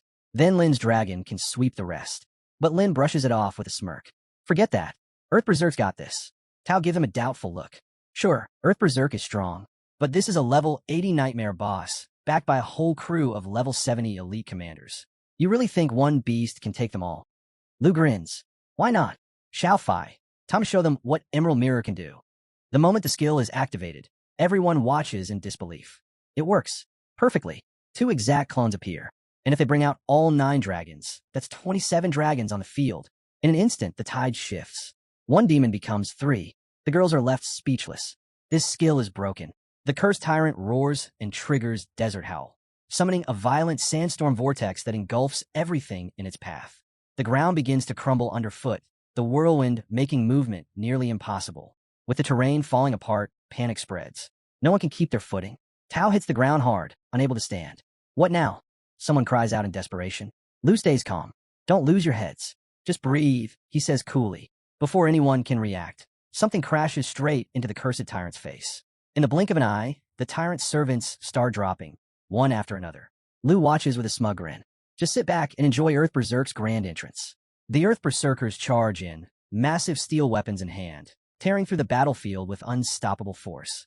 The cursed tyrant roars in rage, but it's no use, completely overwhelmed. Then, without warning, metallic cubes begin raining from above. The cube storm hits hard, each cube delivering full power damage. The tyrant and its minions are smashed directly on the head, driven into the ground like nails under a hammer. To Lu, the whole fight looked almost too simple. The girls exchange stunned glances. Every time we think he's maxed out, Lu hits us with something crazier. Tao mutters, still dazed. Wait, it's already over? I didn't even see how it ended. And with that, the dungeon's cleared. A glowing yellow chest appears in front of them. Lu's level jumps to 42. A message pops up. He's received an enchantment level removal scroll. Lu grins wide. Perfect. This saves me a fortune on upgrade costs.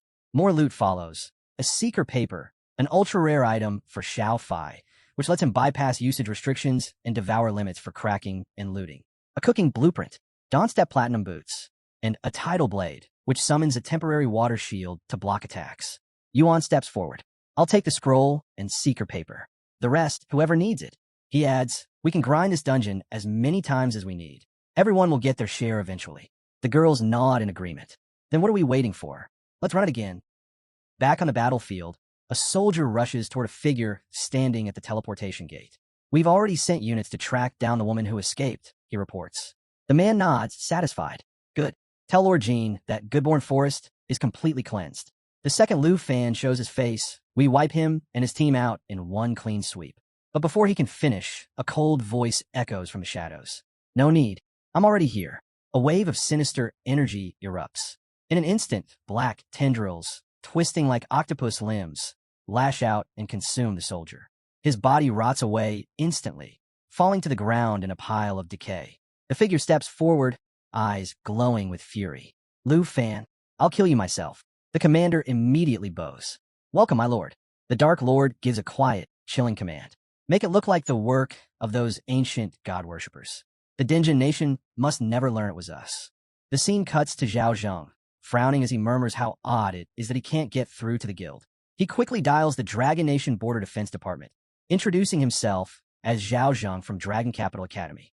Without wasting time, he asks if Teacher Gu is still stationed at the Death Sand Sea camp. A sharp voice answers abruptly. Vice Principal Zhao, their camp's already been attacked. Zhao's eyes shoot open. What happened? The voice explains that the Taiji Nation issued a formal statement. Over the past 6 months, Multiple heretic groups from different countries have launched assaults on Dragon Nation's camps. Zhao tightens his grip. How could that happen? The voice urges him to stay calm and keep the academy stable, assuring him that the department is still verifying the report. Meanwhile, in the Jin mansion within Taiji Nation, General Jin reclines with his foot casually propped on the table. He scoffs, questioning what exactly needs verifying and why the Dragon Nation doubts their word. He waves a hand dismissively. Just tell them the Death Sand Sea is in the middle of nowhere. Even with immortals, it'll take 10 days, maybe half a month, to reach it if they don't get delayed. Just then, a girl steps forward and announces that Dragon Nation has sent 2 letters. Jin raises a brow. Why the panic? What's in them? She bows quickly and apologizes, explaining the letters are from Hanfei and to Jin. Jin's expression hardens as he snatches the letters and begins reading. She continues. Hanfei is accusing them of failing to investigate the heretic attacks properly. To uncover the truth, he sent Tu Jin to take over the matter. Tu Jin has already deployed the Griffin Squad, now mobilizing at the border. Hanfei ends the letter by saying that if things escalate, he hopes Taiji Nation understands the consequences. Jin remains quiet, eyes scanning the letter. Then his glare sharpens. They're getting arrogant. This isn't a warning. It's a threat. They're saying if we try to stop them, it's war. A soldier hesitantly speaks up. Sir, the Griffin Squad, we're no match for them. Jin slams the letter down. We can't let anyone disrupt Lord Jin's plan. He immediately issues commands. Inform the Godslayer Legion. Send Li Tai to deliver a message to the National Guard hero. And deploy the Good Killer Legion to the border. By time, install the Griffin Squad. Jin is convinced that if they eliminate Lu Fan, all trails will vanish, leaving Dragon Nation no choice but to chase shadows among the heretics. He stresses that there's no room for mistakes. Lu Fan must die. Elsewhere, Lu Fan and his group are making their way through rough terrain when Tao suddenly groans, clearly exhausted. She complains about being both starving and drained after their time in the secret realm, suggesting they take a break to enjoy a proper meal. Lu Fan chuckles, teasing, if you keep dragging your feet, someone might just tie you up. Tao shoots him a glare. You mean tired, not tied up, genius. Their banter comes to a halt as they reach a desolate field, littered with corpses. Silence falls. The sight says it all. Jin steps forward to inspect the bodies, noting how their state is eerily similar to Charles, the man Lu had previously defeated. Their life energy sucked dry. Tao shivers. Could it be the heretics that worship the ancient gods? Lu shakes his head. There's no trace of divine energy here, but the aura feels just like Jin Shenghan's. Jin Yang's brows knit. That can't be. Jin Shenghan is already. A voice cuts him off, echoing through the battlefield, laced with mockery. Sharp as ever. Everyone instantly turns toward the voice. Jin Yang instinctively draws his blade, sensing danger. A man emerges, smirking coldly. But all that won't save you now. Lu Fan narrows his eyes. Jin Zaishi. He steps in front of Jin Yang. Don't act rashly. This guy's level 97, same as Jin Shenghan. He carries abyss energy. Jin jumps in, urgency in her voice. My father once knew him. He's the national guardian hero of Taiji Nation, Jin Zaishi. Lu's breath hitches. That would mean Jin Shenghan is his son. Just then, another voice scoffs from above. Park Jae lounges lazily on a tree branch, unimpressed. All this firepower for one kid, he sneers. He hasn't even hit his 3rd transformation. Don't tell me we're letting Li Tai handle him solo. Li Tai, the youngest among them and a Widowwalker fighter, stays focused. Don't take him lightly. This is the guy who took down the 9 Realms demon. Suddenly, the earth quakes beneath them. The girls instinctively step back, weapons raised. A hulking figure emerges from the cloud of dust. It's the beast, Choi Hun. He scoffs at the mention of the 9 Realms demon. So what if he beat him once? We'll crush him again. His eyes lock onto Lu Fan, licking his lips with a twisted grin. I hear this brat's got a real dragon. Let's see how its blood looks on my axe. The girls instinctively glance skyward as massive beams of light pierce through the clouds, casting an eerie glow over the battlefield.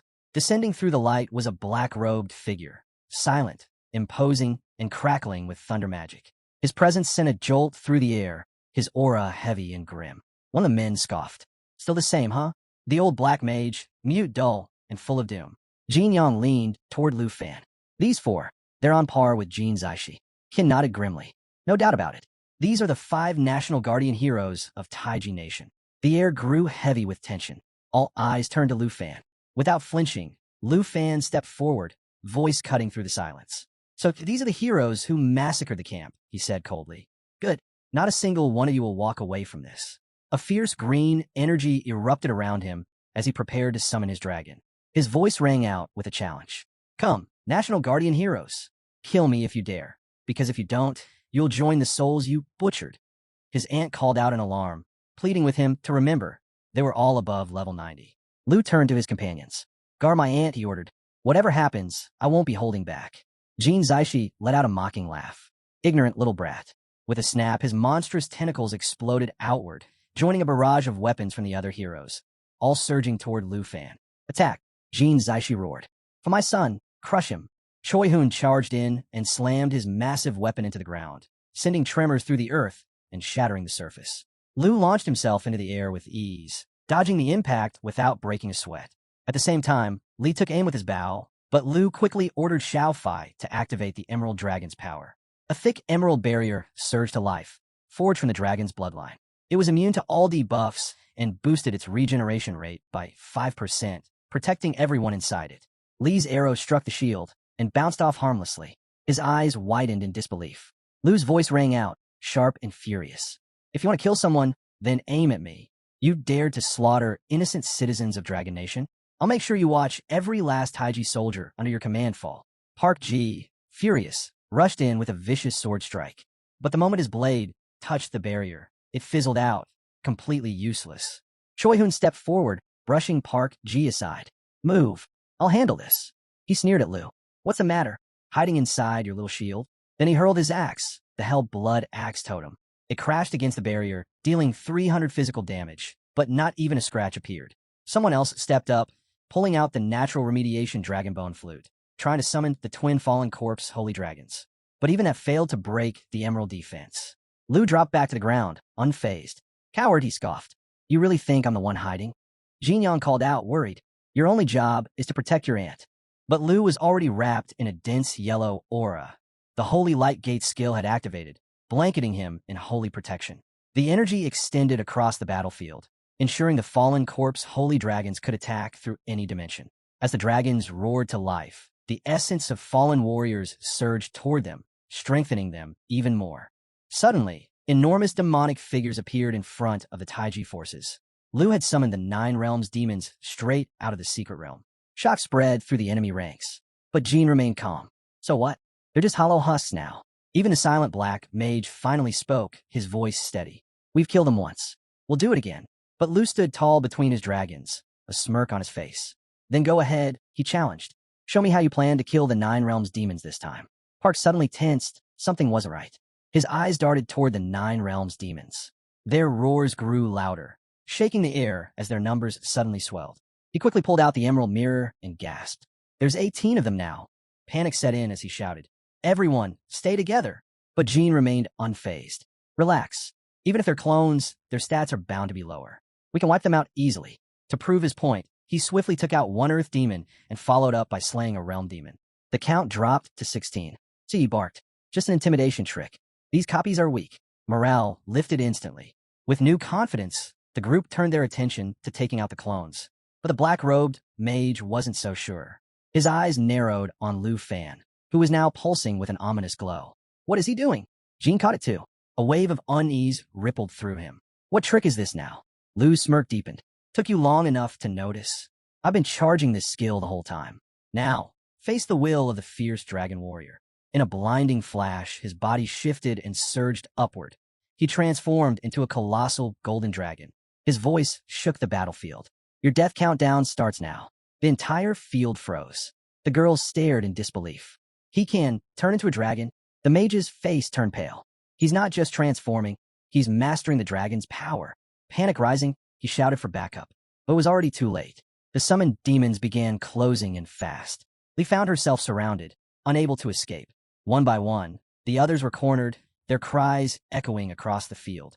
The pleas for help reached Lord Jin, but he stood paralyzed, unable to move, unable to comprehend. The dragon domain exploded in size, stretching out to a full 100-meter radius.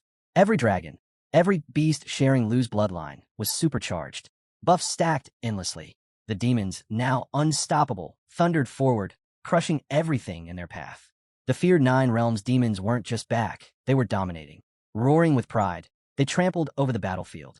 And at the center, the golden dragon radiated an aura of absolute power, its strength now doubled. Jin stood frozen, sweat dripping down his face. This battle was no longer his to win. He barely had time to react as the golden dragon lunged forward, claws slicing through his tentacles like they were paper. The blow sent him soaring through the air like a discarded doll. Spinning midair, his mind raced. Was this defeat? How did Lu Fan get this powerful? The pain was unbearable. As he slammed into the ground, dazed and broken, he heard Li's voice screaming for help. But he couldn't move. He couldn't save anyone. Jin's fading eyes drifted toward the mage, bloodied, trembling, and begging for someone to save him. That's when the realization finally sank in. They never should have gone after Lu Fan. It was already over. His allies were either broken or bound. And now, drowning in regret, Jin could only watch it all fall apart. Blood spilled from his lips as his body gave out, crashing to the ground in defeat. Lu stepped forward, his foot crushing the slick black blood beneath him. With the dragon domain still in effect, he said coldly, "You'll die here like the rest." Jin coughed, struggling to keep his eyes open. "Then just do it already. End it." Lu slowly drew a red blade, its edge gleaming ominously. "Killing a national guardian hero won't stop Taiji Nation from hunting me down," he said under his breath. Then his gaze sharpened as it locked onto Jin. "But do you remember what I told you?" Jin, broken but still breathing, forced himself upright, legs trembling, voice cracked with fear. "W, what are you doing?" Lu raised the blade without hesitation. "I told you. I make you watch as I erase every last Taiji soldier you command." With Lu's crimson blade still dripping from the final blow that felled the 5 heroes, Jin Yang glanced at the aftermath, his thoughts already racing. How are we going to explain this to Taiji Nation? But Lu's aunt wasn't focused on politics. She stepped forward with concern. "Lu, are you all right? Do you feel anything off?" Nearby, Qin eyed the wreckage and bodies. "Should we clean this up?" Tai, however, stared at the fallen figures, stunned. Who would have thought Jin Zaishi, leader of Taiji's 5 national heroes, would fall like this? Lu glanced at them and let out a small grin. "Who said they're dead?" The girls turned to him, confused, until, to their shock, the 5 dead heroes began to rise. Lu's smirk deepened. "After what they did to my people, did you think I'd let them off that easy?" One by one, the heroes stood again, no longer defenders of Taiji, but something else entirely. Back on another part of the battlefield, a commander and his troops sprinted toward the portal. His mind raced. How many lords are waiting for us on the other side? As soon as he arrived, he dropped to one knee. "My lord, Jin Zion reports that the Dragon Nation has discovered the destruction of the teleportation array. Jinbei has already sent envoys to the border." But the lord didn't respond. The silence made the commander uneasy. "Am I too late? Lord Jin should have finished Lu Fan by now." Then footsteps echoed across the battlefield. Someone was approaching. The commander's hand flew to his sword, only to freeze. It was Lu Fan. His voice was cold and sharp. "Who gave you the courage to attack the Dragon Nation?" The commander's eyes widened. "He's alive." He barked a panicked order, "Attack." But before his soldiers could react, an arrow whistled through the air and slammed into his hand, knocking his sword away. The commander tumbled back. Lu had fired it. Before the others could move, jagged tentacles tore through the soldiers, piercing their hearts before coiling around the commander himself. His face went pale. Why, Lord Jin? Why are you doing this?" Lu stepped in, grabbed the lord's cloak, and pulled it aside. "Because," he said with a smirk, "they belong to me now." The tentacles tightened. Desperate, the commander broke free and let out a furious roar. "You killed Lord Jin. You'll pay for that." He lunged at Lu, blade raised high. But before he got close, a shadow dropped from above. A massive axe crashed down, slamming the commander into the dirt. Lu didn't even blink. "If Lord Jin couldn't last 2 rounds against me," he said flatly, "what made you think you had a chance?" Pinned beneath the crushing weight of the axe, the commander clenched his jaw, growling, "I swear I'll kill you. I'll cut you to pieces." Lu smirked without flinching. "Save your breath." Tentacles slithered back around the commander, lifting him high into the air. He thrashed in panic. "What do you want from me?" Lu's tone dropped. "One last chance." "Ta." Still resisting, the commander stayed silent, until the tentacles tightened and a savage beating left him swollen and barely conscious. Finally, broken and breathless, he gave in. The truth spilled out of him. Tao's brow furrowed. 2 elite armies and a hero. Just to take down one man? Didn't expect that from Taiji Nation. Someone else chimed in, and there's no sign of Teacher Gu's body. Looks like he escaped, just like the commander said. Lu's aunt looked to him. "So what now? The teleportation array's gone, and we're thousands of miles from home." Jin Yang jumped in. "The God-slaying army isn't far. Maybe we regroup with Jinbei Marquis forces at the border." Kim nodded. If the scroll used was random, the distance couldn't be beyond the current map's limits. "We gotta find Teacher Gu before the God-slaying army does." Meanwhile, The commander, barely clinging to life, begged for mercy. Please, I told you everything. Let me go. But without hesitation, a tentacle tore straight through his chest. As he collapsed, eyes wide, he gasped, You said you'd let me live. Lou stepped forward cold and unflinching. I said I'd let you go alive. But how could I honor Dragon Nation's fallen if I let you live? The scene cut to the God-slaying army's barracks. Inside the command tent, a high-ranking officer leaned back and sneered. By the time Dragon Nation's forces show up, Lord Jean will have already dealt with that brat. A soldier next to him frowned. Seriously? All 5 heroes fought together, and they still couldn't beat a second-level job changer. Neither noticed the figure looming behind them. Jin's lifeless body had already entered the room. One of the guards at the command center turned to face the enormous tentacles snaking through the air. For a moment, he hesitated, sensing an energy eerily similar to Lord Jin's. He tried to report it, speaking into his comms, only to be cut off when a tentacle suddenly speared through his chest. The room fell dead silent. Nobody moved. Then, the tentacle swelled, and in the blink of an eye, the guard's body burst apart into pieces. The others could only stare in stunned disbelief. Lord Jean, he just killed the commander, someone finally blurted out. He's lost it, another guard shouted. Run, get out of here. As panic set in and they made a dash for the exit, Lord Jean came crashing down. With a violent motion, he flung out the octopus-like limbs, impaling the fleeing guards one by one. A guard near the door turned back, spotting several others frozen in place. What are you doing? Move. Get out now, he yelled. But before he could take another step, his arm was sliced clean off. Blood splashed across his face as he staggered forward in a daze. He finally reached the exit, but what he saw made his blood run cold. The world outside the command center had already been overrun. Demons from the demon realm swarmed every inch of the area.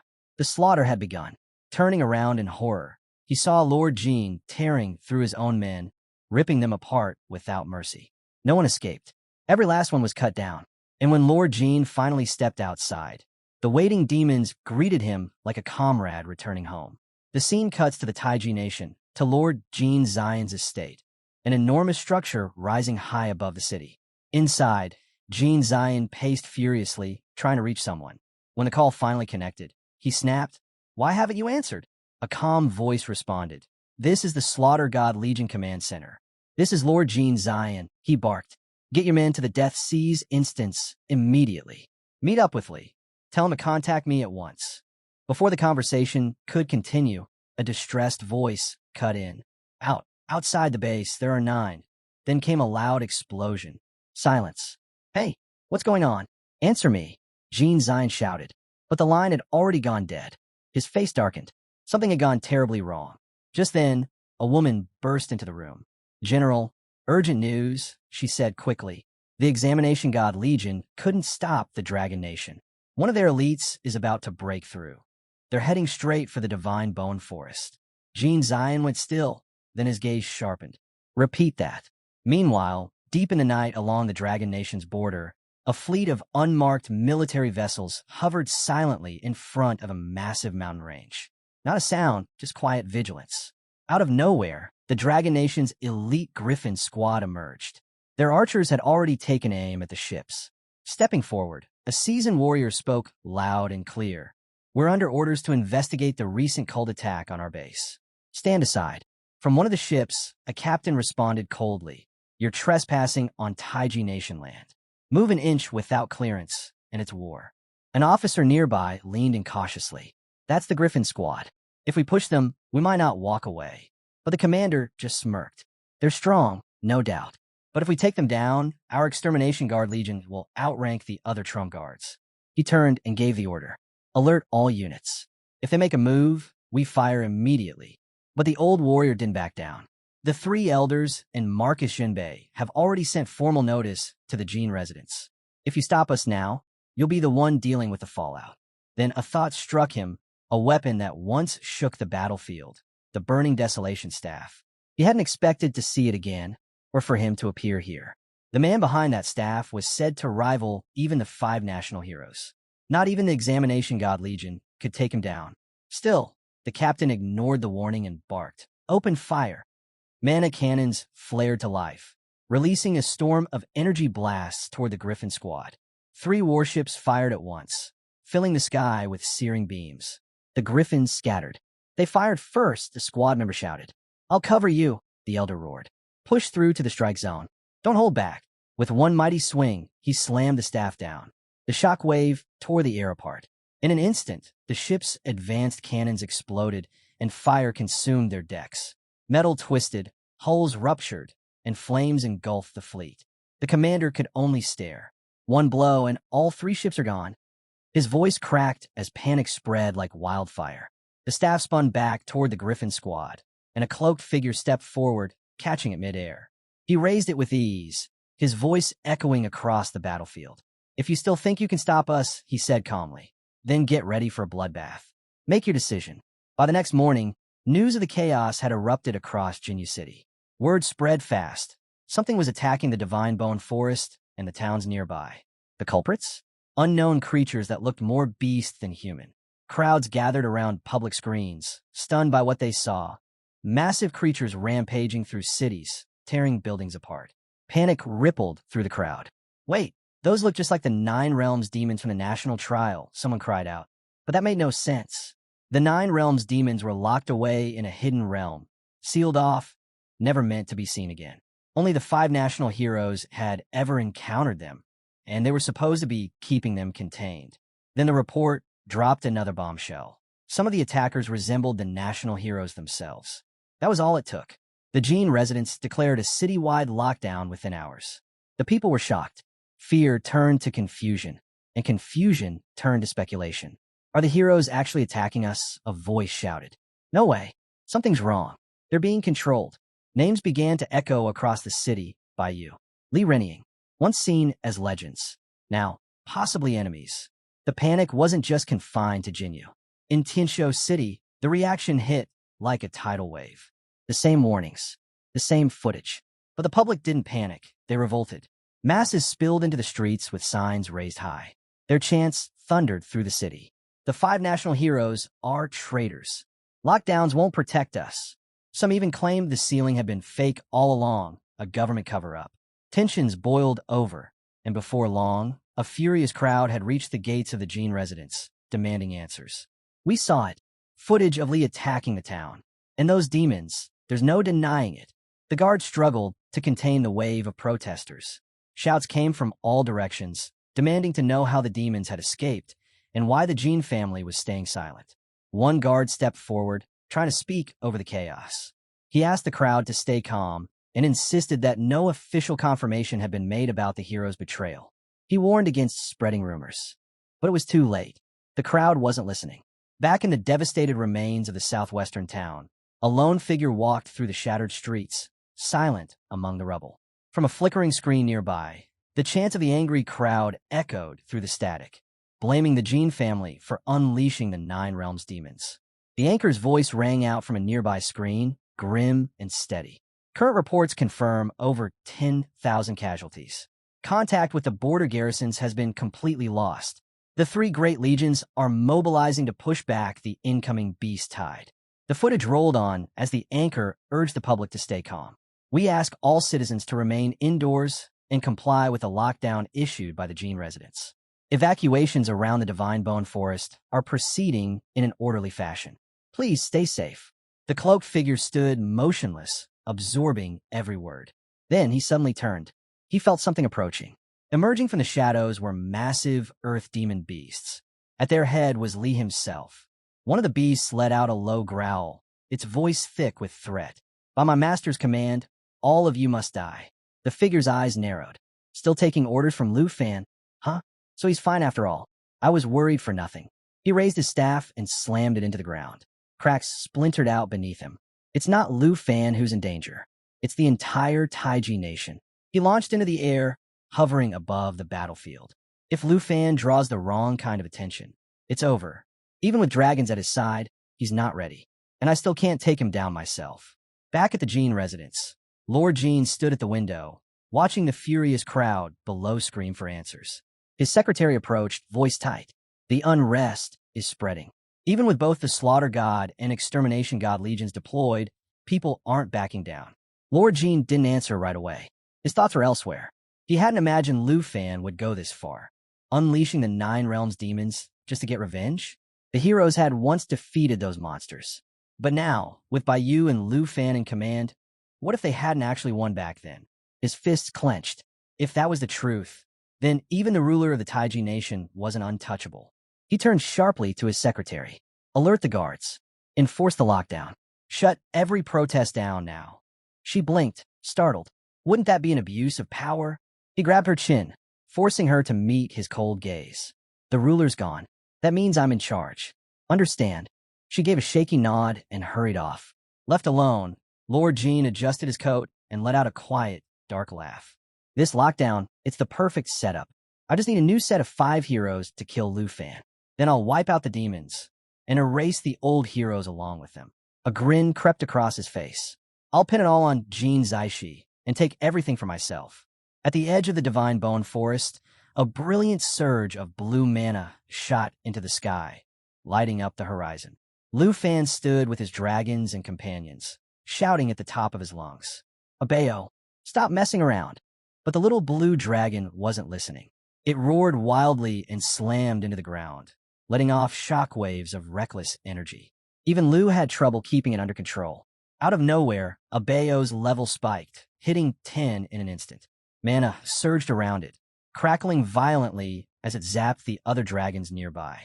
Kim growled in frustration. Abeo, get back here before I make you. But Abeo just kept roaring, blasting more energy into the air like it was playing a game.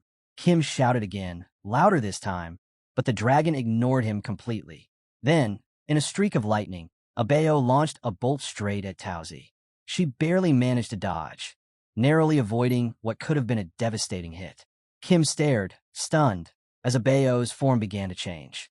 Its body expanded, growing larger, its shape twisting into something new. A fully formed dragon. Kim's eyes narrowed as he took in the scene. Don't tell me. Did it awaken its true dragon form at just level 10? His thoughts drifted back. This was just like what happened with Xiaoi. A massive blue dragon now filled the system screen. Abeo, fully transformed. Its stats were nothing short of outrageous.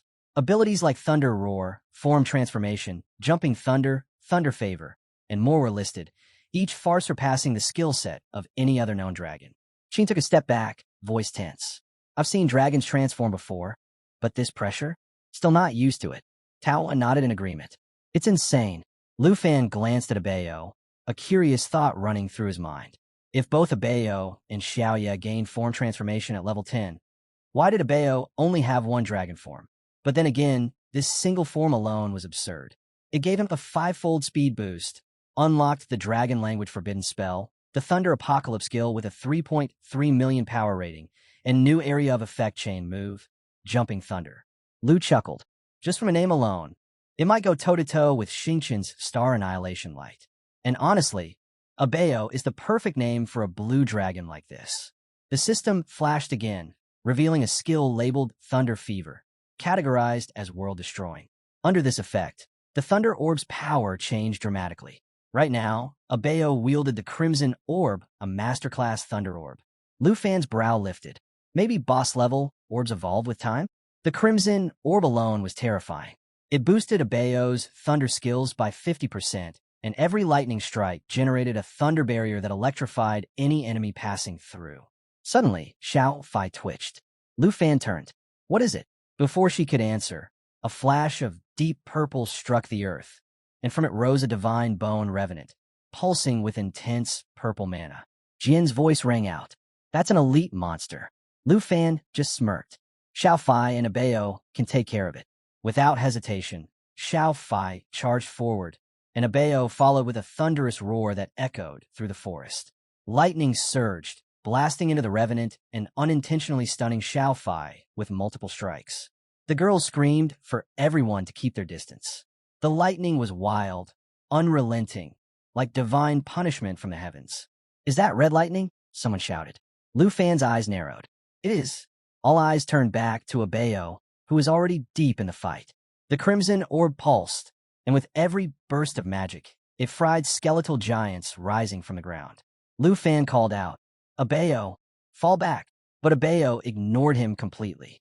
Instead, he activated Heaven Punishment Calamity, an advanced targeting skill, and began unleashing concentrated lightning strikes on every nearby enemy. His wings slammed down like hammers, shattering bones and skulls with overwhelming force. Ta could only stare, stunned. This isn't even a fight anymore. Then it happened. A rogue lightning bolt darted toward Qin, and she didn't see it coming. Just in time, Lu Fan lunged and yanked her out of the way, narrowly avoiding disaster. When the smoke cleared, the team looked at Abeo again. There was awe, but also worry. He's starting to lose control, someone muttered. Bao gave a dry laugh. Nah, he's just showing off now. Jim let out a sigh and nodded. He's out of control. If he keeps this up, we'll never find Teacher Gu. Just then, a sudden gust swept through the forest, swirling leaves and dirt into the air. Xiao Fai froze, sensing something unusual. Lu Fan tensed. He could feel it too. The dragons overhead started fleeing, screeching as they took off in every direction. Something was coming, and it wasn't small. The girls started panicking, eyes darting toward the sky. Abeo crouched low, mana pulsing as he prepared another surge. Then it started. Right before their eyes, fragments of bone scattered across the forest floor began to move. The shattered remains of something ancient and powerful were pulling themselves together. Piece by piece, the creature reconstructed itself until it became unmistakable. A massive skeletal dragon, reformed from divine bone. The divine bone death whisper. Lu Fan stared in disbelief. Those fragments, they're combining. All of them. He looked up as the colossal undead beast took shape, a thick wave of mana pouring from its body. Abeo roared at it instinctively, but Lu Fan held up a hand. Don't get cocky. That thing's different. The skeletal giant rose into the air and unleashed a blast of purple flame straight at Abeo. The blue dragon dodged, but barely. The hit shook him. This wasn't like before. The girls fell into defensive positions, bracing themselves. The monster may have been bones, but it moved with deadly precision. Without warning, the undead dragon shot off, flying deeper into the forest.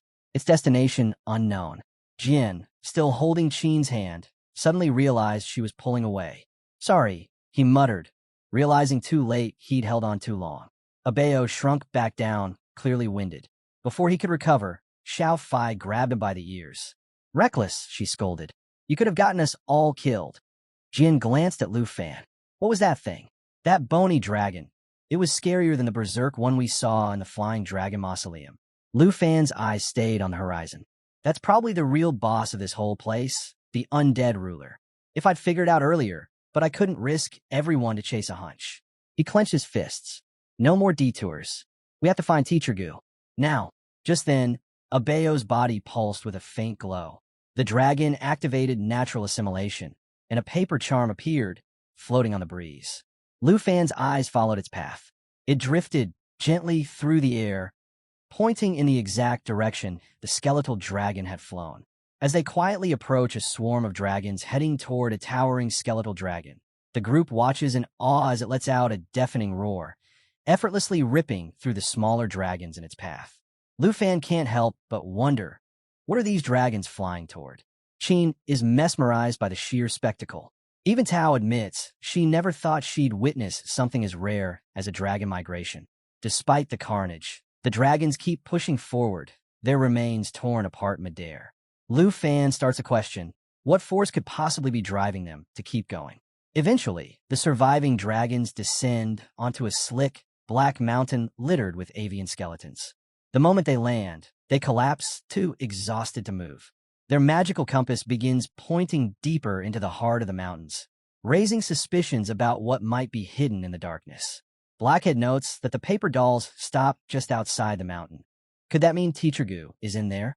Tao chimes in, pointing out that the revenant dragons, those born of divine power, have merged into the mountain itself. Lu steps forward, telling everyone to stand back. He's going to carve a path through. Tao warns him to be cautious with no instructors around to help, but quickly reassures the group. She's got this. She activates the dragon claw, transforming her arm before slicing through the terrain, sending a paralyzing shockwave rippling outward. That energy surge instantly triggers a reaction. The skeletal dragons begin to rouse and lift into the air. Panic sets in as the dragons start circling them, but Lu remains calm and tells the group to hold their ground. This is all going according to plan. He leaves the aerial chaos to his blue and black dragons. The blue dragon morphs and shoots upward into the sky. Meanwhile, the black dragon launches fire from the crimson orb in its mouth. The blue one unleashes a powerful roar that ignites a massive storm, ravaging the entire area. Then, without warning, a deep, ancient voice echoes, demanding the human to stop. Strangely, only Lu seems to hear it. The voice speaks again, this time directly to him. Are you an agent of the Divine-born Revenant or the Sacred Mountain? Lu hesitates, uncertain if he should respond. The voice speaks once more. I am the ancient god of the Divine-born. If you serve the Revenant or the Sacred Mountain, turn back now. I'll spare you this once. But if you disturb this place again, there will be no mercy. Only Lu is granted the privilege of hearing these words. Hearing the name through the system, Lu is struck by a strange sense of recognition. It stirs something deep inside him, like a memory tied to an ancient power, maybe a titan from the frozen northern realms. Could this really be the voice of the ancient god? The voice echoes again, sharper this time. Are you a servant of the divine bone? Then comes the warning. The ancient gods are losing patience. Zulu must decide quickly. But as Lu glances at the paper dolls, a realization hits him. That's why teacher Zulu hasn't left. If he turns back now, she won't survive. If I truly am Zawi, he thinks, then I need to activate the external guardian to protect them all. But is it resonant? Lu hesitates. Should he introduce himself first? Or answer straight away? The voice repeats, firmer this time. I am the ancient god of divine bone. If you're tied to the resonant or the sacred mountain, leave now. I'll grant you mercy this once. But disturb my stillness again, and I will not forgive you. Lu remembers the battle against Charles. Back then, the ancient god's image appeared on the sacred map and tried to destroy him, even though he carried revenant energy. That made one thing painfully clear. Ancient gods aren't allies. It's bluffing now, most likely because it's not at full strength. Still, even weakened, an ancient god is nothing to take lightly. The voice growls once more, its warning final.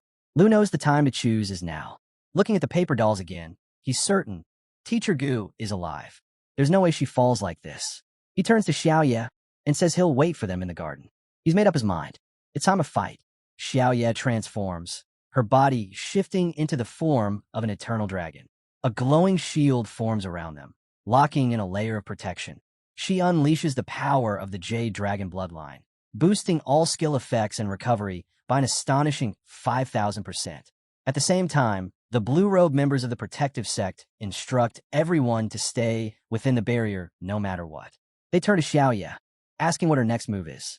She answers casually, about 2 weeks ago, time dropped by a decade, and just as the portal opened, a star diver emerged, someone from a far-off galaxy, already beginning their transformation. The ancient god speaks once more, declaring that Lu Fan has made his choice. Instantly, the skeletal remains, the star progressor, and an enormous dragon of bones begin piecing themselves back together. The earth quakes beneath them, and fear grips the girls as the air turns heavy. You've chosen death, the ancient god booms. Now you'll all serve as puppets of the divine bone.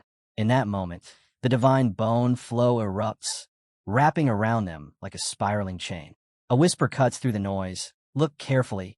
The divine bone flow comes from a being capable of rebuilding itself entirely from nearby broken bones, an overwhelming edge in any fight. The seasoned cultivators observe the battlefield, noting the divine-born creature towers over Xiaoye. But Lu doesn't see it that way. To him, it's nothing more than a replica of the ancient god. Then the god's voice rings out again, dark and final. Within this eternal corridor, everything fades into dusk. A colossal thunderstorm erupts overhead, churning wildly through the corridor. From the divine bone throne, a vortex forms, 30 meters wide, sucking up every trace of mana in the area.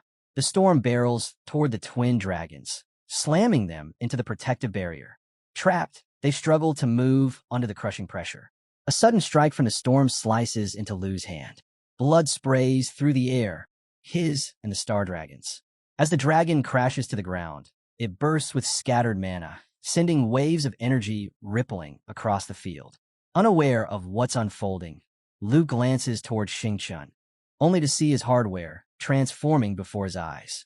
It takes on a radiant humanoid shape, something completely unfamiliar, and unlike anything he's ever seen.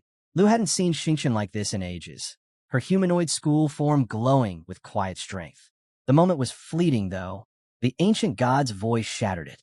He scoffed at the scene, mocking the humans as nothing but ants waiting to be crushed. Meanwhile, the remnant dragon lunged at Lu's dragon, fangs bared for the kill. Sensing the looming threat, impending danger, Abeo, Xingqian, and Lu's black dragon didn't hesitate. In an instant, they all launched into action, roaring as one, the sky trembling with their fury. Lava blaze and thunderstorm blast collided with the skeletal beast in a brilliant explosion of elemental fury. Xingqian unleashed something even more chaotic, an unpredictable combo fueled by thunder, fire, and pure blue soul mana. Thunder Favor, Crimson Jewel, and Star Crush merged into one devastating assault. Everyone had switched into full attack mode. The scattered dragons joined in, pummeling the ancient skeleton with their own strikes. Roaring thunder and lava blaze crashed into the bone frame, sending a massive mana shockwave through the air. But the ancient god just laughed. "This is your strength? Pathetic. All of it. Pointless," he growled as mana exploded from his elite skeletal form like a raging storm. Lu shouted to Xiaoya, "Activate the Emerald Mirror." But the skill didn't trigger. Something was wrong. Why won't it work? Lu asked, stunned. The ancient god answered coldly, "Fool. Before the gaze of the old gods, all illusions are meaningless." Yellow mana surged around Lu. He lifted his gaze, voice steady now, colder, sharper. "You really think you're untouchable?" he said. "You used bone reconstruction to fake divinity? Is that what you call godhood?" That's when he activated something hidden, an effect that suppressed the will of the fiery dragon warrior. A countdown began. "You don't even have a body left, just a soul clinging to ash," Lu added. Then his form shifted. A golden aura burst around him as he fully transformed into the Golden Dragon King. All his stats surged by 200. His black dragon roared, evolving into the blazing destruction dragon. Xiaoya wasn't far behind, entering berserk mode and merging with the black dragon to become a fearsome star dragon. Lu stepped forward, calm and resolute. "You want to see a true dragon?" he said. "Then here, I'll show you." But the ancient god just sneered. "Your pride will be your downfall," he declared. "Let the gods feast on your ignorance." He raised his arms wide, summoning colossal eternal tornadoes that consumed the battlefield. The storm slammed into Lu's dragons with terrifying force, draining their health in an instant as the wind howled like the wrath of heaven itself. Abeo, furious beyond words, erupts with a blast of mana and hurls himself into the fray. The star dragon soars upward, unleashing a crushing blow with Star Crush. Meanwhile, the destruction dragon spreads its wings wide, summoning 4 flaming tornadoes that spiral into the battlefield, setting the skies ablaze. Divine punishment rains down. Lightning lashes out in rapid succession, tearing through the dragons like they were nothing. But then the tide turns. Lu's voice cuts through the chaos. "You might have a dragon's body," he says, "but you'll never have a dragon's power." Without hesitation, he lunges forward and sinks his teeth into the elite skeletal dragon's neck. The beast roars in agony. The engine guard flares with rage. "You dare harm the supreme god?" he howls. Instantly, sharp fangs sprout from the dragon's bones, piercing outward in a violent retaliation. "You're a fool," the ancient god sneers. "Your fate is to fall into the endless abyss." The skeletal form pulses, enhanced by the bone reconstruction skill. Its jagged body forces the golden dragon to retreat momentarily. But Lu quickly analyzes the situation. The creature's strength lies in its ability to absorb nearby bones and heal. If that's the case, then the answer is clear. "Xiaoya, activate the dragon domain," he commands. A colossal eye materializes in the sky. Within its gaze, all dragon attributes get a 50% boost, while opposing dragon entities are weakened. Even more, the domain seals the battlefield. No one enters, no one escapes. For the first time, the ancient god falters. The realization sets in. Being cut off from outside bone sources is a real threat. At that moment, Jean steps forward beside his black dragon. Together, they form a massive, triple-layered fireball that pulses with heat. Jin's voice rings out, firm and cold. "Inside my domain, your tricks mean nothing." Speaking in the ancient dragon tongue, he triggers a lava surge that barrels straight into the ancient demon skeleton. The blast melts away parts of its frame, But the ancient god just laughs. You think burning me changes anything? As long as bones remain in this world, I can always return. Even as his body liquefies, he grins. But can you say the same? Let's die together. He lets out a blast of purple energy, a soul-ripping technique that devours life force. Every rune carved in the bones lights up at once, triggering a soul erosion wave that cuts down half of one's vitality in seconds. Purple souls rise from the ground, swarming toward Lu. Reacting fast, Lu summons the Eternal Guardian, an enormous shield that blocks the flood of corrupted souls. But the ancient god misses something critical. Behind him, unnoticed, the black dragon reappears, silent and poised to strike. With a surge of crackling mana, the blue dragon and black dragon roar in unison, releasing the devastating 330 million volt heavenly thunder world destruction technique. Thunderstorms explode through the sky, targeting the skeletal dragon with pinpoint precision. The power is overwhelming. Each strike slams down like judgment, nearly obliterating the ancient dragon's entire frame. What's left of its body crumbles, save for its glowing eyes. In its final moment, it lets out one last echoing cry. I will remember you and your dragons. One day, I will return and destroy you. Then silence. The colossal, god-tier skeletal dragon disintegrates, the battlefield still trembling from its fall. The sheer scale of the attack leave a lasting mark on Lu's entire dragon lineage. Lu takes a breath, eyes on Abeo. That skill is insane, he mutters, still processing the destruction. At the same time, a system message flashes. He's now level 44. Later, the group follows the paper doll deeper into a field scattered with bones. As they search, Tao suddenly calls out, urgency in her voice. Over here. They rush over, and there, half buried among the skeletal remains, lies Teacher Gu, exhausted, barely conscious, but alive. They hurry to Teacher Gu's side, all of them visibly worried. Lu kneels down, checks her condition, and after a moment, turns to the group. She's not in any life-threatening danger, he says, but she's fallen into a coma. The girls exchange anxious looks. Lu adds, since Xiaya can't wake her up, we'll have to look after her ourselves until she recovers. Xiaoqiu lowers her gaze, guilt washing over her. I changed my class to Holy Light Judge, she says quietly. I can't heal anyone anymore. Lu's aunt gives her a soft look. Then don't dwell on it. Just help her drink some water, she says gently. As the others tend to Teacher Gu, Lu's attention shifts. He notices Abeo rummaging through the pile of bones, clearly looking for something. Moments later, Abeo holds something up. It's a glowing crystal, radiating with deep, pulsing energy. A divine stone crystal. Lu's eyes widen. That's probably the essence of an ancient god. He quickly snatches it, studying the legendary grade crystal in his hand. If it truly were a pure essence, it might have had the power to resurrect the fallen holy dragon. But judging by its form, the ancient god of divine bone must have failed to fully reconstruct itself. No complete essence was formed. Still, this crystal is no less valuable. It's one of the rare components needed to contract the Shadow Dragon King. As the realization hits, Lu freezes. Tao, use any cleansing skill you've got. Purify this crystal now. Meanwhile, Abeo keeps following Lu, trying to reclaim the crystal with her arms stretched out like a begging merchant. Thou raises an eyebrow. What? Am I just your personal water tap now? She teases, crossing her arms. I'm a hidden class swordswoman, not a well. Lu chuckles, holding up the crystal. Hey, there's no other water around. You're all I've got.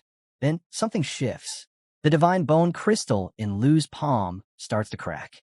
A moment later, a glowing fragment drops out, an actual divine bone essence. Lu exhales. All right, that's enough. It's draining too much mana. Relieved, he smiles. Good. The crystal still works. That was close. Now, with the essence in hand and the material intact, he knows it's still fit for crafting. Holding the uncharged essence in his hand, Lu can't help but wonder, could this incomplete item still trigger the evolution of the fallen holy dragon? Without wasting a moment, he calls out to Xiaoye. Summon the holy dragon's corpse. Let's try it. Xiaoye responds, channeling natural assimilation to bring forth a new form. What emerges is the twin golden dragon horse, a golden dragon infused with swirling green mana. Lu steps forward, steady and focused. Come forth, third ancient god essence. The dragon lets out a thunderous roar, launching a golden beam into the sky. For a moment, energy surges with promise. Lu watches with anticipation as the evolution begins. But then the beam fizzles out. Lu blinks. That's it. He checks the system panel, confusion written all over his face. Turns out, the essence didn't have enough charge to complete the full transformation. Still, the creature gained a new skill from the attempt, a small win. Off to the side, Abayo crosses her arms with a little pout. Show off. Lu pulls up the stats of the fallen corpse holy dragon. Even in this state, it's gained a unique edge. Divine Bone Fusion allows it to absorb 1% of another being's attributes. And with fallen corpse control, it can endlessly convert puppets, creating the potential for infinite growth. He thinks it over, then nods. The best targets for this would be the demonic soldiers. Time to bring them back, he says. Leave the 9 realms demons and the 5 national defense heroes behind. They'll keep pressure on Taichi Nation. Just then, Lu's aunt calls out in urgency. Everyone hurry. Teacher Gu is awake. They rush over as Gu begins to stir. Her voice is weak, but her words are sharp. It was an ambush. Her eyes snap open, and she gasps. Return to the Dragon Nation immediately. Our camp's been attacked by the Taichi Nation. Lu gently takes her hand. It's all right. You're safe now. The girls nod quickly, trying to comfort her. Lu dealt with those monsters. He fought so hard just to get to you. Thank goodness you're alive. One of them whispers, close to tears. Quinn turns to Lu, hesitant. If we head for the border, can we make it back to Dragon Nation? Jian bites her lip, looking unsure. It won't be easy. Taichi's armies are still lurking out there. Lu doesn't flinch. We'll be fine. Just stick with me. We leave for Taichi Nation tomorrow. 8 hours later, the group arrives at a tightly patrolled city crawling with police. Lu, now masked and low-key, leads the group through back alleys until he stops in front of a discreet love hotel. Sheen squints. Seriously? A couple's hotel? Lu responded coolly. The whole city's locked down. This was the only place that would take us. Tao, oddly upbeat, chuckled from the corner. That bone dragon ride felt like flying first class. We should have just flown straight to Dragon Nation. Sheen wasn't convinced. We had to walk for hours to stay off the radar. Even now, this doesn't feel safe. But Lu wasn't really listening. His thoughts were elsewhere. That bone clone, it's a game changer, he mused. The fallen corpse, holy dragon, fully puppet, with divine bone fusion. It just needs to absorb the demonic soldiers. That entire ancient god body is mine now. All its skills stay intact, and it's massive. Big enough to carry a full 20-person squad. His thoughts were interrupted by Tao's voice calling from across the lobby. She was standing at the front desk, smiling sweetly next to the tense-looking hotel manager. Hey, Lu, how do you want to split the rooms? The manager's eyes narrowed, clearly uncomfortable. You really shouldn't bring this many girls in without proper ID or clearance, he muttered, giving Lu a suspicious look. Lu stepped up quickly and sorted the room arrangements. We'll be gone before tomorrow night, he assured him. Just as they were about to head up, a news broadcast flashed on the screen behind the counter. Everyone turned to look. The Jin government had just released an official wanted bulletin. Lu Fan, named as a Dragon Nation envoy involved in the national trial, was now accused of orchestrating a terrorist attack. His face appeared front and center. The hotel manager glanced from the screen back to Lu and froze, his expression shifting as recognition set in. The manager glanced from the screen back to Lu, squinting slightly. He hesitated for a moment, suspicion brewing, but ultimately shook his head, convincing himself it was just a coincidence. He handed over the keys. Lu took them without missing a beat and passed them to Jian. Get everyone settled, he said. When she asked where he was going, he replied without hesitation. I'm heading out to scout the Jin family's movements. I won't be long. Teacher Gu, resting nearby, had recovered enough to sit up and talk. Meanwhile, Tao and Sheen tried their best to act normal, though their red faces gave them away. The Love Hotel's overly suggestive posters weren't helping. Lu turned back to Jian. You're in charge while I'm out. It'll all be over by tonight, he said calmly. As the girls headed into their rooms, the manager watched them disappear down the hallway, his face twitching with envy. Lucky guy. Definitely a player, he muttered under his breath. That same night, far across the city, near the Jin mansion in Taichi Nation, 2 guards stood on watch. I still can't believe it, one of them muttered. The 5 national defense heroes betraying us? His partner shrugged. Doesn't matter. Better to guard this place than be thrown onto the front lines. Just then, an explosion. The ground shook as the building behind them erupted in flames. Debris rained down. "Alert," one of them shouted. "The Nine-Realm demons have hit Tenshu City." Chaos followed. Emergency calls for reinforcements went unanswered. The Earth Demon charged through the streets, reducing everything in its path to rubble. The guards realized in horror. They were defenseless. Only 4 troops left in the entire city. In the heart of the mayhem, a single woman remained calm. Jin Shuyan, once a top-tier imperial guard of the Jin family, now stood alone in front of the burning mansion. Her voice steady, she ordered an evacuation. "The Lord are still inside, in council. Their safety is my duty." Before her, 2 enormous monsters began their assault. She didn't flinch. And then, Lu appeared. He landed inside the mansion like a shadow, dropped from the sky. Xiaoyan raised her sword, her tone ice-cold. "So it's just you and me now? You really are a sneaky rat." Lu's grin was relaxed. "Took you long enough to find me." She didn't blink. "You think you can get past me alone? That's madness." Flames erupted as Lu drew his sword, his gaze locked on hers. "Then let's go crazy." Far across the city, inside the Jin family's heavily guarded office, tension filled the air. A man turned to Zayn, eyes narrowing. "What's wrong? You don't think you can handle this?" Zayn's expression was tight. "Qinsheng might share the same bloodline, but giving up the Jin mansion and asking me to kill Lu Fan, that's not a plan. That's a death wish. You don't understand him. Not even Lord Jin ever could." Across the room, Qinsheng, once a loyal guard of the Jin family, snapped. "Is this because I never became an abyssal glass? You and Lord Jin always looked down on me." Zayn's jaw clenched. He remembered the moment Lord Jin had stripped Qinsheng of his rank. How pitiful he'd looked, walking out in shame. "I didn't care back then," Zayn muttered. "I thought you came back to be a hero. But if you ruin everything now, or tip Lu Fan off, I won't let that slide." Qinsheng held firm. "I'll face Lu myself. And I didn't come alone. I brought someone who can match him." Before either could say more, the building trembled violently. A massive demon from the 9 realms tore through the structure. Walls buckled, the ceiling cracked, and chaos erupted. Zayn's face went pale. "It's too late," he muttered. "Fine, I accept the plan. Send in the expert." But Qinsheng hesitated. I didn't plan for that monster. I came to fight Lu, not this." A crash shattered the windows. Something flew in. Qinsheng's so-called expert, now unconscious and tossed aside like a rag doll. Outside, above the blazing city, Lu hovered calmly in the air. "If it's a fight you want," he said, voice echoing through the flames, "then I'll make it quick. 1 move, 1 sword. How about that?" Zayn stared up in disbelief. "How'd he get here?" He turned to Qinsheng, furious. "Where's that confidence from earlier?" Qinsheng didn't answer. His eyes were wide with dread. Even Xiaoyan, she fell. Lu extended his hand. Red mana spiraled around him, swirling with power. "Another piece of the Jin family in front of me," he said coldly. "Let me show you what the ancient god's body can do." From the sky, the ancient god's massive form let out a roar and dove downward. In one crushing blow, it smashed through the Jin family office. Stone, steel, and glass shattered.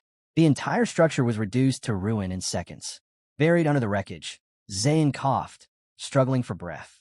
Next to him, Qinsheng lay motionless, a scroll still clutched in his lifeless hands. "I can't die here," Zayn whispered. "The Jin family still belongs to me." He forced his fingers around the scroll, beginning to open it, only for a sword to slash through it and drive deep into his chest. Standing above him, calm and composed, was Kim. "This sword," she said, "was always meant for you." As Lu Fan steps over Zion's lifeless body, he speaks without a trace of emotion. Turning to the spirit of Lord Jin he summoned, he declares that the Jin mansion has been reduced to ashes. "You saw it yourself, didn't you?" The once proud Lord Jin replies quietly, "I saw everything." Lu Fan's tone sharpens. "Only one left, Jin Zhu. Once I track her down, her fate will be the same." Then, without hesitation, he blasts into the sky like a missile. Mid-flight, he instructs Lord Jin to remain where he is so the townspeople can see the hero they once admired. He gives Bone Clone a final order: raise what's left of the city. Out of nowhere, a flash of scarlet light splits the air, and a voice booms. "Lu Fan." That's enough. The voice is unmistakable. It's his principal, just in time. He descends, his gaze fixed on Lu Fan. You've crossed the line. One moment later, and Tenshu City would have been wiped out. I'm starting to think you're a bigger threat than the Tai Chi nation itself. But Lu Fan doesn't flinch. Jean Mansion got what was coming. I meant to destroy every last brick. The principal is at a loss for words. Just then, someone else speaks up, thanking the principal for showing up when he did. He assures him that Teacher Gu and the others are safe, explaining that Xiaoqiu's search paper doll was the reason he found them. The relief doesn't last. The principal cuts him off, accusing him of using Xiaoqiu to lure him away while planning to carry on the destruction behind his back. He then demands that Lu Fan dismiss his summons and come home. Lu Fan draws his arm back, eyes narrowing. Why are you in my way? The G Mansion, everyone behind them, kept coming after me. They hurt my friends. They even killed people from Dragon Nation. What if Teacher Gu hadn't escaped? Would you still be so composed? They had it coming. The principal remains calm. Lu, I understand. I feel that same fury. I'm not doing this because I disagree with you. I'm doing it to keep you safe. Lu Fan stops cold. The principal steps forward, his voice steady. He reminds Lu Fan that Captain 2 from the extreme north should have already shown him how immense the world really is. How most people never even brush against the borders of true enemy territory. The same goes for understanding the structure of society. To the average person, he explains, a level 94 transformation master is considered unmatched. Beyond that, every step is a battle. Reaching level 100 is already seen as mythical. Then he drops a revelation. There are 5th transformation masters out there. Some of them have broken through to level 120, and a few are hidden within the Tai Chi nation itself. Lu Fan freezes. He knows 4th transformation masters can't even scratch him anymore. But 5th transformation beasts? If they're backing the Jean family, this war might never end. The principal sees the weight behind Lu Fan's silence. He continues, I know what you're thinking, but chasing those people is not your fight. These kinds of powerhouses don't serve any nation. They work from the shadows, manipulating entire governments to move according to their will. He explains that the Tai Chi nation is simply the easiest to control, which is why those true power holders stay hidden there, pulling strings behind the scenes. Lu Fan lowers his head slightly, realization hitting. The G Mansion wasn't the enemy. It was just a front for those death transformation monsters. If he keeps going, he's just inviting something worse. The principal nods. Exactly. Your mission was to end what the Gene Mansion started. You've done that. If you keep pushing, you won't be dealing with local politics anymore. You'll be triggering a crisis only the Dragon Nation might be strong enough to contain. And you're not the kind of person who destroys just to destroy. Lu Fan lets out a long breath. A flicker of purple forms in his hand as his power surges. With a calm word, he activates his skill. A wave of energy ripples outward. Fallen corpse manipulation triggers. One by one, his summoned creatures vanish in bursts of light. Even the Earth Demon, mid-swing, disappears just before it could crush the last piece of the city. Turning to face the principal, Lu Fan speaks. Gene Mansion's finished. You've said your piece. I'll leave the Tai Chi nation alone. In a flash, every summon dissolves into golden light, spiraling back into his palm. The principal gives a nod, casually mentioning that when it's time to face their next opponents, he'll unleash the Griffin Corpse. But Lu Fan stops him. Not just yet, he says.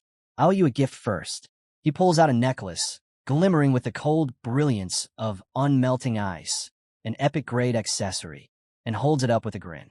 The principal arches a brow, clearly intrigued. Lu Fan laughs. Drop the act already. Bring out your little sister. She almost had me fooled, almost. If she doesn't want it, I'll just hand it to Anne instead. Before he can finish, a cloaked figure darts forward and snatches the necklace. You've got some nerve thinking you can give my gift to someone else. She throws her hood back, and there she is. The ultimate surprise waifu reveal. Fooled him. Fooled us. Fooled everyone. If I didn't have to deal with certain family matters, I'd have gotten this from you a long time ago, she says, eyeing the necklace with a mix of pride and satisfaction. How'd you know it was me? She asks. Lu Fan's grin widens. Your scent gave it away. She squints at him. Don't be ridiculous. That's not a real thing. Quit spouting nonsense. He leans in slightly, still poking fun.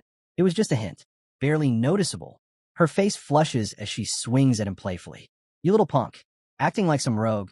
Just wait till we're back home. You're in for it. He chuckles. Might want to take the long way around. There's a couple's and up ahead.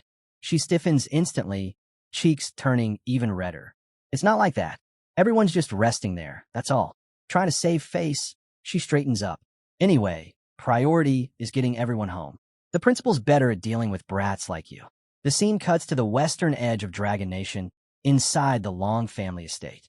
A scout from a Griffin Corps delivers a report. The border issue has been resolved. And even more surprising, the principal of Dragon City Academy personally ventured into the Divine Valley Forest to rescue trapped teachers and students.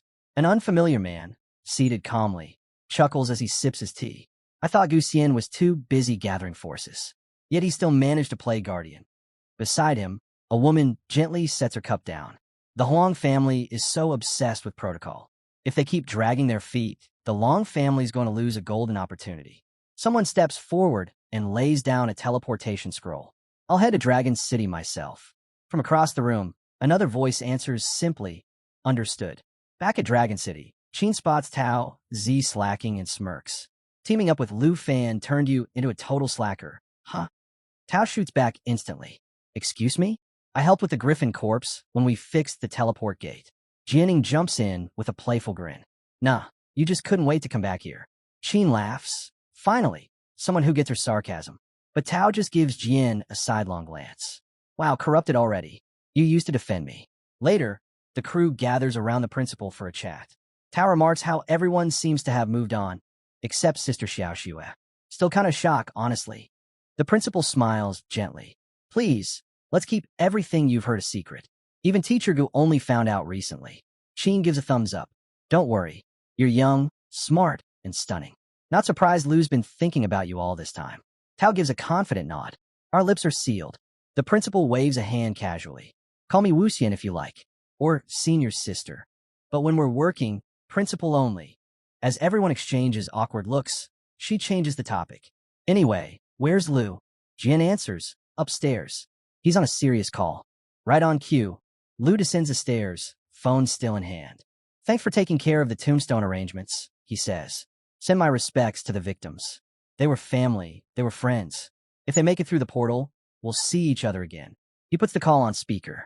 Girls, this is Captain Lu Fei from the 78th Curriculum Corps. Lu Fei's voice comes through clearly. Just letting you know, Lu Fan personally arranged a tombstone for everyone who died in Divine Valley Forest Camp. He's also helping investigate the border attack. A squad mate chimes in. Not that we had to do much. By the time we crossed into the area, Lu had already resolved everything. Major props to Dragon City Academy's principal for clearing the way. The girls exchange confused glances, but Wuxian cuts them off before anyone can speak. No dumb questions. One of the officers asks how Lu has been holding up. Lu gives a small nod. It's been almost 6 months since we last saw each other. The scene cuts to a quiet graveyard, where a massive, unmarked tombstone stands in solemn silence. Lu's voice echoes in his thoughts. How those who died stayed behind to buy him time, to escape, to teleport out. He hopes that with the fall of G Mansion, they've finally found peace. The voice on the phone breaks the silence. Come visit once everything with Taichi Nation is over. Suddenly, a new face appears on the screen. Someone even Lu Fei stands up to salute. Lu, caught off guard, asks, "Who's that?" The man responds calmly, "I'm here on behalf of our team leader to deliver the official investigation results. The report will state, the heretics launched an attack on the Dragon Nation camp, then targeted the Taichi Nation, which led to Gene Mansion's collapse. Meanwhile, the Griffin Corps and Dragon City Academy successfully rescued the survivors." One of the heroes in the room objects. "That's not right. You're shifting the blame for Gene Mansion's failure onto the heretics." Before Lu can respond, the principal steps in smoothly. This outcome works for everyone. It's the smartest play. Everyone goes silent, confused. The mysterious officer nods in approval. Exactly. This way, Lu avoids political backlash in Taichi Nation, and it lures the real heretics out into the open. Lu finally gets it. Appreciate the clarity. The officer returns the salute, then logs off. Elsewhere, the principal lounges in a warm bath, letting the steam rise as she quietly ponders. A gold badge officer saluted Lu, meaning he must hold the same rank now. So he has a gold badge, too. Back in the kitchen, the ants had enough of the serious talk. Let's shift gears. I'm starving. Time to cook. The girls cheer and rush to help. Lu walks over to the principal. What's on your mind? She responds casually, just thinking how everything changed so fast. Jean glances at Jian and says she'll help with the cooking too. Being ordered around by senior sister just feels strange. The principal smiles to herself. Maybe this whole decision wasn't so bad after all. Then, a knock at the door. Lou opens it, and there stands Andre, grinning ear to ear. You think I wouldn't show up for you? Lou bursts into laughter and throws his arms open. You actually came all the way to Dragon Nation? Get in here. As soon as Andre steps inside, the scent of food hits him, and he lights up. The aunt immediately recognizes him from Lou's stories. Come eat with us, she says warmly. Now seated around the table, Andre launches into story after story about Lou, much to the girl's annoyance. One of them groans, just admit you want seconds already. The principal laughs. Sister Han's cooking must really be something. She's winning over foreign students now. But Andre grins and shakes his head. Not a student. I'm here to invite Lou Fan to Snow Country. Lou raises an eyebrow. Seriously? Andre nods. Here, let me show you. He pulls out an item wrapped in layered seals. An epic tier material corrupted with shadow, ice energy. Shadow, island breed. Lou's eyes widen the second he sees the item. Shadow, island breed. It's one of the 3 remaining materials he needs to complete the Shadow Dragon King contract. Right alongside the ancient god crystal he already secured. Andre begins explaining. His family had taken on a commission to destroy the Shadow Spring, deep in the heart of Shadow Island. But the place is wrapped in dense black fog and crawling with vicious creatures. Only Andre made it out alive, carrying this one piece. The mission's still incomplete, which is why he thought of Lou. Mid-sentence, Andre reaches for the last chicken ball, but Lou grabs it without hesitation. I'm in, he says, already fired up. Andre stares at him. You're agreeing that fast? Outside, a man in elegant robes walks calmly past the house. His appearance turns heads. Local girls whisper about his fancy look. Clearly, someone important. Back inside, Lou turns to the principal, practically bouncing. I want to go to Shadow Island. I need to check out the Shadow Spring. She tries to answer with her mouth still full, ends up coughing, then clears her throat and nods. If it helps you, of course it's worth it. Then, another knock. The aunt sighs. The wind's probably gotten a Wuxian. Lou, get the door. Lou opens it to find a stranger asking for Wuxian by name. As soon as she hears his voice, the principal freezes in place. The man introduces himself as Long, saying he's here on a private visit. He wants to discuss urgent matters of the western border. Wuxian bolts from her seat and storms outside. What are you doing here? We agreed on next month. Lou follows quickly, trying to support her. You're sick, don't push it. But Long brushes off the tension. This is better. Let's get to the point. If you bring the Yi family under the Long family banner, I'll help you take down Yuan. I'll even throw in Yin Mountain. After all, the Yi family still owes us. Wuxian glares at him, voice like ice. You bastard. More blood trickles from the principal's lips, and Lou's concern spikes instantly. She waves it off, claiming it's just an old wound flaring up again. Lou narrows his eyes, troubled. How had he not noticed sooner? Then it clicks. That's right. Huang Strike left you with internal injuries. Something like that doesn't just heal in a month. His tone sharpens. In your condition, there's no way you can take on both the Long and Huang clans. You need to rethink this. Before she can respond, Lou cuts in with unwavering conviction. No need. She won't back down. That's when Long loses his temper. What a joke. Has the mighty He family really fallen so far that they're depending on some rookie to guard the seal? Oh, my bad. Should we be calling you the Dragon Nation's great hero now? The principal tries to keep Lou calm. Lufin, don't stress yourself. Conflicts between the Western families operate on a different level. Regular folks can't even comprehend it. But Lou doesn't budge. You've always had my back. Now that you need help, there's no way I'm just watching from the sidelines. Long sneers. A couple of wins, and now you think you're invincible? That hero title doesn't come free. It's paid for with your life. Tension crackles in the air as both begin channeling mana, pressure thickening. Lou simply smirks. If it's just you, I've got more than enough to deal with it.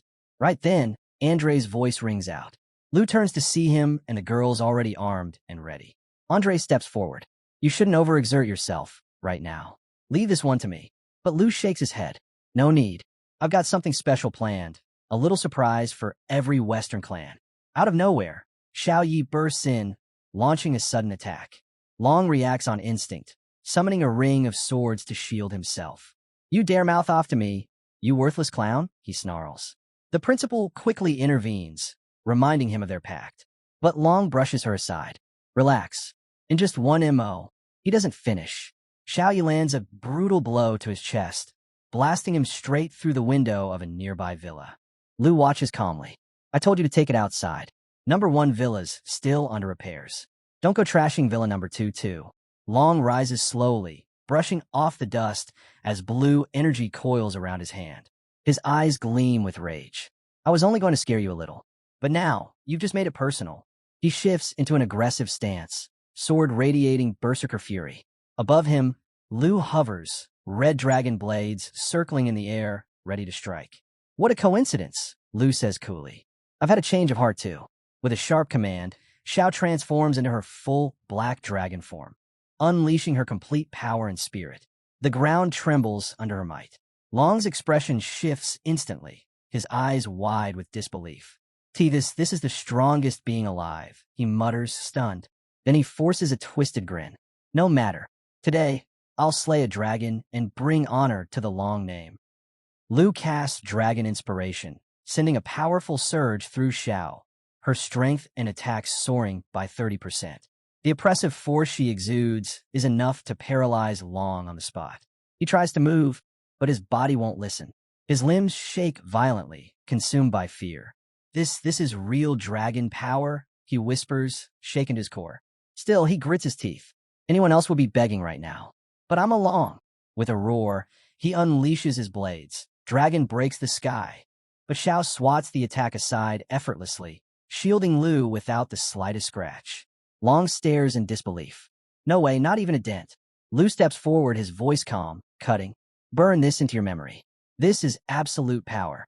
Xiao rears back and unleashes a deafening roar. Long clutches his head in agony as the sound pierces through him. In a blink, her claws slam down, ripping through his defenses and drawing blood with terrifying ease. Lu stops right before him. Best keep your voice down. Her temper's worse than mine. Long lies pinned beneath Xiao's claw, helpless. Lu glares down. Didn't I tell you? Dealing with you wouldn't take an hour. He draws his sword, placing it at Long's throat. I'm letting you live, but not because I fear your clan. He steps back, his voice steady. Go tell the Long and Huang families. 1 month from now, we're coming to the west. Senior sister and I will finish this. That's final. Xiaoyi, show him the door. She's been waiting. With a single swipe, she sends Long hurtling into the sky like a rag doll, disappearing into the clouds. She snorts proudly, clearly pleased with herself. Lu turns back to the principal. Looks like we're tied together in this now. Before he can say anything else, she's already in front of him, gently grabbing his shirt, a soft smile blooming on her face. Acting on instinct, Lu gently told her, no need for all this formality between us. The principal, still caught in her emotions, suddenly felt a wave of guilt. Her mind drifted back, 6 months ago, during the He family's push into the unexplored western lands. The price had been devastating. 4 foreign elites, including her grandfather, were killed. The battlefield had been a wasteland, scattered weapons, blood-soaked soil, and fallen comrades everywhere. Amid the wreckage, a handful still stood tall, holding their banners high. She couldn't forget how the Long and Huang families, locals to the western region, pounced on the chaos like vultures. Their aim was obvious, to snatch the Yi family's remaining assets. She'd reached out to every ally she could find, but no one dared challenge the might of those 2 clans. At that point, she was ready for the worst, the complete collapse of the Yi family. Her only hope was to save as many lives as possible. As she shared the memory, Lu listened quietly, stunned. Your actions today might have seemed rash, she said softly, but thank you. I finally understand. I'm not alone anymore. Lu shook his head. No need to thank me. You were the one who trained me in strategy, found ancient scrolls for me, and crossed half the continent to save me in the Tai Chi kingdom. And all that while hiding your injuries and dealing with the Yi family's disaster. Then his voice firmed. Now that the Long and Huang families are coming after you, there's no way I'd sit back and do nothing. Her heart warmed. She never imagined Lu, the student she once guided, would one day become her strongest support. Behind them, their friends exchanged glances, grinning at the sight, like a pair of birds chirping sweetly in sync. 1 month later, Primordial Forest. The heavens roared with thunder, lightning ripping through the stormy sky. This was their battleground, an ancient training ground granted by Old Han, hidden deep within the forest.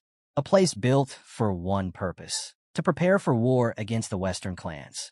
Leading his crew inside, Lu and his companions plunged into nonstop battles, pushing their limits with every clash. Tao, now level 34, took on Nightmare Beast head-on. Han, Qin, Jian, and even the Blue Dragon fought like a tempest. The dragon, unleashing its crimson jade thunder, obliterated enemies with cataclysmic power. As the dragon reached level 25, its power exploded. The crimson jade evolved into yellow jade, doubling its might and unlocking terrifying new abilities.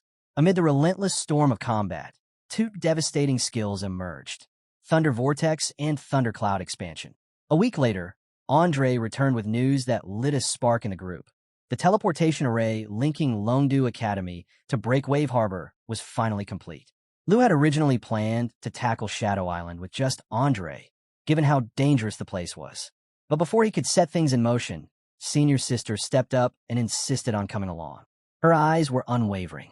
Even though Lu was still worried about her injury, there was no changing her mind, and he didn't have the heart to stop her. They soon arrived at Breakwave Harbor, nestled deep within the frigid lands of the north. The air was biting cold. From a distance, Andre spotted Lu and lit up with a grin, waving like a brother who'd been waiting a lifetime.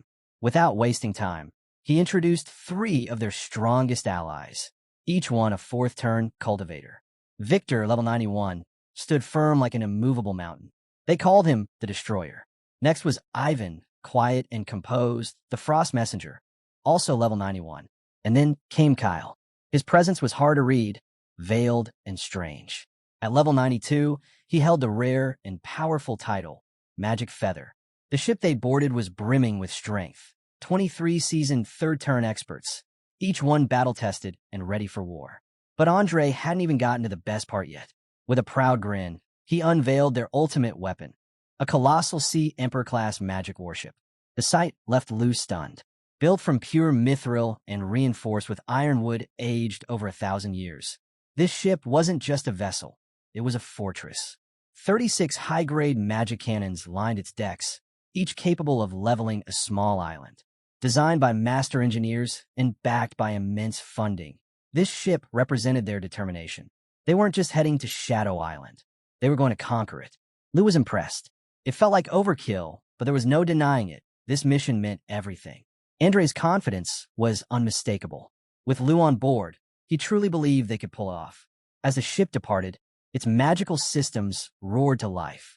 Above them, the sky shimmered as the Starfall formation was activated. Starlight cascaded down like a celestial waterfall, blanketing everything in a divine glow. Within its radius, all combat techniques could be used at full power until the spell ended. The light storm would continue until someone turned it off. Then came a second wave, Heavenly Punishment Calamity.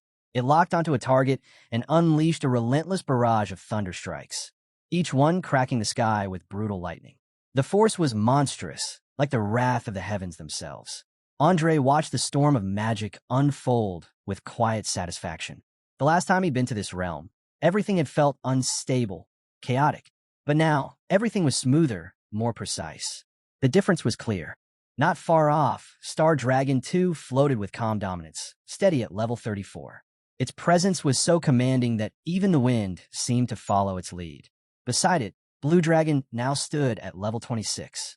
All the battle training, the sleepless nights, and grueling fights, they were finally paying off. Xing Chun and Abeo had both leveled up as well. Lu felt a flicker of hope. If they could just secure the right synthesis materials on the island, they'd be ready, completely ready. Suddenly, a crew member rushed up with urgent news. They had arrived. Ahead of them, Shadow Island rose into view. Wrapped in a veil of mist, its jagged cliffs and eerie silence gave nothing away. It was ominous, uncharted. Andre glanced at Lu, a confident smile on his face. "This is just the outer edge," he said. "The real challenge lies further in." But he wasn't nervous. With the mission guide in hand, he could navigate straight to the island's core without stumbling into death traps. The warship would land smoothly, just as planned. This was it. Shadow Island stood before them. Everything from this moment on depended on Lu, and somewhere in the heart of the landing zone, another figure touched down. His arrival didn't go unnoticed. Heng had arrived. Level 98. Title: Peerless Sword Cultivator. The name alone echoed with weight. and he was already waiting. The ancestor stood quietly, eyes fixed on the shrine before him. The Yi clan's flying immortal ancient shrine truly lived up to its fame. In just a few short days within its walls, he shattered the barrier at level 97 and pushed through to level 98. The progress was staggering, proof of the shrine's legendary power. His thoughts drifted to the time he and the uncles had secluded themselves together for 3 days. Despite all their effort, their combined gains couldn't even compare. It wasn't just about individual aptitude. Class roles played a critical role. They were all Sky Curse Masters, but the shrine housed the spirit of a sword immortal. Their cultivation paths simply didn't align. No surprise they couldn't sync with the shrine's energy. A shame, really. The shrine allowed only one visit per person, and only for 3 days. He couldn't help but wonder, if he'd had 6 months, or even a full year inside, could he have reached level 100? Turning to Yukin, he shared a vital truth. After the 4th revolution, grinding for experience became nearly pointless.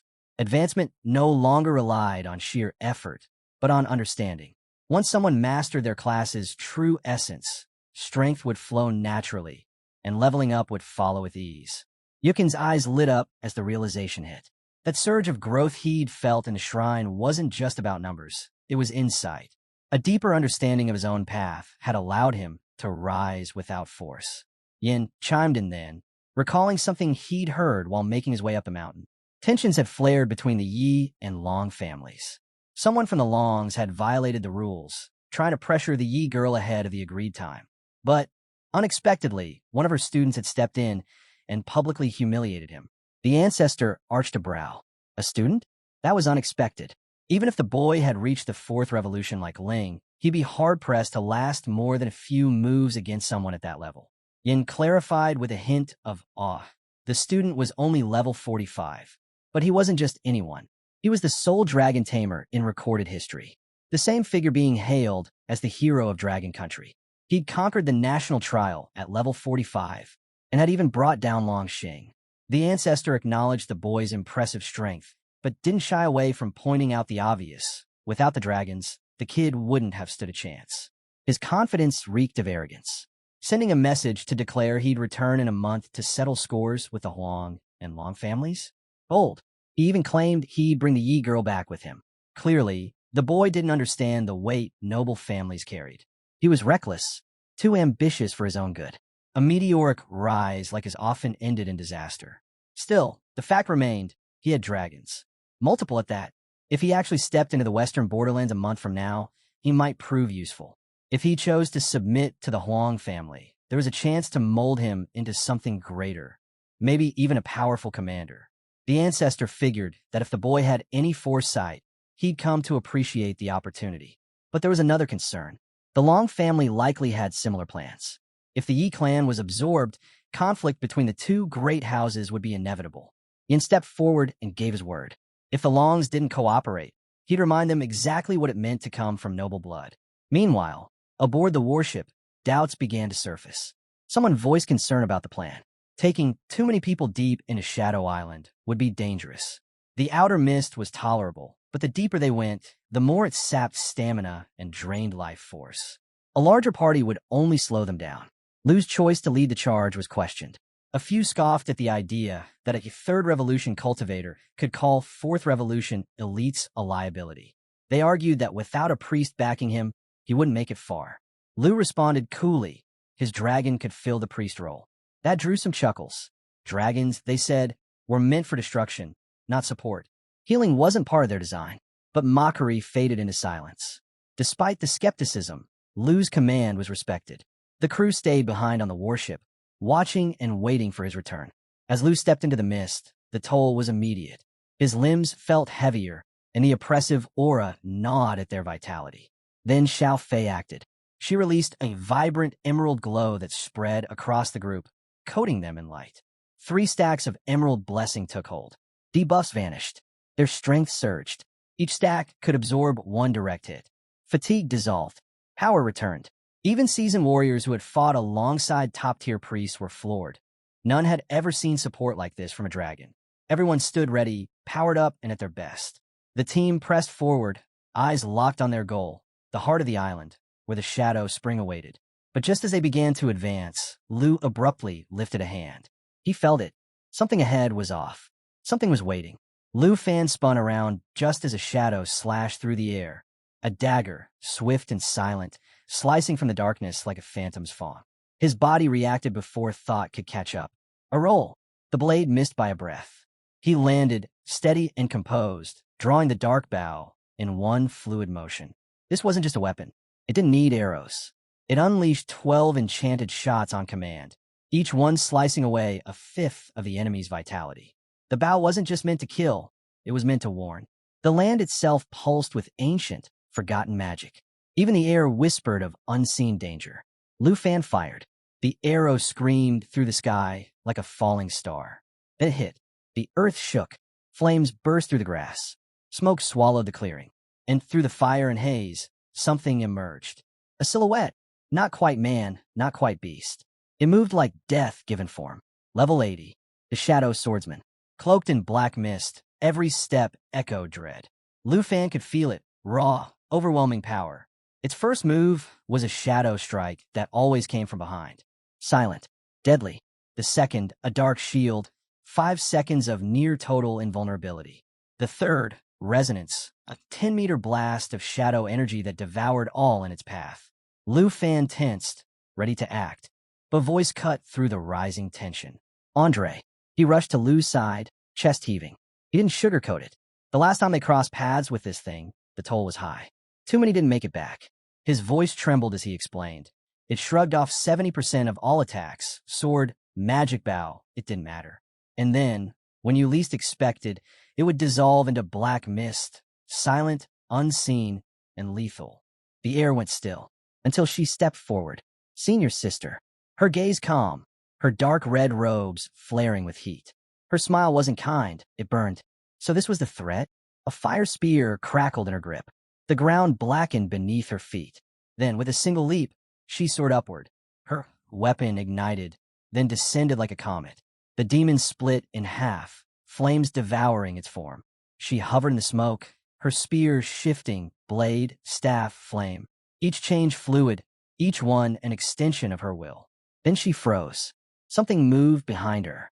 Dozens of glowing eyes blinked in the fog. Unblinking, piercing, alive. Andre's warning came fast. They never come alone. One appears, then the pack follows. The shadows surged forward, familiar and terrifying. His voice cracked with memory. He remembered that fight.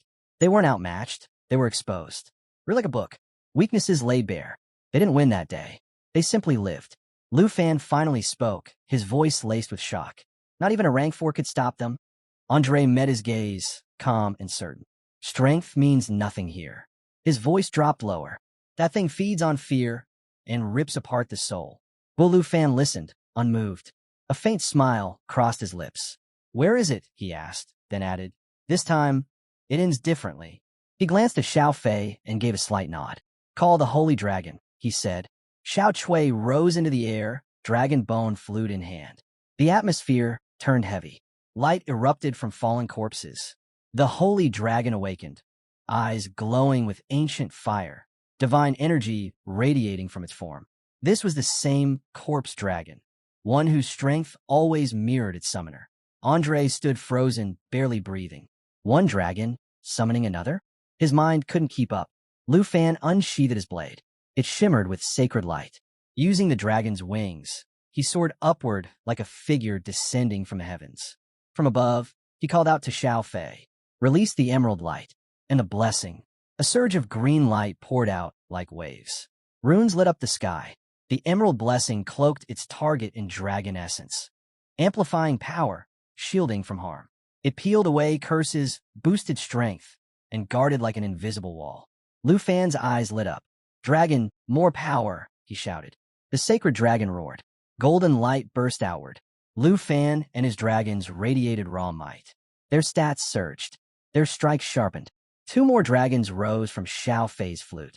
One flamed with fire, the other echoed with thunder. Ancient rage swirled around them. No commands were needed. They dove straight into the fray. In the chaos, Lu Fan's eyes stayed locked. He turned to Andre. The man was bleeding, worn down. Pain etched across his face. I'll heal you, Lu Fan said. and I'll make them pay." He didn't need to say more. His eyes said it all. Andre's brow furrowed. 2 dragons? Will that be enough? Lu Fan just smiled. He stepped forward and sliced the air with his sword. 2 is all we need. Then the monsters came. The clash erupted. The sacred dragon breathed fire. Shia's dragons scorched enemies into dust. The earth cracked. The sky turned crimson. Screams ripped through the battlefield like thunder. Amid the chaos, one figure didn't move. Purple mist wrapped around it like smoke. Its eyes were darker than the void. Lu Fan's gaze locked on it. He lowered his sword and stepped back. "The real threat is here," he warned. This wasn't just a battle. It was a war waged in the shadows. He turned to Xiao Fei and Andre. "Stay sharp," he said. This thing didn't strike like the others. It crept in silence, draining life with a whisper. One hit could ruin everything. Suddenly, a crimson chain lashed out toward Lu Fan. It wasn't meant to wound. It aimed deeper, reaching into the soul. Another shot towards Senior Sister. Lu Fan's expression changed. Not for himself, but for her. "Watch out," he yelled. She heard him, but her eyes stayed focused. "Calm." She drew her bow with steady hands. "Giving up? Not my style," she said. Her arrow met the chain midair. It yanked. She yanked harder. Now she was the one hunting. The demon hidden in the mist was forced into view. Its face contorted. The fog around it shattered. Without hesitation, she fired again and again. Every shot struck its mark. She never looked Lu Fan's way. "They picked the wrong target," she said coldly. The demon lashed out, chains flying wildly. It tried to kill her. It missed. She moved like flame, fast, precise. Her arrow spun a circle in the air. Fire erupted. The demon was caged. The burning chains broke apart. The demon let out a final scream. Then silence. Senior Sister stood alone, bow still ready. Her breath slowed. "That was too easy," she murmured. Her brow furrowed. "Was it me?" she whispered. "Or the dragon's blessing?" She scanned the darkness. The demon was gone. Or maybe just hiding. A thought she didn't want to finish. Level 85 elite monsters used to be a real challenge. At least 2 heavy-hitting skills were needed to take one down. But now, they were getting wiped out with a single hit. Watching it from afar was one thing, but being in the middle of the action made the impact of the dragon buffs undeniable. Lu Fan had been advised to steer clear of the chaos at the western border. Someone had even floated the idea of sending Xiao Fei instead. They were convinced she alone could crush both the Huang and Long families. But things were getting out of hand. Senior Sister was too fired up, and even Xiao Fei looked uneasy. Lu Fan stepped in, calming her down and making it clear Xiao Fei wasn't going anywhere. It was never easy to keep a clear head with Xiao Fei around. But with the drop rate for Shadow Allura being so miserably low, they needed to farm way more monsters. The grind was getting on their nerves, but their resolve was only growing. The Shadow Dragon King contract blueprint turned out to be a legendary item, single-use only. Crafting it required 3 rare materials: the Shadow Gleam Stone, the Ancient God Crystal, and large amounts of both Shadow Allura and Shadow Spring Water. As of now, they only had 17 of the 300 Shadow Allura needed, and not a single drop of Shadow Spring Water. Still, no one was panicking. The path ahead was crawling with monsters. They moved forward, following the trail that wound toward the Shadow Spring. A beastly roar rang out through the valley as they activated Divine Valley Fusion, an ability that let them absorb Shadow Swordsmen and convert them straight into attribute points. Nothing was wasted. Suddenly, the air shifted. Strange noises, wet, gurgling, hissing sounds, echoed from the darkness. It was like the shadows themselves had summoned backup. Lu Fan told Senior Sister to hang back and let him and Andre deal with it, especially with her still recovering. But she wasn't having it. With Xiao Fei at her side, there was no way she'd let anyone else take the lead. After 4 hours of relentless fighting, they finally scored another Shadow Allura. That brought their total to 72 out of 300. Eventually, they arrived at the island's core. Before them stood a colossal ruined city, almost the size of Shanghai. Giant gates loomed ahead, surrounded by rows of graves. But there wasn't a single monster in sight. No movement, just silence. They believed the Shadow Spring was hidden somewhere deep within the ruined city. But the moment they stepped in, something felt off. The air was heavy, almost hostile. Without warning, an invisible enemy launched a sudden strike. Senior Sister barely evaded it, and quickly thanked Lu Fan for stepping in to save her.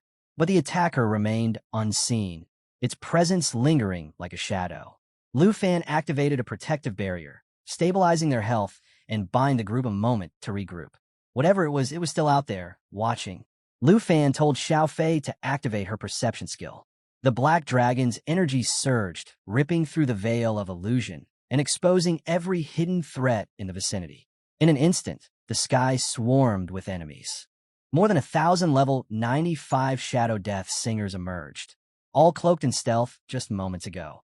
They came equipped with deadly skills like Shadow Stealth and Death Song, illusions that warp perception, and they hurled dark energy orbs that slowed everything they touched. Despite the numbers, the team didn't falter. With Lu Fan and the dragons backing them, they had no reason to fear. But something shifted beneath the ground. A different kind of monster was lurking below. It was lower level, yet unreadable by scan, an unknown element that couldn't be underestimated. Andre and Senior Sister volunteered to keep watch over the ground. Meanwhile, Lu Fan soared into the sky, aiming to clear out the death singers from above before pressing deeper into the ruins. The battle reignited. Lu Fan called upon the true body of the flame god, unleashing waves of explosive force that scorched the air. As the fight raged, Xiao Fei stumbled across something wedged inside a deep crevice, a black wax-sealed letter. It turned out to be part of a hidden quest, directly linked to the underground creature they couldn't scan. Once again, Xiao Fei proved her value, uncovering a key piece of the mystery right when they needed it most. Lu Fan knew they'd have to deal with the Shadow Dredger eventually, so why not turn it into an opportunity for extra loot? He activated Volunteer *1 and triggered the Emerald Dragon bloodline.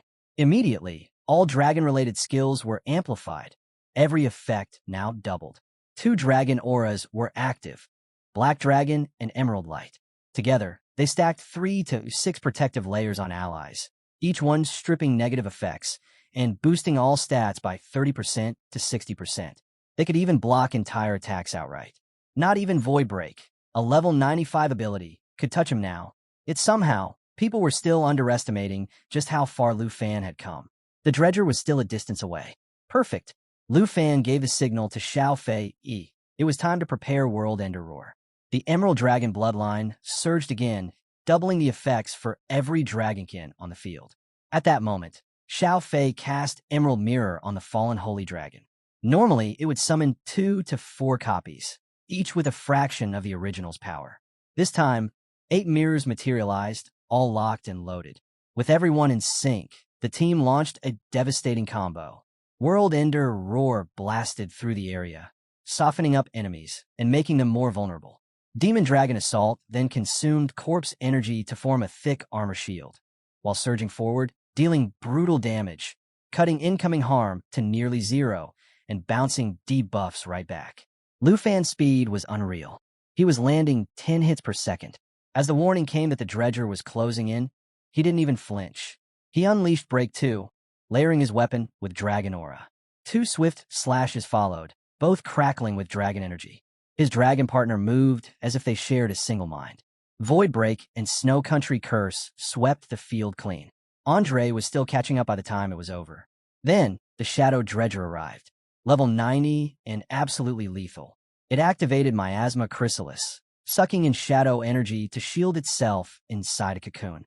Before the group could react, it began raising the dead from nearby graves. The evolution process had begun. The ground glowed ominously. The first to rise was a level 85 Tide Walker Zombie. Then came a level 90 Blaze Walker Slash. And then the wave started. More undead climbed out of the earth, one after another. Lu Fan held his ground, shifting first into his black dragon form, then taking it a step further and unleashing the full might of the Doomsday Dragon. Beside him, Xiao Fei began channeling a massive fire spell, while Xiao Fei transformed and activated Soul Sanctuary. The Emerald Dragon's second form came to life, releasing waves of radiant soul light. Once again, all dragonkin saw their skills doubled. As Lu Fan soared through the air, Cataclysm ignited the path behind him, incinerating everything in its wake. The sky trembled from the force. She couldn't help but cheer. Massive explosions were always his thing. Back on the ground, the cocoon stirred again. Soul Sanctuary fully activated, and everyone bathed in soul light saw their attributes shoot up. Some even doubled or tripled. Every time they took a hit, they gained Aegis stacks. With 10 stacks, an explosion erupted, returning all absorbed damage in a single devastating blast. The added healing and shielding effects kept them going, but the dead kept rising. The miasma chrysalis moved into its second phase. Inside the shell, the shadow dredger was nearly invincible. Every time its health dropped below half, it sucked in nearby undead to restore itself. 9 seconds left. Then 2. The cocoon began to convulse. In one explosive burst, it shattered. What emerged was no longer the dredger. The Shadow Dragon General had arrived, level 95, and far more dangerous than anything they'd faced so far. In night form, the general looked human, but its attacks were laced with both physical and shadow damage. Its spirit stats surged by 25%. In dragonoid form, it transformed into a full dragon, striking with a deadly mix of physical and magical force. Strength rose by 25%. At low HP, it summoned Shadow Miasma, draining life from everyone around it. This wasn't a boss phase. It had been a trick all along. The real enemy had been hiding inside from the start. Lu Fan caught on immediately. No more deception, just destruction.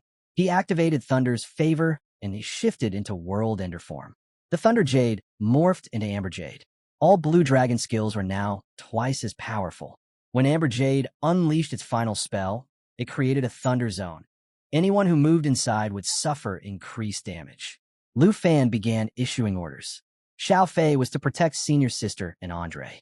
She followed up with Emerald Mirror, casting it on a bow and Xiao Fei. Then Roar Eternal One began its transformation, becoming Emerald Dragon Lu. At the same time, Eternal Guardian activated, casting a massive shield beneath the entire party. Its strength scaled directly with the caster's health and recovery. Emerald Mirror activated once more, casting another wave of illusions. 2 to 4 duplicates were expected, but 8 mirrored figures emerged again, each carrying the same skill set, though at reduced strength. The blue dragon surged forward, charging its dragon energy. Before the enemy could even react, it was gone, obliterated in a single decisive blow. Lava burst followed, unleashing a fiery tide. A molten pool spread across the ground, trapping any remaining enemies. They sank slowly, burning with each passing second. Then came thunderous clouds. Storm energy swirled above as 3 bolts of lightning rained down in quick succession. Their force was tied directly to spirit stats, and anything hit was reduced to ash. What once seemed like an unstoppable foe was now nothing but smoke and silence. The ruined city's path finally opened. Lu Fan leveled up to 46. Black Dragon advanced to level 45. Emerald Dragon reached level 40. Blue Dragon climbed to level 27.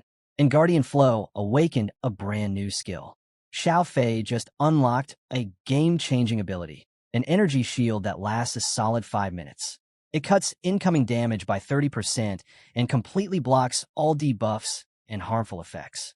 At level 40, thanks to the Emerald Dragon contract, Xiao Fei can now use Guardian Flow, casting the shield on either himself or any ally. After reviewing the trait mechanics, Xiao Fei realized this skill works even better when used by Dragonkin. With its boosted effectiveness, the group no longer had to constantly restore Emerald Light to fend off the creeping miasma. Wasting no time, Xiao Fei activated Guardian Flow on the entire squad, surrounding them in a stable protective field. Then Lu Fan showcased his own newly awakened ability, and the impact was immediate. Everyone felt lighter, more agile, and fully shielded from status effects. The team moved effortlessly through the dense miasma, surprised by how completely it had lost its grip. Motivated by the success, they rallied around Lu Fan to help gather the needed materials. Meanwhile, the fallen Holy Dragon used Divine Bone Fusion to unleash a brutal new tactic. It could now consume its own summons and pets, reducing them to bone and absorbing 1% of their total stats permanently. With both dragons hunting down corpses, resources became easier to find. A teammate branched off to cover more ground and accelerate the collection process. Working as one, they quickly secured everything needed. But just as the fallen Holy Dragon prepared to absorb the powerful Shadow Dragon General, someone stopped it. They argued it was a waste to use up such a high-tier creature for minimal gains. The team agreed and instead chose to turn the Shadow Dragon General into a controllable puppet. Now resurrected as a level 95 fallen corpse, the Shadow Dragon General joined the fight with two powerful forms. In human form, it dished out physical and shadow damage, with a 25% boost to its spirit stat. In dragon form, it combined brute force with magic, gaining 25% more strength. When its HP dropped below 25%, it drained life from nearby enemies through its shadow miasma.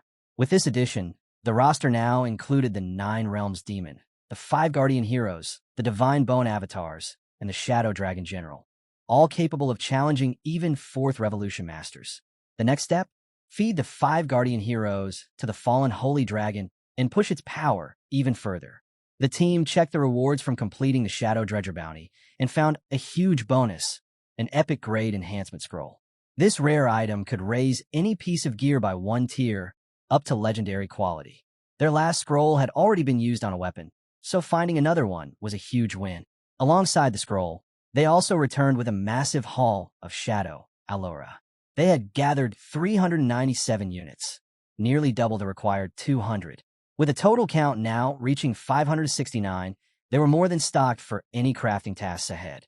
One teammate couldn't help but comment on their streak of good fortune and suggested using the scroll on the Soul Wings, which were already legendary. Another member backed the plan, pointing out that upgrading mobility was a smart tactical move. After using the scroll, the wings gained not only a sleeker appearance, but also enhanced performance in flight. The moment they were equipped, the difference was clear. Movement felt sharper and far more precise. Now upgraded to Wyvern Soul Wings, the item had no level restriction and its enchantment cap was gone. Stat boosts were impressive. Agility jumped by 356, strength by 291, spirit by 246, and stamina by 234. The wings granted the soar ability, boosting flight speed and giving a 20% boost to all attributes while airborne. With upgrades finalized, the team took off toward the Central Palace ruins where the elusive Shadow Spring was rumored to be hidden. Their high-speed flight turned the journey into a thrilling race. One member eventually called out for the leader to ease up a bit. As they neared the target zone, everyone stayed sharp and watchful. To scout discreetly, one of them activated magic mimicry, a disguise skill previously used by Senior Sister to impersonate the school principal. A strange sound suddenly echoed from beneath the ruined palace, sharp and unfamiliar. The team exchanged glances, but no one claimed responsibility. It was clear they'd have to head inside to uncover the truth. Deep within the ruins at the core of Shadow Isle, a mysterious voice began to speak. It grew clearer with every step, and the group realized the source was nearby. The voice confirmed what they had hoped. The Shadow Spring was indeed here, untouched for the past 3 centuries. Without warning, a ghostly dragon emerged and launched a sudden attack, throwing the group into a brief moment of chaos. A voice from the past echoed through the air. Some of them recognized it. The spectral presence didn't appear hostile, but they stayed alert.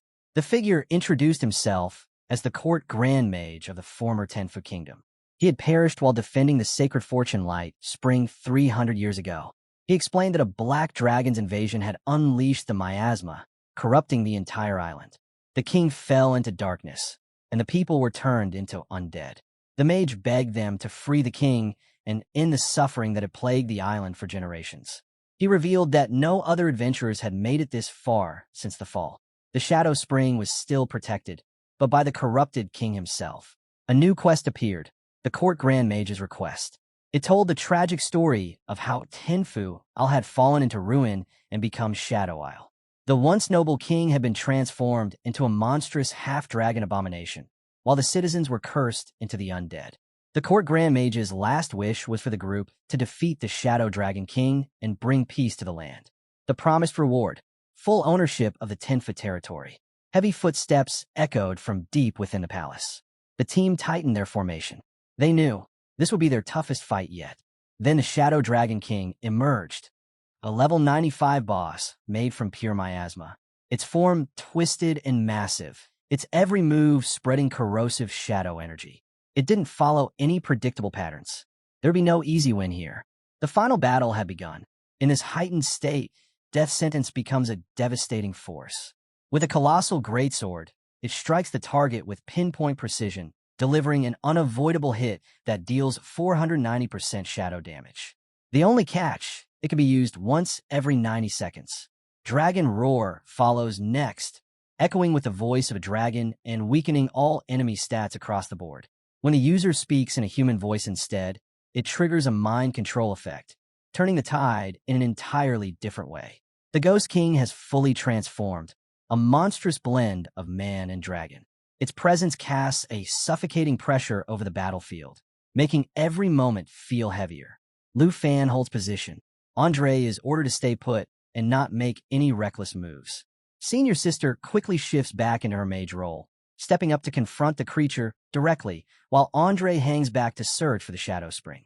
The Flame God's true body is summoned, calling on Spheric, the High Flame God. With this, all of the caster's attributes are doubled.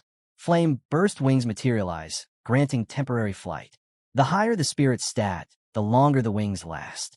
Though she wasn't on rear guard before, the mage feels sure of herself now. The whole team is prepared. They advance. Xiao Fei, now ready, begins his transformation into his ultimate state, the Doomsday Dragon. Once again, Death Sentence is unleashed. The brutal slash lands clean, delivering overwhelming shadow damage that bypasses all defenses. The squad activates the Gather skill. Eternal Guardian summons a massive shield that surrounds and protects every ally within its radius. The barrier's durability is tied to the Eternal One's current health and regeneration power. With the shield holding, Xiao Fei launches his retaliation. Lava Burst begins charging, then detonates, covering the battlefield in searing fire. A molten pool forms beneath enemy feet, slowly dragging them under and burning them over time. This boss isn't like anything they've faced before. Even Xiaoya's strike gets effortlessly swatted aside. Valio steps in, ready to unleash Grip and Prison. He activates Thunder's favor and shifts into World Ender Thunder form. The Thunder Jade is swapped out for Amber Jade, amplifying all Blue Dragon skills twofold.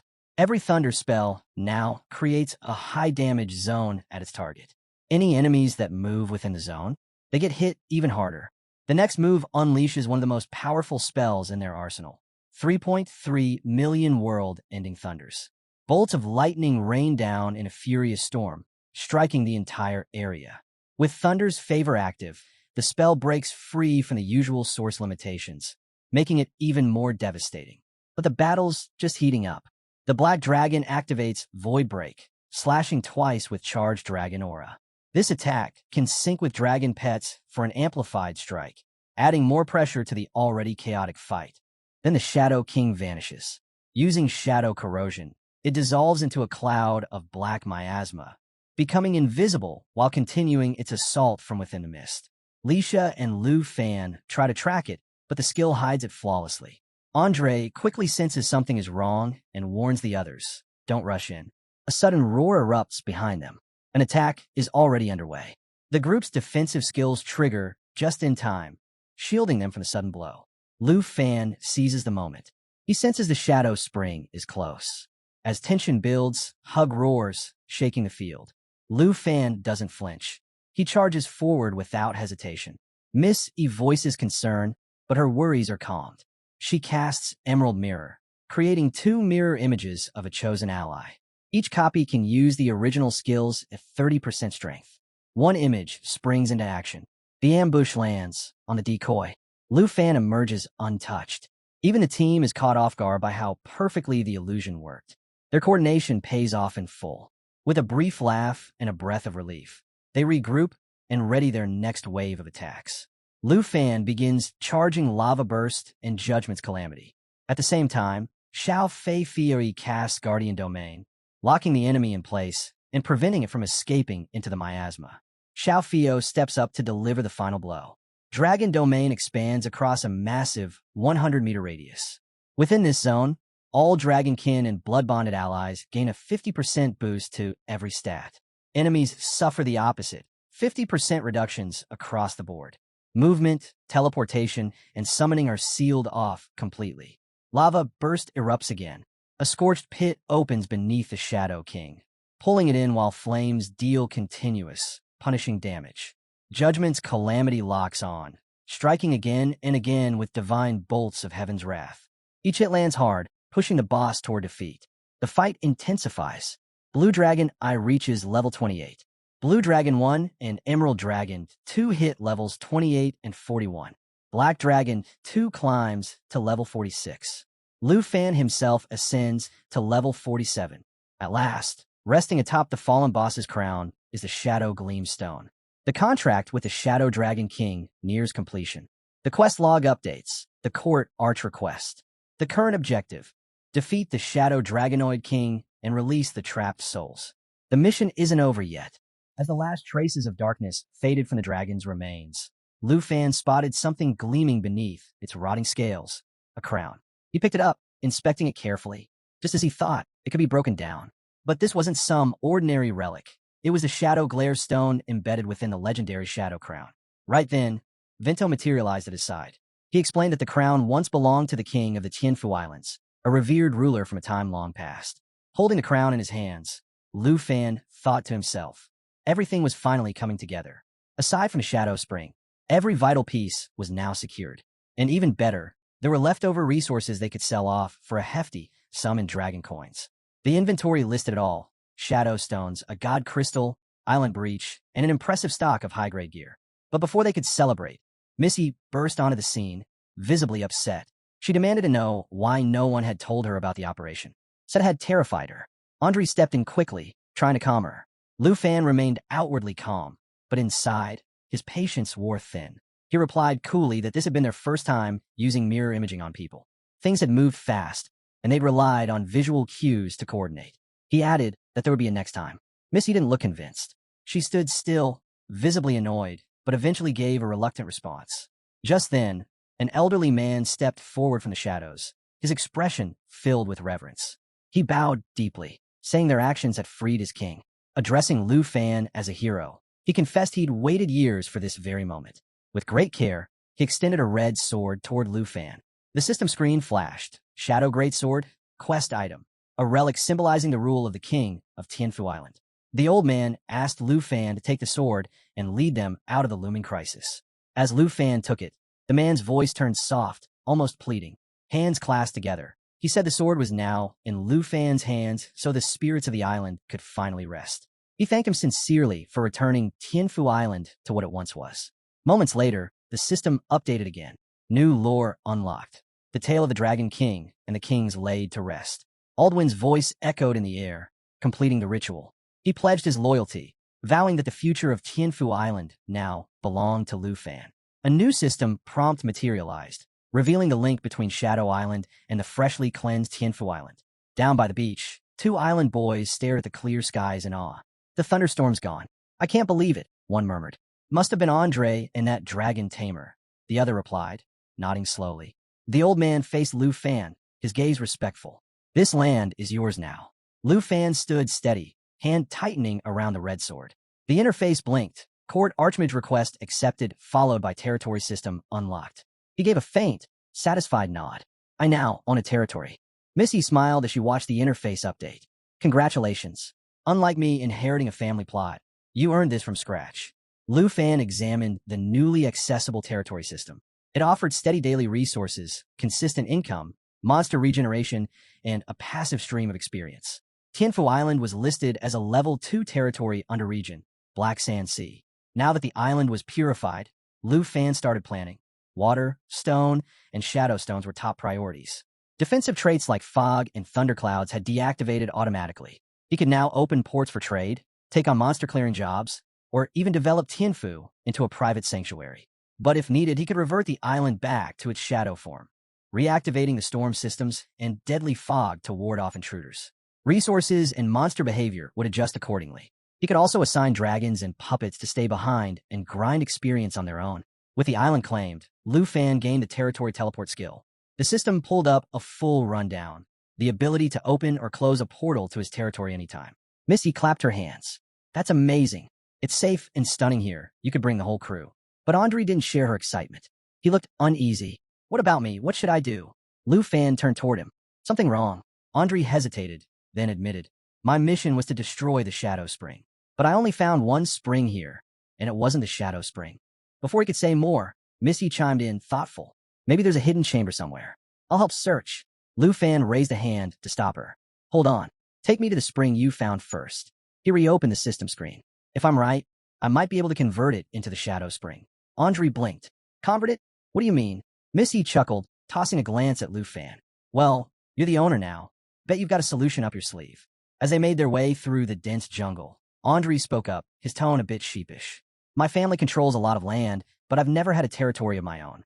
They arrived at the spring. Lu Fan looked it over, surprised. I thought it'd be a minor spring, didn't expect something this big. Miss Ye's eyes lit up. It's beautiful. Andre leaned in, curious. So, you're thinking of turning it back into Shadow Island? Lu Fan nodded. Exactly. If this is the right spring, flipping the island state will transform it into the Shadow Spring. Missy crouched beside the water, peering into the clear depths. Water this pure makes me want to jump in for a bath.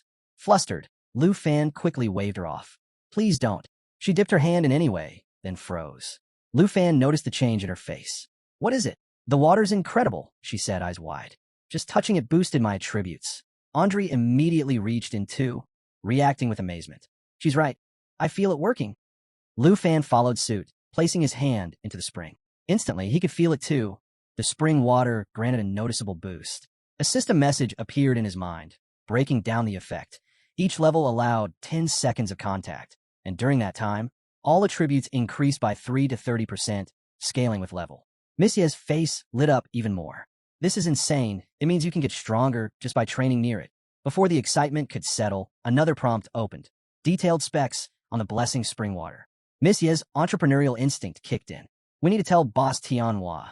If we bottle this for trials, we could sell it for a fortune. Don't worry, I'll only take a small cut. Lu Fan raised an eyebrow. Let's not get ahead of ourselves. I'm not selling it. We need to help Andre finish his quest first. He tapped the screen again, and the Shadow Island interface surfaced. The dual nature of Tianfu Island and its shadow counterpart became crystal clear. Back on the beach, the two boys looked out at the shifting waters with concern. Why does the water keep changing colors? One asked, uneasy. The other's brows furrowed. Did something go wrong? Maybe Andre and the dragon tamer didn't succeed after all. The screen flickered, then updated, storm mode. On. Thundercloud on. Miasma fog on. All island defenses were back online. Just as Andre lifted his blade, preparing to strike the corrupted spring, Lu Fan stepped in. Raising his hand, he called out, Xiao Fei, activate Guardian Flow. A new system panel appeared, displaying the spring's true nature. Once a sacred source of blessing, now corrupted by thick shadow energy. Instead of spreading light, it had started generating miasma. Andre froze. Wait, Lu Fan, I get it now. Destroying the shadow spring means destroying one of your key resources. Lu Fan remained calm. Don't worry. Once your quest is done, I'll have someone fix it. Missy chimed in with a grin. If we're fixing things, why not just rebuild the whole ruined city while we're at it? Andre looked at them both, clearly moved. You're too kind. I'll take responsibility for the repairs. Without another word, he raised his sword and brought it down. The corrupted spring cracked under the blow. Quest complete. As they stepped back, he gave Lu Fan a teasing grin. I'll turn this place into a resort for you. Just wait. Right on cue, lightning ripped through the sky, flashing like a curtain dropping on the chapter's end. Lu Fan stood still, lost in thought. The expedition to Shadow Island was complete, and what a journey it had been. He looked over his shoulder, casting one last glance at the land behind him. This trip was worth it. I gained a stockpile of synthesis materials, unlocked a territory, and became a lord. Andre's mission didn't just end with a sword swing. It brought big returns. Still feeling guilty about damaging Lu Fan's territory, he stepped forward and handed over a glowing item.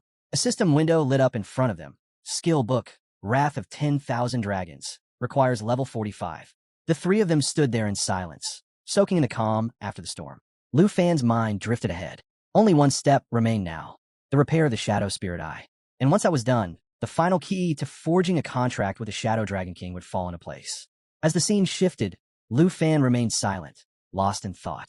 A full week had passed since he had claimed Shadow Island and transformed it into the serene, flourishing Tianfu Island. In that time, he had deactivated the island's defenses, allowing the puppet army to summon monsters nonstop, perfect for grinding levels. To make access easier, he'd also relocated the teleportation gate directly into Villa Number 2. Word spread fast. Friends and allies started visiting, drawn in by the island's beauty and peaceful atmosphere. It wasn't just a training ground anymore.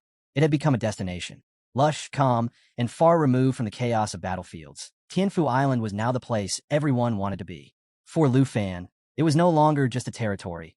It was a haven for future allies to grow and relax together. But paradise still had its flaws. The Shadow Spring, damaged during Andre's quest, remained unstable. Until it was fully repaired, they couldn't harvest its precious waters. That thought brought Lu Fan back to its edge, where he now stood, staring down into the clear depths, lost in reflection. Suddenly, the water rippled, and from its depths, a massive golden dragon emerged. Its body glided through the spring with majestic ease. As it stepped forward, the ground trembled softly beneath its paw. Lu Fan, who had been swimming nearby, instantly froze. His head snapped toward the massive creature. The dragon's voice echoed with weight. "So, this is where you've been hiding." Lu Fan's eyes went wide. "Hey, hold up, don't come any closer." Before anything could escalate, Missia's voice rang out. "A hot spring? And no one told us? You scoundrel." She stepped forward too quickly and slipped. With a loud splash, she landed right on top of Lu Fan. He instinctively caught her. "Careful," he said, trying to keep them both upright. Blinking in surprise, she stayed there a moment before muttering, "It's really slippery."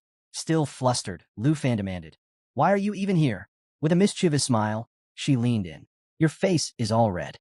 Are you getting shy?" "Well, no. It's just the hot water," he snapped back. Laughing, Missy pushed herself up and tapped her in her face. "All right, I'll stop teasing. Good news. The Shadow Spring's fully repaired." Lu Fan's expression shifted instantly. Finally, he stepped out of the water, grabbed a container, and knelt by the edge of the spring. Carefully, he began collecting the newly restored spring water. "It's done," he said softly. "Everything's finally in place." Missy leaned in, curiosity sparkling in her eyes. "So, what exactly have you been working on this whole time?" Lu Fan didn't look up.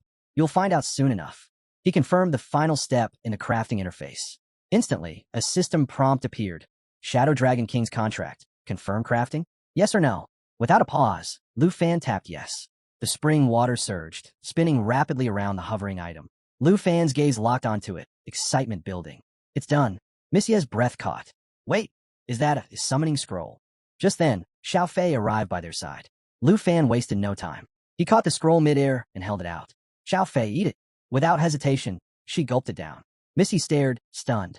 Are you insane?" Lu Fan chuckled. "It's not just a one-time scroll. Once Xiao Fei absorbs it, it becomes her skill. She'll be able to use it forever." The system confirmed. Natural assimilation. Shadow Dragon King contractor skill acquired. Effect. Summons the Shadow Dragon King's blade. Level scales with user. Xiao Fei lifted off, power rippling through the air. Lu Fan pointed toward her. "Now, show me your real form." Minutes passed.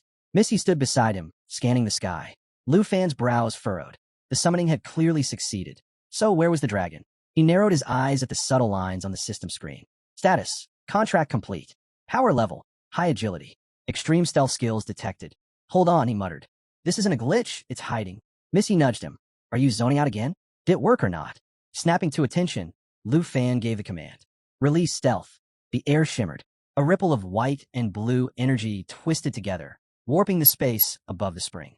Then, with a sudden burst, a colossal dragon materialized. Its frame elegant yet intimidating, scales glowing with light, and blood-red eyes locked forward. With a thunderous roar, it shook the ground. Trees trembled. Pebbles rattled into the spring. Missy stood frozen, mouth half open. "You're kidding. You summoned another dragon? And this one turns invisible?" Lu Fan turned to her, a restrained smile tugging at his lips. "Not just any dragon." He tilted his head slightly, eyes gleaming. "Want to see what it can do?" As the scene shifted, a thunderous cry shattered the skies. The dragon burred above, letting out a roar that rattled the blood-red heavens.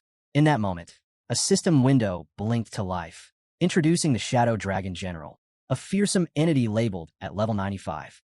Its combat capabilities flashed on screen. Night form, dragon form, and the ominous shadow miasma. Another dragon pierced through the crimson clouds, declaring grimly, "This one's the boss of Shadow Island, second only to the Shadow Dragon King." Eyes blazing red like twin infernos, the enormous beast fixed its deadly gaze on Lu Fan. Most would crumble under the pressure, but not him. He let out a slight chuckle. "Good. Just what I needed to warm up." Then, under his breath, he muttered, "Shadow concealment." He vanished in an instant. A deep, guttural roar echoed as a burst of red mana erupted behind him.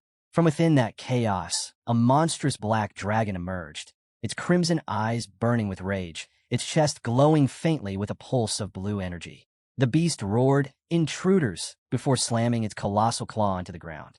The shockwave launched debris skyward, twisting gravity for a split second as the battlefield quaked. The dragon snarled and lunged forward, the glow in its chest intensifying. The roar that followed seemed to bend the very air. But Lu Fan stood unfazed, his gaze locked onto the creature, that same faint smile lingering. The dragon halted in front of him, fangs bared, clearly provoked but unable to shake him.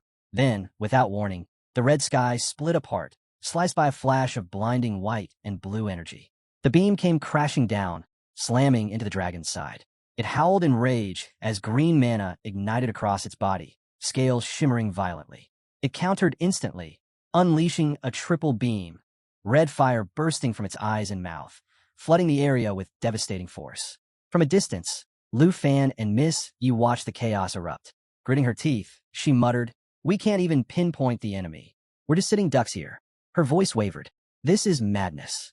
Lu Fan's eyes lit up. "Then let's tip the balance," he said calmly, casting Soul Perfection. Target, the Shadow Dragon King. The spell took hold. Xiao Fei staggered as a surge of energy crackled in the air. A new screen lit up. Jade Dragon 2's form switch. Light of Soul. Immediately after, another notification appeared. The Jade Dragon Bloodline. A rare trait that instantly doubled the effects of every skill used by dragons, and those bound by their blood. The battlefield surged with magic as Jade Dragon 2 descended in its full, radiant form. A third system alert flickered into view, unveiling a support skill, Soul Protection. The description was clear: boost ally stats by 100% to 200%, depending on unique conditions and fouls triggered during combat. Without warning, the Shadow Dragon King roared again, its voice booming across the skies as it hurled raw shadow energy straight at Jade Dragon 2. The force warped the space it traveled through, distorting reality itself. Jade Dragon 2 twisted midair, wings slashing through the currents in a sharp attempt to dodge, but the energy chased it like a curse, relentless and precise. Lu Fan watched closely, piecing things together. So that's how it works? Even with Xiao Fei in full sync, the Shadow Dragon King's concealment is powerful enough to keep her hidden from detection. Just then, the dragon crashed back on the ground with a quake that shook the entire field. Its body flared with a strange glow, pulsing streaks of blue mixed with flashes of pink. Another beam erupted from its burning red eyes, unleashing a wave of force that sent Lu Fan and Miss Yi flying through the air. Despite the distance they were thrown, they felt no pain.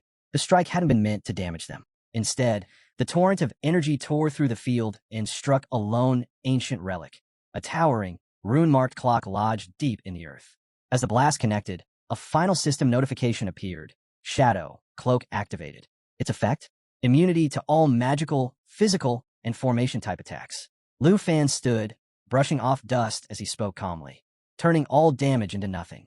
That's what you call absolute defense. Now then, Shadow Dragon King, let's see your ultimate move. The beast responded with a low, guttural growl. Its massive body coiled, muscles tense, and a violent pulse of blue energy exploded from its core. The ground fractured under the pressure as waves of power radiated outward, shaking trees, stones, and anything not rooted deep enough to resist the force. Jade Dragon 2 stepped forward without hesitation. Lightly, it darted across the Shadow Dragon King's tail, each step precise. Right then, another system window opened. Shadow Assassination, a lethal technique that targeted enemy weak points, enhanced with a staggering plus 1,600% bonus damage. Missia's breath hitched as she took it all in. "It's unreal. That's a level 95 boss," she whispered. Lu Fan glanced back, his tone casual. The Shadow Dragon King is built for assassination, optimized for single, fatal strikes. With Xiao Fei backing it, one-shotting a boss is nothing unusual. Missy blinked. One shot? From level 45 to 95? I'm level 96 with just over 8,000 base stats. That kind of power is just broken, she muttered, tightening her fists. Then her voice softened.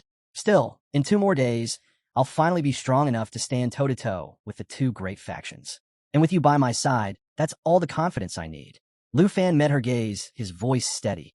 As long as I'm around, no one will lay a hand on you. She gave a soft nod, a faint smile tugging at her lips. All right, but deep down, her mind was already racing. If you really pull this off, the Yi family will owe you more than just a favor. I'll make sure you receive something worthy. Our most sincere gift of gratitude. Time flew. In just 2 days, the scene shifted dramatically. They now stood on harsh, cracked terrain, a barren stretch of rocky ground with jagged hills scattered across the horizon. The western frontier. Lu Fan surveyed the rugged expanse, thoughts stirring quietly. 2 days later, just as we agreed, my senior sister, and I arrived at the edge of the western frontier. Beside him, Miss Yi remained silent, her gaze fixed on the distant lands ahead.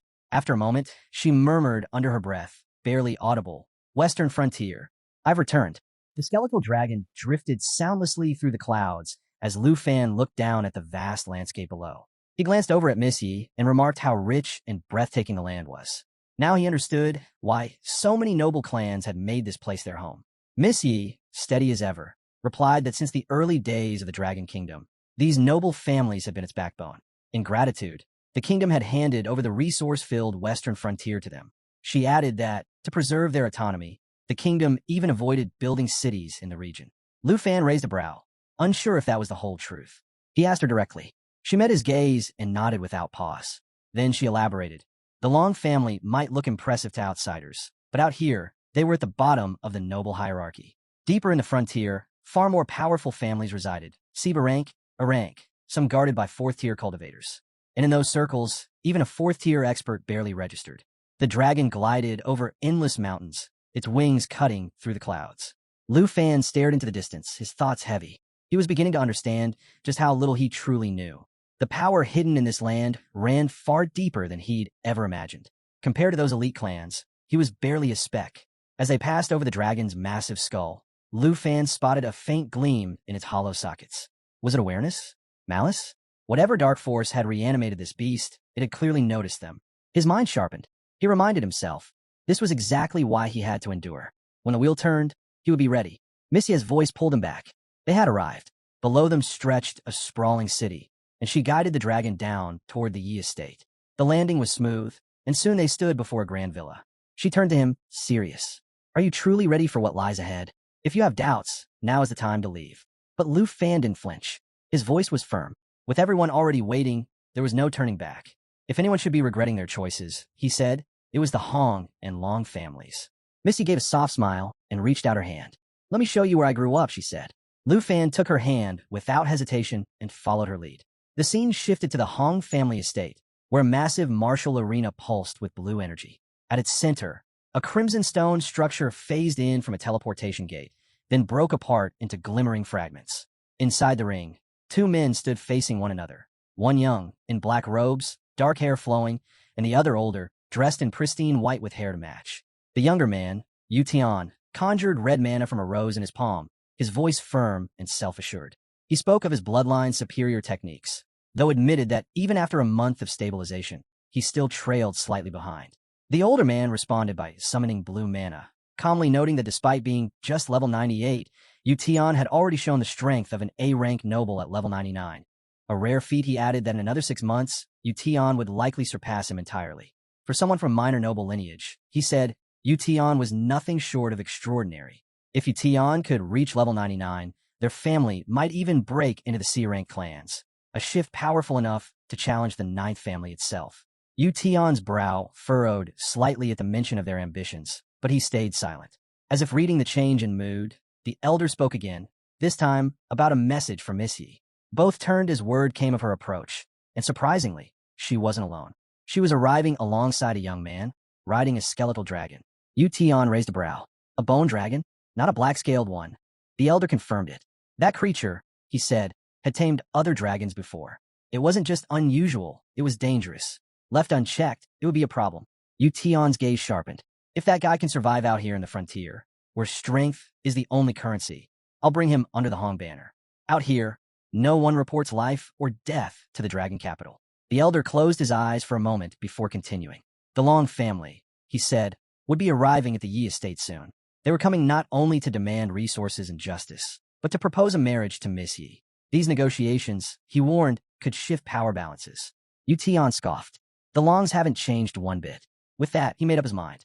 In 3 days, when the Long family reached the Yi estate, he would be there too. He'd take that chance to crush them both. The elder nodded, calling Yu Tian by name. With unwavering certainty, he declared that the western frontier would one day belong to their family. With that, both men stepped down from the arena, their decision made. 3 days slipped by. At the Yi residence, a maid knocked gently outside a guest room. She announced that Mr. Liu was waiting for breakfast. After another knock, she asked if Mr. Liu was inside. But the room was silent. The only signs of life were a neatly hung jacket and a softly glowing teleportation device humming in the corner. Far from the estate, on the sunlit shores of Tianfu Island, Lu Fan stood with Xiao Yi and Xiao Fai. A system notification blinked into view. His level had increased, and so had the levels of the Black Dragon, the Jade Dragon, the Star Dragon, and the Blue Dragon. He couldn't help but be amazed at how much they'd all advanced in just a few days. He started to wonder, was his strength now enough to shake the noble families with a decisive strike? His thoughts drifted toward Miss Yi. How were her preparations coming along? As sunlight danced across the waves, everything shifted. In an instant, Lu Fan found himself back in his room. Voices filtered in from outside. A man was reporting to a woman. Bad news. The Long family had arrived at their gates. Lu Fan realized he'd returned at exactly the right moment. He opened the door and saw a young man briefing Miss Yi. The Long family was already in the main hall, demanding an audience, and the Hong family's convoy was rapidly closing in on the western second slope. Miss Yi gave a sharp nod and told the guards to escort the guests to the holding area and not to let anyone else through. She turned to Lu Fan. "They're here," she said. "All of them." Lu Fan smiled. "Then there's nothing to worry about. As long as we stand together, no one can lay a hand on you." Inside the Yi family's main hall, they approached a long table where several men sat waiting. Lu Fan's tone was biting. "Still remember how to get here, do you?" One of the men, his hair gray and slicked back, smirked. "Is this the famed Yi family hospitality? We've been sitting here, and not even a cup of tea." Miss Yi met his sarcasm with steel. "After the way you behaved, it's a wonder you're even allowed past the gates." The man let out a cruel laugh. "Please, even if we pissed on your doorstep, who'd have the guts to say a word?" Another man stepped forward. "I'm Long Eru," he said smugly. "Second brother to Long Xing, 32 years old. Level 98. Diamond class, hidden profession." His voice was soaked in arrogance. Every word meant to provoke. Long Eru stood tall, his voice loud and smug. "The 2 months are up," he announced. "We're here to collect what your family owes. But more than that, your betrayal won't be ignored. Long Xing gave everything to open doors for you. And this is how you repay him? Our patriarch is furious. Someone has to answer for this." Missia's eyes burned. Long Xing broke the rules and disgraced himself. "We owe you nothing, and we're not giving anything back." Long Eru's grin widened. "No need to get so worked up. There's a peaceful solution. Marry me." He spread his arms as if making a generous offer. "You become Long Xing's sister-in-law. With our name behind you, even the Hong family wouldn't dare interfere. And if you feel like slapping me around first, well, I won't stop you." Missy raised her hand and pointed straight at him, her fury uncontained. From the back of the room, Long Xing let out a cold laugh. "If you keep my brother satisfied," he sneered, "maybe I'll even consider letting you off easy." Before Missy could say a word, Lu Fan stepped forward. His fists were clenched, his voice sharp. "Shameless toads," he snapped. "Do you really think you're worthy? Go look in the mirror before parading your arrogance in someone else's home." Long Eru stays quiet for a beat, but Long Xing suddenly explodes, yelling at Lu Fan for daring to talk to his elder brother so rudely. Unfazed, Lu Fan calmly places his hand over Missie's and looks straight at the two brothers. He tells her there's no need to worry. He won't let them bully her again. Missy turns to Lu Fan, gently saying his name. A light flush creeps across her face. Then, with a wry smile, she comments on how grand the Long family's entrance is, almost like they've come to take over. She wonders aloud what someone as fragile as her could possibly do in a situation like this. Lu Fan lets out a small chuckle, his lips curling into a quiet grin. He says, half in jest, but with a bite, that everyone just heard the Long brothers loud and clear. Not only are they after the Yi family's assets, but now they're aiming for him too. Then his voice steadies. He promises that he'll protect the Yi family and Miss Yi herself. The weight of his words lands heavily, drawing cold stares from the Long brothers, their fury barely restrained. Long Eru sneers, mocking Lu Fan's bold claim. To him, it's absurd. Just because Lu Fan's standing next to Missy now doesn't mean he gets to meddle in noble family affairs. But Missy steps forward, her voice sharp. She reminds them that noble families follow rules and rank. And as the current head of the Yi family, she declares that Lu Fan will be their representative in this matter. Her tone leaves no room for challenge. Long Eru's eyes narrow in disbelief. He demands to know what she means. Without flinching, Lu Fan takes the main seat at the front of the hall. Missy stands beside him, her hand still resting on his. She states it plainly. He is now the acting head of the Yi family, and she asks if that's clear enough for the Long family. The brothers immediately erupt in protest, outraged that she would hand the family over to an outsider. But Long Eru quickly cuts off his brother, ordering him to stay quiet. Just then, a system alert echoes through the hall, officially confirming Lu Fan as the new master of the Yi residence. Long Eru lets out a cold laugh, accusing Lu Fan of only daring to sit in that seat because Missy told him to. He scoffs that she's clearly blinded by her feelings for him. Lu Fan brushes the comment aside, his voice flat. Her feelings aren't the issue. What matters now is figuring out who in the Long family actually holds power, so he knows who he's really dealing with. Long Xing glances over at his brother, hinting whether it's time to call on their ancestors. But Long Eru, fed up, drops all pretense. He barks for everyone to clear the area. Even Long Xing steps back, caught off guard. Seething, Long Eru growls that whatever miss he feels for Lu Fan is no excuse for this public insult. He warns that he's done holding back. And if she dares to get involved again, he threatens she may not like what happens to that lovely face of hers. Missy moves to respond, outrage in her eyes, but Lu Fan gently stops her. Calm and steady, he tells her to let him handle it. Golden energy begins to gather around Long Eru as he readies himself. With a sneer, he offers Lu Fan a courtesy befitting noble blood. He'll give him a 3-count head start. But Lu Fan doesn't move. Still lounging in the main seat, he rests his head in one hand and says coolly, if he's still breathing after the count of 3, he'll step down from his role and leave the western frontier without a fuss. Long Xing, visibly tense, warns his brother to be careful. He points out that Lu Fan's black dragon has been silently tracking all their moves. Long Arrow laughs it off, scoffing at the idea. He doesn't believe that someone like Lu Fan, a 4th-tier diamond monk with just 20,000 defense, could survive a few real hits from him. Raising his voice, Long Eru surges his energy higher and throws down his own wager. If Lu Fan is still alive after the count, the Long family will give back everything they took, including Cloud Edge Mountain. And now that Lu Fan's accepted the challenge, he says there's no need to hold anything back. Lu Fan simply lifts his hand, holding up 3 fingers. 3, he says, the countdown beginning. To everyone's astonishment, Lu Fan doesn't budge. He simply lifts 2 fingers, 2, still sitting in complete stillness. Long Eru's confident smirk begins to fade. Beads of sweat slide down his brow. In that tense silence, a memory hits him. Lu Fan once took 10 full-force blows from a Hong family elder without so much as a bruise. If he survives even one of his dragon strikes now, it could mean disaster. Lu Fan raises a final finger. 1. In that instant, the air around them twists. A chilling blue light flashes through his eyes, altering the entire energy in the room. Then it happens. A ripple surges invisibly through the space. The very air vibrates with force. Yet Lu Fan and Missy remain completely still, untouched by the unseen blow. To the watching crowd, it looks like nothing occurred at all. Long Eru tries to brush it off with laughter, calling it an empty trick. He mocks their stillness, sneering that Lu Fan froze from fear, and taunts Missy for placing her hopes on someone so useless. Missy opens her mouth, anger flaring, but Lu Fan gently cuts her off. He tells her not to waste her breath on people like this. His voice is calm, unaffected. That's when Long Xing places a hand on his brother's shoulder. Do you still think it was all for show? Long Eru turns to him in confusion, then winces. A slow, dark stain begins to spread across his robes from his midsection. His body starts to tremble. Lu Fan speaks softly. It's already over. Long Eru collapses. Blood pools around him. The entire hall goes dead quiet. The silence shatters as panic breaks out. Long family members begin to shout and scramble. Long Xing's eyes widen in horror. He yells for someone to help his brother. But no one moves. They all see the truth. Second Master Long is gone. Dead in an instant, never even able to strike back. Long Xing stands frozen, his body shaking. He can't comprehend what just happened. Lu Fan never even stood up. How? Lu Fan remains seated, hands calmly clasped, completely unfazed. Cries of rage rise from the Long clan. They accuse Lu Fan of murdering their second master and demand justice. One voice booms above the rest, calling for Lu Fan's execution. But Long Xing steps forward, his voice sharp with warning. He tells them to back off, unless they're truly ready to die. Still, the uproar grows louder.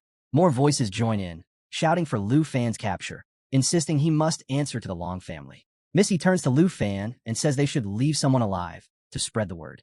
Lu Fan nods, telling her to go ahead. He'll handle the rest. As she moves to the side, Lu Fan lifts his hand and lets out a low whistle. What follows is swift and merciless. In the blink of an eye, Long family members begin to drop, one after another. No warning, no escape. Long Xing stands frozen, watching in horror. He stares at the trail of fallen bodies and mutters, almost in disbelief. Is it over? Are they all gone? Lu Fan stands from his chair and steps forward. His voice cuts through the silence. He reminds Long Xing that, by the Long family's own rules, their servants failed to follow orders. So, tell him, does he really still hold any power over them? Sliding one hand casually into his pocket, Lu Fan stops just a few feet away. His gaze sharpens. So tell me, he says coldly, who's the young master of the Long family now? And whose legs can't even hold him upright? Long Xing drops to his knees, pleading with Lu Fan to spare his life. He insists he was only following orders from his second brother. But Lu Fan coldly brushes him off, warning him not to touch him with those filthy hands. Missy stands by, watching in silence. Lu Fan then reveals he never intended to kill Long Xing. Instead, he has a task for him, just like before. He wants Long Xing to go back to the Long family and deliver a message. Relieved, Long Xing quickly agrees, thanking Lu Fan profusely for his mercy. As Lu Fan turns to leave with Miss Yi, he lays out his demand. Within 3 days, the Long family must return all of the Yi family's resources and transfer every bit of territory to them. That's not all. Lu Fan also declares the Longs must offer yearly tributes and support the Yi family in every vote. The gods will follow the Yi family's lead from now on. Long Xing nods, agreeing to pass on the message. But Lu Fan isn't done. He warns that if the Long family refuses, he'll destroy them completely. I understand. Long Xing stammers, promising to repeat every word exactly. At that, Miss Yi gives a sharp command to throw him out. The gods move without hesitation, tossing Long Xing to the ground. One mocks him, calling him a dog, and saying this is exactly what the Long family deserves. Lying on the ground, Long Xing clutches himself, mind racing. He wonders how anyone will believe the message he's been told to deliver. After all, Lu Fan killed his second brother and countless others without lifting a finger. People will want to know what kind of power Lu Fan used, but Long Xing has no answers. Lu Fan never even got up from his seat. One of the gods suddenly shouts at him to leave unless he's looking to die. The voice grows louder, snapping at Long Xing for ignoring them. Panicked, Long Xing bolts, yelling over his shoulder that there's no need to kill him and begging for mercy. The guards laugh behind him, saying it's good he knows to run. Another chuckles, noting that their reputation still packs a punch. Long Xing races through the area, his mind spinning. He suddenly recalls something and yells that his hunch was right. Just then, the system flashes a warning. Someone nearby has shadow concealment skills. He freezes for a moment, sensing a dragon-like presence trailing him. Eyes wide, he shouts that it's been following him this whole time. Without wasting another second, he dashes away at full speed. Half an hour passes. Out west, under clear skies and chirping birds, the focus shifts to the Hong family. Yu Tian leads his group toward the Yi family grounds. As they travel, one member brings up a report. The Long family had sent out dozens of third-tier servants earlier that day. He questions whether that's enough to stand against the Long family. Yu Tian dismisses the concern. To him, they're just low-level players, somewhere around level 60 to 70. Not worth worrying about. After all, Yu Tian himself is level 98. Suddenly, someone spots Long Xing in the distance and alerts Yu Tian. Long Xing, clearly shaken, catches sight of them and shouts that they should pick up the pace. The Hong family members snicker at his disheveled appearance, mocking the panic on his face. They joke that the noble family infighting must have rattled him hard. One scoffs at the Yuchan swordmaster's reputation, saying his level was always inflated and his stats never lived up to it. Another remarks that Long Xing doesn't even come close to matching their young master's level. But through it all, young Master Hong stays silent, studying Long Xing carefully. Then, without warning, he gives the order. Everyone is to head straight to the Yi family at full speed. His group is caught off guard by the sudden urgency, asking if it's really that serious. Yu Qian doesn't look back. Watching Long Xing, trembling in fear, told him enough. Something's off today. Floating ahead, he mutters that this visit may be far more challenging than he expected. Half an hour later, back at the Yi family's western frontier courtyard, 2 guards stand by the entrance. As Yu Qian and his team approach, one of the guards recognizes the group and murmurs that the Hong family's here to stir up trouble. The other guard turns around immediately, saying it's not their place to interfere. They need to report this to Miss Yi right away. Yu Qian steps forward calmly and halts the guards, telling them there's no need to bother anyone else. With a swift motion of his fingers, he kills one on the spot. Blood sprays as the guard crashes to the ground. The second guard panics, eyes wide with fear. He screams for Miss Yi, warning that the Hong family is attacking and trying to flee. Yu Qian raises his hand again, annoyed by the noise. Just as he prepares to strike, a wave of fire cuts through the air. He quickly blocks it, turning his eyes upward. Miss Yi descends from the sky, weapon in hand. She glares at Yu Qian, accusing him of openly killing people in broad daylight and calling him reckless beyond reason. Yu Qian lands calmly amidst the chaos. He shrugs off her words and declares that since the first blow's already been dealt, there's no room for negotiation. Without delay, he launches an attack at Miss Yi, warning the Yi family that anyone who dares defend her will be shown no mercy. The system flashes a notification. Layered 7 kills detected. Miss Yi's weapon, infused with blue mana, is identified as an imbued melee weapon. Yu Qian lets out a mocking laugh at her choice of words. He draws his sword and rushes in, saying that no mercy is exactly what she shouldn't have said. Even as she defends herself, Yu Qian comments on her bravery, calling it impressive that she still stands after the wounds he once gave her. The system now identifies Yu Qian's blade, the White Jade Sword, a level 90 S-class weapon with piercing, illusion, and world-light properties. The clash intensifies. Missy pushes herself to her limits. Yu Qian grins, saying she must have forgotten the pain after healing. And this time, he plans to remind her properly. A powerful strike launches Missy into the sky. She recovers midair and leaps to a safer position, but the Hong family members close in fast, surrounding her. Yu Qian gives the order, attack. He wants her to remember what happens to those who oppose him. A few Hong members rise into the air, preparing to strike from above. Their goal is clear: wipe out the Yi family entirely. But before they can act, a new force crashes into the scene. Long Eru, the Long family's second brother, suddenly appears overhead, unleashing a massive blow that devastates the Hong members below. Everyone reels in shock, shouting and scrambling to understand what's happening. Yu Qian's expression shifts. One of his subordinates calls out, asking if that's really Long Eru. From above, Lu Fan watches the entire scene unfold. With his system tracking everything from the rooftop, he sees Long Eru's attack and smiles. Long Eru, gripping the heads of two Hong members, responds without hesitation. He declares that he's acting on Lu Fan's command. The system then reveals the level of the fallen Long Eru, level 98. The Hong family warriors aim their weapons at Long Eru, turning to Yu Qian with confusion. "What's going on?" one of them demands. "Did the Long family turn against us?" Yu Qian stares at Long Eru, stunned. "Why are you siding with the Yi family?" he asks, unable to hide his disbelief. Suddenly, Lu Fan's voice cuts through the tension. Standing off to the side, he lifts his head and mutters with a grin, "Another win for me." He gestures toward his system, which is feeding him real-time updates on the battlefield. The Hong family notices him. One of them points and asks, "Who is that guy?" Before anyone can respond, Missy calls out, "Lu Fan, Yu Qian sent me here to deal with you." Lu Fan waves her off casually. "There's no need," he says calmly. "You don't have to fight, and you definitely don't need to protect me." Yu Qian, clearly irritated, swings his sword. Blue mana bursts forth and surrounds Lu Fan in an instant. Dozens of blades hover around him. Yu Qian has unleashed the Fearless 9 swords technique. No matter who stands with you, the Yi family is finished.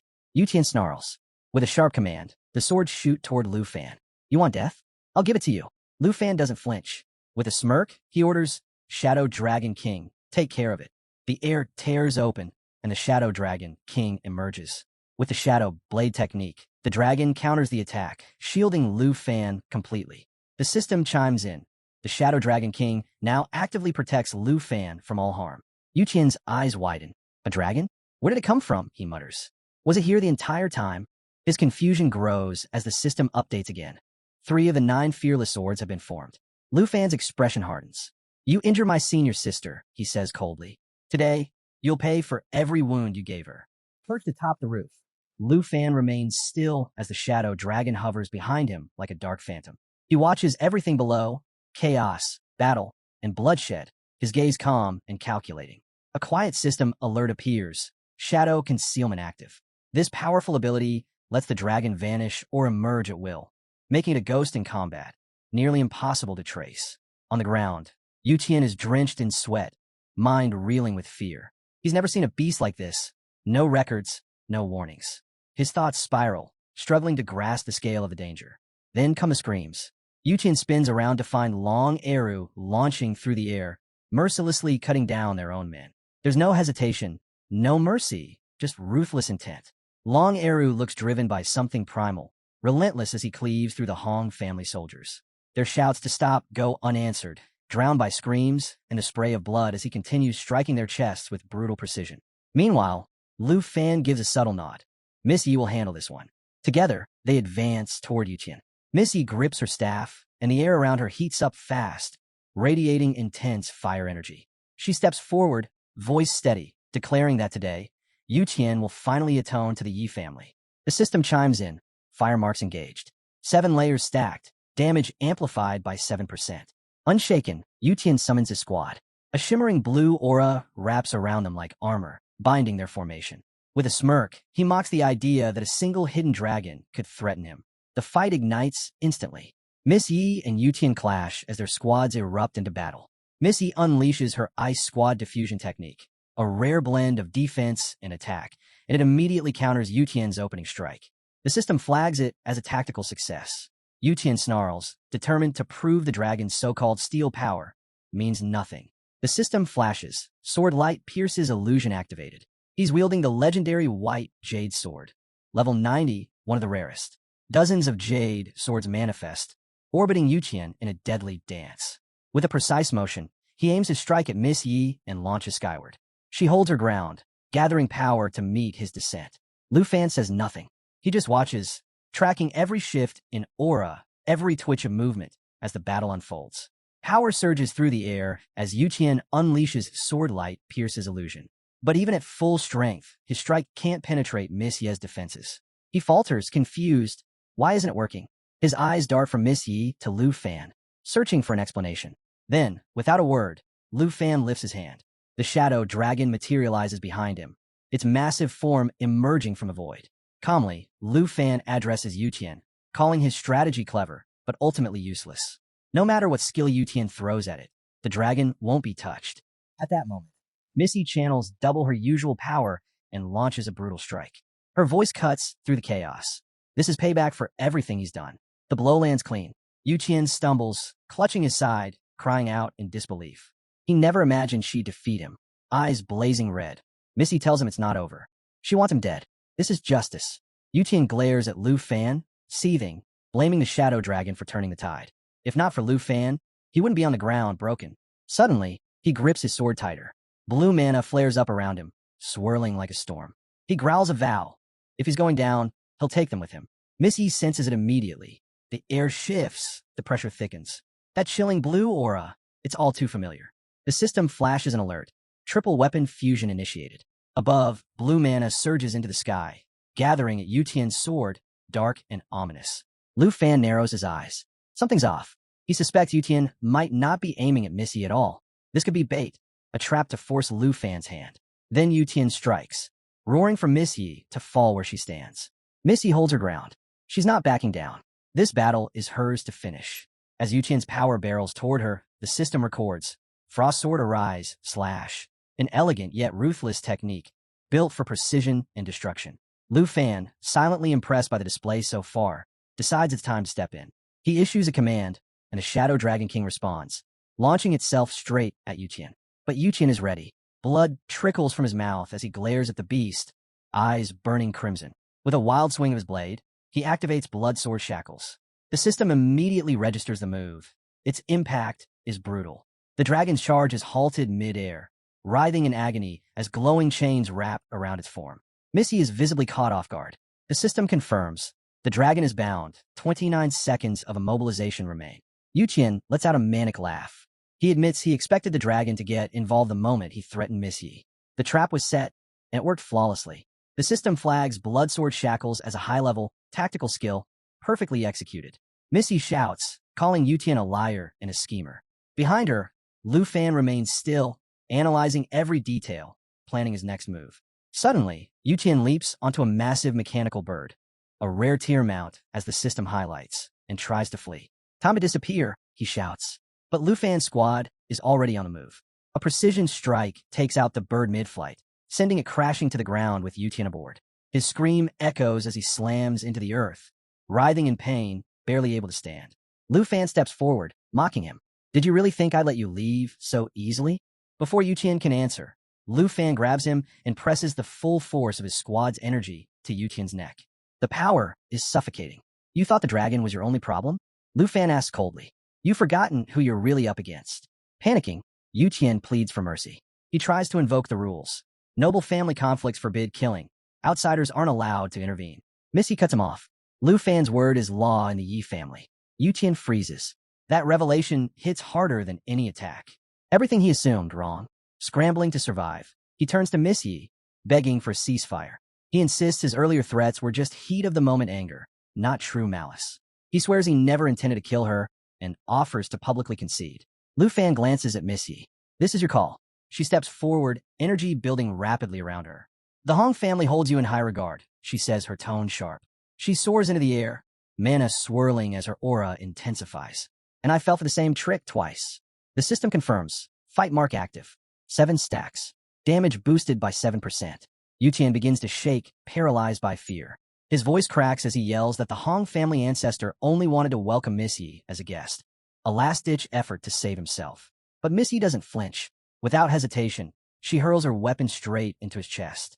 The impact is final. Yutian drops lifelessly to the ground. She roars, declaring that the fallen members of the Yi family, those Yutian murdered, are crying out for justice. Now, he can join them in death. The system quietly tracks the fading fight marks, ticking down 5, 4, 3, 2, 1, until the energy dissipates completely. Yutian's body burns under the weight of her final blow, scorched and broken among the trees. The battle is over. Missy calls out to Lu Fan. "I'm right here," he responds, stepping up behind her. He wraps her in his arms and softly tells her the danger is gone. The Hong family has been dealt with. Beside them, smoke rises from Yutian's corpse, now crumpled in the underbrush. Lu Fan reassures her. There's nothing left to fear. Then, turning to Long Eru, he gives an order. Leave one survivor. Someone must carry the tail back. Long Eru nods and steps aside, letting one terrified follower crawl away, wide-eyed and shaken by the sight of their young master's charred remains. Lu Fan looks back at Missy. Feel better now? She pulls him close in a firm embrace. It feels amazing. Twin dragons wheel through the air above Lu Fan, their wings churning the sky as they circle their master. Below, the battlefield shifts. Fine ash hovers unnaturally in the air before gathering into motion, pulled by some hidden current. An unseen energy pulses in the air, dense, resonant, unmistakably spiritual. Bit by bit, the ash pulls itself together, molding into a figure. A moment later, the form is complete. Yutian, standing tall and whole once again. His voice is steady, resolute, as he declares his allegiance to Lu Fan. He reveals that the oath was sealed by a powerful purple decree, binding his loyalty beyond question. Suddenly, the system panel appears before Lu Fan, listing Yutian's attributes in detail: his strength, combat style, elemental affinity, and current level. Every stat confirms that Lu Fan has just gained a significant asset. Lu Fan narrows his eyes, clearly taken aback. He hadn't expected someone completely reduced to ash to return, fully restored, as if nothing had happened. He quietly categorizes the resurrection ability as dangerously rare, possibly outlawed. It's the kind of power that changes the rules entirely. His mind shifts to his current force. Among his top-tier, 4th-stage elite squad, Long dominates the field with impenetrable defense, crafting shields few can break. Yutian, freshly added, brings raw offensive power and superb control. With both on his side, Lu Fan senses his team solidifying, dangerous, disciplined, and growing stronger. Overhead, his dragons continue their aerial patrol, sharp-eyed and alert. Lu Fan lifts his gaze for a moment, then shifts his thoughts back to recent losses, Long Eru and Hong Yutian. He wonders if word has reached their clans yet. If it has, he doubts they'll stay quiet. Families of that caliber never let something like this slide. Far away, inside the Long clan's main estate, the mood is grim. The grand hall feels heavy as Long Xing steps forward, eyes fixed on the throne. There sits the clan's king, an ancestral powerhouse at level 98, known as the blood-free Heavenly Rider. The king demands answers. Without hesitation, Long Xing speaks. His voice doesn't waver. He confirms the worst. The reports are true. He explains how the dragon tremor technique struck with overwhelming force, so fast, so violent, that Long Eru never even had the chance to defend himself. He paints the scene with brutal clarity. Each strike from the dragon results in instant death. No time to react. Even third-stage cultivators collapse within seconds, unable to last a heartbeat against the storm. The room falls into stunned silence. Not a single elder speaks. The weight of Long Xing's revelation has shaken them all. The king, composed despite the tension, finally breaks the quiet, his voice low but steady, as he questions how someone from the Yi family could have even reached Long Eru, let alone killed him. Before anyone can answer, another elder cuts in, steering the conversation. He says the real threat isn't just the death of Long Eru. It's the message that came with Dragon Tremor. A brutal demand. The Long family must surrender their territories and all major resources within 3 days, or be wiped out. The king says nothing, lost in heavy thought. The tension in the hall builds. One voice finally dares to ask what's on everyone's mind. What are they going to do? There's no time to respond. A thunderous boom rocks the rooftop. Dust rains down from the rafters as the room trembles. Heads snap upward. Seconds later, the doors slam open. A figure storms in, his voice thunderous, filled with rage. Long Changkong. It's an elder from the Hong family, eyes burning with fury, grief carved deep into his features. He doesn't wait for permission to speak. He demands answers. He's here for justice. His grandson, Hong Yutian, is dead. Long Changkong's gaze sharpens. His response is laced with scorn. He calls the accusations foolish, mocks the idea that the Long family would ever side with the Yi clan. He scoffs at the Hong family's weakness, blaming them for their own failure to defeat Yi forces and now looking for scapegoats. But the Hong elder refuses to let it slide. His voice sharpens, accusing Long Eru of being behind his grandson's death, acting under the Ye's influence or even in partnership with them. The words strike deep, fueled by sorrow and fury. Long Xing is stunned. He can't believe what he's hearing. He speaks up, confused and defensive, reminding everyone that his brother, Long Eru, was killed by Lu Fan's dragon. He sought himself. Turning toward the elder, Long Xing protests, insisting that Long Eru had no ties to Lu Fan and certainly no part in Hong Yutian's death. The Hong elder locks eyes with him, demanding again, was he absolutely sure? The fury in his voice fades into something colder. His next words are a threat. If Long Xing is lying, the punishment will be worse than death. Long Xing flinches, his confidence crumbling. Instinctively, he moves behind Long Changkong, seeking protection. Changkong steps forward. His voice rings out, calm but commanding. He reminds the grieving elder that whatever pain they carry, this is still the Long family's domain. That fact alone should not be forgotten. The Hong elder says nothing more, but his clenched fists and storm-filled gaze speak volumes. Long Changkong finally confirms it. Long Eru is dead. Long Xing gives a silent nod, his expression grim. The family leader takes a breath and offers a new angle. What if someone had used necromancy to manipulate Long Eru's corpse, creating the illusion that he was aiding the Yi clan? The suggestion ignites fury.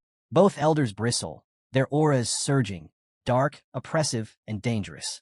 But Changkong doesn't flinch. He presses on, explaining that Lu Fan, the dragon tamer, had deliberately allowed Long Xing to survive and return with the surrender notice. It wasn't cruelty. It was calculated, a message meant to shake them. The Hong elder growls, revealing he too received the same threat. In a fit of rage, he slams his fist into the floor. Stones scatter across the room. His voice roars above the debris. How could the Yi family have become so bold in just 2 short months? Cheng Kong's voice sharpens. He calls it hubris and declares that pride like that will be their undoing. Vengeance is coming. As he speaks, the image of the dragon flashes through his thoughts. He raises a hand, and flames ignite. He turns to the others, voice steady, and warns them. It's not a spell or weapon that makes the Yi family dangerous. It's the dragon tamer and his beasts. Longxing steps in, laying out what he's observed. One dragon strikes with silent precision, like an assassin. The other crashes through enemies with overwhelming force. Together, they make an unstoppable pair. The Hong elder strokes his beard, his tone shifting to cold calculation. Dragon tamers, he says, aren't untouchable. If the beast can be restrained, the tamer falls. And when the tamer dies, the dragons are banished to their pet space. Still, he admits, the Long dragon is not easy prey. Shun Kong offers a sliver of reassurance. The Long clan has a secret weapon, a son blessed with the bloodline of an AO god. With that power, he explains, they can lock onto the dragon's energy and trace them instantly once a mark is made. Silence falls again. The elders sit with the weight of that revelation. But it's the Hong elder who finally breaks it. If the Yi family dares to threaten 2 ancestral clans, they must have more cards to play. Shun Kong waves off the thought. Enough speculation. The Yi family must be crushed. Their arrogance must be answered with force. The power of Long and Hong will not be shaken by a single beastmaster. Then his voice softens just briefly. He confesses he once considered bringing Lu Fan into the Hong family. But when his eyes open again, all warmth is gone. Only cold resolve remains. Far from the tensions of the Long estate, dusk settles over the Yi mansion, the sky a deepening indigo. 2 guards stand casually at the gate, their stance relaxed, until the ground begins to rumble beneath their feet. One glances at the other. Did you feel that? Probably an earthquake, the second replies, uncertain. That hope fades quickly. A crow cuts through the sky, its caw sharp as the rising dust. From within the swirling haze, shadows emerge, blood-eyed wolves, dozens of them, snarling in unison as their claws tear into the earth. The guards snap upright. These aren't wild animals. It's the beginning of a beast tide. The pack moves like a single organism, driven by something far more primal than rage. Their howls echo like drums of war. The guards exchange a single look. No more waiting. They turn and run. The Yi family must be warned. War is at their doorstep. The aroma of freshly cooked rice and spicy dishes fills the air as Lu Fan and the young lady settle down for their meal. Just as they begin, a faint tremor ripples beneath them. Lu Fan's eyes sharpen. He leans in, voice low. Was that an earthquake? The young lady turns quickly, head tilted, trying to listen. But before she can speak, the room is interrupted by an anxious staff member who hurries in and whispers something urgent. There's trouble. The beast tide has started. She stiffens and repeats the phrase under her breath. Beast tide. Lu Fan's gaze meets hers. He nods. We need to check outside. Cut to the outside of the Yi clan's estate. Soldiers are already mobilizing. Weapons drawn, they stand ready at the gates. Darkness thickens, and from it, a pack of wolves emerges, their glowing red eyes cutting through the dusk. Above them, an old man floats in the sky beside a sky dragon. His voice roars across the battlefield, dripping with fury. He demands to know how the Yi clan dared to kill Xing, yet expects the Han clan to surrender in just 3 days. His words are seething. He accuses them of breaking old bonds, of spilling the blood of the Long family without remorse. He declares that this attack is their doing. Clad in iron, riding his dragon, the old man raises his hand toward the Yi clan and gives the order, destroy the manor, leave no survivors. The wolves charge. Yi clan guards shout in defiance, rallying to protect their home. The wolves hit from the front, and then from above, red mana pours down like a storm. The air grows tense as guards realize they're being trapped. We're surrounded, one guard yells. Another calls out, panicked, we can't hold them off. The lead defender clenches his jaw, readying himself as the red mana slams into a glowing blue barrier. The magical shield holds firm, absorbing the impact of both the wolves and the downpour of crimson energy. The battle has truly begun. The glowing shield holding back the assault only fuels the fury of the Long and Han clan leaders. The old man lets out a furious cry, demanding how such a barrier could still be standing. He scoffs at the idea that even a legendary defense scroll could withstand that kind of force. Confused and angry, he questions what hidden strength the Yi clan is relying on. From the enemy ranks, another voice mutters in disbelief. They never imagined the Yi family still had cards this strong left to play. Then, Lu Fan steps onto the battlefield, flanked by Xiao Fai and Miss Yi. A system notification flashes. The Eternal War Barrier is now active, surrounding them in a protective field. Lu Fan surveys the scene. Even now, their enemies don't seem to grasp reality. He notes that despite 4 evolution states, today's musketeers are still trapped in their own arrogance. His words go unnoticed by the opposing clans. Missy shouts out, frustrated. Both clans are clearly working together to crush the Yi manor. Long Chong Kong fixes his gaze on them and declares confidently, if there's a dragon present, it's him. Lu Fan doesn't miss a beat. He nods, calm and collected, replying that yes, Long Chong Kong might be the only dragon he sees, but his tone is drenched in irony. Missy steps in, sharp and direct. She tells Long Chong Kong to watch his mouth. Lu Fan now leads the Yi clan, and his authority isn't up for debate. That it's a nerve. Long Chong Kong laughs bitterly, calling them arrogant fools. He sneers. How can they still act so superior with just a few dragons? He vows that the combined might of the Long and Han clans will show them what a true, noble alliance can do. But Lu Fan remains unfazed, even amused. He dismisses their reliance on brute numbers and mocks their belief that a beast wave and some artificial breakthroughs could ever topple the Yi clan. To him, it's a joke. Missy glares at the Long clan elders, her fury barely contained. With a quiet command from Lu Fan, his dragons begin to move. One by one, they reveal themselves, dozens, maybe more, gathering at his back. The Long clan stares in stunned silence. Long Chong Kong's voice quivers as he asks how Lu Fan could possibly command so many dragons. The old man tries to laugh it off, but unease creeps into his voice. He insists that real dragons are almost mythical. Finding one should be harder than reaching the heavens. And yet, Lu Fan stands there, surrounded by dragons like they're nothing more than loyal beasts at his side. A sudden system notification lights up. Natural assimilation has begun. The mana released by the smaller dragons, born from Lu Fan's companions, now flows back to enhance their power even further. Long Chong Kong stares, stunned. A part of him wonders, could he one day summon dragons too? Meanwhile, the old man grows increasingly uneasy, the question gnawing at him. Just how deep do Lu Fan's powers go? Lu Fan, still composed, gives a short whistle. He speaks lightly. There's no need to panic. What comes next will be even more unbelievable. Missy stands proudly at his side, glowing with admiration. Then, Lu Fan calls out, and 2 figures step forward through the haze. Long Eru and Yuqin appear. Shock ripples through the crowd. The ancestors of the Long and Han clans freeze. Speechless. Their own sons, Now, serve Lufan. Another alert sounds.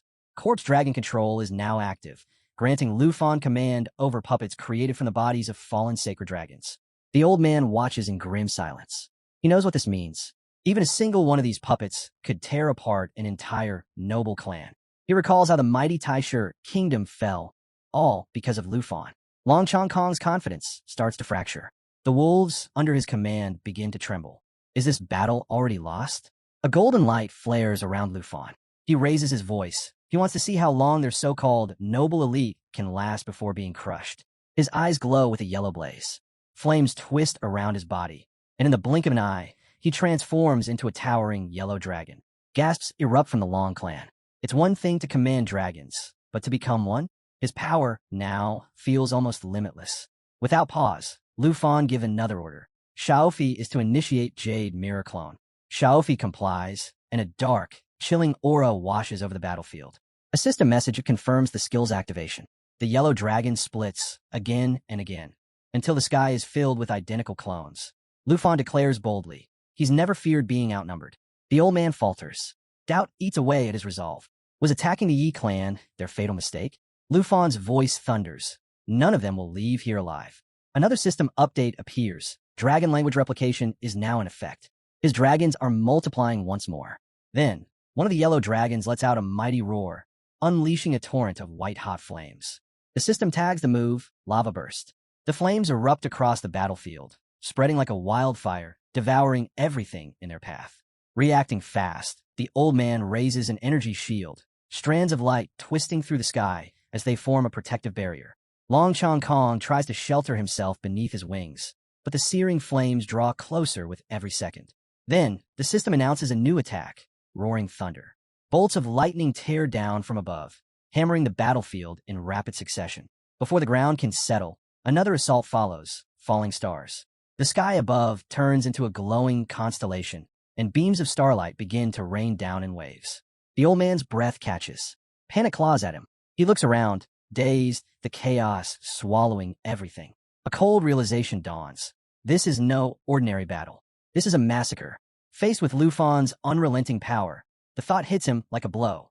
There may be no way out. A sudden system alert shakes the battlefield. The dragons have unleashed a terrifying new ability, Starfall, a forbidden technique that channels ancient dragon language magic. As the skies ignite with their power, dragons sweep overhead while utter chaos consumes the ground below. Clan members scream, fleeing in all directions, powerless against the catastrophe descending from above. The assault doesn't stop there. The dragons continue bombarding the land with lava burst, turning everything in their path to fire and ruin. One dragon beats its massive wings, triggering a thunderous explosion that sends flames tearing across the land. In the midst of the devastation, the Hong and Long family elders yell over the mayhem, their voices barely audible as they try to shield themselves with enchanted talismans. The elder steadies himself, gritting out that he's been holding back barely. But now he warns, if they don't eliminate Lufan immediately, both clans will be wiped out. He glares at Long Chong Kong, questioning why they're still holding on to grudges when total destruction looms. Long Chong Kong hesitates, then concedes. He admits that the old man's mastery of curses surpasses anything Lufan can throw at them. They have no choice. They must fight together. Their pact is forged on urgency. Once the Yi clan falls, the Long clan will deploy its armies for 3 months. When the dust settles, they'll divide the spoils. No backing out. With hands clasped, both figuratively and literally, their alliance is sealed. The elder lifts 2 fingers skyward. His cards spiral around him like orbiting stars, glowing with immense energy. Wind whips around him as he announces this is his strongest binding skill, powerful enough to freeze any enemy of equal rank for 10 full seconds. A protective bubble forms around him as Lufan, still in his dragon form, surges toward them. Meanwhile, Long Chong Kong grips the signed agreement tightly. The elder declares the end of the dragon menace is near. But before he can finish, Long Chong Kong snaps, his pride flaring. He absorbs red mana, raises the paper dramatically, and scoffs at the idea of needing guidance. In that instant, red mana bursts from 2 ruptures in the ground, glowing with a fierce crimson hue. Nearby wild wolves suddenly convulse, their eyes lighting up with savage energy. Empowered by the mana, they grow even more violent, unpredictable, deadly, and utterly unhinged. Lufan watches silently as a towering yellow explosion, rimmed in red light, spirals outward like a vortex, threatening to swallow the entire battlefield. The blast's center expands relentlessly, a growing void of destruction. Nearby, Missy's anxiety intensifies. She cries out to Lu Fan, her voice trembling, begging for his help. From a distance, Long Chong Kong sneers, full of smug satisfaction. He declares that a fake, shape-shifted dragon like Lu Fan couldn't possibly survive a direct hit from both him and the Hong clan's second elder. He scoffs, calling Lu Fan a dead rat, sure that the battle is over. But as all eyes remain locked on the glowing inferno, Lu Fan suddenly reappears, still in his dragon form. He steps from the haze completely untouched, calm, unbothered. Then comes the voice, deeper, colder, Lu Fan himself, taunting them. Did they really think they'd finish him off? Long Chong Kong stiffens, slowly turning. Lu Fan stands right behind him. The one they struck was nothing but a jade mirror clone. Shocked and speechless, Long Chong Kong can barely process it before Lu Fan's tail coils around him like a vice. Enraged, he bellows that now that Lu Fan's true body has shown itself, he'll kill him without hesitation. Fueled by fury, he unleashes a full-force attack. Elsewhere on the battlefield, Missy fights through the chaos, fending off the wild, enchanted wolves with a staff shaped like an arrow. Even while striking down her enemies, her thoughts stay locked on Lu Fan. She calls his name again, worry plain in her voice. Back at the clash, Lu Fan catches Long Chong Kong's assault with a single hand. Effortlessly, he responds with a crushing counterstrike that sends the man flying from his dragon mouth. Long Chong Kong steadies himself in the air, golden mana flaring from his eyes. Shaken, he mutters that he once believed his strength was unmatched. Yet just one of Lu Fan's clones drained him to the edge. Now he can barely stand. His energy is gone. Weapon trembling, he questions how someone at only mid-level, second transition class, could shrug off such an elite barrage. But before he can piece it together, Lu Fan appears in front of him once more. Calm, collected, and unimpressed. Lu Fan asks plainly, what's left for him to fight with? He lays it out without emotion. His dragons are using high-level techniques. Jade Dragon Skill, Star Dragon Skill, and Steeler Radiance form. They're advancing to Blue Dragon level, and even his beasts have grown stronger. With icy mockery, Lu Fan looks him in the eye and asks, do you and your so-called allies have anything left besides broken bodies and fading courage? The flames rage on, devouring the battlefield without mercy. Long Chong Kong watches in grim silence as his clanmates fall one after another. A quiet question escapes his lips. Has he led his people to their deaths? Beside him, the old man mutters that the Hong clan hasn't fared any better. Their forces, too, are nearly gone. Without warning, Lu Fan appears behind them, his voice cutting through the burning air. He declares that from this day forward, the Western region will know the Long and Hong clans no more. The two elders freeze. Long Chong Kong's eyes suddenly blaze red with fury. He shouts that the Long clan will never fall without a fight. At that moment, the system flashes a warning. Life Flame Soul Burn activated. A forbidden skill. 50% chance of instant death. The old man follows suit, retrieving a strange relic from his robes and whispering a spell in an unfamiliar language. A green burst erupts from the item. The system confirms Vital Devour Elixir has begun. With their survival hanging by a thread, both elders throw everything they have into one final assault. Long Chong Kong roars that even if it means burning away his soul and lifespan, he will see Lu Fan destroyed. The old man aligns his magical cards into the air, presses a finger to his lips, and chants. The system responds. Heaven Comedy of 10,000 Talismans, activated. The two launch a synchronized barrage, lighting up the battlefield in a storm of crimson magic and blood-drenched debris. Long Chong Kong charges again, and the old man shouts for him to sync their attacks. The cards orbit Lu Fan, snapping into intricate patterns, forming chains that twist and bind like a living trap. For a moment, it looks like it's over. The old man breathes heavily, eyes locked on the restraint spell. He believes they've done it, finally locked Lu Fan down. Victory feels within reach. But then Lu Fan speaks. Cold, detached. He says he came here to measure the strength of the Hong clan's elders, and that the result is deeply disappointing. With a single motion, Lu Fan shatters every seal, every chain, every magical construct around him. The barriers explode into nothing. The old man's expression crumbles. His eyes go wide. Horror creeps across his face. They hadn't restrained him, not even for a second. And now, the truth hits with terrifying clarity. Before this power, they're completely and hopelessly outmatched. Lu Fan completely lets go, his body igniting with untamed yellow flames. With a sharp voice, he announces it's his turn to move. Just then, the system sends out an alert. Lu Fan has activated the dragon language replication technique. On the opposite end of the battlefield, the old man doesn't hesitate. He throws up a wall of enchanted cards, sensing the threat in Lufan's sudden surge of power. He knows this next move might decide everything. Another system alert flashes, this time declaring that the old man has used the Mystic Talisman's Spirit Shield, one of the 12 legendary elemental talismans. But it's not enough. The yellow dragon's eyes go pale, turning a ghostly white. In a low voice, it states that no matter what happens, they'll have to survive this next blow. And then, fire erupts. A roaring blaze pours from the dragon's mouth, a tidal surge of flames flying straight toward the old man. His scream echoes through the battlefield. The system confirms it. Lufan's dragon has launched the lava burst technique. The flames consume everything in their path. The protective cards can't withstand the heat. They ignite, crackle, and disintegrate midair like burnt leaves. A moment later, the old man crashes to the ground, his charred cards scattering around him. Lufan shifts back into his human form, calm and collected, and walks forward. He nears the wounded Long clan elders.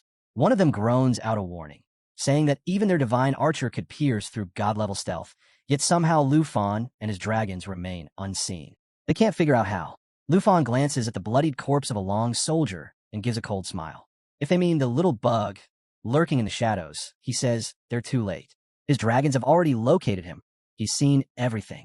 He mocks them without restraint, and it hits hard. Long coughs up blood, shaken by how fast control is slipping through their fingers. The elder beside him barely manages to stay upright, his body shaking from the damage. Lufan's expression turns grim. He tells them the final message has already been sent. Hand over the resource transfer agreement, or face complete destruction. Judging by their silence, they've made their choice.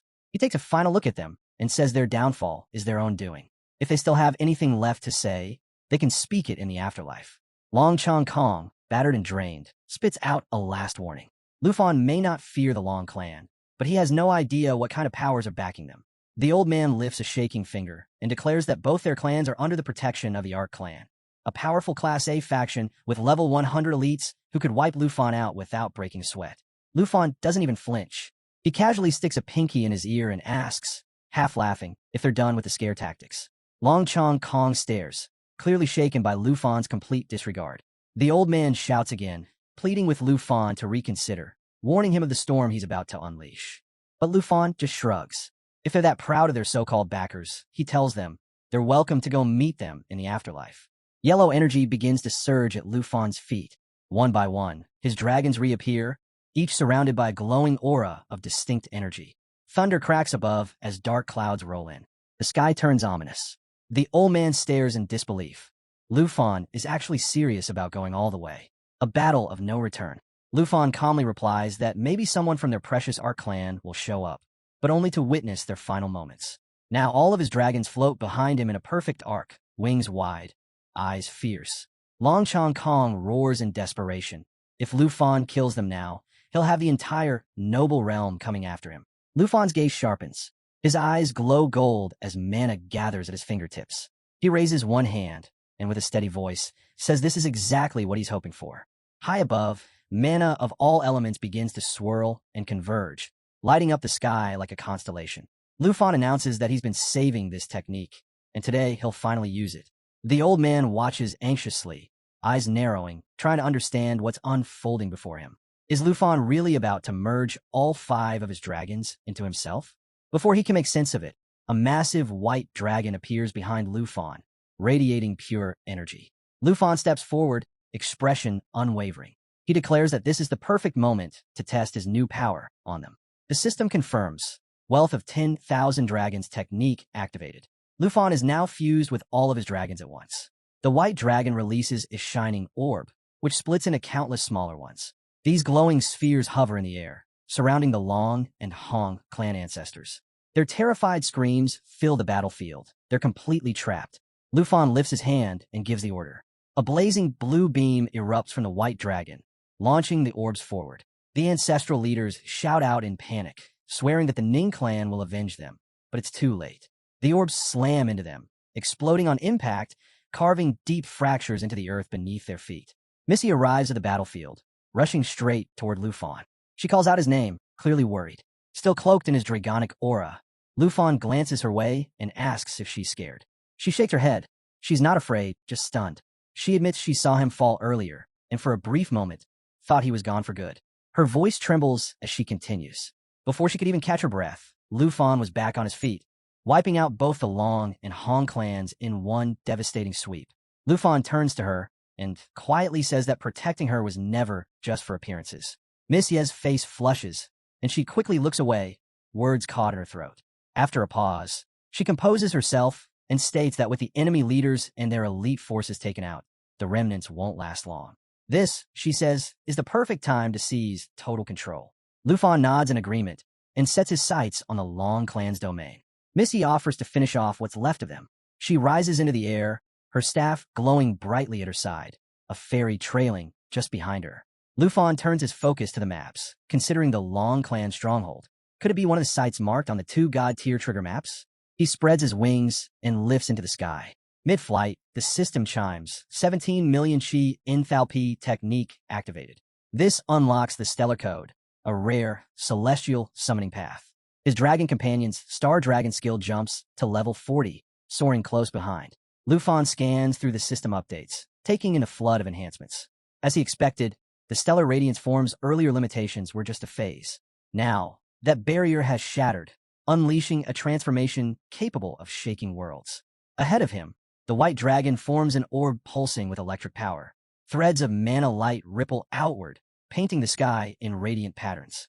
The system confirms again, 17 million chi enthalpy, now in full effect. A torrent of elemental mana storms across the heavens. Meanwhile, far from the battlefield, Long Xing stands alone on a desolate road. He whispers that there's still no sign of his patriarch. An unshakable dread clings to him, cold and sharp. Suddenly, a blinding beam slams into the earth nearby. He stumbles back, eyes wide, scanning the sky above. What he sees freezes him in place. Lightning arcs across the clouds, mana of every color swirling together in a chaotic dance. The very sky seems to blaze. Long Xing stands rooted, unable to make sense of the storm breaking loose overhead. His voice cracks as he mutters, utterly lost in the face of a power far beyond his understanding. Lu Fan stood tall in the center of Long Street, his black dragon looming silently at his side. He pondered the sheer force of his ultimate move, Dragon, let me presume. If fully unleashed, it could wipe a city clean off the map. After weighing the risk, he took a step forward and placed a hand on a golden box at his feet. The moment he opened it, a brilliant yellow light burst out, flooding the area. Just then, a system alert chimed in. He had reached a hidden trigger zone and obtained a Flame Dragon Warrior's legacy, a relic once held by the Golden Dragon Kings. Another message followed. This was his 3rd piece of the Golden Dragon Kings set, just 2 more to complete it. Details of the set popped up immediately. It listed powerful enhancements, a skill book titled Scorching Dragon's Wrath, a scroll to erase enchantment levels, one to improve enchant quality, another for pet enchantment, and one more to unlock an additional summon slot. Holding the treasure, Lu Fan couldn't help but smile. He had been worried. His pet slots were already maxed out. But now, with this scroll, he could hatch another dragon. Better yet, the pet enchant scroll meant his Shadow Dragon King could gain a new ability. He also noted that his Snake Dragon charm could now ascend to the Legends tier. The golden chest had been more than worth the effort. With his new loot secured, Lu Fan climbed onto his dragon's back. They soared into the sky as he murmured to himself. It was time to return to his senior. The scene shifts. Back at the Hong clan estate, clan members gathered, each holding sealed boxes. The mood was tense. Out of nowhere, a loud voice echoed through the courtyard, making Missy flinch. A man sprinted toward her, dropped to his knees, and clutched her legs. His voice cracked as he introduced himself. Hong Xinghang, once the manager of the outer hall. Though the Hong clan's name had fallen far, he said they still had 500 to 600 loyal men and several resource points left. Bowing low, he offered to reorganize and contribute all remaining assets to her. With exaggerated humility, he pledged himself fully to the Yi clan, claiming he wanted no part in the Hong clan's downfall. He vowed loyalty, swearing never to betray them, acting as though this surrender had been his plan all along. A calm but firm voice cut through the tense moment. You better mean what you just said. Hong Xinghang froze. Slowly, he turned around to see Lu Fan standing there, wings outstretched, one hand casually tucked into his pocket. With a steady gaze, Lu Fan warned, if you ever turn on the Yi clan, you'll regret it for the rest of your life. Miss Ye's eyes lit up the moment she saw him. You've been watching over me all along, haven't you? She asked, her voice filled with relief. Nearby, Hong Yangchun stiffened and whispered under his breath, stunned. Lu Fan, he never lets up. He's terrifying when it comes to loyalty. Lufan raised his hand, summoning a blue monolith that hovered in the air. Turning toward Missy, he spoke plainly. There aren't many Yi clan members left. Handling all of this isn't easy. Maybe it's best if I take over for now. This isn't just about fighting anymore, and the Hong clan won't be a problem. Missy looked at him, eyes soft, clearly agreeing without a word. Hong Yongchun stepped forward, lifting his arm in a solemn pledge. From now on, your words are law. I'll follow every order without question. Lufan folded his wings away and gave his first command. You've got 3 days.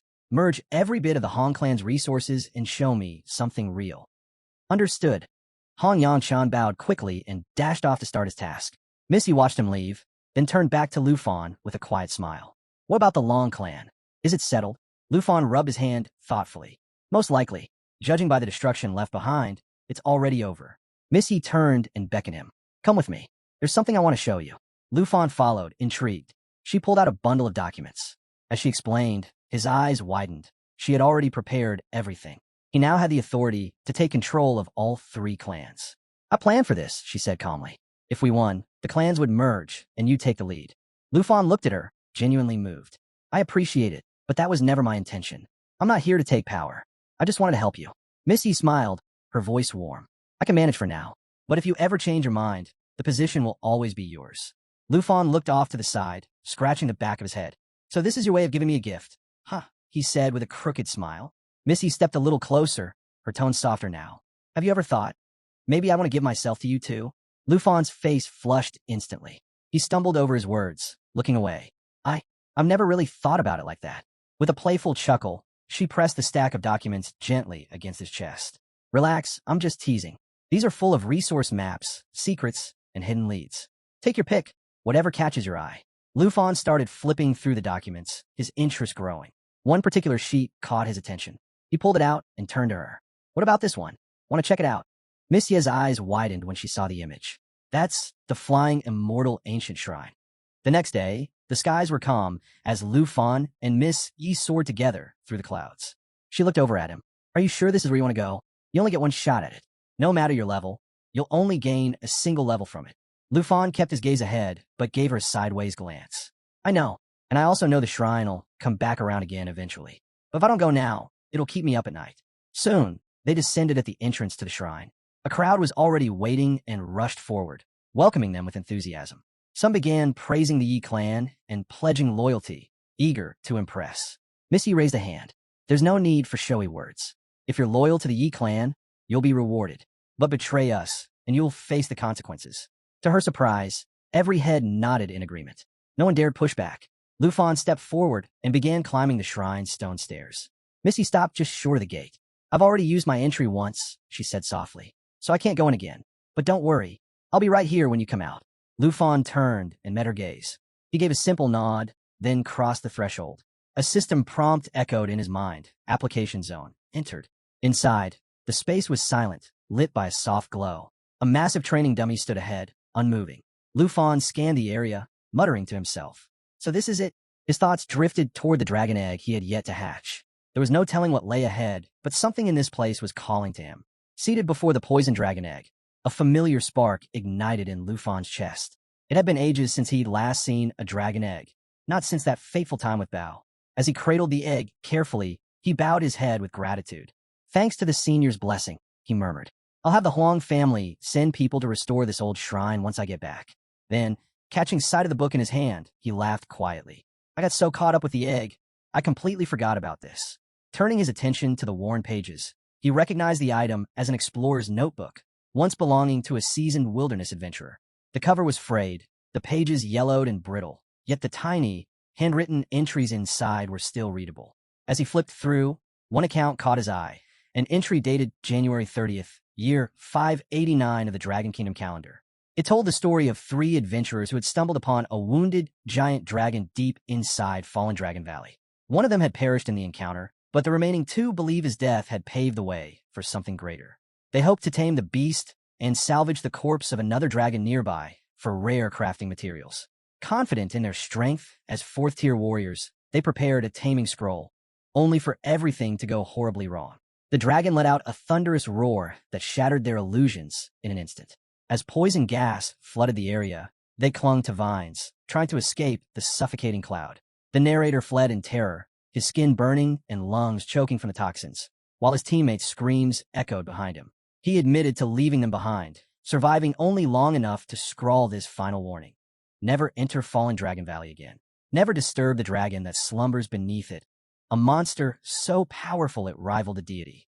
The last words named the beast, devoured demon dragon abyssal. Lufan closed the notebook slowly, the weight of the story settling in. Then, his eyes lit up. He suddenly remembered something critical. The seed of the flying dragon divine wood. He'd obtained it long ago, during a hidden quest in the Flying Dragon Mausoleum. Back then, the divine wood had already been overtaken by the devoured demon dragon's minions. At the time, he'd lacked the strength and the clues to move forward. But now, the path forward finally seemed clear. As he rolled out a fiery device, Lufan remembered something important. The summon slot expansion scroll he'd acquired earlier. That meant only one thing. He could finally tame a dragon. Behind him, four glowing summoning circles rotated, their light pulsing softly. From each one, dragons began to emerge. Facing a poison dragon egg, Lufan announced with pride, "Looks like we got ourselves a new member." Activating the scroll, a screen materialized, listing out the names and levels of the dragons. The Sky Dragon took the lead, calling the rest over to the egg. Lufan watched them gather, remarking that the baby poison dragon would soon be joining their little family. He looked at Xiaoye and Bao, giving them a heads up. "You too, don't pick on your new sibling later."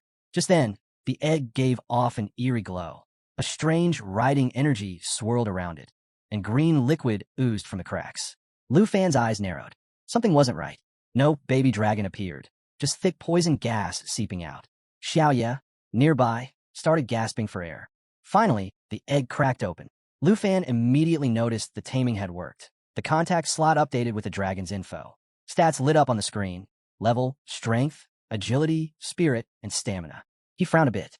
Nothing impressive, except for the spirit stat, which stood out, though it was still short by about 1,394 points for what he expected. He kept scrolling and muttered, half to himself, "Wait, its passives are insane." One note caught his attention. If it takes lethal damage, its body dissolves and it revives automatically. Another said, anyone who touches it gets infected with poison. Lufan was stunned. So if it doesn't even need healing, it just comes back to life. That's different. At that exact moment, Bao smashed the last bit of eggshell, and a green-scaled dragon sprang out. Lufan quickly warned Bao, "It's not food." The little dragon flinched and bolted. The rest of the group, including Lufan, stared after it. It squeaked like a frightened mouse, clearly scared of everything. To everyone's surprise, Bao gently chased after it, caught up, and softly said, "Got you." The tiny poison dragon let out a shy little chirp, unexpectedly cute. Lufan stepped in and gently lifted the newborn into his arms. Lufan noticed something odd about the newborn. Its body felt more like slime than scales, and his hand was now coated in green liquid. Still, he stayed calm. Thanks to his bloodline affinity, poison didn't affect him. The other dragons glanced at each other, clearly confused by what they were seeing. Lufan, however, remained composed.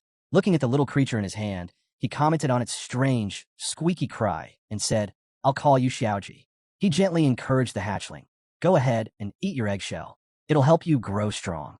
The dragon's timid nature surprised him. He quietly figured it might have some sort of social anxiety. Handing Xiaoji over, he turned to one of the other dragons and said, "Xiao Fei, watch over her. Make sure she eats enough."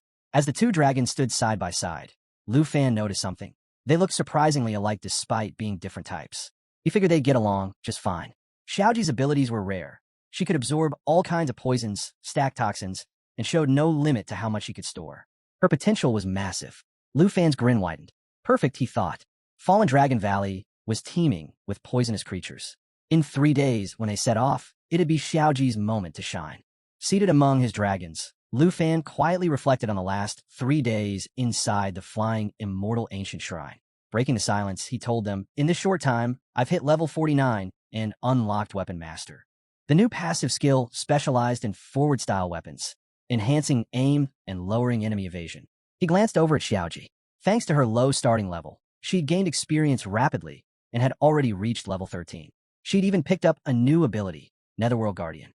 Thinking back, Lufan realized he'd come to understand her well. She's not like the others, he mused. She's shy, nervous, avoids confrontation, and doesn't have an aggressive bone in her body. But when it comes to slipping away unnoticed, she's got real talent. With Bao's help and constant encouragement, Xiaoji had slowly started to open up. Eventually, she let her guard down completely and grew especially close to Xiao Fei. Now that the 3-day mark had passed and Xiaoji had gained a new skill, it was time to move on. Just as Lu Fan was getting ready to leave the shrine, Miss Yi appeared. Her eyes immediately landed on Xiaoji. "What's this adorable thing?" she asked with a bright smile. Lu Fan chuckled. "Her name's Xiaoji. She's my newest companion." Miss Yi leaned forward, intrigued. "Can I touch her? She looks like jelly." She reached out playfully. Lu Fan raised a hand. "Careful, she's not like the others. She's extremely anxious around people." Seeing Xiaoji start to fidget, he quickly stored her away before things got overwhelming. Then, turning to Missy, he asked, "Have you been waiting long?" She laughed. "Almost forgot. I came with news." Then she cleared her throat, suddenly switching to a formal tone. "This is the principal speaking now." Lu Fan raised an eyebrow. She continued, "Zhao Xingming reached out yesterday. The final assessment at Dragon City Academy is being arranged. He said your participation isn't necessary given your strength, but I disagree. As a student of our school, you should be there." Lu Fan held up a hand. "Drop the principal voice. Just talk to me normally." As they strolled side by side, Miss Ye's demeanor shifted. "All right then, senior sister mode it is." With a warm smile, she added, "Feels like just yesterday that teacher guru brought me in. You've always been running around, bouncing between the extreme north and Taichi Nation. No wonder time flies." Lu Fan turned to Miss Yi and said there was somewhere he wanted to visit before the final exam. "Do you know where Fallen Dragon Valley is?" he asked. Her eyes widened. "Why do you want to go there?" Lu Fan blinked. "Wait, you actually know where it is?" She nodded slowly, then said, "My grandfather's death is tied to that place." She went on to explain what had happened 6 months earlier in the bottom ravine of Fallen Dragon Valley. Her grandfather, the former head of the Yi family, had led an expedition deep into the western frontier with 3 fourth-tier masters. Confident in both power and experience, they ventured all the way to the valley floor, hoping to claim it as part of their territory. But they didn't realize they'd wandered into a restricted zone. They reached a wide-open area, but what awaited them there was far beyond their ability to handle. One of the elders warned her grandfather to be careful, sensing danger. He ordered a full retreat, intending to regroup and return with stronger forces. But during the escape, he was exposed to a poison that not even the priests of Dragon City could cure. He collapsed, surrounded by grief-stricken followers. That tragedy opened the door for the Huang and Long families to stir up conflict. As he lay dying, her grandfather had held Miss Ye's hand and told her that he heard a single dragon's roar echo from the valley's depths during their retreat. With his last breath, he said he still believed the valley should one day belong to the Yi family. Finishing her story, she looked directly at Lu Fan. "That's why Fallen Dragon Valley is a hidden asset of our clan. So why are you heading there?" Lu Fan answered without hesitation. "I triggered a hidden quest to slay a dragon king-level creature." Miss Yi was visibly shocked, but not entirely surprised. "Of course someone like you would get something like that." "I know the risk," he said, "but I got the tools now to survive. What I need is your support." She didn't even hesitate. "You have it. I'm one of the decision-makers in the Yi family, so I can give you the valley's exact location." Lu Fan nodded. "Thank you. Head back to Yi Manor and get ready. We move out tomorrow." That afternoon, the scene cut to Old Huang Manor, where a powerful fist slammed into the ground, cracking it apart. Nearby, a terrified boy burst into tears. Standing in the courtyard, Ning Tu stared coldly ahead and announced, "The tribute's 3 days late. Looks like the Huang family's in trouble again." One man stepped forward, pleading, "Please stop. This isn't even the Huang family anymore." Ning ignored him completely. "Where's the core of the earth? My sister's still waiting for it." Panic swept the crowd as someone screamed, "It's over. Run." Another voice shouted, "Young Master Ning is here. We're finished." A confused bystander asked, "Who's Ning? What's happening?" Ning didn't bother to explain. "I don't care who owns this place now. Huangyi doesn't matter. Every tribute must be delivered. Nothing missing." With that, he raised his hand and gave the command, "Ghost Generals go." One of the Ghost Generals immediately activated its left eye, glowing red. The ground exploded as rubble flew in all directions, launching people into the air. As panic erupted, the ghost's second eye lit up, doubling its destructive power. Screams echoed across the manor. "What's going on?" someone shouted. "Run." Then came a third light, purple, shining from the ghost's eyes as the devastation reached a terrifying level. Ning chuckled from a distance. "They're getting flattened like bugs." Just then, a man near the mansion staggered out, alarmed by the crashing sounds. "What's all this noise? What's happening out here?" The ghost pressed forward, tearing through everything in sight. But Ning's smirk began to fade. Something felt off. A chill ran down his spine. "This is bad," he thought. "It might be me who ends up in trouble." Elsewhere, a man stood frozen, eyes wide with fear. He hadn't even had time to warn the others. It was already too late. In the wild expanse of Fallen Dragon Valley, Birds cut across the misty sky as Lu Fan made his way forward, step by steady step. Eyes fixed on a translucent screen in front of him, he thought, finally, these are the exact coordinates Senior Sister gave me. He had arrived in the western frontier's most dangerous and uncharted territory, Fallen Dragon Valley. This was a level 90 area, infamous for defeating even the powerful E family in their attempt to claim it. Setting his pack down gently, Lu Fan recalled the moment Miss Yi handed it to him the day before. The bag was filled with rare items her grandfather had gathered: scrolls, consumables, buff food, tools meant for surviving the unpredictable horrors of the valley. Though he had insisted she didn't need to go that far, she had been firm. Too many accidents have happened here, she'd said. You need to be prepared for anything. Lu Fan had looked at her seriously and apologized for not taking her with him. She had simply replied, when it comes to dragons, I'm not much use. My focus needs to stay on managing the growing tension with the Huang family. Before he left, she had given him one final warning. Be especially careful around the Dragon King. Not long after, another girl approached Miss Yi with an urgent update. The Huang family has officially transferred the Molten Core cavern to us. Huang Yingheng is already organizing resource collection. Miss Yi nodded. I'll visit the cavern myself. You help Huang Yingheng manage the operation, and keep a close eye on him. The girl gave a sharp nod and turned to carry out her task. Meanwhile, back at the former Huang family estate, Ning sat casually in the guest hall. A man bowed low before him, delivering news that made Ning raise his eyebrows in disbelief. So, she's personally gone into the mine to gather ore? Ning repeated, amused. A low chuckle escaped him. A clan master who mines her own resources and lets her former enemies manage the house? Now that's something. A maid walked in and offered him tea. He accepted with a smirk. Even third-rate clans still know how to be polite. He took a sip and leaned back. Fine, I'll give them a few more days. That'll give me a chance to meet this intriguing new clan leader myself. The man bowed again, clearly relieved. Back at the edge of Fallen Dragon Valley, Lu Fan activated a small, circular gadget in his palm. The device lit up, an all-purpose magnetic light, perfect for illuminating the darker depths of the valley. Just as he was getting ready to press on, Xiaoji suddenly popped out of the bag. He shot her a quick glance. Stay inside, he said, repacking everything neatly. Moving forward, Lu Fan thought to himself, with Xiaoji by my side, this valley's poison can't touch me. A small grin formed. Time to show what real dragon combat looks like. At his command, Xiaoye and Bao surged ahead, clearing the way with ease. Lu Fan kept his pace steady, standing at the center of the formation while his dragons tore through the terrain. Watching them, he thought, if Xiaoji had been my first dragon, I might have questioned whether dragons were really the apex creatures everyone believes them to be. Suddenly, Bao halted. The path had been confirmed. But right then, a venom slime emerged, level 85. The oozing creature launched an acidic mucus attack that rapidly weakened defenses. Lu Fan watched with disdain. Mindless creature. Let's give Xiaoji her moment. One of his dragons roared, unleashing a wave of fire at the slime. Lu Fan immediately ordered, Xiaoye, Bao, leave one alive. Flames raged, lighting up the field. Xiaoye pulled back, but Bao shoved another slime with his legs, visibly annoyed. Lu Fan stood firm and repeated, I need one alive. There are stronger foes ahead. Turning to Xiaoji, he gave a nod. Your turn. Absorb it. As Xiaoji stepped forward to face the venom slime, a dark shadow took form nearby. Glowing red eyes lit up as it hissed something twisted and vile. The venom slime pulsed violently, reacting to the presence and growing stronger. Lu Fan didn't flinch. Xiaoji, this is how you grow. Taking his toxin, you were born for this. You'll be the strongest dragonkin one day. He mounted another dragon and sent her forward. Without hesitation, Xiaoji soared ahead.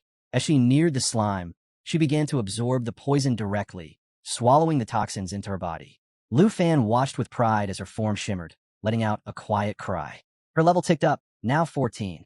The venom slime's attack had spiked the air's toxicity, boosting Xiaoji's resistance tier and allowing her to unlock new stacking capabilities. The moment the tanks began to absorb the benefits of the enhanced toxin, Lu Fan raised his voice with genuine excitement. That was incredible. He stepped forward, lifted Xiaoji up with both hands, and smiled. You're strong and full of promise. Someday, you'll stand right beside your big brother and sister as one of the most powerful dragons the world has ever seen. Xiaoji shifted slightly in his grasp, letting out a soft, quiet sound as a faint haze of poison swirled gently around her. The scene shifted again, revealing a translucent screen flashing the next enemy. Phosphor Fire Moth, level 86. It thrashed its wings, sending waves of glowing powder into the air. The moment the powder caught the wind, it ignited, blanketing the battlefield in a fiery mist. Anyone caught in it was blinded for 6 seconds and became 45% more vulnerable to incoming attacks. Lu Fan stood with the others, eyes locked on the display. After 2 solid hours of combat drills, Xiaoji's clearly more in tune with the rhythm of battle, he noted. With that boost in confidence, the squad moved deeper into the valley. Xiaoya and Bao led the charge, clearing the path, while Xiaoji quietly harvested remains of fallen creatures, soaking up every bit of venom she could.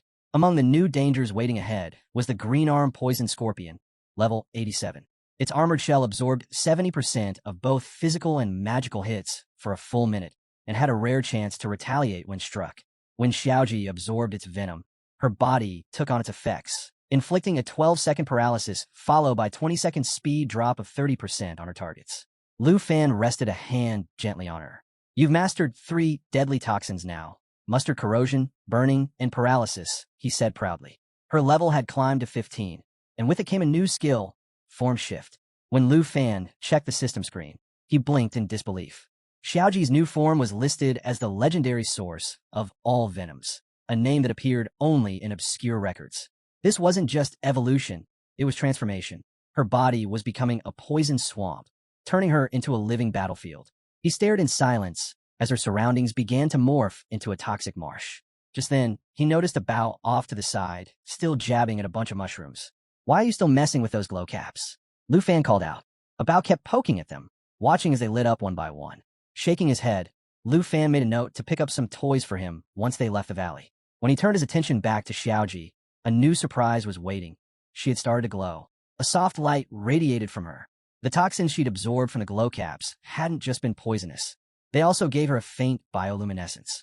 Now, Xiaoji could light the path forward. Just as the group marveled at Xiaoji's glowing transformation, the calm shattered. A writhing mass of black, revolting worms slithered out from the shadows. Level 88. Lu Fan's face twisted in disgust. Gross. Burn them all, he barked. Xiaoya and the others reacted instantly. Xiaoji rose into the air. Gone was the hesitation she once had. Lu Fan's eyes narrowed, watching her closely. Something was different. And then it happened. Her body shifted once again, unlocking 2 new abilities, Toxic Sea Surge and Nether Spirit Counter.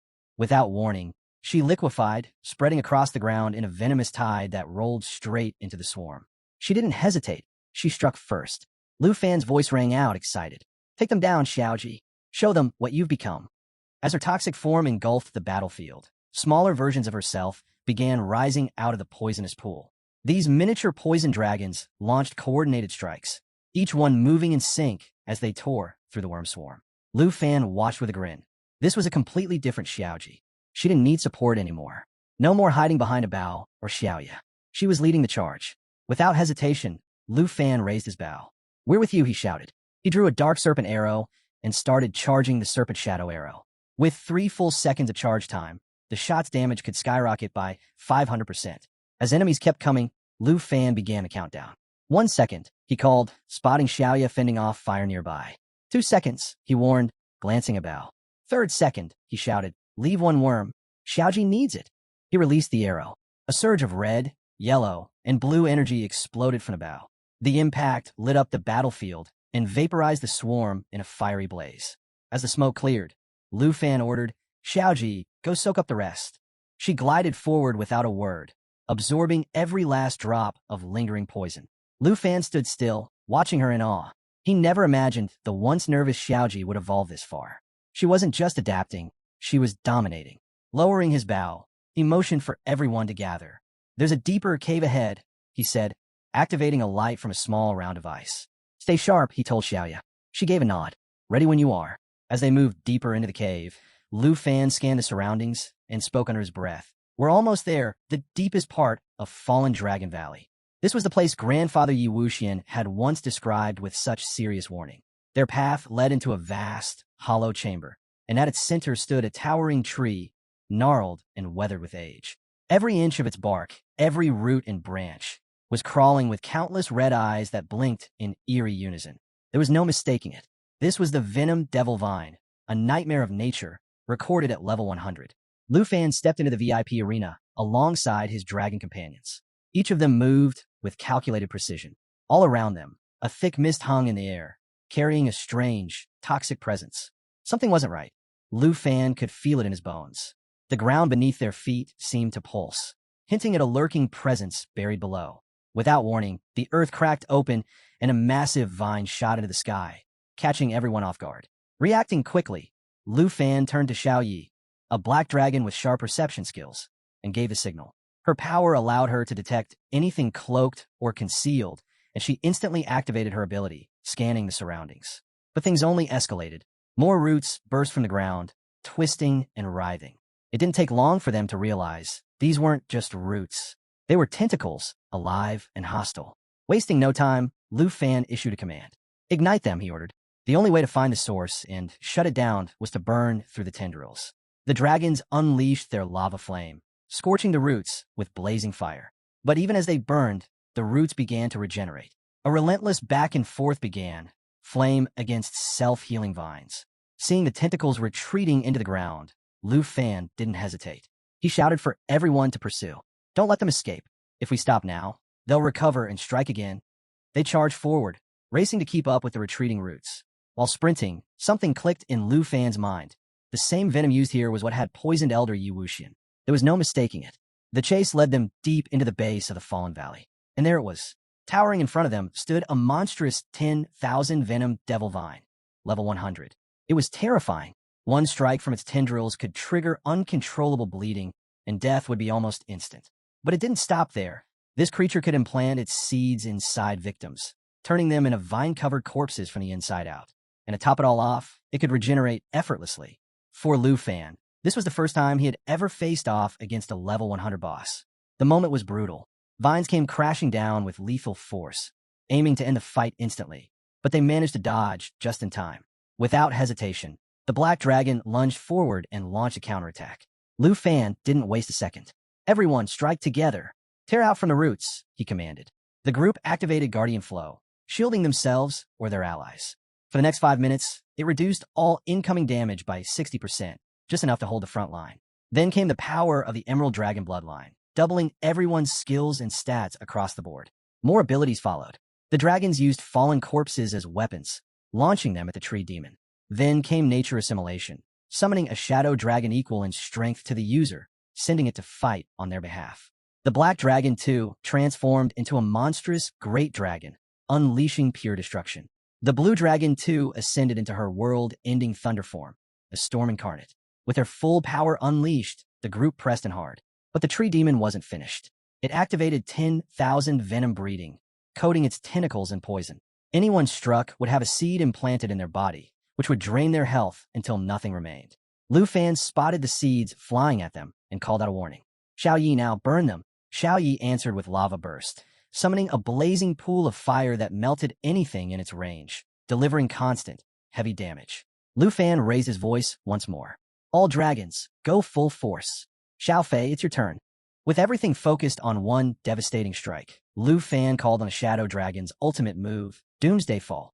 The dragon sacrificed itself, unleashing an attack that dealt 2,000 times the normal damage. Combined with Lu Fan's final slash, the tree demon collapsed, completely destroyed.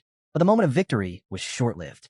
Lu Fan told Xiao Ji to absorb the toxins from the remains, but Xiao Ji pointed to the tree's body, and Lu Fan watched in disbelief as the demon began to reform, its twisted vines pulling themselves back together.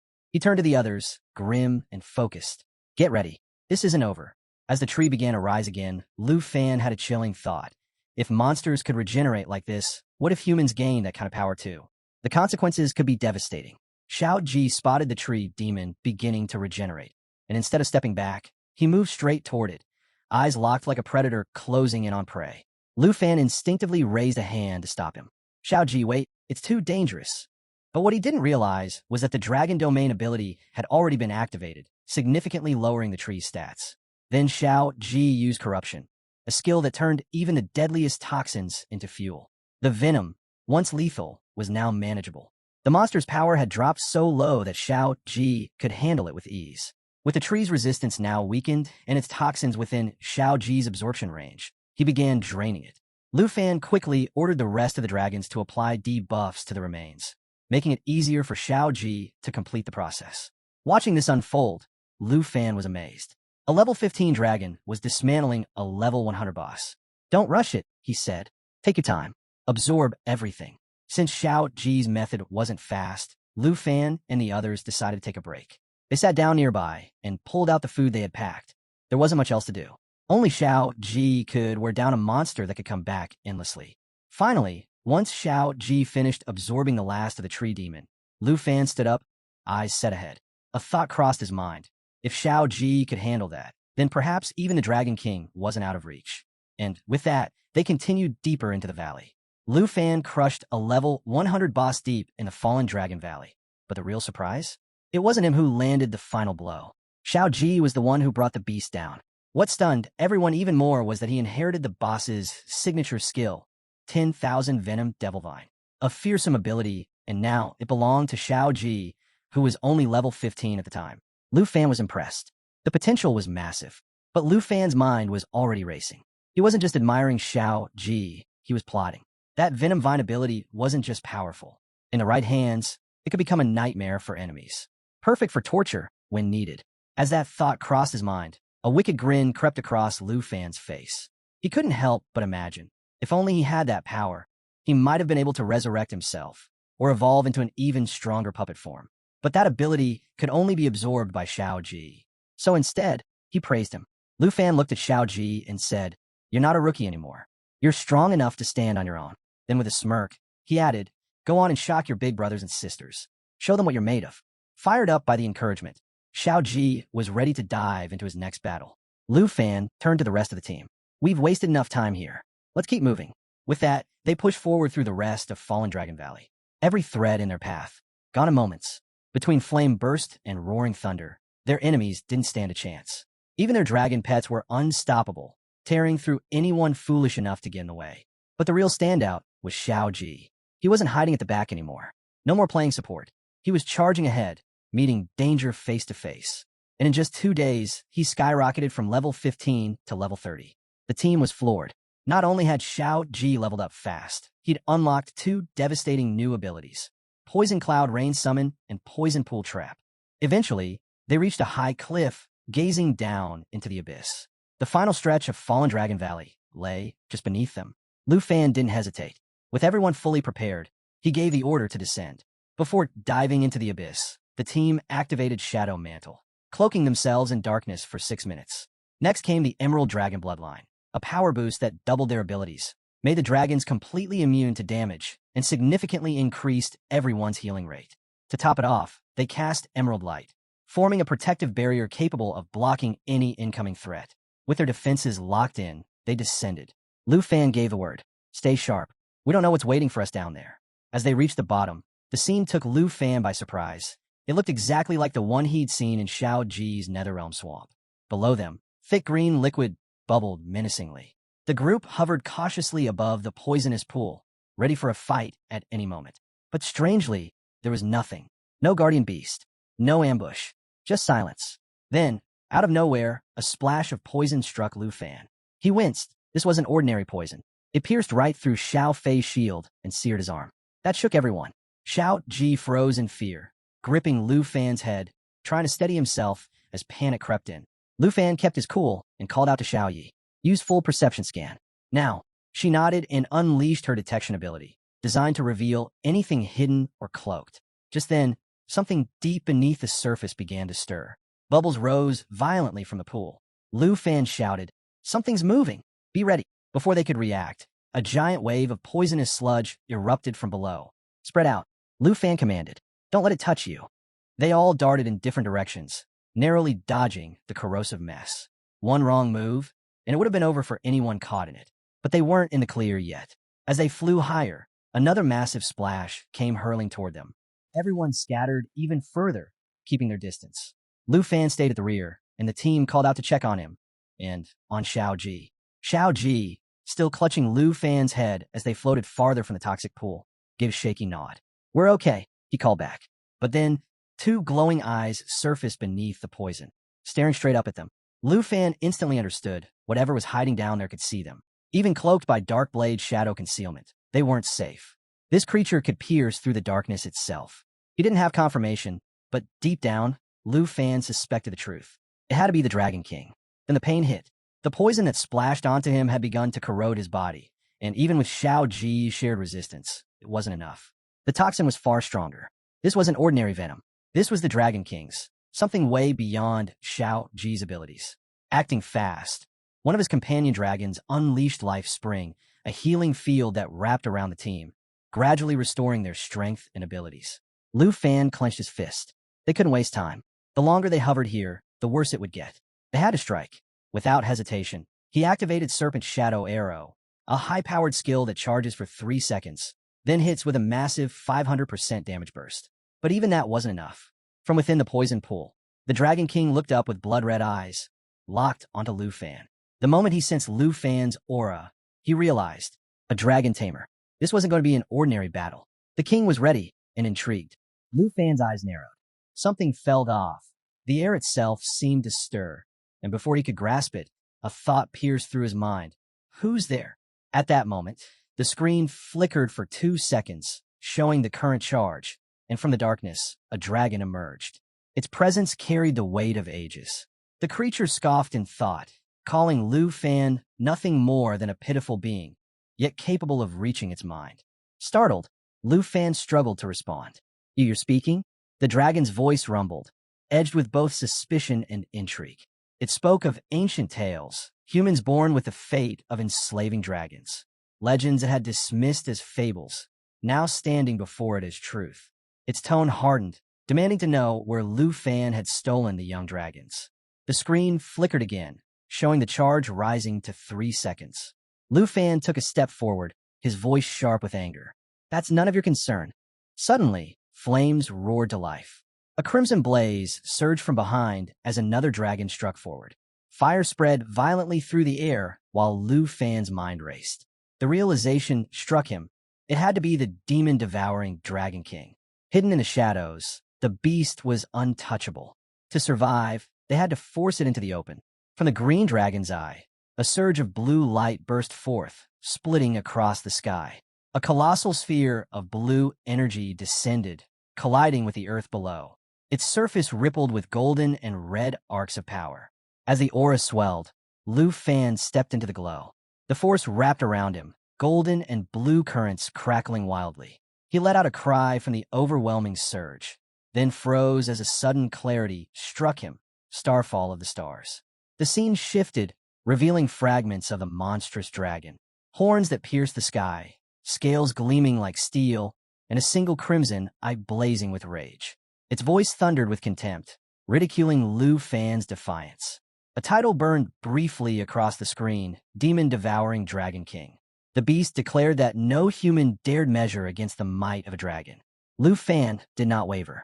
One of the small dragons at his side whispered that, just as the old records warned, this was the dragon meant to slaughter its own kind. A new status screen flickered into view. Emberland Blessing. 3 stacks of dragon energy to empower the next 3 attacks. Another line followed, describing the Emberland dragon bloodline, granting doubled effects against dragons and all who shared their lineage. Without a second thought, Lu Fan barked out the command for everyone to strike together. The screen shifted once more. Emberland Blessing now stacking up to 6 layers, each amplifying their damage further. Another prompt followed, highlighting Starfall, a devastating skill that summoned a falling star, its destructive force scaling directly with the user's strength. His companions moved in unison. One raised her hand and unleashed lava flame, a continuous torrent of fire that scorched enemies while restoring her own vitality. Another cast Roaring Thunder, summoning a storm of lightning that crackled through the battlefield, paralyzing everything caught in its radius. A third invoked Shadow Mental, releasing a sweeping burst of blade energy that slashed through all nearby foes, stripping away their protective buffs. The last drew her bow, firing Serpent Shadow Arrows, 12 bolts released in rapid succession, each strike sharp and merciless. All 4 attacks converged at once. A colossal blast of fire and energy erupted, shaking the ground. Yet, as the dust cleared, Lu Fan's expression darkened. From within the smoke, the dragon's mocking laughter rolled out. A tickle. It rose unharmed, towering above them, as if the combined onslaught had meant nothing. Xiaofei shouted toward Ying, while Lu Fan's mind raced. The pattern was clear now. 4 elemental forces combined into one devastating strike. But instead of a weakness, it revealed something far more dangerous. The dragon's voice boomed again, condemning Lu Fan as a sinner, a slaver of dragons. Then, with a roar, it unleashed destruction, an inferno of flames sweeping across the battlefield. Lu Fan shouted back, ordering Xiao Fei to activate Eternal Guard, and together they charged into the fire. The blaze turned, reversing with explosive force, and slammed directly into the dragon's own head. For an instant, the beast faltered, but the reprieve was short-lived. The dragon's voice thundered with unshaken pride, declaring that no matter how many young dragons Lu Fan commanded, the strength of a Dragon King was untouchable. A new prompt flashed across the screen: Golden Dragon Shield, activating the Golden Dragon King's barrier. Its effects were overwhelming. Damage reduced, strength, agility, and spirit increased by 40%, endurance doubled, lasting for 20 full seconds. Its class read, Dragon Rider 2, level 50. Behind the Golden Dragon's glow, Lu Fan and his team readied their last push. Across from them, the Dragon King snarled, his body twisting as the transformation completed. The human guise shattered, leaving a monstrous dragon standing in full form. Though his power had fallen below 10%, his presence was still terrifying. The Golden Dragon's thoughts whispered one chilling truth. Had that transformation been delayed by even a heartbeat, he would have been reduced to nothing but bones. Lu Fan turned sharply toward Xing Cheng, his voice cutting through the chaos. Prepare it. 17 million celestial stars of annihilation. The screen shifted instantly, confirming the next phase, Star Dragon's second form, Starshines. The charge for the cataclysmic skill had begun. The Golden Dragon steeled himself, fully aware this opponent was unlike any he had ever faced. Yet he believed that if he and Xing Cheng combined their might, victory was still within reach. A new screen detailed the sheer horror of the 17 million celestial stars of annihilation, a divine core born from the Steeler Dragon, unleashing energy so apocalyptic it could reduce entire cities to dust. The Golden Dragon roared, voice carrying to the heavens. With the power of 10,000 stars, I'll cast you into the void. Energy surged wildly, a storm of colors erupting from the battlefield, violent and uncontrollable. The Dragon King opened his mouth to respond, but the onslaught left no room. He was forced into defense, straining under the oncoming destruction, clinging to survival behind a shield barely strong enough to endure. The Golden Dragon's gaze tightened, realization creeping in. What stood before him wasn't just the Dragon King's strength alone. This monster was drawing on the powers of the Golden Dragon King as well. The massive dragon fixed its gaze on Lu Fan, its expression unreadable. Then it spoke, calm, yet carrying a chilling weight.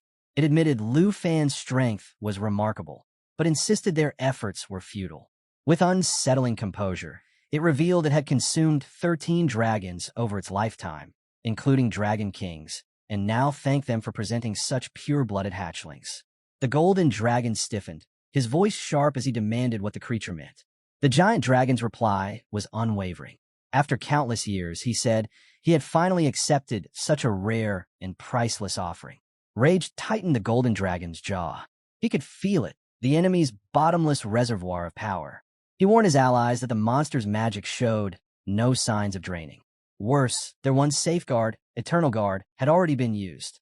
Now, they had no choice but to take the attacks head-on. A new prompt flickered across the screen. Fountain of Fire, a healing aura continuously restoring all allies. Together, they charged, shattering through the ice barrier. The giant dragon didn't flinch. His icy blue eyes followed their advance, calm and unshaken. Do you truly believe you can endure what awaits? He asked, voice echoing through the battlefield. Beneath them, the ice cracked and began to melt. The Golden Dragon pressed forward, his voice steady despite the weight of battle. Thanks to devouring resistance, the freezing effects had been halved. Without it, they would have already fallen. Yet he knew the truth. Their enemy's strength eclipsed theirs completely. If things continued, defeat was inevitable. Desperation crept into his tone as he cried out, Xiaoji. At his command, Xiaoji activated Grunt Poison, summoning the 10,000 Venom Devil Vine. The vine seed burrowed into the target, meant to drain health until it either exploded from within or rooted into the ground, binding the foe in place. For the first time, The giant dragon's eyes flickered with uncertainty. He stared at the vine with measured curiosity. What is this power? But before the thought could fully form, his roar split the air, thunderous and furious. The golden dragon quickly scanned the battlefield and realized the truth. The seed had failed to germinate. Just then, Xiaoji cried out. A sudden purple wave erupted, cutting through space itself. The giant dragon ascended into the air, unleashing a surge of violet energy at the golden dragon. His voice muttered darkly, "So, you've picked up the tricks of the vine as well?" Another screen appeared, displaying Devouring Source, a dark purple magic circle expanding outward, its purpose clear: to crush all surrounding matter and convert it into annihilation source power. Sensing the peril, the golden dragon roared out a warning.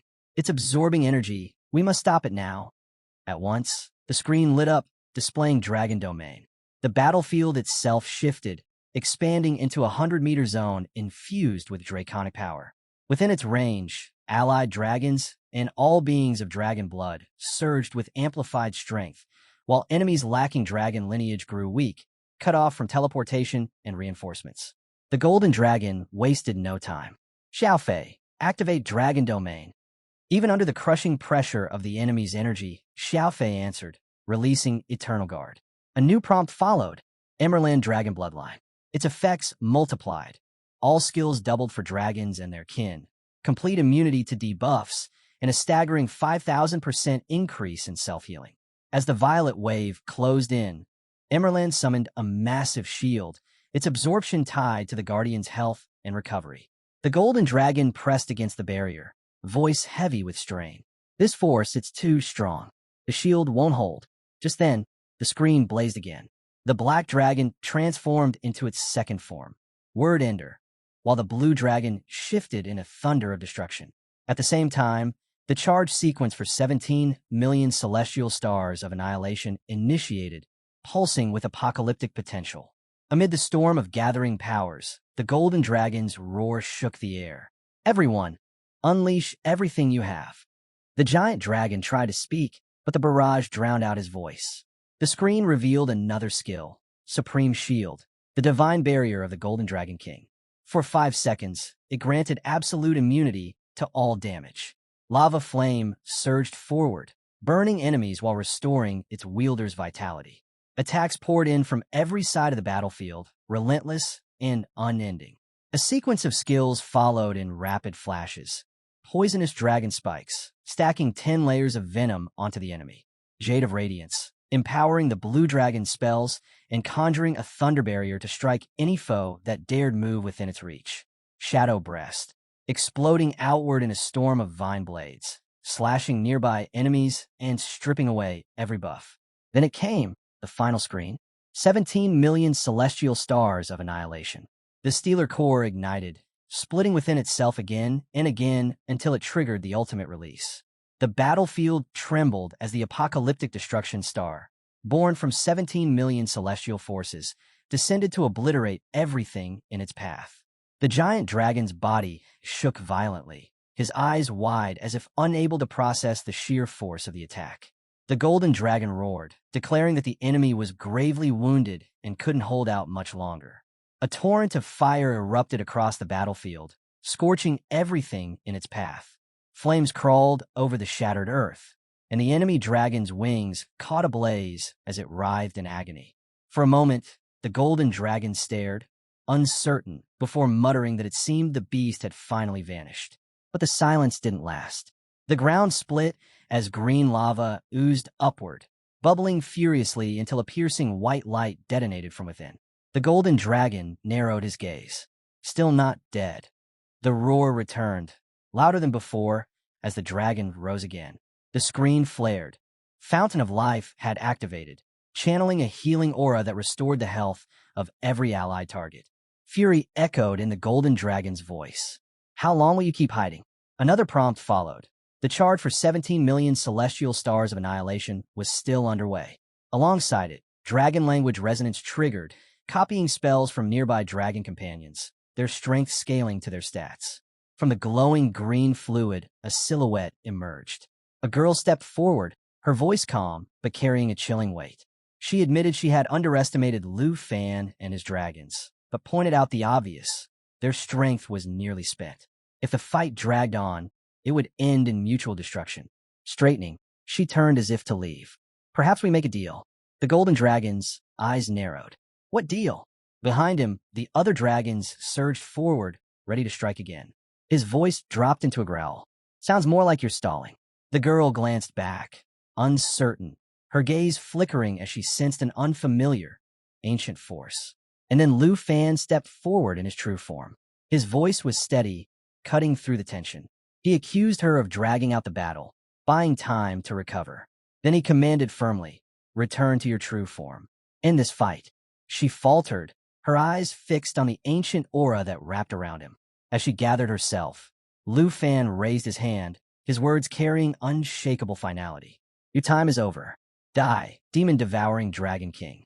Her face froze, panic overtaking her composure. In desperation, she cried out her last bargaining chip. "Wait, I'll tell you the location of the myriad armored dragon egg. Let's call it even."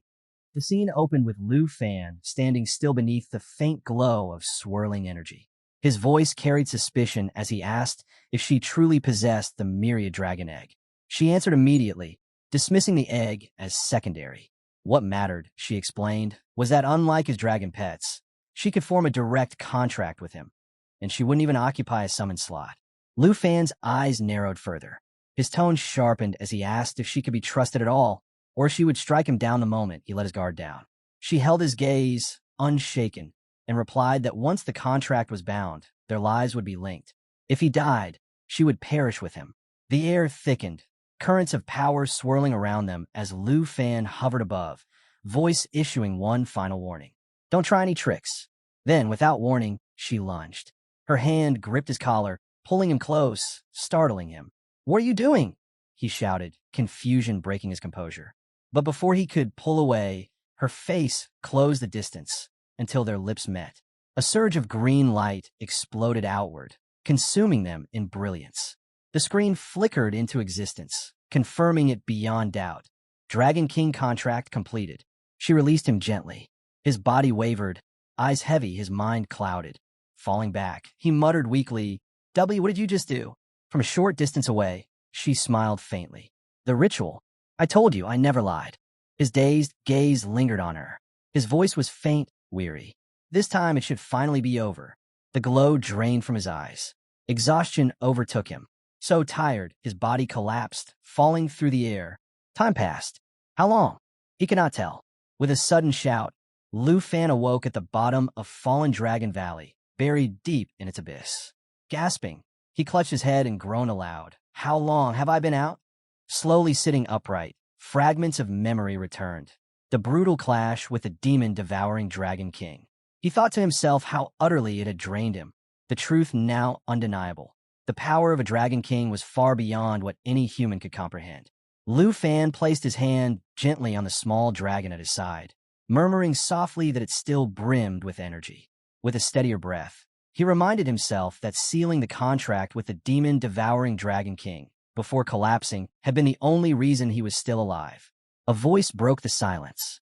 From within the green fluid, the woman emerged once more, her tone calm as she noted he had already awakened. Lu Fan's eyes lingered on her without a word, his thoughts clouded. She lifted a portion of the swirling green liquid in her hand and, with quiet confidence, asked if he would consider teaming up with her, addressing him as Little Dragon Tremor. Turning away, Lu Fan refused and demanded to know why she had stayed concealed all this time. She rose slowly, unhurried, and questioned his mistrust. "We've already signed a pact. Our lives are bound. If you die, I die as well. With that contract intact, I am no danger to you." Lu Fan's reply came sharp and unwavering. He still suspected a hidden flaw within the contract, something yet to reveal itself. Feigning hurt, she claimed his suspicion pained her, though she wouldn't deny the possibility. Then she admitted the truth. She had only lost earlier because she had been severely weakened. By forging a contract, she could now draw strength from his pet space to restore herself faster. Shifting into her human form, she changed her outfit before continuing. "As thanks for helping me recover, the pact allows you to summon me 3 times. When enemies appear beyond your strength, I'll fight in your stead." A fair exchange, wouldn't you say? A win-win. Lu Fan nodded slowly, acknowledging the benefits, but his voice hardened as he declared she would first need to meet 3 conditions. Her brow arched. Aren't you pushing your luck? His gaze sharpened. You only proposed this contract to save your own life. I won. The spoils belong to me. She fell silent, no rebuttal rising to her lips. Lu Fan pressed on. Refuse, and I'll never summon you. Worse, I'll sever the contract entirely. And when I die, you vanish with me, never free again. The woman stayed quiet for a moment. Then her lips curved into a faint smile as her gaze sharpened. What are your 3 conditions? She asked. Lu Fan lifted a finger. First, I want the pool of poison you've soaked in for years. She agreed almost instantly, remarking that the pool no longer held much use for her. Over time, she had relied on it for recovery, though it worked far more slowly than the healing she now gained from his pet space. Her eyes flicked toward him. Do you want it for that little dragon of yours? Lu Fan gave no reply. Instead, he gestured toward a nearby skeleton. That, he said firmly, was once my partner, the underworld poison dragon king. That pool was forged from his flesh and blood, infused with his dragon king power. His voice grew heavier as he recalled the past. Years ago, a battle had erupted in this very valley. Himself, the underworld poison dragon king, and the myriad armor dragon king. That legendary clash became known as the Three-Dragon War, a fight so fierce it reshaped the land into what humans now call the Forbidden Zone, the Fallen Dragon Valley. Even now, he wondered what connection tied the Poison Dragon King to the baby dragon at his side. Her voice cut through his reflection, cold and unrepentant. I was the one who killed the underworld Poison Dragon King. Lu Fan's expression hardened instantly. The truth struck deep. Not only had she stolen the dragon egg, she had murdered her own partner. Betrayal layered atop betrayal. His suspicions were no longer doubts, but certainties. She looked at him evenly. What are your other conditions? Lu Fan extended his hand, a seed glowing faintly within his palm. Second, your blood.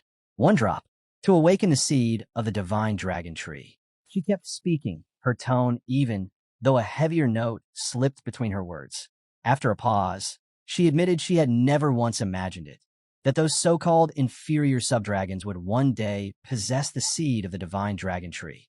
Her voice darkened into scorn as she added that for a dragon king, to depend on a human for revenge was nothing short of disgraceful.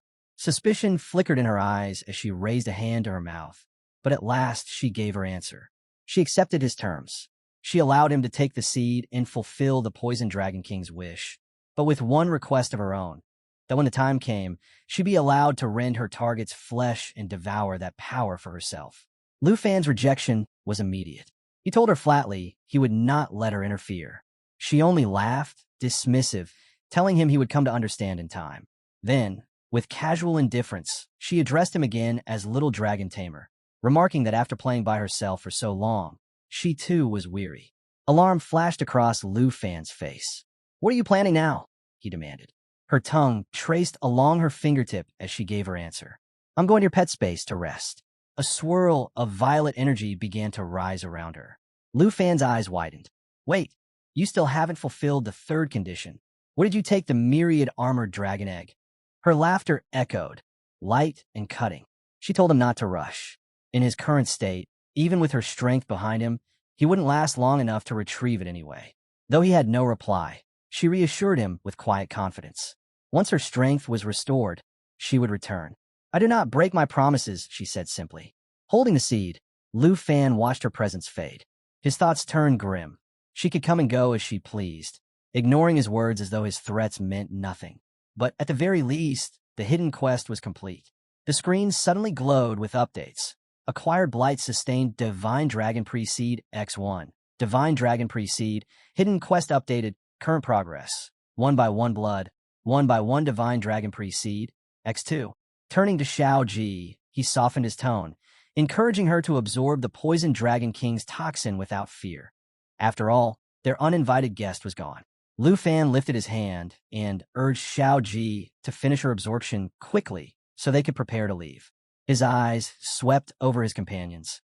Most were collapsed from sheer exhaustion. Only Xiao Ji and Xing Chun still had the strength to fight. Quietly, he reviewed their recovery times. Xiao Ji had managed to conserve stamina throughout the battle thanks to Xing Qin's Star Surge, which kept her from tiring. He also noted Xiao Fei's Emerald Dragon bloodline. Its recovery speed 50 times faster than normal, which explained why her rest time was the shortest. Turning back, he asked Xiao Ji if she was done yet, only to freeze. She hadn't just absorbed some of it. She had consumed the entire poison pool.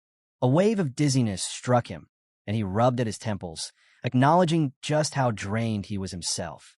Flying back on his soul wings was no longer an option. It would sap what little energy he had left. Instead, he gave the order for Xingqian to prepare Star Passage. But before they could act, a dragon's roar split the air. Lu Fan immediately called for Xiao Ji to follow, telling her she could resume absorbing later. To his shock, she was already finished. The Netherworld Poison Dragon King's toxin had pushed her forward by 17 levels in a single leap. Without hesitation, Lu Fan opened her contract, his eyes widening as he studied the surge. Her strength, agility, and spirit had all skyrocketed. Morning came. The scene shifted to Old Huang's reception hall, bustling with workers. Ning Tu lounged lazily on a couch, irritation clear in his voice as he complained about the noise. "Quiet down already. You're disturbing me." One worker stammered an apology, then confessed his worry that Ms. Yi might have already returned to the Yi mansion. Ning Tu waved the concern away with casual disdain. He claimed he could sense whether or not she had emerged from the secret realm. Just then, the head of the Zhuang family arrived. Ning Tu took a bite of his apple and announced offhandedly, "No need to wait. The young lady has already returned." The scene shifted again, this time to the core mine zone, where workers dug diligently.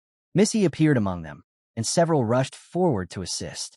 One reached out, offering support, while another asked anxiously if she was all right. She shook her head calmly, refusing help, insisting she could handle herself. But inside, her thoughts turned elsewhere. She reflected on Lu Fan's incredible progress. Just half a year earlier, she had been the one teaching him the basics of melee combat. Now, she admitted to herself, if she didn't continue to grow stronger, she might no longer even be qualified to call herself a senior. Missy lifted her gaze toward the heavens, a strange sensation pulling at her chest, as though someone far above was calling her. She rubbed her eyes in disbelief, trying to shake the feeling. It was then that Ning Tu appeared, arriving alongside the family head. Without warning, Ning drove his fist into the ground. The impact detonated in a thunderous shockwave, hurling every soldier in the area back as if they were nothing. Gasps echoed. One soldier, trembling, stammered out the truth. This man was a level 96, 4th-tier expert. The leader of the 3 clans stepped forward, lowering his head with respect as he greeted Missy. Ning Tu closed the distance between them, his voice almost casual as he remarked, "It looks like you suffered quite a bit in the mine cave." Before she could answer, rough hands seized her. Zhuang Meng had taken hold of her, restraining her tightly. Missy's voice rose with fury. "Who are you?" Ning Tu gave a slow, mocking introduction. He gestured toward her captor. "That's Zhuang Meng, head of the Zhuang family, and now my puppet." Then he pointed to himself. "As for me, I am Ning Tu, second master of the Ning family. I've waited many days to finally meet you." Missy lay helpless on the ground, her thoughts racing. The 3rd-tier clans, had they come to avenge the Huang family? And who exactly was the puppet Ning had spoken of? Her questions were interrupted by the sound of hurried footsteps. A desperate man stumbled into view, dropping to his knees as he begged. "Master Ning, please. Let Missy go. She must have already gathered enough earth cores. I'll hand them over. Just spare her."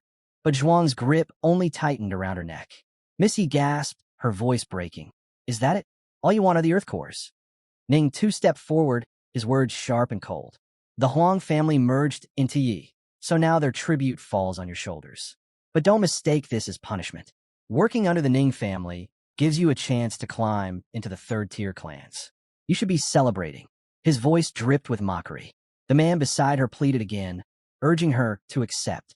Tears welled in Miss Ye's eyes, rage mixing with exhaustion. Days in the Earth Core cave had drained her completely.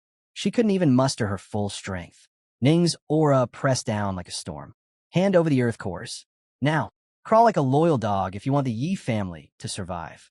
With just one finger, the Ning family could erase your bloodline from the Western Territory. The pleas continued around her, but Miss Yi was bound too tightly to resist. Her voice finally broke free, fierce with defiance. The Yi family's possessions will never be yours. Zhuang, enraged, shoved her with brutal force. Cries for mercy rose again, but Ning only sneered. Enough. I've no patience for this. He lifted his hand, and Zhuang answered by conjuring a torrent of fire. Flames erupted violently, the blast tearing through the area, scattering debris and sending the crowd into chaos. In the chaos, a final desperate shout cut through the air. Miss Yi. But Ning's command was colder than the fire. Ghost General, Crusher. The puppet charged. An explosion detonated, and from within the blaze, Miss Yi emerged. Her grip was firm around the seven-layered flame math impulse, her body trembling yet unyielding. Her eyes hardened as recognition struck. She activated the first layer, then the second. Each burned away, one after another. Through clenched teeth, she roared, "You're no different from the Huang family, only knowing how to crush others with force." With only one layer of the flame math impulse left, Ning Tu's laughter cut through the air. He ridiculed Miss Ye's righteousness, mocking her as laughable. "I've given you far too much mercy," he sneered. "Amusing, really." His gaze shifted to the Ghost General, a twisted smile curling his lips. "Continue playing with her." The last flicker of flame trembled. Miss Ye's eyes widened, her voice caught in her throat. Ning's cruel tone grew sharper. "Start by breaking her legs." Tears welled in her eyes, but she fought to keep them from falling. And then, just as the moment threatened to end her, the air shifted. A figure appeared out of nowhere. Miss Ye's gaze shot upward, stunned. Who are you?" The boy stepped forward, his voice calm and steady. "Don't worry. I'm here now." Recognition flashed across her face. Relief swept through her chest, though shame tugged at her. In such a miserable state, being seen like this stung. Still, she whispered her thanks, her words trembling.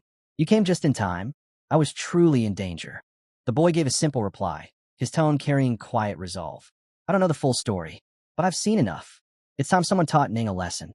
The story cut away, flashing back to an earlier moment within the Yi family garden. A young girl raced through the corridors, her panicked shouts filling the halls. "Something terrible has happened," she cried. She explained to the crowd that Missy had left her in charge of guarding Huang Ingsheng, but members of the Ning family had arrived, demanding tribute. They had taken Huang, and were now heading straight for the mines where Missy had gone. A young man named Lu clenched his fists. Without hesitation, he swore to help and dashed off toward the mines. Back in the mine zone, Missy coughed weakly, her body trembling. Looking up at Lu, she whispered hoarsely, "So that's why you appeared at the perfect moment. I nearly died, ambushed after draining all my strength." Lu didn't hesitate. Xiao Fei. In an instant, Xiao Fei appeared at his side. Lu instructed her to heal Miss Yi while he handled their enemies. Xiao Fei activated Fountain of Life, waves of rejuvenating energy washing over Miss Yi, restoring her fading strength. As she recovered, Miss Yi forced out a warning. "Be careful. That giant, he's a puppet, just like your fallen corpse puppet." Ning Tu stepped forward then, his twisted grin cutting through the air. "So, you're the one. The dragon tamer who ambushed me and wounded my puppet." His voice dripped with mockery as his eyes narrowed on Lu. "Do you even understand the consequences of provoking someone like me?" At once, the air trembled. A fierce aura erupted from Lu, rolling outward like a tidal wave. The screen lit up, Dragon Aura, Black Dragon, its shadowy presence coiling and surging around him. He didn't move. He didn't waver. His eyes locked onto Ning, unblinking, cold as steel. And then, with the weight of his aura pressing down on everyone present, he spoke a single line, sharp, chilling, and absolute. "I know exactly what happens when someone dares to hurt her." The battle shifted to the heart of the core mine zone, where Ning sat high upon the shoulder of his towering puppet, Zhuang, as they soared through the air. His voice dripped with arrogance as he scoffed. "A mere grade D noble family dares to stand against me." On the ground below, Lu stood firm, his eyes locked upward, anger burning within them. Ning's sneer widened. "You're only fit to be one of my puppets." His laughter echoed cruelly before he barked the order, "Ghost General, crush him." The massive puppet obeyed instantly, swinging a colossal fist down at Lu with a mocking laugh. But just before the strike could connect, a brilliant white light exploded outward. The air shook as Lu's body shifted, transforming in an instant into a golden dragon. With one clawed hand, he seized the puppet's punch, and stopped it cold. Ning froze, speechless, his smirk vanishing as he stared at the impossible sight. The golden dragon gazed down at the puppet, his voice steady and calm. This thing is no longer a threat. The system screen flashed, bonus stat activation, 3x5. When pressed, the dragon only mocked. Is that all you've got? His eyes glowed as understanding flooded him. He triggered bonus activity, 1x5, awakening the latent power of his bloodline. His form shifted further, rising into the majestic figure of the Golden Dragon King. Strength, agility, spirit, all surged to terrifying new heights. On Zhuang's shoulder, Ning's confidence shattered. His face twisted in disbelief as he muttered, "Impossible. He's truly a giant dragon? A dragon tamer isn't supposed to fight like this." The golden dragon roared, summoning his ally. Zhaofi, possess me. A storm of emerald light erupted. Zhaofi appeared, fusing into him through the emerald dragon form, activating soul light. His wings unfurled, casting a vast glow. A screen appeared. All emerald dragon bloodline skills doubled when used on dragons or those sharing dragon bloodlines. Even as the golden dragon wrestled against the puppet's massive force, another power awakened, Soul Sanctuary. The blessing spread to every ally touched by soul light, amplifying all their attributes completely. With each blow absorbed, they gained stacks of energy guard, strengthening them further. The scene cut back to Ning, coughing harshly, his voice hoarse with fury. Get up already." His eyes locked on the dragon before him, disbelief twisting into dread.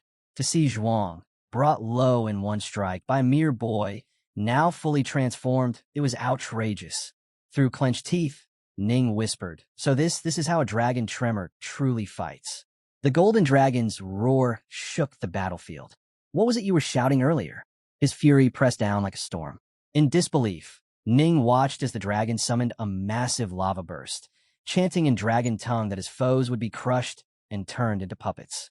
With dragon language replication, the golden dragon stole the essence of his pet's magic, amplifying it far beyond its original strength. Then his maw opened wide, releasing a torrent of molten fire. A blazing magma pool erupted in the target zone, dragging all enemies within, searing them continuously with devastating damage. But Ning only broke into laughter. He lifted a bell and rang it, the sound echoing with eerie power. "How fun, how interesting." The ghost general stirred, its eyes flashing crimson as fire ripped through its body. The golden dragon's voice dropped to a stunned whisper. "That's impossible." Ning's mocking laughter cut through the chaos. "Surprised? Even a dragon can't touch me. My puppet will never allow it." He spread his arms in triumph. Zhuang has entered phase 2. Level 100. The golden dragon's growl rumbled deep. With rage boiling over, he lunged, claws extended. "I've heard enough noise." He slammed forward, clashing against the ghost general, who immediately countered. Without hesitation, the golden dragon and Zhaofi combined their strike, delivering a crushing blow with a massive paw. But Ning only laughed louder, shouting, "You still can't hurt me." The golden dragon rose again, his voice calm, yet cutting. "Oh, is that so?" His claws ignited, twin flames blazing. He had activated Judgment Claw, sacrificing stamina to pour raw strength into his next blows. The battlefield raged. The ghost general pressed its assault, relentless, each strike heavier than the last. The golden dragon strained to block, his body burning with effort. The ghost screamed with fury while Ning barked commands, sweat beading his brow. Then the dragon's expression shifted.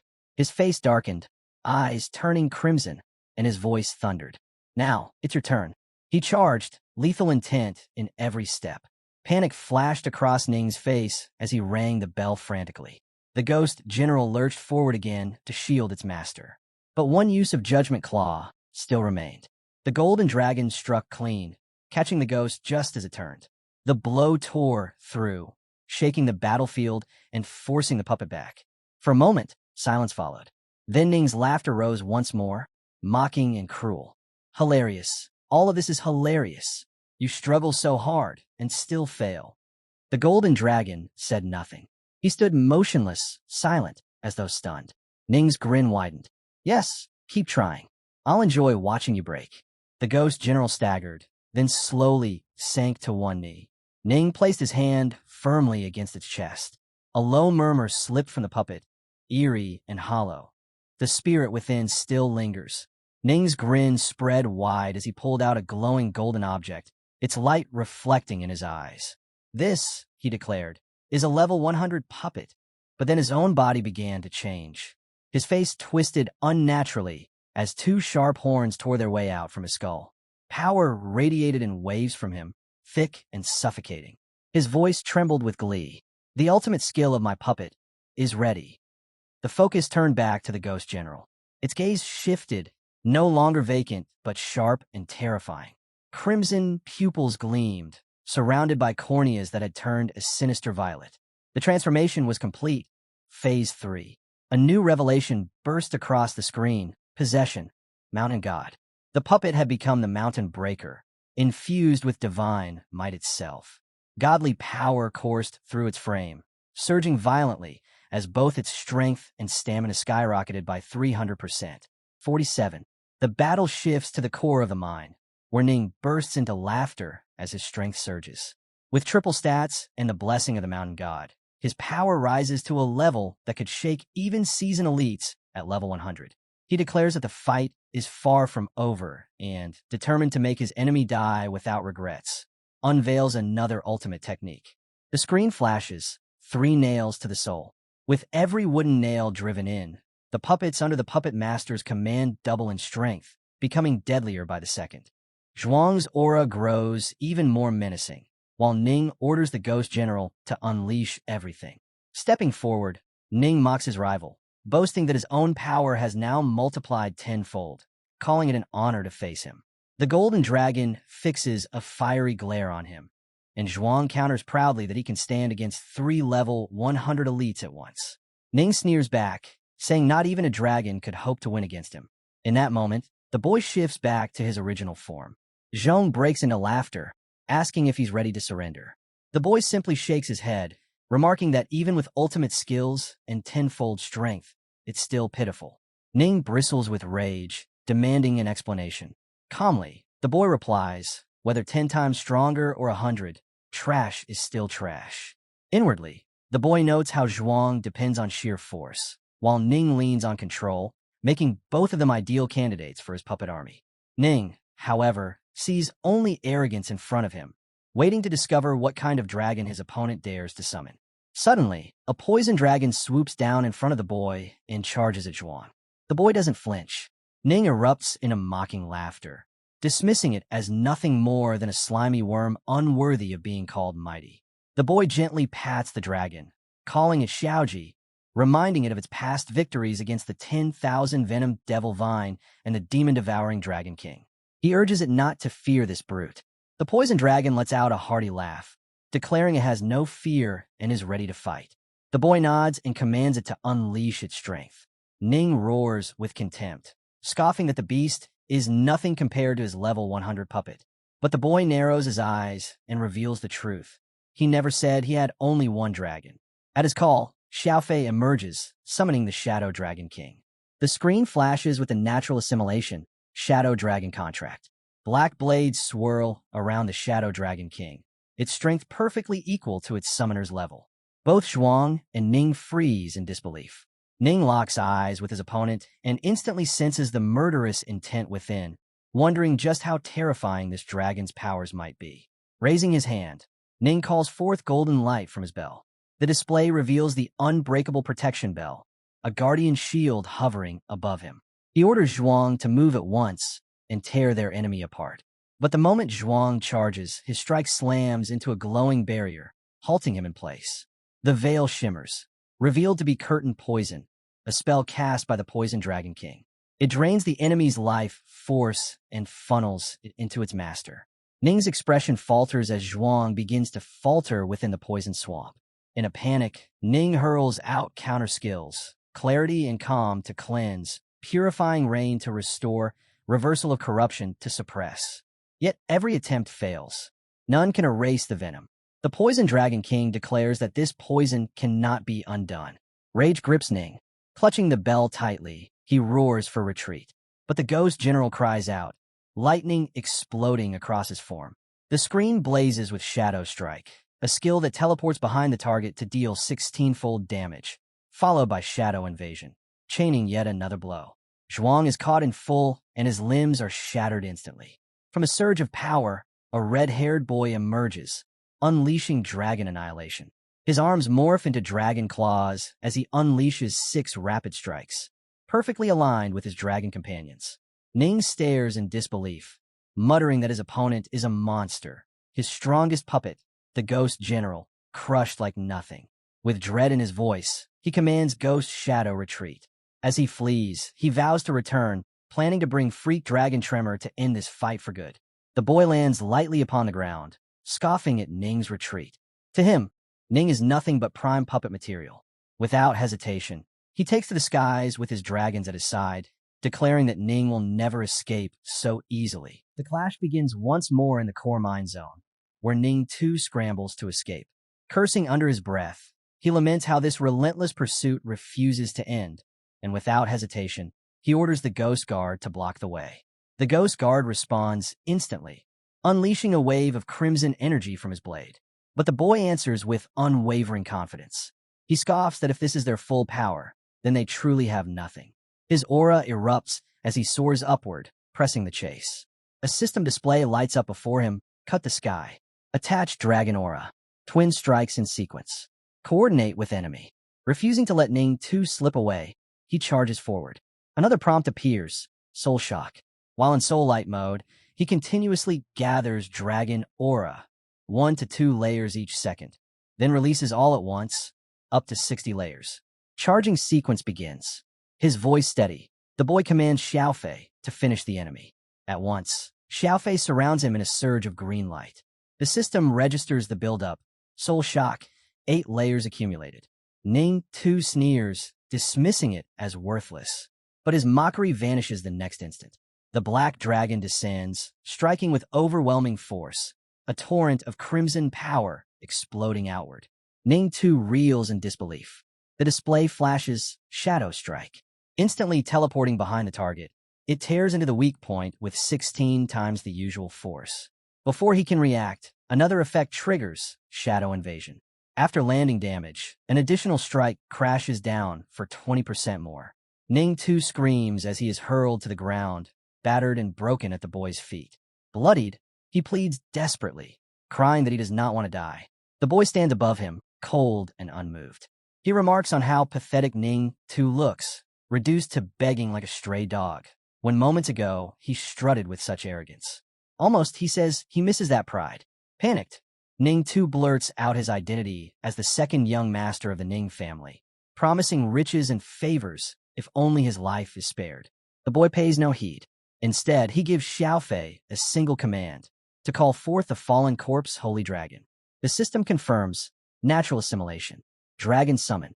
By flute, twin fallen corpse Holy Dragon. Level equal to summoner. Xiaofei lets out a thunderous howl. Ning 2's face drains of color as he realizes too late what is coming, demanding to know what the boy has done. The boy's eyes narrow as he gives his order. Ning 2 is to be made into a new puppet. Ning 2 recoils in horror, screaming that the boy has lost his mind. He roars that the Ning family will never forgive this, and warns that his sister will make him pay. But the system answers with cold finality. Corpse manipulation. Control and transform fallen corpse puppet. Summon or dismiss at will. Upon death, energy returns to the fallen corpse Holy Dragon. The process begins. Ning 2 thrashes violently, his screams echoing as his body contorts. Tears stream down his face until his eyes shift into a haunting dark pink. The system announces the result. Ning 2, fallen corpse puppet. Master level 103. The boy studies the transformation with keen interest, murmuring that every mechanic functions perfectly on puppets. With the ability to enhance and recycle them, entire armies could be raised from corpses alone. A voice suddenly calls his name. He turns to find his senior sister standing nearby, watching with a mix of surprise and approval. She remarks that the young master of the Ning family was slain so easily, calling him ruthless and decisive. The boy replies evenly, explaining that Ning 2 isn't gone, merely repurposed.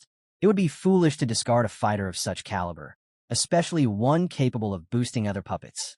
He even wonders aloud if fallen corpses might be reshaped into forms closer to the living, creating what he calls puppets too. A dark smile crosses his senior sister's face.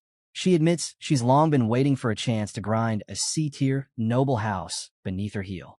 The boy asks about her condition.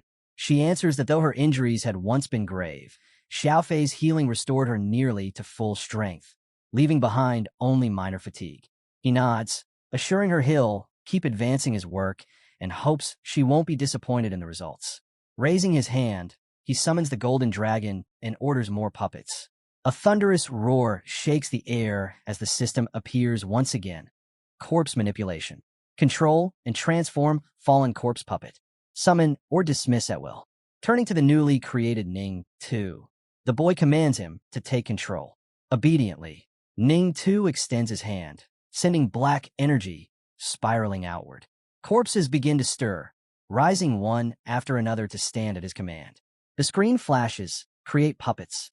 Transform fallen professionals into controllable puppets. Summon or dismiss at will. Ning 2 raises a ring and strikes a small bell. A wave of blue energy bursts outward, chaining every puppet to his command. The senior sister can only stare, stunned that Ning 2 himself has become the core of the entire puppet legion. The boy smirks, hinting that this is only the beginning. With a single word, he orders Ning 2 to ring the bell again. The second strike resonates. Blue light deepens, surging through every puppet at once. Their eyes ignite, bodies locking into perfect rhythm as they march into formation, shoulder to shoulder, ready to strike as one. A system display unfurls, 3 nails to the soul. Each wooden nail embedded into a puppet doubles its attack power, stacking without limit. These nails cannot be erased nor broken. Only the puppet master himself can remove them. Confidently, the boy notes that as long as their forms aren't obliterated outright, the black lines weaving through their bodies will let them reconstruct. His senior sister takes in the sight, her voice steady yet tinged with awe. In his left hand, he now wields an army sculpted from 9 realm demons. In his right, a squad built from 4th-tier experts. Together, she observes, such power leaves no challenger with hope. Anyone standing against him will be crushed. The boy answers with calm resolve. With his force, neither the Ning clan nor any other C-tier family can hope to resist. A smile spreads across his face as he declares his ambition. Since he now carries the voice of the Yi family, he will raise them to stand as the foremost clan in the western region. His senior sister answers his vow with a bright, playful smile of her own, affirming her trust and belief in him. As Lu and Miss Yi turn toward the voice, an older man rushes forward, clinging tightly to Lu Fan's leg. Trembling, he cries out that young Master Lu has finally come back. He explains how the demon Ning 2 stormed their estate, cutting down everything in his path like the king of hell himself. Ning 2 had forced him to guide the way to the young lady. He says he wanted to sacrifice his life for loyalty, but when he thought of the Huang estate and the Yi family that Miss Yi had worked so hard to build, he couldn't let it all collapse just because Lu Fan wasn't there to lead. So instead, he resorted to bluffing and flattery, stalling for time, while secretly praying the heavenly guards would arrive and rescue them. Lu Fan, taken aback, admits he believed the steward had been scheming all along, ready to abandon the Yi family and cling to the Ning family's power. The man bursts into tears, swearing by heaven, the sun, and the moon that his loyalty to young Master Lu and the Yi family shines brighter than the stars and is more unshakable than gold. He declares that even if he had 100 lives, he would never betray them. He wanted to fight back, but he explains that if he had resisted before help came, not even a single roof tile of the Huang estate would remain standing. Miss Yi steps in, telling Lu that standing against the Ning family without combat ability was impossible, and even a 4th-stage master would have struggled. She admits the steward had done everything he could. Lu Fan lets out a sigh, freeing his leg, but warns that if the Huang estate is still in ruins after 1 month, the man will lose his position as house steward. Dripping with sweat, the steward vows the estate will be restored tenfold within the month, promising that if he fails, he will resign without needing to be told. Suddenly, Miss E clutches her head as pain overwhelms her. Just as she starts to collapse, Lu Fan catches her, lifting her into his arms.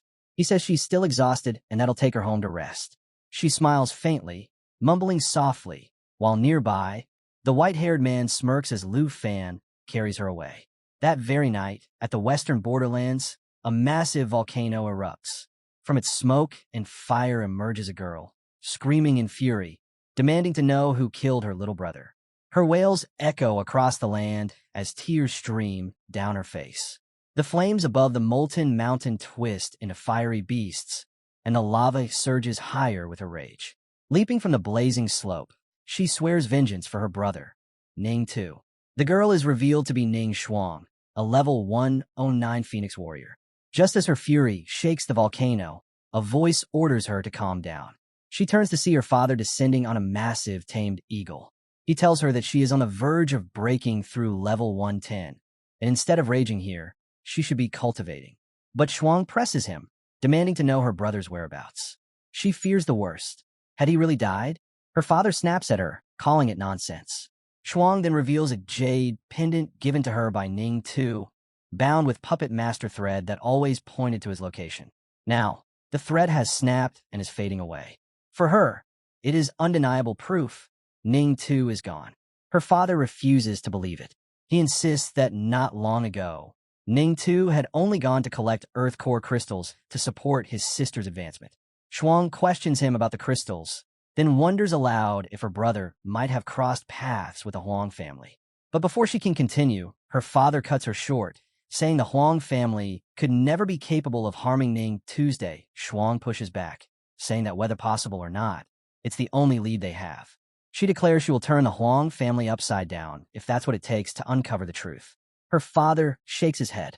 He tells her that her only priority should be breaking through to level 110 and awakening her second god tier. Ning Tu, he coldly adds, is not even a fraction as important as her. Shuang's voice trembles with rage as she fires back that her brother matters to her, accusing her father of always belittling him. Her fury bursts out, shaking the ground and splitting the rocks beneath her feet. Her father dismisses her outburst as childish. Then, with a sigh, he softens, admitting he understands her pain. He promises to send someone to the Huang estate to investigate, but insists she must remain and focus on leveling up. Shuang refuses, saying she will go herself. At that, her father draws his sword, its tip stopping right at her face. Shock spreads across her eyes as she demands to know what he means by this. His reply is ruthless. Whether Ning Tu is alive or dead matters far less than her advancement. He commands her to enter the Divine Ruin's secret realm and focus on what truly matters, the clan. He even goes so far as to say that perhaps it would be better if Ning Tu was dead, so she would stop clinging to him and finally stop failing the clan's expectations. Shuang's fist trembles as she clenches it tight. Her voice cracks with fury as she shouts back, asking if the clan is really more important than his own children's lives. She leaps forward, driving a punch at him, pleading for his forgiveness even as she strikes. Her father simply slashes his sword in a swift arc, evading effortlessly. The blade grazes her, and blood bursts from her hand. She freezes in disbelief, stunned by both the wound and her father's unshakable resolve. Her father's eyes narrowed as he tightened his grip on the sword. He sneered that her wings had hardened if she dared to strike at him, and with a flick of his wrist, another blade appeared in his hand. He declared that perhaps it was time to remind her of obedience with a proper lesson. Blood already trickled from her hand, but Shuang clenched her teeth, readying herself to stand against her own father. Before the clash could explode, a sharp voice cut through the air. A man wearing glasses called out, urging Uncle Ning to calm his fury. He swooped on a hawk, landing nearby. Ning Shuang's father studied him for a moment before asking if he was Luo Lixio. Descending from his mount, Luo confirmed his identity. He announced that he had come to escort Shuang to the divine growing secret realm, but added that it was clear father and daughter shared a powerful bond. Shuang remained silent. The hawk he rode was revealed to be a mechanical rear-grade bird mount, and he asked lightly why such a sudden conflict had broken out. Ning Shuang's father lowered his sword, saying that since Luo was already betrothed to Shuang, he was no outsider. There was no need to conceal anything. He explained bluntly that Shuang had lost sight of her priorities, defying the family's orders because she refused to let go of her conviction that Ning Tu was dead. Holding her wounded arm, Shuang pressed forward, insisting that she was not mistaken. Luo stepped closer, soothing her, urging her to be cautious. But she shook him off and shouted that no one could stop her. She would go to the Shuang estate herself to find her brother. With a heavy sigh, Luo removed his glasses, saying that this was exactly the problem.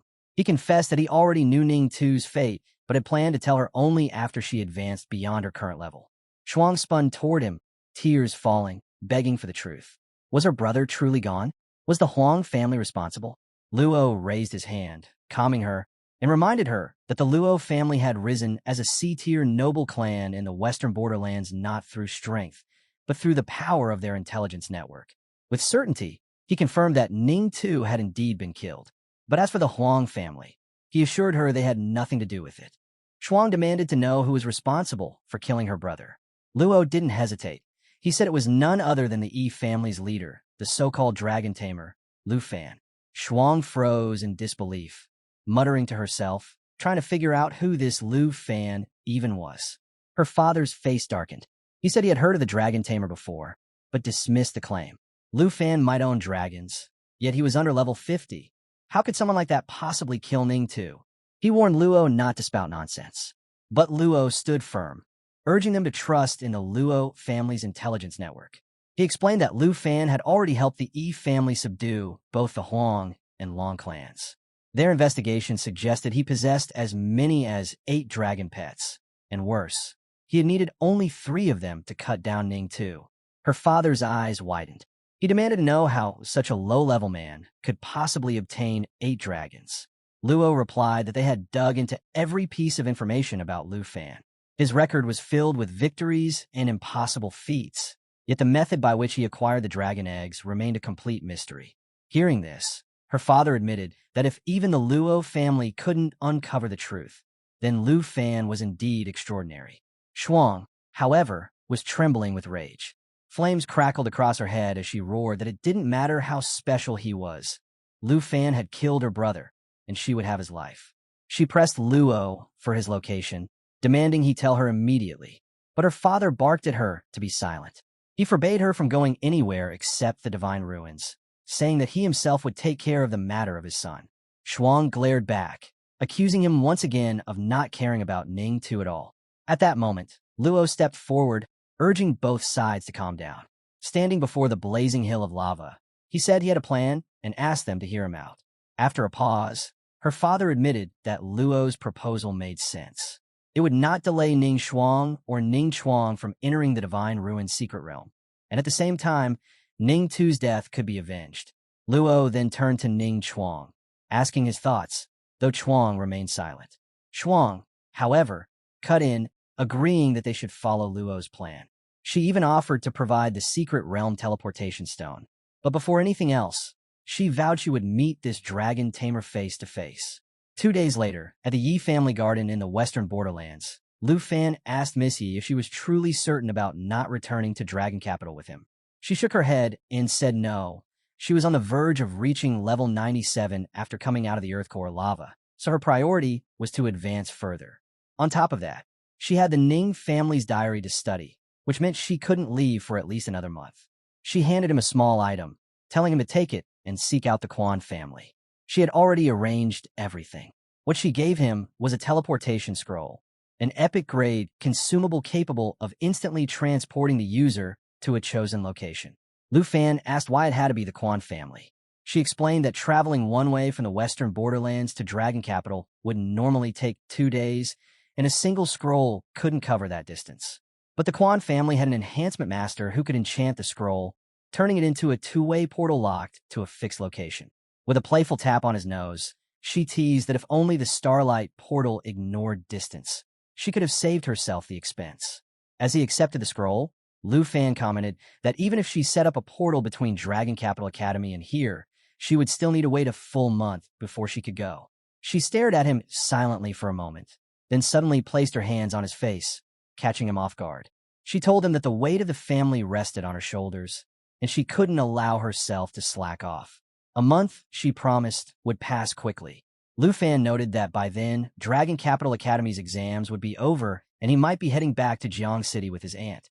She poked his nose again and said that was fine. Even if he wasn't in Dragon Capital, she was already planning to visit his hometown. Lu Fan smiled and agreed. She added that he should take some equipment with him to give to everyone, since it could help during their finals. He sighed, saying it was far too much. The scene then shifted. Far away, Ning Shuang sat cross-legged, performing a strange ritual with a leaf. Suddenly, her eyes snapped open, and with a voice sharp as fire, she declared she had found him. Her words unmistakably aimed at Lu Fan. Above the western borderlands, the sky suddenly split apart as strange energy rippled through the air. A crimson aura seeped out, spreading like a storm cloud. Lu Fan narrowed his eyes, watching closely as the energy condensed into the form of a colossal hawk that screeched sharply, its cry shaking the land below. Both he and Miss Yi lifted their heads, staring at the massive figure. Yi frowned, wondering aloud if a powerful beast had somehow broken into their territory. Lu Fan shook his head. He explained that it wasn't a beast at all, but the manifestation of a class changer, a summoned avatar. Almost immediately, the hawk went silent, lowering its head to stare directly at them. Yi muttered that even as an avatar, its aura was terrifying. The hawk then spoke, its voice echoing across the skies.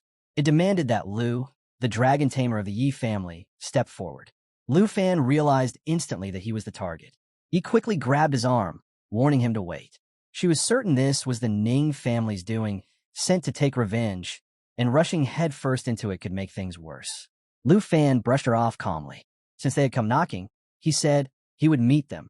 He unfurled his dragon wings and rose into the air, telling Yi to stay behind, protect the Yi estate, and make sure none of the servants came out. As he ascended, she called out for him to be careful. He reassured her with a steady voice.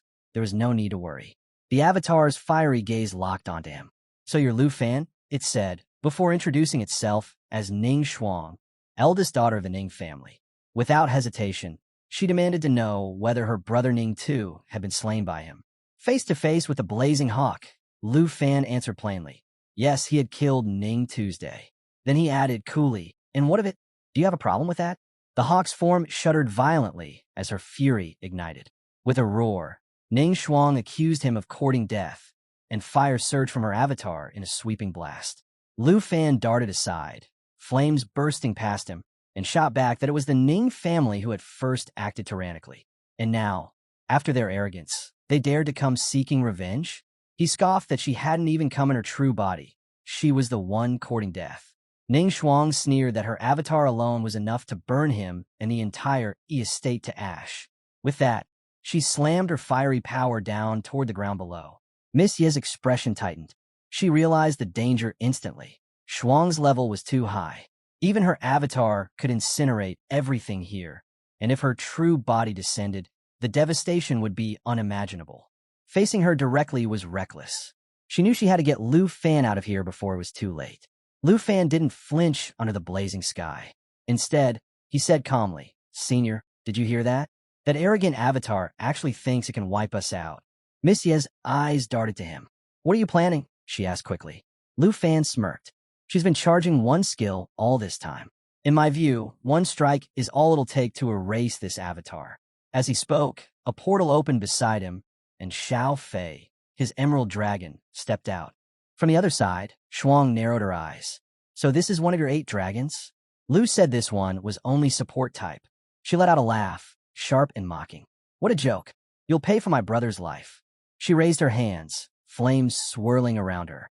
In an instant, the avatar summoned a blazing skill, world-burning flame. It gathered phoenix fire into a searing sphere, glowing like a miniature sun, preparing to crash down and obliterate everything within range.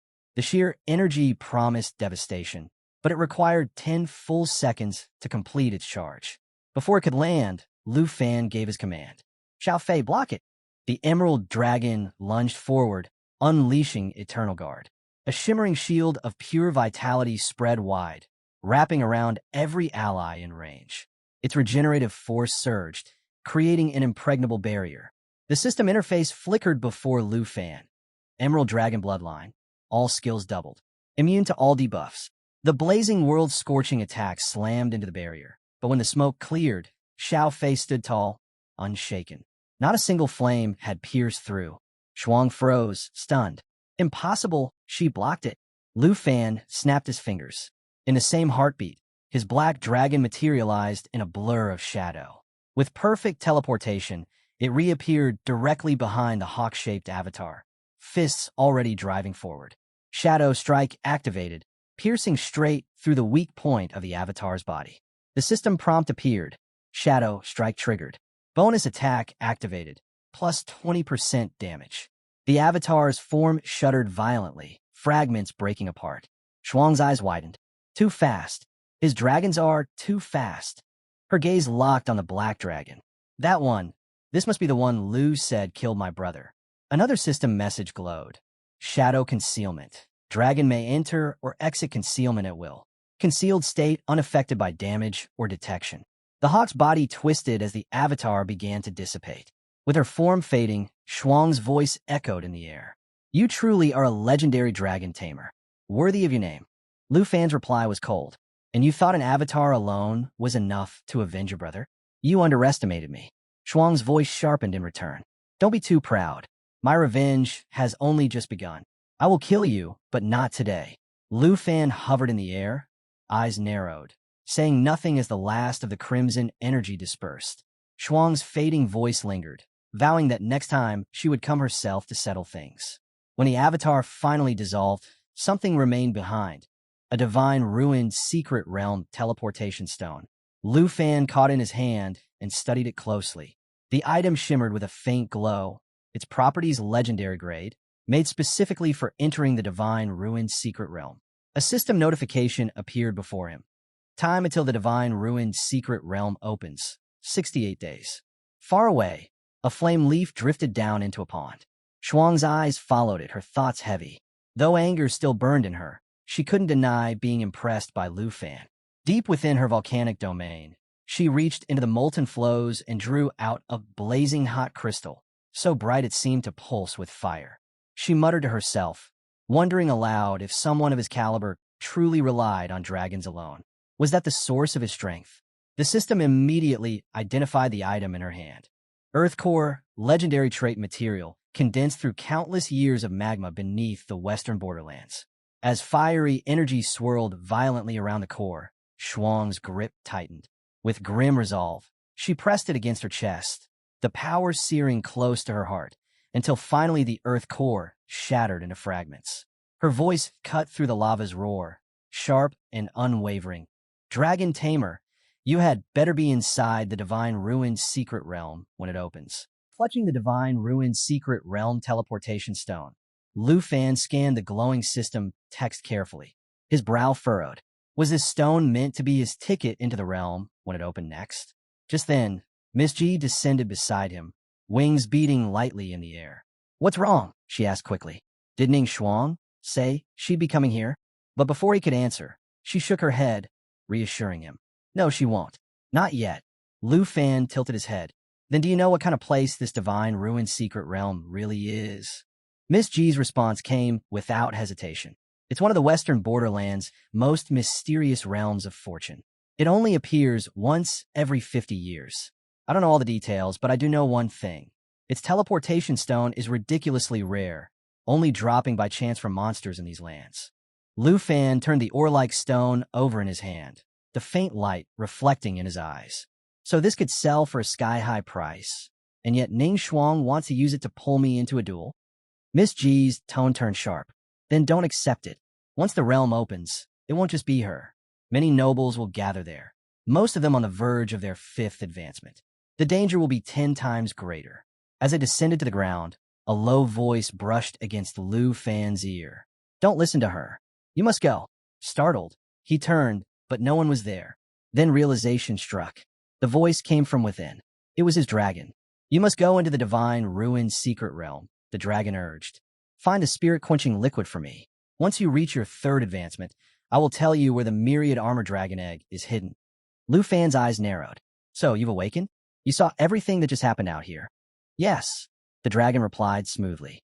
Your pet space is very comfortable. Another month or 2, and I'll be fully recovered. Lu Fan pressed further. Then tell me, why do you want me to enter the divine ruined secret realm? What's so important about this spirit-quenching liquid? The dragon's voice softened, almost innocent. That realm is said to be where God once fell. Treasures beyond imagination are buried inside. But among them, the spirit-quenching liquid is the rarest and most precious. The stronger one's attributes, the greater its effect. It can even double them. Lu Fan frowned, his thoughts running fast. It sounds like an advanced version of the fountain of blessed light. If what she says is true, then combining that with the spirit-quenching liquid would push my attributes through the sky. His dragon caught the look on his face and tilted her head.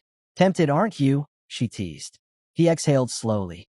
If she's willing to trade the location of a myriad armor dragon egg for it, then this spirit-quenching liquid must be ridiculously hard to obtain. The dragon shifted, her form striking graceful, almost playful poses. That woman didn't send her true body. She used an avatar because she plans to lure you into the divine ruined secret realm. There, she can use the realm's restrictions to kill you. Lu Fan's eyes narrowed. What restrictions? She leaned in. Once inside, you can't summon your beasts or use weapons. You'll have to rely solely on yourself. His heart sank. So the puppet army I prepared is useless? Entering the secret realm would be walking straight into Shuang's trap. The dragon stepped closer, her tone turning soft. Don't be afraid. You still have the Golden Dragon King set. Its transformation skill is enough. And even if I'm not in your contact slot, you wouldn't be able to summon me there anyway. She reached out, brushing her hand across his cheek. And I don't want you to die. Lu Fan's voice hardened. That insane woman is out for my life, and you're pushing me straight into her hands. Don't forget, if I die, you die with me. She widened her eyes innocently. Why are you still suspicious of me? I could never harm you. The air shifted suddenly. A green glow filled the space, wrapping around them like another dimension. Her voice echoed in his mind. Remember, the spirit-quenching liquid. After your third advancement, I'll guide you to the myriad armor dragon egg. The offering of the myriad armor dragon king will raise you higher than any other dragon could. Lu Fan stood silent, weighing her words. She added one last whisper. When that time comes, even that woman may no longer be your match. He clenched his fists. Is the myriad armor dragon truly as powerful as she claims? But then another thought struck him. Summons can't be used in the divine ruined secret realm. Even if I tame it, what good would it do me inside that place? A voice called out to Lu Fan, but he didn't respond, lost in thought about what the demon-devouring Dragon King might truly be planning. The voice came again, sharper this time, and finally Miss E pressed closer, snapping him out his daze. What are you spacing out for? She asked. He blinked, returning to reality, and heard her say that since Ning Shuang wasn't coming, they should hurry and set off. If they delayed any longer, they would miss the final exam. Lu Fan replied that he was coming, though inside his mind ran a different current. No point in drowning myself in questions now. What matters is leveling up, reaching my third advancement before the divine ruined secret realm opens. Only then will I have the strength to tame the myriad armor dragon, obtain the spirit-quenching liquid, and maybe, just maybe, defeat Ning Shuang. The next day at noon, the scene shifted to Dragon Zia Capital Academy. Students filled the grounds, moving about casually. Lu Fan, flying fast toward the school, arrived late, delayed by his clash with Shuang. By the time he landed, the final exam assembly had already finished. Looking around, he sighed at the familiar sight. It was the same setup as before, the new student assessment arena. And this time, it was the format he disliked most, 5 versus 5 battles. That meant he had to find teammates. Still, with his arena ranking, he knew he could form a team without much trouble. As he mulled it over, someone bumped into him, muttering for him to be careful. Raising his head, Lu Fan froze. It was Teacher Gu. He quickly apologized, bowing slightly, shocked to see him healthy again. A male teacher at Gu's side remarked that he had thought Lu Fan wouldn't return for the exam at all. Lu Fan greeted them politely, asking after Teacher Gu's health. Gu smiled, assuring him he had fully recovered. He added that he owed it to Lu Fan and the others. If not for them during the vaccination incident, he might have lost his life in the line of duty. The male teacher immediately scolded him, telling him not to speak such ominous words, then turned to Lu Fan. Since you're back, you'll need to form a 5-person team for the assessment, he reminded him. At that moment, a young man in the distance raised his hand, calling out to the students. He introduced himself as a level 31 dual swordsman from Class 9 and asked to join up for the final assessment. But before he could finish, a girl behind him snapped that he wasn't welcome. He had harassed Jianing at the start of the semester. Others quickly joined in, telling him to leave. They then spotted Lu Fan and hurried toward him, smiling warmly. Everyone's back, they said with excitement. Lu Fan looked at the familiar faces and couldn't help but feel a rush of energy. In the group, a staff-wielding girl named Quinn stepped forward with a smile. It's been a long time since we last saw you. We thought you weren't even going to show up for the final exam. Beside her, a pink-haired girl named Tauzi pouted playfully. Yeah, and you didn't even bother to say hello when you got back. Lu Fan chuckled, apologizing. He explained that time was short and he wanted to surprise them. Then Jianying, the black-haired girl, spoke up. With you back, plus elder sister Han, we now have exactly 5 people for a team. Tauzi's eyes lit up. Perfect. With Lu Fan on our side, we could just relax and still get good grades. Lu Fan shook his head and teased. Sounds like I came back just to be your laborer. Before the laughter could continue, the glasses-wearing teacher coughed. I haven't even finished explaining the assessment rules.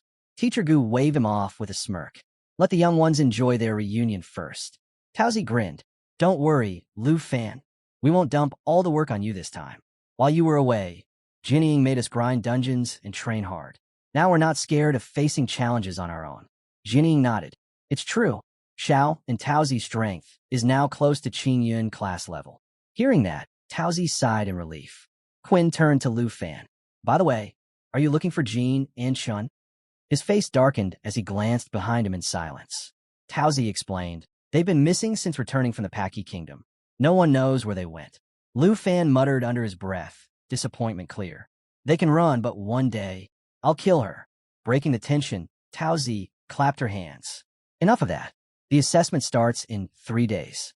Everyone should pack and rest up. Quinn added softly, don't overthink things. You must be exhausted after rushing back. Still, Lu Fan couldn't help comparing.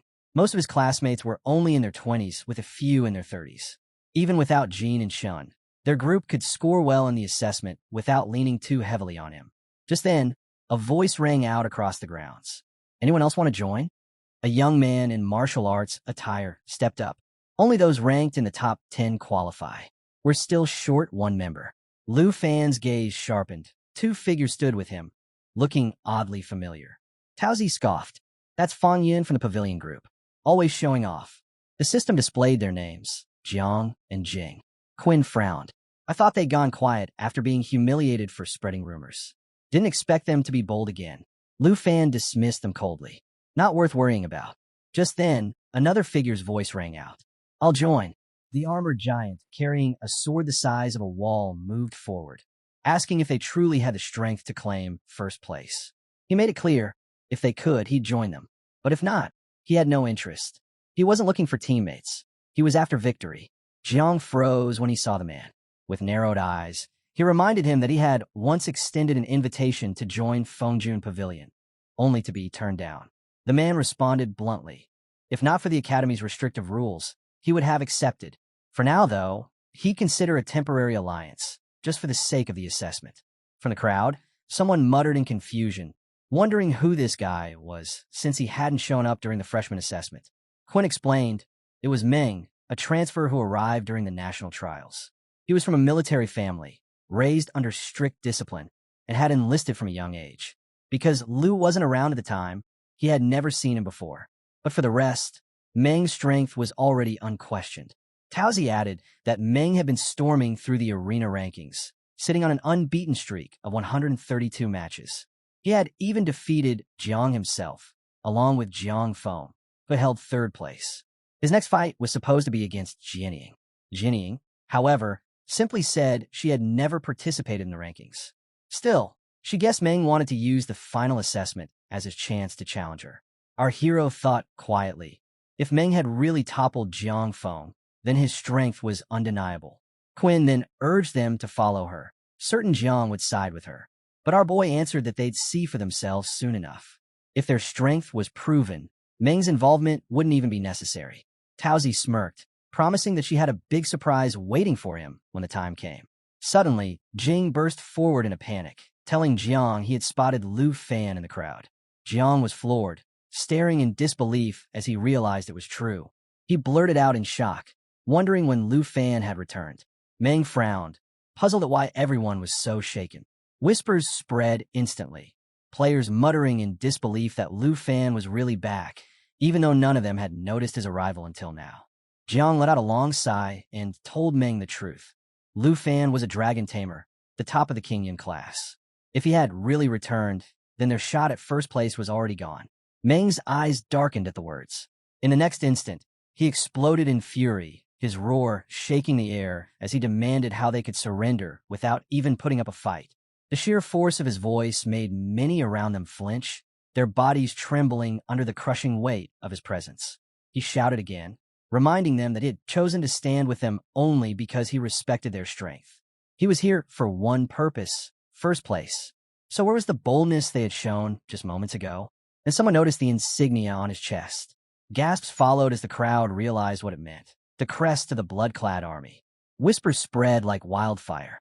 The blood-clad army stood as the most formidable force in the nation's dragon military, ranked just below the 4-grade army ministry itself. And Meng, who was only a couple of years older than them, bore the mark of 3 blood blossoms, proof that he commanded 100 soldiers. Meng's voice carried with pride as he spoke of his past. Since childhood, he had been stationed at the borders, clashing against the relentless peace tides. He had enlisted early, earning his combat profession in blood and fire, rising through corpses on the battlefield. His ambition was clear. He would become the youngest creative general, a shield for the nation. The system's prompt then rang out, confirming his identity, Berserk Blood Wolf Swordsman. The title alone drew sharp breaths from the crowd, the reality sinking in. Meng wasn't just a student. While they had trained in classrooms, he had grown stronger on real battlefields, fighting tooth and nail to survive. Meng declared firmly that he had no choice but to claim first place in every assessment and graduate early. His duty was to return to the blood-clad army. Stretching out his hand, he demanded an answer. Did they have the confidence to defeat Lu Fan? For a moment, Jiang froze, caught between doubt and hesitation. But then a thought struck him. If a man like Meng, who had walked through countless battles and lived through death itself, were willing to stand with them, then perhaps Fengjun Pavilion truly did have a chance to rise again. With resolve settling in his chest, Jiang finally clasped Meng's hand, welcoming him into the team. A wave of cheers erupted around them, voices shouting with excitement. They hailed Brother Meng's unmatched strength, declaring that the rise of a new number 1 was about to begin. Even with the team's cheers still echoing, Jiang couldn't shake the unease in his chest. He warned them not to get carried away. After all, Lu Fan wasn't just anyone. He was a hero of Dragon Country, someone who had stood out during the national trials. Meng only let out a short laugh, his lips curling into a smirk. He thought to himself that his own path was enough to put Lu Fan to shame. Yes, he had heard of him back during the trials. Lu Fan had plenty of dragon pets, sure, but in Meng's eyes, that was nothing more than flashy decoration. Lu Fan had never set foot on a true battlefield, never charged against an enemy line. What Meng wanted now was simple. He wanted to measure for himself just how strong Lu Fan really was.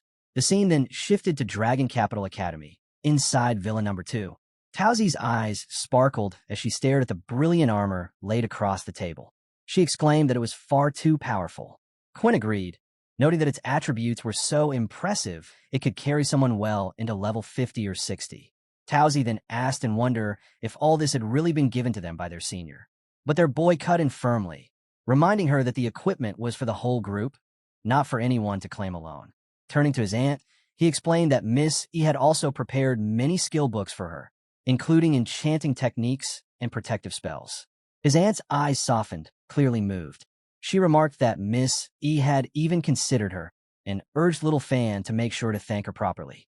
As they sorted through the treasures, the system unveiled one of the items, a legendary piece called Jin Stream. Its stats were extraordinary, boosting agility, hit rate, strength, and endurance. Doll tried on her prize, excitement spilling out as she called it her very first legendary weapon. It was the Hydra set, which turned her into a water lotus swordswoman. Its special effect was overwhelming, raising all Hydra-related damage by 40%. Next came Quinn's share, a gleaming set of armor named Regil. Its attributes were just as astonishing, raising both spirit and agility. What truly stunned her, though, was its passive effect.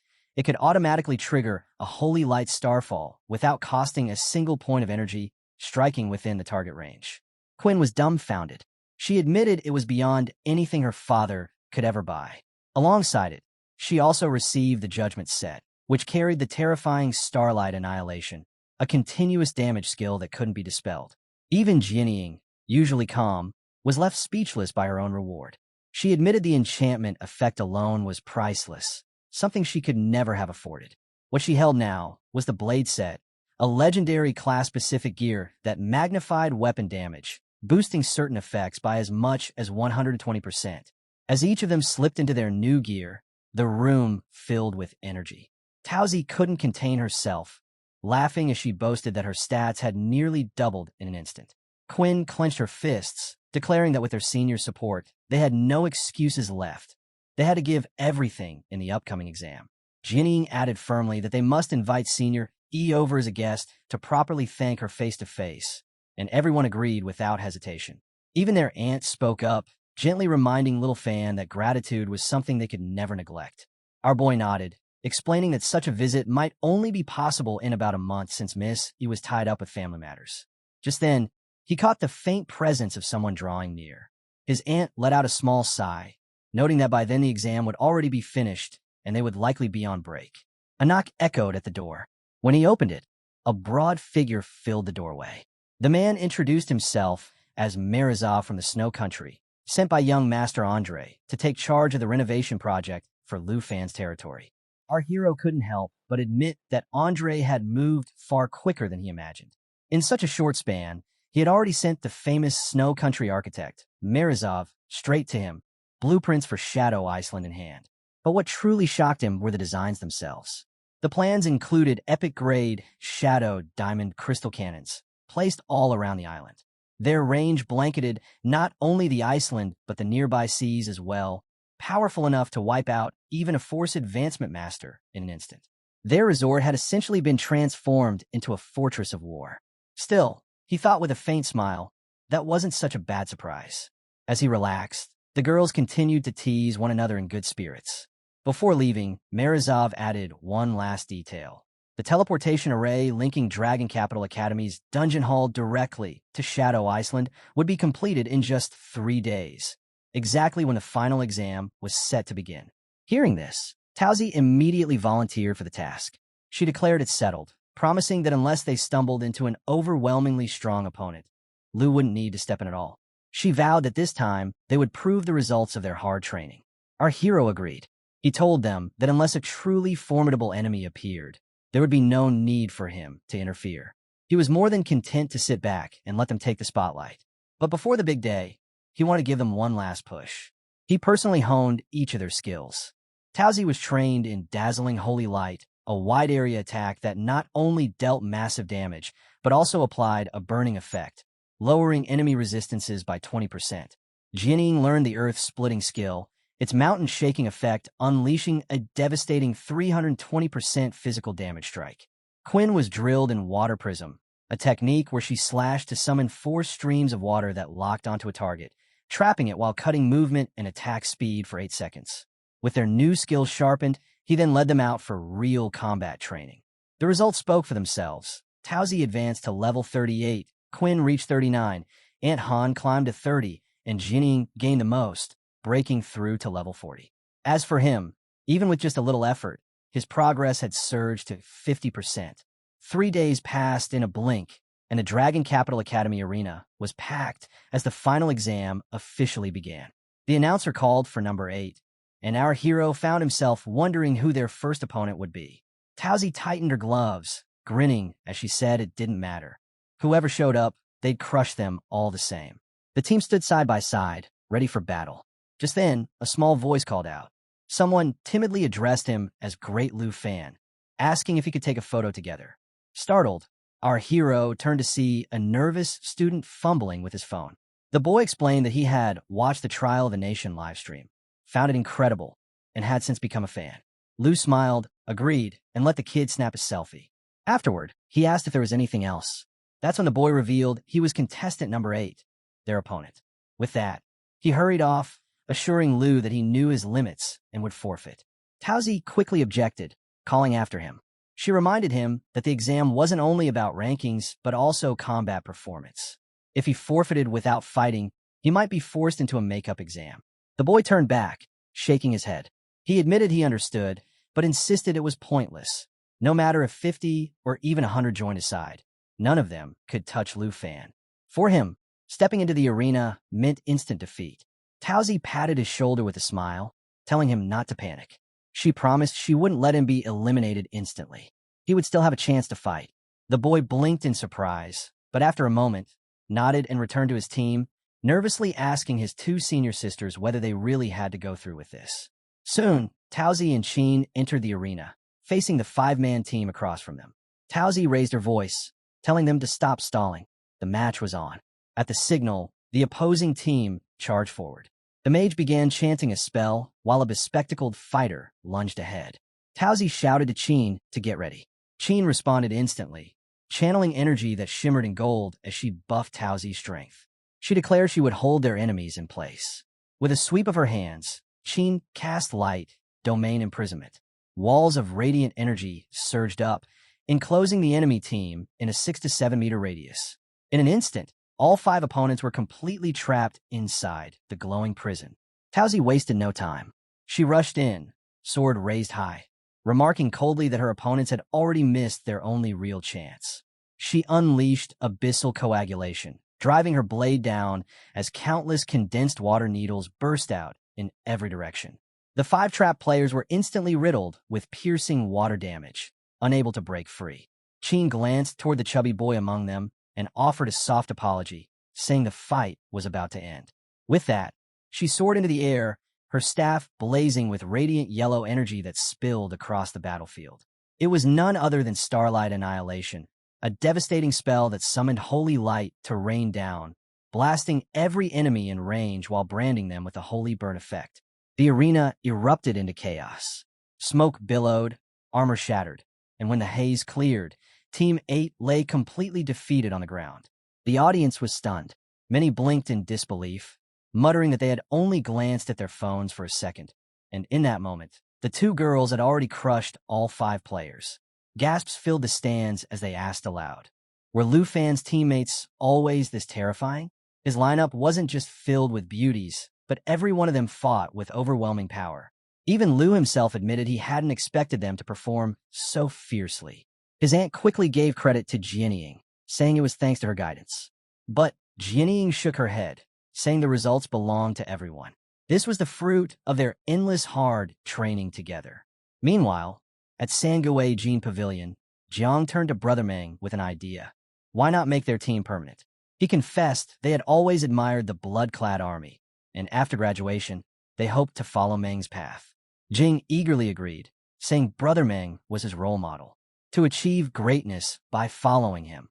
That was what it meant to be a man. Meng smiled with confidence. He agreed they could team up, but set one condition. Only if they defeated Lu Fan in the finals. If they managed that, he promised he would personally recommend them to the blood-clad army.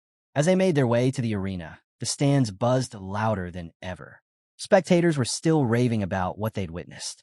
Two girls had just obliterated five opponents in seconds. It was unheard of. Bets started flying that Lu Fan could claim this year's championship without even stepping onto the stage himself. At that moment, the system highlighted the details of light domain imprisonment. 6 radiant walls rising in a target area to form a holy barrier with a radius of 7 meters, locking enemies within. The crowd was in awe, praising the spectacle. Cheers rose for Tao as well, marveling at her sword strikes that burst into deadly streams of water, cutting down everything in their path. From the stands, Meng's gaze sharpened as he watched the battle come to an end. His thoughts drifted straight to Lu Fan, the one everyone whispered about, the one who had given his teammates such strength. A cold scoff escaped him.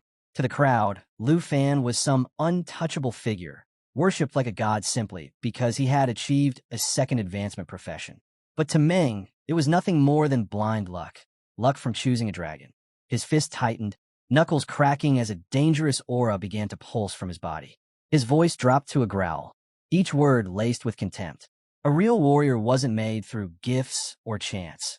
It was carved from mountains of corpses and seas of blood. Energy rippled violently around him as he muttered his vow. He would be the one to shatter that so-called divine light. He would rip away the halo that surrounded Lu Fan with his own hands. 6 days later, the arena battlegrounds roared with noise as wagers flew across the stands. Many backed Lu Fan without hesitation, calling him the god who had dominated the secret realm of the nation. How could someone like that possibly stumble in a school exam? Others, however, threw their silver on Meng's team. Just yesterday, a leaked video had gone viral.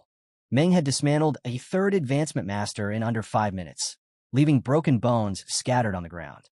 His power was real, and no one could deny it.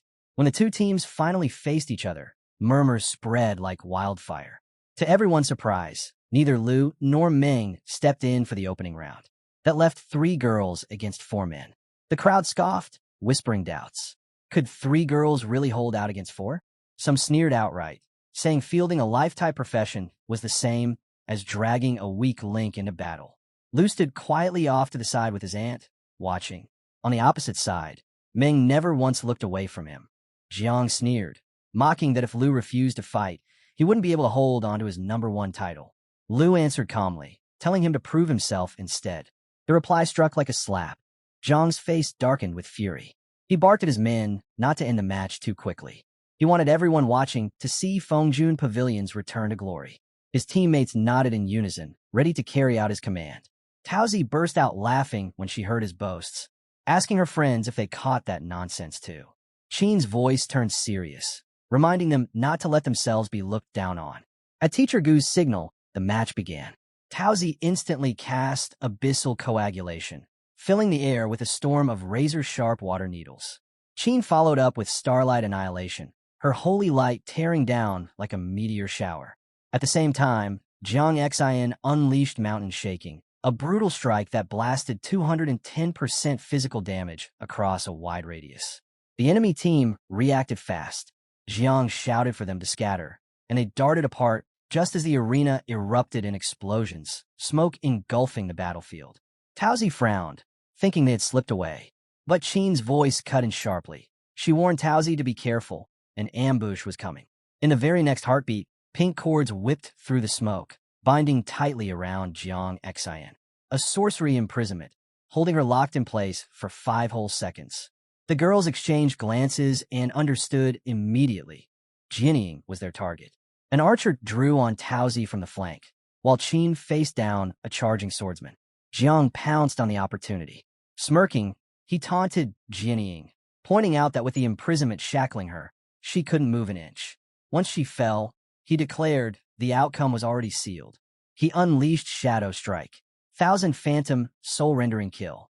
Shadow energy surged as 16 Phantom clones burst forth in just 1.5 seconds, forming a deadly cross-slash that howled toward Jianying. She still had 4 long seconds left in the binding. Jianying showed no trace of panic. Instead, she asked calmly, "Is that so?" The simple words stopped Jiang cold, his confidence wavering. Meanwhile, Qin's starlight annihilation bathed the swordsman in searing radiance, burning away his strength with continuous holy damage. Taozi moved swiftly, casting water prison to lock the archer in place. With 2 enemies neutralized, the field narrowed until only Jiang remained standing. Sweat pricked at Jiang's brow as his team crumbled around him. Jianying's imprisonment still had 3 seconds left, but time was running out fast. Snarling, he yanked out his dagger and decided to strike down Qianjing first. Then, without warning, a storm of blades rained from above like falling flowers. Jiang froze, eyes widening in disbelief as countless phantom swords pierced into the ground around him. It was the 1,000 Swords special effect, something he hadn't even seen coming. He twisted and rolled aside, just in time to avoid a killing blow, but the shock left him reeling. Ow! She's still bound, he thought frantically. How can she release skills? But Jianying hadn't cast a thing. She didn't need to. The final seconds bled away. Jiang lunged, desperate to land a finishing strike. Just as he closed in, one of the spectral blades slashed across his leg, leaving a deep gash. Pain shot through him, twisting his face in rage. He cursed furiously, yelling that Jianying's so-called foolproof plan was nothing but empty talk. And then, the timer hit 0. Far away, Liu Fan lounged comfortably with his aunt, completely unconcerned. He observed aloud that Jiang had made a fatal mistake. Those weren't Jianying's skills at all, but the special effects of her weapon. His aunt smiled softly, telling him not to worry about Jianying. She passed him a glass of fresh juice, made with his favorite fruits, as if they were merely watching a casual show. On the opposite side, Meng's scowl deepened. He watched the fight with clear disdain, muttering that this so-called match was nothing but trash, a pathetic dogfight unworthy of his time. Back on the battlefield, the pink chains shattered into fragments, and Jianying finally stood free. Power surged around her as she lifted her twin blades onto her shoulders, her aura pressing down like a storm. Jiang felt a chill crawl up his spine, fear sinking deep into his chest. In a final gamble, he cloaked himself with mana and launched Shadow Strike, replicating his body into 16 phantoms. They rushed in from every angle, blades crossing at blinding speed to overwhelm her. But Jianying didn't flinch. She raised her swords and declared with certainty his efforts were useless. In the arena battleground, the fight was being carried on between the protagonist, Lu Fan's team, and the Manhwa team. As the Manhwa team was attacking, and in them was Jian Fengyun, who was furious, but Jianying from the Lu Fan team attacked them with Frigio Water Sword. It was an excellent quality weapon of level 29, and the special attack it held was Frost, which deals with ice elemental damage and reduces the target's movement speed by 30%. With that move, now Jian Fengyun was on the ground, wrapped in ice. Still, the attack was not stopped. Lu Fan, another team member, came to attack her. She used abyssal coagulation, a condensed, countless water needles to bombard the target from all the directions, dealing massive water, elemental piercing damage to all targets in the range, significantly reducing their attack speed and defense. There was a splash of water all around the arena with that move while the audience sitting on the seats were pumped up. They had never seen such thing. Few of them were even calling Jianying and other very strong. And also they were all curious to look Lu Fan into the fight, because he was just sitting behind and watching his team members fighting. They were all curious that when were they going to move and make a move. While Meng Jia's team member wanted Meng Jia to show his true power and get into the fight, Lu Fan was now pumped but was too arrogant. He was sitting and smiling at everyone, but when he saw Meng Jia making a move, he finally decided to join them. Meng Jia pulled out his sword and went in charging into the enemy. He even pushed back his team members so they wouldn't get hurt in the way. He was number 3 and was a level 40 Berserk Blood Wolf swordsman for the Blood-clad Army 3rd Order. While the main character was getting ready to fight, his Annie was there too, and she was offering him food to eat, but he told her that she didn't need to do that for him. They would go and do groceries after the assessment was over, and they would have a good meal tonight. Her aunt was looking at him and asked him if she was not feeding him with good food until now, but he told her that he meant that tonight they will have a victory feast. While the judges were looking at him, getting ready, Guhan and Zhao Xingming were talking about him, that Lu Fan was finally going to enter the fight and make his move, and it was quite a wait to see him to fight. As they discussed also about his previous fight, that when Lu Fan fought Fengyun Pavilion, he absolutely terrified the entire crowd. Meng Jia was not going to stop. He called Lu Fan an arrogant person and shouted at him, saying him a dragon tamer, and wanted him to get out into the fight. Without wasting a second, Jianying came in flying and called Meng Jia that he had to face her before going towards Lu Fan. She used her same attack from before from the Frigio sword. She tried to slow down Meng Jia. She even used another attack on him and made her more strengthened just to stop him. But Meng Jia used his army berserker great sword on her. It was an epic quality weapon of level 34. It dealt with 340% physical damage, and 34% of that damage was sent to the enemy in the surrounding area. Meng Jia told her that he wasn't interested in her and wanted to fight Lu Fan, but she was not going to stop there. She used another attack, Harma Flame Scythe, which was a burst-type attack attribute that could be switched between fire and dark elements. And each life reaped permanently increases the Harma Flame side attack power by 0.1%. But that was not where she stopped. She even used Myriad Flowers. It was an attack with level 20 quality in which 1,000 Swords Featherfall splits into 1,000 Myriad Flowers, each with 10% of the original attack power, dealing area of effect damage before reverting to its original form. But as she was attacking, another enemy came into her way to stop her. It was Jian Fengyun. She said that she was her opponent and Jianying attacked her wasted. But then Taozi went into the fight with Meng Jia. She stopped him head-to-head with her sword, but Meng Jia said to her that she thought that she was worthy to fight with him. Qin Ke and Jianying also tried to help her to stop Meng Jia. They were all arrogant and wanted to have the opponent for themselves. It was just a selfish fight for them. But then Lu Fan came in between and stopped them. He appreciated everyone for performing well in the fight. He told them if the fight was a real life or death battle, the pavilion would have wiped out long ago.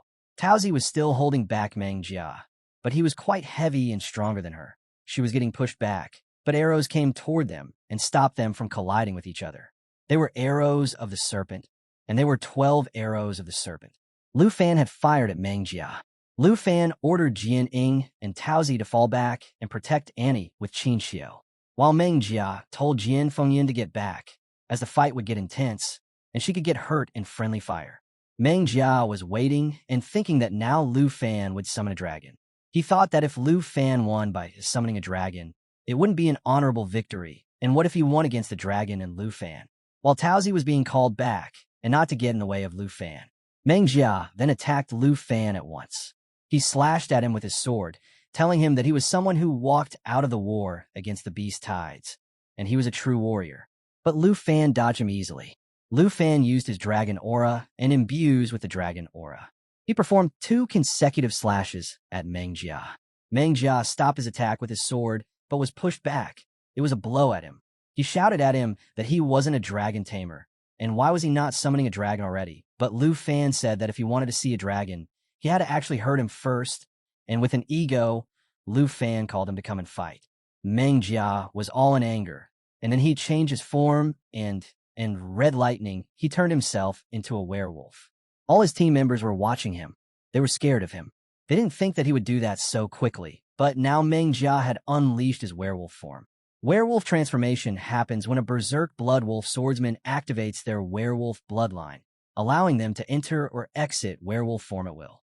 The physical attack power and defense power increased by 750%, and for every second after the transformation, the final damage dealt increases by 1%.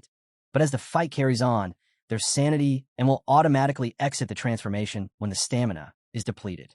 Meng Jia charged at Lu Fan and told him that now he would tear him apart. Lu Fan was quite surprised. He had never thought that Meng Jia would be hiding his true strength. He thought that it would be his class's unique traits. Lu Fan again used his arrow serpent attack on him, but this time they were useless, and Meng Jia looked at him. Now the real fight was going to get started, and things had already heated up a lot. In the Dragon Capital Academy arena, the fight between our main character and Meng Jia was turned into a big deal. After getting pushed back by the protagonist, Meng Jia was enraged, which caused him to change his form and turn himself into a werewolf. Now, Meng Jia was way stronger than before. While he tried to tear Lu Fan into pieces, our main character casually dodged him and flew into the air with his wings on his back. Lu Fan was getting curious as he knew Meng Jia would not be able to control his form and said to him that he needed to turn back to normal. And if not, Meng Jia could lose his sanity and turn into a mindless beast that kills anyone on sight. Lu Fan charged his skills and tried to push him back, but it was not enough. Meng Jia was already getting out of control. The only thing he was focusing on was to tear him to shreds at any cost. But as his mind got lost, he attacked his own team member. Meng Jia slashed into Jiang Fengyun and cut open his body and threw him to the ground, while he came running towards others. One of them made a force field, also a sorcery protective wall, that creates a protective wall in front of the user that cannot be passed through by any physical entity, which lasts for 15 seconds around himself and others, leaving Jiang outside to get attacked again by Meng Jia. Everyone in the audience was watching the scene, and now they were shouting that Meng Jia had gone mad and was attacking his own people. There was a wave of terror in their eyes. Many of them decided to get out of the arena to save their lives. Many in the audience were blaming the teachers for not stopping the fight, because if they do not react fast, Jiang Fengyun is going to be mauled to death. Gu Han, one of the judges, told Vice Principal Zhao to stop the assessment as Meng Jia had lost control. But Vice Principal Zhao told her that Lu Fan was still making a move, so they should wait. Lu Fan was charging up his arrows again. He decided to stop Meng Jia before he got out of control. He shouted at him saying that he will be the one to defeat him. He then attacked him with his Leaping Thunder skill. It was Dragon Language Replication skill, which could replicate and cast a dragon pet's Dragon Language magic skill, and its power was determined by the user's own stats. Now, there was only one bolt of lightning that continuously jumped between 10 enemy targets, and with each jump, the damage increased, and with that single move, Meng Jia was hit with the most powerful attack and was roaring in pain. Not only him, all the team members of his were also getting attacked with the same move continuously. First, the attack damage was only 30%. In the second jump, it was doubled. In the third, it was tripled. In the fourth, it was 4 times as powerful. As it was jumping in the whole arena and harming the enemy, the audience started to run outside the arena, as they thought that if such attack hit them, they would die. But not only that, the Vice Principal Zhao was also terrified. He said that Lu Fan and Meng Jia both were crazy. He even yelled at Lu Fan to stop it at once, but Lu Fan replied that Vice Principal should not be too nervous as his attacks were not after their lives, but still the enemy will spend few days in the hospital. After getting hit by such bolts, Meng Jia finally turned back to normal as his transformation was depleted, and he was lying on the ground, all beaten up. After watching the whole scene, few of the audience which stayed and looked at the whole scene started to cheer for Lu Fan, and they didn't regret staying in the arena for a longer time, as it was all worth it for them. While the judges announced that the assessment was over and the winner was Lu Fan, Jiang Ying, Qin Xiu, Taozi, and external support, Han Ku, everyone was smiling, looking at Lu Fan. They appreciated him for being the number one in the fight. Han Ku, Lu Fan's aunt, also told him to let's go and prepare for the victory feast for everyone. But Lu Fan was focused on the enemies. He called out his dragon for some work. It was a female dragon. Many in the audience were shocked, but were falling for it. They were amazed by looking at another form of dragon. They had seen an original form that was a huge black dragon, but now it was a dragon in girl form, and many of them wanted to hug her, as she was looking cute to them. They recalled the fight of Lu Fan and Chun Tianji, which was between two dragons, and they thought that he had summoned a dragon to settle his private grudge with the enemy. They were all thinking that now Lu Fan would kill his opponents. Meng Ji was sitting on the ground, looking towards the dragon. He asked Lu Fan what he was planning to do to him after summoning a dragon, after he had just won the battle. Meng Jia also asked him if he was going to kill them all in the arena, as it was just an assessment. But what happened next was totally the opposite. Our main character's dragon used her skill of Fountain of Life, which applies Fountain of Life to all friendly targets, continuously restoring their health. Meng Jia was shocked. He was getting all healed up, and his wounds were getting clear in seconds. Our main character turned around and started to walk away, but he suggested that Meng Jia not play chess with a terrible player, and hanging around the Fengyan Pavilion will only drag him down. Meng Jia was all in anger. He made a fist. He was unable to process his defeat and refused to accept it. He said that it was possible that he lost after he was a fierce beast that trained every day, and he was the fastest person in the blood-clad army to ever be promoted to the Third Order. The other team members were also curious about how they were all defeated by a student. Meng Jia started to hit on the ground. He said that it wasn't fair. Lu Fan stopped and said that he knew this would come as everyone thought of him as a dragon tamer that summoned a dragon and won the fights easily. But he cleared Meng Jia doubts. He said that he had been training every single time as well, and he had seized every opportunity to devote himself raising the dragons as well, and as he did that he faced strong enemies every time. His efforts were also not less than Meng Jia. The other team members of our main character also told Meng Jia that Lu Fan had also received recognition from the military. He had also been honored by the Northern Borderlands and even had a golden emblem from the Griffin Legion. They even added that our main character has the recognition of one of the 3 dragon countries, and if he wanted to, he could even mobilize the entire blood-clad army. Meng Jia was shocked by hearing it all. His team members were also surprised that it could be possible, as he had only been enrolled for a year.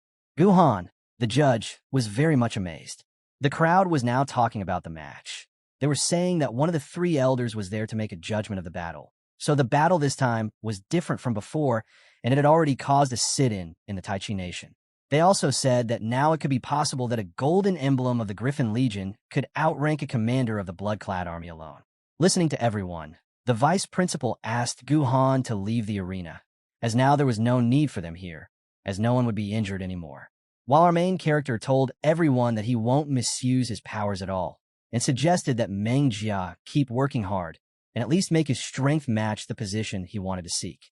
Everyone in the Lu Fan team decided to go and have a great victory feast together. While Meng Jia's team members asked him to help him get up, Jiang Fengyan stopped them as he saw them leaving them behind, while Meng Jia looked at his badge and thought that he was not the one whose strength matched Lu Fan's strength at all, and so he left the arena. In the night after the victory feast, our main character walked back to his room while he was full and was appreciating his aunt cooking. And as he entered his room, he saw Jianing on his bed lying down, dressed awkwardly, and he stepped outside to understand the situation he was in now. He thought that he was seeing things as he ate the mushroom for dinner that his aunt had made, and he started to feel shy. After the victory feast, our main character went straight back to his house to sleep, but what he saw inside was unimaginable. As Lu Fan opened the door of his room, he saw Jianing sleeping inside, and as he entered, she woke up and asked him what he was doing inside the room. Our main character was confused, as it was his room, and asked her to look carefully as she was sleeping in his bed. He was curious to know the reason she had. She quickly apologized to him and said that she had entered his room without permission, and the truth was that she was waiting for him to get back to his room after finishing eating, so she could talk with him. The words were quite jumbled up, so Lu Fan asked her to repeat herself.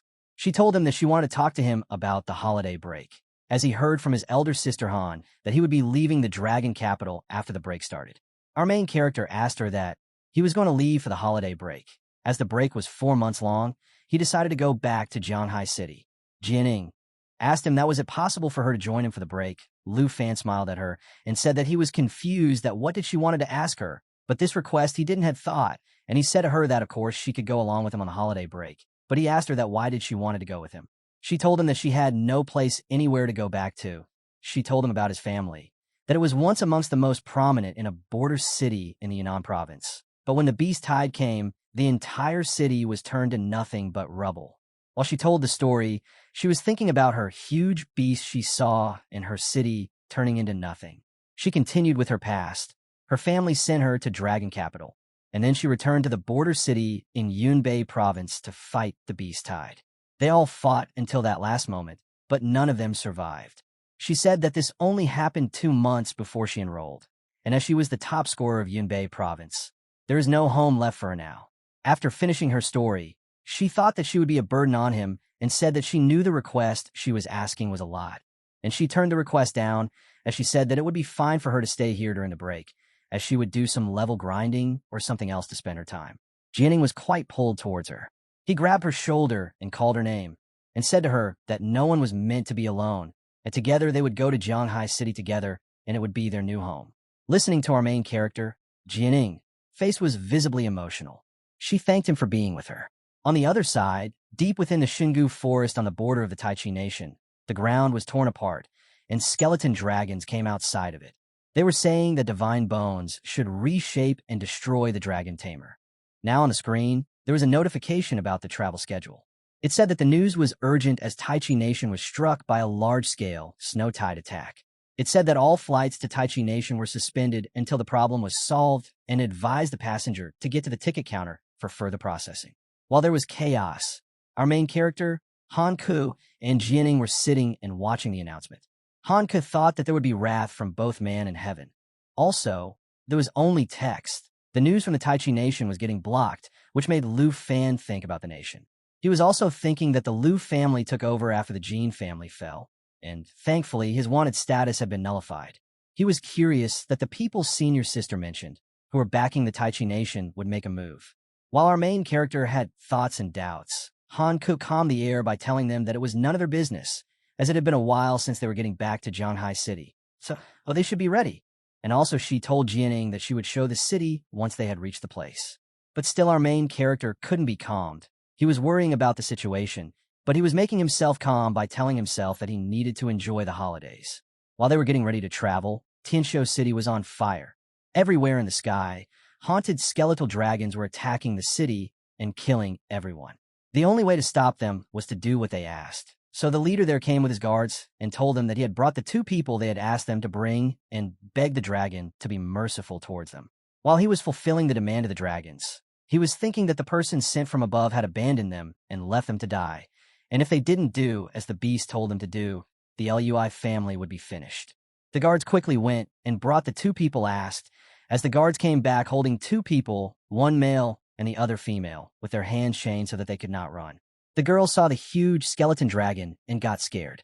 She asked what the situation was and even said that the Jin family was imprisoned by the Lui family. So what more did they want from them now to do?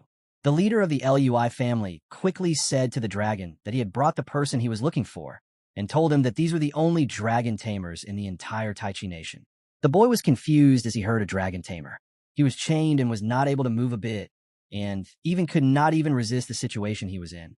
All he was thinking of was a chance to run from the place. Suddenly, a dragon came in front of them, and he shouted to the girl, calling her the princess, and wanted her to run with him, but the skeleton dragon killed that other dragon easily, calling him a lowly subspecies of dragons. There were waves everywhere the guard were trying to protect the leader as he was old. The skeleton dragon told them that it's not worthy of being called a dragon at all, and this was not the one he was looking for. He told them that if they were not able to find the person he was looking, then they were not of any use for him, and the other lowly dragon corpse was lying on the ground with blood all around. The guards quickly picked Lord Louis and started to run away to retreat as the skeleton dragon started to destroy the place. The girl saw the skeleton dragon coming towards her, and she shouted Chun Tianji and requested him to get her out of there. While the boy Chun was confused about how he was a dragon tamer, a useless thing for the skeleton dragon, and yet he was the only one to end up in this state. He was fully angry, but suddenly he remembered that he could be in this state because of the protagonist. That's where we'll leave it for now. If you want to catch the next part, make sure to like the video and subscribe so you don't miss it.